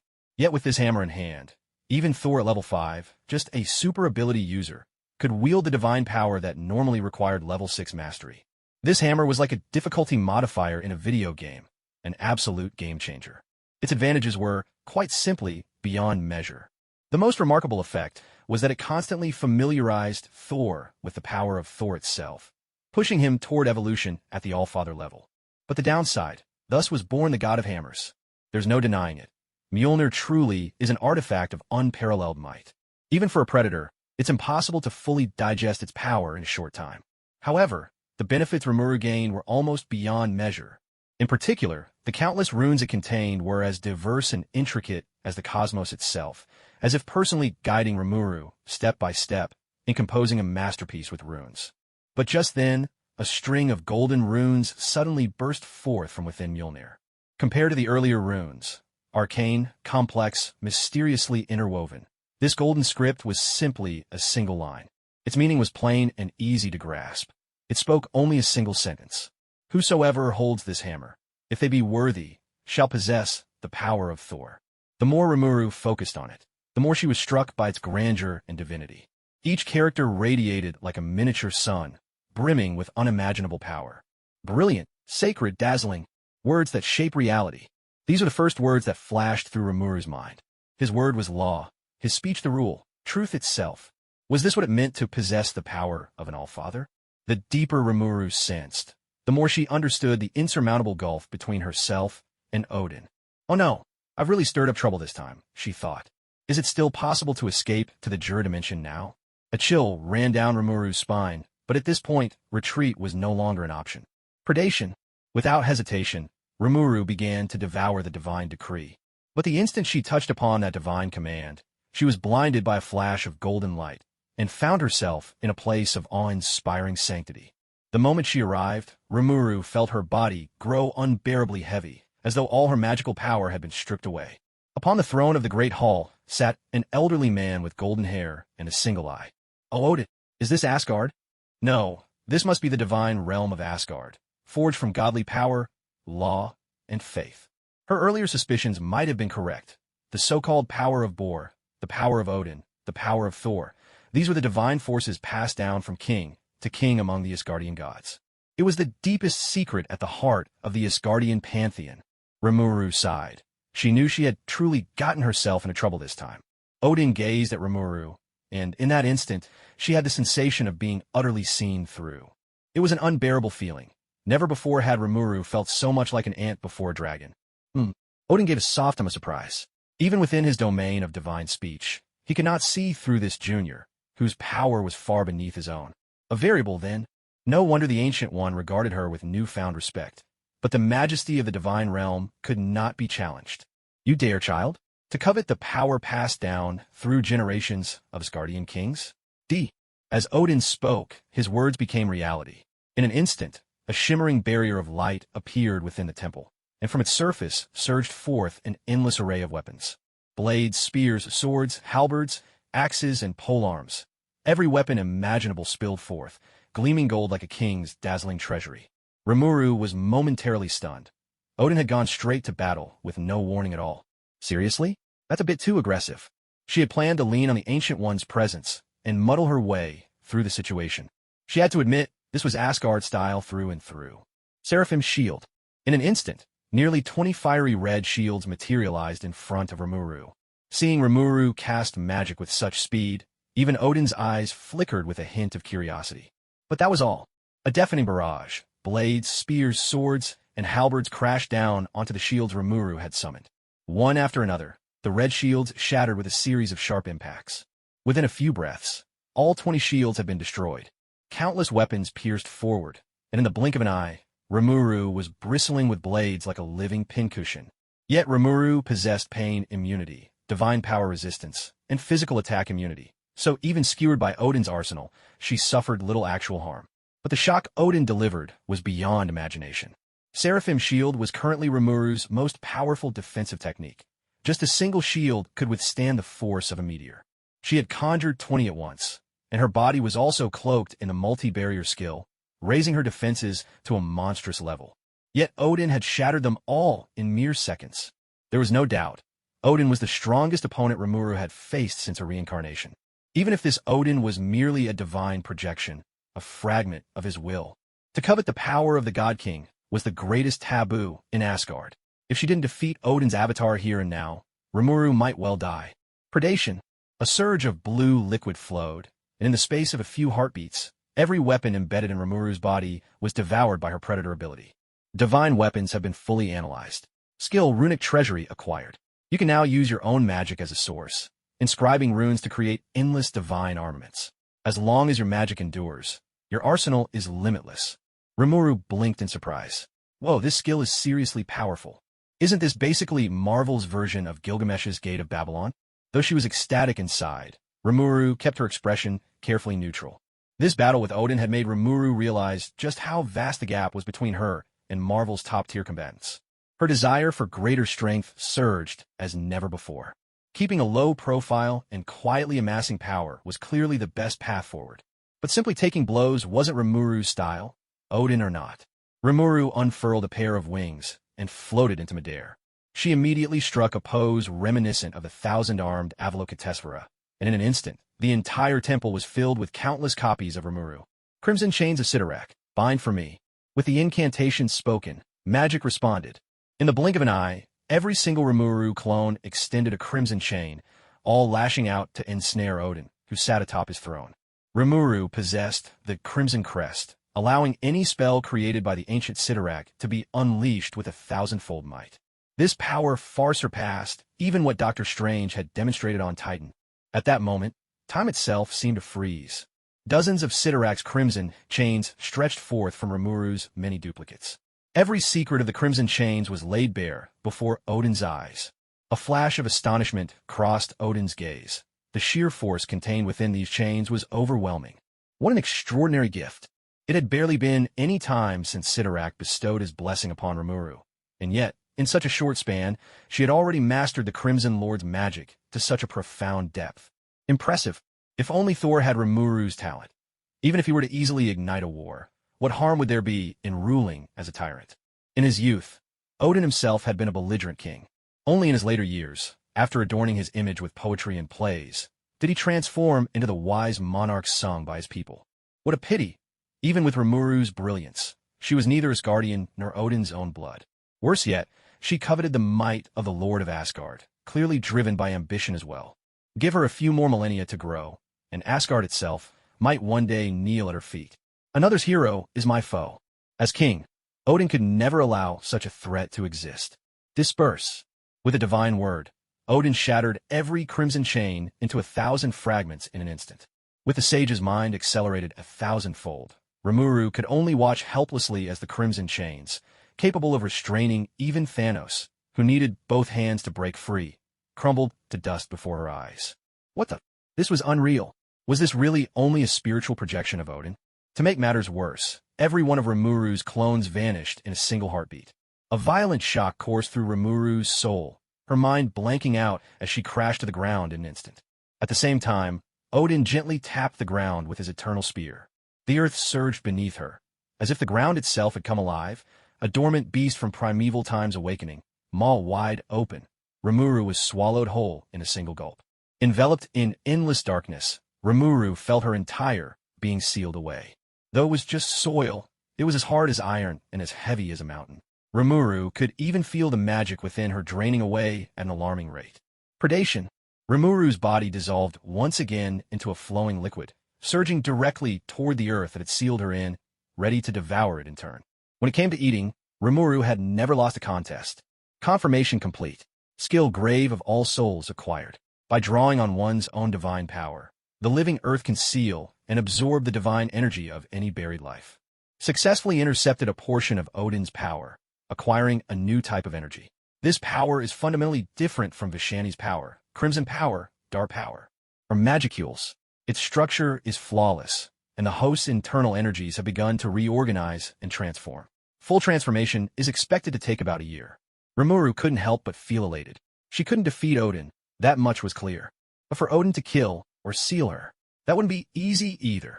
A great surge of blue liquid flowed relentlessly. Within a few breaths, the tomb Odin used to seal her had been completely devoured. When Rimuru reappeared, utterly unharmed, Odin was taken aback. To think even his grave of all souls could be turned back and consumed. Rimuru's predation magic was truly beyond belief. Though this was only an avatar of Odin, the divine word invoked the full power of Thor. This was a battle of souls, taking place within Odin's own domain, practically his home turf. It could be said that this avatar possessed 70% of Odin's full strength, making him veritably a proto-allfather. Even Lao Fei, king of the frost giants, was nothing more than this. And yet, twice now, Odin had acted and still failed to kill Rimuru. What an astounding talent. No wonder even the Ancient One had been moved to break tradition and accept Rimuru as a disciple. If physical attacks can't kill you, then how about the lightning of destruction? The lightning of destruction was utterly unlike any electricity found on Earth. It was the true embodiment of law and order, a force of divine retribution. Even Thor, the god of thunder, could only unleash it with the guidance of Mjolnir. Its cost was immense, and it could not be wielded repeatedly in a short span. The same move, in the hands of different beings, could differ wildly in power. This is bad. Sensing the power of that world-shattering thunder, Rimuru finally understood what it meant to face the wrath of the heavens. Vast, majestic, terrifying. Great sage, take over my body and devise the plan with the highest chance of survival. Understood. In an instant, Rimuru switched into autopilot mode. Under the control of the great sage, Rimuru's reflexes were pushed to their absolute limits. In this moment, Rimuru held nothing back. Seraphim Shield was pushed to its absolute limit by her, conjuring more than 1,000 barriers in an instant. She also unleashed a multitude of layered wards, each stacked to their utmost strength. On top of that, a thick layer of body armor manifested, coating her entire form. Just as the great sage finished weaving these formidable defenses, Odin's annihilating thunder rained down upon Remuru without mercy. With a terrible, splintering crack. Again, a harsh crack. And yet another, sharper crack. Though the great sage was in control, Remuru, observing from within, could still see with chilling clarity how each protective shield was battered and destroyed under the onslaught of the destructive lightning. The Seraphim shield shattered, the multiple wards collapsed, and even the body armor crumbled into dust, all torn asunder in an instant. In the blink of an eye, Rimuru's entire body was laid bare to the full force of Odin's annihilation. Her jelly-like form began to dissolve, breaking apart into countless fragments. Would this be the end of Rimuru? In the original story, the little girl Chloe, none other than Rimuru's black-haired charge, one of the 5 children he saved in the capital of the Kingdom of Ingratia, fulfilling Miss Shizue's dying wish. Before leaving, Rimuru had given her a mask as a keepsake. Chloe, who would later become the hero who sealed away the Storm Dragon, passed the mask to Shizue after defeating the Demon Lord. Before her death, Shizue left the mask to Rimuru. Yes, this was a perfect loop in time. Chloe possessed the power to leap through eras, returning again and again to the past, all in the desperate hope of changing the tragic fate awaiting Remuru and his dearest companions. Yet, no matter how many times little Chloe traversed the ages, Remuru and those he cherished would always meet their end for one reason or another. Thus, even someone as powerful as Remuru, blessed with godlike abilities such as the Great Sage, Predator, and Infinite Regeneration, was not immune to death. Now, faced with Odin's annihilating thunder, Remuru truly stood at death's very threshold. Countless cells were obliterated by the divine thunder, their vitality erased so completely that even super speed regeneration could not restore them. And this was despite the combined damage reduction from both divine power resistance and thunder resistance. Even as a mere observer within herself, Remuru could feel her life force slipping away, ebbing rapidly. But at that critical moment, a vast amount of the annihilating divine thunder was successfully diverted by the great sage into a sealed space within her stomach. That seal had another name, Infinite Prison. As the divine thunder poured into the Infinite Prison, it triggered a powerful counteraction. This Infinite Prison was the very cage used by the hero to seal away the Storm Dragon. It was the one entity that even Rimuru, wielding both the Great Sage and Predator skills, had failed to overcome. If the annihilating thunder was a divine spear that could destroy all creation, then the Infinite Prison was the divine shield that could block anything. But in the end, which was stronger, the spear or the shield? That could not be easily answered. Just as the annihilation thunder struck, the storm dragon Veldora was overcome with wild delight. Sealed away for 300 years, there was no way he wouldn't want to get out. What's more, Rimuru seemed to have brought him to a most wondrous world. He hadn't expected Rimuru to encounter such a formidable figure as Odin so soon, and the thought alone made his little heart race with anxiety. But what truly caught him by surprise was Rimuru's ability to channel Odin's destruction, thunder, to break open the Infinite Prison. Odin's power was immense, no less than his own, perhaps even greater. This only made him look forward to breaking free all the more. In 300 years, Veldora had never been this close to escaping his seal. Veldora could hardly contain his excitement, rubbing his hands together in anticipation. Rimuru was just as thrilled as Veldora. The wise sage's plan had worked.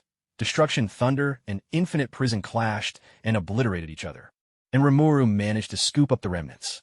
The destruction thunder, meant to end her, was so wild and overwhelming that Rimuru barely had time to devour it. Yet the overflowing arcs of destruction thunder became a feast laid out just for her. Confirmation complete. Destruction thunder fully analyzed. Skill destruction thunder acquired. Destruction thunder and black flame thunder have merged and evolved into chaos divine thunder. Additionally, skill lightning resistance has been upgraded to lightning immunity. The instant she gained lightning immunity, Rimuru felt a refreshing clarity sweep through her mind. Ultra-rapid regeneration kicked in, and her body began to recover on a massive scale. At the same time, the flawless infinite prison finally showed its very first crack. In that fleeting moment, the aura of the storm dragon began to seep out. But even that faint trace was enough to set Odin on edge. He withdrew the destruction thunder, his single eye scrutinizing Remuru, momentarily stunned. What in the world? He had been certain that his destruction thunder was on the verge of obliterating Remuru. So how was she suddenly standing there, completely unscathed? Stranger still, Odin could sense the power of destruction thunder radiating from her, along with an undercurrent that even he found deeply unsettling. Was there some other powerful being sealed within Remuru? It was unthinkable. He had spent so much divine energy, not only failing to kill Remuru, but apparently working for her benefit in the process. Old Odin was utterly bewildered by this sudden turn of events. He had lived for thousands of years, hailed as the father of gods, the embodiment of wisdom, and yet today he had failed to slay a youngster who coveted the divine power of the Celestial Palace's master. Worse still, he'd been turned to her advantage. Had the younger generation become this monstrous? If it came down to a mutually destructive battle, perhaps he could kill Rimuru and the unknown being sealed within her. But the cost in divine power would be unimaginable. This might very well be the final battle of his long life. Thor has yet to truly come into his own, and in the 9 realms, there are plenty who would leap at the chance to take revenge on Asgard. His divine power is still needed to keep Hela sealed away. If she were ever freed, it would be catastrophic for Asgard. Who knows, Ragnarok itself might arrive ahead of schedule. He cannot die yet. At the very least, he must hold out until Thor becomes a worthy king. Odin gazed at Remuru, his mind a tangled web of thoughts, but what Remuru saw in his eyes was the fading of murderous intent. Goodness gracious, this is just too much. She barely scraped through the first trial, and this is only a projection of old man Odin. A projection. Who knows how powerful his true form might be? She had to bluff her way through, absolutely had to. Grandpa Odin, let me explain, this really was just a misunderstanding. Rimuru immediately put on a pitiful expression, then started chattering away without pause. Between the lines, she hammered home only one point. This was truly just an accident. She only meant to give Mjolnir, the Hammer of Thunder, a little scare. Who could have guessed that such a legendary artifact would be devoured by her on the spot?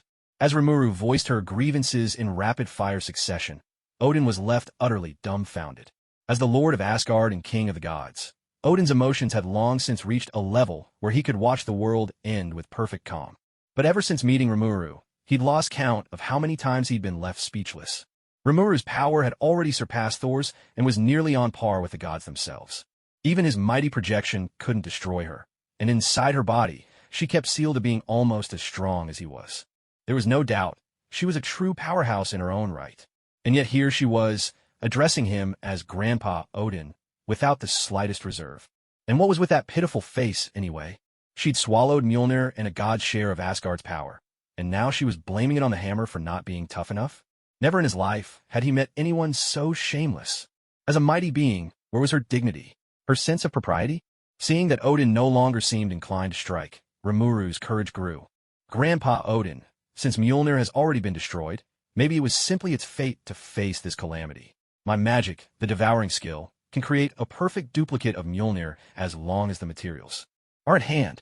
If you have Heimdall, open the Bifrost and send me 10 tons of URU metal and a 100-meter branch from the Flora Giant Sacred Tree.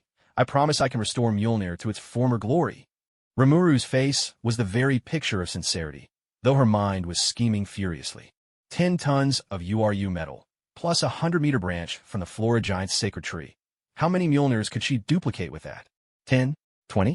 From now on, she could play with the hammer however she liked. She could smash things, pound nails, pickle vegetables, or even use it to knock some sense into Odin's son. No problem at all. Oops. Old Odin nearly choked on his own blood, his one good eye bulging in disbelief. Why not just rob us of 10 tons of URU metal and a 100-meter-long branch from the colossal flower spirits while you're at it? The most talked-about trait of Thor's hammer, Mjolnir, is undoubtedly its weight. For those deemed worthy, it's as light as a feather. Yet for the unworthy, it's as heavy as a mountain. But that doesn't mean URU metal itself is particularly heavy. Its true value lies in its unparalleled ability to channel and bear magic. Even in its homeland, Nidavellir, the land of the dwarves, URU is mined in extremely small quantities. Rimuru's bold request for 10 tons was nothing short of audacious. Naturally, Odin would never agree to such outrageous terms. Still, as a father, whether for the sake of Asgard or for Thor, he was bound to have the hammer reforged. Besides, Rimuru was undeniably someone worth winning over. If she couldn't be eradicated, then she should at least be brought into the fold, or, at the very least, not allowed to become an enemy. It was a simple equation, really. In the end, Odin agreed to grant Rimuru a portion of URU metal, about 1,000 pounds or so. As for the branch of the colossal flower spirit to be used as the hammer's handle, it was neither too long nor too short, just a single meter. And, as a curious addition, there was another cord, a piece of dragon sinew. After some careful calculations by the wise sage, it turned out that the 3 materials were just enough to forge 3 hammers. Remuru was overjoyed. She hadn't expected to receive enough material for 3 copies. A truly unexpected windfall. She thought she'd be lucky to get enough for just 1. Odin, crafty as ever, had surely considered giving 1 hammer to Thor, 1 to Rimuru, and leaving the 3rd for contingencies, perhaps to cover any failures or losses, or maybe even to test Rimuru's success rate with the replicas. Whatever the reason, this was a major gain. Seeing Rimuru's cheerful expression, Odin couldn't help but crack a smile. In Asgard, Mjolnir was one of the few truly legendary artifacts, precious beyond compare. But if exchanging 1 hammer meant securing the allegiance of a prodigy as powerful and promising as Rimuru, then Asgard would most certainly profit. Odin looked at Rimuru and said, "Mjolnir was my tool to test Thor, but now you've destroyed it. Our battle caused quite a stir. Soon, chaos will sweep across the 9 realms. I hope you'll take my place and teach Thor the ways of kingship." Huh? Rimuru was stunned. Teach Thor to be a king, in Odin's stead? Was this some kind of joke? She'd never been a monarch herself. "Grandpa Odin, I think you've got the wrong idea about me. I've never ruled a kingdom, nor have I studied the art of kingship. If you ask me to teach Thor how to be a ruler, it's like the blind leading the blind." Odin shook his head. "Thor and I are different. His potential surpasses mine, but so too will the hardships he must endure. My intuition tells me that you would make an excellent teacher for him." Remuru instantly understood. This wasn't about finding a mentor for Thor. It was about finding him an ally. Was Odin hoping she'd lend Thor a hand in the future? Just thinking about what lay ahead for the god of thunder, Remuru couldn't help but feel a pang of sympathy. In the first half of Thor's life, he had everything. A noble birth, loving parents, a mischievous brother, loyal subjects, and a childhood friend who always cared for him. But in the second half, he lost both his parents one after another. His sister turned against him with murderous intent. His kingdom fell. Half his people were slaughtered, and even his beloved brother was killed. After he finally struck down Thanos, there was nothing left for Thor to lose. "Don't worry, Grandpa Odin," Rimuru promised. "If Thor ever finds himself in trouble, I'll step in. Because whenever Thor's in danger, it means Earth's in danger too." Odin's eyes gleamed, his gaze complex as he looked at Rimuru. "You really do know a great deal." Rimuru was taken aback. Odin's reputation for wisdom was clearly no exaggeration. What stood out most in Rimuru's memory was Odin's final moment in Thor, Ragnarok, when he stood on a Norwegian beach, gazing into the distance and saying, "Remember this place, home." It was obvious that, on the brink of death, Odin had seen far, far ahead. He even knew that the future new Asgard would take root in that very Norwegian coastal town. Was he trying to recruit Rimuru, hoping she might take his place in averting Ragnarok? To be honest, Rimuru really wasn't sure. Odin looked at Rimuru and smiled. "If you agree to become Thor's teacher and instruct him on the ways of kingship, I'll allow you to choose a treasure from Asgard's vault." "Really?" Rimuru's eyes sparkled at once. The treasures in Asgard's vault. There were so many incredible things in there. "I want 10. If you give me 10 treasures, I'll agree." Odin's face darkened. Wasn't this far too greedy? Did she think his vault was stocked with common vegetables? To ask for 10 treasures in one breath. No robbery could hope for such a return. He thought of all the times he'd led Asgard's armies on raids, and each time he'd only managed to bring back a single artifact. 2. That's the most I'll offer. If that's not enough, the deal is off. Deal. Rimuru agreed without hesitation, making Odin's head ache in exasperation. Why did this feel like such a loss? The old king could see it now. Even if he'd gritted his teeth and only offered 1 treasure, Rimuru would have agreed all the same. His heart ached. Looking at Rimuru's cheeky, smug expression, the old king was left utterly speechless. He had lived for thousands of years, yet this was the first time he'd ever encountered a situation like this. As the father of the gods, he was always imposing and dignified, no matter where he went. Who could have imagined he'd run into someone as unconventional as Rimuru? Not only was Rimuru completely unafraid of him, but also sweet-talked him, calling him Grandpa Odin with honeyed words. But when it came to business, that little one was ruthless and sharp, an absolute expert at squeezing every advantage out of those close to her. Still, Odin found it all fresh and amusing. To be honest, he was starting to grow rather fond of Rimuru's playful, adorable, and greedy ways. Odin declared, "Since you call me Grandpa Odin, from now on you shall be my great-granddaughter of Asgard." Wait, what? This time, it was Rimuru's turn to be utterly stunned. Calling a respected elder grandpa was perfectly normal, right? She'd simply wanted to get closer to Odin and maybe snag a few benefits in the process. But if she truly accepted Odin as her grandfather, wouldn't that mean she'd have to call Thor and Loki uncle from now on? That would put her a whole generation lower. That was hardly a good bargain, and Rimuru had no intention of taking that deal. No way, absolutely not. Rimuru shook her head vigorously, like a rattle drum. Odin was exasperated. All those Grandpa Odin-s to the left and right. Now that he really wanted to make her his granddaughter, she suddenly wasn't interested? Was she just messing with him? He was the king of Asgard. After all, his word was law. Did she expect him to take back what he just said? Odin's face grew stern. What's this? You're unwilling. Seeing that Odin was genuinely upset, Rimuru hurried to explain. If I call you Grandpa, then I'll have to call Thor Uncle. But you just asked me to teach him how to be a ruler. As a master and a student, wouldn't that mess up the family hierarchy? She looked at Odin, speaking with great caution. How about I just call you Big Brother Odin instead? Odin's eyelids twitched and the corners of his mouth spasmed. From granddaughter to little sister in the blink of an eye. Was this some kind of generational leapfrog?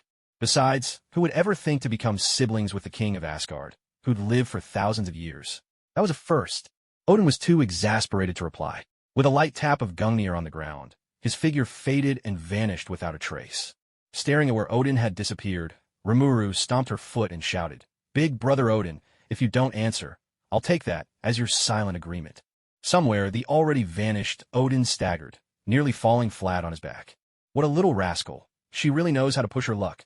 After Odin left, Rimuru's consciousness returned to the present, and before her eyes remained only a single, solemn divine proclamation. Whosoever wields this hammer, if they be worthy, shall possess the power of Thor. Reading these words, Rimuru couldn't help but marvel. Truly, as expected of Skyfather, the depth of his power was unfathomable. After all, Odin was already in his twilight years, his strength long since faded from its peak. Even so, just one of Odin's avatars was enough to completely overpower her. Today's battle shattered every ounce of pride and arrogance in Rimuru's heart. She knew she had to keep humility close and strive to become stronger. Much, much stronger. After all, someone wielding the Infinity Gauntlet, like Thanos, could easily crush even the mightiest gods. All-Father, in order to perfectly duplicate the power of Mjolnir, I need your divine utterance. Forgive me for this. Predation. Rimuru lunged directly for that divine word.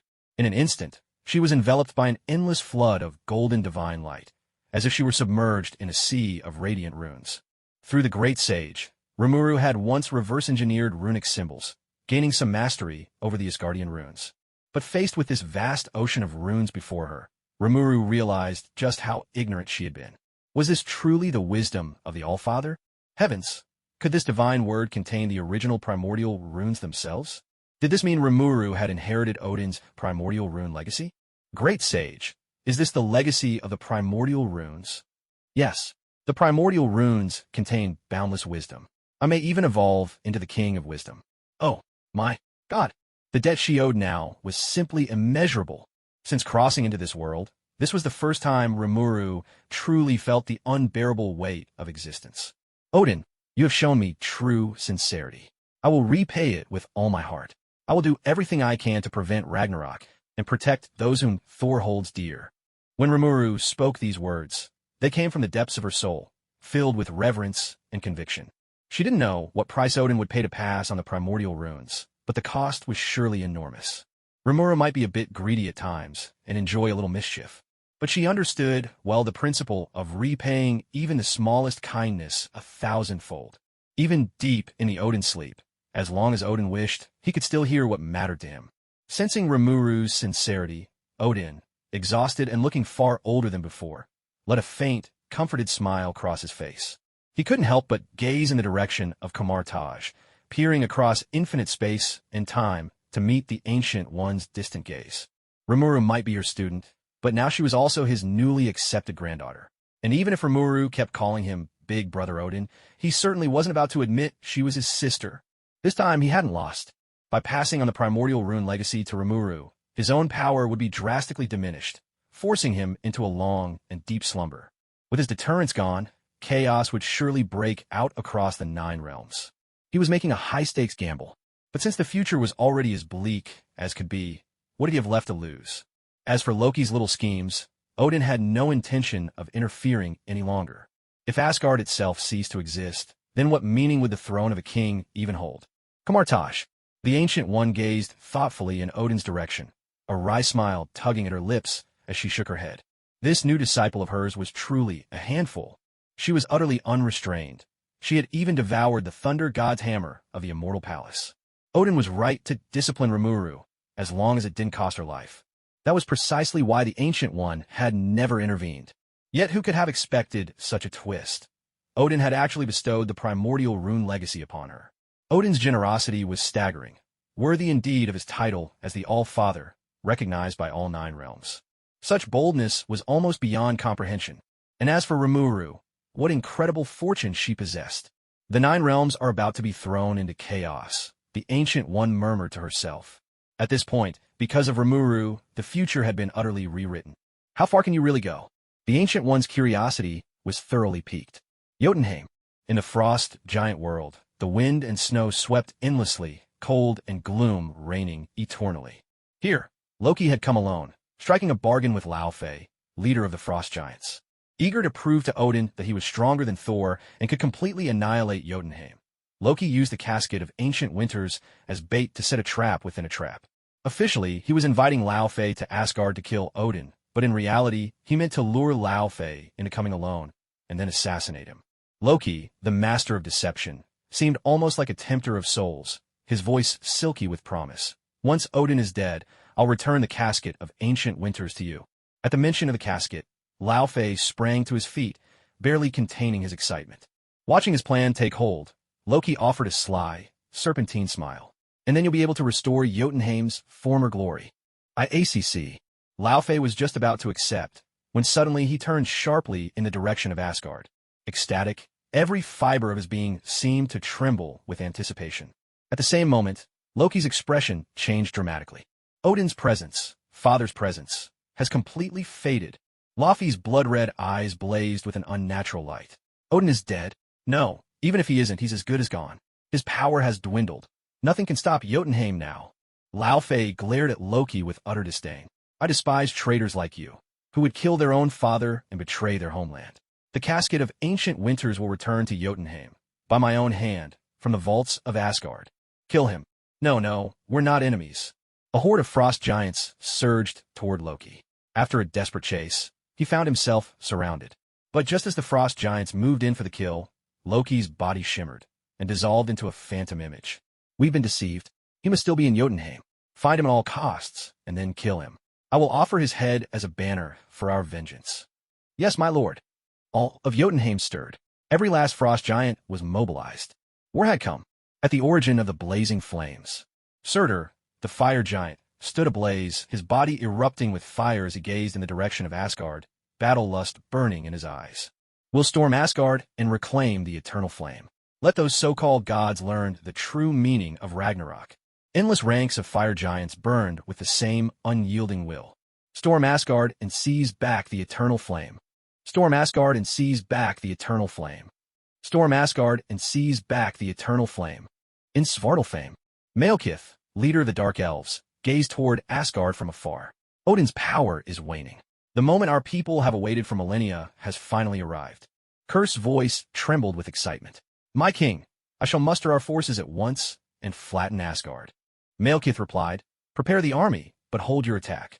Odin's power may be greatly diminished, but Asgard's military strength remains formidable. Let the frost giants, fire giants, Vanir, and Asgardians clash and bleed first. When their blood runs dry, that will be the day darkness returns to the 9 realms. Kurse bowed his head. Yes, my king. In Vanaheim, Nidavellir, and even in Hell, the realm of the dead, restlessness was spreading. Odin's waning strength had plunged the 9 realms into turmoil. The rule of Asgard now swayed, uncertain as a candle in a storm. While Rimuru was still immersed in the inheritance of the primordial runes, Asgard was already descending into endless panic and unrest. The people of Asgard enjoyed remarkable longevity. Although Odin had often told his two sons that Asgardians were not true gods, but rather people blessed with longer lives than most. When faced with the other intelligent beings of the Nine Realms, Asgardians still brimmed with boundless pride. No one could say just when it began, but Asgard had, one by one, defeated the other races of the Nine Realms. In the era of Bor, they vanquished the Dark Elves and sealed away the Ether. In Odin's era, they subdued the Fire Giants, the Frost Giants, and ultimately conquered all the realms. Though Odin had grown old, his power still eclipsed all others in the Nine Realms. As long as the All-Father still reigned, Asgard's rule was as unshakable as a mountain. But no one had foreseen that the king they were so proud of would see his strength decline so drastically. Worse still, this was no secret. Word had spread across all the realms. In the age of Odin, Asgard had shone with such glory that it also earned envy and hate in equal measure. Now, with Odin, the pillar of their world, suddenly weakened, Thor exiled, and Loki's whereabouts unknown, the whole of Asgard found itself leaderless, thrown into confusion. It felt as if the sky itself had collapsed. The immortal palace, the resting place of Odin. Queen Frigg held Odin's wrinkled hand, her eyes filled with endless tenderness. Rest easy and sleep, my dear. I'm still here to watch over Asgard. I will find Thor as soon as possible and have him take charge. So long as I draw breath, no one will set foot in this chamber, not a single step. As she spoke these words, the affection in Frigg's gaze faded, replaced by unwavering resolve. Orders poured from Frigg's lips, and soon, Asgard found its backbone once more. The palace's protective barrier was raised. A state of emergency was declared throughout the realm, and the armies stood at the ready. At the Rainbow Bridge, Heimdall gazed out at the gathering forces from the other realms, ready to attack Asgard at any moment, his brows tightly knit in worry. The more he learned, the more he realized just how perilous Asgard's situation truly was. To say they were weathering a storm would be an understatement. If things went wrong, it could mean the end of their people. He glanced at the trove of precious materials stacked by his side, recalling the king's instructions from not long ago. Thor, oh Thor, whatever you do, do not betray the trust of the king and the people of Asgard. Just then, the three warriors of the palace, along with Sif, came rushing over in great haste. Heimdall, by the queen's order, we are to seek out Thor. Quickly, open the Rainbow Bridge. Heimdall gripped the sword of the bridge and said, I have been waiting for you. Take these materials with you. What are these? Fandral hefted the bundle in his hands. It wasn't heavy, but curiosity got the better of him. When he saw it was URU metal and branches from the Flower Giant clan, he was astonished. URU? And so much of it. Is this dragon sinew? Sif gasped in surprise. As Odin's chosen bride for Thor, Sif held a position of great importance in Asgard. She had entered Odin's treasure vault before, and this particular strand of dragon sinew. Surely it was the most precious piece of all. Sif also knew that the strap on Thor's hammer was fashioned from a section of dragon sinew. Heimdall turned the sword of the Rainbow Bridge, speaking gravely. This is the king's directive. It is vital to the defense of Asgard.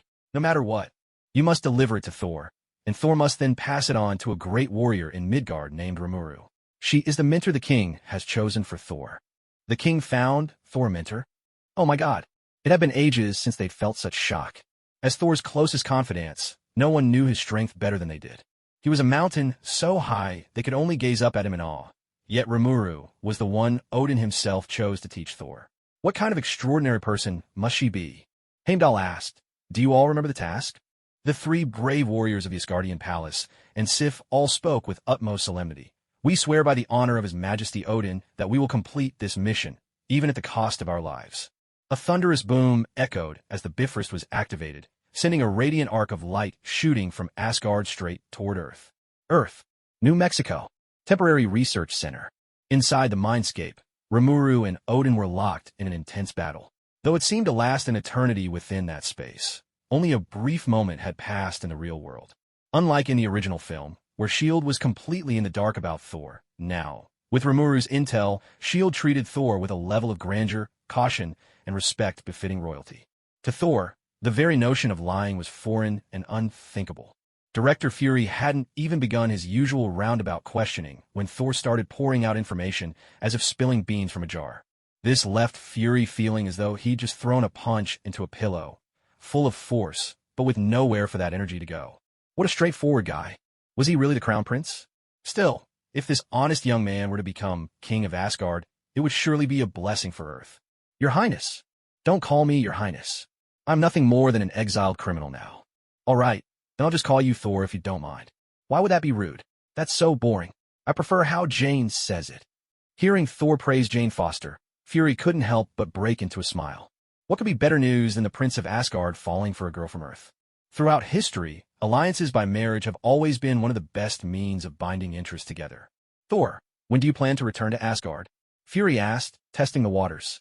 Thor shook his head bitterly. I cannot return. My arrogance and pride brought Asgard to the brink of war. Even my father died because of me.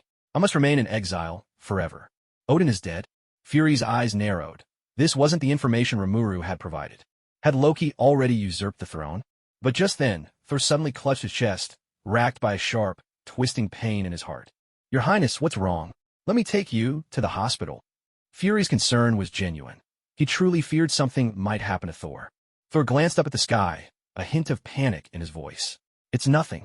My body is fine. But something terrible may be happening in Asgard. Perhaps you're just homesick. Asgard is so powerful. What could possibly go wrong? Fury tried to reassure him. Thor's bitterness deepened. When he still had his godly power, he'd taken everything for granted. Only after losing it did he realize how precious it truly was. Thor's guardians, especially those of royal blood, dreams and intuition were often more than mere fantasy. They could be omens, prophecies in disguise. The most famous prophecy in all of Asgard was, perhaps, Ragnarok, the twilight of the gods. Maybe you're right, Thor said, his voice heavy with loneliness. Having lost his divine powers, he had no idea what had just caused the stabbing pain in his heart. At that very moment, Coulson burst in, flustered and out of breath. Sir, something terrible has happened. Seeing Coulson drenched in sweat, Nick Fury immediately tensed up. What happened? Coulson glanced at Thor, stammering, The Mjolnir is gone. What did you say? Both Fury and Thor leapt to their feet. Thor in particular. This hammer was the symbol of the crown prince of Asgard. It had accompanied him for hundreds of years. He wielded it as naturally as breathing. To him, the hammer was closer than Sif herself. Most importantly, the hammer was the key to regaining his powers. Though he spoke of eternal exile, as long as the hammer remained, hope lingered in his heart. And now, he was being told the hammer was gone? My father bound the hammer with his divine words. No one can destroy it. How could it possibly be gone? Faced with Thor's searing, almost murderous gaze, Coulson swallowed hard and said, his voice weak, the hammer was eaten. What? Thor and Fury's eyes went wide in disbelief. Mjolnir was eaten? Were they supposed to be gullible children? Thor and Fury rushed straight to the site where the hammer had fallen, but there wasn't a trace of it left. Both of them were utterly stunned. After all, not even a pickup truck could drag that hammer an inch. It was a true artifact. Could it really have been eaten? Thor stood there, lost and broken, mumbling, this can't be, this can't be. Fury was furious. This was a base guarded by SHLD's elite agents, and yet, right under their noses, someone had managed to eat the hammer. What are you all even doing here? Someone broke in and none of you noticed? Where's the culprit? Don't tell me you don't even know who did it. Coulson answered cautiously, Sir, it was the Azure Angel. The room fell silent. Fury's tirade ended abruptly. A deep, aggrieved look came over Fury's face, as if he'd suffered some unspeakable injustice, like a bride bullied on her wedding day. Damn it! He'd listened to endless speeches about Asgard's might, treated Thor like a visiting emperor, and then, just like that, the guest's sacred relic was devoured. It was betrayal on a level he'd never imagined. Wait, could Remuru really devour a divine artifact? Another hidden power? Fury's eyelids twitched. Just how many abilities was Remuru concealing? Every time Fury thought he understood Remuru, he realized she was far more complicated than he'd imagined. The Azure Angel? Thor's eyes blazed with boundless curiosity. Who exactly is she, to the point that she could even devour his Mjolnir, the hammer of the god of thunder? This was simply unheard of. A single name surfaced unbidden in Thor's mind. Remuru. Not long ago, she had received the blessing of the Crimson Sovereign, Sidorak. Could it really be her? Fury rubbed his aching forehead. Where is she now? Coulson replied, Sir, she's in the lounge having some black tea. Fury nearly spat out his coffee. He'd been scared out of his wits, and yet the true culprit, Remuru, was still in the lounge, sipping her tea as if nothing had happened. Even Fury, with all his self-restraint, was tempted to flip the bird and let loose a string of curses. Let's go. To the lounge. Unlike the anxious, troubled Fury and shell-shocked Thor, Remuru was enjoying the aromatic notes of her tea in perfect tranquility. After devouring Mjolnir, the benefits she received were simply immense. First, there were all kinds of new skills.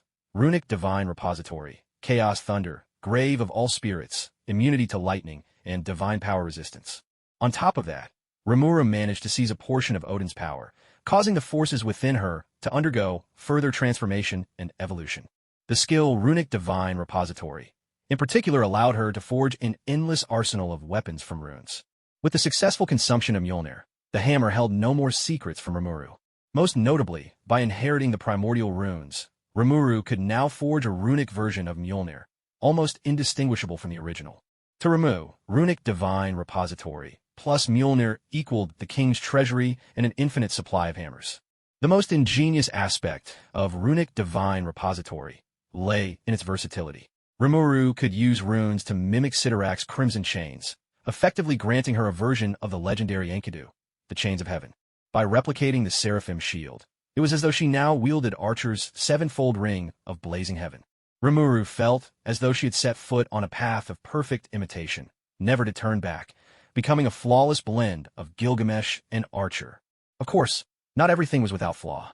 The inheritance of the primordial runes greatly enhanced the wisdom of her great sage, especially in terms of personality, making it far more powerful than before.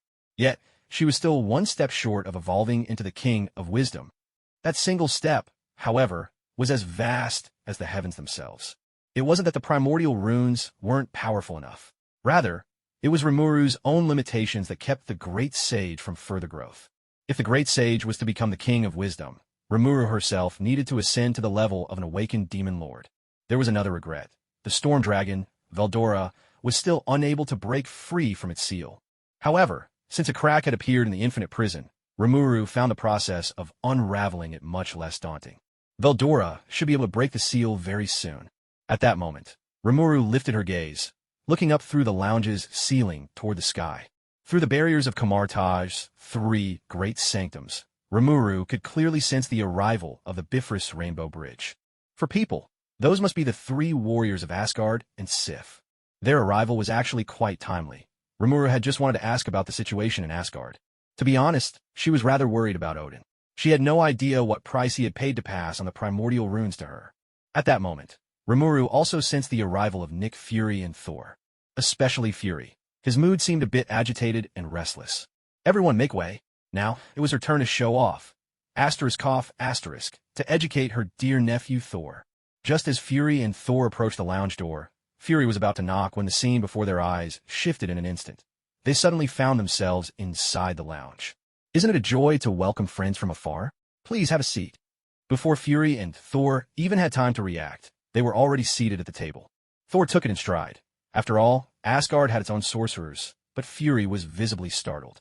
What on earth? What kind of technique was this? It was nothing short of miraculous. Fury stared intently, wondering just how many more tricks Rimuru had up her sleeve. Director Fury, Thor, what would you like to drink? Fury paused, trying his best to act as if he'd seen it all before, completely unfazed. I'll have a cup of black tea, please. No problem. With a mere thought from Rimuru, a steaming cup of black tea appeared right in front of Fury. Fury worked hard to maintain his composure, but his hand holding the teacup was shaking like a leaf. Without surprise, he managed to burn his hand on the hot cup. Good Lord! Fury's eyes widened in astonishment. The black tea was actually piping hot.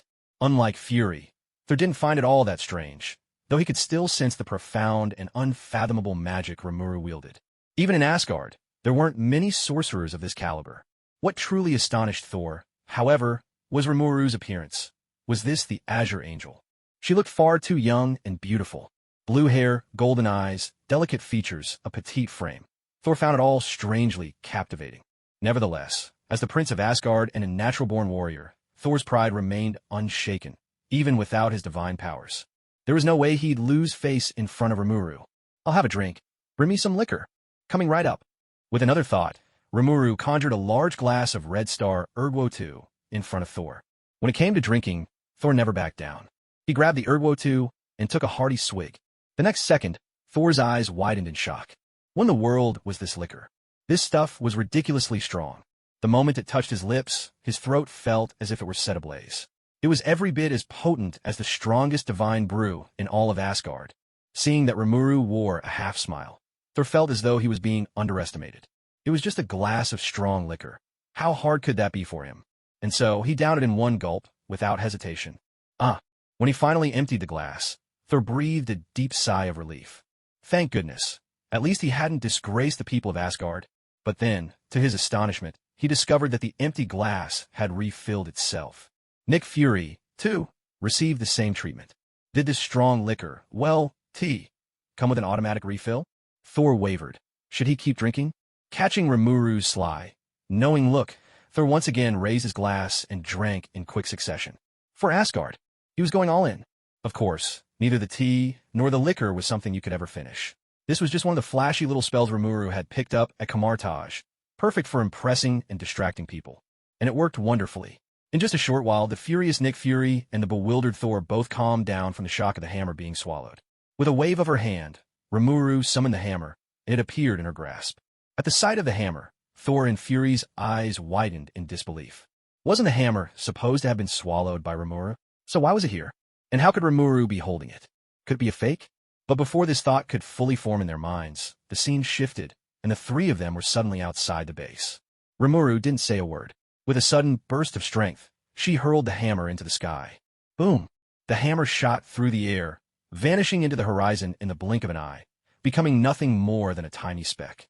Then, Thor saw Remuru perform a gesture he was all too familiar with. She reached out her hand to summon the hammer. A few seconds later, both Fury and Thor watched as the hammer streaked back from the sky, landing squarely into Remuru's waiting palm. Thor was dumbfounded, his jaw opening and closing, yet he couldn't manage a single word.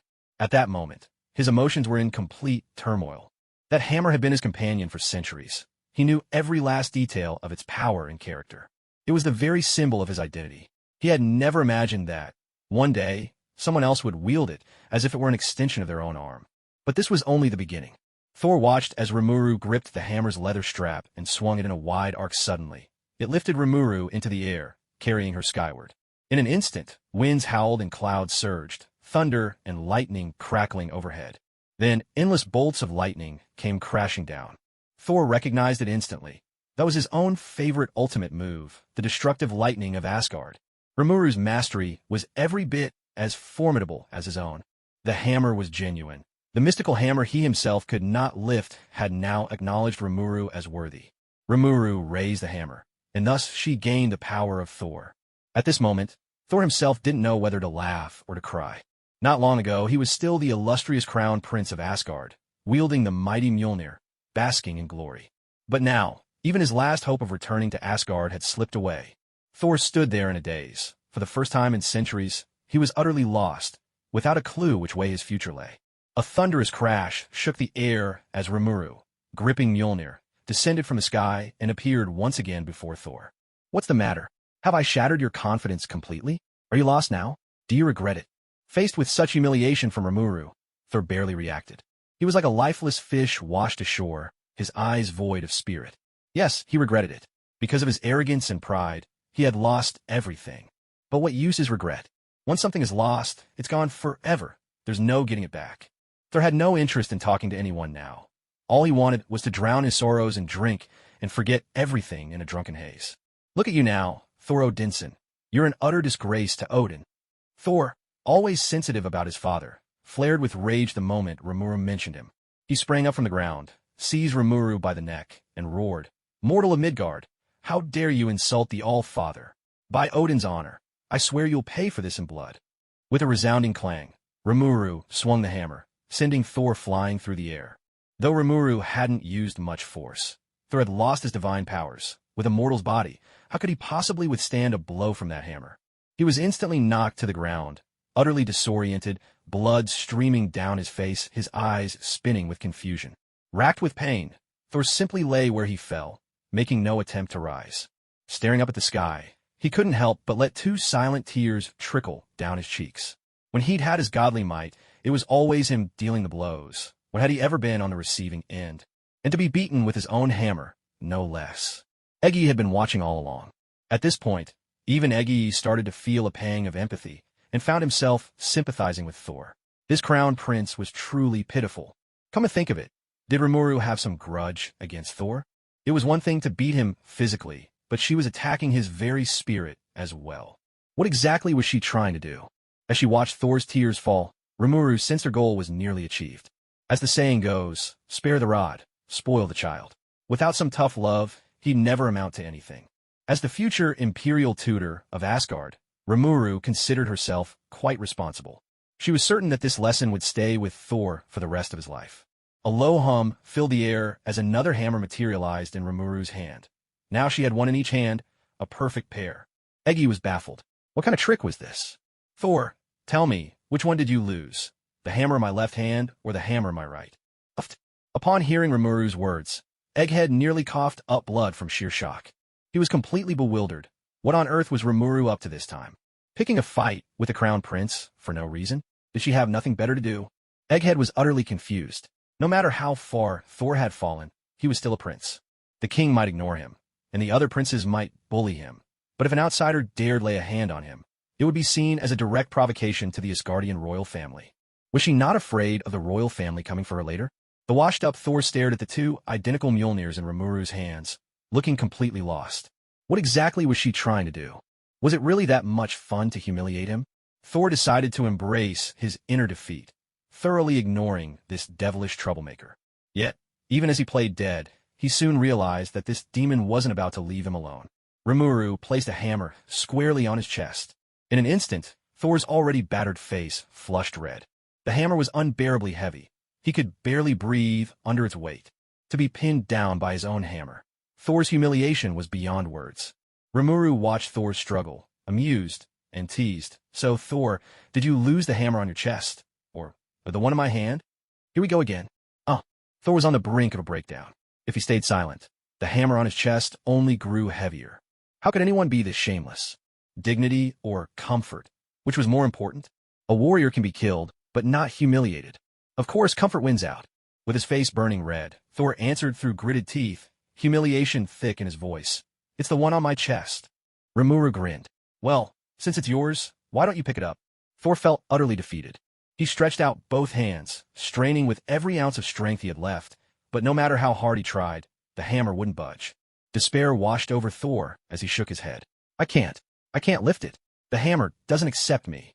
Remuru responded. It's your hammer. Why wouldn't it accept you? Having already surrendered, what was one more concession? After all, a person's pride only gets lower with every defeat. It's my ignorance, my arrogance, my pride. It nearly dragged Asgard to the brink of war. That's why Father stripped me of my power. I was wrong, Father. I truly know my mistake. Thor cried out to the sky, as if he were shouting his repentance to Asgard, to the departed Odin. But to Thor's surprise, the hammer on his chest remained utterly still. Once Thor had vented his heart out, Remuru finally asked, the frost giants infiltrated Asgard's vault. Weren't you right to act? Should he really have acted? Since he had been stripped of his divine powers, he had been reflecting constantly, and with every reflection, his father's words before exile would echo in his mind. As a result, he had subconsciously come to believe that any use of force on his part was inherently wrong. But now, Remuru was telling him that he should take action. Thor's mind was in utter turmoil. Two opposing values clashed violently inside him, and it felt as though his head was about to burst. Thor Odinson, has her father Odin never fought in a war? Then tell me, where did the casket of ancient winters in Asgard's vault come from? Did the leader of the frost giants take pity on your father, thinking the vault was too empty, and generously send him a gift to help fill it? A surge of pride welled up in Thor. He had grown up listening to tales of his father's mighty deeds.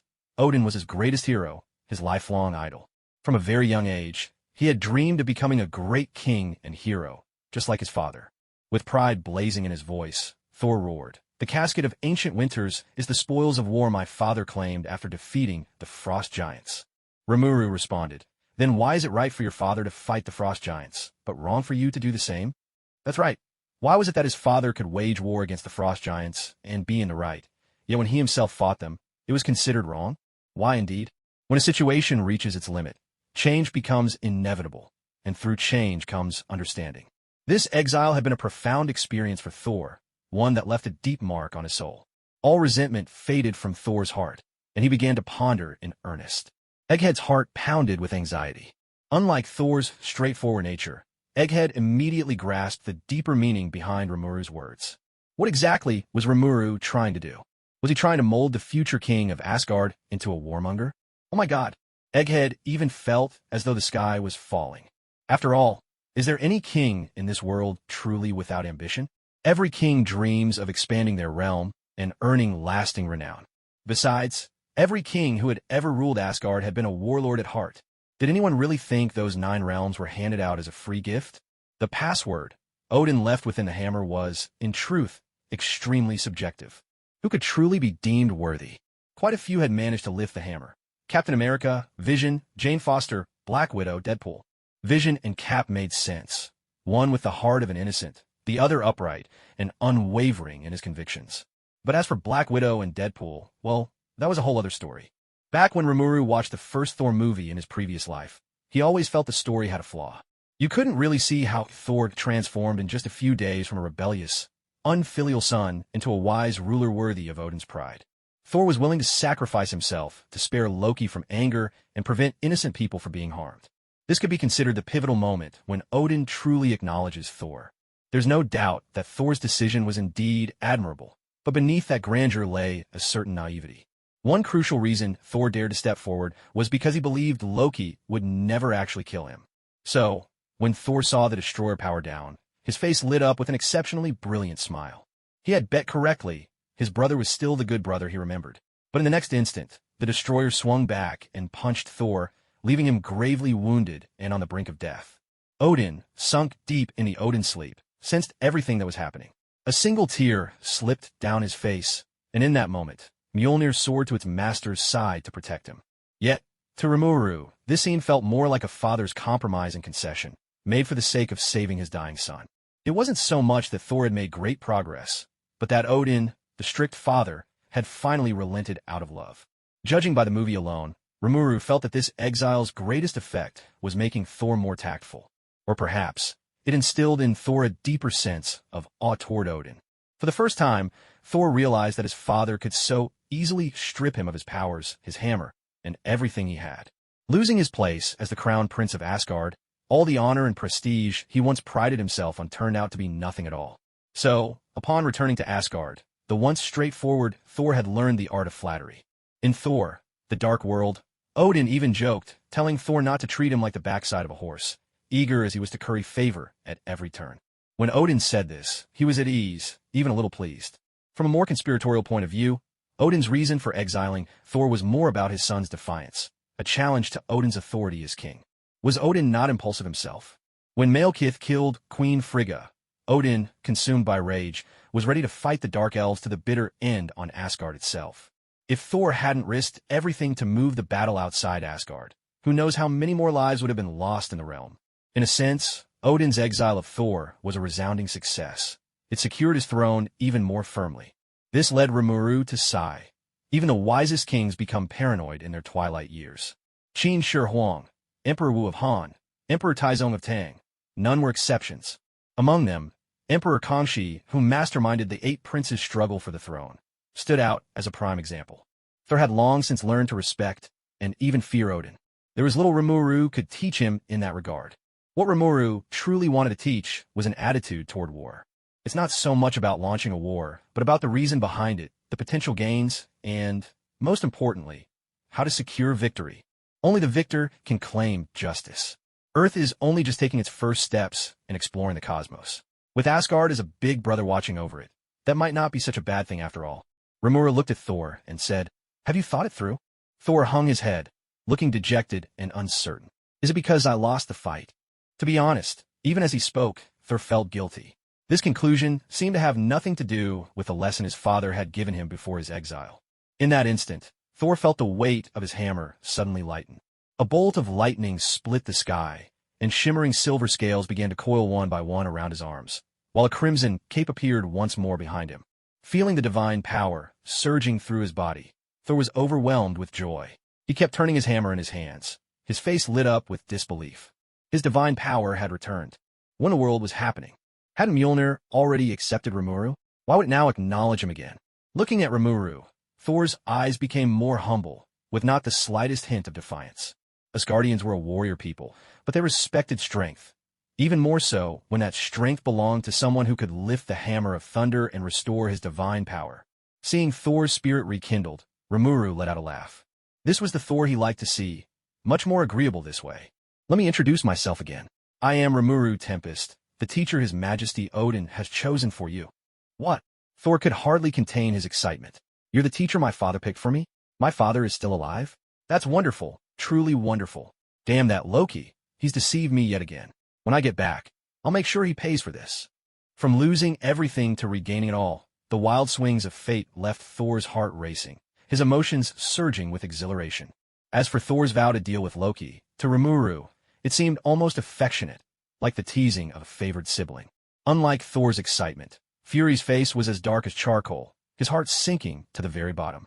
The world's mightiest superhero had become Asgard's imperial tutor. Could there be any news worse than this?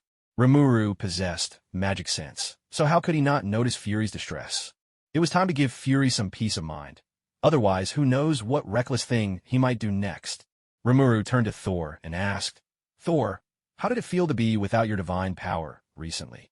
Now that his power was restored, Thor answered with more composure, it was dreadful, like living a nightmare. Rimuru nodded. Thor, as your teacher, there are a few things I must impress upon you. You must remember them well. Thor straightened, his expression solemn. Yes, teacher, I'm listening. First, remember this. Anyone, even a coward, can start a war, but only the victor can choose how to end it. Had Remuru offered such advice to Thor before, Thor would likely have scoffed at it. But now, in Thor's ears, those words thundered with clarity, resounding with infinite wisdom. It's the same in every world, when you're powerful or successful. Even your farts are considered fragrant. Thor nodded earnestly. I'll remember that. Remuru continued, second point. If you ever face an enemy you can't defeat, make sure to cut off their head. Huh? Thor was a little bewildered, but still nodded solemnly. And third, never choose to make Earth your enemy. As Remuru spoke the third point, Nick Fury's eyes suddenly lit up. To be honest, when he first heard Remuru instructing Thor, Fury's heart sank with cold dread. Unlike Fury, though, Thor took it differently. Thor thought Remuru was warning him never to invade Earth. Otherwise, there would be no more camaraderie between them. But the truth was, Asgard had never even considered invading Earth. I, Thor Odinson, swear upon the honor of Odin, father of the gods, that I will never take up arms against Earth. Should I break this oath, may Asgard fall to Ragnarok. Hearing Thor's solemn vow, Fury was more than satisfied. He couldn't have been happier. He trusted Thor's straightforward oath completely. Rimuru looked at Thor and said, Thor, my final piece of advice. You are the god of thunder, not the god of hammers. The Mjolnir in your hand is actually a fake. Also, Odin is my elder brother, so by seniority, you should address me as your aunt. With a thought, Rimuru caused the hammer in Thor's hand to dissolve into sparks of golden light and vanish. Thor stared at his now empty right hand, utterly stunned. The hammer was a fake? And he was supposed to call Rimuru aunt? What the heck? There was once a truly magnificent hammer right before me, but I failed to treasure it. Only after losing it did I realize my regret. Of all the things you can regret in this world, nothing is worse than this. If heaven gave me another chance, I'd tell that hammer, I'll love you for 10,000 years. Bruised and battered, Thor lay on the ground with vacant eyes, his heart filled with loss and longing. To suddenly hear that the hammer was a fake, Thor, with a straightforward mind, simply couldn't believe it. Having regained his powers, Thor thought he could turn the tables, only to be thoroughly schooled by Remuru. If there's a word for this, it's tragic. It left Thor questioning his whole existence. How could the hammer, so seamlessly wielded, so perfectly channeling his power, be fake? Seeing Thor lying on the ground, black and blue, Remuru couldn't hide her disappointment. Thor, are you the god of hammers? Thor ignored her, determined to play dead like a salted fish to the very end. Remuru fumed. Come on, you're a prince. Must you really be this shameless? Rimuru spoke earnestly, his tone full of patient guidance. Thor, if you are nothing without this hammer, then you do not deserve to wield it.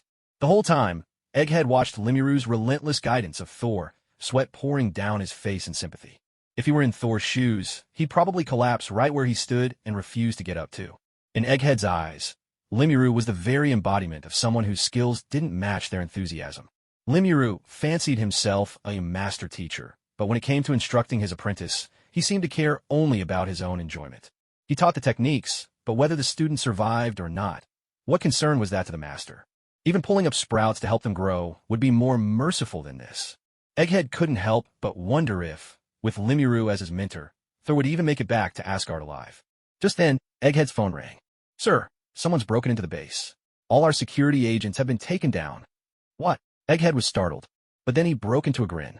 "Let them in." "Yes, sir." With Rimuru and Thor, now with his godly powers restored, both on hand, anyone foolish enough to stir up trouble in the base would only earn Egghead sympathy. Though Thor had just been completely overwhelmed by Rimuru, his physical abilities were truly astonishing. His defenses, in particular, were downright monstrous. After being hammered and blasted by lightning, he'd suffered little more than a superficial scratch. So this is what it means to be an Asgardian? Incredible. He couldn't even imagine whether Earth's heavy weaponry could break through their defenses. Soon, the three warriors of Asgard and Sif arrived. Upon seeing Thor, battered and bruised on the ground, Sif gasped in shock. "Thor, what happened to you?" "Sif, Fandral, Volstagg, and Hogun, you're all here?" Thor was overjoyed. Though he hadn't been separated from his friends for long, everything he'd experienced in that short time made it feel as though a lifetime had passed. To see his dear friends again filled Thor with boundless happiness. Looking at Thor's injuries, Sif felt a sting of sorrow in her nose. Thor must have suffered so much during this time. If only she had come sooner. But there were more pressing matters. "Thor, we're here to bring you home. These past days, I've come to realize so many of my shortcomings. I'm not yet worthy of being a true king. I plan to stay on Earth and learn a bit longer." Thor spoke honestly. In his brief time on Earth, he'd lived a life completely unlike that of a prince. Though much of it had been hardship, it had greatly broadened his horizons. More importantly, he had found someone on Earth to whom he was deeply attached. With Jane Foster, Thor felt something he had never known before. Hogun grew anxious and shouted, "Thor, didn't you regain your divine power? Haven't you sensed the weakening of the All-Father's strength?" "What?" Thor was instantly alarmed. "What happened to my father?" It wasn't just Thor. Remuru was also taken aback. Could it be that something truly happened to Odin? Sif spoke in a low, grave tone. "Thor, a great calamity has befallen Asgard. For reasons unknown, His Majesty's power has waned dramatically, and now all 9 realms are aware. The Frost Giants, the Fire Giants, and the Vanir gods have already begun to raise armies, preparing to strike at Asgard." Thor's eyes grew bloodshot, and his breath quickened. Overhead, the sky churned with storm clouds, flashes of lightning and rolling thunder echoing in the heavens. Asgard is presently under the stewardship of the Queen Mother. For now, all is secure, so you needn't worry just yet, Thor. Sif's voice was gentle, her words both soothing and full of concern as she sought to comfort Thor. But at that moment, Rimuru spoke up. "Thor, remember this feeling. You are the god of thunder. Wielding the storm should come as naturally to you as breathing." With those words, Rimuru instantly drew everyone's attention. Though Sif and her companions sensed no overwhelming aura from Rimuru, the tone of instruction alone allowed them to guess at Rimuru's true identity. Thor gazed up at the crackling sky and the faint arcs of lightning dancing across his own body, lost in thought. Wielding thunder should be instinctive? Before Rimuru, Sif and the others performed the grand salute of Asgard. "You must be Lord Rimuru. Thank you for your guidance to the prince. Here is a gift from His Majesty, entrusted to us for you. We hope you will accept it with pleasure." "A gift from my father to Rimuru?" Thor was filled with curiosity, and when he saw the URU medal, the trunk of the floral deity Colossi, and dragon sinew, he was thoroughly astonished. Aren't these the very materials for forging a god's hammer? Why would father send so much to Rimuru? Such a gift was far too generous.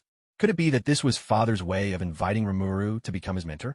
In that instant, countless waves of warmth swept through Thor's heart. With a wave of her hand, Rimuru swept up all the gifts and stored them away. This was the fusion of the summoning magic from Kamartaj and Rimuru's own predator ability, a result of 3 years of arduous training at Kamartaj. In this way, Rimuru could use predator in front of others with ease and subtlety. Her flashy display didn't much surprise Sif and her companions. Magic? A mere trifle to them.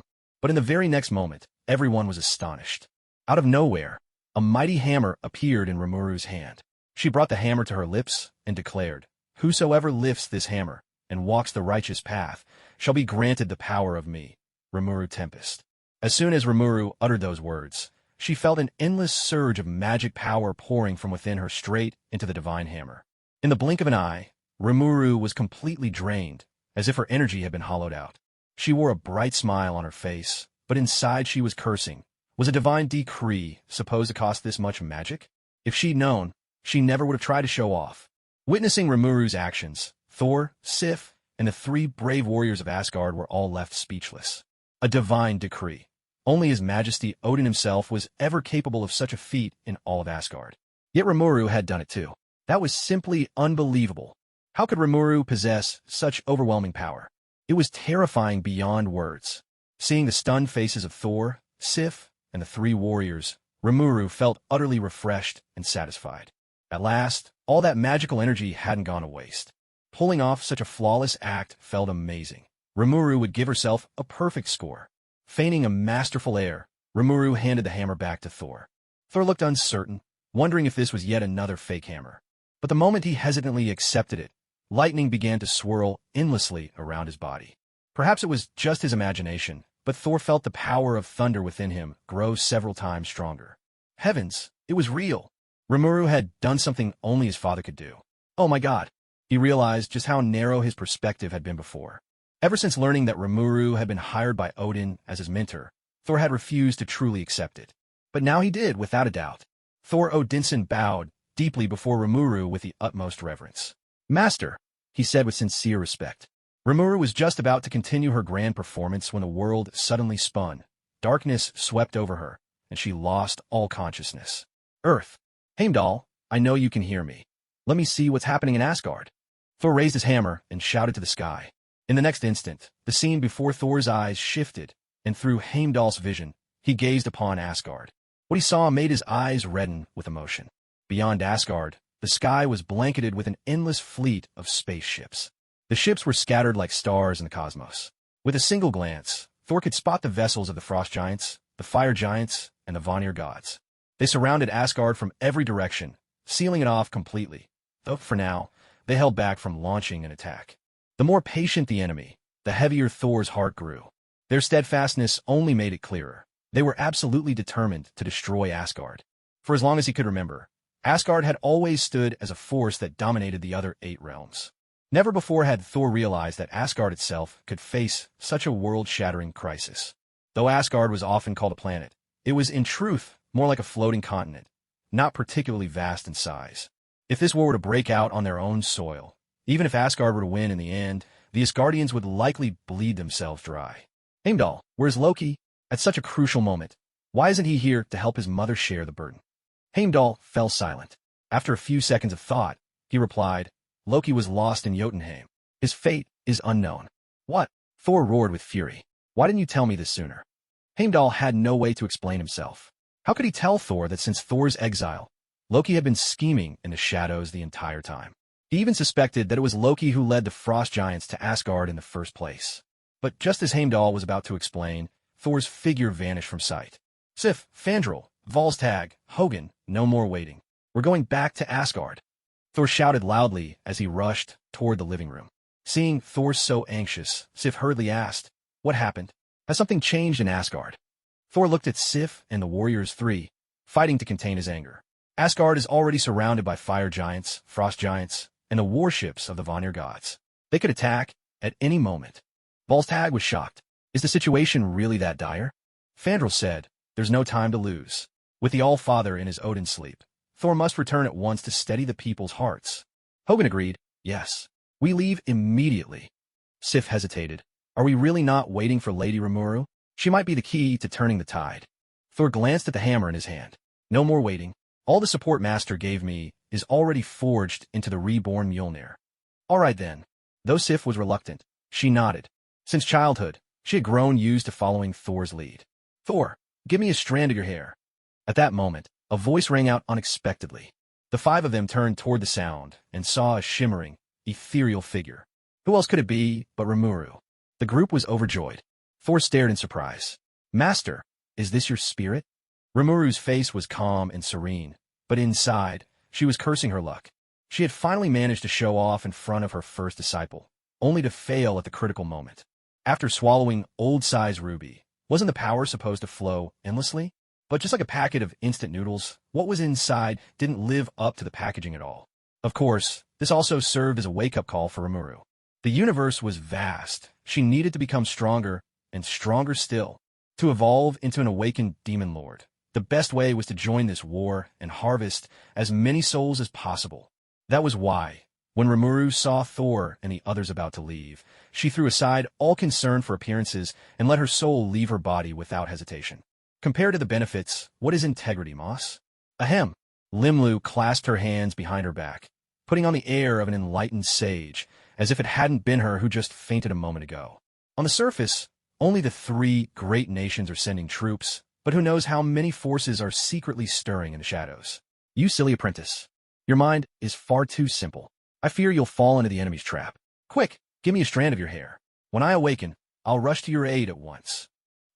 Sif was the first to stifle a laugh, and soon the three warriors of Asgard were doubled over, unable to hold back their mirth. Even Thor, the big oaf, let out a laugh as hearty as a ringing bell. It was just too much. Rimuru, so small, and yet putting on such a sage-like act, was utterly adorable and hilarious. What are you all laughing at? Hurry up and give me a strand of your hair. Yes, yes. Thor, grinning from ear to ear, plucked a few golden hairs from his head, feeling a surprising warmth in his heart. Having a master who cares about him. Honestly, it wasn't a bad feeling at all. So, Thor and the others watched as he respectfully placed the golden hairs into Rimru's spectral hand, and they drifted away on the breeze. Then, another round of laughter erupted. Rimuru was at her wit's end, feeling as though her dignity as an imperial tutor had been completely swept away. Even Sif, that cheeky girl, was no longer the least bit afraid of Lady Rimuru. Unforgivable. Boom. A radiant, seven-colored rainbow beam descended from the sky, carrying the Asgardians away from Earth for good. Gazing at the rune marks left on the ground by the Bifrost, Nick Fury's face remained as dark as ever, his expression unchanged. No one could guess what he was truly thinking deep inside. You could be told 1,000 times, or hear it 10,000, but nothing compares to witnessing it with your own eyes. The shock is unparalleled. Secure this place. Bring in a team of language experts. Yes, sir. The agents immediately sprang into action. Nick Fury, meanwhile, walked over to where Rimuru lay in her slumber. Looking at the now blue orb that was Rimuru, he asked, "It's been almost 2 days. She still hasn't woken up?" Natasha nodded. "I've been here the whole time. She hasn't stirred once." Nick Fury fell silent. Not long ago, he'd witnessed Rimru's soul leaving her body, laughing and chatting with the Asgardians. He saw it. The Asgardians saw it. But Natasha did not. Which meant whether Rimru's soul could be seen depended entirely on whether she allowed it. Staring at the unresponsive Rimuru, Nick Fury's eyes grew complicated. Rimuru was just too mysterious. So mysterious that no one could ever truly fathom the extent of her abilities. Honestly, even Fury was starting to wonder how he should deal with Rimuru now. Still, it was just as well that Fury had always been open-minded. He had never minded powerful members joining his cherished Avengers initiative. "Rimuru, won't you come out and have a talk with us?" Huh? Hearing what Baldy said, Natasha's beautiful eyes fluttered. Was Remuru awake? In the next second, Natasha's entire worldview was turned upside down. Still in his soul form, Remuru gave Natasha a gentle smile. "Sister Natasha, thank you for watching over me these past 2 days." Natasha immediately responded with a modest smile that felt like a warm spring breeze. "It's my honor, Lord Remuru." Natasha was a stunning beauty, and with just a playful touch, she instantly lightened the mood in the room. Baldy let out a long sigh of relief, doing his best to ease his emotions. He and Natasha had been partners for a long time, working together with flawless synergy. With Natasha's little display, Baldy instantly understood. She was subtly reminding him to watch his tone. After all, Remuru only responded to gentle persuasion, never hard threats. So Baldy spoke softly. "Remuru, what do you think of the war between Asgard and the Three Realms?" Remuru replied, "Director, you'd better pray for a sweeping victory for Asgard. If the Frost Giants win, the 9 realms will be plunged back into an ice age. If the Fire Giants prevail, Earth will be in even greater danger. Should the Dark Elves triumph, the 9 realms could enter a dark age. Only with Asgard's victory can the current balance be maintained to the greatest extent." Baldy gave a wry smile. Since taking over S.H.I.E.L.D., he'd always considered himself Earth's guardian. But in the face of true catastrophe, S.H.I.E.L.D. was powerless to act. The sting of defeat was hard to ignore. With the fate of Earth hanging in the balance, was humanity really supposed to just stand by and watch? Unwilling to accept this, Baldy lowered his voice. "Are you saying there's nothing we Earthlings can do?" Remuru's eyes sparkled mischievously. "Director, are you thinking of sending someone to witness a cosmic war firsthand?" Both Baldy and Natasha turned to him with curiosity. Remuru continued, "The Avengers, perhaps it's time to assemble." Thanks to Remuru, the little butterfly, The Marvel Universe had already shifted in many ways. Yet, character shapes destiny, and so many things were still moving along their destined paths. Tony Stark, with his unique sense of flair, was just as flamboyant as ever. He'd built a towering skyscraper in New York and named it after himself. Over the past 3 years, his relationship with Pepper had blossomed. They were as close as any true married couple.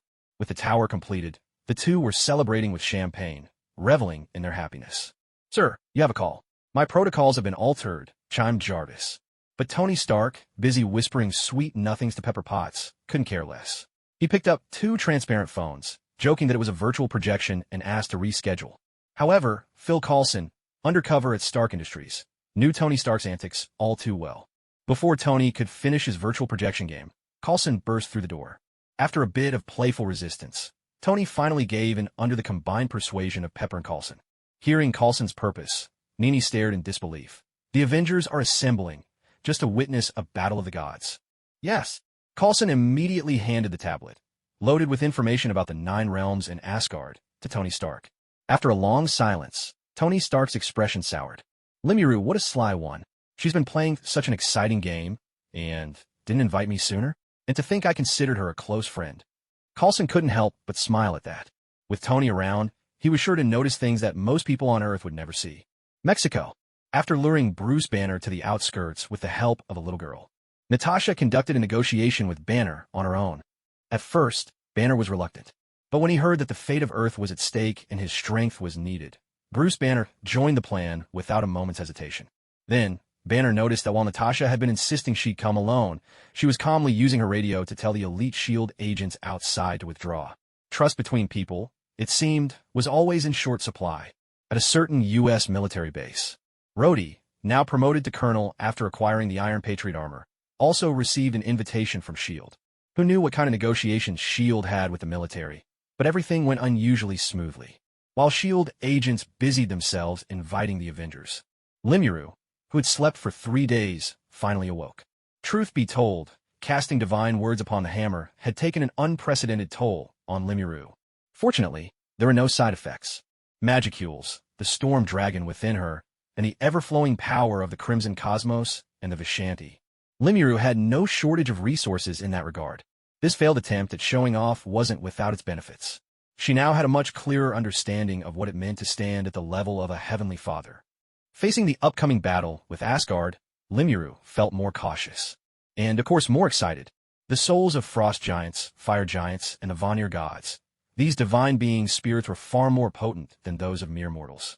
By sacrificing these souls, once Rimuru advanced to awaken Demon Lord, she would become even stronger. "Rimuru, you're finally awake." The moment he heard Rimuru had woken up, Nick Fury hurried over. To be honest, ever since discovering that Asgardians actually existed, Fury's feelings have been on a roller coaster. But after his heart-to-heart with Rimuru, his spirits had lifted considerably.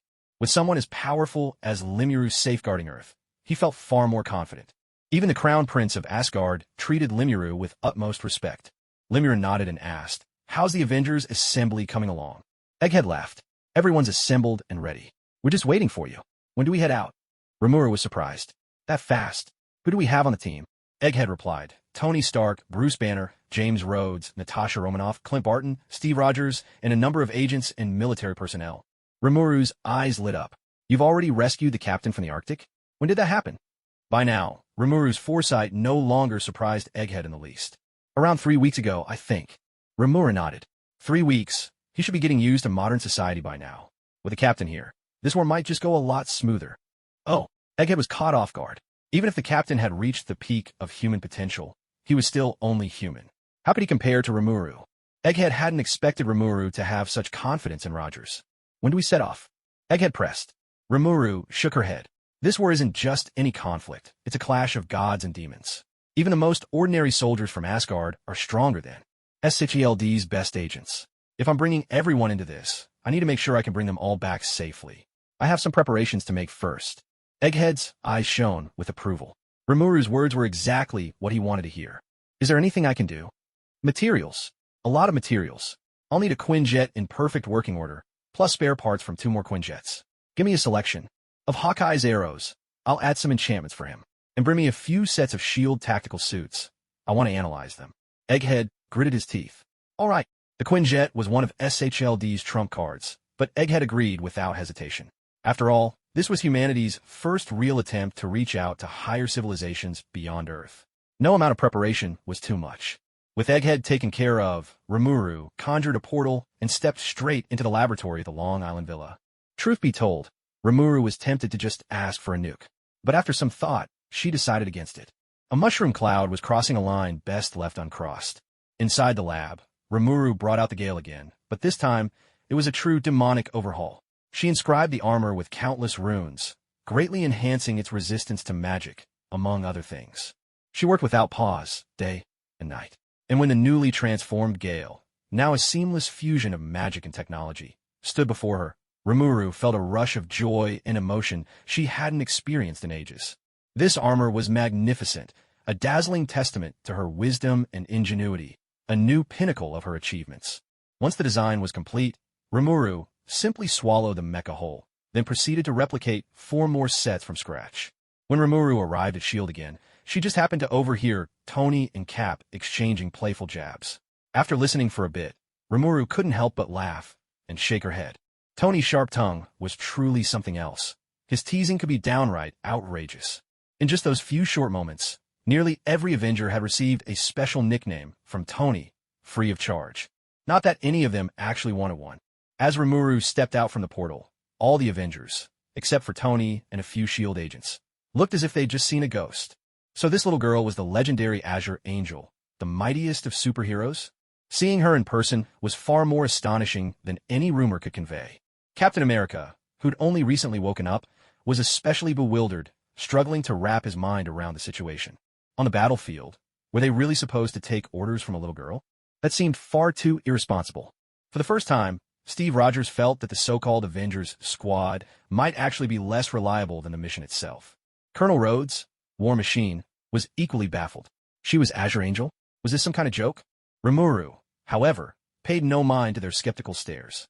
With a casual flick of her wrist, 2 heavily modified Wind God mechs materialized in the S.H.I.E.L.D. base. Tony, Rhodey, these Wind God mechs were designed specifically for this battle. They're a fusion of Earth technology and Asgardian runes with enhanced magic resistance. Rhodey, you'll need to get used to this new machine. The other one is for Tony. He can study it. The moment Rimuru mentioned that he'd get to study the Wind God mech, Tony's eyes lit up as if he'd just been handed the world's greatest toy. Little Jelly, you're amazing. I'm seriously starting to like you more and more. Little Jelly? What the heck? If Stark kept throwing out random nicknames and everyone started calling her Little Jelly, where would that leave her reputation as the mightiest Avenger? Not showing any anger, Rimuru simply opened up a portal beneath Tony Stark's feet. With a sudden flash, Tony vanished without a trace. Everyone was startled, and Colonel Rhodes was the first to ask, Rimuru, where did Tony go? Wearing a gentle smile, Rimuru replied breezily, Tony's just enjoying a little free fall right now. No need to worry. Let him fly for a bit. Free fall? Let Tony fly for a while? The corners of everyone's mouths twitched. Yet, oddly enough, they found it oddly satisfying. Tony's mouth, especially when it came to nicknames, was legendary, unrivaled. In this room, almost no Avenger had ever escaped his teasing unscathed. But finally, someone had managed to put him in his place. Agent Barton, these are for you. I've enchanted every arrow, each with a different rune. Whisper, Frost, Sharpness, Armor-piercing, Bleeding, Burning, Explosive, and Poison. Take some time to get familiar with them. Remuru handed several quivers of arrows to Hawkeye, who immediately perked up with curiosity. As a master archer, Hawkeye was instantly taken with these arrows. They couldn't have suited him more perfectly. His fondness for Remuru shot up in leaps and bounds. Seeing Hawkeye's delighted expression, the mood of everyone present brightened as well. A craftsman is only as good as his tools, after all. Right now, they all felt Rimuru was starting to resemble that magical cat from the future, Doryman. He was practically a walking treasure trove. Natasha, these are 2 Browning pistols for you. Both the guns and their bullets have been enchanted by me. This mission is extremely dangerous, so if you don't mind, lend me a set of your battle gear. I'll enchant it to give you some extra protection. Accepting the 2 pistols, Natasha's face lit up with a playful smile. Just like Hawkeye, she was extremely intrigued by magical weaponry. Sure thing. Thank you, Rimuru. It had to be said, Natasha was truly a stunner. A rare splash of green in a sea of flowers, a sight for sore eyes. Before Wanda joined the Avengers, she was definitely the team's darling. Oh, by the way, Your battle suits could use some improvement. Here's some steel thread spun by the Black Spider. It's a magical material. Let the Shield logistics designers see if they can turn this into new suits for you. It might make a real difference. As Rimuru produced a bundle of fine, transparent steel threads, everyone's eyes lit up with amazement. Even rare, magical materials? He really did live up to his doorman reputation. With a wave of Rimuru's hand, a brand new wind god armor appeared before their eyes. Natasha, since you're skilled with tech weapons, get to know this wind god suit. It might come in handy. Oh my god. At that moment, Natasha gazed at Rimuru, her beautiful eyes sparkling like little stars. While women might not be as obsessed with powered suits as men, Natasha was a seasoned agent. Any weapon was bound to catch her interest. To be honest, she'd been eyeing the suits for quite some time. But she'd never asked. She knew that for Tony and Remuru, their suits were sacred. They'd never let anyone else lay a hand on them. And she was, after all, just an agent. What she hadn't expected was for Remuru to actually gift her a suit of armor. Remuru, you're simply the best. When we get back from Asgard, I'm taking you on vacation. Watching Natasha clumsily pilot the wind god's suit into the air, everyone else looked on with envy. Was today some kind of treasure giveaway? Even Banner and Captain couldn't help but look forward to what was coming next. Above all, the Captain was especially pleased with Remuru at this moment. He was a man forged in the fires of war, his mindset still rooted in those times, far simpler than that of people today. Watching Remuru selflessly share such precious treasures with the team, he couldn't help but recall the glorious days of his youth. That was how comrades were, bound not by blood, but by unwavering trust and reliance. Catching the Captain's eye, Remuru smiled and stretched out her hand. Instantly, a hammer appeared in her grasp. None other than the legendary Mjolnir. Captain, you've only just woken up, so you might not know what this hammer is. Let me tell you, it's called Mjolnir, the weapon of Thor, Crown Prince of Asgard. It's as light as a feather, yet as heavy as a mountain. If you can lift it, you'll gain the power of Thor himself.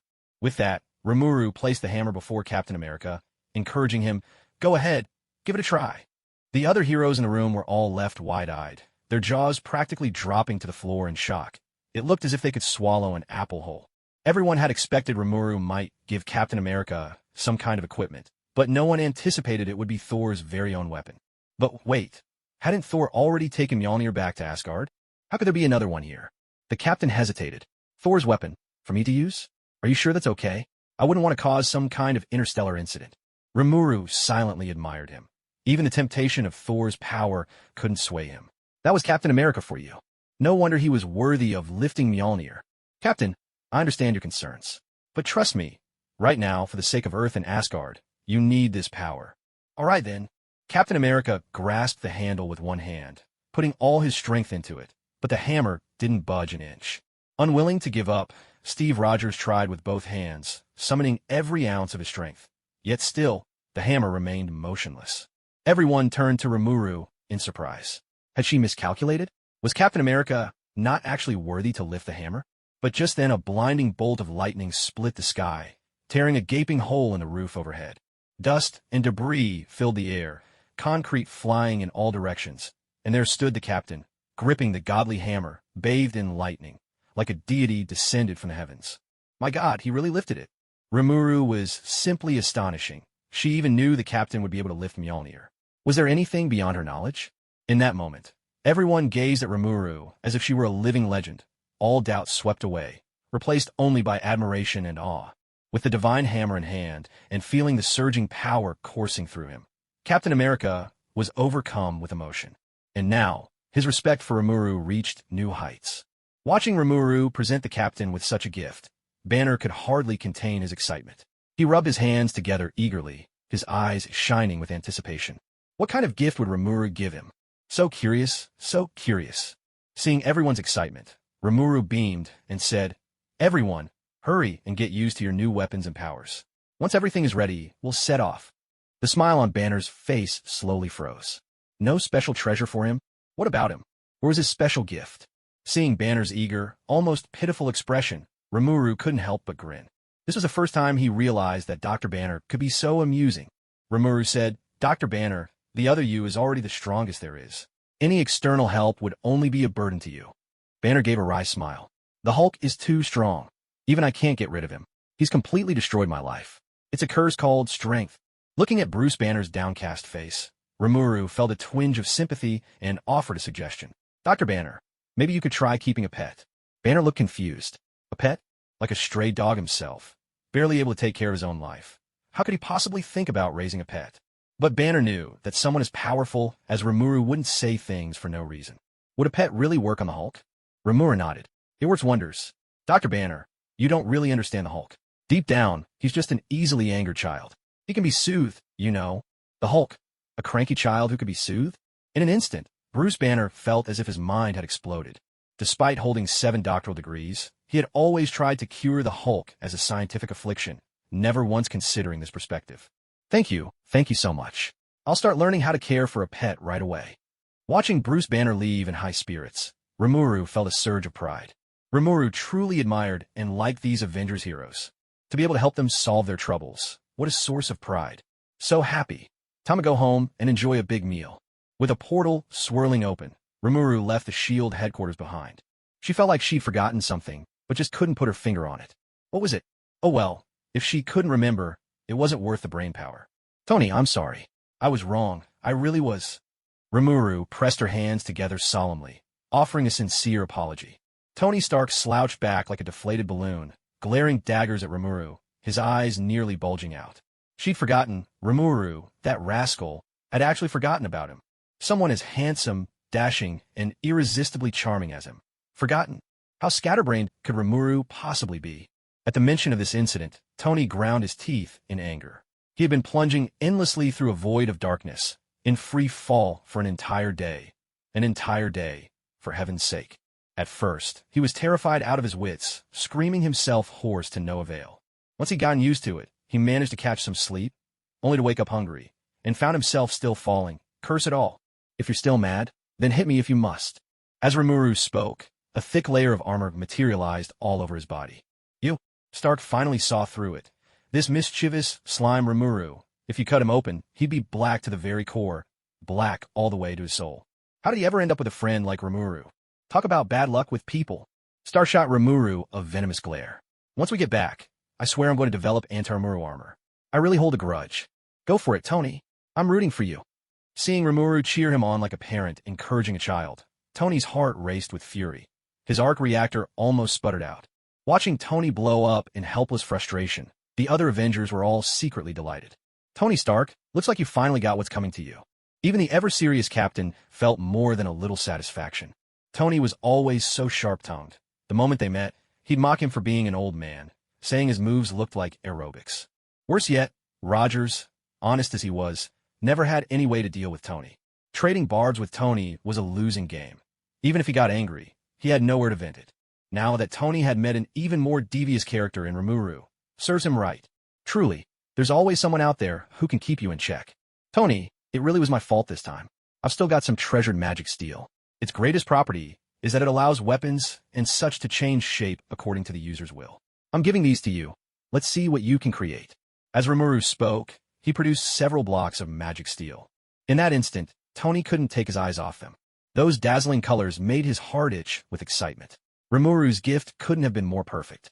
Seeing Remuru so casually pull out magic steel, the other Avengers exchanged astonished glances. He's got treasures too. No wonder he's like the Doraemon of the Avengers. The more they saw of Remuru, the more intrigued and fond of him the Avengers became. Tony, let's put the research aside for now. We need to focus on the problems we might face and how to deal with them. Asgard. Once a land of breathtaking beauty, Asgard was now shrouded in smoke and chaos, corpses strewn everywhere. Since Thor's return, the Asgardians finally had a leader to rally around, and their morale had recovered somewhat. But in the end, there were simply too many enemy troops, and with Asgard already surrounded, they had lost the initiative. There were simply too many enemy warships.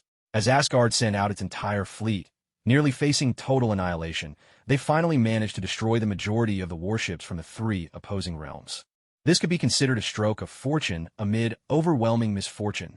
Once the protective shield around the royal palace was activated, Asgard's forces, under Thor's command, launched themselves into a fierce and desperate battle against the allied armies of the 3 realms.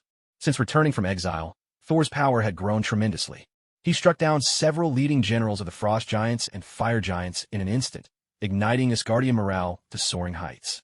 Yet, with the full might of the 3 realms pressing down, The disparity in strength was simply staggering, and Asgard was soon locked in a bitter struggle. Looking out across the battlefield, all of Asgard seemed to be swarming with countless enemies. Because the battlefield was shaped by divine power and sorcery, the style of combat was vastly different from that of Earth. Instead of the thunderous barges and ceaseless explosions of modern warfare, these clashes were more primal, dominated by cold steel and close combat. But the ferocity of this war was every bit as intense as any of Earth's hottest conflicts. Frost giants unleashed blizzards of ice, fire giants rained down infernos, the Vanir gods cast their spells, and Asgardians wielded divine might and magic. The entire battlefield was transformed into a grisly furnace where gods and monsters were ground to pieces. Even with the overwhelming numbers of the allied realms, Asgard's forces managed to hold their ground and fight to a standstill. One had to admit, the Asgardians truly deserved to be called gods by the peoples of the universe. Their individual prowess was simply beyond compare. But the frost giants were the first to lose their patience. Laufey released an enormous frost beast. This monstrous creature, as seen in the first Thor film, was one of Jotunheim's ultimate weapons. Back on Jotunheim, it had once driven Thor, Loki, Sif, and even Asgard's greatest warriors to the very brink. Against such a formidable beast, ordinary soldiers stood no chance. The frost beast rampaged through the Asgardian ranks, scattering their formations in an instant. A wave of devastation followed, claiming the lives of countless soldiers. But just then, Thor descended from the heavens, wielding Mjolnir and surrounded by a storm of lightning. With a single mighty blow, he struck the frost beast down. Thor! Thor! Thor! The Asgardian warriors erupted in triumphant cheers, their spirits lifted as they chanted his name. Seated on the flagship, Laufey's eyes blazed red with fury. The loss of a frost beast did not pain him much, but the significance of the moment was extraordinary. In Thor, he could see the shadow of a young Odin. Thor, son of Odin, your exile did teach you something after all, but I will never allow you to grow into another Odin. Release every last frost beast. Launch a full assault. Flatten Asgard, no matter the cost. Meanwhile, the fire giants had also received Surtur's command. A colossal fire dragon, so vast it seemed to blot out the sun, was unleashed onto the battlefield. In its wake, an endless horde of towering fire giants surged forward like a sea of flames, advancing relentlessly toward the palace of Asgard. The Vanir gods began to move as well. Stone giants, tree folk, and sorcerers joined the fray. For a moment, the very ground of Asgard trembled beneath the march of these armies. Even the Asgardian legions, hailed as the mightiest force across the Nine Realms, their presence commanding fear in all corners, began to waver. Their enemies were overwhelming. Could they truly hope to win this war? Was the realm of the gods destined to fall in this very battle? The clash of arms rang out, echoing across the field. With a sudden, mighty swing of his hammer, Thor swept Mjolnir through the battlefield, smashing aside several frost giants who threatened Sif, Fandral, and other key defenders of the palace, saving them from certain doom. With a thunderous crash, Thor struck the ground, lightning erupting from the point of impact and instantly clearing swathes of enemies all around him. Don't be afraid. Reinforcements will soon arrive in Asgard. Victory will ultimately belong to us. Reinforcements for Asgard? Though the Asgardian warriors were puzzled, a surge of hope lifted their spirits.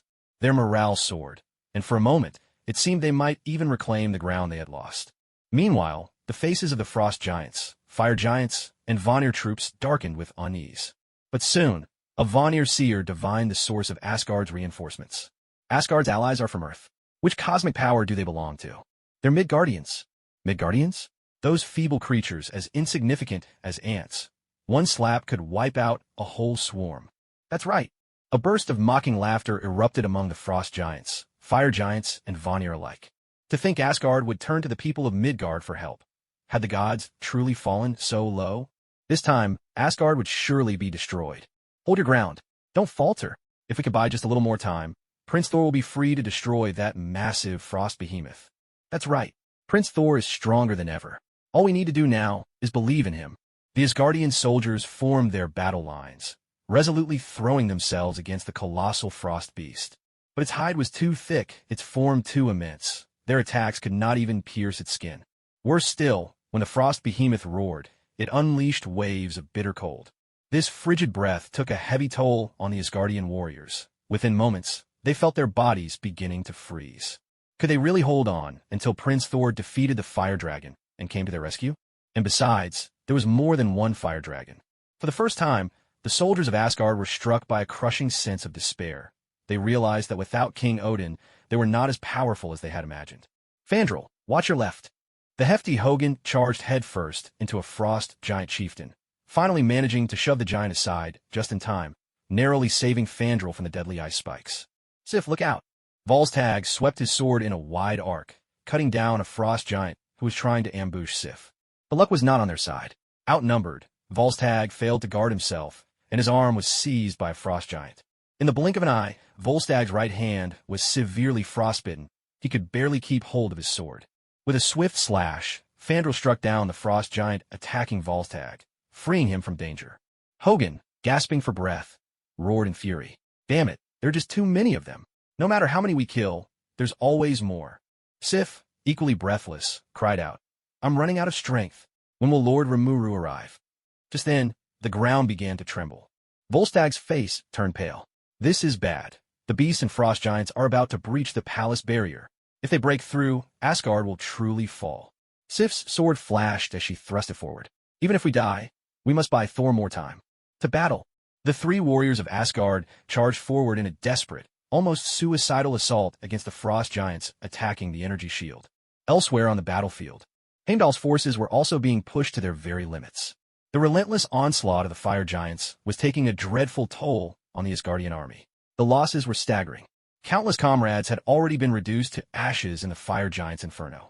It wasn't that the Asgardian soldiers lacked strength. The difference in numbers was simply overwhelming.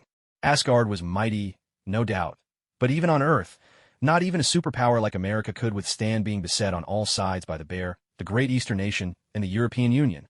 Kill Odin, reclaim the eternal flame. Kill Odin, reclaim the eternal flame. Kill Odin, reclaim the eternal flame. The morale of the fire giants soared higher with every chant. After being oppressed by Asgard for millennia, their honor was long lost. They had dreamed of vengeance for ages, but never imagined that the day of reckoning would come so swiftly. So this is the Ragnarok that King Odin prophesied?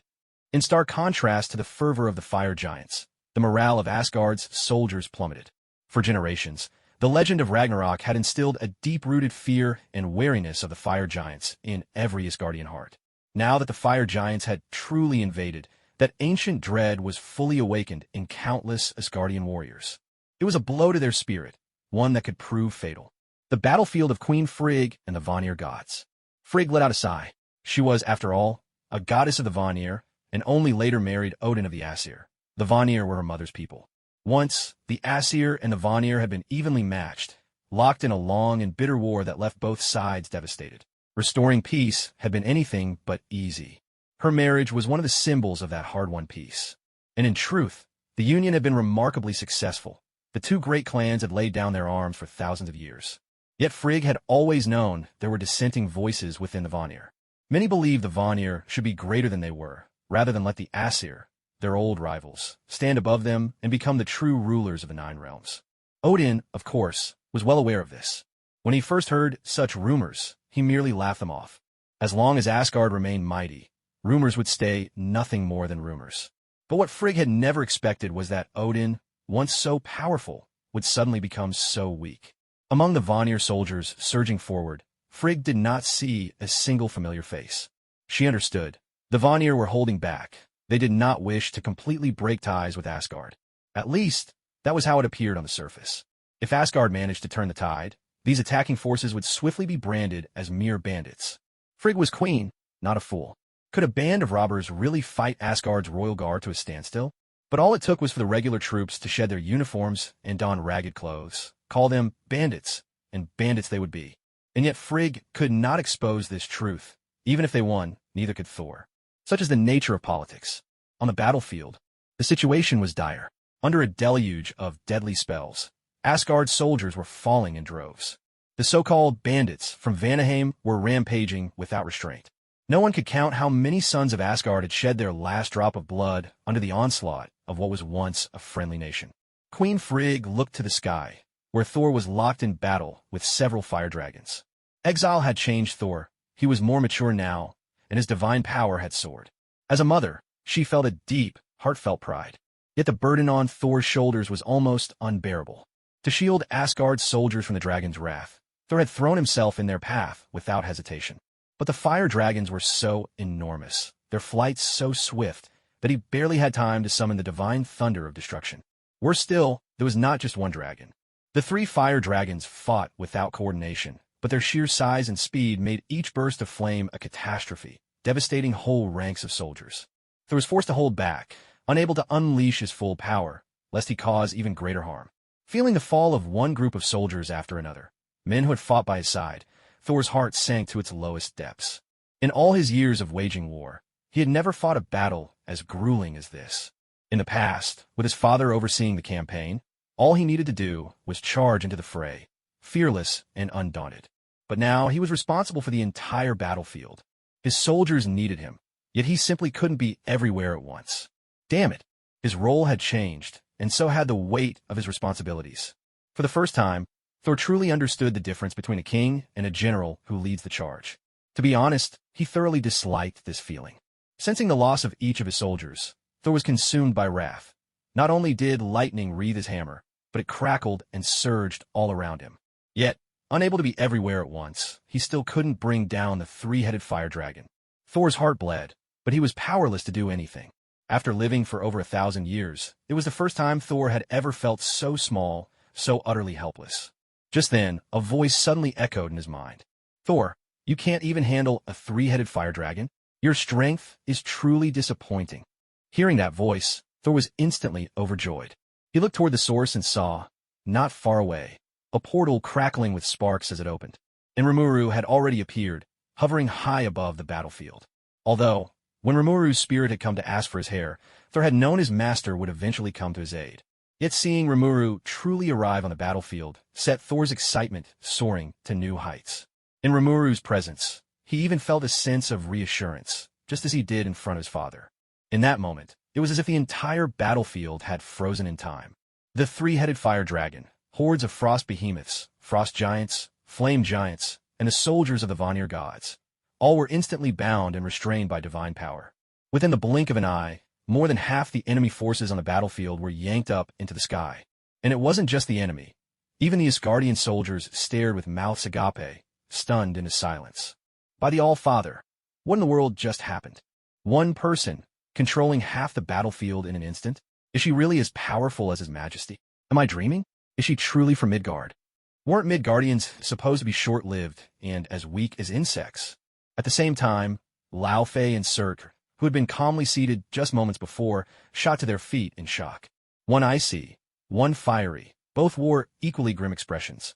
The bandit, leader of the Vanir gods, was so astonished that his jaw nearly hit the floor. A little girl this powerful, and you're telling me Asgard's reinforcements are from Midgard? The bandit leader shouted, spreading lies and misleading the troops. Execute that so-called prophet.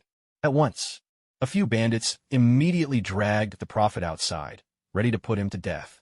The prophet, terrified, cried out in desperation, I'm innocent. I'm innocent. They truly are from Midgard. But at this point, the bandit leader had no interest in listening to the prophet's wild ramblings. After all, someone who had just dominated the entire battlefield in an instant. Could he really be from Midgard?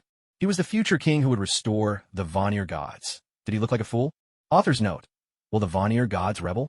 When I wrote this plotline and brought the Vanir into the story, it stirred up quite a bit of dissatisfaction. Many readers pointed out that the Vanir and the Azure are closely connected by marriage. Frigg, the queen of the gods, is herself a Vanir goddess. I have to admit, my knowledge of Marvel lore is indeed rather shallow, mostly based on movies. Some hardcore Marvel fans could really give me a hard time for this. Since there was a factual error, I want to take this opportunity to apologize to everyone. Sigma, reflecting in the corner.jpg. The reason I involved the Vanir at all was because, at the beginning of Thor, the Dark World, Thor was quelling a rebellion in Vanaheim and left a trusted ally behind to keep order. That gave me a mistaken impression, so I lumped the Vanir in with the more unruly factions. Is there ever a truly loyal and docile underling? As I kept writing, more readers pointed out the mistake, so I did some research into the ancient rivalry between the Azure and the Vanir. Turns out the two tribes really did fight each other ferociously, though they eventually made peace. Here's my take on it. Marriage alliances are both the most effective and the least effective means of maintaining relations between nations. Take the House of Habsburg, for instance. Through marriage alone, they built a colossal European empire, at one point ruling the Holy Roman Empire, the Spanish Empire, the Archduchy of Austria, the Austrian Empire, and the Austro-Hungarian Empire. It was nothing short of a miracle in the history of marriage alliances. So yes, marriage can be extremely effective, but it can also be utterly useless. In ancient China, the emperor's power faced three major threats: influential in-laws, powerful ministers, and eunuchs. Especially during the Han Dynasty, the threat posed by imperial in-laws reached its historical peak. Liu He, for example, reigned as emperor for only 27 days before the powerful minister Hua Guang deposed him and replaced him with the more obedient Liu Sun. Hua Guang was the half-brother of Hua Zubing, who was a nephew of Wei Qing. Wei Qing, in turn, was the brother of Empress Wei Zifu, wife of Emperor Wu of Han. A classic case of a powerful clan and influential in-laws. But even Liu Sun's childhood sweetheart, Su Pingjun, was poisoned by Hua Guang, just so his own daughter, Hua Chengjun, could become empress. Emperor Xian of Han was racked with grief, yet he was utterly powerless against Hua Guang. He endured, holding back his anger time and again, until Hua Guang finally passed away. Only then did he order the extermination of the entire Hua family, from marriage alliances to total annihilation. Take, for instance, Princess Yifang during the reign of Emperor Xuanzong of Tang. She was sent to marry into the northeastern Shi tribe, but when her husband rebelled, he beheaded her himself as an offering to his troops. So, in truth, marriage alliances often prove to be utterly useless. In my understanding, these two great clans once stood as equals. But now, Asgard has eclipsed all others, reigning as the unrivaled overlord of the Nine Realms, leaving the Vanir gods far behind in their wake. Imagine two neighboring families, long matched in circumstances, until one suddenly strikes it rich and even beats the other into submission, turning them into retainers. How do you suppose the other family would feel? Odin's conquest of the Nine Realms was not a gentle subjugation. Everyone knows that behind every conquest lies a mountain of bones, and Odin was not alone. Hela fought at his side. Unlike Thor, wherever Hela treads, death and terror follow close behind. It's quite likely the Vanir surrendered under such harrowing circumstances. Of course, there's also the possibility that Odin had already decimated the frost and fire giants, leaving the Vanir so cowed they dared not resist. Whatever the case, there must have been dissenting voices within the Vanir. Now that Asgard has grown so weak, isn't this the perfect moment for the Vanir to rise again? So, I recast the Vanir's army as bandits, a small way to fulfill the notion of friendly relations between these two Marvel clans. The Vanir and the Azure were once friendly, and even now that friendship endures. After Asgard's victory, that friendship will surely remain. What do a band of Vanir raiders attacking Asgard have to do with the official Vanir forces? And as for regular troops losing to bandits, that's entirely plausible. Even the mighty U.S. Navy once suffered a humiliating defeat at the hands of North African pirates, earning the ridicule of nations who dubbed it the Navy's greatest shame. Later, the Americans discovered that these pirates were actually the British Royal Navy in disguise. And during the age of the British Empire, America was nothing if not obedient whenever Britain was involved. At most, they'd occasionally cast covetous eyes at Canada, or lend some support to the Boers fighting the British. Nothing more. The two countries maintained a friendly relationship. Armies losing to pirates, bandits, or even drug lords. These things happen all the time. After reading the comments, I found that War God AA summed it up best and captured the feeling perfectly. The current dynamic between the Vanir and Asgard is like this. Imagine the Yellowstone supervolcano erupts, swallowing up half of America and crippling its strength. Canada and Mexico then join forces, surround Washington, and set the White House ablaze. I realize my adaptation might stray from the typical Marvel style, but personally, I think it's quite reasonable. I just wanted to explain my reasoning. Hope you all understand. As for the star-destroying weapon, the Bifrost, it was still intact in Thor 1, and Odin was at the height of his power. Even then, the Frost Giants dared to sneak into the Asgardian treasure vault to steal something. At this moment, Laufey dares to make a move because he knows that, even if they fail, the Frost Giants won't face total annihilation.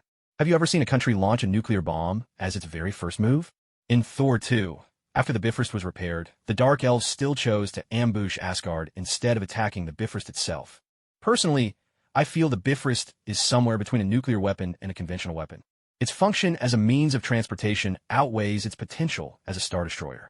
Besides, destroying it is far easier than dismantling a nuclear bomb. Just think of how Thor smashed the Bifrost apart with a few strikes of his hammer. If Laufey or Surtur wanted to break the Bifrost, wouldn't be too hard for them either. That's also why, in Thor 2, the Dark Elves seized a rare opportunity during the brief alignment of the Nine Realms to strike at Asgard. They knew such a chance was a once-in-10,000 years event. The Dark Elves, with nothing to lose, had no reason to fear those with everything to lose. In this story, Lao Fei dares to lead the Frost Giants in an all-out war, because he knows that, if victorious, everything the Frost Giants have lost can be reclaimed. If defeated, Asgard wouldn't dare use the Bifrost to wipe out an entire realm. If 3 realms attacked Asgard at once, even if Asgard won, it would be a Pyrrhic victory. Who knows how much of their strength would be left? The Bifrost also needs time to build up its energy. If Asgard destroyed one realm, the others would unite and launch all-out war against them. Next time, it might even be 8 realms joining forces to attack Asgard. The greatest power of a nuclear weapon is when it's still sitting in its launch silo. With a single move, Remuru took control of half the battlefield, binding the majority of the enemy forces in midair with a spell called Gravity Manipulation, a highly advanced magic from Kamartaj. The reason this spell was so devastating was because it was cast by Rimuru. A thunderous crash echoed across the battlefield. Countless enemies, suspended in midair by Rimuru's magic, were slammed into the ground with the force of falling meteors under her immense gravitational power. In a matter of moments, nearly half the enemy army was battered and disoriented. The Asgardian soldiers needed no further orders from Remuru. With perfect understanding, they rushed forward to finish off the stunned foes. In the blink of an eye, the tide of battle turned completely. Asgard's forces were electrified with renewed morale, and someone shouted a single word that spread like wildfire across the battlefield. Valkyrie! Valkyrie! Valkyrie! In Asgard, the Valkyrie is a legendary hero, shrouded in myth and wonder. Whether in opera, poetry, or mural, the tales of the Valkyrie abound, but her presence has always been a legend, never a reality. Yet Rimuru's dazzling display fulfilled every Asgardian's dream of what a Valkyrie could be. Beautiful, mysterious, and powerful. The cheers surged like a tidal wave, striking fear into the hearts of the Frost Giants, Fire Giants, and the Vanir gods alike. In the army, strength is everything. With just that brief display, Rimuru instantly earned the respect of every Asgardian soldier. The Avengers, who had arrived together, stared as if they had seen a ghost. On Earth, they were all among the strongest, true superheroes in every sense. They all knew Rimuru was powerful, acknowledged as the mightiest superhero, but none of them had ever truly grasped the extent of her strength. Only now did they realize how little imagination they'd had about Rimuru's power. What does it mean for one person to stand against an entire army? This is it. Lao Fei, Surtur, and the Vanir chieftain all glared with burning eyes, looking as if they wanted to devour Rimuru whole. Rimuru's move had been ruthless. Her single attack had caused almost as many casualties as all the previous fighting combined. Midgardians, the 3 leaders seethed with hatred, vowing that once this battle was over, they would flatten that wild, primitive planet. These losses they could still bear for now. Through the portal, they had seen clearly. The so-called reinforcements numbered fewer than 100. What could such a small force possibly accomplish on this battlefield? Could they even make a ripple? Not every Midgardian was as powerful as that blue-haired girl. There were several among them who looked as fragile as ants, crushable between 2 fingers. To wipe out Asgard in a single battle, each tribe had brought forth its elite. But all 3 sides kept a deep reserve of strength in the wings. Despite their current cooperation, true unity was out of the question. If they finally managed to destroy Asgard, none would be content to let the spoils go to another. Now, however, Rimuru's appearance had cost them nearly half their fighting force in an instant. Whatever advantage they'd painstakingly gained was wiped away in a heartbeat. King Lao Fei gripped the armrest of his throne, struggling to contain his fury. Send out the rest of the Frost Behemoths. Let them drain her magic first, then have our finest generals attack all at once. Meanwhile, in the Fire Giant ranks, Surtur commanded. All commanders and high commanders among the Fire Giants worked together to hunt down that Midgardian. I refuse to believe her magic is limitless. At your command, the Vanir chieftain, too, sent out his most elite warriors, all converging on Remuru. Sensing a flood of Frost Behemoths and Frost Giant commanders rushing toward her, Remuru couldn't help but smile. So many souls delivered right to my door. How could I let them go to waste? Captain Yu, Natasha, and Agent Barton, go support Sif and the others. Help them hold the palace. The captain gripped a shield in one hand and the divine hammer in the other, his face radiating a deep sense of duty and growing seriousness. No problem. Natasha, both hands clutching her twin pistols, was eager and ready. I want to see for myself. what truly sets a godly battle apart. Barton flicked his bow, the mechanical limbs snapping open and reassembling in a flash. My bow and arrows are starving for action. Rimuru gave the orders. Tony, Colonel Rhodes, you two handle air support.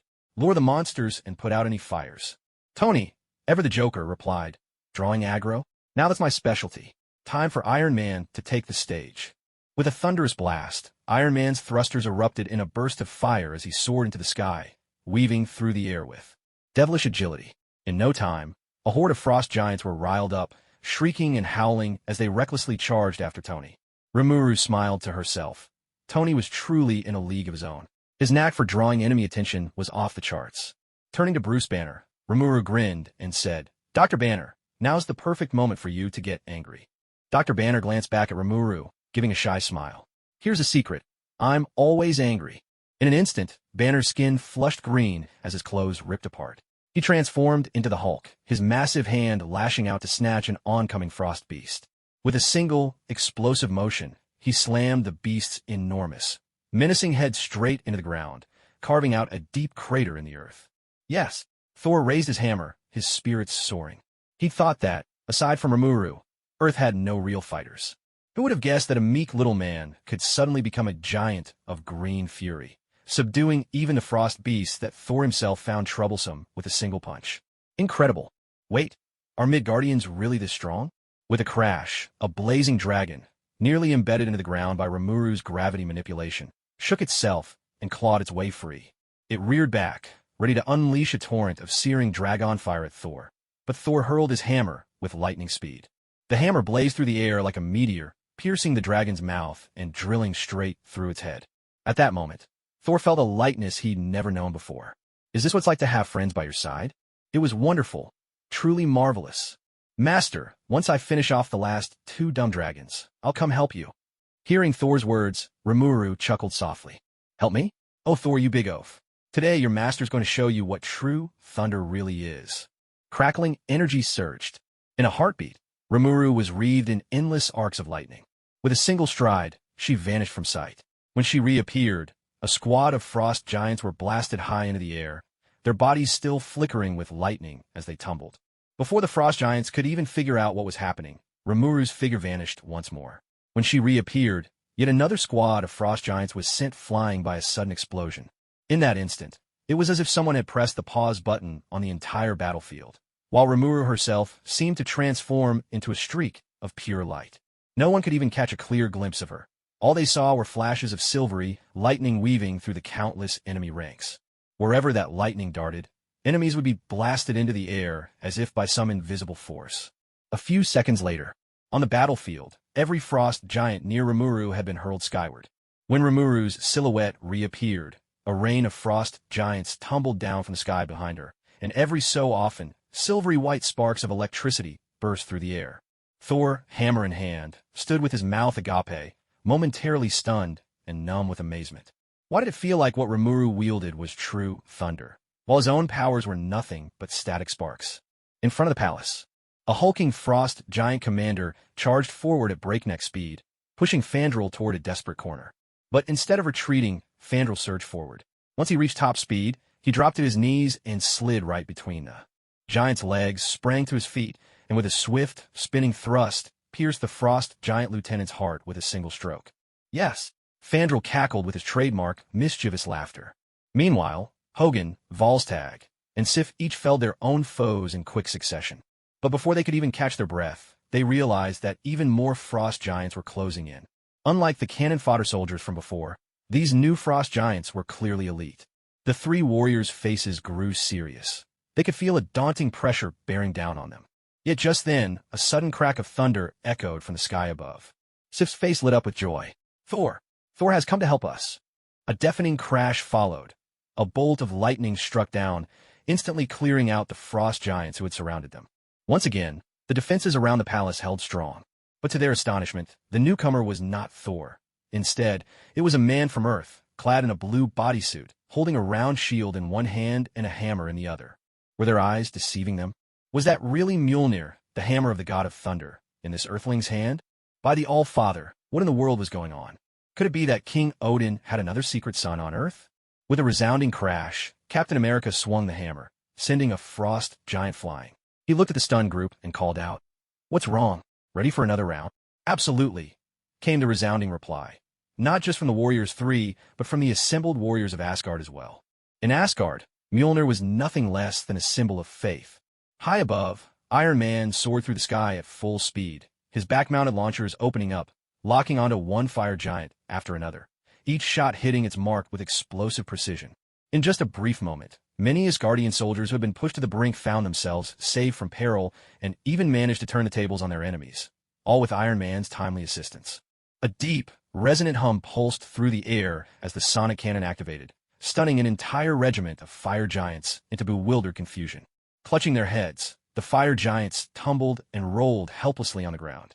Energy pulse cannons, laser beams, heat-seeking flares, and liquid nitrogen bombs. Of all these, the liquid nitrogen bombs proved to be the bane of the fire giants.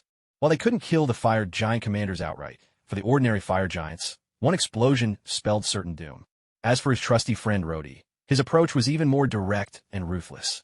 The relentless roar of the Gatling gun filled the battlefield as its barrel spun at dizzying speed, unleashing a torrent of bullets that mowed down clusters of enemies with ruthless efficiency.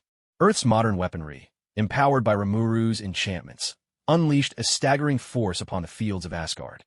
With Iron Man and War Machine joining the fray, the tide of battle shifted in mere moments. The defensive lines turned to offense, and the once faltering Asgardians pressed their advantage.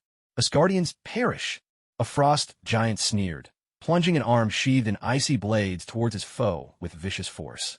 But just then, a cloud-piercing arrow streaked through the chaos of the battlefield, flying straight and true into the frost giant's eye.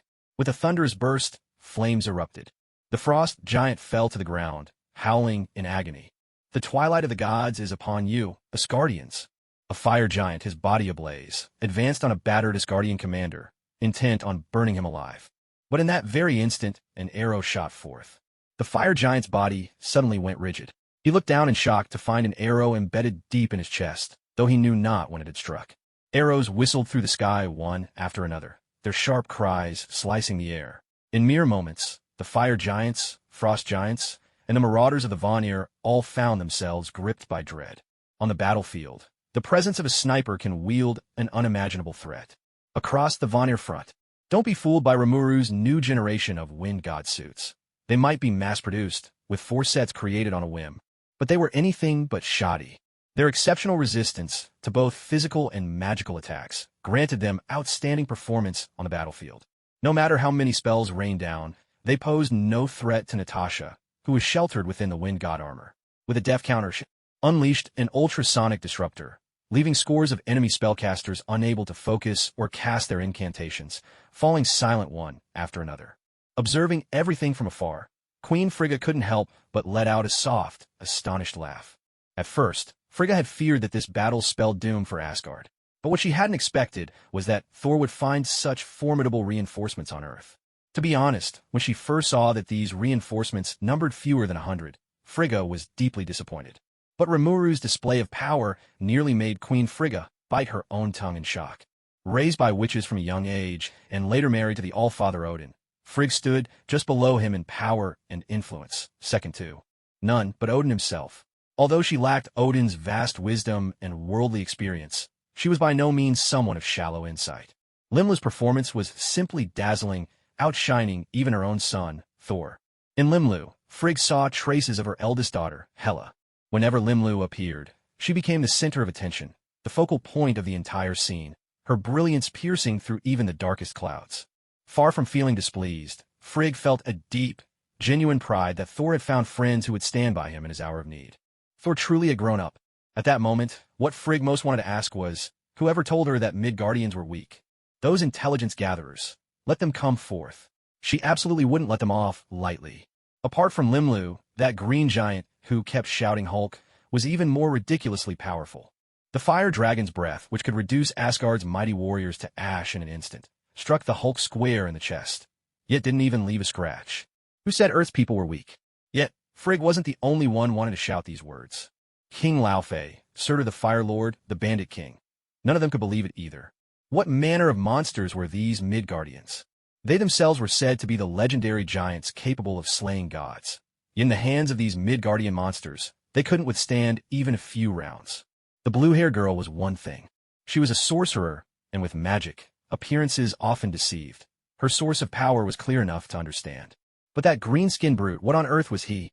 Not only did the fire dragon's breath fail to burn him, he retaliated with a flurry of punches that left the dragon doubting its own existence.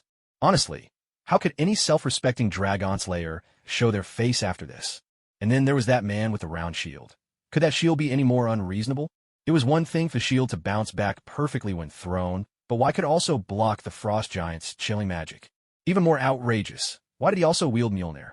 Wasn't that the signature weapon of Thor Odinson? And that archer, why could his arrows bend in flight? Could things get any more absurd? As for those armored warriors, especially the one in the deep red suit, his mouth was as sharp as his weapons. Was that some new kind of Midgardian spell? Every time he opened his mouth, even the most disciplined Asgardian soldiers abandoned reason and gave chase in a rage, only to be mowed down by the fellow bristling with machine guns. Who, exactly, had told them that Midgardians were as weak as ants? On the battlefield, in the end, strength speaks louder than words. As for Rimuru, there's really no need to elaborate. Her display of strength the moment she arrived had already made everyone see her as a legendary Valkyrie. Later, she charged into the enemy ranks as if she were wading through an empty field, single-handedly taking on an entire army. Now, the people of Asgard regard Remuru as a pillar of strength on par with Thor himself. Countless divine warriors have taken the initiative to rally behind her. As for the other Avengers, their brilliant performances have likewise earned the respect of the Asgardian soldiers. Take Hawkeye, for example. His raw power may not rival the others, but his arrows have become a formidable deterrent. The enemy knows how dangerous he is, and the soldiers of Asgard are well aware of his value as well. In just a short time, Hawkeye had already faced several waves of attacks aimed directly at him. Yet the Asgardian warriors, undeterred by the cost, threw themselves into the fray, intercepting every enemy who dared approach Hawkeye for an assassination attempt. It must be said, the discipline and spirit of the Asgardian soldiers is truly impressive. As for Captain America, standing before the palace, he had already become the true leader of the defense. With Mjolnir in hand, his strength soared, and he had already slain more than one frost giant commander. In that brief span, the palace defenses were firmly secured, and there were even signs of a counterattack taking shape. Then there was Tony. At this moment, he had earned the dubious honor of best trash talker on the battlefield. His provocations had drawn nearly everyone's ire. At the sight of that deep red suit of armor, whether they were frost giants, fire giants, or Vanir gods, all of them gritted their teeth in hatred. Aboard the frost giant flagship, a frost giant general, towering at nearly 3 meters tall, spoke urgently. "My king, that Valkyrie is too strong. Our people have suffered terrible losses. She shows no sign of weakening, not even a hint of fatigue. We can't let our warriors bleed out for nothing any longer." Standing 3 meters tall, such frost giants are exceedingly rare, of the purest, most noble blood in the realm of frost. With such powerful lineage, he could even stand toe-to-toe with Thor, heir to Asgard. He knew that war always claimed lives. He'd long accepted that, as a general. But Rimuru's slaughter was simply terrifying. Ordinary soldiers fell before her as if she were mowing grass. King Lao Fei gazed at Rimuru, her body crackling with lightning as she rampaged across the battlefield, and a chill flickered in his blood-red eyes. Her commanding presence brought to mind the Reaper of Death and Dread, a memory of 1,000 years ago, when Asgard had a warrior who rode a demonic wolf named Griffin and sowed terror wherever she went. They say kindness has no place on the battlefield, but this campaign had cost Jotunheim far too much blood. Abandoning the fight was out of the question. For the first time in thousands of years, Lao Fei was this close to reclaiming the casket of ancient winters. Regular soldiers are to withdraw quietly. The chieftains of the ice giants, frost giants, wind giants, and mountain giants will close in together. Kill if you can, and if not, subtly lure the battle toward the main force of the fire giants. In an instant, the general of the frost giants understood King Laufey's intent. He wanted to shift the trouble elsewhere, to throw that Valkyrie scourge into the lap of the fire giants. Far from displeased, the frost giant general was delighted by this plan. Jotunheim and Muspelheim, one of ice, one of fire, had always been at odds. Their current cooperation was born only from the shared threat of Asgard, their mortal enemy. But once Asgard fell, Muspelheim would inevitably become the obstacle to Jotunheim's claim to supremacy over the 9 realms. If they could use Rimuru, this formidable foe, to weaken those detestable fire giants, why shouldn't they? With Laufey's orders issued, the tide of battle shifted swiftly. The chieftains of Jotunheim's giants converged on Rimuru. In just a matter of moments, Rimuru was encircled by dozens of giants, each several meters tall. Thunder ripped through the air, a flash, and one of the frost beasts was struck down by Thor. Unlike Remuru, Thor and the Asgardian soldiers had been locked in fierce combat for days on end. Such prolonged, intense fighting was taking its toll. Even Thor, god though he was, felt exhaustion gnawing at him. This is bad. So many giant chieftains, masters in trouble. With ragged breath, Thor swung his hammer, preparing to take to the sky and rush to Rimuru's aid. But at that moment, a frost giant general lunged, grabbing Thor in a crushing bear hug. In an instant, an overwhelming, bone-deep chill surged through Thor's body. Frost giants, true nemesis of Asgard. Even for the god of thunder, the icy grip threatened to freeze his very blood. In no time at all, a thick layer of frost formed over Thor's armor, skin, and hair. Thor steeled himself. He knew all too well that the frost giant general intended to take him down in mutual destruction. Truth be told, killing him outright would be impossible. But escaping in the short term was no easy feat, either. Thor hadn't expected that, in his haste to save another, a single moment's carelessness would offer the frost giant such a perfect opening. A guttural roar split the chaos. Worse still, a massive frost beast barreled into them, jaws agape, and swallowed both Thor and the frost giant general whole. Hulk, seeing Thor devoured, ignited Hulk's fury, his strength surging to new heights. The towering, burly frost giants were tossed about in his hands as if they were nothing but sticks, his rampage unstoppable. But there were simply too many foes. Like an endless swarm, the frost giants hurled themselves at Hulk, one after another, relentless in their assault. In just a brief moment, Hulk was swarmed by countless frost giants, their bodies crawling all over him with chilling intent. With a series of sharp, cracking sounds, the frost giants began to sacrifice themselves. One after another, they transformed into solid ice, sealing both themselves and the Hulk within a glacial prison. The tide of battle shifted with breathtaking speed.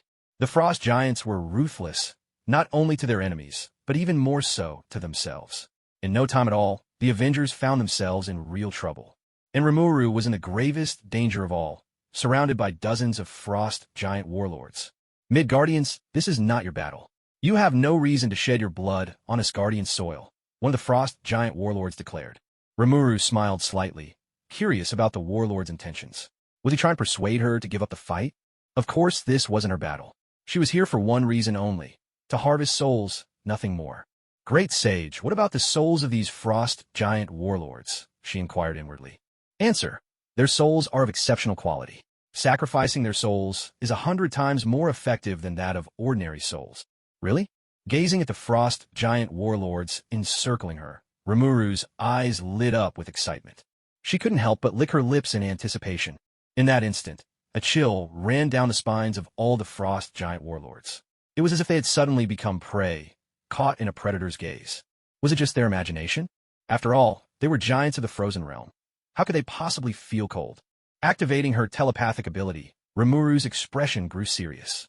With an air of righteous conviction, she declared, Jotunheimers, you are right. This is indeed not a battle for Earth's people. We have no reason to bleed dry on Asgard soil. Her words brought the entire battlefield to a standstill. Everyone stared, bewildered. What was the Valkyrie saying? Had she been intimidated into surrender? But before anyone could react, Rimuru's voice rang out again, echoing across the field. But we are Earth's mightiest heroes. And heroes, true heroes, are those who break through despair no matter the odds. Jotunheimers, Muspelheimers, Vanir, so long as I, Rimuru Tempest, still draw breath, I will never allow you to bring ruin to the 9 realms. Asgard shall be defended by me. Every word was resolute, each syllable striking like a hammer upon the hearts of the Asgardians. In the blink of an eye, the people of Asgard erupted in cheers, their admiration for Rimuru boundless. Black Widow, Tony, and Hawkeye exchanged glances. Was Rimuru really such a selfless and noble person? How had they never noticed? And, come to think of it, had Rimuru even shed blood before? The frost giant warlords were no ordinary foes. In Jotunheim, each was a commander capable of turning the tide of battle single-handedly. Their power was formidable, so much so that even Thor himself would have to fight tooth and nail for victory. To face so many warlords at once, Even Thor might not survive being overwhelmed. Seeing Rimuru surrounded by dozens of frost giant warlords at once, not only the Asur gods of Asgard, but even the Avengers themselves felt a shiver of dread run down their spines. If it weren't for Rimuru's telepathic message, they would have already rushed in, desperate to rescue her at any cost. Midgardian, you dare play the hero? Then let us grant you your wish. Glacial Age. As the lead warlord's voice rang out, all the frost giant warlords raised their hands together, unleashing a torrent of frost magic. In an instant, snow and ice filled the sky, and waves of biting cold swept straight toward Remuru. Cracks rang out, sharp and splitting, echoing across the battlefield. The land of Asgard, always basking in eternal spring, was seized by a sudden chill. Frost surged outward from where Remuru stood, spreading with terrifying speed, until the earth was locked beneath a pristine, glistening sheet of ice. And at the very heart of it all, Remuru was engulfed, sealed completely within a prison of unyielding, eternal ice. It's so cold. The Asgardian soldiers nearest the battlefield were struck numb, many suffering frostbite in a heartbeat. Hawkeye barely escaped with his life. Had his eyes not been so sharp, and had he not fled early, he might never have had the chance to use his healing serum. Staring at the blinding white expanse, Hawkeye's heart pounded with lingering fear. Even Tony's Iron Man armor began to seize up and malfunction under the biting frost. And it wasn't just Asgard's forces. Alliances like the Vanir gods felt the chill as well, and the fire giants suffered even worse, with many caught in the crossfire. Some of the weaker fire giants were frozen so thoroughly that their flames sputtered out entirely. Everyone present felt a deep, uneasy awe. There was no denying the power of Jotunheim's elite. The combined might of their glacial age spell was truly formidable. Witnessing his warlord's display, King Laufey couldn't help but smile. The glacial age spell was a grand magical ritual he'd crafted especially to challenge Odin, designed to mimic the effect of the casket of ancient winters, instantly transforming the environment to mirror the climate of Jotunheim. After all, frost giants are at their strongest in their own frozen realm. What surprised Laufey, though, was Rimuru's astounding arrogance. She hadn't even bothered to cast a defensive spell. She was powerful, yes, but her pride and hubris would be her undoing. Even Odin himself, faced with such overwhelming, all-encompassing ice magic, would have to shield himself with divine power at every moment. If Rimuru chose to court death, only she could be blamed. But just then, Laufey, and every warlord present, was struck speechless. From within the prison of eternal ice, Rimuru's body suddenly dissolved into countless streams of vivid blue liquid, which surged outward and wrapped around the very ice that had entombed her. Within a few heartbeats, the unbreakable ice that had sealed Rimuru vanished without a trace. Confirmation complete. Skill acquired. Frozen breath. Capable of instantly releasing vast, freezing energy to encase a target in ice. Impossible. Seeing Remuru emerge unscathed, one frost giant warlord stared in utter disbelief, unable to trust his own eyes. How did you break free from the ice? And why weren't you frozen? Even the gods of Asgard can't withstand our frost magic. How could a mere Midgardian possibly survive it? That must have been your illusion we just froze, right? Yes, it had to be an illusion. Her mastery of magic is impressive. I didn't even notice when she cast her spell. She cast it so quickly. Doesn't she need to chant incantations? The frost giant commanders all spoke at once, their composure completely shattered. Can you imagine a battle-hardened general, a leader of armies, asking such a childish question as, "Why aren't you frozen?" Yet at this moment, no one watching the battlefield found it odd at all. The frost magic of the frost giants is powerful, unyielding, and domineering. All 9 realms know its might. Both the Asir and the Vanir fear it, and it is the bane of fire giants. But now, Limlu had been subjected to the combined power of so many frost giant commanders, the full force of an ice age, and yet emerged utterly unharmed. Could have truly been an illusion just now? Seeing the confusion on everyone's faces, Limlu put on an even more bewildered expression. Frozen? What's that supposed to mean? The frost giants, the Vanir, the fire giants, the Asgardians. Limlu looked even more perplexed. You need a chant to cast spells. The Vanir sorcerers, the Asgardian magicians, the frost giants, the fire giants. Tony wore a look of admiration. As expected from my lifelong nemesis, Limlu, you really know how to get under their skin. Natasha smiled wryly. Limlu's sharp tongue. She could infuriate anyone. Even the captain was speechless. Hurting the frost giants like this, wasn't that a bit too much? Ice blades. Driven to their wits' end by Limlu, the commanders acted in perfect unison. In an instant, Countless icy spikes erupted from the ground. A cacophony of cracking ice filled the air. In a flash, Rimuru was impaled by a forest of jagged ice, looking like a giant pincushion. Lord Rimuru, Lady Valkyrie. A wave of anguish swept through the onlookers. But in the very next moment, Rimuru dissolved into a surge of shimmering blue liquid. Within a few heartbeats, every last shard of ice vanished. Rimuru stood there, utterly unharmed. Scan complete. Ice spike acquired. New skill unlocked. Ice blade. Another new skill? This is just too much fun. Rimuru beamed with satisfaction, grinning from ear to ear. Is that all you got? One frost giant commander shuddered in fear. You can't possibly be from Midgard. Just what kind of monster are you? It wasn't just the frost giants. This was the question on everyone's mind. Immune to frost, impervious to spikes, able to discharge lightning, and casting spells without even a chant. There's no way she's a Midgardian. What sort of monster or demon is this, really? Staring at the assembled frost giant commanders, Remuru spoke earnestly. I truly am from Midgard, you know. I'm actually very weak. Everyone, do you even understand what weak means? Do you have any other tricks up your sleeve? Come on, I can still handle it. Ice Sphere, Ice Meteor, Icy Thorn Spear. Confirmation complete. Skills Frost Breath, Ice Spikes, and Icy Thorn Spear successfully acquired. Frost Manipulation obtained. Confirmation complete. With both Frost Manipulation and Heat Manipulation, acquired conditions met. Temperature Control unlocked. Seeing the Frost Giant Commanders now utterly out of ideas and trembling with fear, Rimuru tilted their head. Is that really all you've got? Your use of frost is sorely lacking in imagination. Let me show you how true ice magic is wielded. Rimuru slammed both hands onto the ground, and a magic circle appeared. The earth itself seemed to awaken. Ice fountain. Boom. In an instant, a mountain of ice erupted from the ground, reshaping the very landscape of Asgard in the blink of an eye. The frost giant commanders who had just encircled Rimuru were instantly scattered, their battle formation shattered beyond recognition. Trying to join forces against Rimuru? Not a chance. Ice-shaping lancers. Countless icy spears shot up from the ground, turning 4 or 5 frost giant commanders into pincushions in the blink of an eye. Hail of frost arrows. In a heartbeat, the sky above the battlefield was thick with icy spears, each one gleaming with a chilling light. Everyone was left utterly speechless, and King Lao Fei leapt to his feet in terror. You call those things in the sky arrows?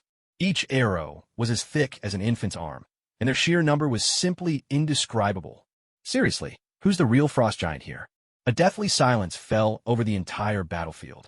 Every gaze was fixed on Rimuru's back, as she walked away without so much as a glance. With a casual wave of her hand, she'd annihilated dozens of frost giant commanders in an instant. Could Lady Rimuru truly be on the same level as His Majesty Odin? While the frost giants, fire giants, and Vanir gods were plunged into despair, the Asgardians erupted in a tidal wave of cheers. The whole of Asgard rang with shouts of Lady Remuru, as if the city itself were swept up in a joyous sea. Even Thor, newly freed from his seal, felt a burst of pride and relief. No wonder she's my master. Her strength is simply unmatched. Hulk had no idea what everyone was shouting about, but seeing the excitement, he joined in with a mighty roar. When it comes to roaring, Hulk is second to none. As for the rest of the Avengers, one by one, smiles broke out across their faces. No wonder Rimuru had invited them, saying they could observe a battle between gods. This was far more than mere observation. After witnessing this clash, the Avengers gained a crystal-clear understanding of the Asgardian soldiers' might. Even the most ordinary among them far surpassed Earth's most elite special forces. With magical equipment, their strength soared even higher. As for those godly generals, well, their power was truly staggering. Any one of them, if placed on Earth, would be like Superman. Conventional, non-enchanted weaponry wouldn't even scratch them. And yet, when compared to Remuru, even this formidable Asgardian army seemed weak and fragile. A monster indeed. The Avengers couldn't help but feel a deep sense of relief. Thank goodness Rimuru was an ally, an Avenger, a friend to Earth. Had Rimuru been an enemy, who knows, Earth might have faced a living god. Aboard the Frost Giant flagship, King Lao Fei stared intently at Rimuru, his ship encased in layers of his own ice. Gravity magic, destructive lightning, frost magic. Was there anything Rimuru couldn't do? One Frost Giant general managed to speak, his voice trembling. My king, is Rimuru on the same level as Odin at his peak? There was another thought left unspoken in the general's heart. If Rimuru truly matched Odin, then what hope was there in this fight? No, Odin, in his prime, was far stronger than Rimuru is now. If I still had the casket of ancient winters, I could win this battle. A flash of deep pain flickered in Laufey's eyes. The loss of the casket was an unhealing wound for Jotunheim. The ones Rimuru just killed, those were the elite among frost giants, the nobility of their bloodline. If only the casket remained, Laufey could have unleashed a new ice age upon this place. Those noble frost giants would have grown to colossal heights, 10, maybe even dozens of meters tall, becoming true giants. Toppling Asgard would have been child's play. After Odin's decline, Laufey had believed the time had finally come to restore Jotunheim's glory. Who could have predicted that the Nine Realms would give rise to a Rimuru tempest? Was the honor of the frost giants doomed to vanish from his hands once and for all? To make matters worse, the high commanders had fallen so quickly they hadn't managed to lure Remuru to the fire giant's position as planned. Frost giants, slain by their own ice, what a bitter end. Open communications. I want to speak to Surtur, king of the fire giants. At once. The connection was made. Surtur's face, horned and wreathed in flames, appeared on the screen.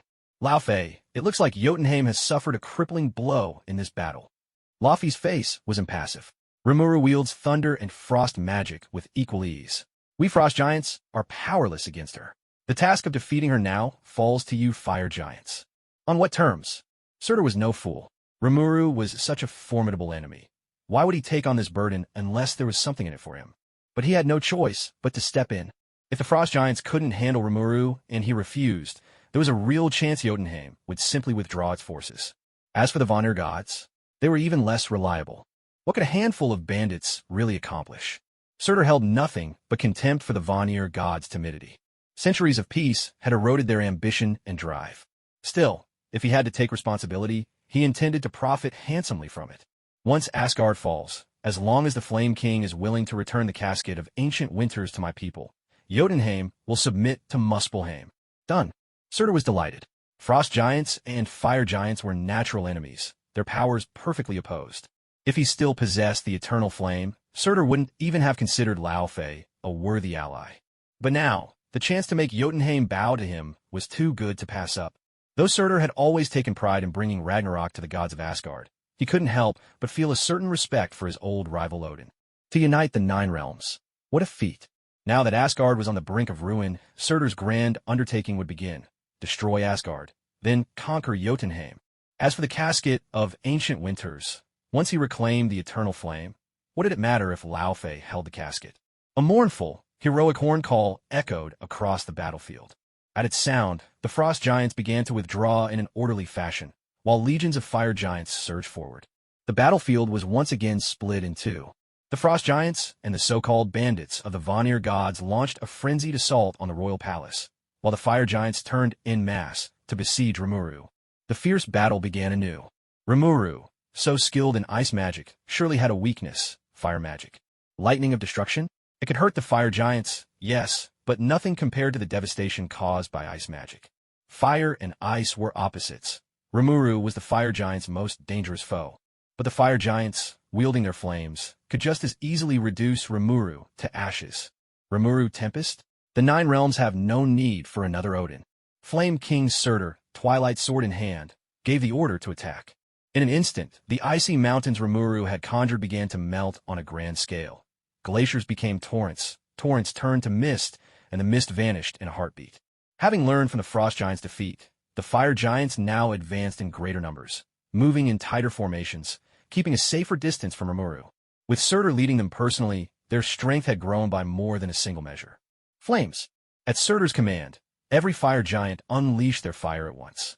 A rain of fire poured down from the heavens, as if the end of the world had arrived, and in an instant, the world was engulfed in a sea of flames. It was truly worthy of being called the divine flames unleashed by the army of fire giants. The temperature alone was terrifying. Trees were reduced to ashes, living creatures wiped out, and rocks melted away. In just a few blinks of an eye, the once idyllic paradise filled with birdsong and fragrance was transformed into a lifeless inferno. Even Rimuru herself couldn't help but feel a surge of awe. The might of an army was astonishing indeed, capable of reshaping the very world in the blink of an eye. If such power were ever unleashed upon a human city, it could bring about utter extinction in a matter of moments. The assembled Avengers were shaken to their core. Compared to the Frost Giants, the fire giant's method of attack was far more overwhelming and brutal. Faced with power like this, could humanity truly withstand such force? Even Tony, usually so irreverent and carefree, was left with nothing but fear and anxiety etched on his face. And then, everyone noticed Rimuru standing serenely in the midst of the endless firestorm, her blue hair drifting gently, her clothes untouched by flame. Surtur, the fire giants. Hey, aren't the fire giants unleashing their ultimate attack? Isn't this just a bit too humiliating for them? This wasn't ordinary fire, but the magical flames of the fire giants, capable of reducing even gods to ashes. Yet when it met Remuru, not so much as a single hair was singed. King Laufey's jaw dropped and his blood-red eyes widened. For a moment, he was utterly speechless. Unaffected by ice and scathed by fire? Without any divine protection, could even old Odin achieve such a feat? What kind of enemy had they provoked this time? King Laufey felt a deep sense of foreboding. This siege of Asgard might well turn to total defeat, all because of Remuru alone. To turn the tide of a war involving many nations. Could even Odin in his prime have done better than her? Rimuru Tempest, a little human girl? Who would ever believe that? Only a fool would dare guess what kind of creature she truly was. Ah, what a misfortune not born of battle. Thor, Queen Frigga, and all the gods of Asgard looked as if they'd seen a ghost. The divine flames of the fire giant army had already reduced countless Asgardian gods to ashes.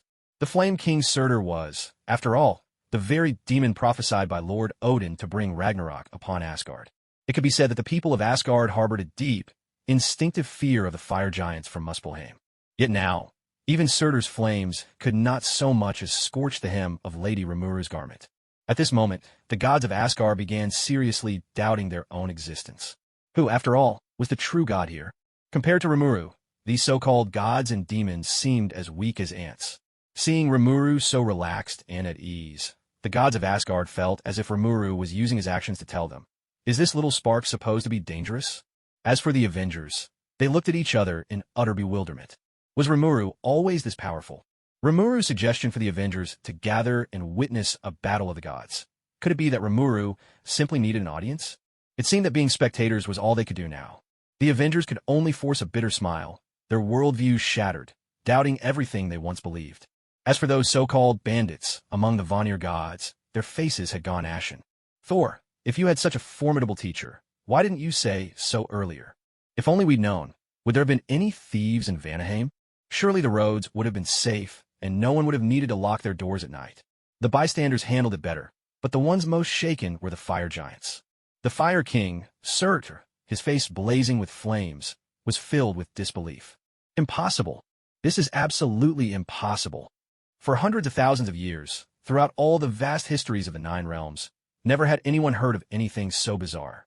If ice magic didn't work, that could be chalked up to Remuru being a true master of frost, a magician of unrivaled skill. Indeed, when Remuru acted, his overwhelming ice magic left the frost giants stunned and helpless. But fire and ice are supposed to counter each other. High affinity for ice always means some shortcomings elsewhere. This was precisely why Surtur dared to take over from Laufey.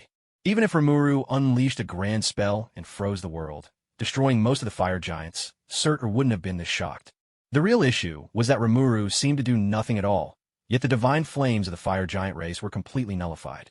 Where in the world could such an absurd thing happen? Unwilling to accept this, Surtur bellowed, "All forces attack. Burn everything to ash." At your command. A thunderous march began as countless fire giants charged at Remuru. In the blink of an eye, the earth itself trembled beneath their advance. But soon, the fire giant army encircling Remuru found themselves surrounded by Remuru alone. Despite their overwhelming numbers, with their flames rendered useless, they had no choice but to engage Remuru in close combat. And in close combat, Remuru was even more terrifyingly strong. Like a lion among sheep, Remuru tore through the fire giant ranks, scattering them in mere moments. Under the relentless assault of Remuru's ice magic, fire giants fell in droves. As the battle wore on, the fire giants were shocked to their core. Remuru began wielding fire magic. Magic even more powerful than those born of flame. With fists wreathed in fire, Remuru struck, and each blow incinerated a fire giant on the spot.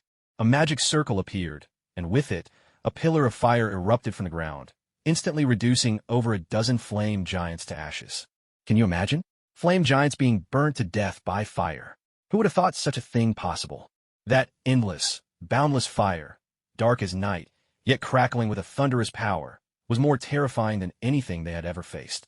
On the battlefield, wave after wave of black, thunderous fire exploded, obliterating entire swaths of flame giants without a trace.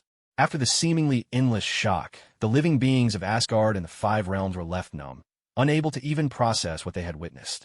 Compared to his ice magic, Rimuru seemed even more adept at wielding fire. What kind of monstrous being was this, emerging out of nowhere? A human? Please, as if. Who would believe that? In truth, they had no idea.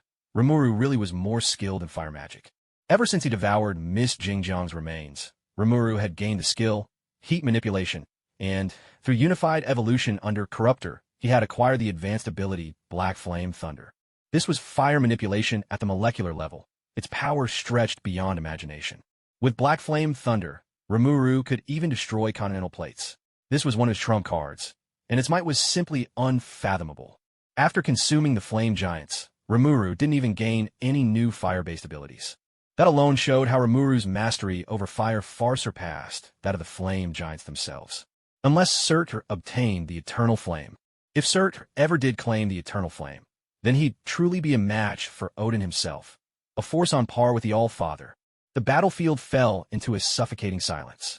The flame giants had suffered catastrophic losses, and by now, Rimuru had utterly broken their fighting spirit. All hostilities ground to a complete halt. At this stage, everyone knew the war could not go on. And the sole reason for this turning point was Rimuru. Rimuru was simply too powerful. Ice magic didn't work, fire magic didn't work, physical attacks did nothing, even overwhelming numbers were useless. There was simply no way to defeat him. In some respects, Rimuru was even more formidable than Odin at the height of his power. How fortunate was Asgard to have gained Rimuru's aid, and how blessed was Midgard to have produced such a supreme being. Though Rimuru was not the ruler of Midgard, he was its true, uncrowned king. With Rimuru, Midgard could stand as an equal to any nation among the 9 realms. Rimuru alone could suppress the military might of an entire kingdom. Alas, the frost giants, the flame giants, and the Vanir gods were crestfallen. They had thought Odin's decline was their golden opportunity to rise. Who could have guessed that this great war among the 5 realms would only serve to forge Rimuru's unparalleled legend? Now that Odin was gone, who in all the 9 realms would dare challenge his legacy? King Laufey, King of Flames, and the bandit king of the Vanir felt a surge of bitterness and regret welling up within them. In Asgard, they once again tasted the sting of defeat. This was truly the place where their hearts would break. Perhaps it was finally time to surrender to Rimuru, to cede territory and pay reparations. Better than to lose every last chip at this table. Yet just at that moment, a general who had rushed over from Jotunheim whispered a few words into King Laufey's ear. In an instant, Laufey was so overcome with excitement that his whole body trembled. When he received that long-coveted treasure from the frost giant general, Laufey's eyes grew moist. The honor of Jotunheim, it had been lost for far, far too long. Author's note on launch. From July 30th, when I first uploaded this book, to October 1st, when it goes on sale, 2 months have somehow slipped by. The word count has grown from nothing to 310,000 words. To be honest, in the second dimension genre, it's pretty normal for a book to go on sale after 200,000 words. Mine, however, remained free up to 300,000. Frankly, this journey has not been easy. I used to see other authors' fanfics explode in popularity, with tens of thousands of favorites and premium status, and I thought writing fanfiction would be a breeze. But only after I started writing one myself did I realize just how tough it could be. Writing fanfiction, for me, is a process full of contradictions. The original storyline is both a wellspring of inspiration and a hurdle to overcome. Established characters mean I don't have to work as hard to flesh them out, but at the same time, it makes them much harder to portray authentically. Take Iron Man, for example. In the Marvel Universe, he shines so brightly. When I try to write him myself, I find it hard to strike the right balance. How he speaks, how he acts, what quirks he has. If I'm not careful, I risk ruining the character. But no matter what, I've finally made it to the point where the book goes on sale. Along the way, I want to thank every reader who has tipped, bookmarked, or voted for me. Without your support, I imagine this book would have faded away long ago. It's your encouragement, each and every one of you, that has brought me step by step to where I stand today, and I'm truly grateful. Thanks also to my editor-in-chief, Wakaba. Although we haven't communicated much, he's given me countless recommendations. This is the first time I've ever received so much support. Even QQ Reading has featured my book again and again. When I first uploaded this story, I never dared dream of that. I'm overwhelmed with gratitude. With the book about to go on sale, I have to admit, I am incredibly nervous. Every month, on the 1st, all the books that launch are by the giants of the industry, each with tens of thousands of favorites. Mine hasn't even hit 10,000 yet, so being left in the dust is only to be expected. All I hope is that when I get crushed, it won't be too painful. At present, the book has 9,689 people who have added it to their collections, a modest number compared to original works, but even more dramatic in the world of fanfiction. For fanfic, a subscription-to-collection ratio of 20:1 is considered quite good. It's not uncommon to see ratios of 30:1, 40:1, or even as high as 50:1. That's why you'll often see books that seem to have over 10,000 readers. Yet after launching, the author only updates a few chapters before abandoning the project entirely. For this book, my initial goal for subscriptions is 500. As long as we reach an average of 500 subscriptions, I'll start adding extra chapters. For every additional 50 average subscriptions, I'll add one more chapter. As for tips and rewards, both QQ Reading and Qidian count, and they'll be tallied cumulatively. For every 5,000 points in total rewards, I'll release an extra chapter. If someone becomes a Helm Master, 10,000 Qidian coins, I'll add 2 chapters. For a Hall Master, 20,000 Qidian coins, I'll add 3 chapters. Once the book goes live, my update plan is a minimum of 2 chapters per day, with 3 chapters considered an extra update. If the conditions for extra chapters are met, I'll add them. If not, I'll keep track and catch up later, paying off the debt day by day. Whenever I add more chapters, I'll always give a detailed explanation. Without the support of true gentlemen, artists cannot thrive. If everything runs solely on passion, it just isn't sustainable in the long run. In any case, I sincerely hope everyone can show some support. If you're following the book, please help by turning on automatic subscription. Otherwise, if the numbers are too poor, the book really might just fade away. Please subscribe and support. Please give your initial subscription. It's over. Truly over. The gods of Asgard cheered with wild excitement. The start and outcome of this battle had far exceeded their expectations. Lord Rimuru's power was simply overwhelming. No wonder Prince Thor regarded him as a mentor. Everyone present had witnessed the rise of Remuru with their own eyes.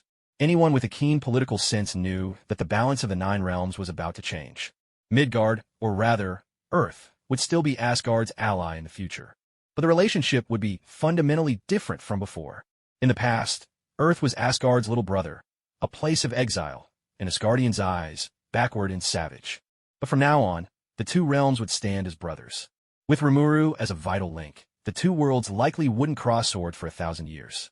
Surely, no one in Asgard would wish to go to war with Earth, not with Lord Remuru guarding it. For Asgard, this was definitely a blessing. After this battle, Asgard had suffered heavy casualties. Its strength was greatly diminished, and the realm urgently needed time to recover and heal. Moreover, Prince Thor needed time to grow. The lessons of this conflict were painfully clear.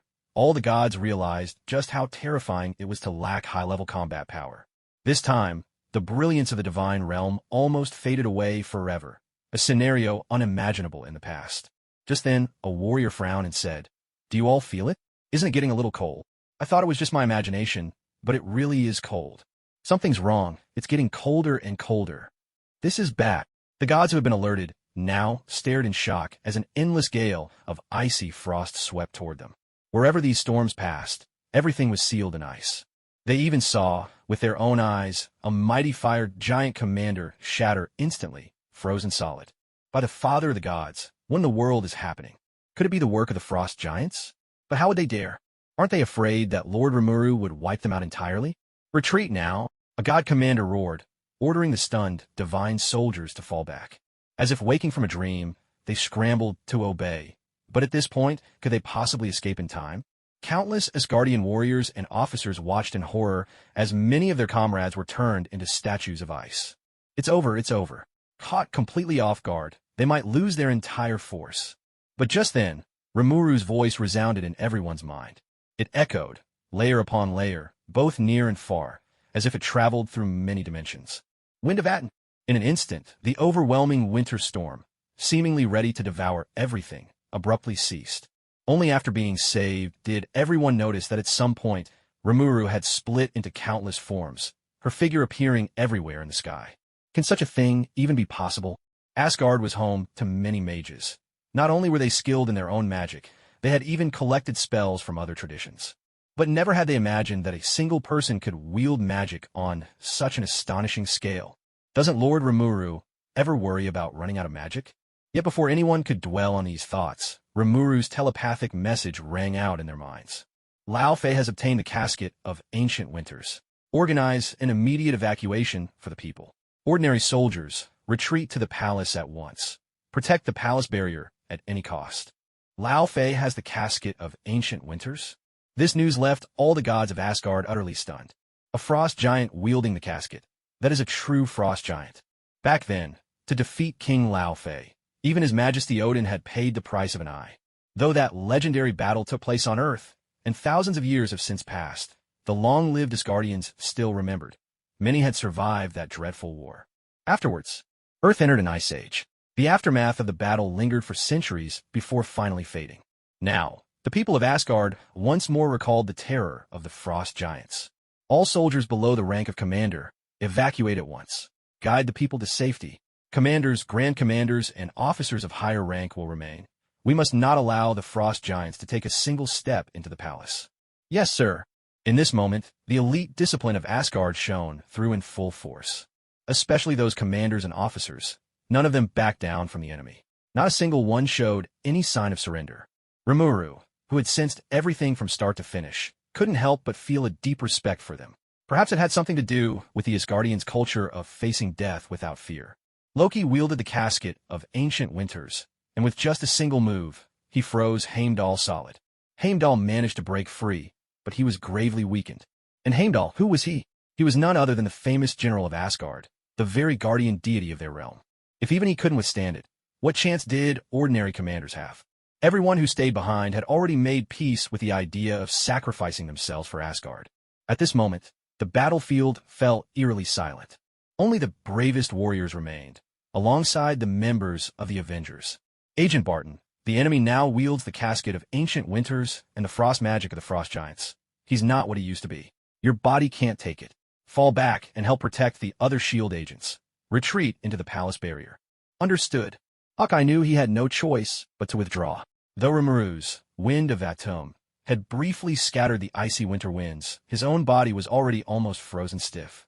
With a wave, a portal opened, and Rimuru sent Agent Barton straight to the palace. Back on the battlefield, Rimuru, Captain America, Iron Man, Thor, Black Widow, Hulk, and War Machine all gathered together. With a sharp flourish, Rimuru summoned 2 brand new suits of armor. As a super genius, Iron Man had certainly done his homework before coming here. The 2 suits Rimuru produced were specially designed by Iron Man himself, anti-frost giant armor. Their primary feature was their resistance to extreme cold. What's more, they were inlaid with magisteel from the Jura dimension, and Rimuru had taken the time to enchant them personally. You could say these 2 suits were true marvels, born from the fusion of technology and magic. Rimuru, you've been hogging the spotlight for a while. Now it's time those blueberries see what Iron Man can really do. Rimuru couldn't help but laugh at Tony Stark's enthusiasm. Tony always loved making an entrance. Those frost giants were in for a rough time. And blueberries, what a vivid nickname. Tony really was a genius at coming up with those. Colonel Rhodes didn't waste any words. He immediately donned the anti-frost giant armor. Cap, ready for another round? Crackling energy surged. Mjolnir unleashed a cascade of lightning, wrapping Captain America in arcs of electricity as his expression turned even more resolute. No problem.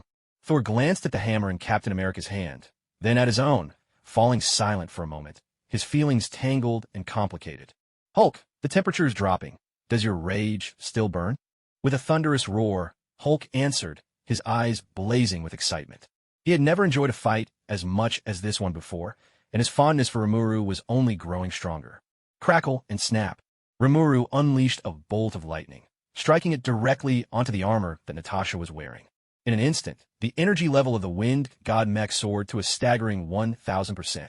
Natasha's beautiful eyes lit up with excitement. With such ample energy reserves, her confidence in the upcoming battle only grew. As the Avengers busied themselves with preparations for the fight, King Lao Fei had already fully adapted to the power of the casket of ancient winters. At this very moment, King Lao Fei had grown to a height comparable to a multi-story building, and the noble bloodline giants behind him, nourished by the power of the casket, saw their strength climbing rapidly. In just a short while, the frost giants behind Lao Fei had all grown to an astonishing and exaggerated size. The power of the casket of ancient winters spread swiftly and relentlessly. From above, one would see Asgard being frozen over at an incredible pace. The entire planet, once as mild as spring all year round, was now engulfed in a world of snow and ice. It was as if this place was no longer Asgard, but had become a second Jotunheim, and the icy force showed no signs of stopping, beginning to spread toward the other realms of the Nine Worlds, including Earth itself. Earth, also known as Midgard, is the most vital crossroads among the Nine Realms, a location of immense strategic importance. Whoever holds Earth gains both offensive and defensive advantages. At the same time, whenever a major upheaval occurs in any of the Nine Realms, Earth is likely to be affected as well. As the rare event of the convergence of the Nine Realms drew near, the very fabric of space between the realms began to overlap and invert on multiple levels. This included the positions of Asgard and Earth. As Asgard was sealed away by the casket's frost, a terrifying, bone-chilling cold seeped through the endless void, beginning to influence Earth's climate. In the northern hemisphere, it was summer. Everywhere you looked, there were beautiful women dressed for the heat. It was, without a doubt, the most delightful sight in the sweltering season, adding even more fire to the blazing summer days. But summer came with its own set of troubles. Mosquitoes were just the beginning, and for many, air conditioning was nothing short of salvation. Yet at this very moment, across the northern hemisphere, a sensation of comfort spread almost involuntarily. A breeze, no, a cool, refreshing wind. Whoosh, whoosh, whoosh. A rush of cool air swept in, bringing an unexpected delight to the oppressive heat. But this pleasant surprise quickly went too far. People were stunned to find that the wind wasn't just cool, it was actually cold. No one knew how many people shivered involuntarily. But to feel cold in the height of summer? How could that be possible? Everyone chuckled at first, but the laughter soon faded into silence. When snow-white, hexagonal ice crystals began to melt in people's palms, shock set in. Was this snow? Snow falling in June? Are you kidding me? It didn't take long for everyone to realize this was no joke. The snow began to fall more heavily. What started as a few scattered flakes quickly turned into thick, swirling snow, and then escalated into a full-blown blizzard. Snow in midsummer. Within moments, this astonishing phenomenon dominated headlines around the world, setting the internet abuzz in every country. But that was only the beginning. When people learned that it was snowing not just in one place, but across the globe, in every nation and every region, they quickly sensed that something was terribly wrong. This weather was far beyond unusual, and the temperature was plummeting at an alarming rate, with no warning whatsoever. As for the young women dressed for summer, they now truly understood the meaning of being frozen to the bone, their delicate beauty now shivering in the cold. In a certain great nation in the east, at that moment, a passenger plane, Flight 3U-8633, was departing from Shikong Airport, bound for the city of Sunday. Suddenly, a powerful cold air current struck, causing the cockpit windshield to shatter and break away. The situation changed in a heartbeat. The cockpit was instantly exposed to the bone-chilling cold at 10,000 meters above the ground. The sudden pressure difference from the ruptured cabin unleashed a terrifying force, nearly sucking the co-pilot out of the aircraft altogether. For every 1,000 meters in altitude, the temperature drops by 6 degrees Celsius. At 10,000 meters, the air is already below freezing. And with the extreme cold brought by the icebound casket, the temperature was even lower.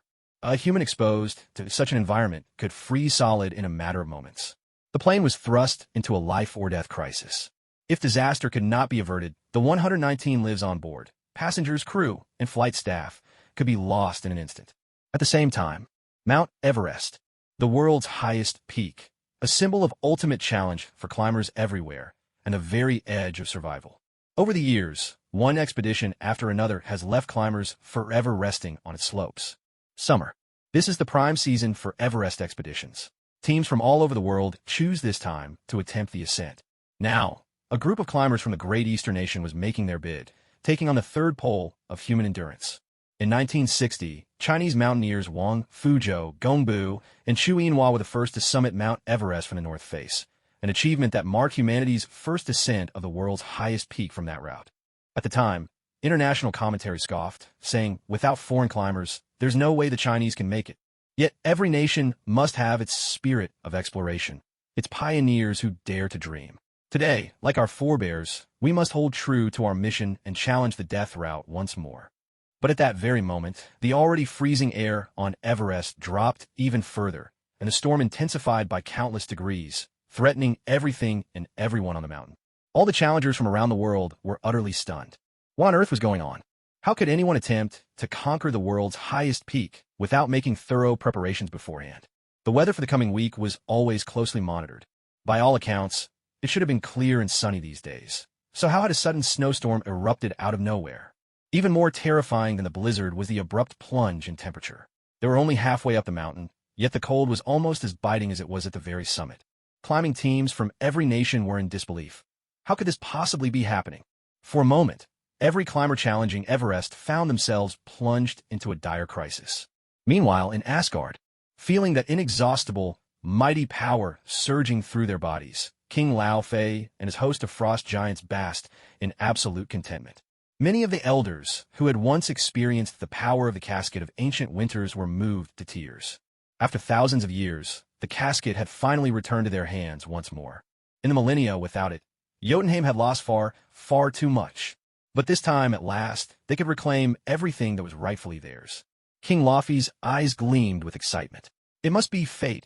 On the very day we recover the casket of ancient winters, a once-in-10,000 years celestial alignment occurs. Asgard and Midgard are aligned, and the power of the casket can freeze not only all of Asgard, but plunge Midgard into a new ice age as well. A wild cheer erupted from the frost giants.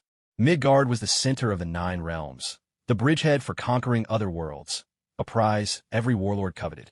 With Rimuru, that monstrous guardian, stationed on Midgard, they would never have dared to make a move under normal circumstances.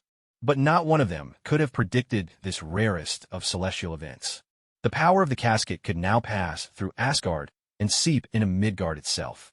Congratulations, my king. At last, it is Jotunheim's turn to rule the 9 realms.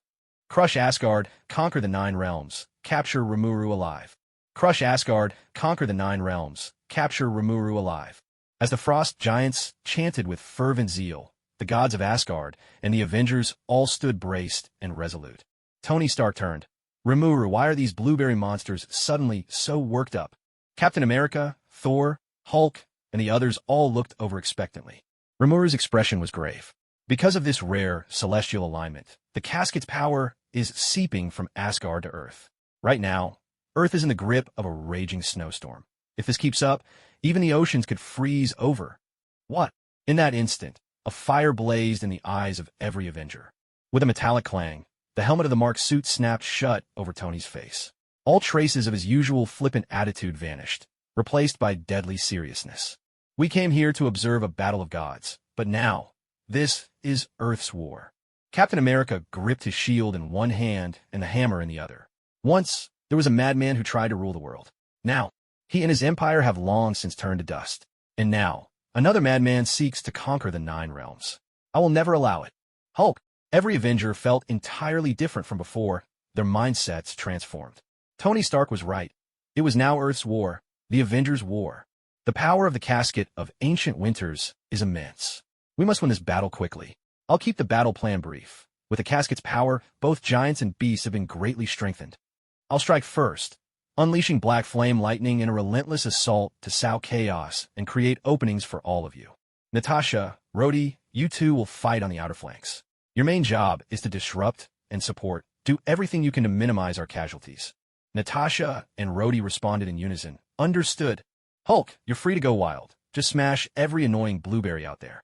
If anyone else had said that, Hulk might not have understood. But Rimuru's magic sense was different.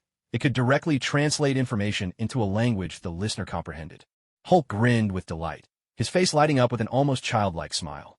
Hulk, Tony, Thor, Cap, you 3 focus on Laufey. Just keep him occupied for as long as you can. I'll charge into the enemy's ranks and target the Frost Giants' commanders, cutting down their key forces. Remuru spoke quickly. This was the optimal plan deduced by the wise sage. With the casket of ancient winters, King Laufey's power was nearly on par with the Sky Father, barely beneath Thanos without the gauntlet. Even Remuru couldn't end the fight quickly, not on his own. But the casket's power wasn't limitless. It still required someone to wield it. If Tony and the others could hold Laufey, Rimuru could go all out, eliminating the Frost Giants' most dangerous leaders. As for the lesser minions, the gods of Asgard could handle them. With this approach, their advantage would snowball, growing larger with every step. At last, all three sides would converge, focusing their combined might in a final, all-out assault against Lao Fei, king of the Frost Giants. Tony Stark's eyes shone with approval. You want me as the spearhead against King Lao Fei? Good call. I have a feeling this battle's going to be intense and fun. No objections here. Captain America nodded, fully endorsing Rimuru's plan. Thor was even more resolute. Couldn't be better. There are some things I need to ask Lao Fei myself. Rimuru gave the signal. Prepare to begin. With those words, Rimuru stepped forward, vanishing in an instant and reappearing high above the battlefield. Black flame lightning mercilessly blasted toward the Frost Giants' lines. This time, Remuru did not hold back. The terrifying might of black flame lightning was unleashed in full. Bypassing the chanting process, Remuru could cast any spell instantly. In just a brief moment, the battlefield erupted everywhere, one explosion after another, detonating in rapid succession. Lao Fei tried to stop Remuru, but it was simply impossible. Remuru had already resolved not to get entangled with him. After tossing a bomb, Remuru would immediately shift position. Lao Fei couldn't find any opening at all. Yet, as the king of Jotunheim, Lao Fei's cunning was not to be underestimated. Realizing he couldn't pin Remuru down, he instantly switched tactics. Endless icy power surged from the casket of ancient winters, quickly shielding a great number of frost giants within a fortress of snow and ice. A large portion of the black flame lightning was actually blocked. It had to be said, the casket of ancient winters was indeed a rare and powerful artifact in the Marvel Universe. However, this was all within Rimuru's expectations. If Lao Fei, wielding the casket, were so easily defeated, Odin at his prime wouldn't have lost an eye. Hulk! With a furious roar, Hulk bent his knees and leapt nearly 100 meters into the air, landing with a thunderous crash in the midst of the Frost Giants' formation. After rampaging through their ranks, the Frost Giants, still reeling from Rimuru's black flame lightning, were sent flying in all directions by Hulk's charge. King Lao Fei was forced to split his forces again. Hulk's knack for smashing things was truly unmatched. Rat-tat-tat-tat! Black Widow and Colonel Rhodes sprang into action, launching a fierce onslaught against the Frost Giants who had just been stunned by Rimuru's explosions. In the blink of an eye, they'd drawn all the Giants' fury onto themselves. When the Frost Giants abandoned reason and began chasing Black Widow and Colonel Rhodes, that was the perfect moment for the Asgardian warriors to strike. Meanwhile, Rimuru charged into the fray like a lion among sheep, activating the runic divine arsenal. An endless stream of rune-forged blades, spears, and hammers materialized in his wake. A slaughter began in earnest. Rimuru was simply too fast. Not just the common frost giants. Even their notable leaders and champions struggled to evade his attacks. Blood sprayed, bones shattered. Rimuru struck with ruthless precision, his coldness reaching an almost inhuman extreme. Through sheer action, he showed the frost giants what true artistry in killing looked like. He's actually entered the field to massacre ordinary soldiers himself. King Lao Fei was dumbstruck, bristling with indignation and inwardly cursing. This was shameless beyond belief. Isn't the rule supposed to be soldiers against soldiers, generals against generals, king against king? As a monarch, to throw away all dignity like this. Remuru, do you feel no shame at all? Although he had already overestimated Rimuru's strength as much as possible, he still hadn't expected Rimuru's killing power to be this overwhelming. If Rimuru continued his rampage like this, even if he were to conquer all 9 realms in the end, he might end up utterly alone. Sitting alone on a cold throne, gazing down upon the universe? Who in the world would be foolish enough to desire such a fate? But Lao Fei could not break free. Thor, Captain, and Iron Man had him locked down tight. Do you want to slay the leaders of Jotunheim first? Then let me take out 2 of your champions right here. As for Iron Man, Lao Fei didn't even consider him a real threat. Lao Fei knew now was not the time for hesitation. Whoever was slower would be the one to lose. Thunder roared and crackled as Thor strode forward, Mjolnir in hand. Lao Fei, where did you get that casket of ancient winters? It was supposed to be sealed in my father's vault. You haven't conquered the palace yet. There's no way you could have gotten your hands on it. Lao Fei had little desire to answer, but a turn of his blood-red eyes sparked a new idea. Thor, son of Odin, if you wish to rule all 9 realms one day, you should learn a bit of humility. The sky churned with wind and storm, thunder splitting the heavens again and again. Lightning danced around Thor, twisting and looping like a host of celestial dragons. Tell me, now, immediately. Just a few words had sent Thor into a rage. Exactly as Lao Fei had predicted, brute force was all Thor knew. He was nothing like Odin, that cunning old schemer. Lao Fei smirked, continuing to provoke Thor. Thor Odinson, why keep deceiving yourself? Of course, it was your dear brother Loki who handed the casket over to me to spoil your coronation. He secretly let the frost giants into Asgard. You, in your arrogance and ignorance, fell for his trick and were cast out, while Odin flew into such a rage that he fell into the Odin sleep. After you were exiled, Loki came to Jotunheim alone, trying to have my people assassinate that old fool Odin. But fate plays its own games. No one expected Odin to suddenly grow so weak. Thor Odinson, you should thank me. I've already dealt with the traitor of Asgard for you. You killed Loki? Thor's eyes widened in shock, thunder cascading all around him. In an instant, the world became nothing but blinding white. With a mighty heave, Thor hurled Mjolnir, the hammer streaking through the air wreathed in countless bolts of lightning. It struck Laufey, who was as tall and imposing as a building, and sent him flying. Crackling and snapping, lightning surged endlessly around Thor, and under its might, he actually took flight himself. Thunder boomed across the sky. Bolts of lightning struck down, shattering several frost giants, empowered by the casket's magic, into nothing but fragments. Laufey, Loki must be alive. You're lying to me, aren't you? Thor moved at lightning speed, and his hammer, Mjolnir, flew back into his hand as if summoned by a will of its own. Once again, he unleashed the full fury of endless thunder, slamming it down on Laufey with a force that sent the frost giant king hurtling through the air. Witnessing all of this, Remuru was left utterly speechless. Was Thor really this powerful? Laufey, king of the frost giants, who possessed the casket of ancient winters, was being beaten so decisively. Just like that. With Loki gone, it was as if Thor's power knew no bounds. A force of nature, unstoppable and divine. On Earth, as the temperature plummeted, the entire world was gripped by panic and chaos. Disaster movies often depict the global catastrophe of climate change. Films like The Day After Tomorrow and 2012 come to mind. But those cinematic disasters always play out over months or years. People at least have some time to react before disaster strikes, to build a Noah's Ark, to construct doomsday shelters, something. But this time, the world's temperature was dropping too fast. In just a matter of moments, the mercury had fallen by more than 10 degrees. Even the equator was seeing snowfall. It was almost beyond belief. Rumors of a 2012-style apocalypse spread like wildfire. United States. The White House. Inside, a great number of military and government officials, along with scientists from every field, had gathered in an emergency meeting.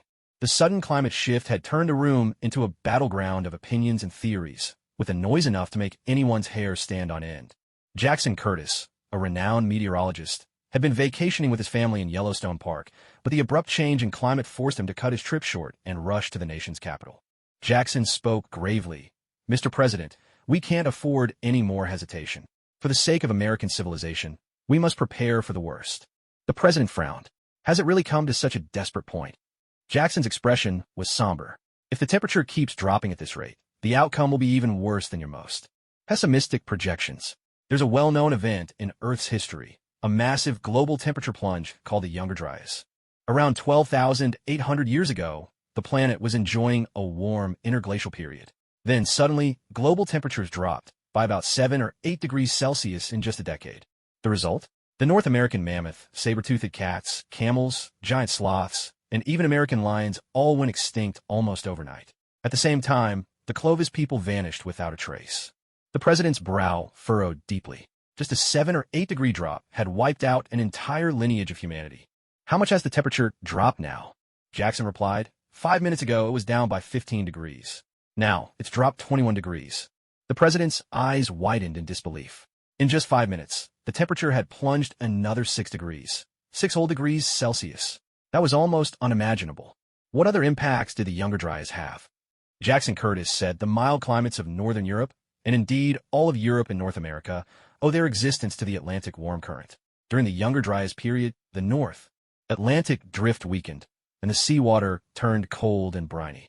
The Glitterton Mountains in central Norway, the Alps, and the Appalachian Mountains in North America were all swallowed by glaciers. Senator Ross spoke up. "Mr. President, this time the temperature drop is thousands, even tens of thousands of times more dramatic than the Younger Dryas. For the sake of America, we'll need a foothold in the equatorial region."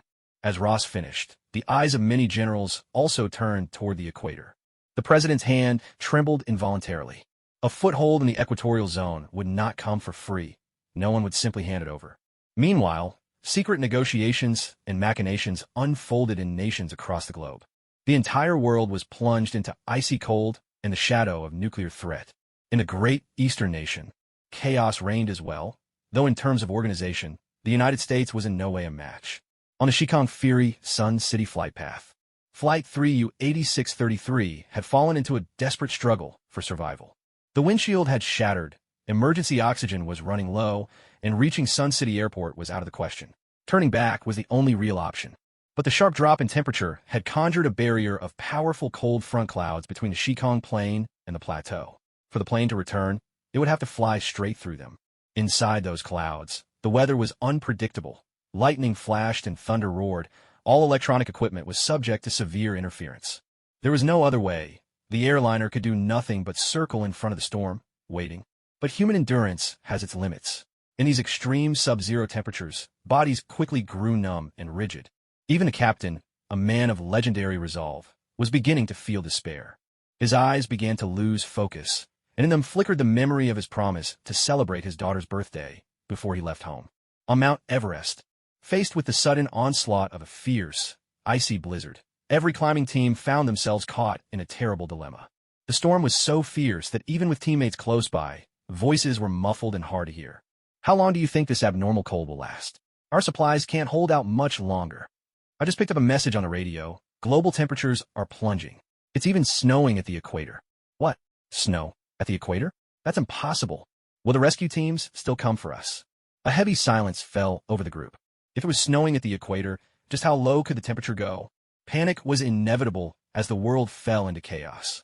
In other words, being trapped here, it was likely they would never leave the glacier alive. Silence settled once more. A few of the more timid climbers had turned as pale as ghosts in fright. There is true terror at the edge of life and death. No one who can live wants to die. After a long silence, the leader of the climbing team spoke with determination. I intend to keep climbing upward. What? Everyone was stunned. Continue climbing in this blizzard? If the rescue team can't come, then sooner or later, we're doomed anyway. If we're destined to fall, let it be closer to the summit. Even in death, they wanted to fall closer to the peak. Looking at the captain's tall, resolute figure, the others gritted their teeth and made up their minds, one after another. To be honest, they were just an ordinary team among all those who challenge Everest. Some members were even newcomers who had only recently joined the field. They were clearly inexperienced. They weren't well known at home, and abroad, they were entirely unknown. This attempt at Everest was partly to pay tribute to their predecessors, and their preparations were thorough. When the foreign mountaineering teams heard that the Chinese climbing team had decided to brave the storm and press on toward the summit, they were utterly astonished. Many foreign climbers burst into spontaneous applause, heartfelt and genuine. Asgard. Thor, summoning all his might, pounded relentlessly at King Laufey. But with the casket of ancient winters, Laufey's power was now on another level. Despite Thor's extraordinary efforts, he still couldn't breach King Laufey's defense. Instead, a careless moment allowed Laufey to launch a sneak attack, freezing half of Thor's body with the casket's icy power. At the critical moment, the captain charged in, using his shield to block the endless chill streaming from the casket. Not only did he block it, but he managed to reflect the icy force back. Caught off guard, King Laufey found his own arm and the casket itself frozen solid.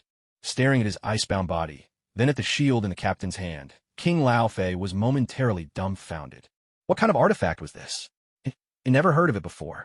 But Laufey had no time to ponder. Suddenly, the shriek of missile launches cut through the air, and an incendiary shell exploded right in front of him, covering his face in an instant. King Laufey was transformed from the ruler of Jotunheim into a chieftain scorched black. But this was only the beginning. Iron Man's repulsor fired a relentless stream of searing energy, bathing Laufey in scorching heat. There was a fierce crackling sound as smoke, white and blue, poured from Laufey's body, and for a moment, there was even a faint scent of roasting meat. The repulsor was at full power, pouring wave after wave of burning energy onto Laufey. It had been nearly half an hour since Laufey obtained the casket of ancient winters, and to be honest, Tony was getting nervous. No one understood better than he did the terrifying chain reaction that a sudden worldwide drop in temperature would trigger. Such a rapid, dramatic drop would set hot and cold air currents violently in motion. What would follow? Hurricanes, tsunamis, even earthquakes. Just how terrifying could a massive tsunami be? The most terrifying tsunami ever recorded in human history was the Great Chilean Tsunami of 1960. The waves averaged an astonishing 8 to 9 meters high, about the height of a 3-story building, and at their peak, they reached 25 meters. In an instant, the tsunami swallowed ships, harbors, villages, and cities alike. Along the Pacific coastline, with Puerto Montt at the center, an 800-kilometer-long stretch north to south was almost completely wiped clean. This disaster directly caused tens of thousands of deaths and disappearances, and left nearly 2 million people homeless. If Earth's temperature were to plunge even further, the greatest tsunami in human history, the Chilean catastrophe, might pale in comparison, reduced to a mere ripple. Almost every coastal city on the planet would be swept up in the deluge, transformed into a boundless expanse of water. This must be resolved swiftly. No time can be wasted. "Cap, I need you now," shouted Tony Stark. Captain America understood instantly. Using Thor's hammer as a conduit, a bolt of lightning cracked down upon Iron Man's anti-frost giant armor. In a flash, the suit surged with energy, and a torrent of high-intensity energy pulses poured straight toward King Lao Fei. But at that very moment, the searing energy blasts from Iron Man were suddenly frozen in midair. The ice, unbelievably, began to crawl backward, snaking along the energy beams toward Iron Man himself. In the blink of an eye, a thick layer of crystalline frost encased Iron Man's suit. "You little insect, I've tolerated you for long enough." King Laufey's face was grim. He had actually been scorched by this ant hiding inside a tin can. To him, this was nothing less than an insult. "To have wounded me is the greatest honor you'll ever know." With a sweep of his arm, Lao Fei summoned a host of jagged icicles behind him. All of them pointed directly at the frozen Tony, and if they struck, Tony would be skewered in an instant. "Look out!" Captain America roared, hurling his hammer with all his might. Thor's hammer soared ahead, crashing against Laufey's skull and knocking his head to the side, stars swirling before his eyes. Seizing the moment of Laufey's distraction, Cap flung his shield. With a resounding clang, the frozen Iron Man was sent flying, breaking free from the cluster of deadly ice spikes. At the same moment, the shield boomeranged back into Captain America's waiting hand. He was just about to call for Mjolnir, but suddenly, a colossal ice hammer plummeted from the sky. It came so fast that Cap barely had time to react. He could only hastily throw up his shield in defense. Clang! Though the vibranium shield absorbed much of the impact, the sheer force of the blow still needed Cap's own body to brace against it. There was a sharp crack as the ice beneath his knee shattered, spiderwebbing out in countless fractures. And that was just the beginning. While Cap was still reeling, a second ice hammer came crashing down.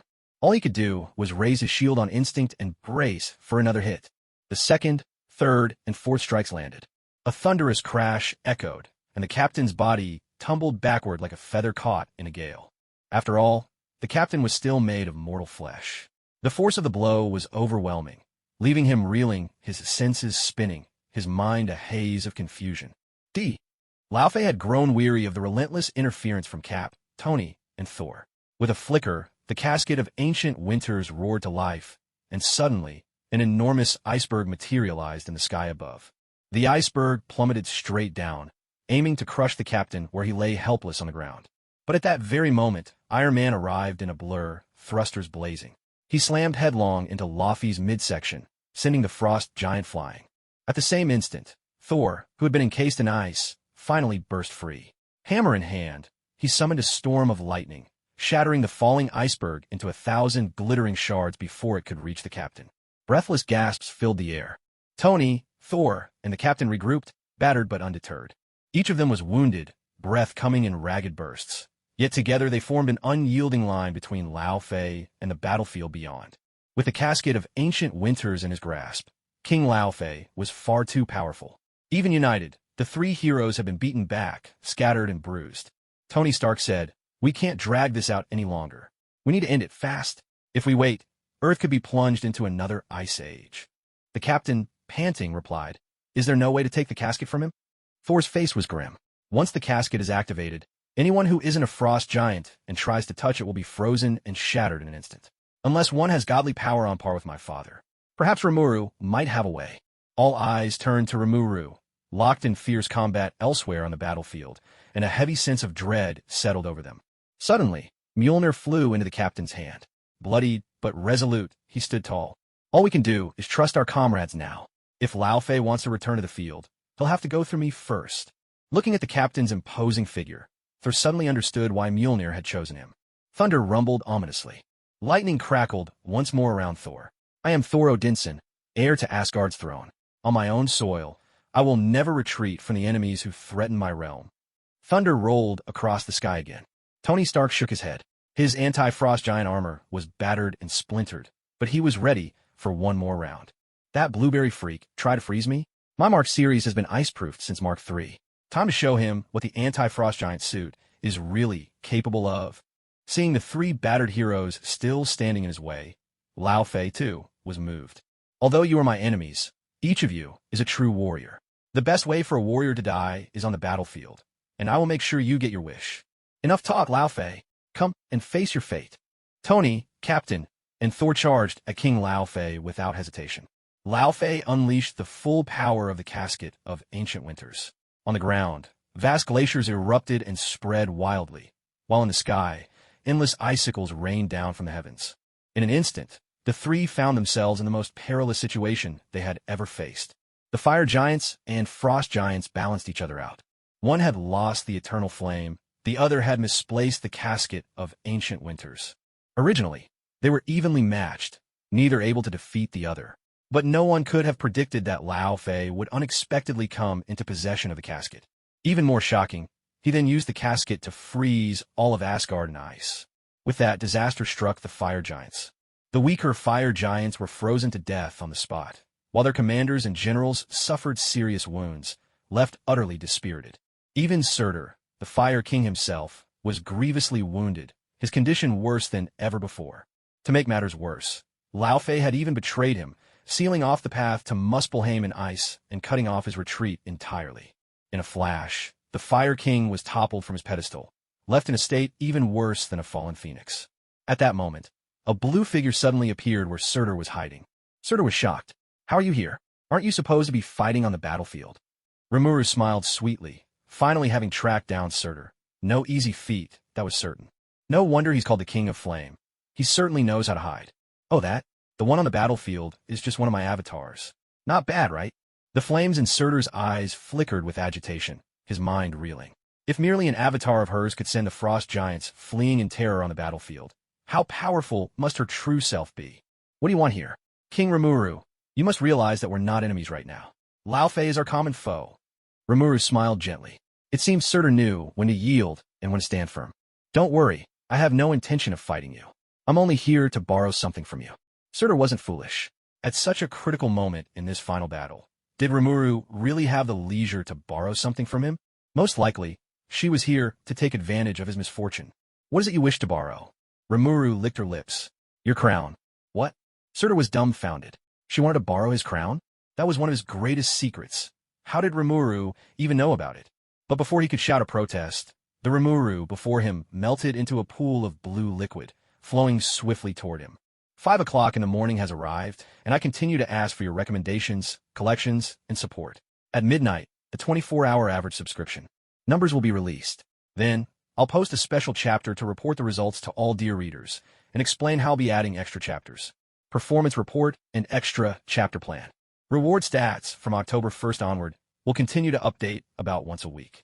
Gap-filling passerby, 100 coins. Tomcat Jerry Mouse, 1,000 coins. Xining, 1,000 coins. Kai Shur, 5,300 coins. 1 extra chapter for Butler tier. Reader 20180321201737503, 100 coins. Tianya Ednan, 10,000 coins. 2 extra chapters for Helmsman tier. Chumanho, 10,000 coins. 2 extra chapters for Helmsman tier, plus 1,000 coin reward.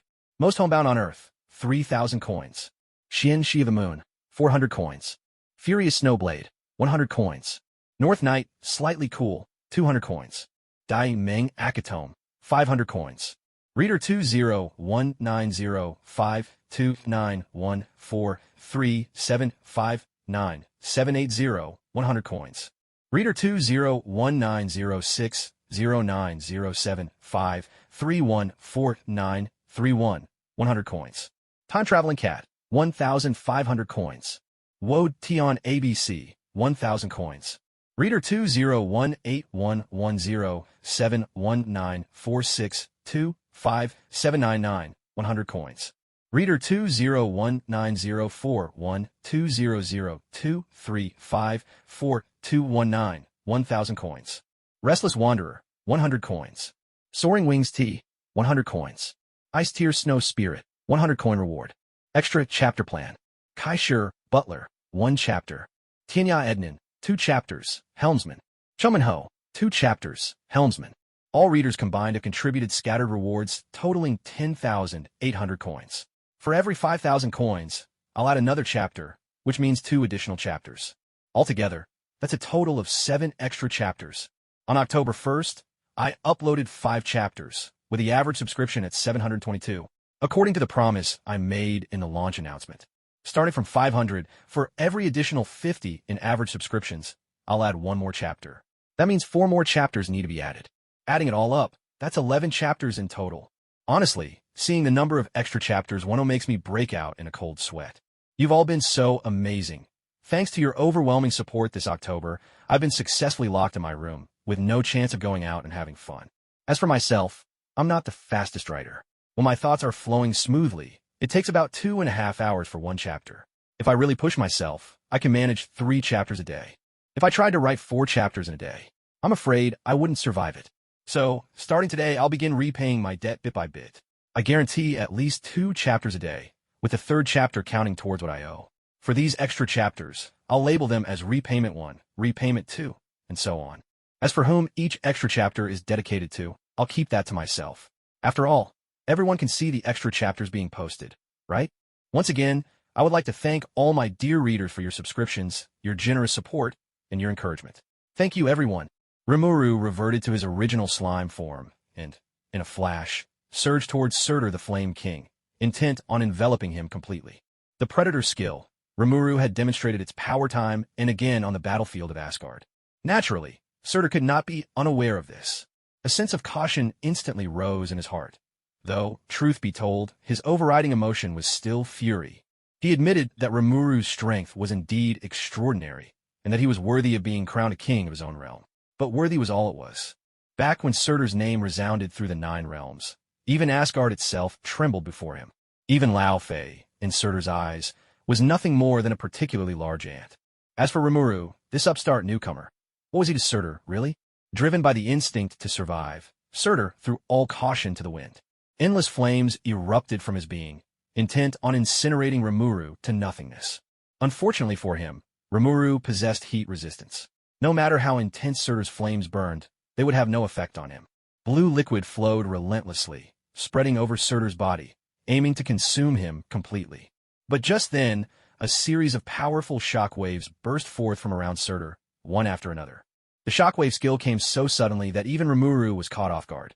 In an instant, 1/5 of the cells covering Surtur were annihilated. Impressive.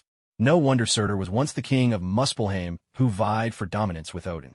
Even without the eternal flame, his power, experience, and tenacity were nothing short of formidable. This was the first time since arriving in the Marvel Universe that Remuru had found it so difficult to devour his prey.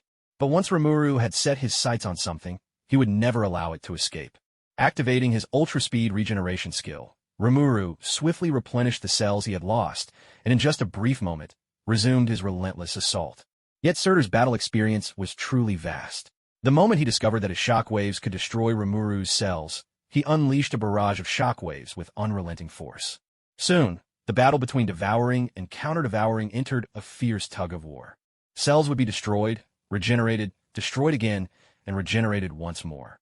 This cycle repeated with clockwork precision, down to the microsecond. In the span of a single second, Rimuru and Surtur could wage several rounds of battle. Time trickled by, and Rimuru had never before felt it pass so slowly. However, the outcome of a battle is always determined by many factors. Fortune, timing, and the lay of the land. And here, Rimuru happened to possess the advantage of the terrain. Laufey had secured the casket of ancient winters, plunging all of Asgard into an icy freeze. This extreme cold was nothing short of disastrous for a fire giant like Surtur. Surtur's greatest mastery lay in fire and extreme heat, yet these very trump cards proved useless against Rimuru. What's more, Rimuru excelled at ultra-rapid regeneration, had once devoured the Crimson Gem of Sidorak, and could draw energy from the Crimson Cosmos, the Vishani Dimension, and even the Dark Dimension. Most crucially, Deep within her stomach dwelled Veldora, the storm dragon. If there was one thing Rimuru never lacked, it was magic power. No matter how many times her cells were annihilated, she could restore herself in the blink of an eye. 10 minutes into the battle, Remuru began to gain the upper hand.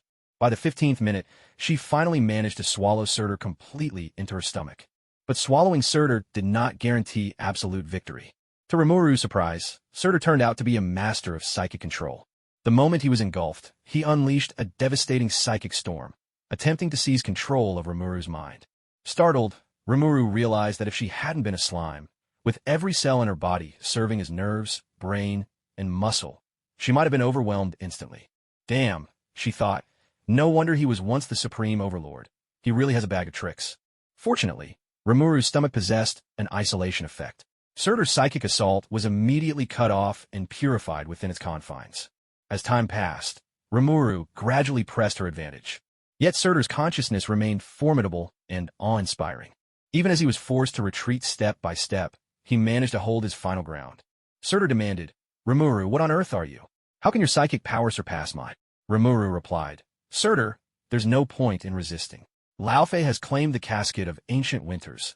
The flame giants have no way back. After losing to Odin, do you really want to be bested again by your old rival Laufey?"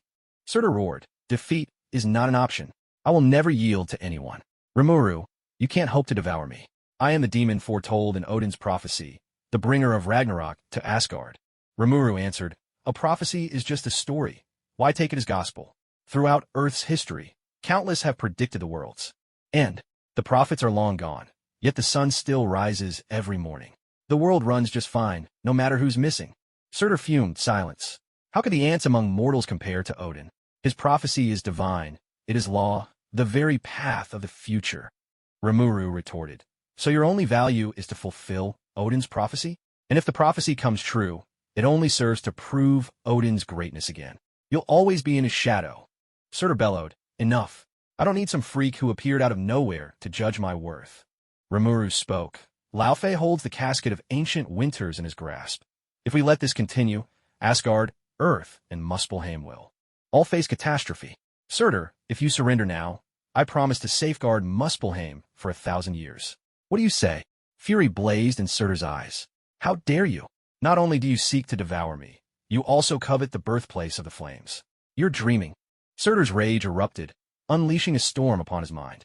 His boundless emotions surged, seeping into Rimuru, trying to overwhelm and reverse assimilate him. If not for the near-omnipotent powers of Predator and Great Sage, Rimuru might have been overwhelmed right then and there. Even so, Rimuru still saw a flood of Surtur's emotions and his memories. Surtur, as the king of the land of primal flames, was born mighty. Standing over 305 meters tall, he wielded the eternal flame itself. Wherever his twilight sword pointed, all bowed in submission. Even the once proud Asgard trembled before him. Not even Bor, the former king of Asgard, could do anything to stop Surtur. Beneath the twilight sword, Asgard's gods lost all their glory, until Odin rose to claim the throne of Asgard. War between Asgard and Muspelheim became inevitable. Odin, wielding the primordial runes and his own unmatched power, was far too strong. Even his daughter, Hela, possessed unimaginable might. That war spelled utter defeat for Muspelheim. They lost everything. The loss of the eternal flame, above all, reduced the once mighty Surtur to hiding in Muspelheim, clinging to survival. It was almost comical. The Ragnarok prophesied by Odin, meant to herald the god's end, had become Surtur's last hope, the faith that kept him enduring. Surtur thought to himself, "I have yet to bring Ragnarok upon Asgard. I cannot lose. I will never lose." Ramuru replied, "I was reborn as a slime with the highest starting point, and step by step, I made it here. I don't intend to lose everything now. Besides, the Avengers are still waiting for me. So no matter what, I will not give up." Meanwhile, Thor, Tony, Captain America, and Laufey's battle had also reached its final life-or-death moment. On Earth, temperatures continued to plummet, throwing the world into a state of utter panic. Even nations on the equator were shivering in fear. The fate of Asgard, Earth, Jotunheim, Muspelheim, Vanaheim, over half the 9 realms, rested in Rimuru's hands. Winner takes all. The loser is left with nothing. On Earth, in the northern hemisphere, a blizzard raged, blotting out the sun and sky. Many great cities lay buried beneath a thick blanket of snow. It was supposed to be the height of summer. Yet here they were, facing the unimaginable. A summer snowstorm had caught everyone completely off guard. For a time, countless people came down with severe colds. In America, at the National Weather Service, numerous staff members fell silent when they saw powerful jet stream clouds captured by satellite. The North American continent stretches from north to south, with the Rocky Mountains and the Cordillera Range running in the same direction. That means winds from the poles can sweep across North America almost unhindered. This is also why the United States frequently suffers devastating windstorms. Now, with global temperatures plummeting, the ferocious cold air masses from the Antarctic and Arctic have suddenly intensified. A large-scale wind disaster striking North America was inevitable. And with the hurricane would come torrential rain, tsunamis, and flooding. There was a very real chance that even New York could be submerged. The staff at the Weather Service were in shock. No one had expected this moment to arrive so suddenly. The director of the Weather Service sighed, then picked up the phone and dialed the president's direct line. 10 minutes later, the President of the United States addressed the nation on live television. He called on all citizens living south of the 30th parallel north to immediately begin evacuating toward the equator. As for those living north of the 30th parallel, he urged people to stock up and prepare for the cold as best they could. Instantly, panic and despair swept through the nation. What did it matter if they were the world's most powerful country? Before a disaster, they were as fragile as a sheet of paper. Those living north of the 30th parallel were especially outraged and terrified. What did it mean to prepare and keep warm as best you can? Were they being told to get ready to die together? Even those south of the 30th parallel were in no better shape, emotionally. No matter how comfortable home was, venturing out spelled endless difficulties. Even if they escaped this cataclysm, how would they survive in the future? Worse yet, the habitable space near the equator was limited. It was no uninhabited wilderness. What followed would likely be a struggle for survival. Europe, especially the Nordic countries, sank into utter despair. Their very existence depended on the North Atlantic current. If that current weakened, they would be the first to be frozen.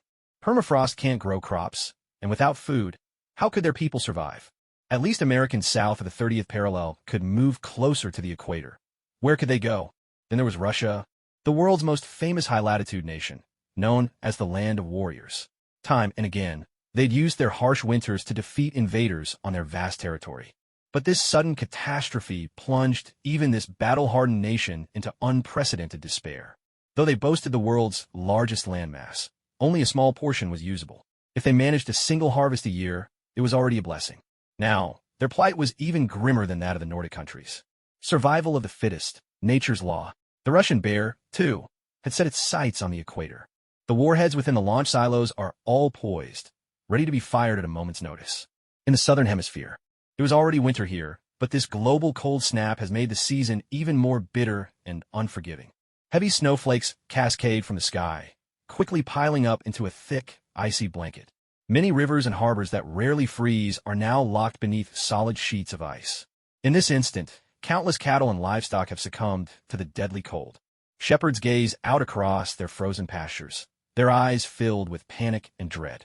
In the equatorial regions, although the equator is the least affected by the plummeting temperatures, its nations now find themselves walking a tightrope over disaster.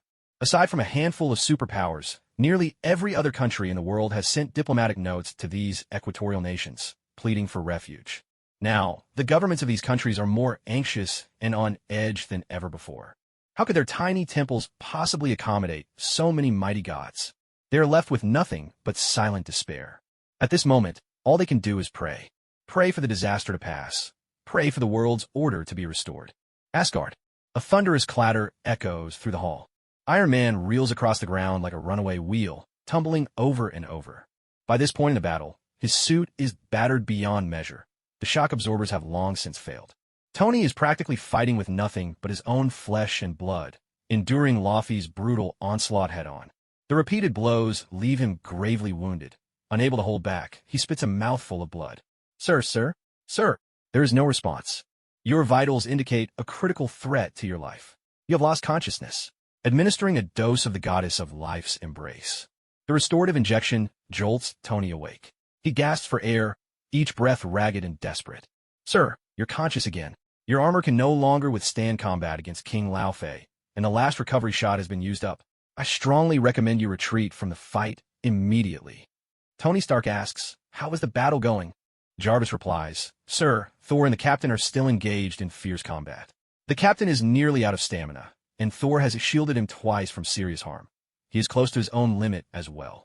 Tony presses further. What about Rimuru? What's her situation? Jarvis answers. Natasha and Colonel Rhodes are both incapacitated. Remuru alone is holding back the entire army of frost giants. She cannot break away at the moment. Tony Stark falls silent. Man proposes, but heaven disposes. Remuru's plan for a swift victory may be about to unravel. After taking a deep breath, Tony makes up his mind. Jarvis, help me devise the best plan. I'm going to seize the casket of ancient winters. Jarvis said, Sir, I don't recommend this course of action. The freezing power within the casket of ancient winters is far too strong. Your suit won't withstand it. In just 3 seconds, your armor will be frozen solid. After 4 seconds, your body will be completely exposed to the ice. After 5 seconds, even your blood will freeze, sir. At best, you can only buy yourself 5 seconds. It's not worth the risk. Tony Stark shrugged, trying to sound casual. At least I can buy us 5 seconds, right? If we don't take the casket from Lao Fei, he'll remain invincible. 5 seconds. Maybe that's enough for Cap and Thor to have a shot. Jarvis fell silent. Just then, Captain America was struck by misfortune, his flesh and blood body encased in solid ice. To keep Lao Fei from shattering the captain's frozen form, Thor threw himself in the way, taking the full force of Laufey's blow on his own back. With a sickening sound, blood spilled from Thor, staining the ice sculpture that Captain America had become. Thor, too, lost his ability to fight. Tony Stark felt a deep sorrow. Their final hope had been lost. Maybe he should have made his decision sooner. Hulk! At that moment, the enraged Hulk leapt high into the air, 2 frost beasts still clinging to him, their jaws clamped fiercely into his flesh.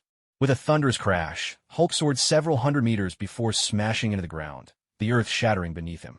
Lao Fei himself staggered from the shock. After dealing with Thor and Captain America, Lao Fei was in exceptionally high spirits. Seeing Hulk bounding toward him, Lao Fei grinned. Hulk, impressive strength. How about becoming my pet? Hulk smash! Hulk slammed his massive fists together, creating a shockwave more powerful than anything before. Caught off guard, King Lao Fei instinctively shielded his eyes with one hand, inadvertently exposing the casket of ancient winters. At that instant, Tony Stark, prepared for this very moment, charged forward at full power and seized the casket from Laufey's grasp. But to Tony's astonishment, even at maximum power, he couldn't wrench the casket free from Laufey's hand. In an instant, the overwhelming cold engulfed Stark, freezing him solid. As his consciousness faded, Stark saw that the casket of ancient winters had fused with Laufey's left hand. Lao Fei sneered. Ever since Odin stole the casket from me, I swore that once it was mine again, I would never let go. You died for nothing. In that moment, Stark's awareness vanished, swallowed by eternal darkness. Hulk! Hulk roared, repeatedly charging King Lao Fei. But before he could get close, Lao Fei froze him again and again.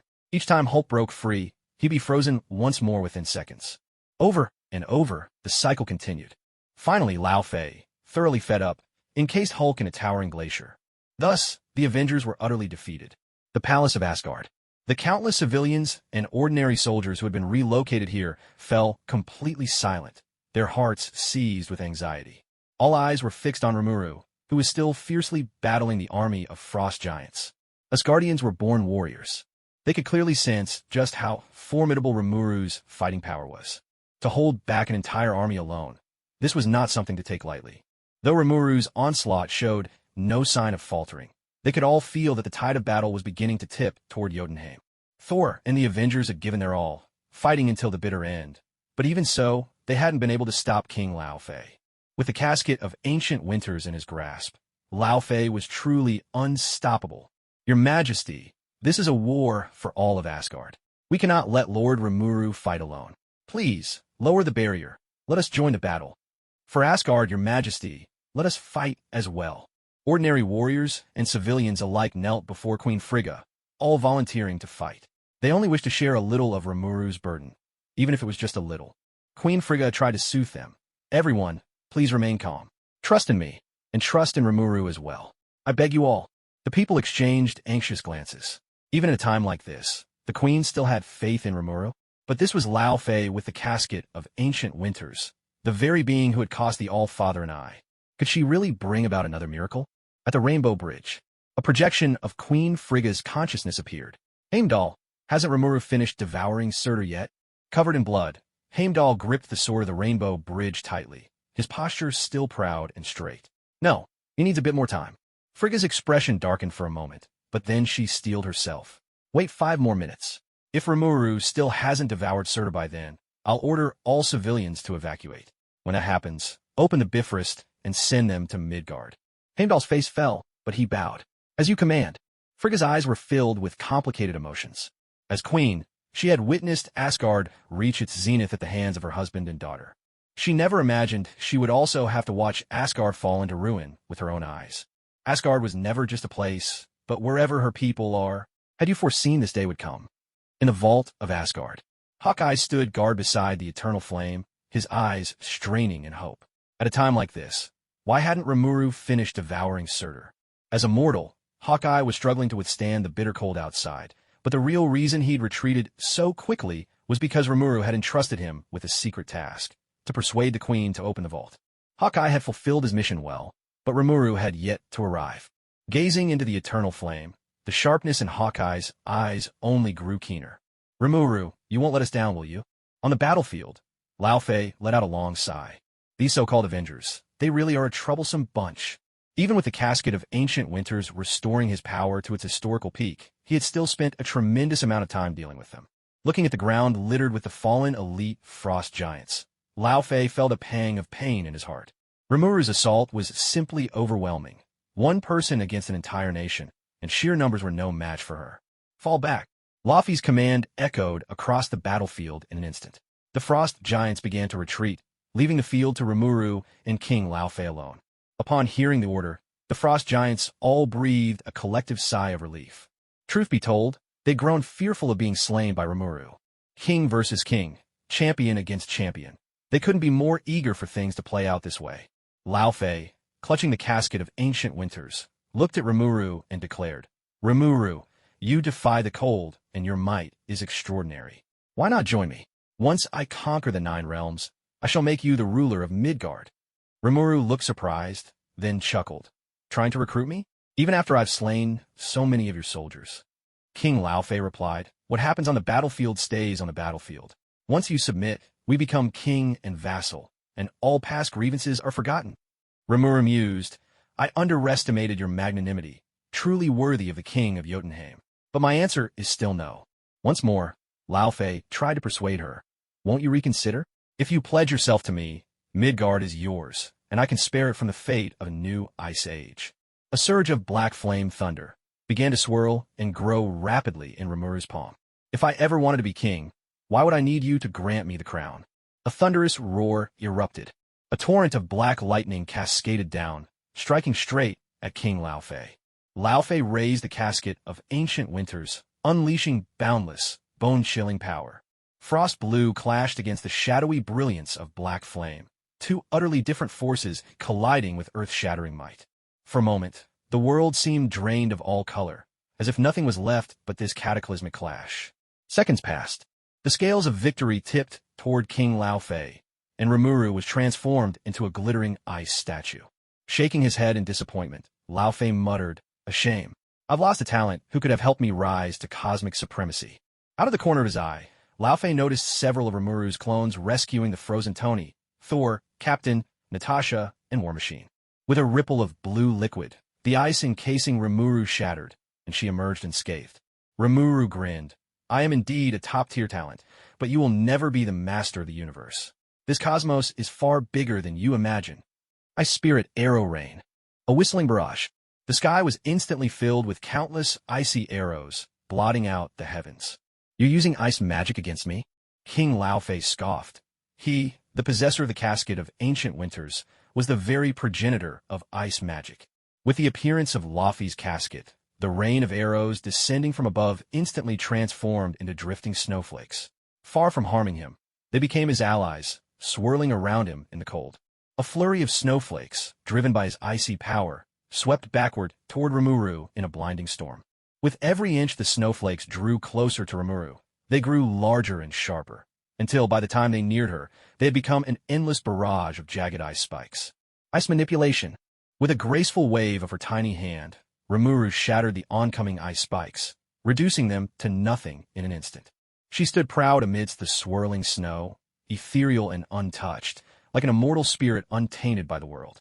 Crimson chains of Sidorak. As Rimuru dispelled the ice spikes, several hidden clones revealed themselves. Each one unleashed the crimson chains, which shot out in a flash, aiming to bind King Laofei.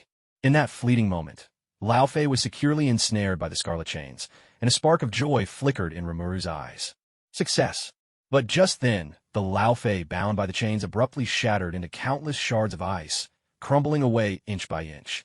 Simultaneously, all of Rimuru's clones were swept into a sudden, raging blizzard. Bang! Bang! Bang! Her clones were destroyed in a flash, their souls returning to her in a torrent, leaving Rimuru momentarily dizzy from the backlash. Gazing at King Laofei, Rimuru could not help but marvel. Incredible! No wonder he was the one who cost Odin his eye at the height of his power. His battle instincts were astonishing. Every tactic she employed had been anticipated and countered by him. Though Laofei could not destroy Rimuru's avatar, Rimuru herself had no way to overcome him, either. But there was a crucial difference. Rimuru could not afford to wait. Laofei fixed Rimuru with a piercing stare. If this drags on, Midgard will be plunged into a new ice age. Rimuru, I'll give you one last chance. Submit to me. Otherwise, Midgard will become a wasteland of death. Attack. Rimuru gave her answer with actions, not words. In that instant, she unleashed everything she had. Heat manipulation, chaos lightning, paralyzing breath, grave of all spirits, runic divine vault.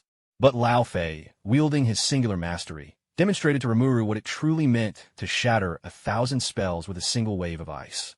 As Rimuru and Laofei clashed in a fierce duel, all present witnessed the true extent of Rimuru's power. She was formidable, nearly invincible, but that was all she could do, hold her ground. To actually defeat King Laofei seemed all but impossible. Frigg, overwhelmed by despair, gave the painful order to evacuate Asgard civilians. While Rimuru's avatar was locked in battle with King Laofei, her true self had reached the final, decisive moment against Surtur. Surtur roared, I cannot lose, I must not lose. I am the king of Muspelheim. Rimuru said, give up now, there's no shame in losing to me. I will surpass Odin and become renowned throughout the universe. I shall devour everything you are, your glory, your humiliation, and even your sins. Surtur replied, devour my glory, my humiliation, and my sins? You really are greedy. In an instant, Rimuru's vision was transformed. The world around him shifted to a realm of endless flames and molten lava. There, the Fire King Surtur, towering at 305 meters, sat enthroned atop the highest peak of Muspelheim. Before him stretched a sea of unending fire. Countless fire giants knelt before Surtur. My king, all of Muspelheim bows at your feet. Never in our history has there been a greater king than you. All glory belongs to you. The Fire King Surtur lifted his gaze, eyes fixed on the farthest reaches of the cosmos. The 9 realms are still vast. Run. It's Surtur, the Flame Demon King. Run for your lives. Panic spread like wildfire.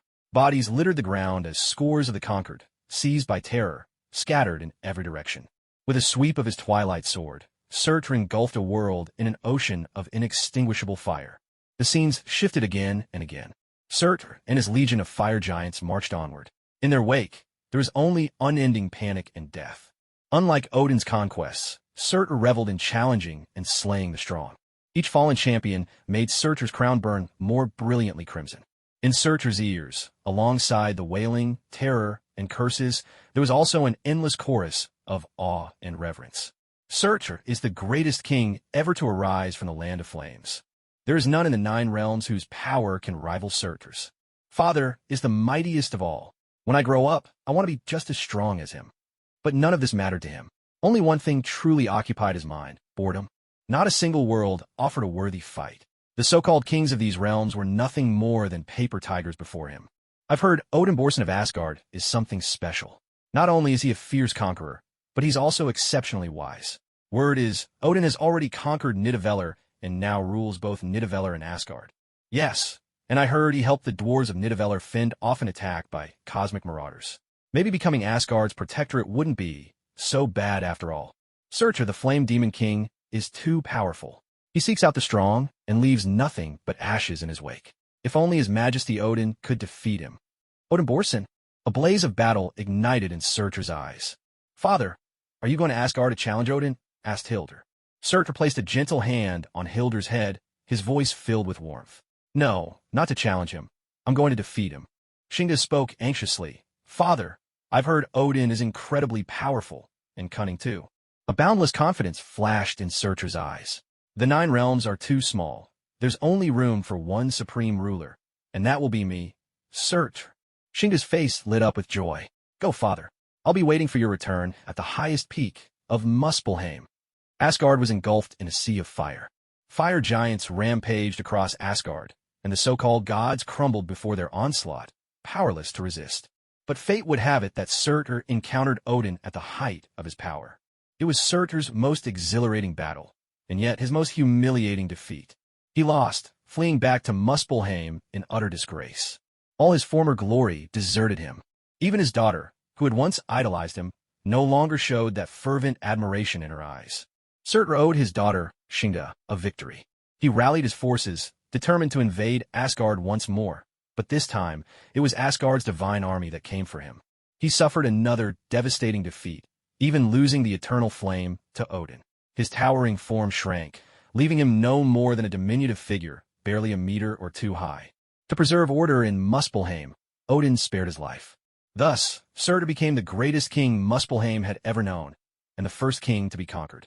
All his former glory had vanished, leaving behind only endless guilt, scorn, and slander. Ironically, the only thing that kept him clinging to his throne was Odin's prophecy of Ragnarok. Ragnarok became the highest spiritual faith in Muspelheim.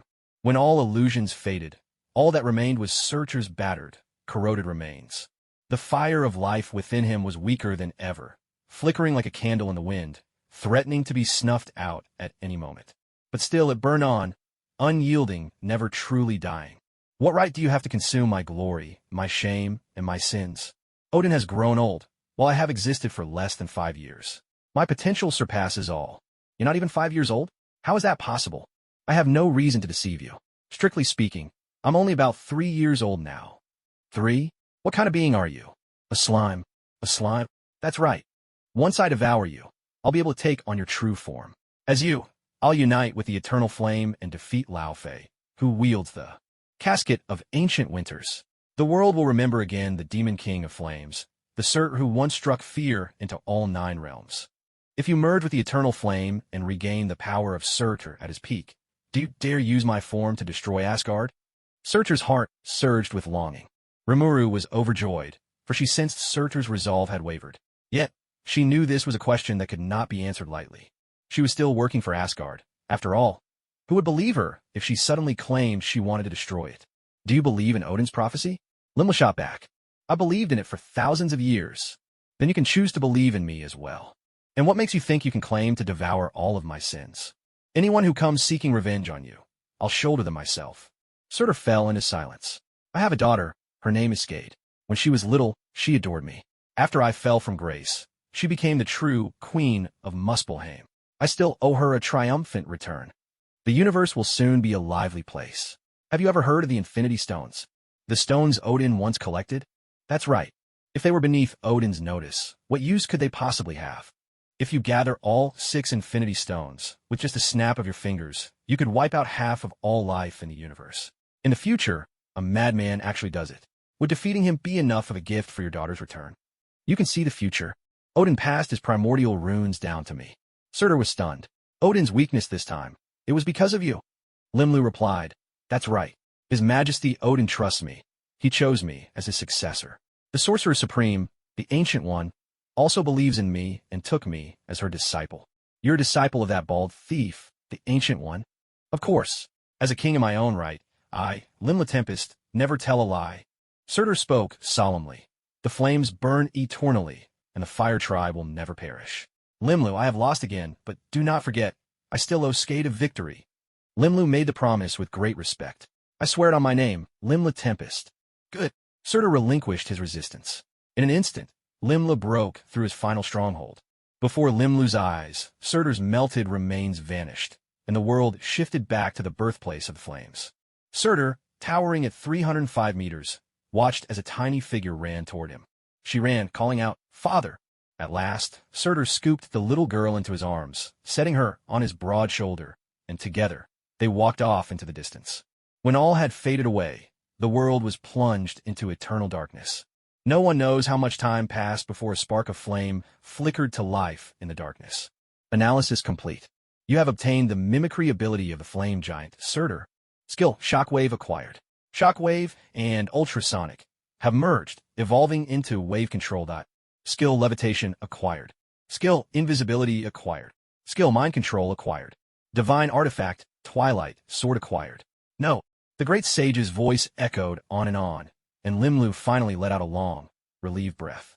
Devouring Surtur could be said to be the most challenging prey Rimuru had ever consumed, and the benefits gained from it were beyond imagination.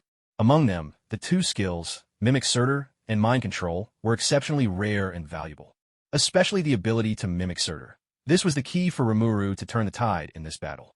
All right, it's time to bring this divine war to an end. Rimuru took out a strand of Hawkeye's hair, rolled it between her fingers, and immediately activated a tracking spell, opening a portal that led straight to the treasury of the Celestial Palace.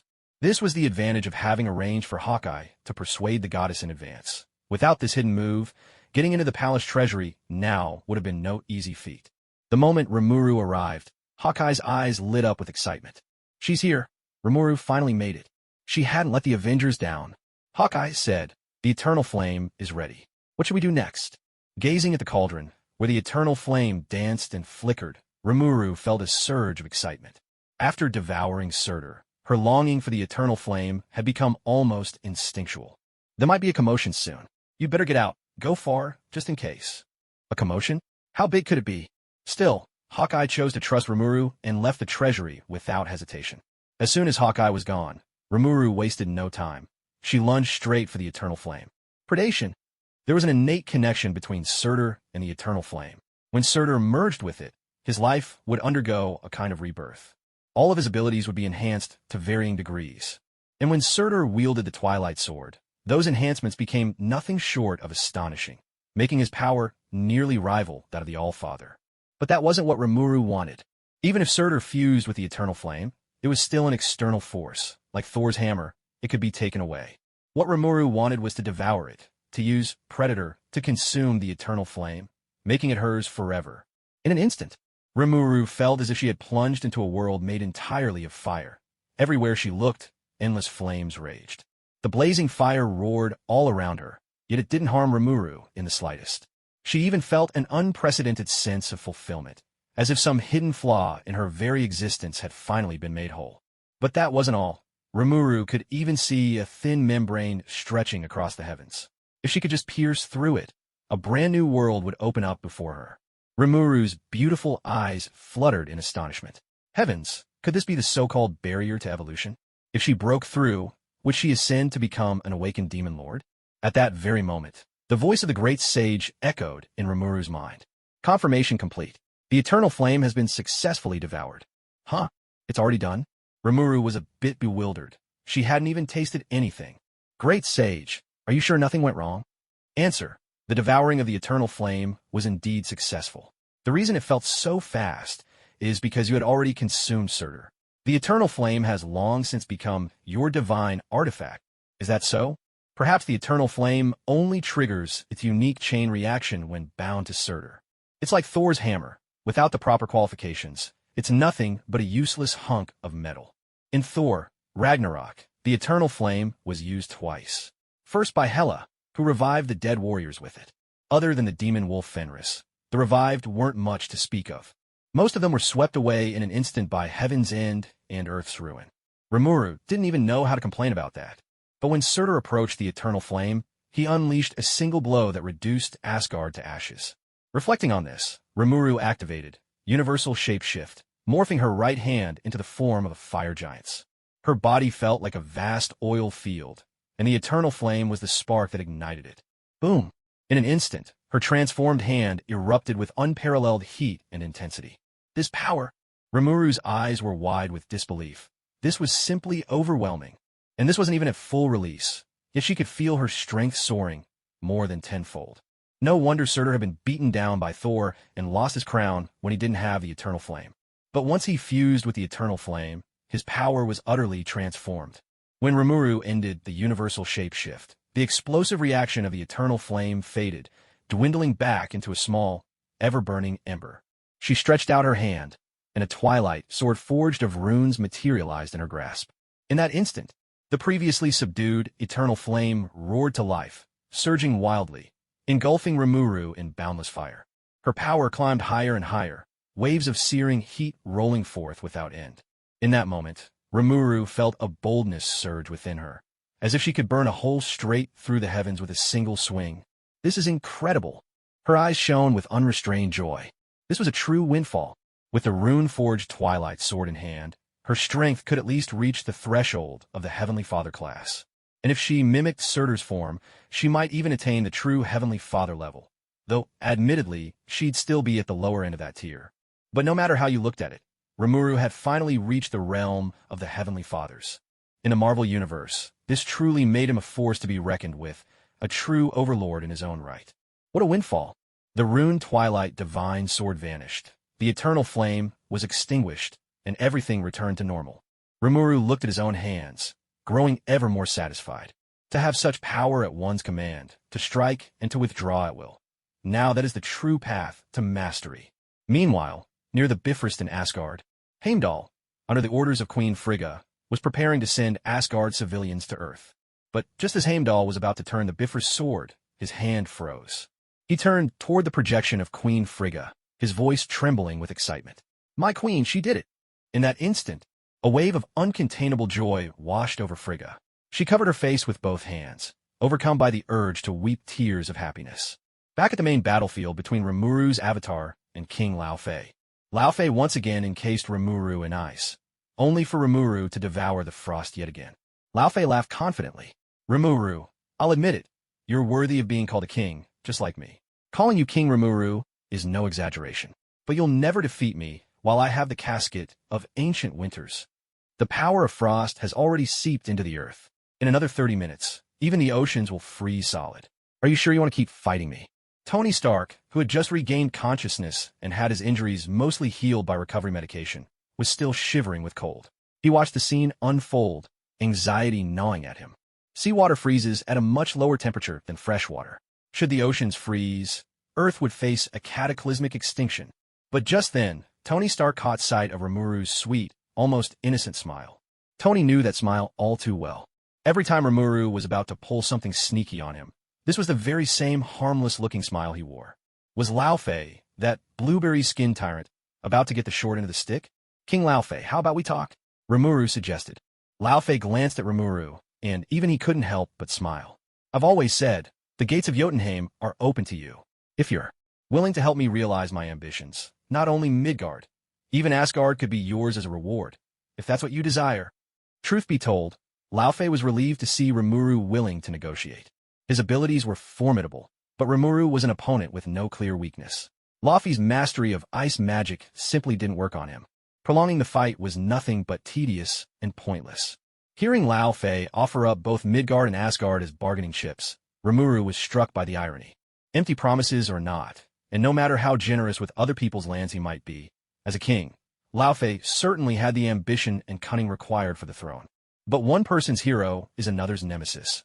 Earth has no need for a ruler lording over it from on high. And Rimuru himself had no intention of bowing to anyone's leadership. Rimuru unleashed a dazzling display of acting, letting out a long sigh. His face was etched with helplessness and unwillingness. "After all, I am from Earth. I simply can't stand by and watch as Earth slips into another ice age. What a pity." Lao Fei was instantly stirred with excitement. Although this victory felt somewhat unearned, being able to bring a king like Rimuru under his command would surely mark a turning point in his life. But just then, King Lao Fei suddenly felt an overwhelming force invade his mind, an unparalleled psychic power. Oh no! King Lao Fei's face paled with shock, but it was already too late. He felt a dizzying wave sweep over his head. Rimuru's psychic control wouldn't last long on him, but in a clash between kings, even a single second could turn the world upside down. Lao Fei was dumbfounded. Rimuru actually possessed mind control abilities as well. The two had been fighting for so long, and she'd held back from using it the entire time. Her patience was truly astonishing. The clone ability Rimuru absorbed from the fire spirit Ifrit was vastly different from the magical clones of Kamartaj. The clone skill granted the exact same abilities as the original body. Whenever Rimuru leveled up, her clones advanced as well. All those theories about Rimuru's deep scheming and unfathomable patience? Nonsense. With a single stride, Rimuru blinked to Laufey's side. The Twilight Sword was already in her grasp, and her power surged to near the level of a Skyfather. A fearsome slice through the air. Rimuru moved with such speed that, in that single second, she severed King Laufey's arm with one swift stroke. With a heavy clang, Laufey's left arm, and the casket of ancient winters along with it, fell to the ground. But before it even touched the earth, Rimuru swept it straight into her stomach. The entire sequence was executed with astonishing skill and speed, so fast that the onlookers barely registered what had happened. Those present, Thor and the rest of the Avengers, exchanged bewildered glances. Did that really just happen? Did she just turn the tables in an instant? It all felt so surreal, as if they were trapped in a dream. In Rimuru's casual motion of slicing off an arm and instantly swallowing the treasure, why did she seem so practiced at it? It was as if she'd drilled this maneuver tens of thousands of times before. Tony Stark, who knew Rimuru best, could only twitch at the corner of his mouth. Her greed for treasure was truly unprecedented. King Laufey screamed in agony as he lost an arm. The Twilight Sword, combined with the Eternal Flame, inflicted horrific damage to his body. Even now, the flames at his severed limb refused to die out. With a sickening crack, Laufey reached out with his right hand and ruthlessly tore off the burning remains of his left arm, blood gushing in torrents. The pain was so intense that even watching made others wince. Witnessing Laufey's ferocity, everyone found themselves growing warier of him. Remuru, gripping the Twilight Sword, fixed her gaze on King Laufey and warned, "King Laufey, without the casket of ancient winters, you have already lost. Honestly, I do admire you. Withdraw your forces." Upon seeing the divine sword in Rimuru's hand, Laufey's eyes narrowed. "The sword of Twilight. It seems Surtur has already fallen to you." Rimuru did not deny it. "King Laufey, it's time you return to where you came from." Laufey looked at Rimuru, his expression calm. 1,000 years ago, I once ruled over Midgard. I tried to use the casket of ancient winters to make it a second home for the Jotuns. But unfortunately, we lost. We lost the casket, and with it, everything else. Remuru listened quietly, not interrupting, a display of respect for the king of Jotunheim. The victor is always magnanimous. Unlike Surtur, any frost giant can wield the casket of ancient winters. Rimuru had already devoured plenty of frost giants. Letting King Laufey go meant nothing to Rimuru. In fact, it was a chance to gain more recognition and fame. Why not seize the opportunity? Laufey's voice turned desolate and solitary. "King Rimuru, you are still young, marching forward triumphantly. Perhaps you have never truly tasted the bitterness of defeat. Let me tell you, failure is agony, so painful it's beyond imagination. It's a torment that never ends, day or night, a suffering so deep you can barely see a glimmer of hope. What's worse is when the one who defeated you, the one who stands victorious and celebrated, continues to live in the lap of luxury." Snap, snap! Laufey's severed arm, under the surge of magical power, was swiftly regenerated, an arm sculpted from living ice. Perhaps because the limb was made of ice, Laufey was still getting used to it, clenching and unclenching his fist, flexing his hand again and again. So, during all those days without the casket, I swore to myself, the moment I reclaim it, I will hold on and never, ever let go. Remuru grew wary. Laufey didn't sound like a man about to surrender or retreat. Ryup. In a sudden, savage motion, Laufey tore open the flesh of his own chest. Blood splattered, bearing his thundering heart. And just an inch away from it, the casket of ancient winters gleamed. A sharp hiss of disbelief spread through the room. Everyone, Rimuru included, was utterly shocked, hiding the casket within his chest, so close to his heart, that was ruthless beyond words. It isn't frightening to be ruthless to others. What's truly terrifying is being even more ruthless to yourself. Through the 1,000 years since Odin defeated him, Laufey had hidden in Jotunheim, and instead of losing his drive, he had grown shrewder and even more merciless than before. Who could have guessed that the casket fused to his palm was a decoy all along? In this round, Rimuru could hardly protest her defeat. Her hopes for a swift, decisive victory had just been dashed. Crunch! With sudden force, Laufey shoved the casket of ancient winters straight into his beating heart. In that instant, it was as if the king had been given the heart of an ancient god. Boom, boom, boom. His heartbeat thundered like a storm, pounding audibly in the chest of every onlooker. The endless power of frost flowed ceaselessly through his veins, carried to every organ, every cell of his body. A tremendous rumble shook the air. King Laufey's body grew taller and taller, rising and rising until he stood as high as a skyscraper. A chilling hiss swept through the crowd, leaving everyone shaken to their core. Was Lao Fei truly this powerful? The people of Asgard found it even harder to believe. With such overwhelming strength, how did His Majesty Odin ever manage to defeat him all those years ago? Towering over 100 meters tall, Lao Fei looked down at the little one before him, his voice booming like thunder. Rimuru, Tempest, your potential is far too great. Even the Flame King's Surtur fell at your hands. I cannot allow you to grow any stronger. After this battle, I'll be gravely wounded, perhaps even sleep for 1,000 years. But if I can destroy you, it will all be worth it. Destroy her? Remuru couldn't help but pull a strange face. In Asgard, faced with Lao Fei, now as tall as a skyscraper, both Avengers and Asgard's gods and warriors felt a deep tremor in their hearts. He was simply too enormous, towering beyond imagination. Avengers, assemble.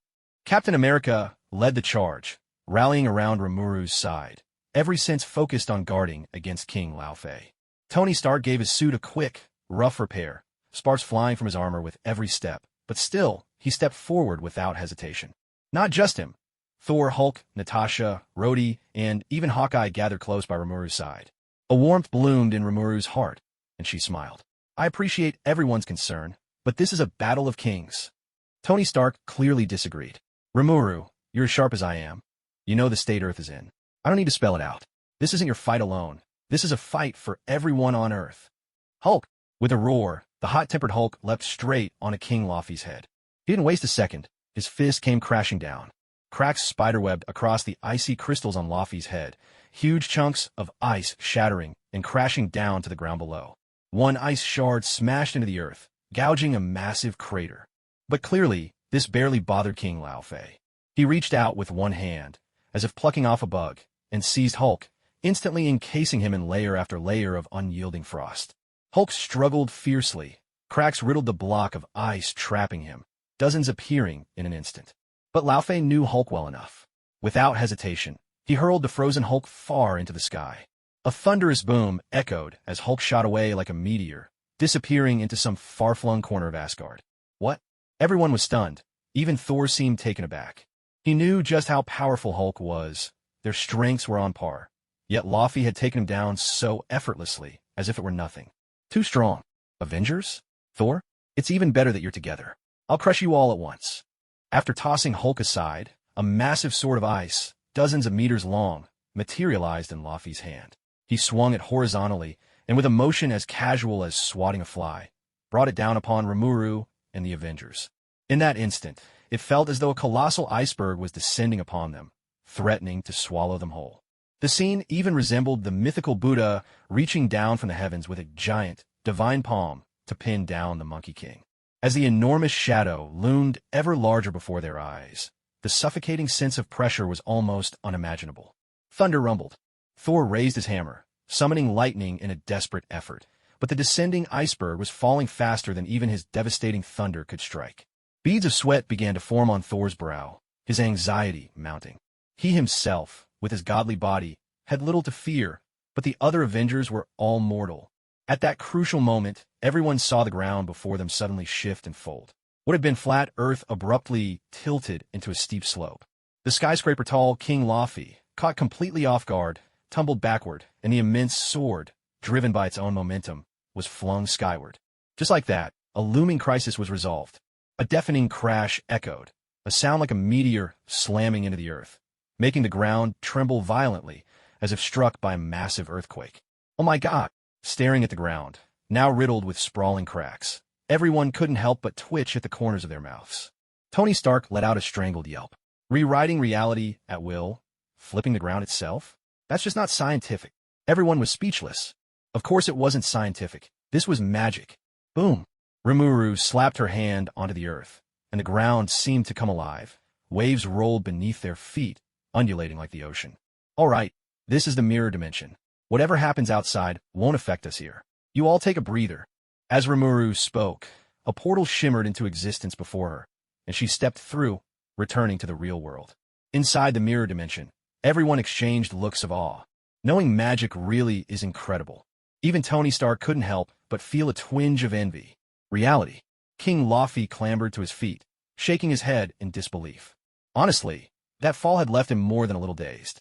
Imagine a mighty emperor making a grand entrance, only to slip and fall in front of his enemies. What could be more humiliating? King Laufey could tell you. It feels absolutely awful.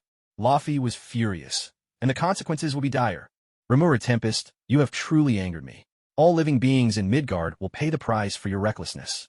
Frozen World. King Laufey struck, unleashing an endless torrent of icy power.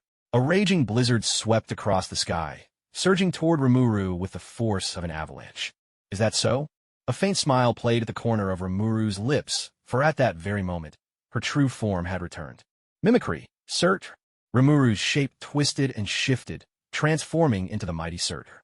In an instant, the eternal flames within Remuru blazed into a boundless inferno, and her body began to grow at a staggering rate. Within moments, Remuru towered over 300 meters tall, making King Laufey seem like a mere child before her. Flames roared, and waves of heat rolled outward.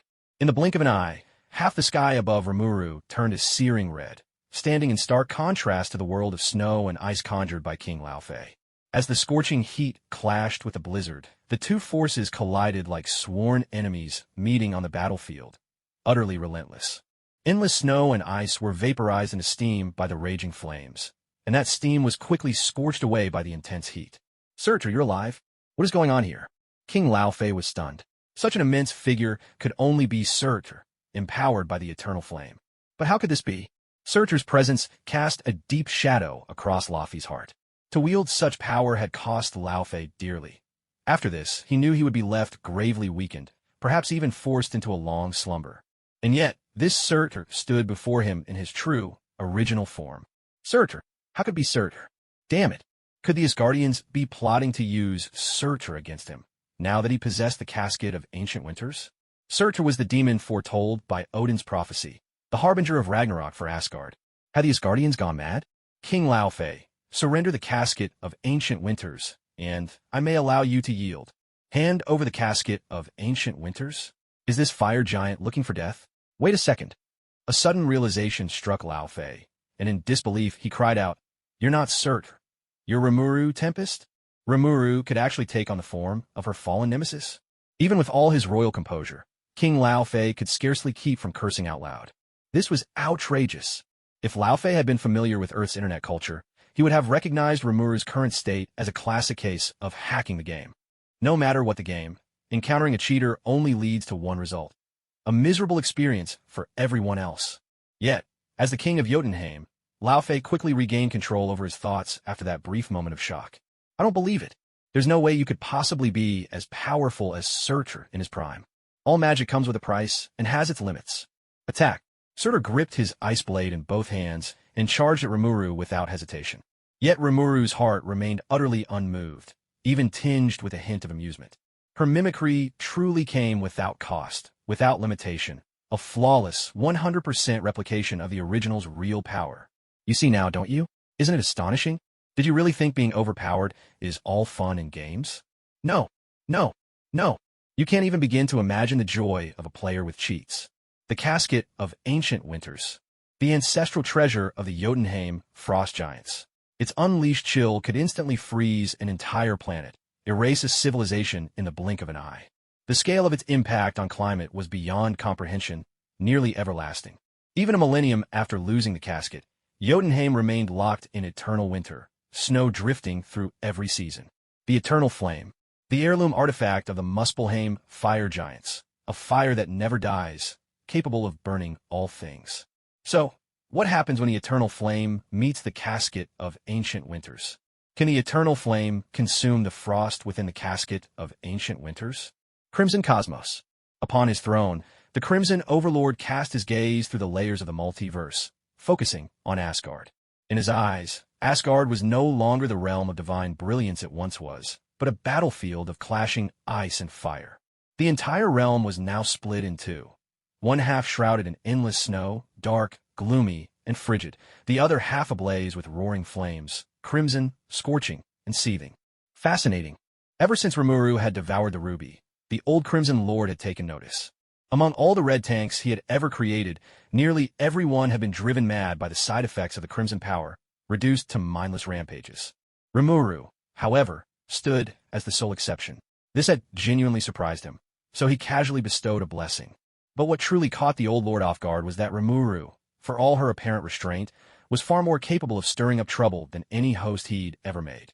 To think she had turned half of Asgard into an inferno. Now, that was something. Even Odin, that old fox, was getting his just deserts. The old Crimson Lord found it all most amusing. Muspelheim, a colossal figure wreathed in flames, gazed upward toward Asgard's distant skies. This was none other than Muspelheim's true sovereign, the queen, Surtur's daughter, Sindr. To set half of Asgard ablaze. Father, it must be Father who has returned. I knew it, I just knew it. My mighty, beautiful father would come back one day. Asgard is calling upon the ice of the Nine Realms to resist Father. Sindr dismissed the thought. If Odin himself were in charge, perhaps it would matter. But the one wielding the frost now, compared to Father, the difference in their aura was like night and day. Jotunheim. Countless frost giants knelt on the ground, chanting the name of King Laufey over and over.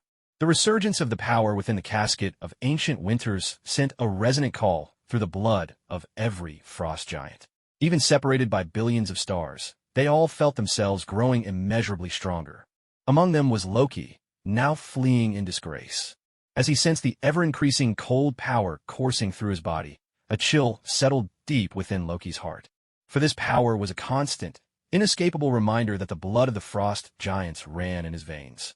Loki's original plan in cooperating with Laufey had been to destroy Jotunheim, to prove to his father that he could do better than Thor, that he was the one truly fit to rule Asgard. But in his desperation to escape, he had handed over the casket himself. By now, Asgard might well have fallen. There's Loki. After him. Exposed once again, Loki found himself the target of another relentless pursuit. Still, by now, he was almost growing used to it. Just as Loki reached the end of his rope, desperate and cornered, a voice suddenly echoed in his mind. Child, this way, quick, come this way. Startled, Loki glanced all around, but saw no one, though the voice persisted. After a moment's hesitation, Loki slipped away in the direction from which the voice beckoned. Asgard. Staring in disbelief at the world of fire and ice before them, the people huddled inside the palace for shelter could scarcely comprehend what they saw. A battle between just two beings had become a catastrophe of unimaginable scale. How had His Majesty Odin ever managed to defeat foes like these in the past? The one wreathed in fire. Wasn't that Surtur, the destroyer of Asgard, foretold in Odin's prophecy? And yet, he was fighting for Asgard? Could such a thing truly be possible? It was almost beyond belief. Everywhere Rimuru stepped, flames roared in his wake. The fire had consumed everything, and even the ground itself glowed red-hot, turning to molten lava under the searing heat. Facing off against the gigantic Remuru was King Laufey, grown equally enormous. The power of the casket of ancient winters erupted in full force, and behind Laufey, a blizzard raged, blanketing the sky with snow and ice. Where he stepped, 10,000 miles froze over, everything in his path sealed in ice. The wind howled, a blizzard surging behind Laufey like an unstoppable storm, sweeping forward in torrents. It was as if a vast army were charging across the borderlands of flame, launching an all-out assault on Rimuru's territory of fire. But Rimuru would not yield. Endless flames blazed, clashing with the power of ice in a merciless struggle. Fire and frost collided like rival cavalry in the heart of battle, thundering hooves, wild cries, each side crashing into the other in a fierce melee.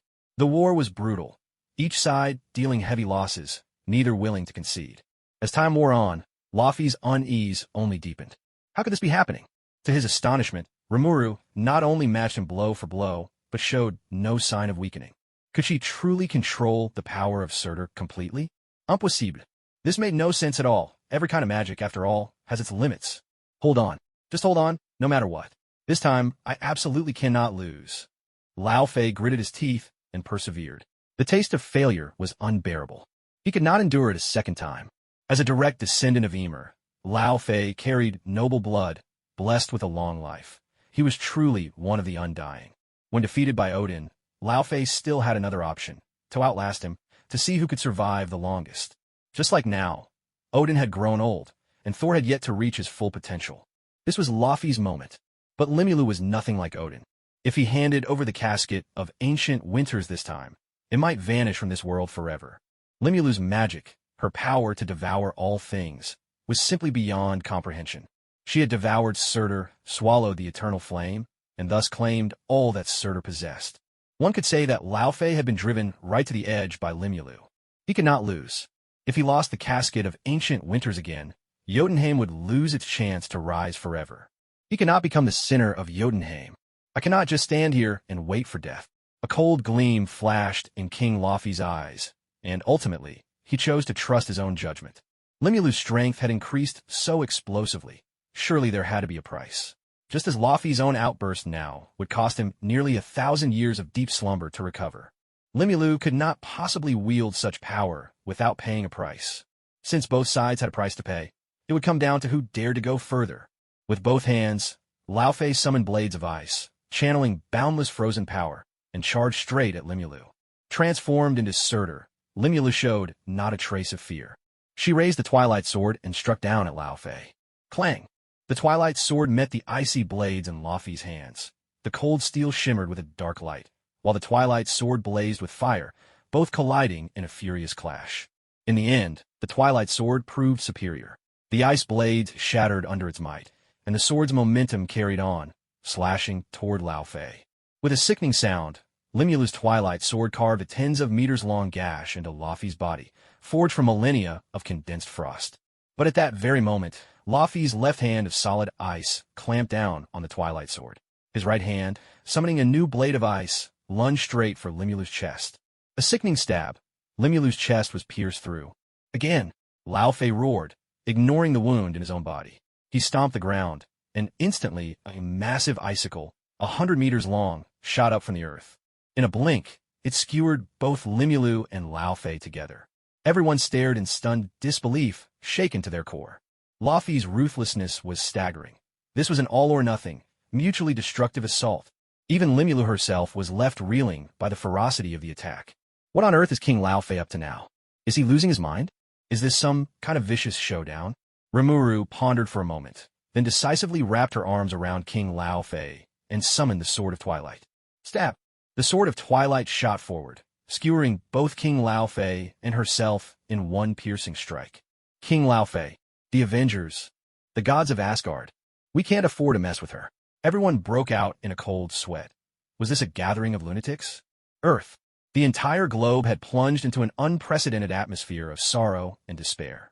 No one could have imagined that Earth's once thriving civilization would suddenly be struck by a catastrophic global cooling.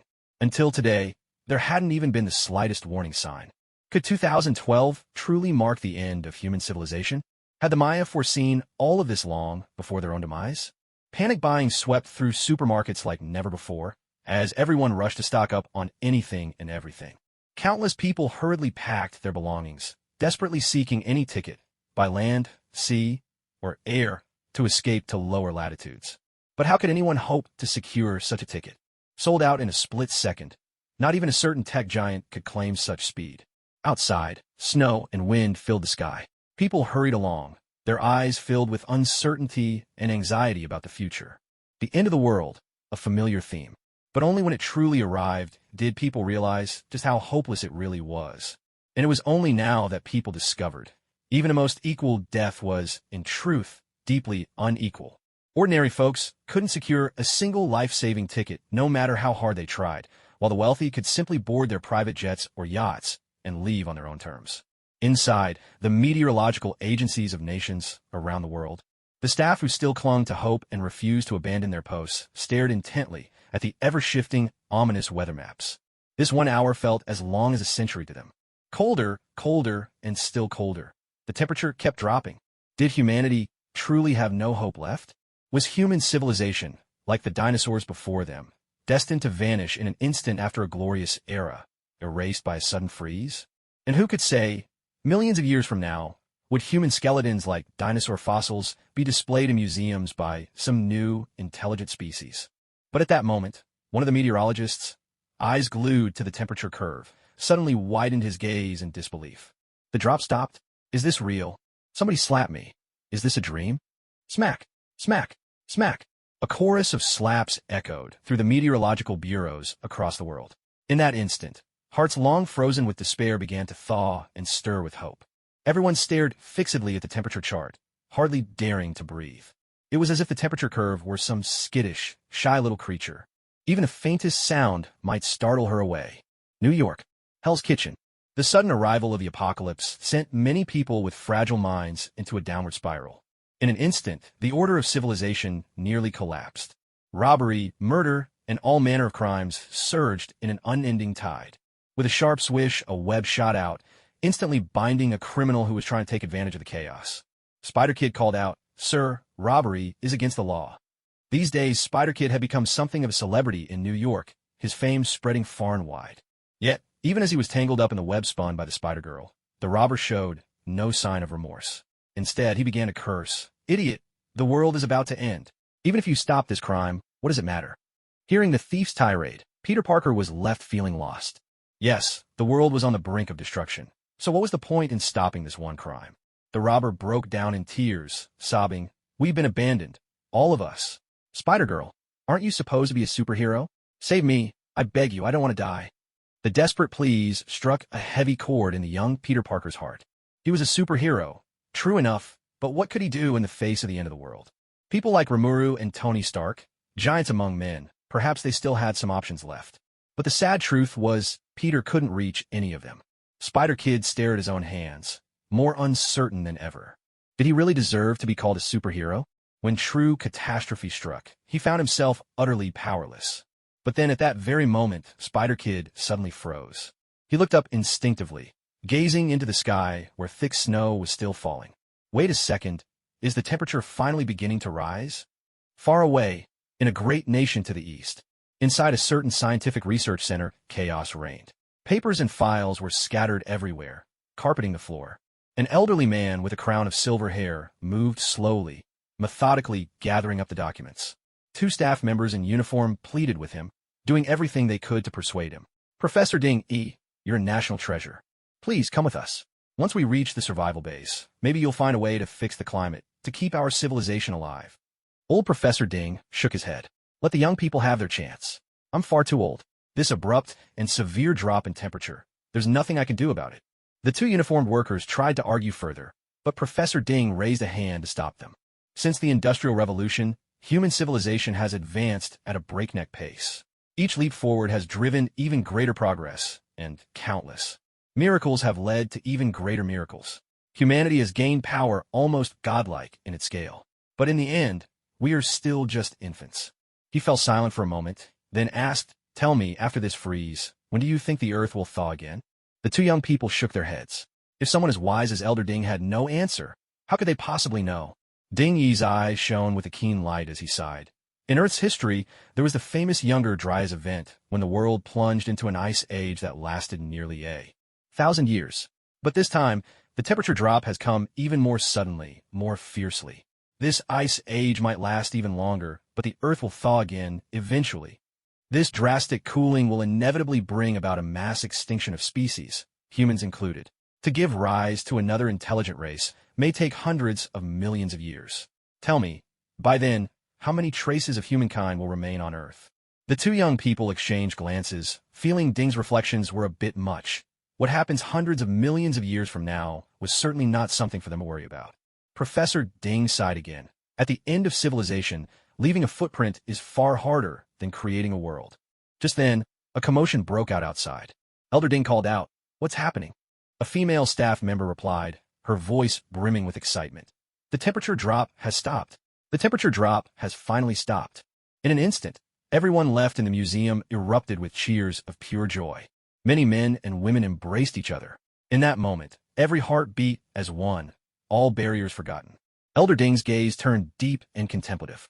The world is far more mysterious than we can imagine. Perhaps it's time to consider building a museum dedicated to human civilization. Above, Flight 3U-8633 had been circling in the sky for nearly half an hour. In the cockpit, both pilots were nearing the limits of human endurance. It was unimaginably cold. Their bodies no longer seemed their own. A wall of fierce, freezing airflow loomed before the plane, so powerful that they could find no way through. But just then, Captain Liu's eyes narrowed suddenly, and the fire in his nearly frozen heart blazed to life once more. The strong cold air cloud is weakening and splitting apart. Where is this warm, moist air coming from? At these temperatures, the clash between the frigid air and the warm, moist current will surely create massive hail. At high speed, the plane could easily be destroyed by a barrage of hailstones. Still, this is our only chance. Without hesitation, Captain Liu steered the plane toward the gap where the clouds were splitting. All around the world, people everywhere were swept up in the overwhelming joy of rising temperatures. Countries along the equator wept tears of relief. Truth be told, during the deep freeze, they had been in even more danger than the high-latitude nations doomed to be covered in ice. To say their situation was precarious would be an understatement. Meanwhile, Remuru, locked in battle with King Lao Fei, had no idea she had become the entire village's last hope. History is written by the victors, and the world always chooses to forget the vanquished. Odin's conquest of the Nine Realms was so legendary, so monumental, that all other kings seemed insignificant in comparison. 1,000 years had passed since the battle between Odin and Lao Fei on Earth. A millennium later, whenever people spoke of Odin, they would respectfully call him the All-Father. As for Lao Fei, the first impression that came to mind was simply that of a defeated foe conquered by Odin. But witnessing this battle with their own eyes, people finally realized just how skewed that judgment truly was. It was true that Lao Fei had lost to Odin, but he was far from being weak, nor was he a foolish ruler. On the contrary, Lao Fei was extraordinarily powerful, ruthless to others, and even more merciless to himself. What should have been a clash of kings now resembled, at first glance, a brawl between two street fighters. A sword thrust here, a knife stabbed there, a heavy punch answered by a fierce slap. Their fighting style might have seemed crude and unrefined, but the sheer ferocity of their blows sent chills down everyone's spine. As the struggle dragged on, the two combatants stopped bothering to dodge altogether. Each attack, now aimed at tearing. 1,000 years have passed since Odin and Lao Fei fought their epic battle on Earth. Now, when people speak of Odin, they do so with reverence, calling him the All-Father. As for Lao Fei, the first impression most have is merely that of a defeated foe, conquered by Odin. Yet, witnessing the ferocity of this battle, everyone realized just how skewed that judgment truly was. It is true that Lao Fei fell to Odin, but he was by no means a weakling or a foolish king. On the contrary, Lao Fei was immensely powerful, ruthless both to his enemies and even more so to himself. What began as a clash of kings had now devolved into something more akin to a brutal street brawl. A sword thrust here, a knife slash there, a punch, a slap, blow after blow, neither man holding back. Though their fighting style appeared crude, the sheer savagery of their struggle sent shivers down the spine of every onlooker. By the end, neither sought to dodge. Their attacks grew so vicious that they aimed to tear out each other's very organs. But ultimately, it was Lao Fei who could not hold out any longer. His path to power had always been a forbidden one, a desperate, reckless gamble that wrung every last drop from his potential. This was nothing like Rimuru's mimicry skill, which, as long as there was enough magic, presented no such limits. Moreover, Rimuru's abilities, physical attack immunity, thermal resistance, divine power resistance, ultra-speed regeneration, were nothing short of cheating. To challenge Rimuru in a contest of endurance and ferocity was a doomed effort from the start. With a guttural gasp, Lao Fei reverted to his original size, unable to hold back a mouthful of blood. His left arm was severed, his right leg torn apart, a gaping wound in his abdomen, and one of his eyes blinded. There was scarcely an inch of him left unscathed. Remuru, now returned to normal size, looked upon Lao Fei's battered, broken form and could not help but feel a surge of respect. Strictly speaking, Lao Fei was not an evil man. He was a king of great ambition and ability, only cursed with abysmal luck. Just as he was about to make his move on Earth, he ran headlong into Odin at the height of his power. After centuries of endurance, he finally awaited Odin's decline, reclaimed the casket of ancient winters, and believed he was poised to seize his destiny, only to cross paths with the utterly unpredictable Remuru. With a bitter, twisted smile, Lao Fei gazed at Remuru and spoke in a hoarse voice. "I have lost once again. King Remuru, what do you think of me?" Remuru answered with utmost sincerity. "You are brave and wise, a skilled strategist, patient and ruthless when needed. In every sense, you possess the qualities of a great king, except for luck." Hearing Rimuru's verdict, a glint of light returned to Lao Fei's one remaining eye. To receive such praise from Rimuru before death, at least his life had not been in vain. Except for luck, except for luck, except for luck. King Lao Fei's laughter boomed through all of Asgard, echoing far and wide, yet the sorrow in his voice was unmistakable. Since ancient times, beauties have lamented the passing of youth, while heroes are denied the sight of their own gray hair. King Lao Fei had not grown old. By the standards of frost giants, he was still far from the twilight of his years. Yet here he stood, at the very end of his life. Was it simply misfortune, A cruel twist of fate, leaving him nothing but a sigh. Looking at the desolate figure of Lao Fei, Rimuru couldn't help but feel a pang of sympathy. Throughout the entire Marvel Universe, except perhaps in the What If series, Lao Fei and the Frost Giants were always destined to fall, mere offerings to the gods. Note asterisk. Whenever Asgard's fate was at stake, the Frost Giants would be slaughtered en masse, and Lao Fei would inevitably be beaten down, yet again and again. When it came to bad luck, Lao Fei could rival even the perpetually tormented Uncle Devourer. Just then, Lao Fei suddenly thrust his right hand into his own chest and pulled out the casket of ancient winters. King Remuru, your mastery of ice magic rivals my own. In all the 9 realms, none can surpass you. Should you absorb the casket of ancient winters, perhaps in the entire cosmos, no one could ever outdo you in the art of ice. What did he mean by that? Rimuru looked on curiously at King Lao Fei, whose once mighty presence had faded as he neared the end of his journey. King Lao Fei spoke. King Remuru, the casket of ancient winters is the ancestral treasure of Jotunheim, passed only to a king. I now bequeath it to you. Take up the mantle and become the king of Jotunheim as well. What say you? What? Handing her the casket of ancient winters and making her the acting ruler of Jotunheim. Laufey's scheme was almost too clever. If Remuru became the king of Jotunheim, she would become responsible for its people. With Remuru in charge, even if the Frost Giants lost the war, the Asgardians would show restraint out of respect for her, sparing the Giants from total annihilation. Most importantly, once she donned this crown, even if she absorbed the power of the casket, it would still, in essence, belong to the people of Jotunheim. And on top of all that, they would gain a master of Rimuru's caliber, an unparalleled champion. Rimuru shook her head. The casket of ancient winters is now my prize of battle. Rather than receiving it as a gift, I much prefer to claim it with my own hands. Lao Fei paid her no mind. Drawing on the power of the casket, he raised his voice for all to hear. Hear me, people of Jotunheim. In the name of King Lao Fei, I pass the throne of Jotunheim to King Rimuru. Ice giants, frost giants, mountain giants, wind giants, all giants of winter, honor your new sovereign. Your Majesty.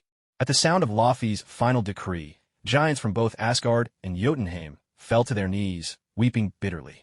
Rimuru's gaze grew complicated, but she did not object. For as soon as he finished his last proclamation, King Lao Fei was like a candle flickering in the wind, his life hanging by only the faintest thread. King Lao Fei gazed at Rimuru with a pleading look. The proclamation he had just delivered had drained every last ounce of his energy. He was holding on to life by sheer force of will. He wanted to hear Rimuru's promise with his own ears. Rimuru, moved by compassion, nodded. I promise you. A faint smile appeared on Laufey's lips. Thank you. Please devour me. To be consumed by Rimuru, to die as Surtur the Flame King had before him. Perhaps that wasn't such a bad way to go. Rimuru nodded in assent. The smile lingered on Laufey's face, though his eyes grew distant and unfocused. In his final moments, Lao Fei saw before him the figure of Odin, his lifelong nemesis, whom he had hated, feared, and admired in equal measure. The once proud and imposing Odin had grown old and frail. Was Odin here to see him off at the very end? This funeral, it seemed, would not be a lonely one after all. To the last, he had never once defeated Odin. What a bitter regret to carry to the grave. No, that wasn't entirely true. He had won just now. The new king of Jotunheim, the monarch he had fought tradition to crown, the one for whom he had begged and pleaded, was far superior to Odin's own son. At last, he had achieved a victory. The scene shifted. Lao Fei seemed to return to Jotunheim, to the side of Ymir, the primordial giant. For the sake of the Frost Giants' glory and prosperity, he had imprisoned their progenitor, carving flesh from Ymir time and again. It was neither just nor kind, but he did not regret it. Now, the king of Jotunheim had passed away. Sensing the last traces of life leaving Lao Fei, Remuru could not help but sigh. She had never truly disliked the Frost Giant King. With a gentle motion, Remuru reached out and closed Laufey's single eye. Go now to the underworld and rally your old comrades. With banners raised high and 10,000 strong, may you conquer even the lords of death. Farewell on your journey. With those words, Rimuru transformed into a wave of blue liquid, consuming Laufey's body and the casket of ancient winters along with him.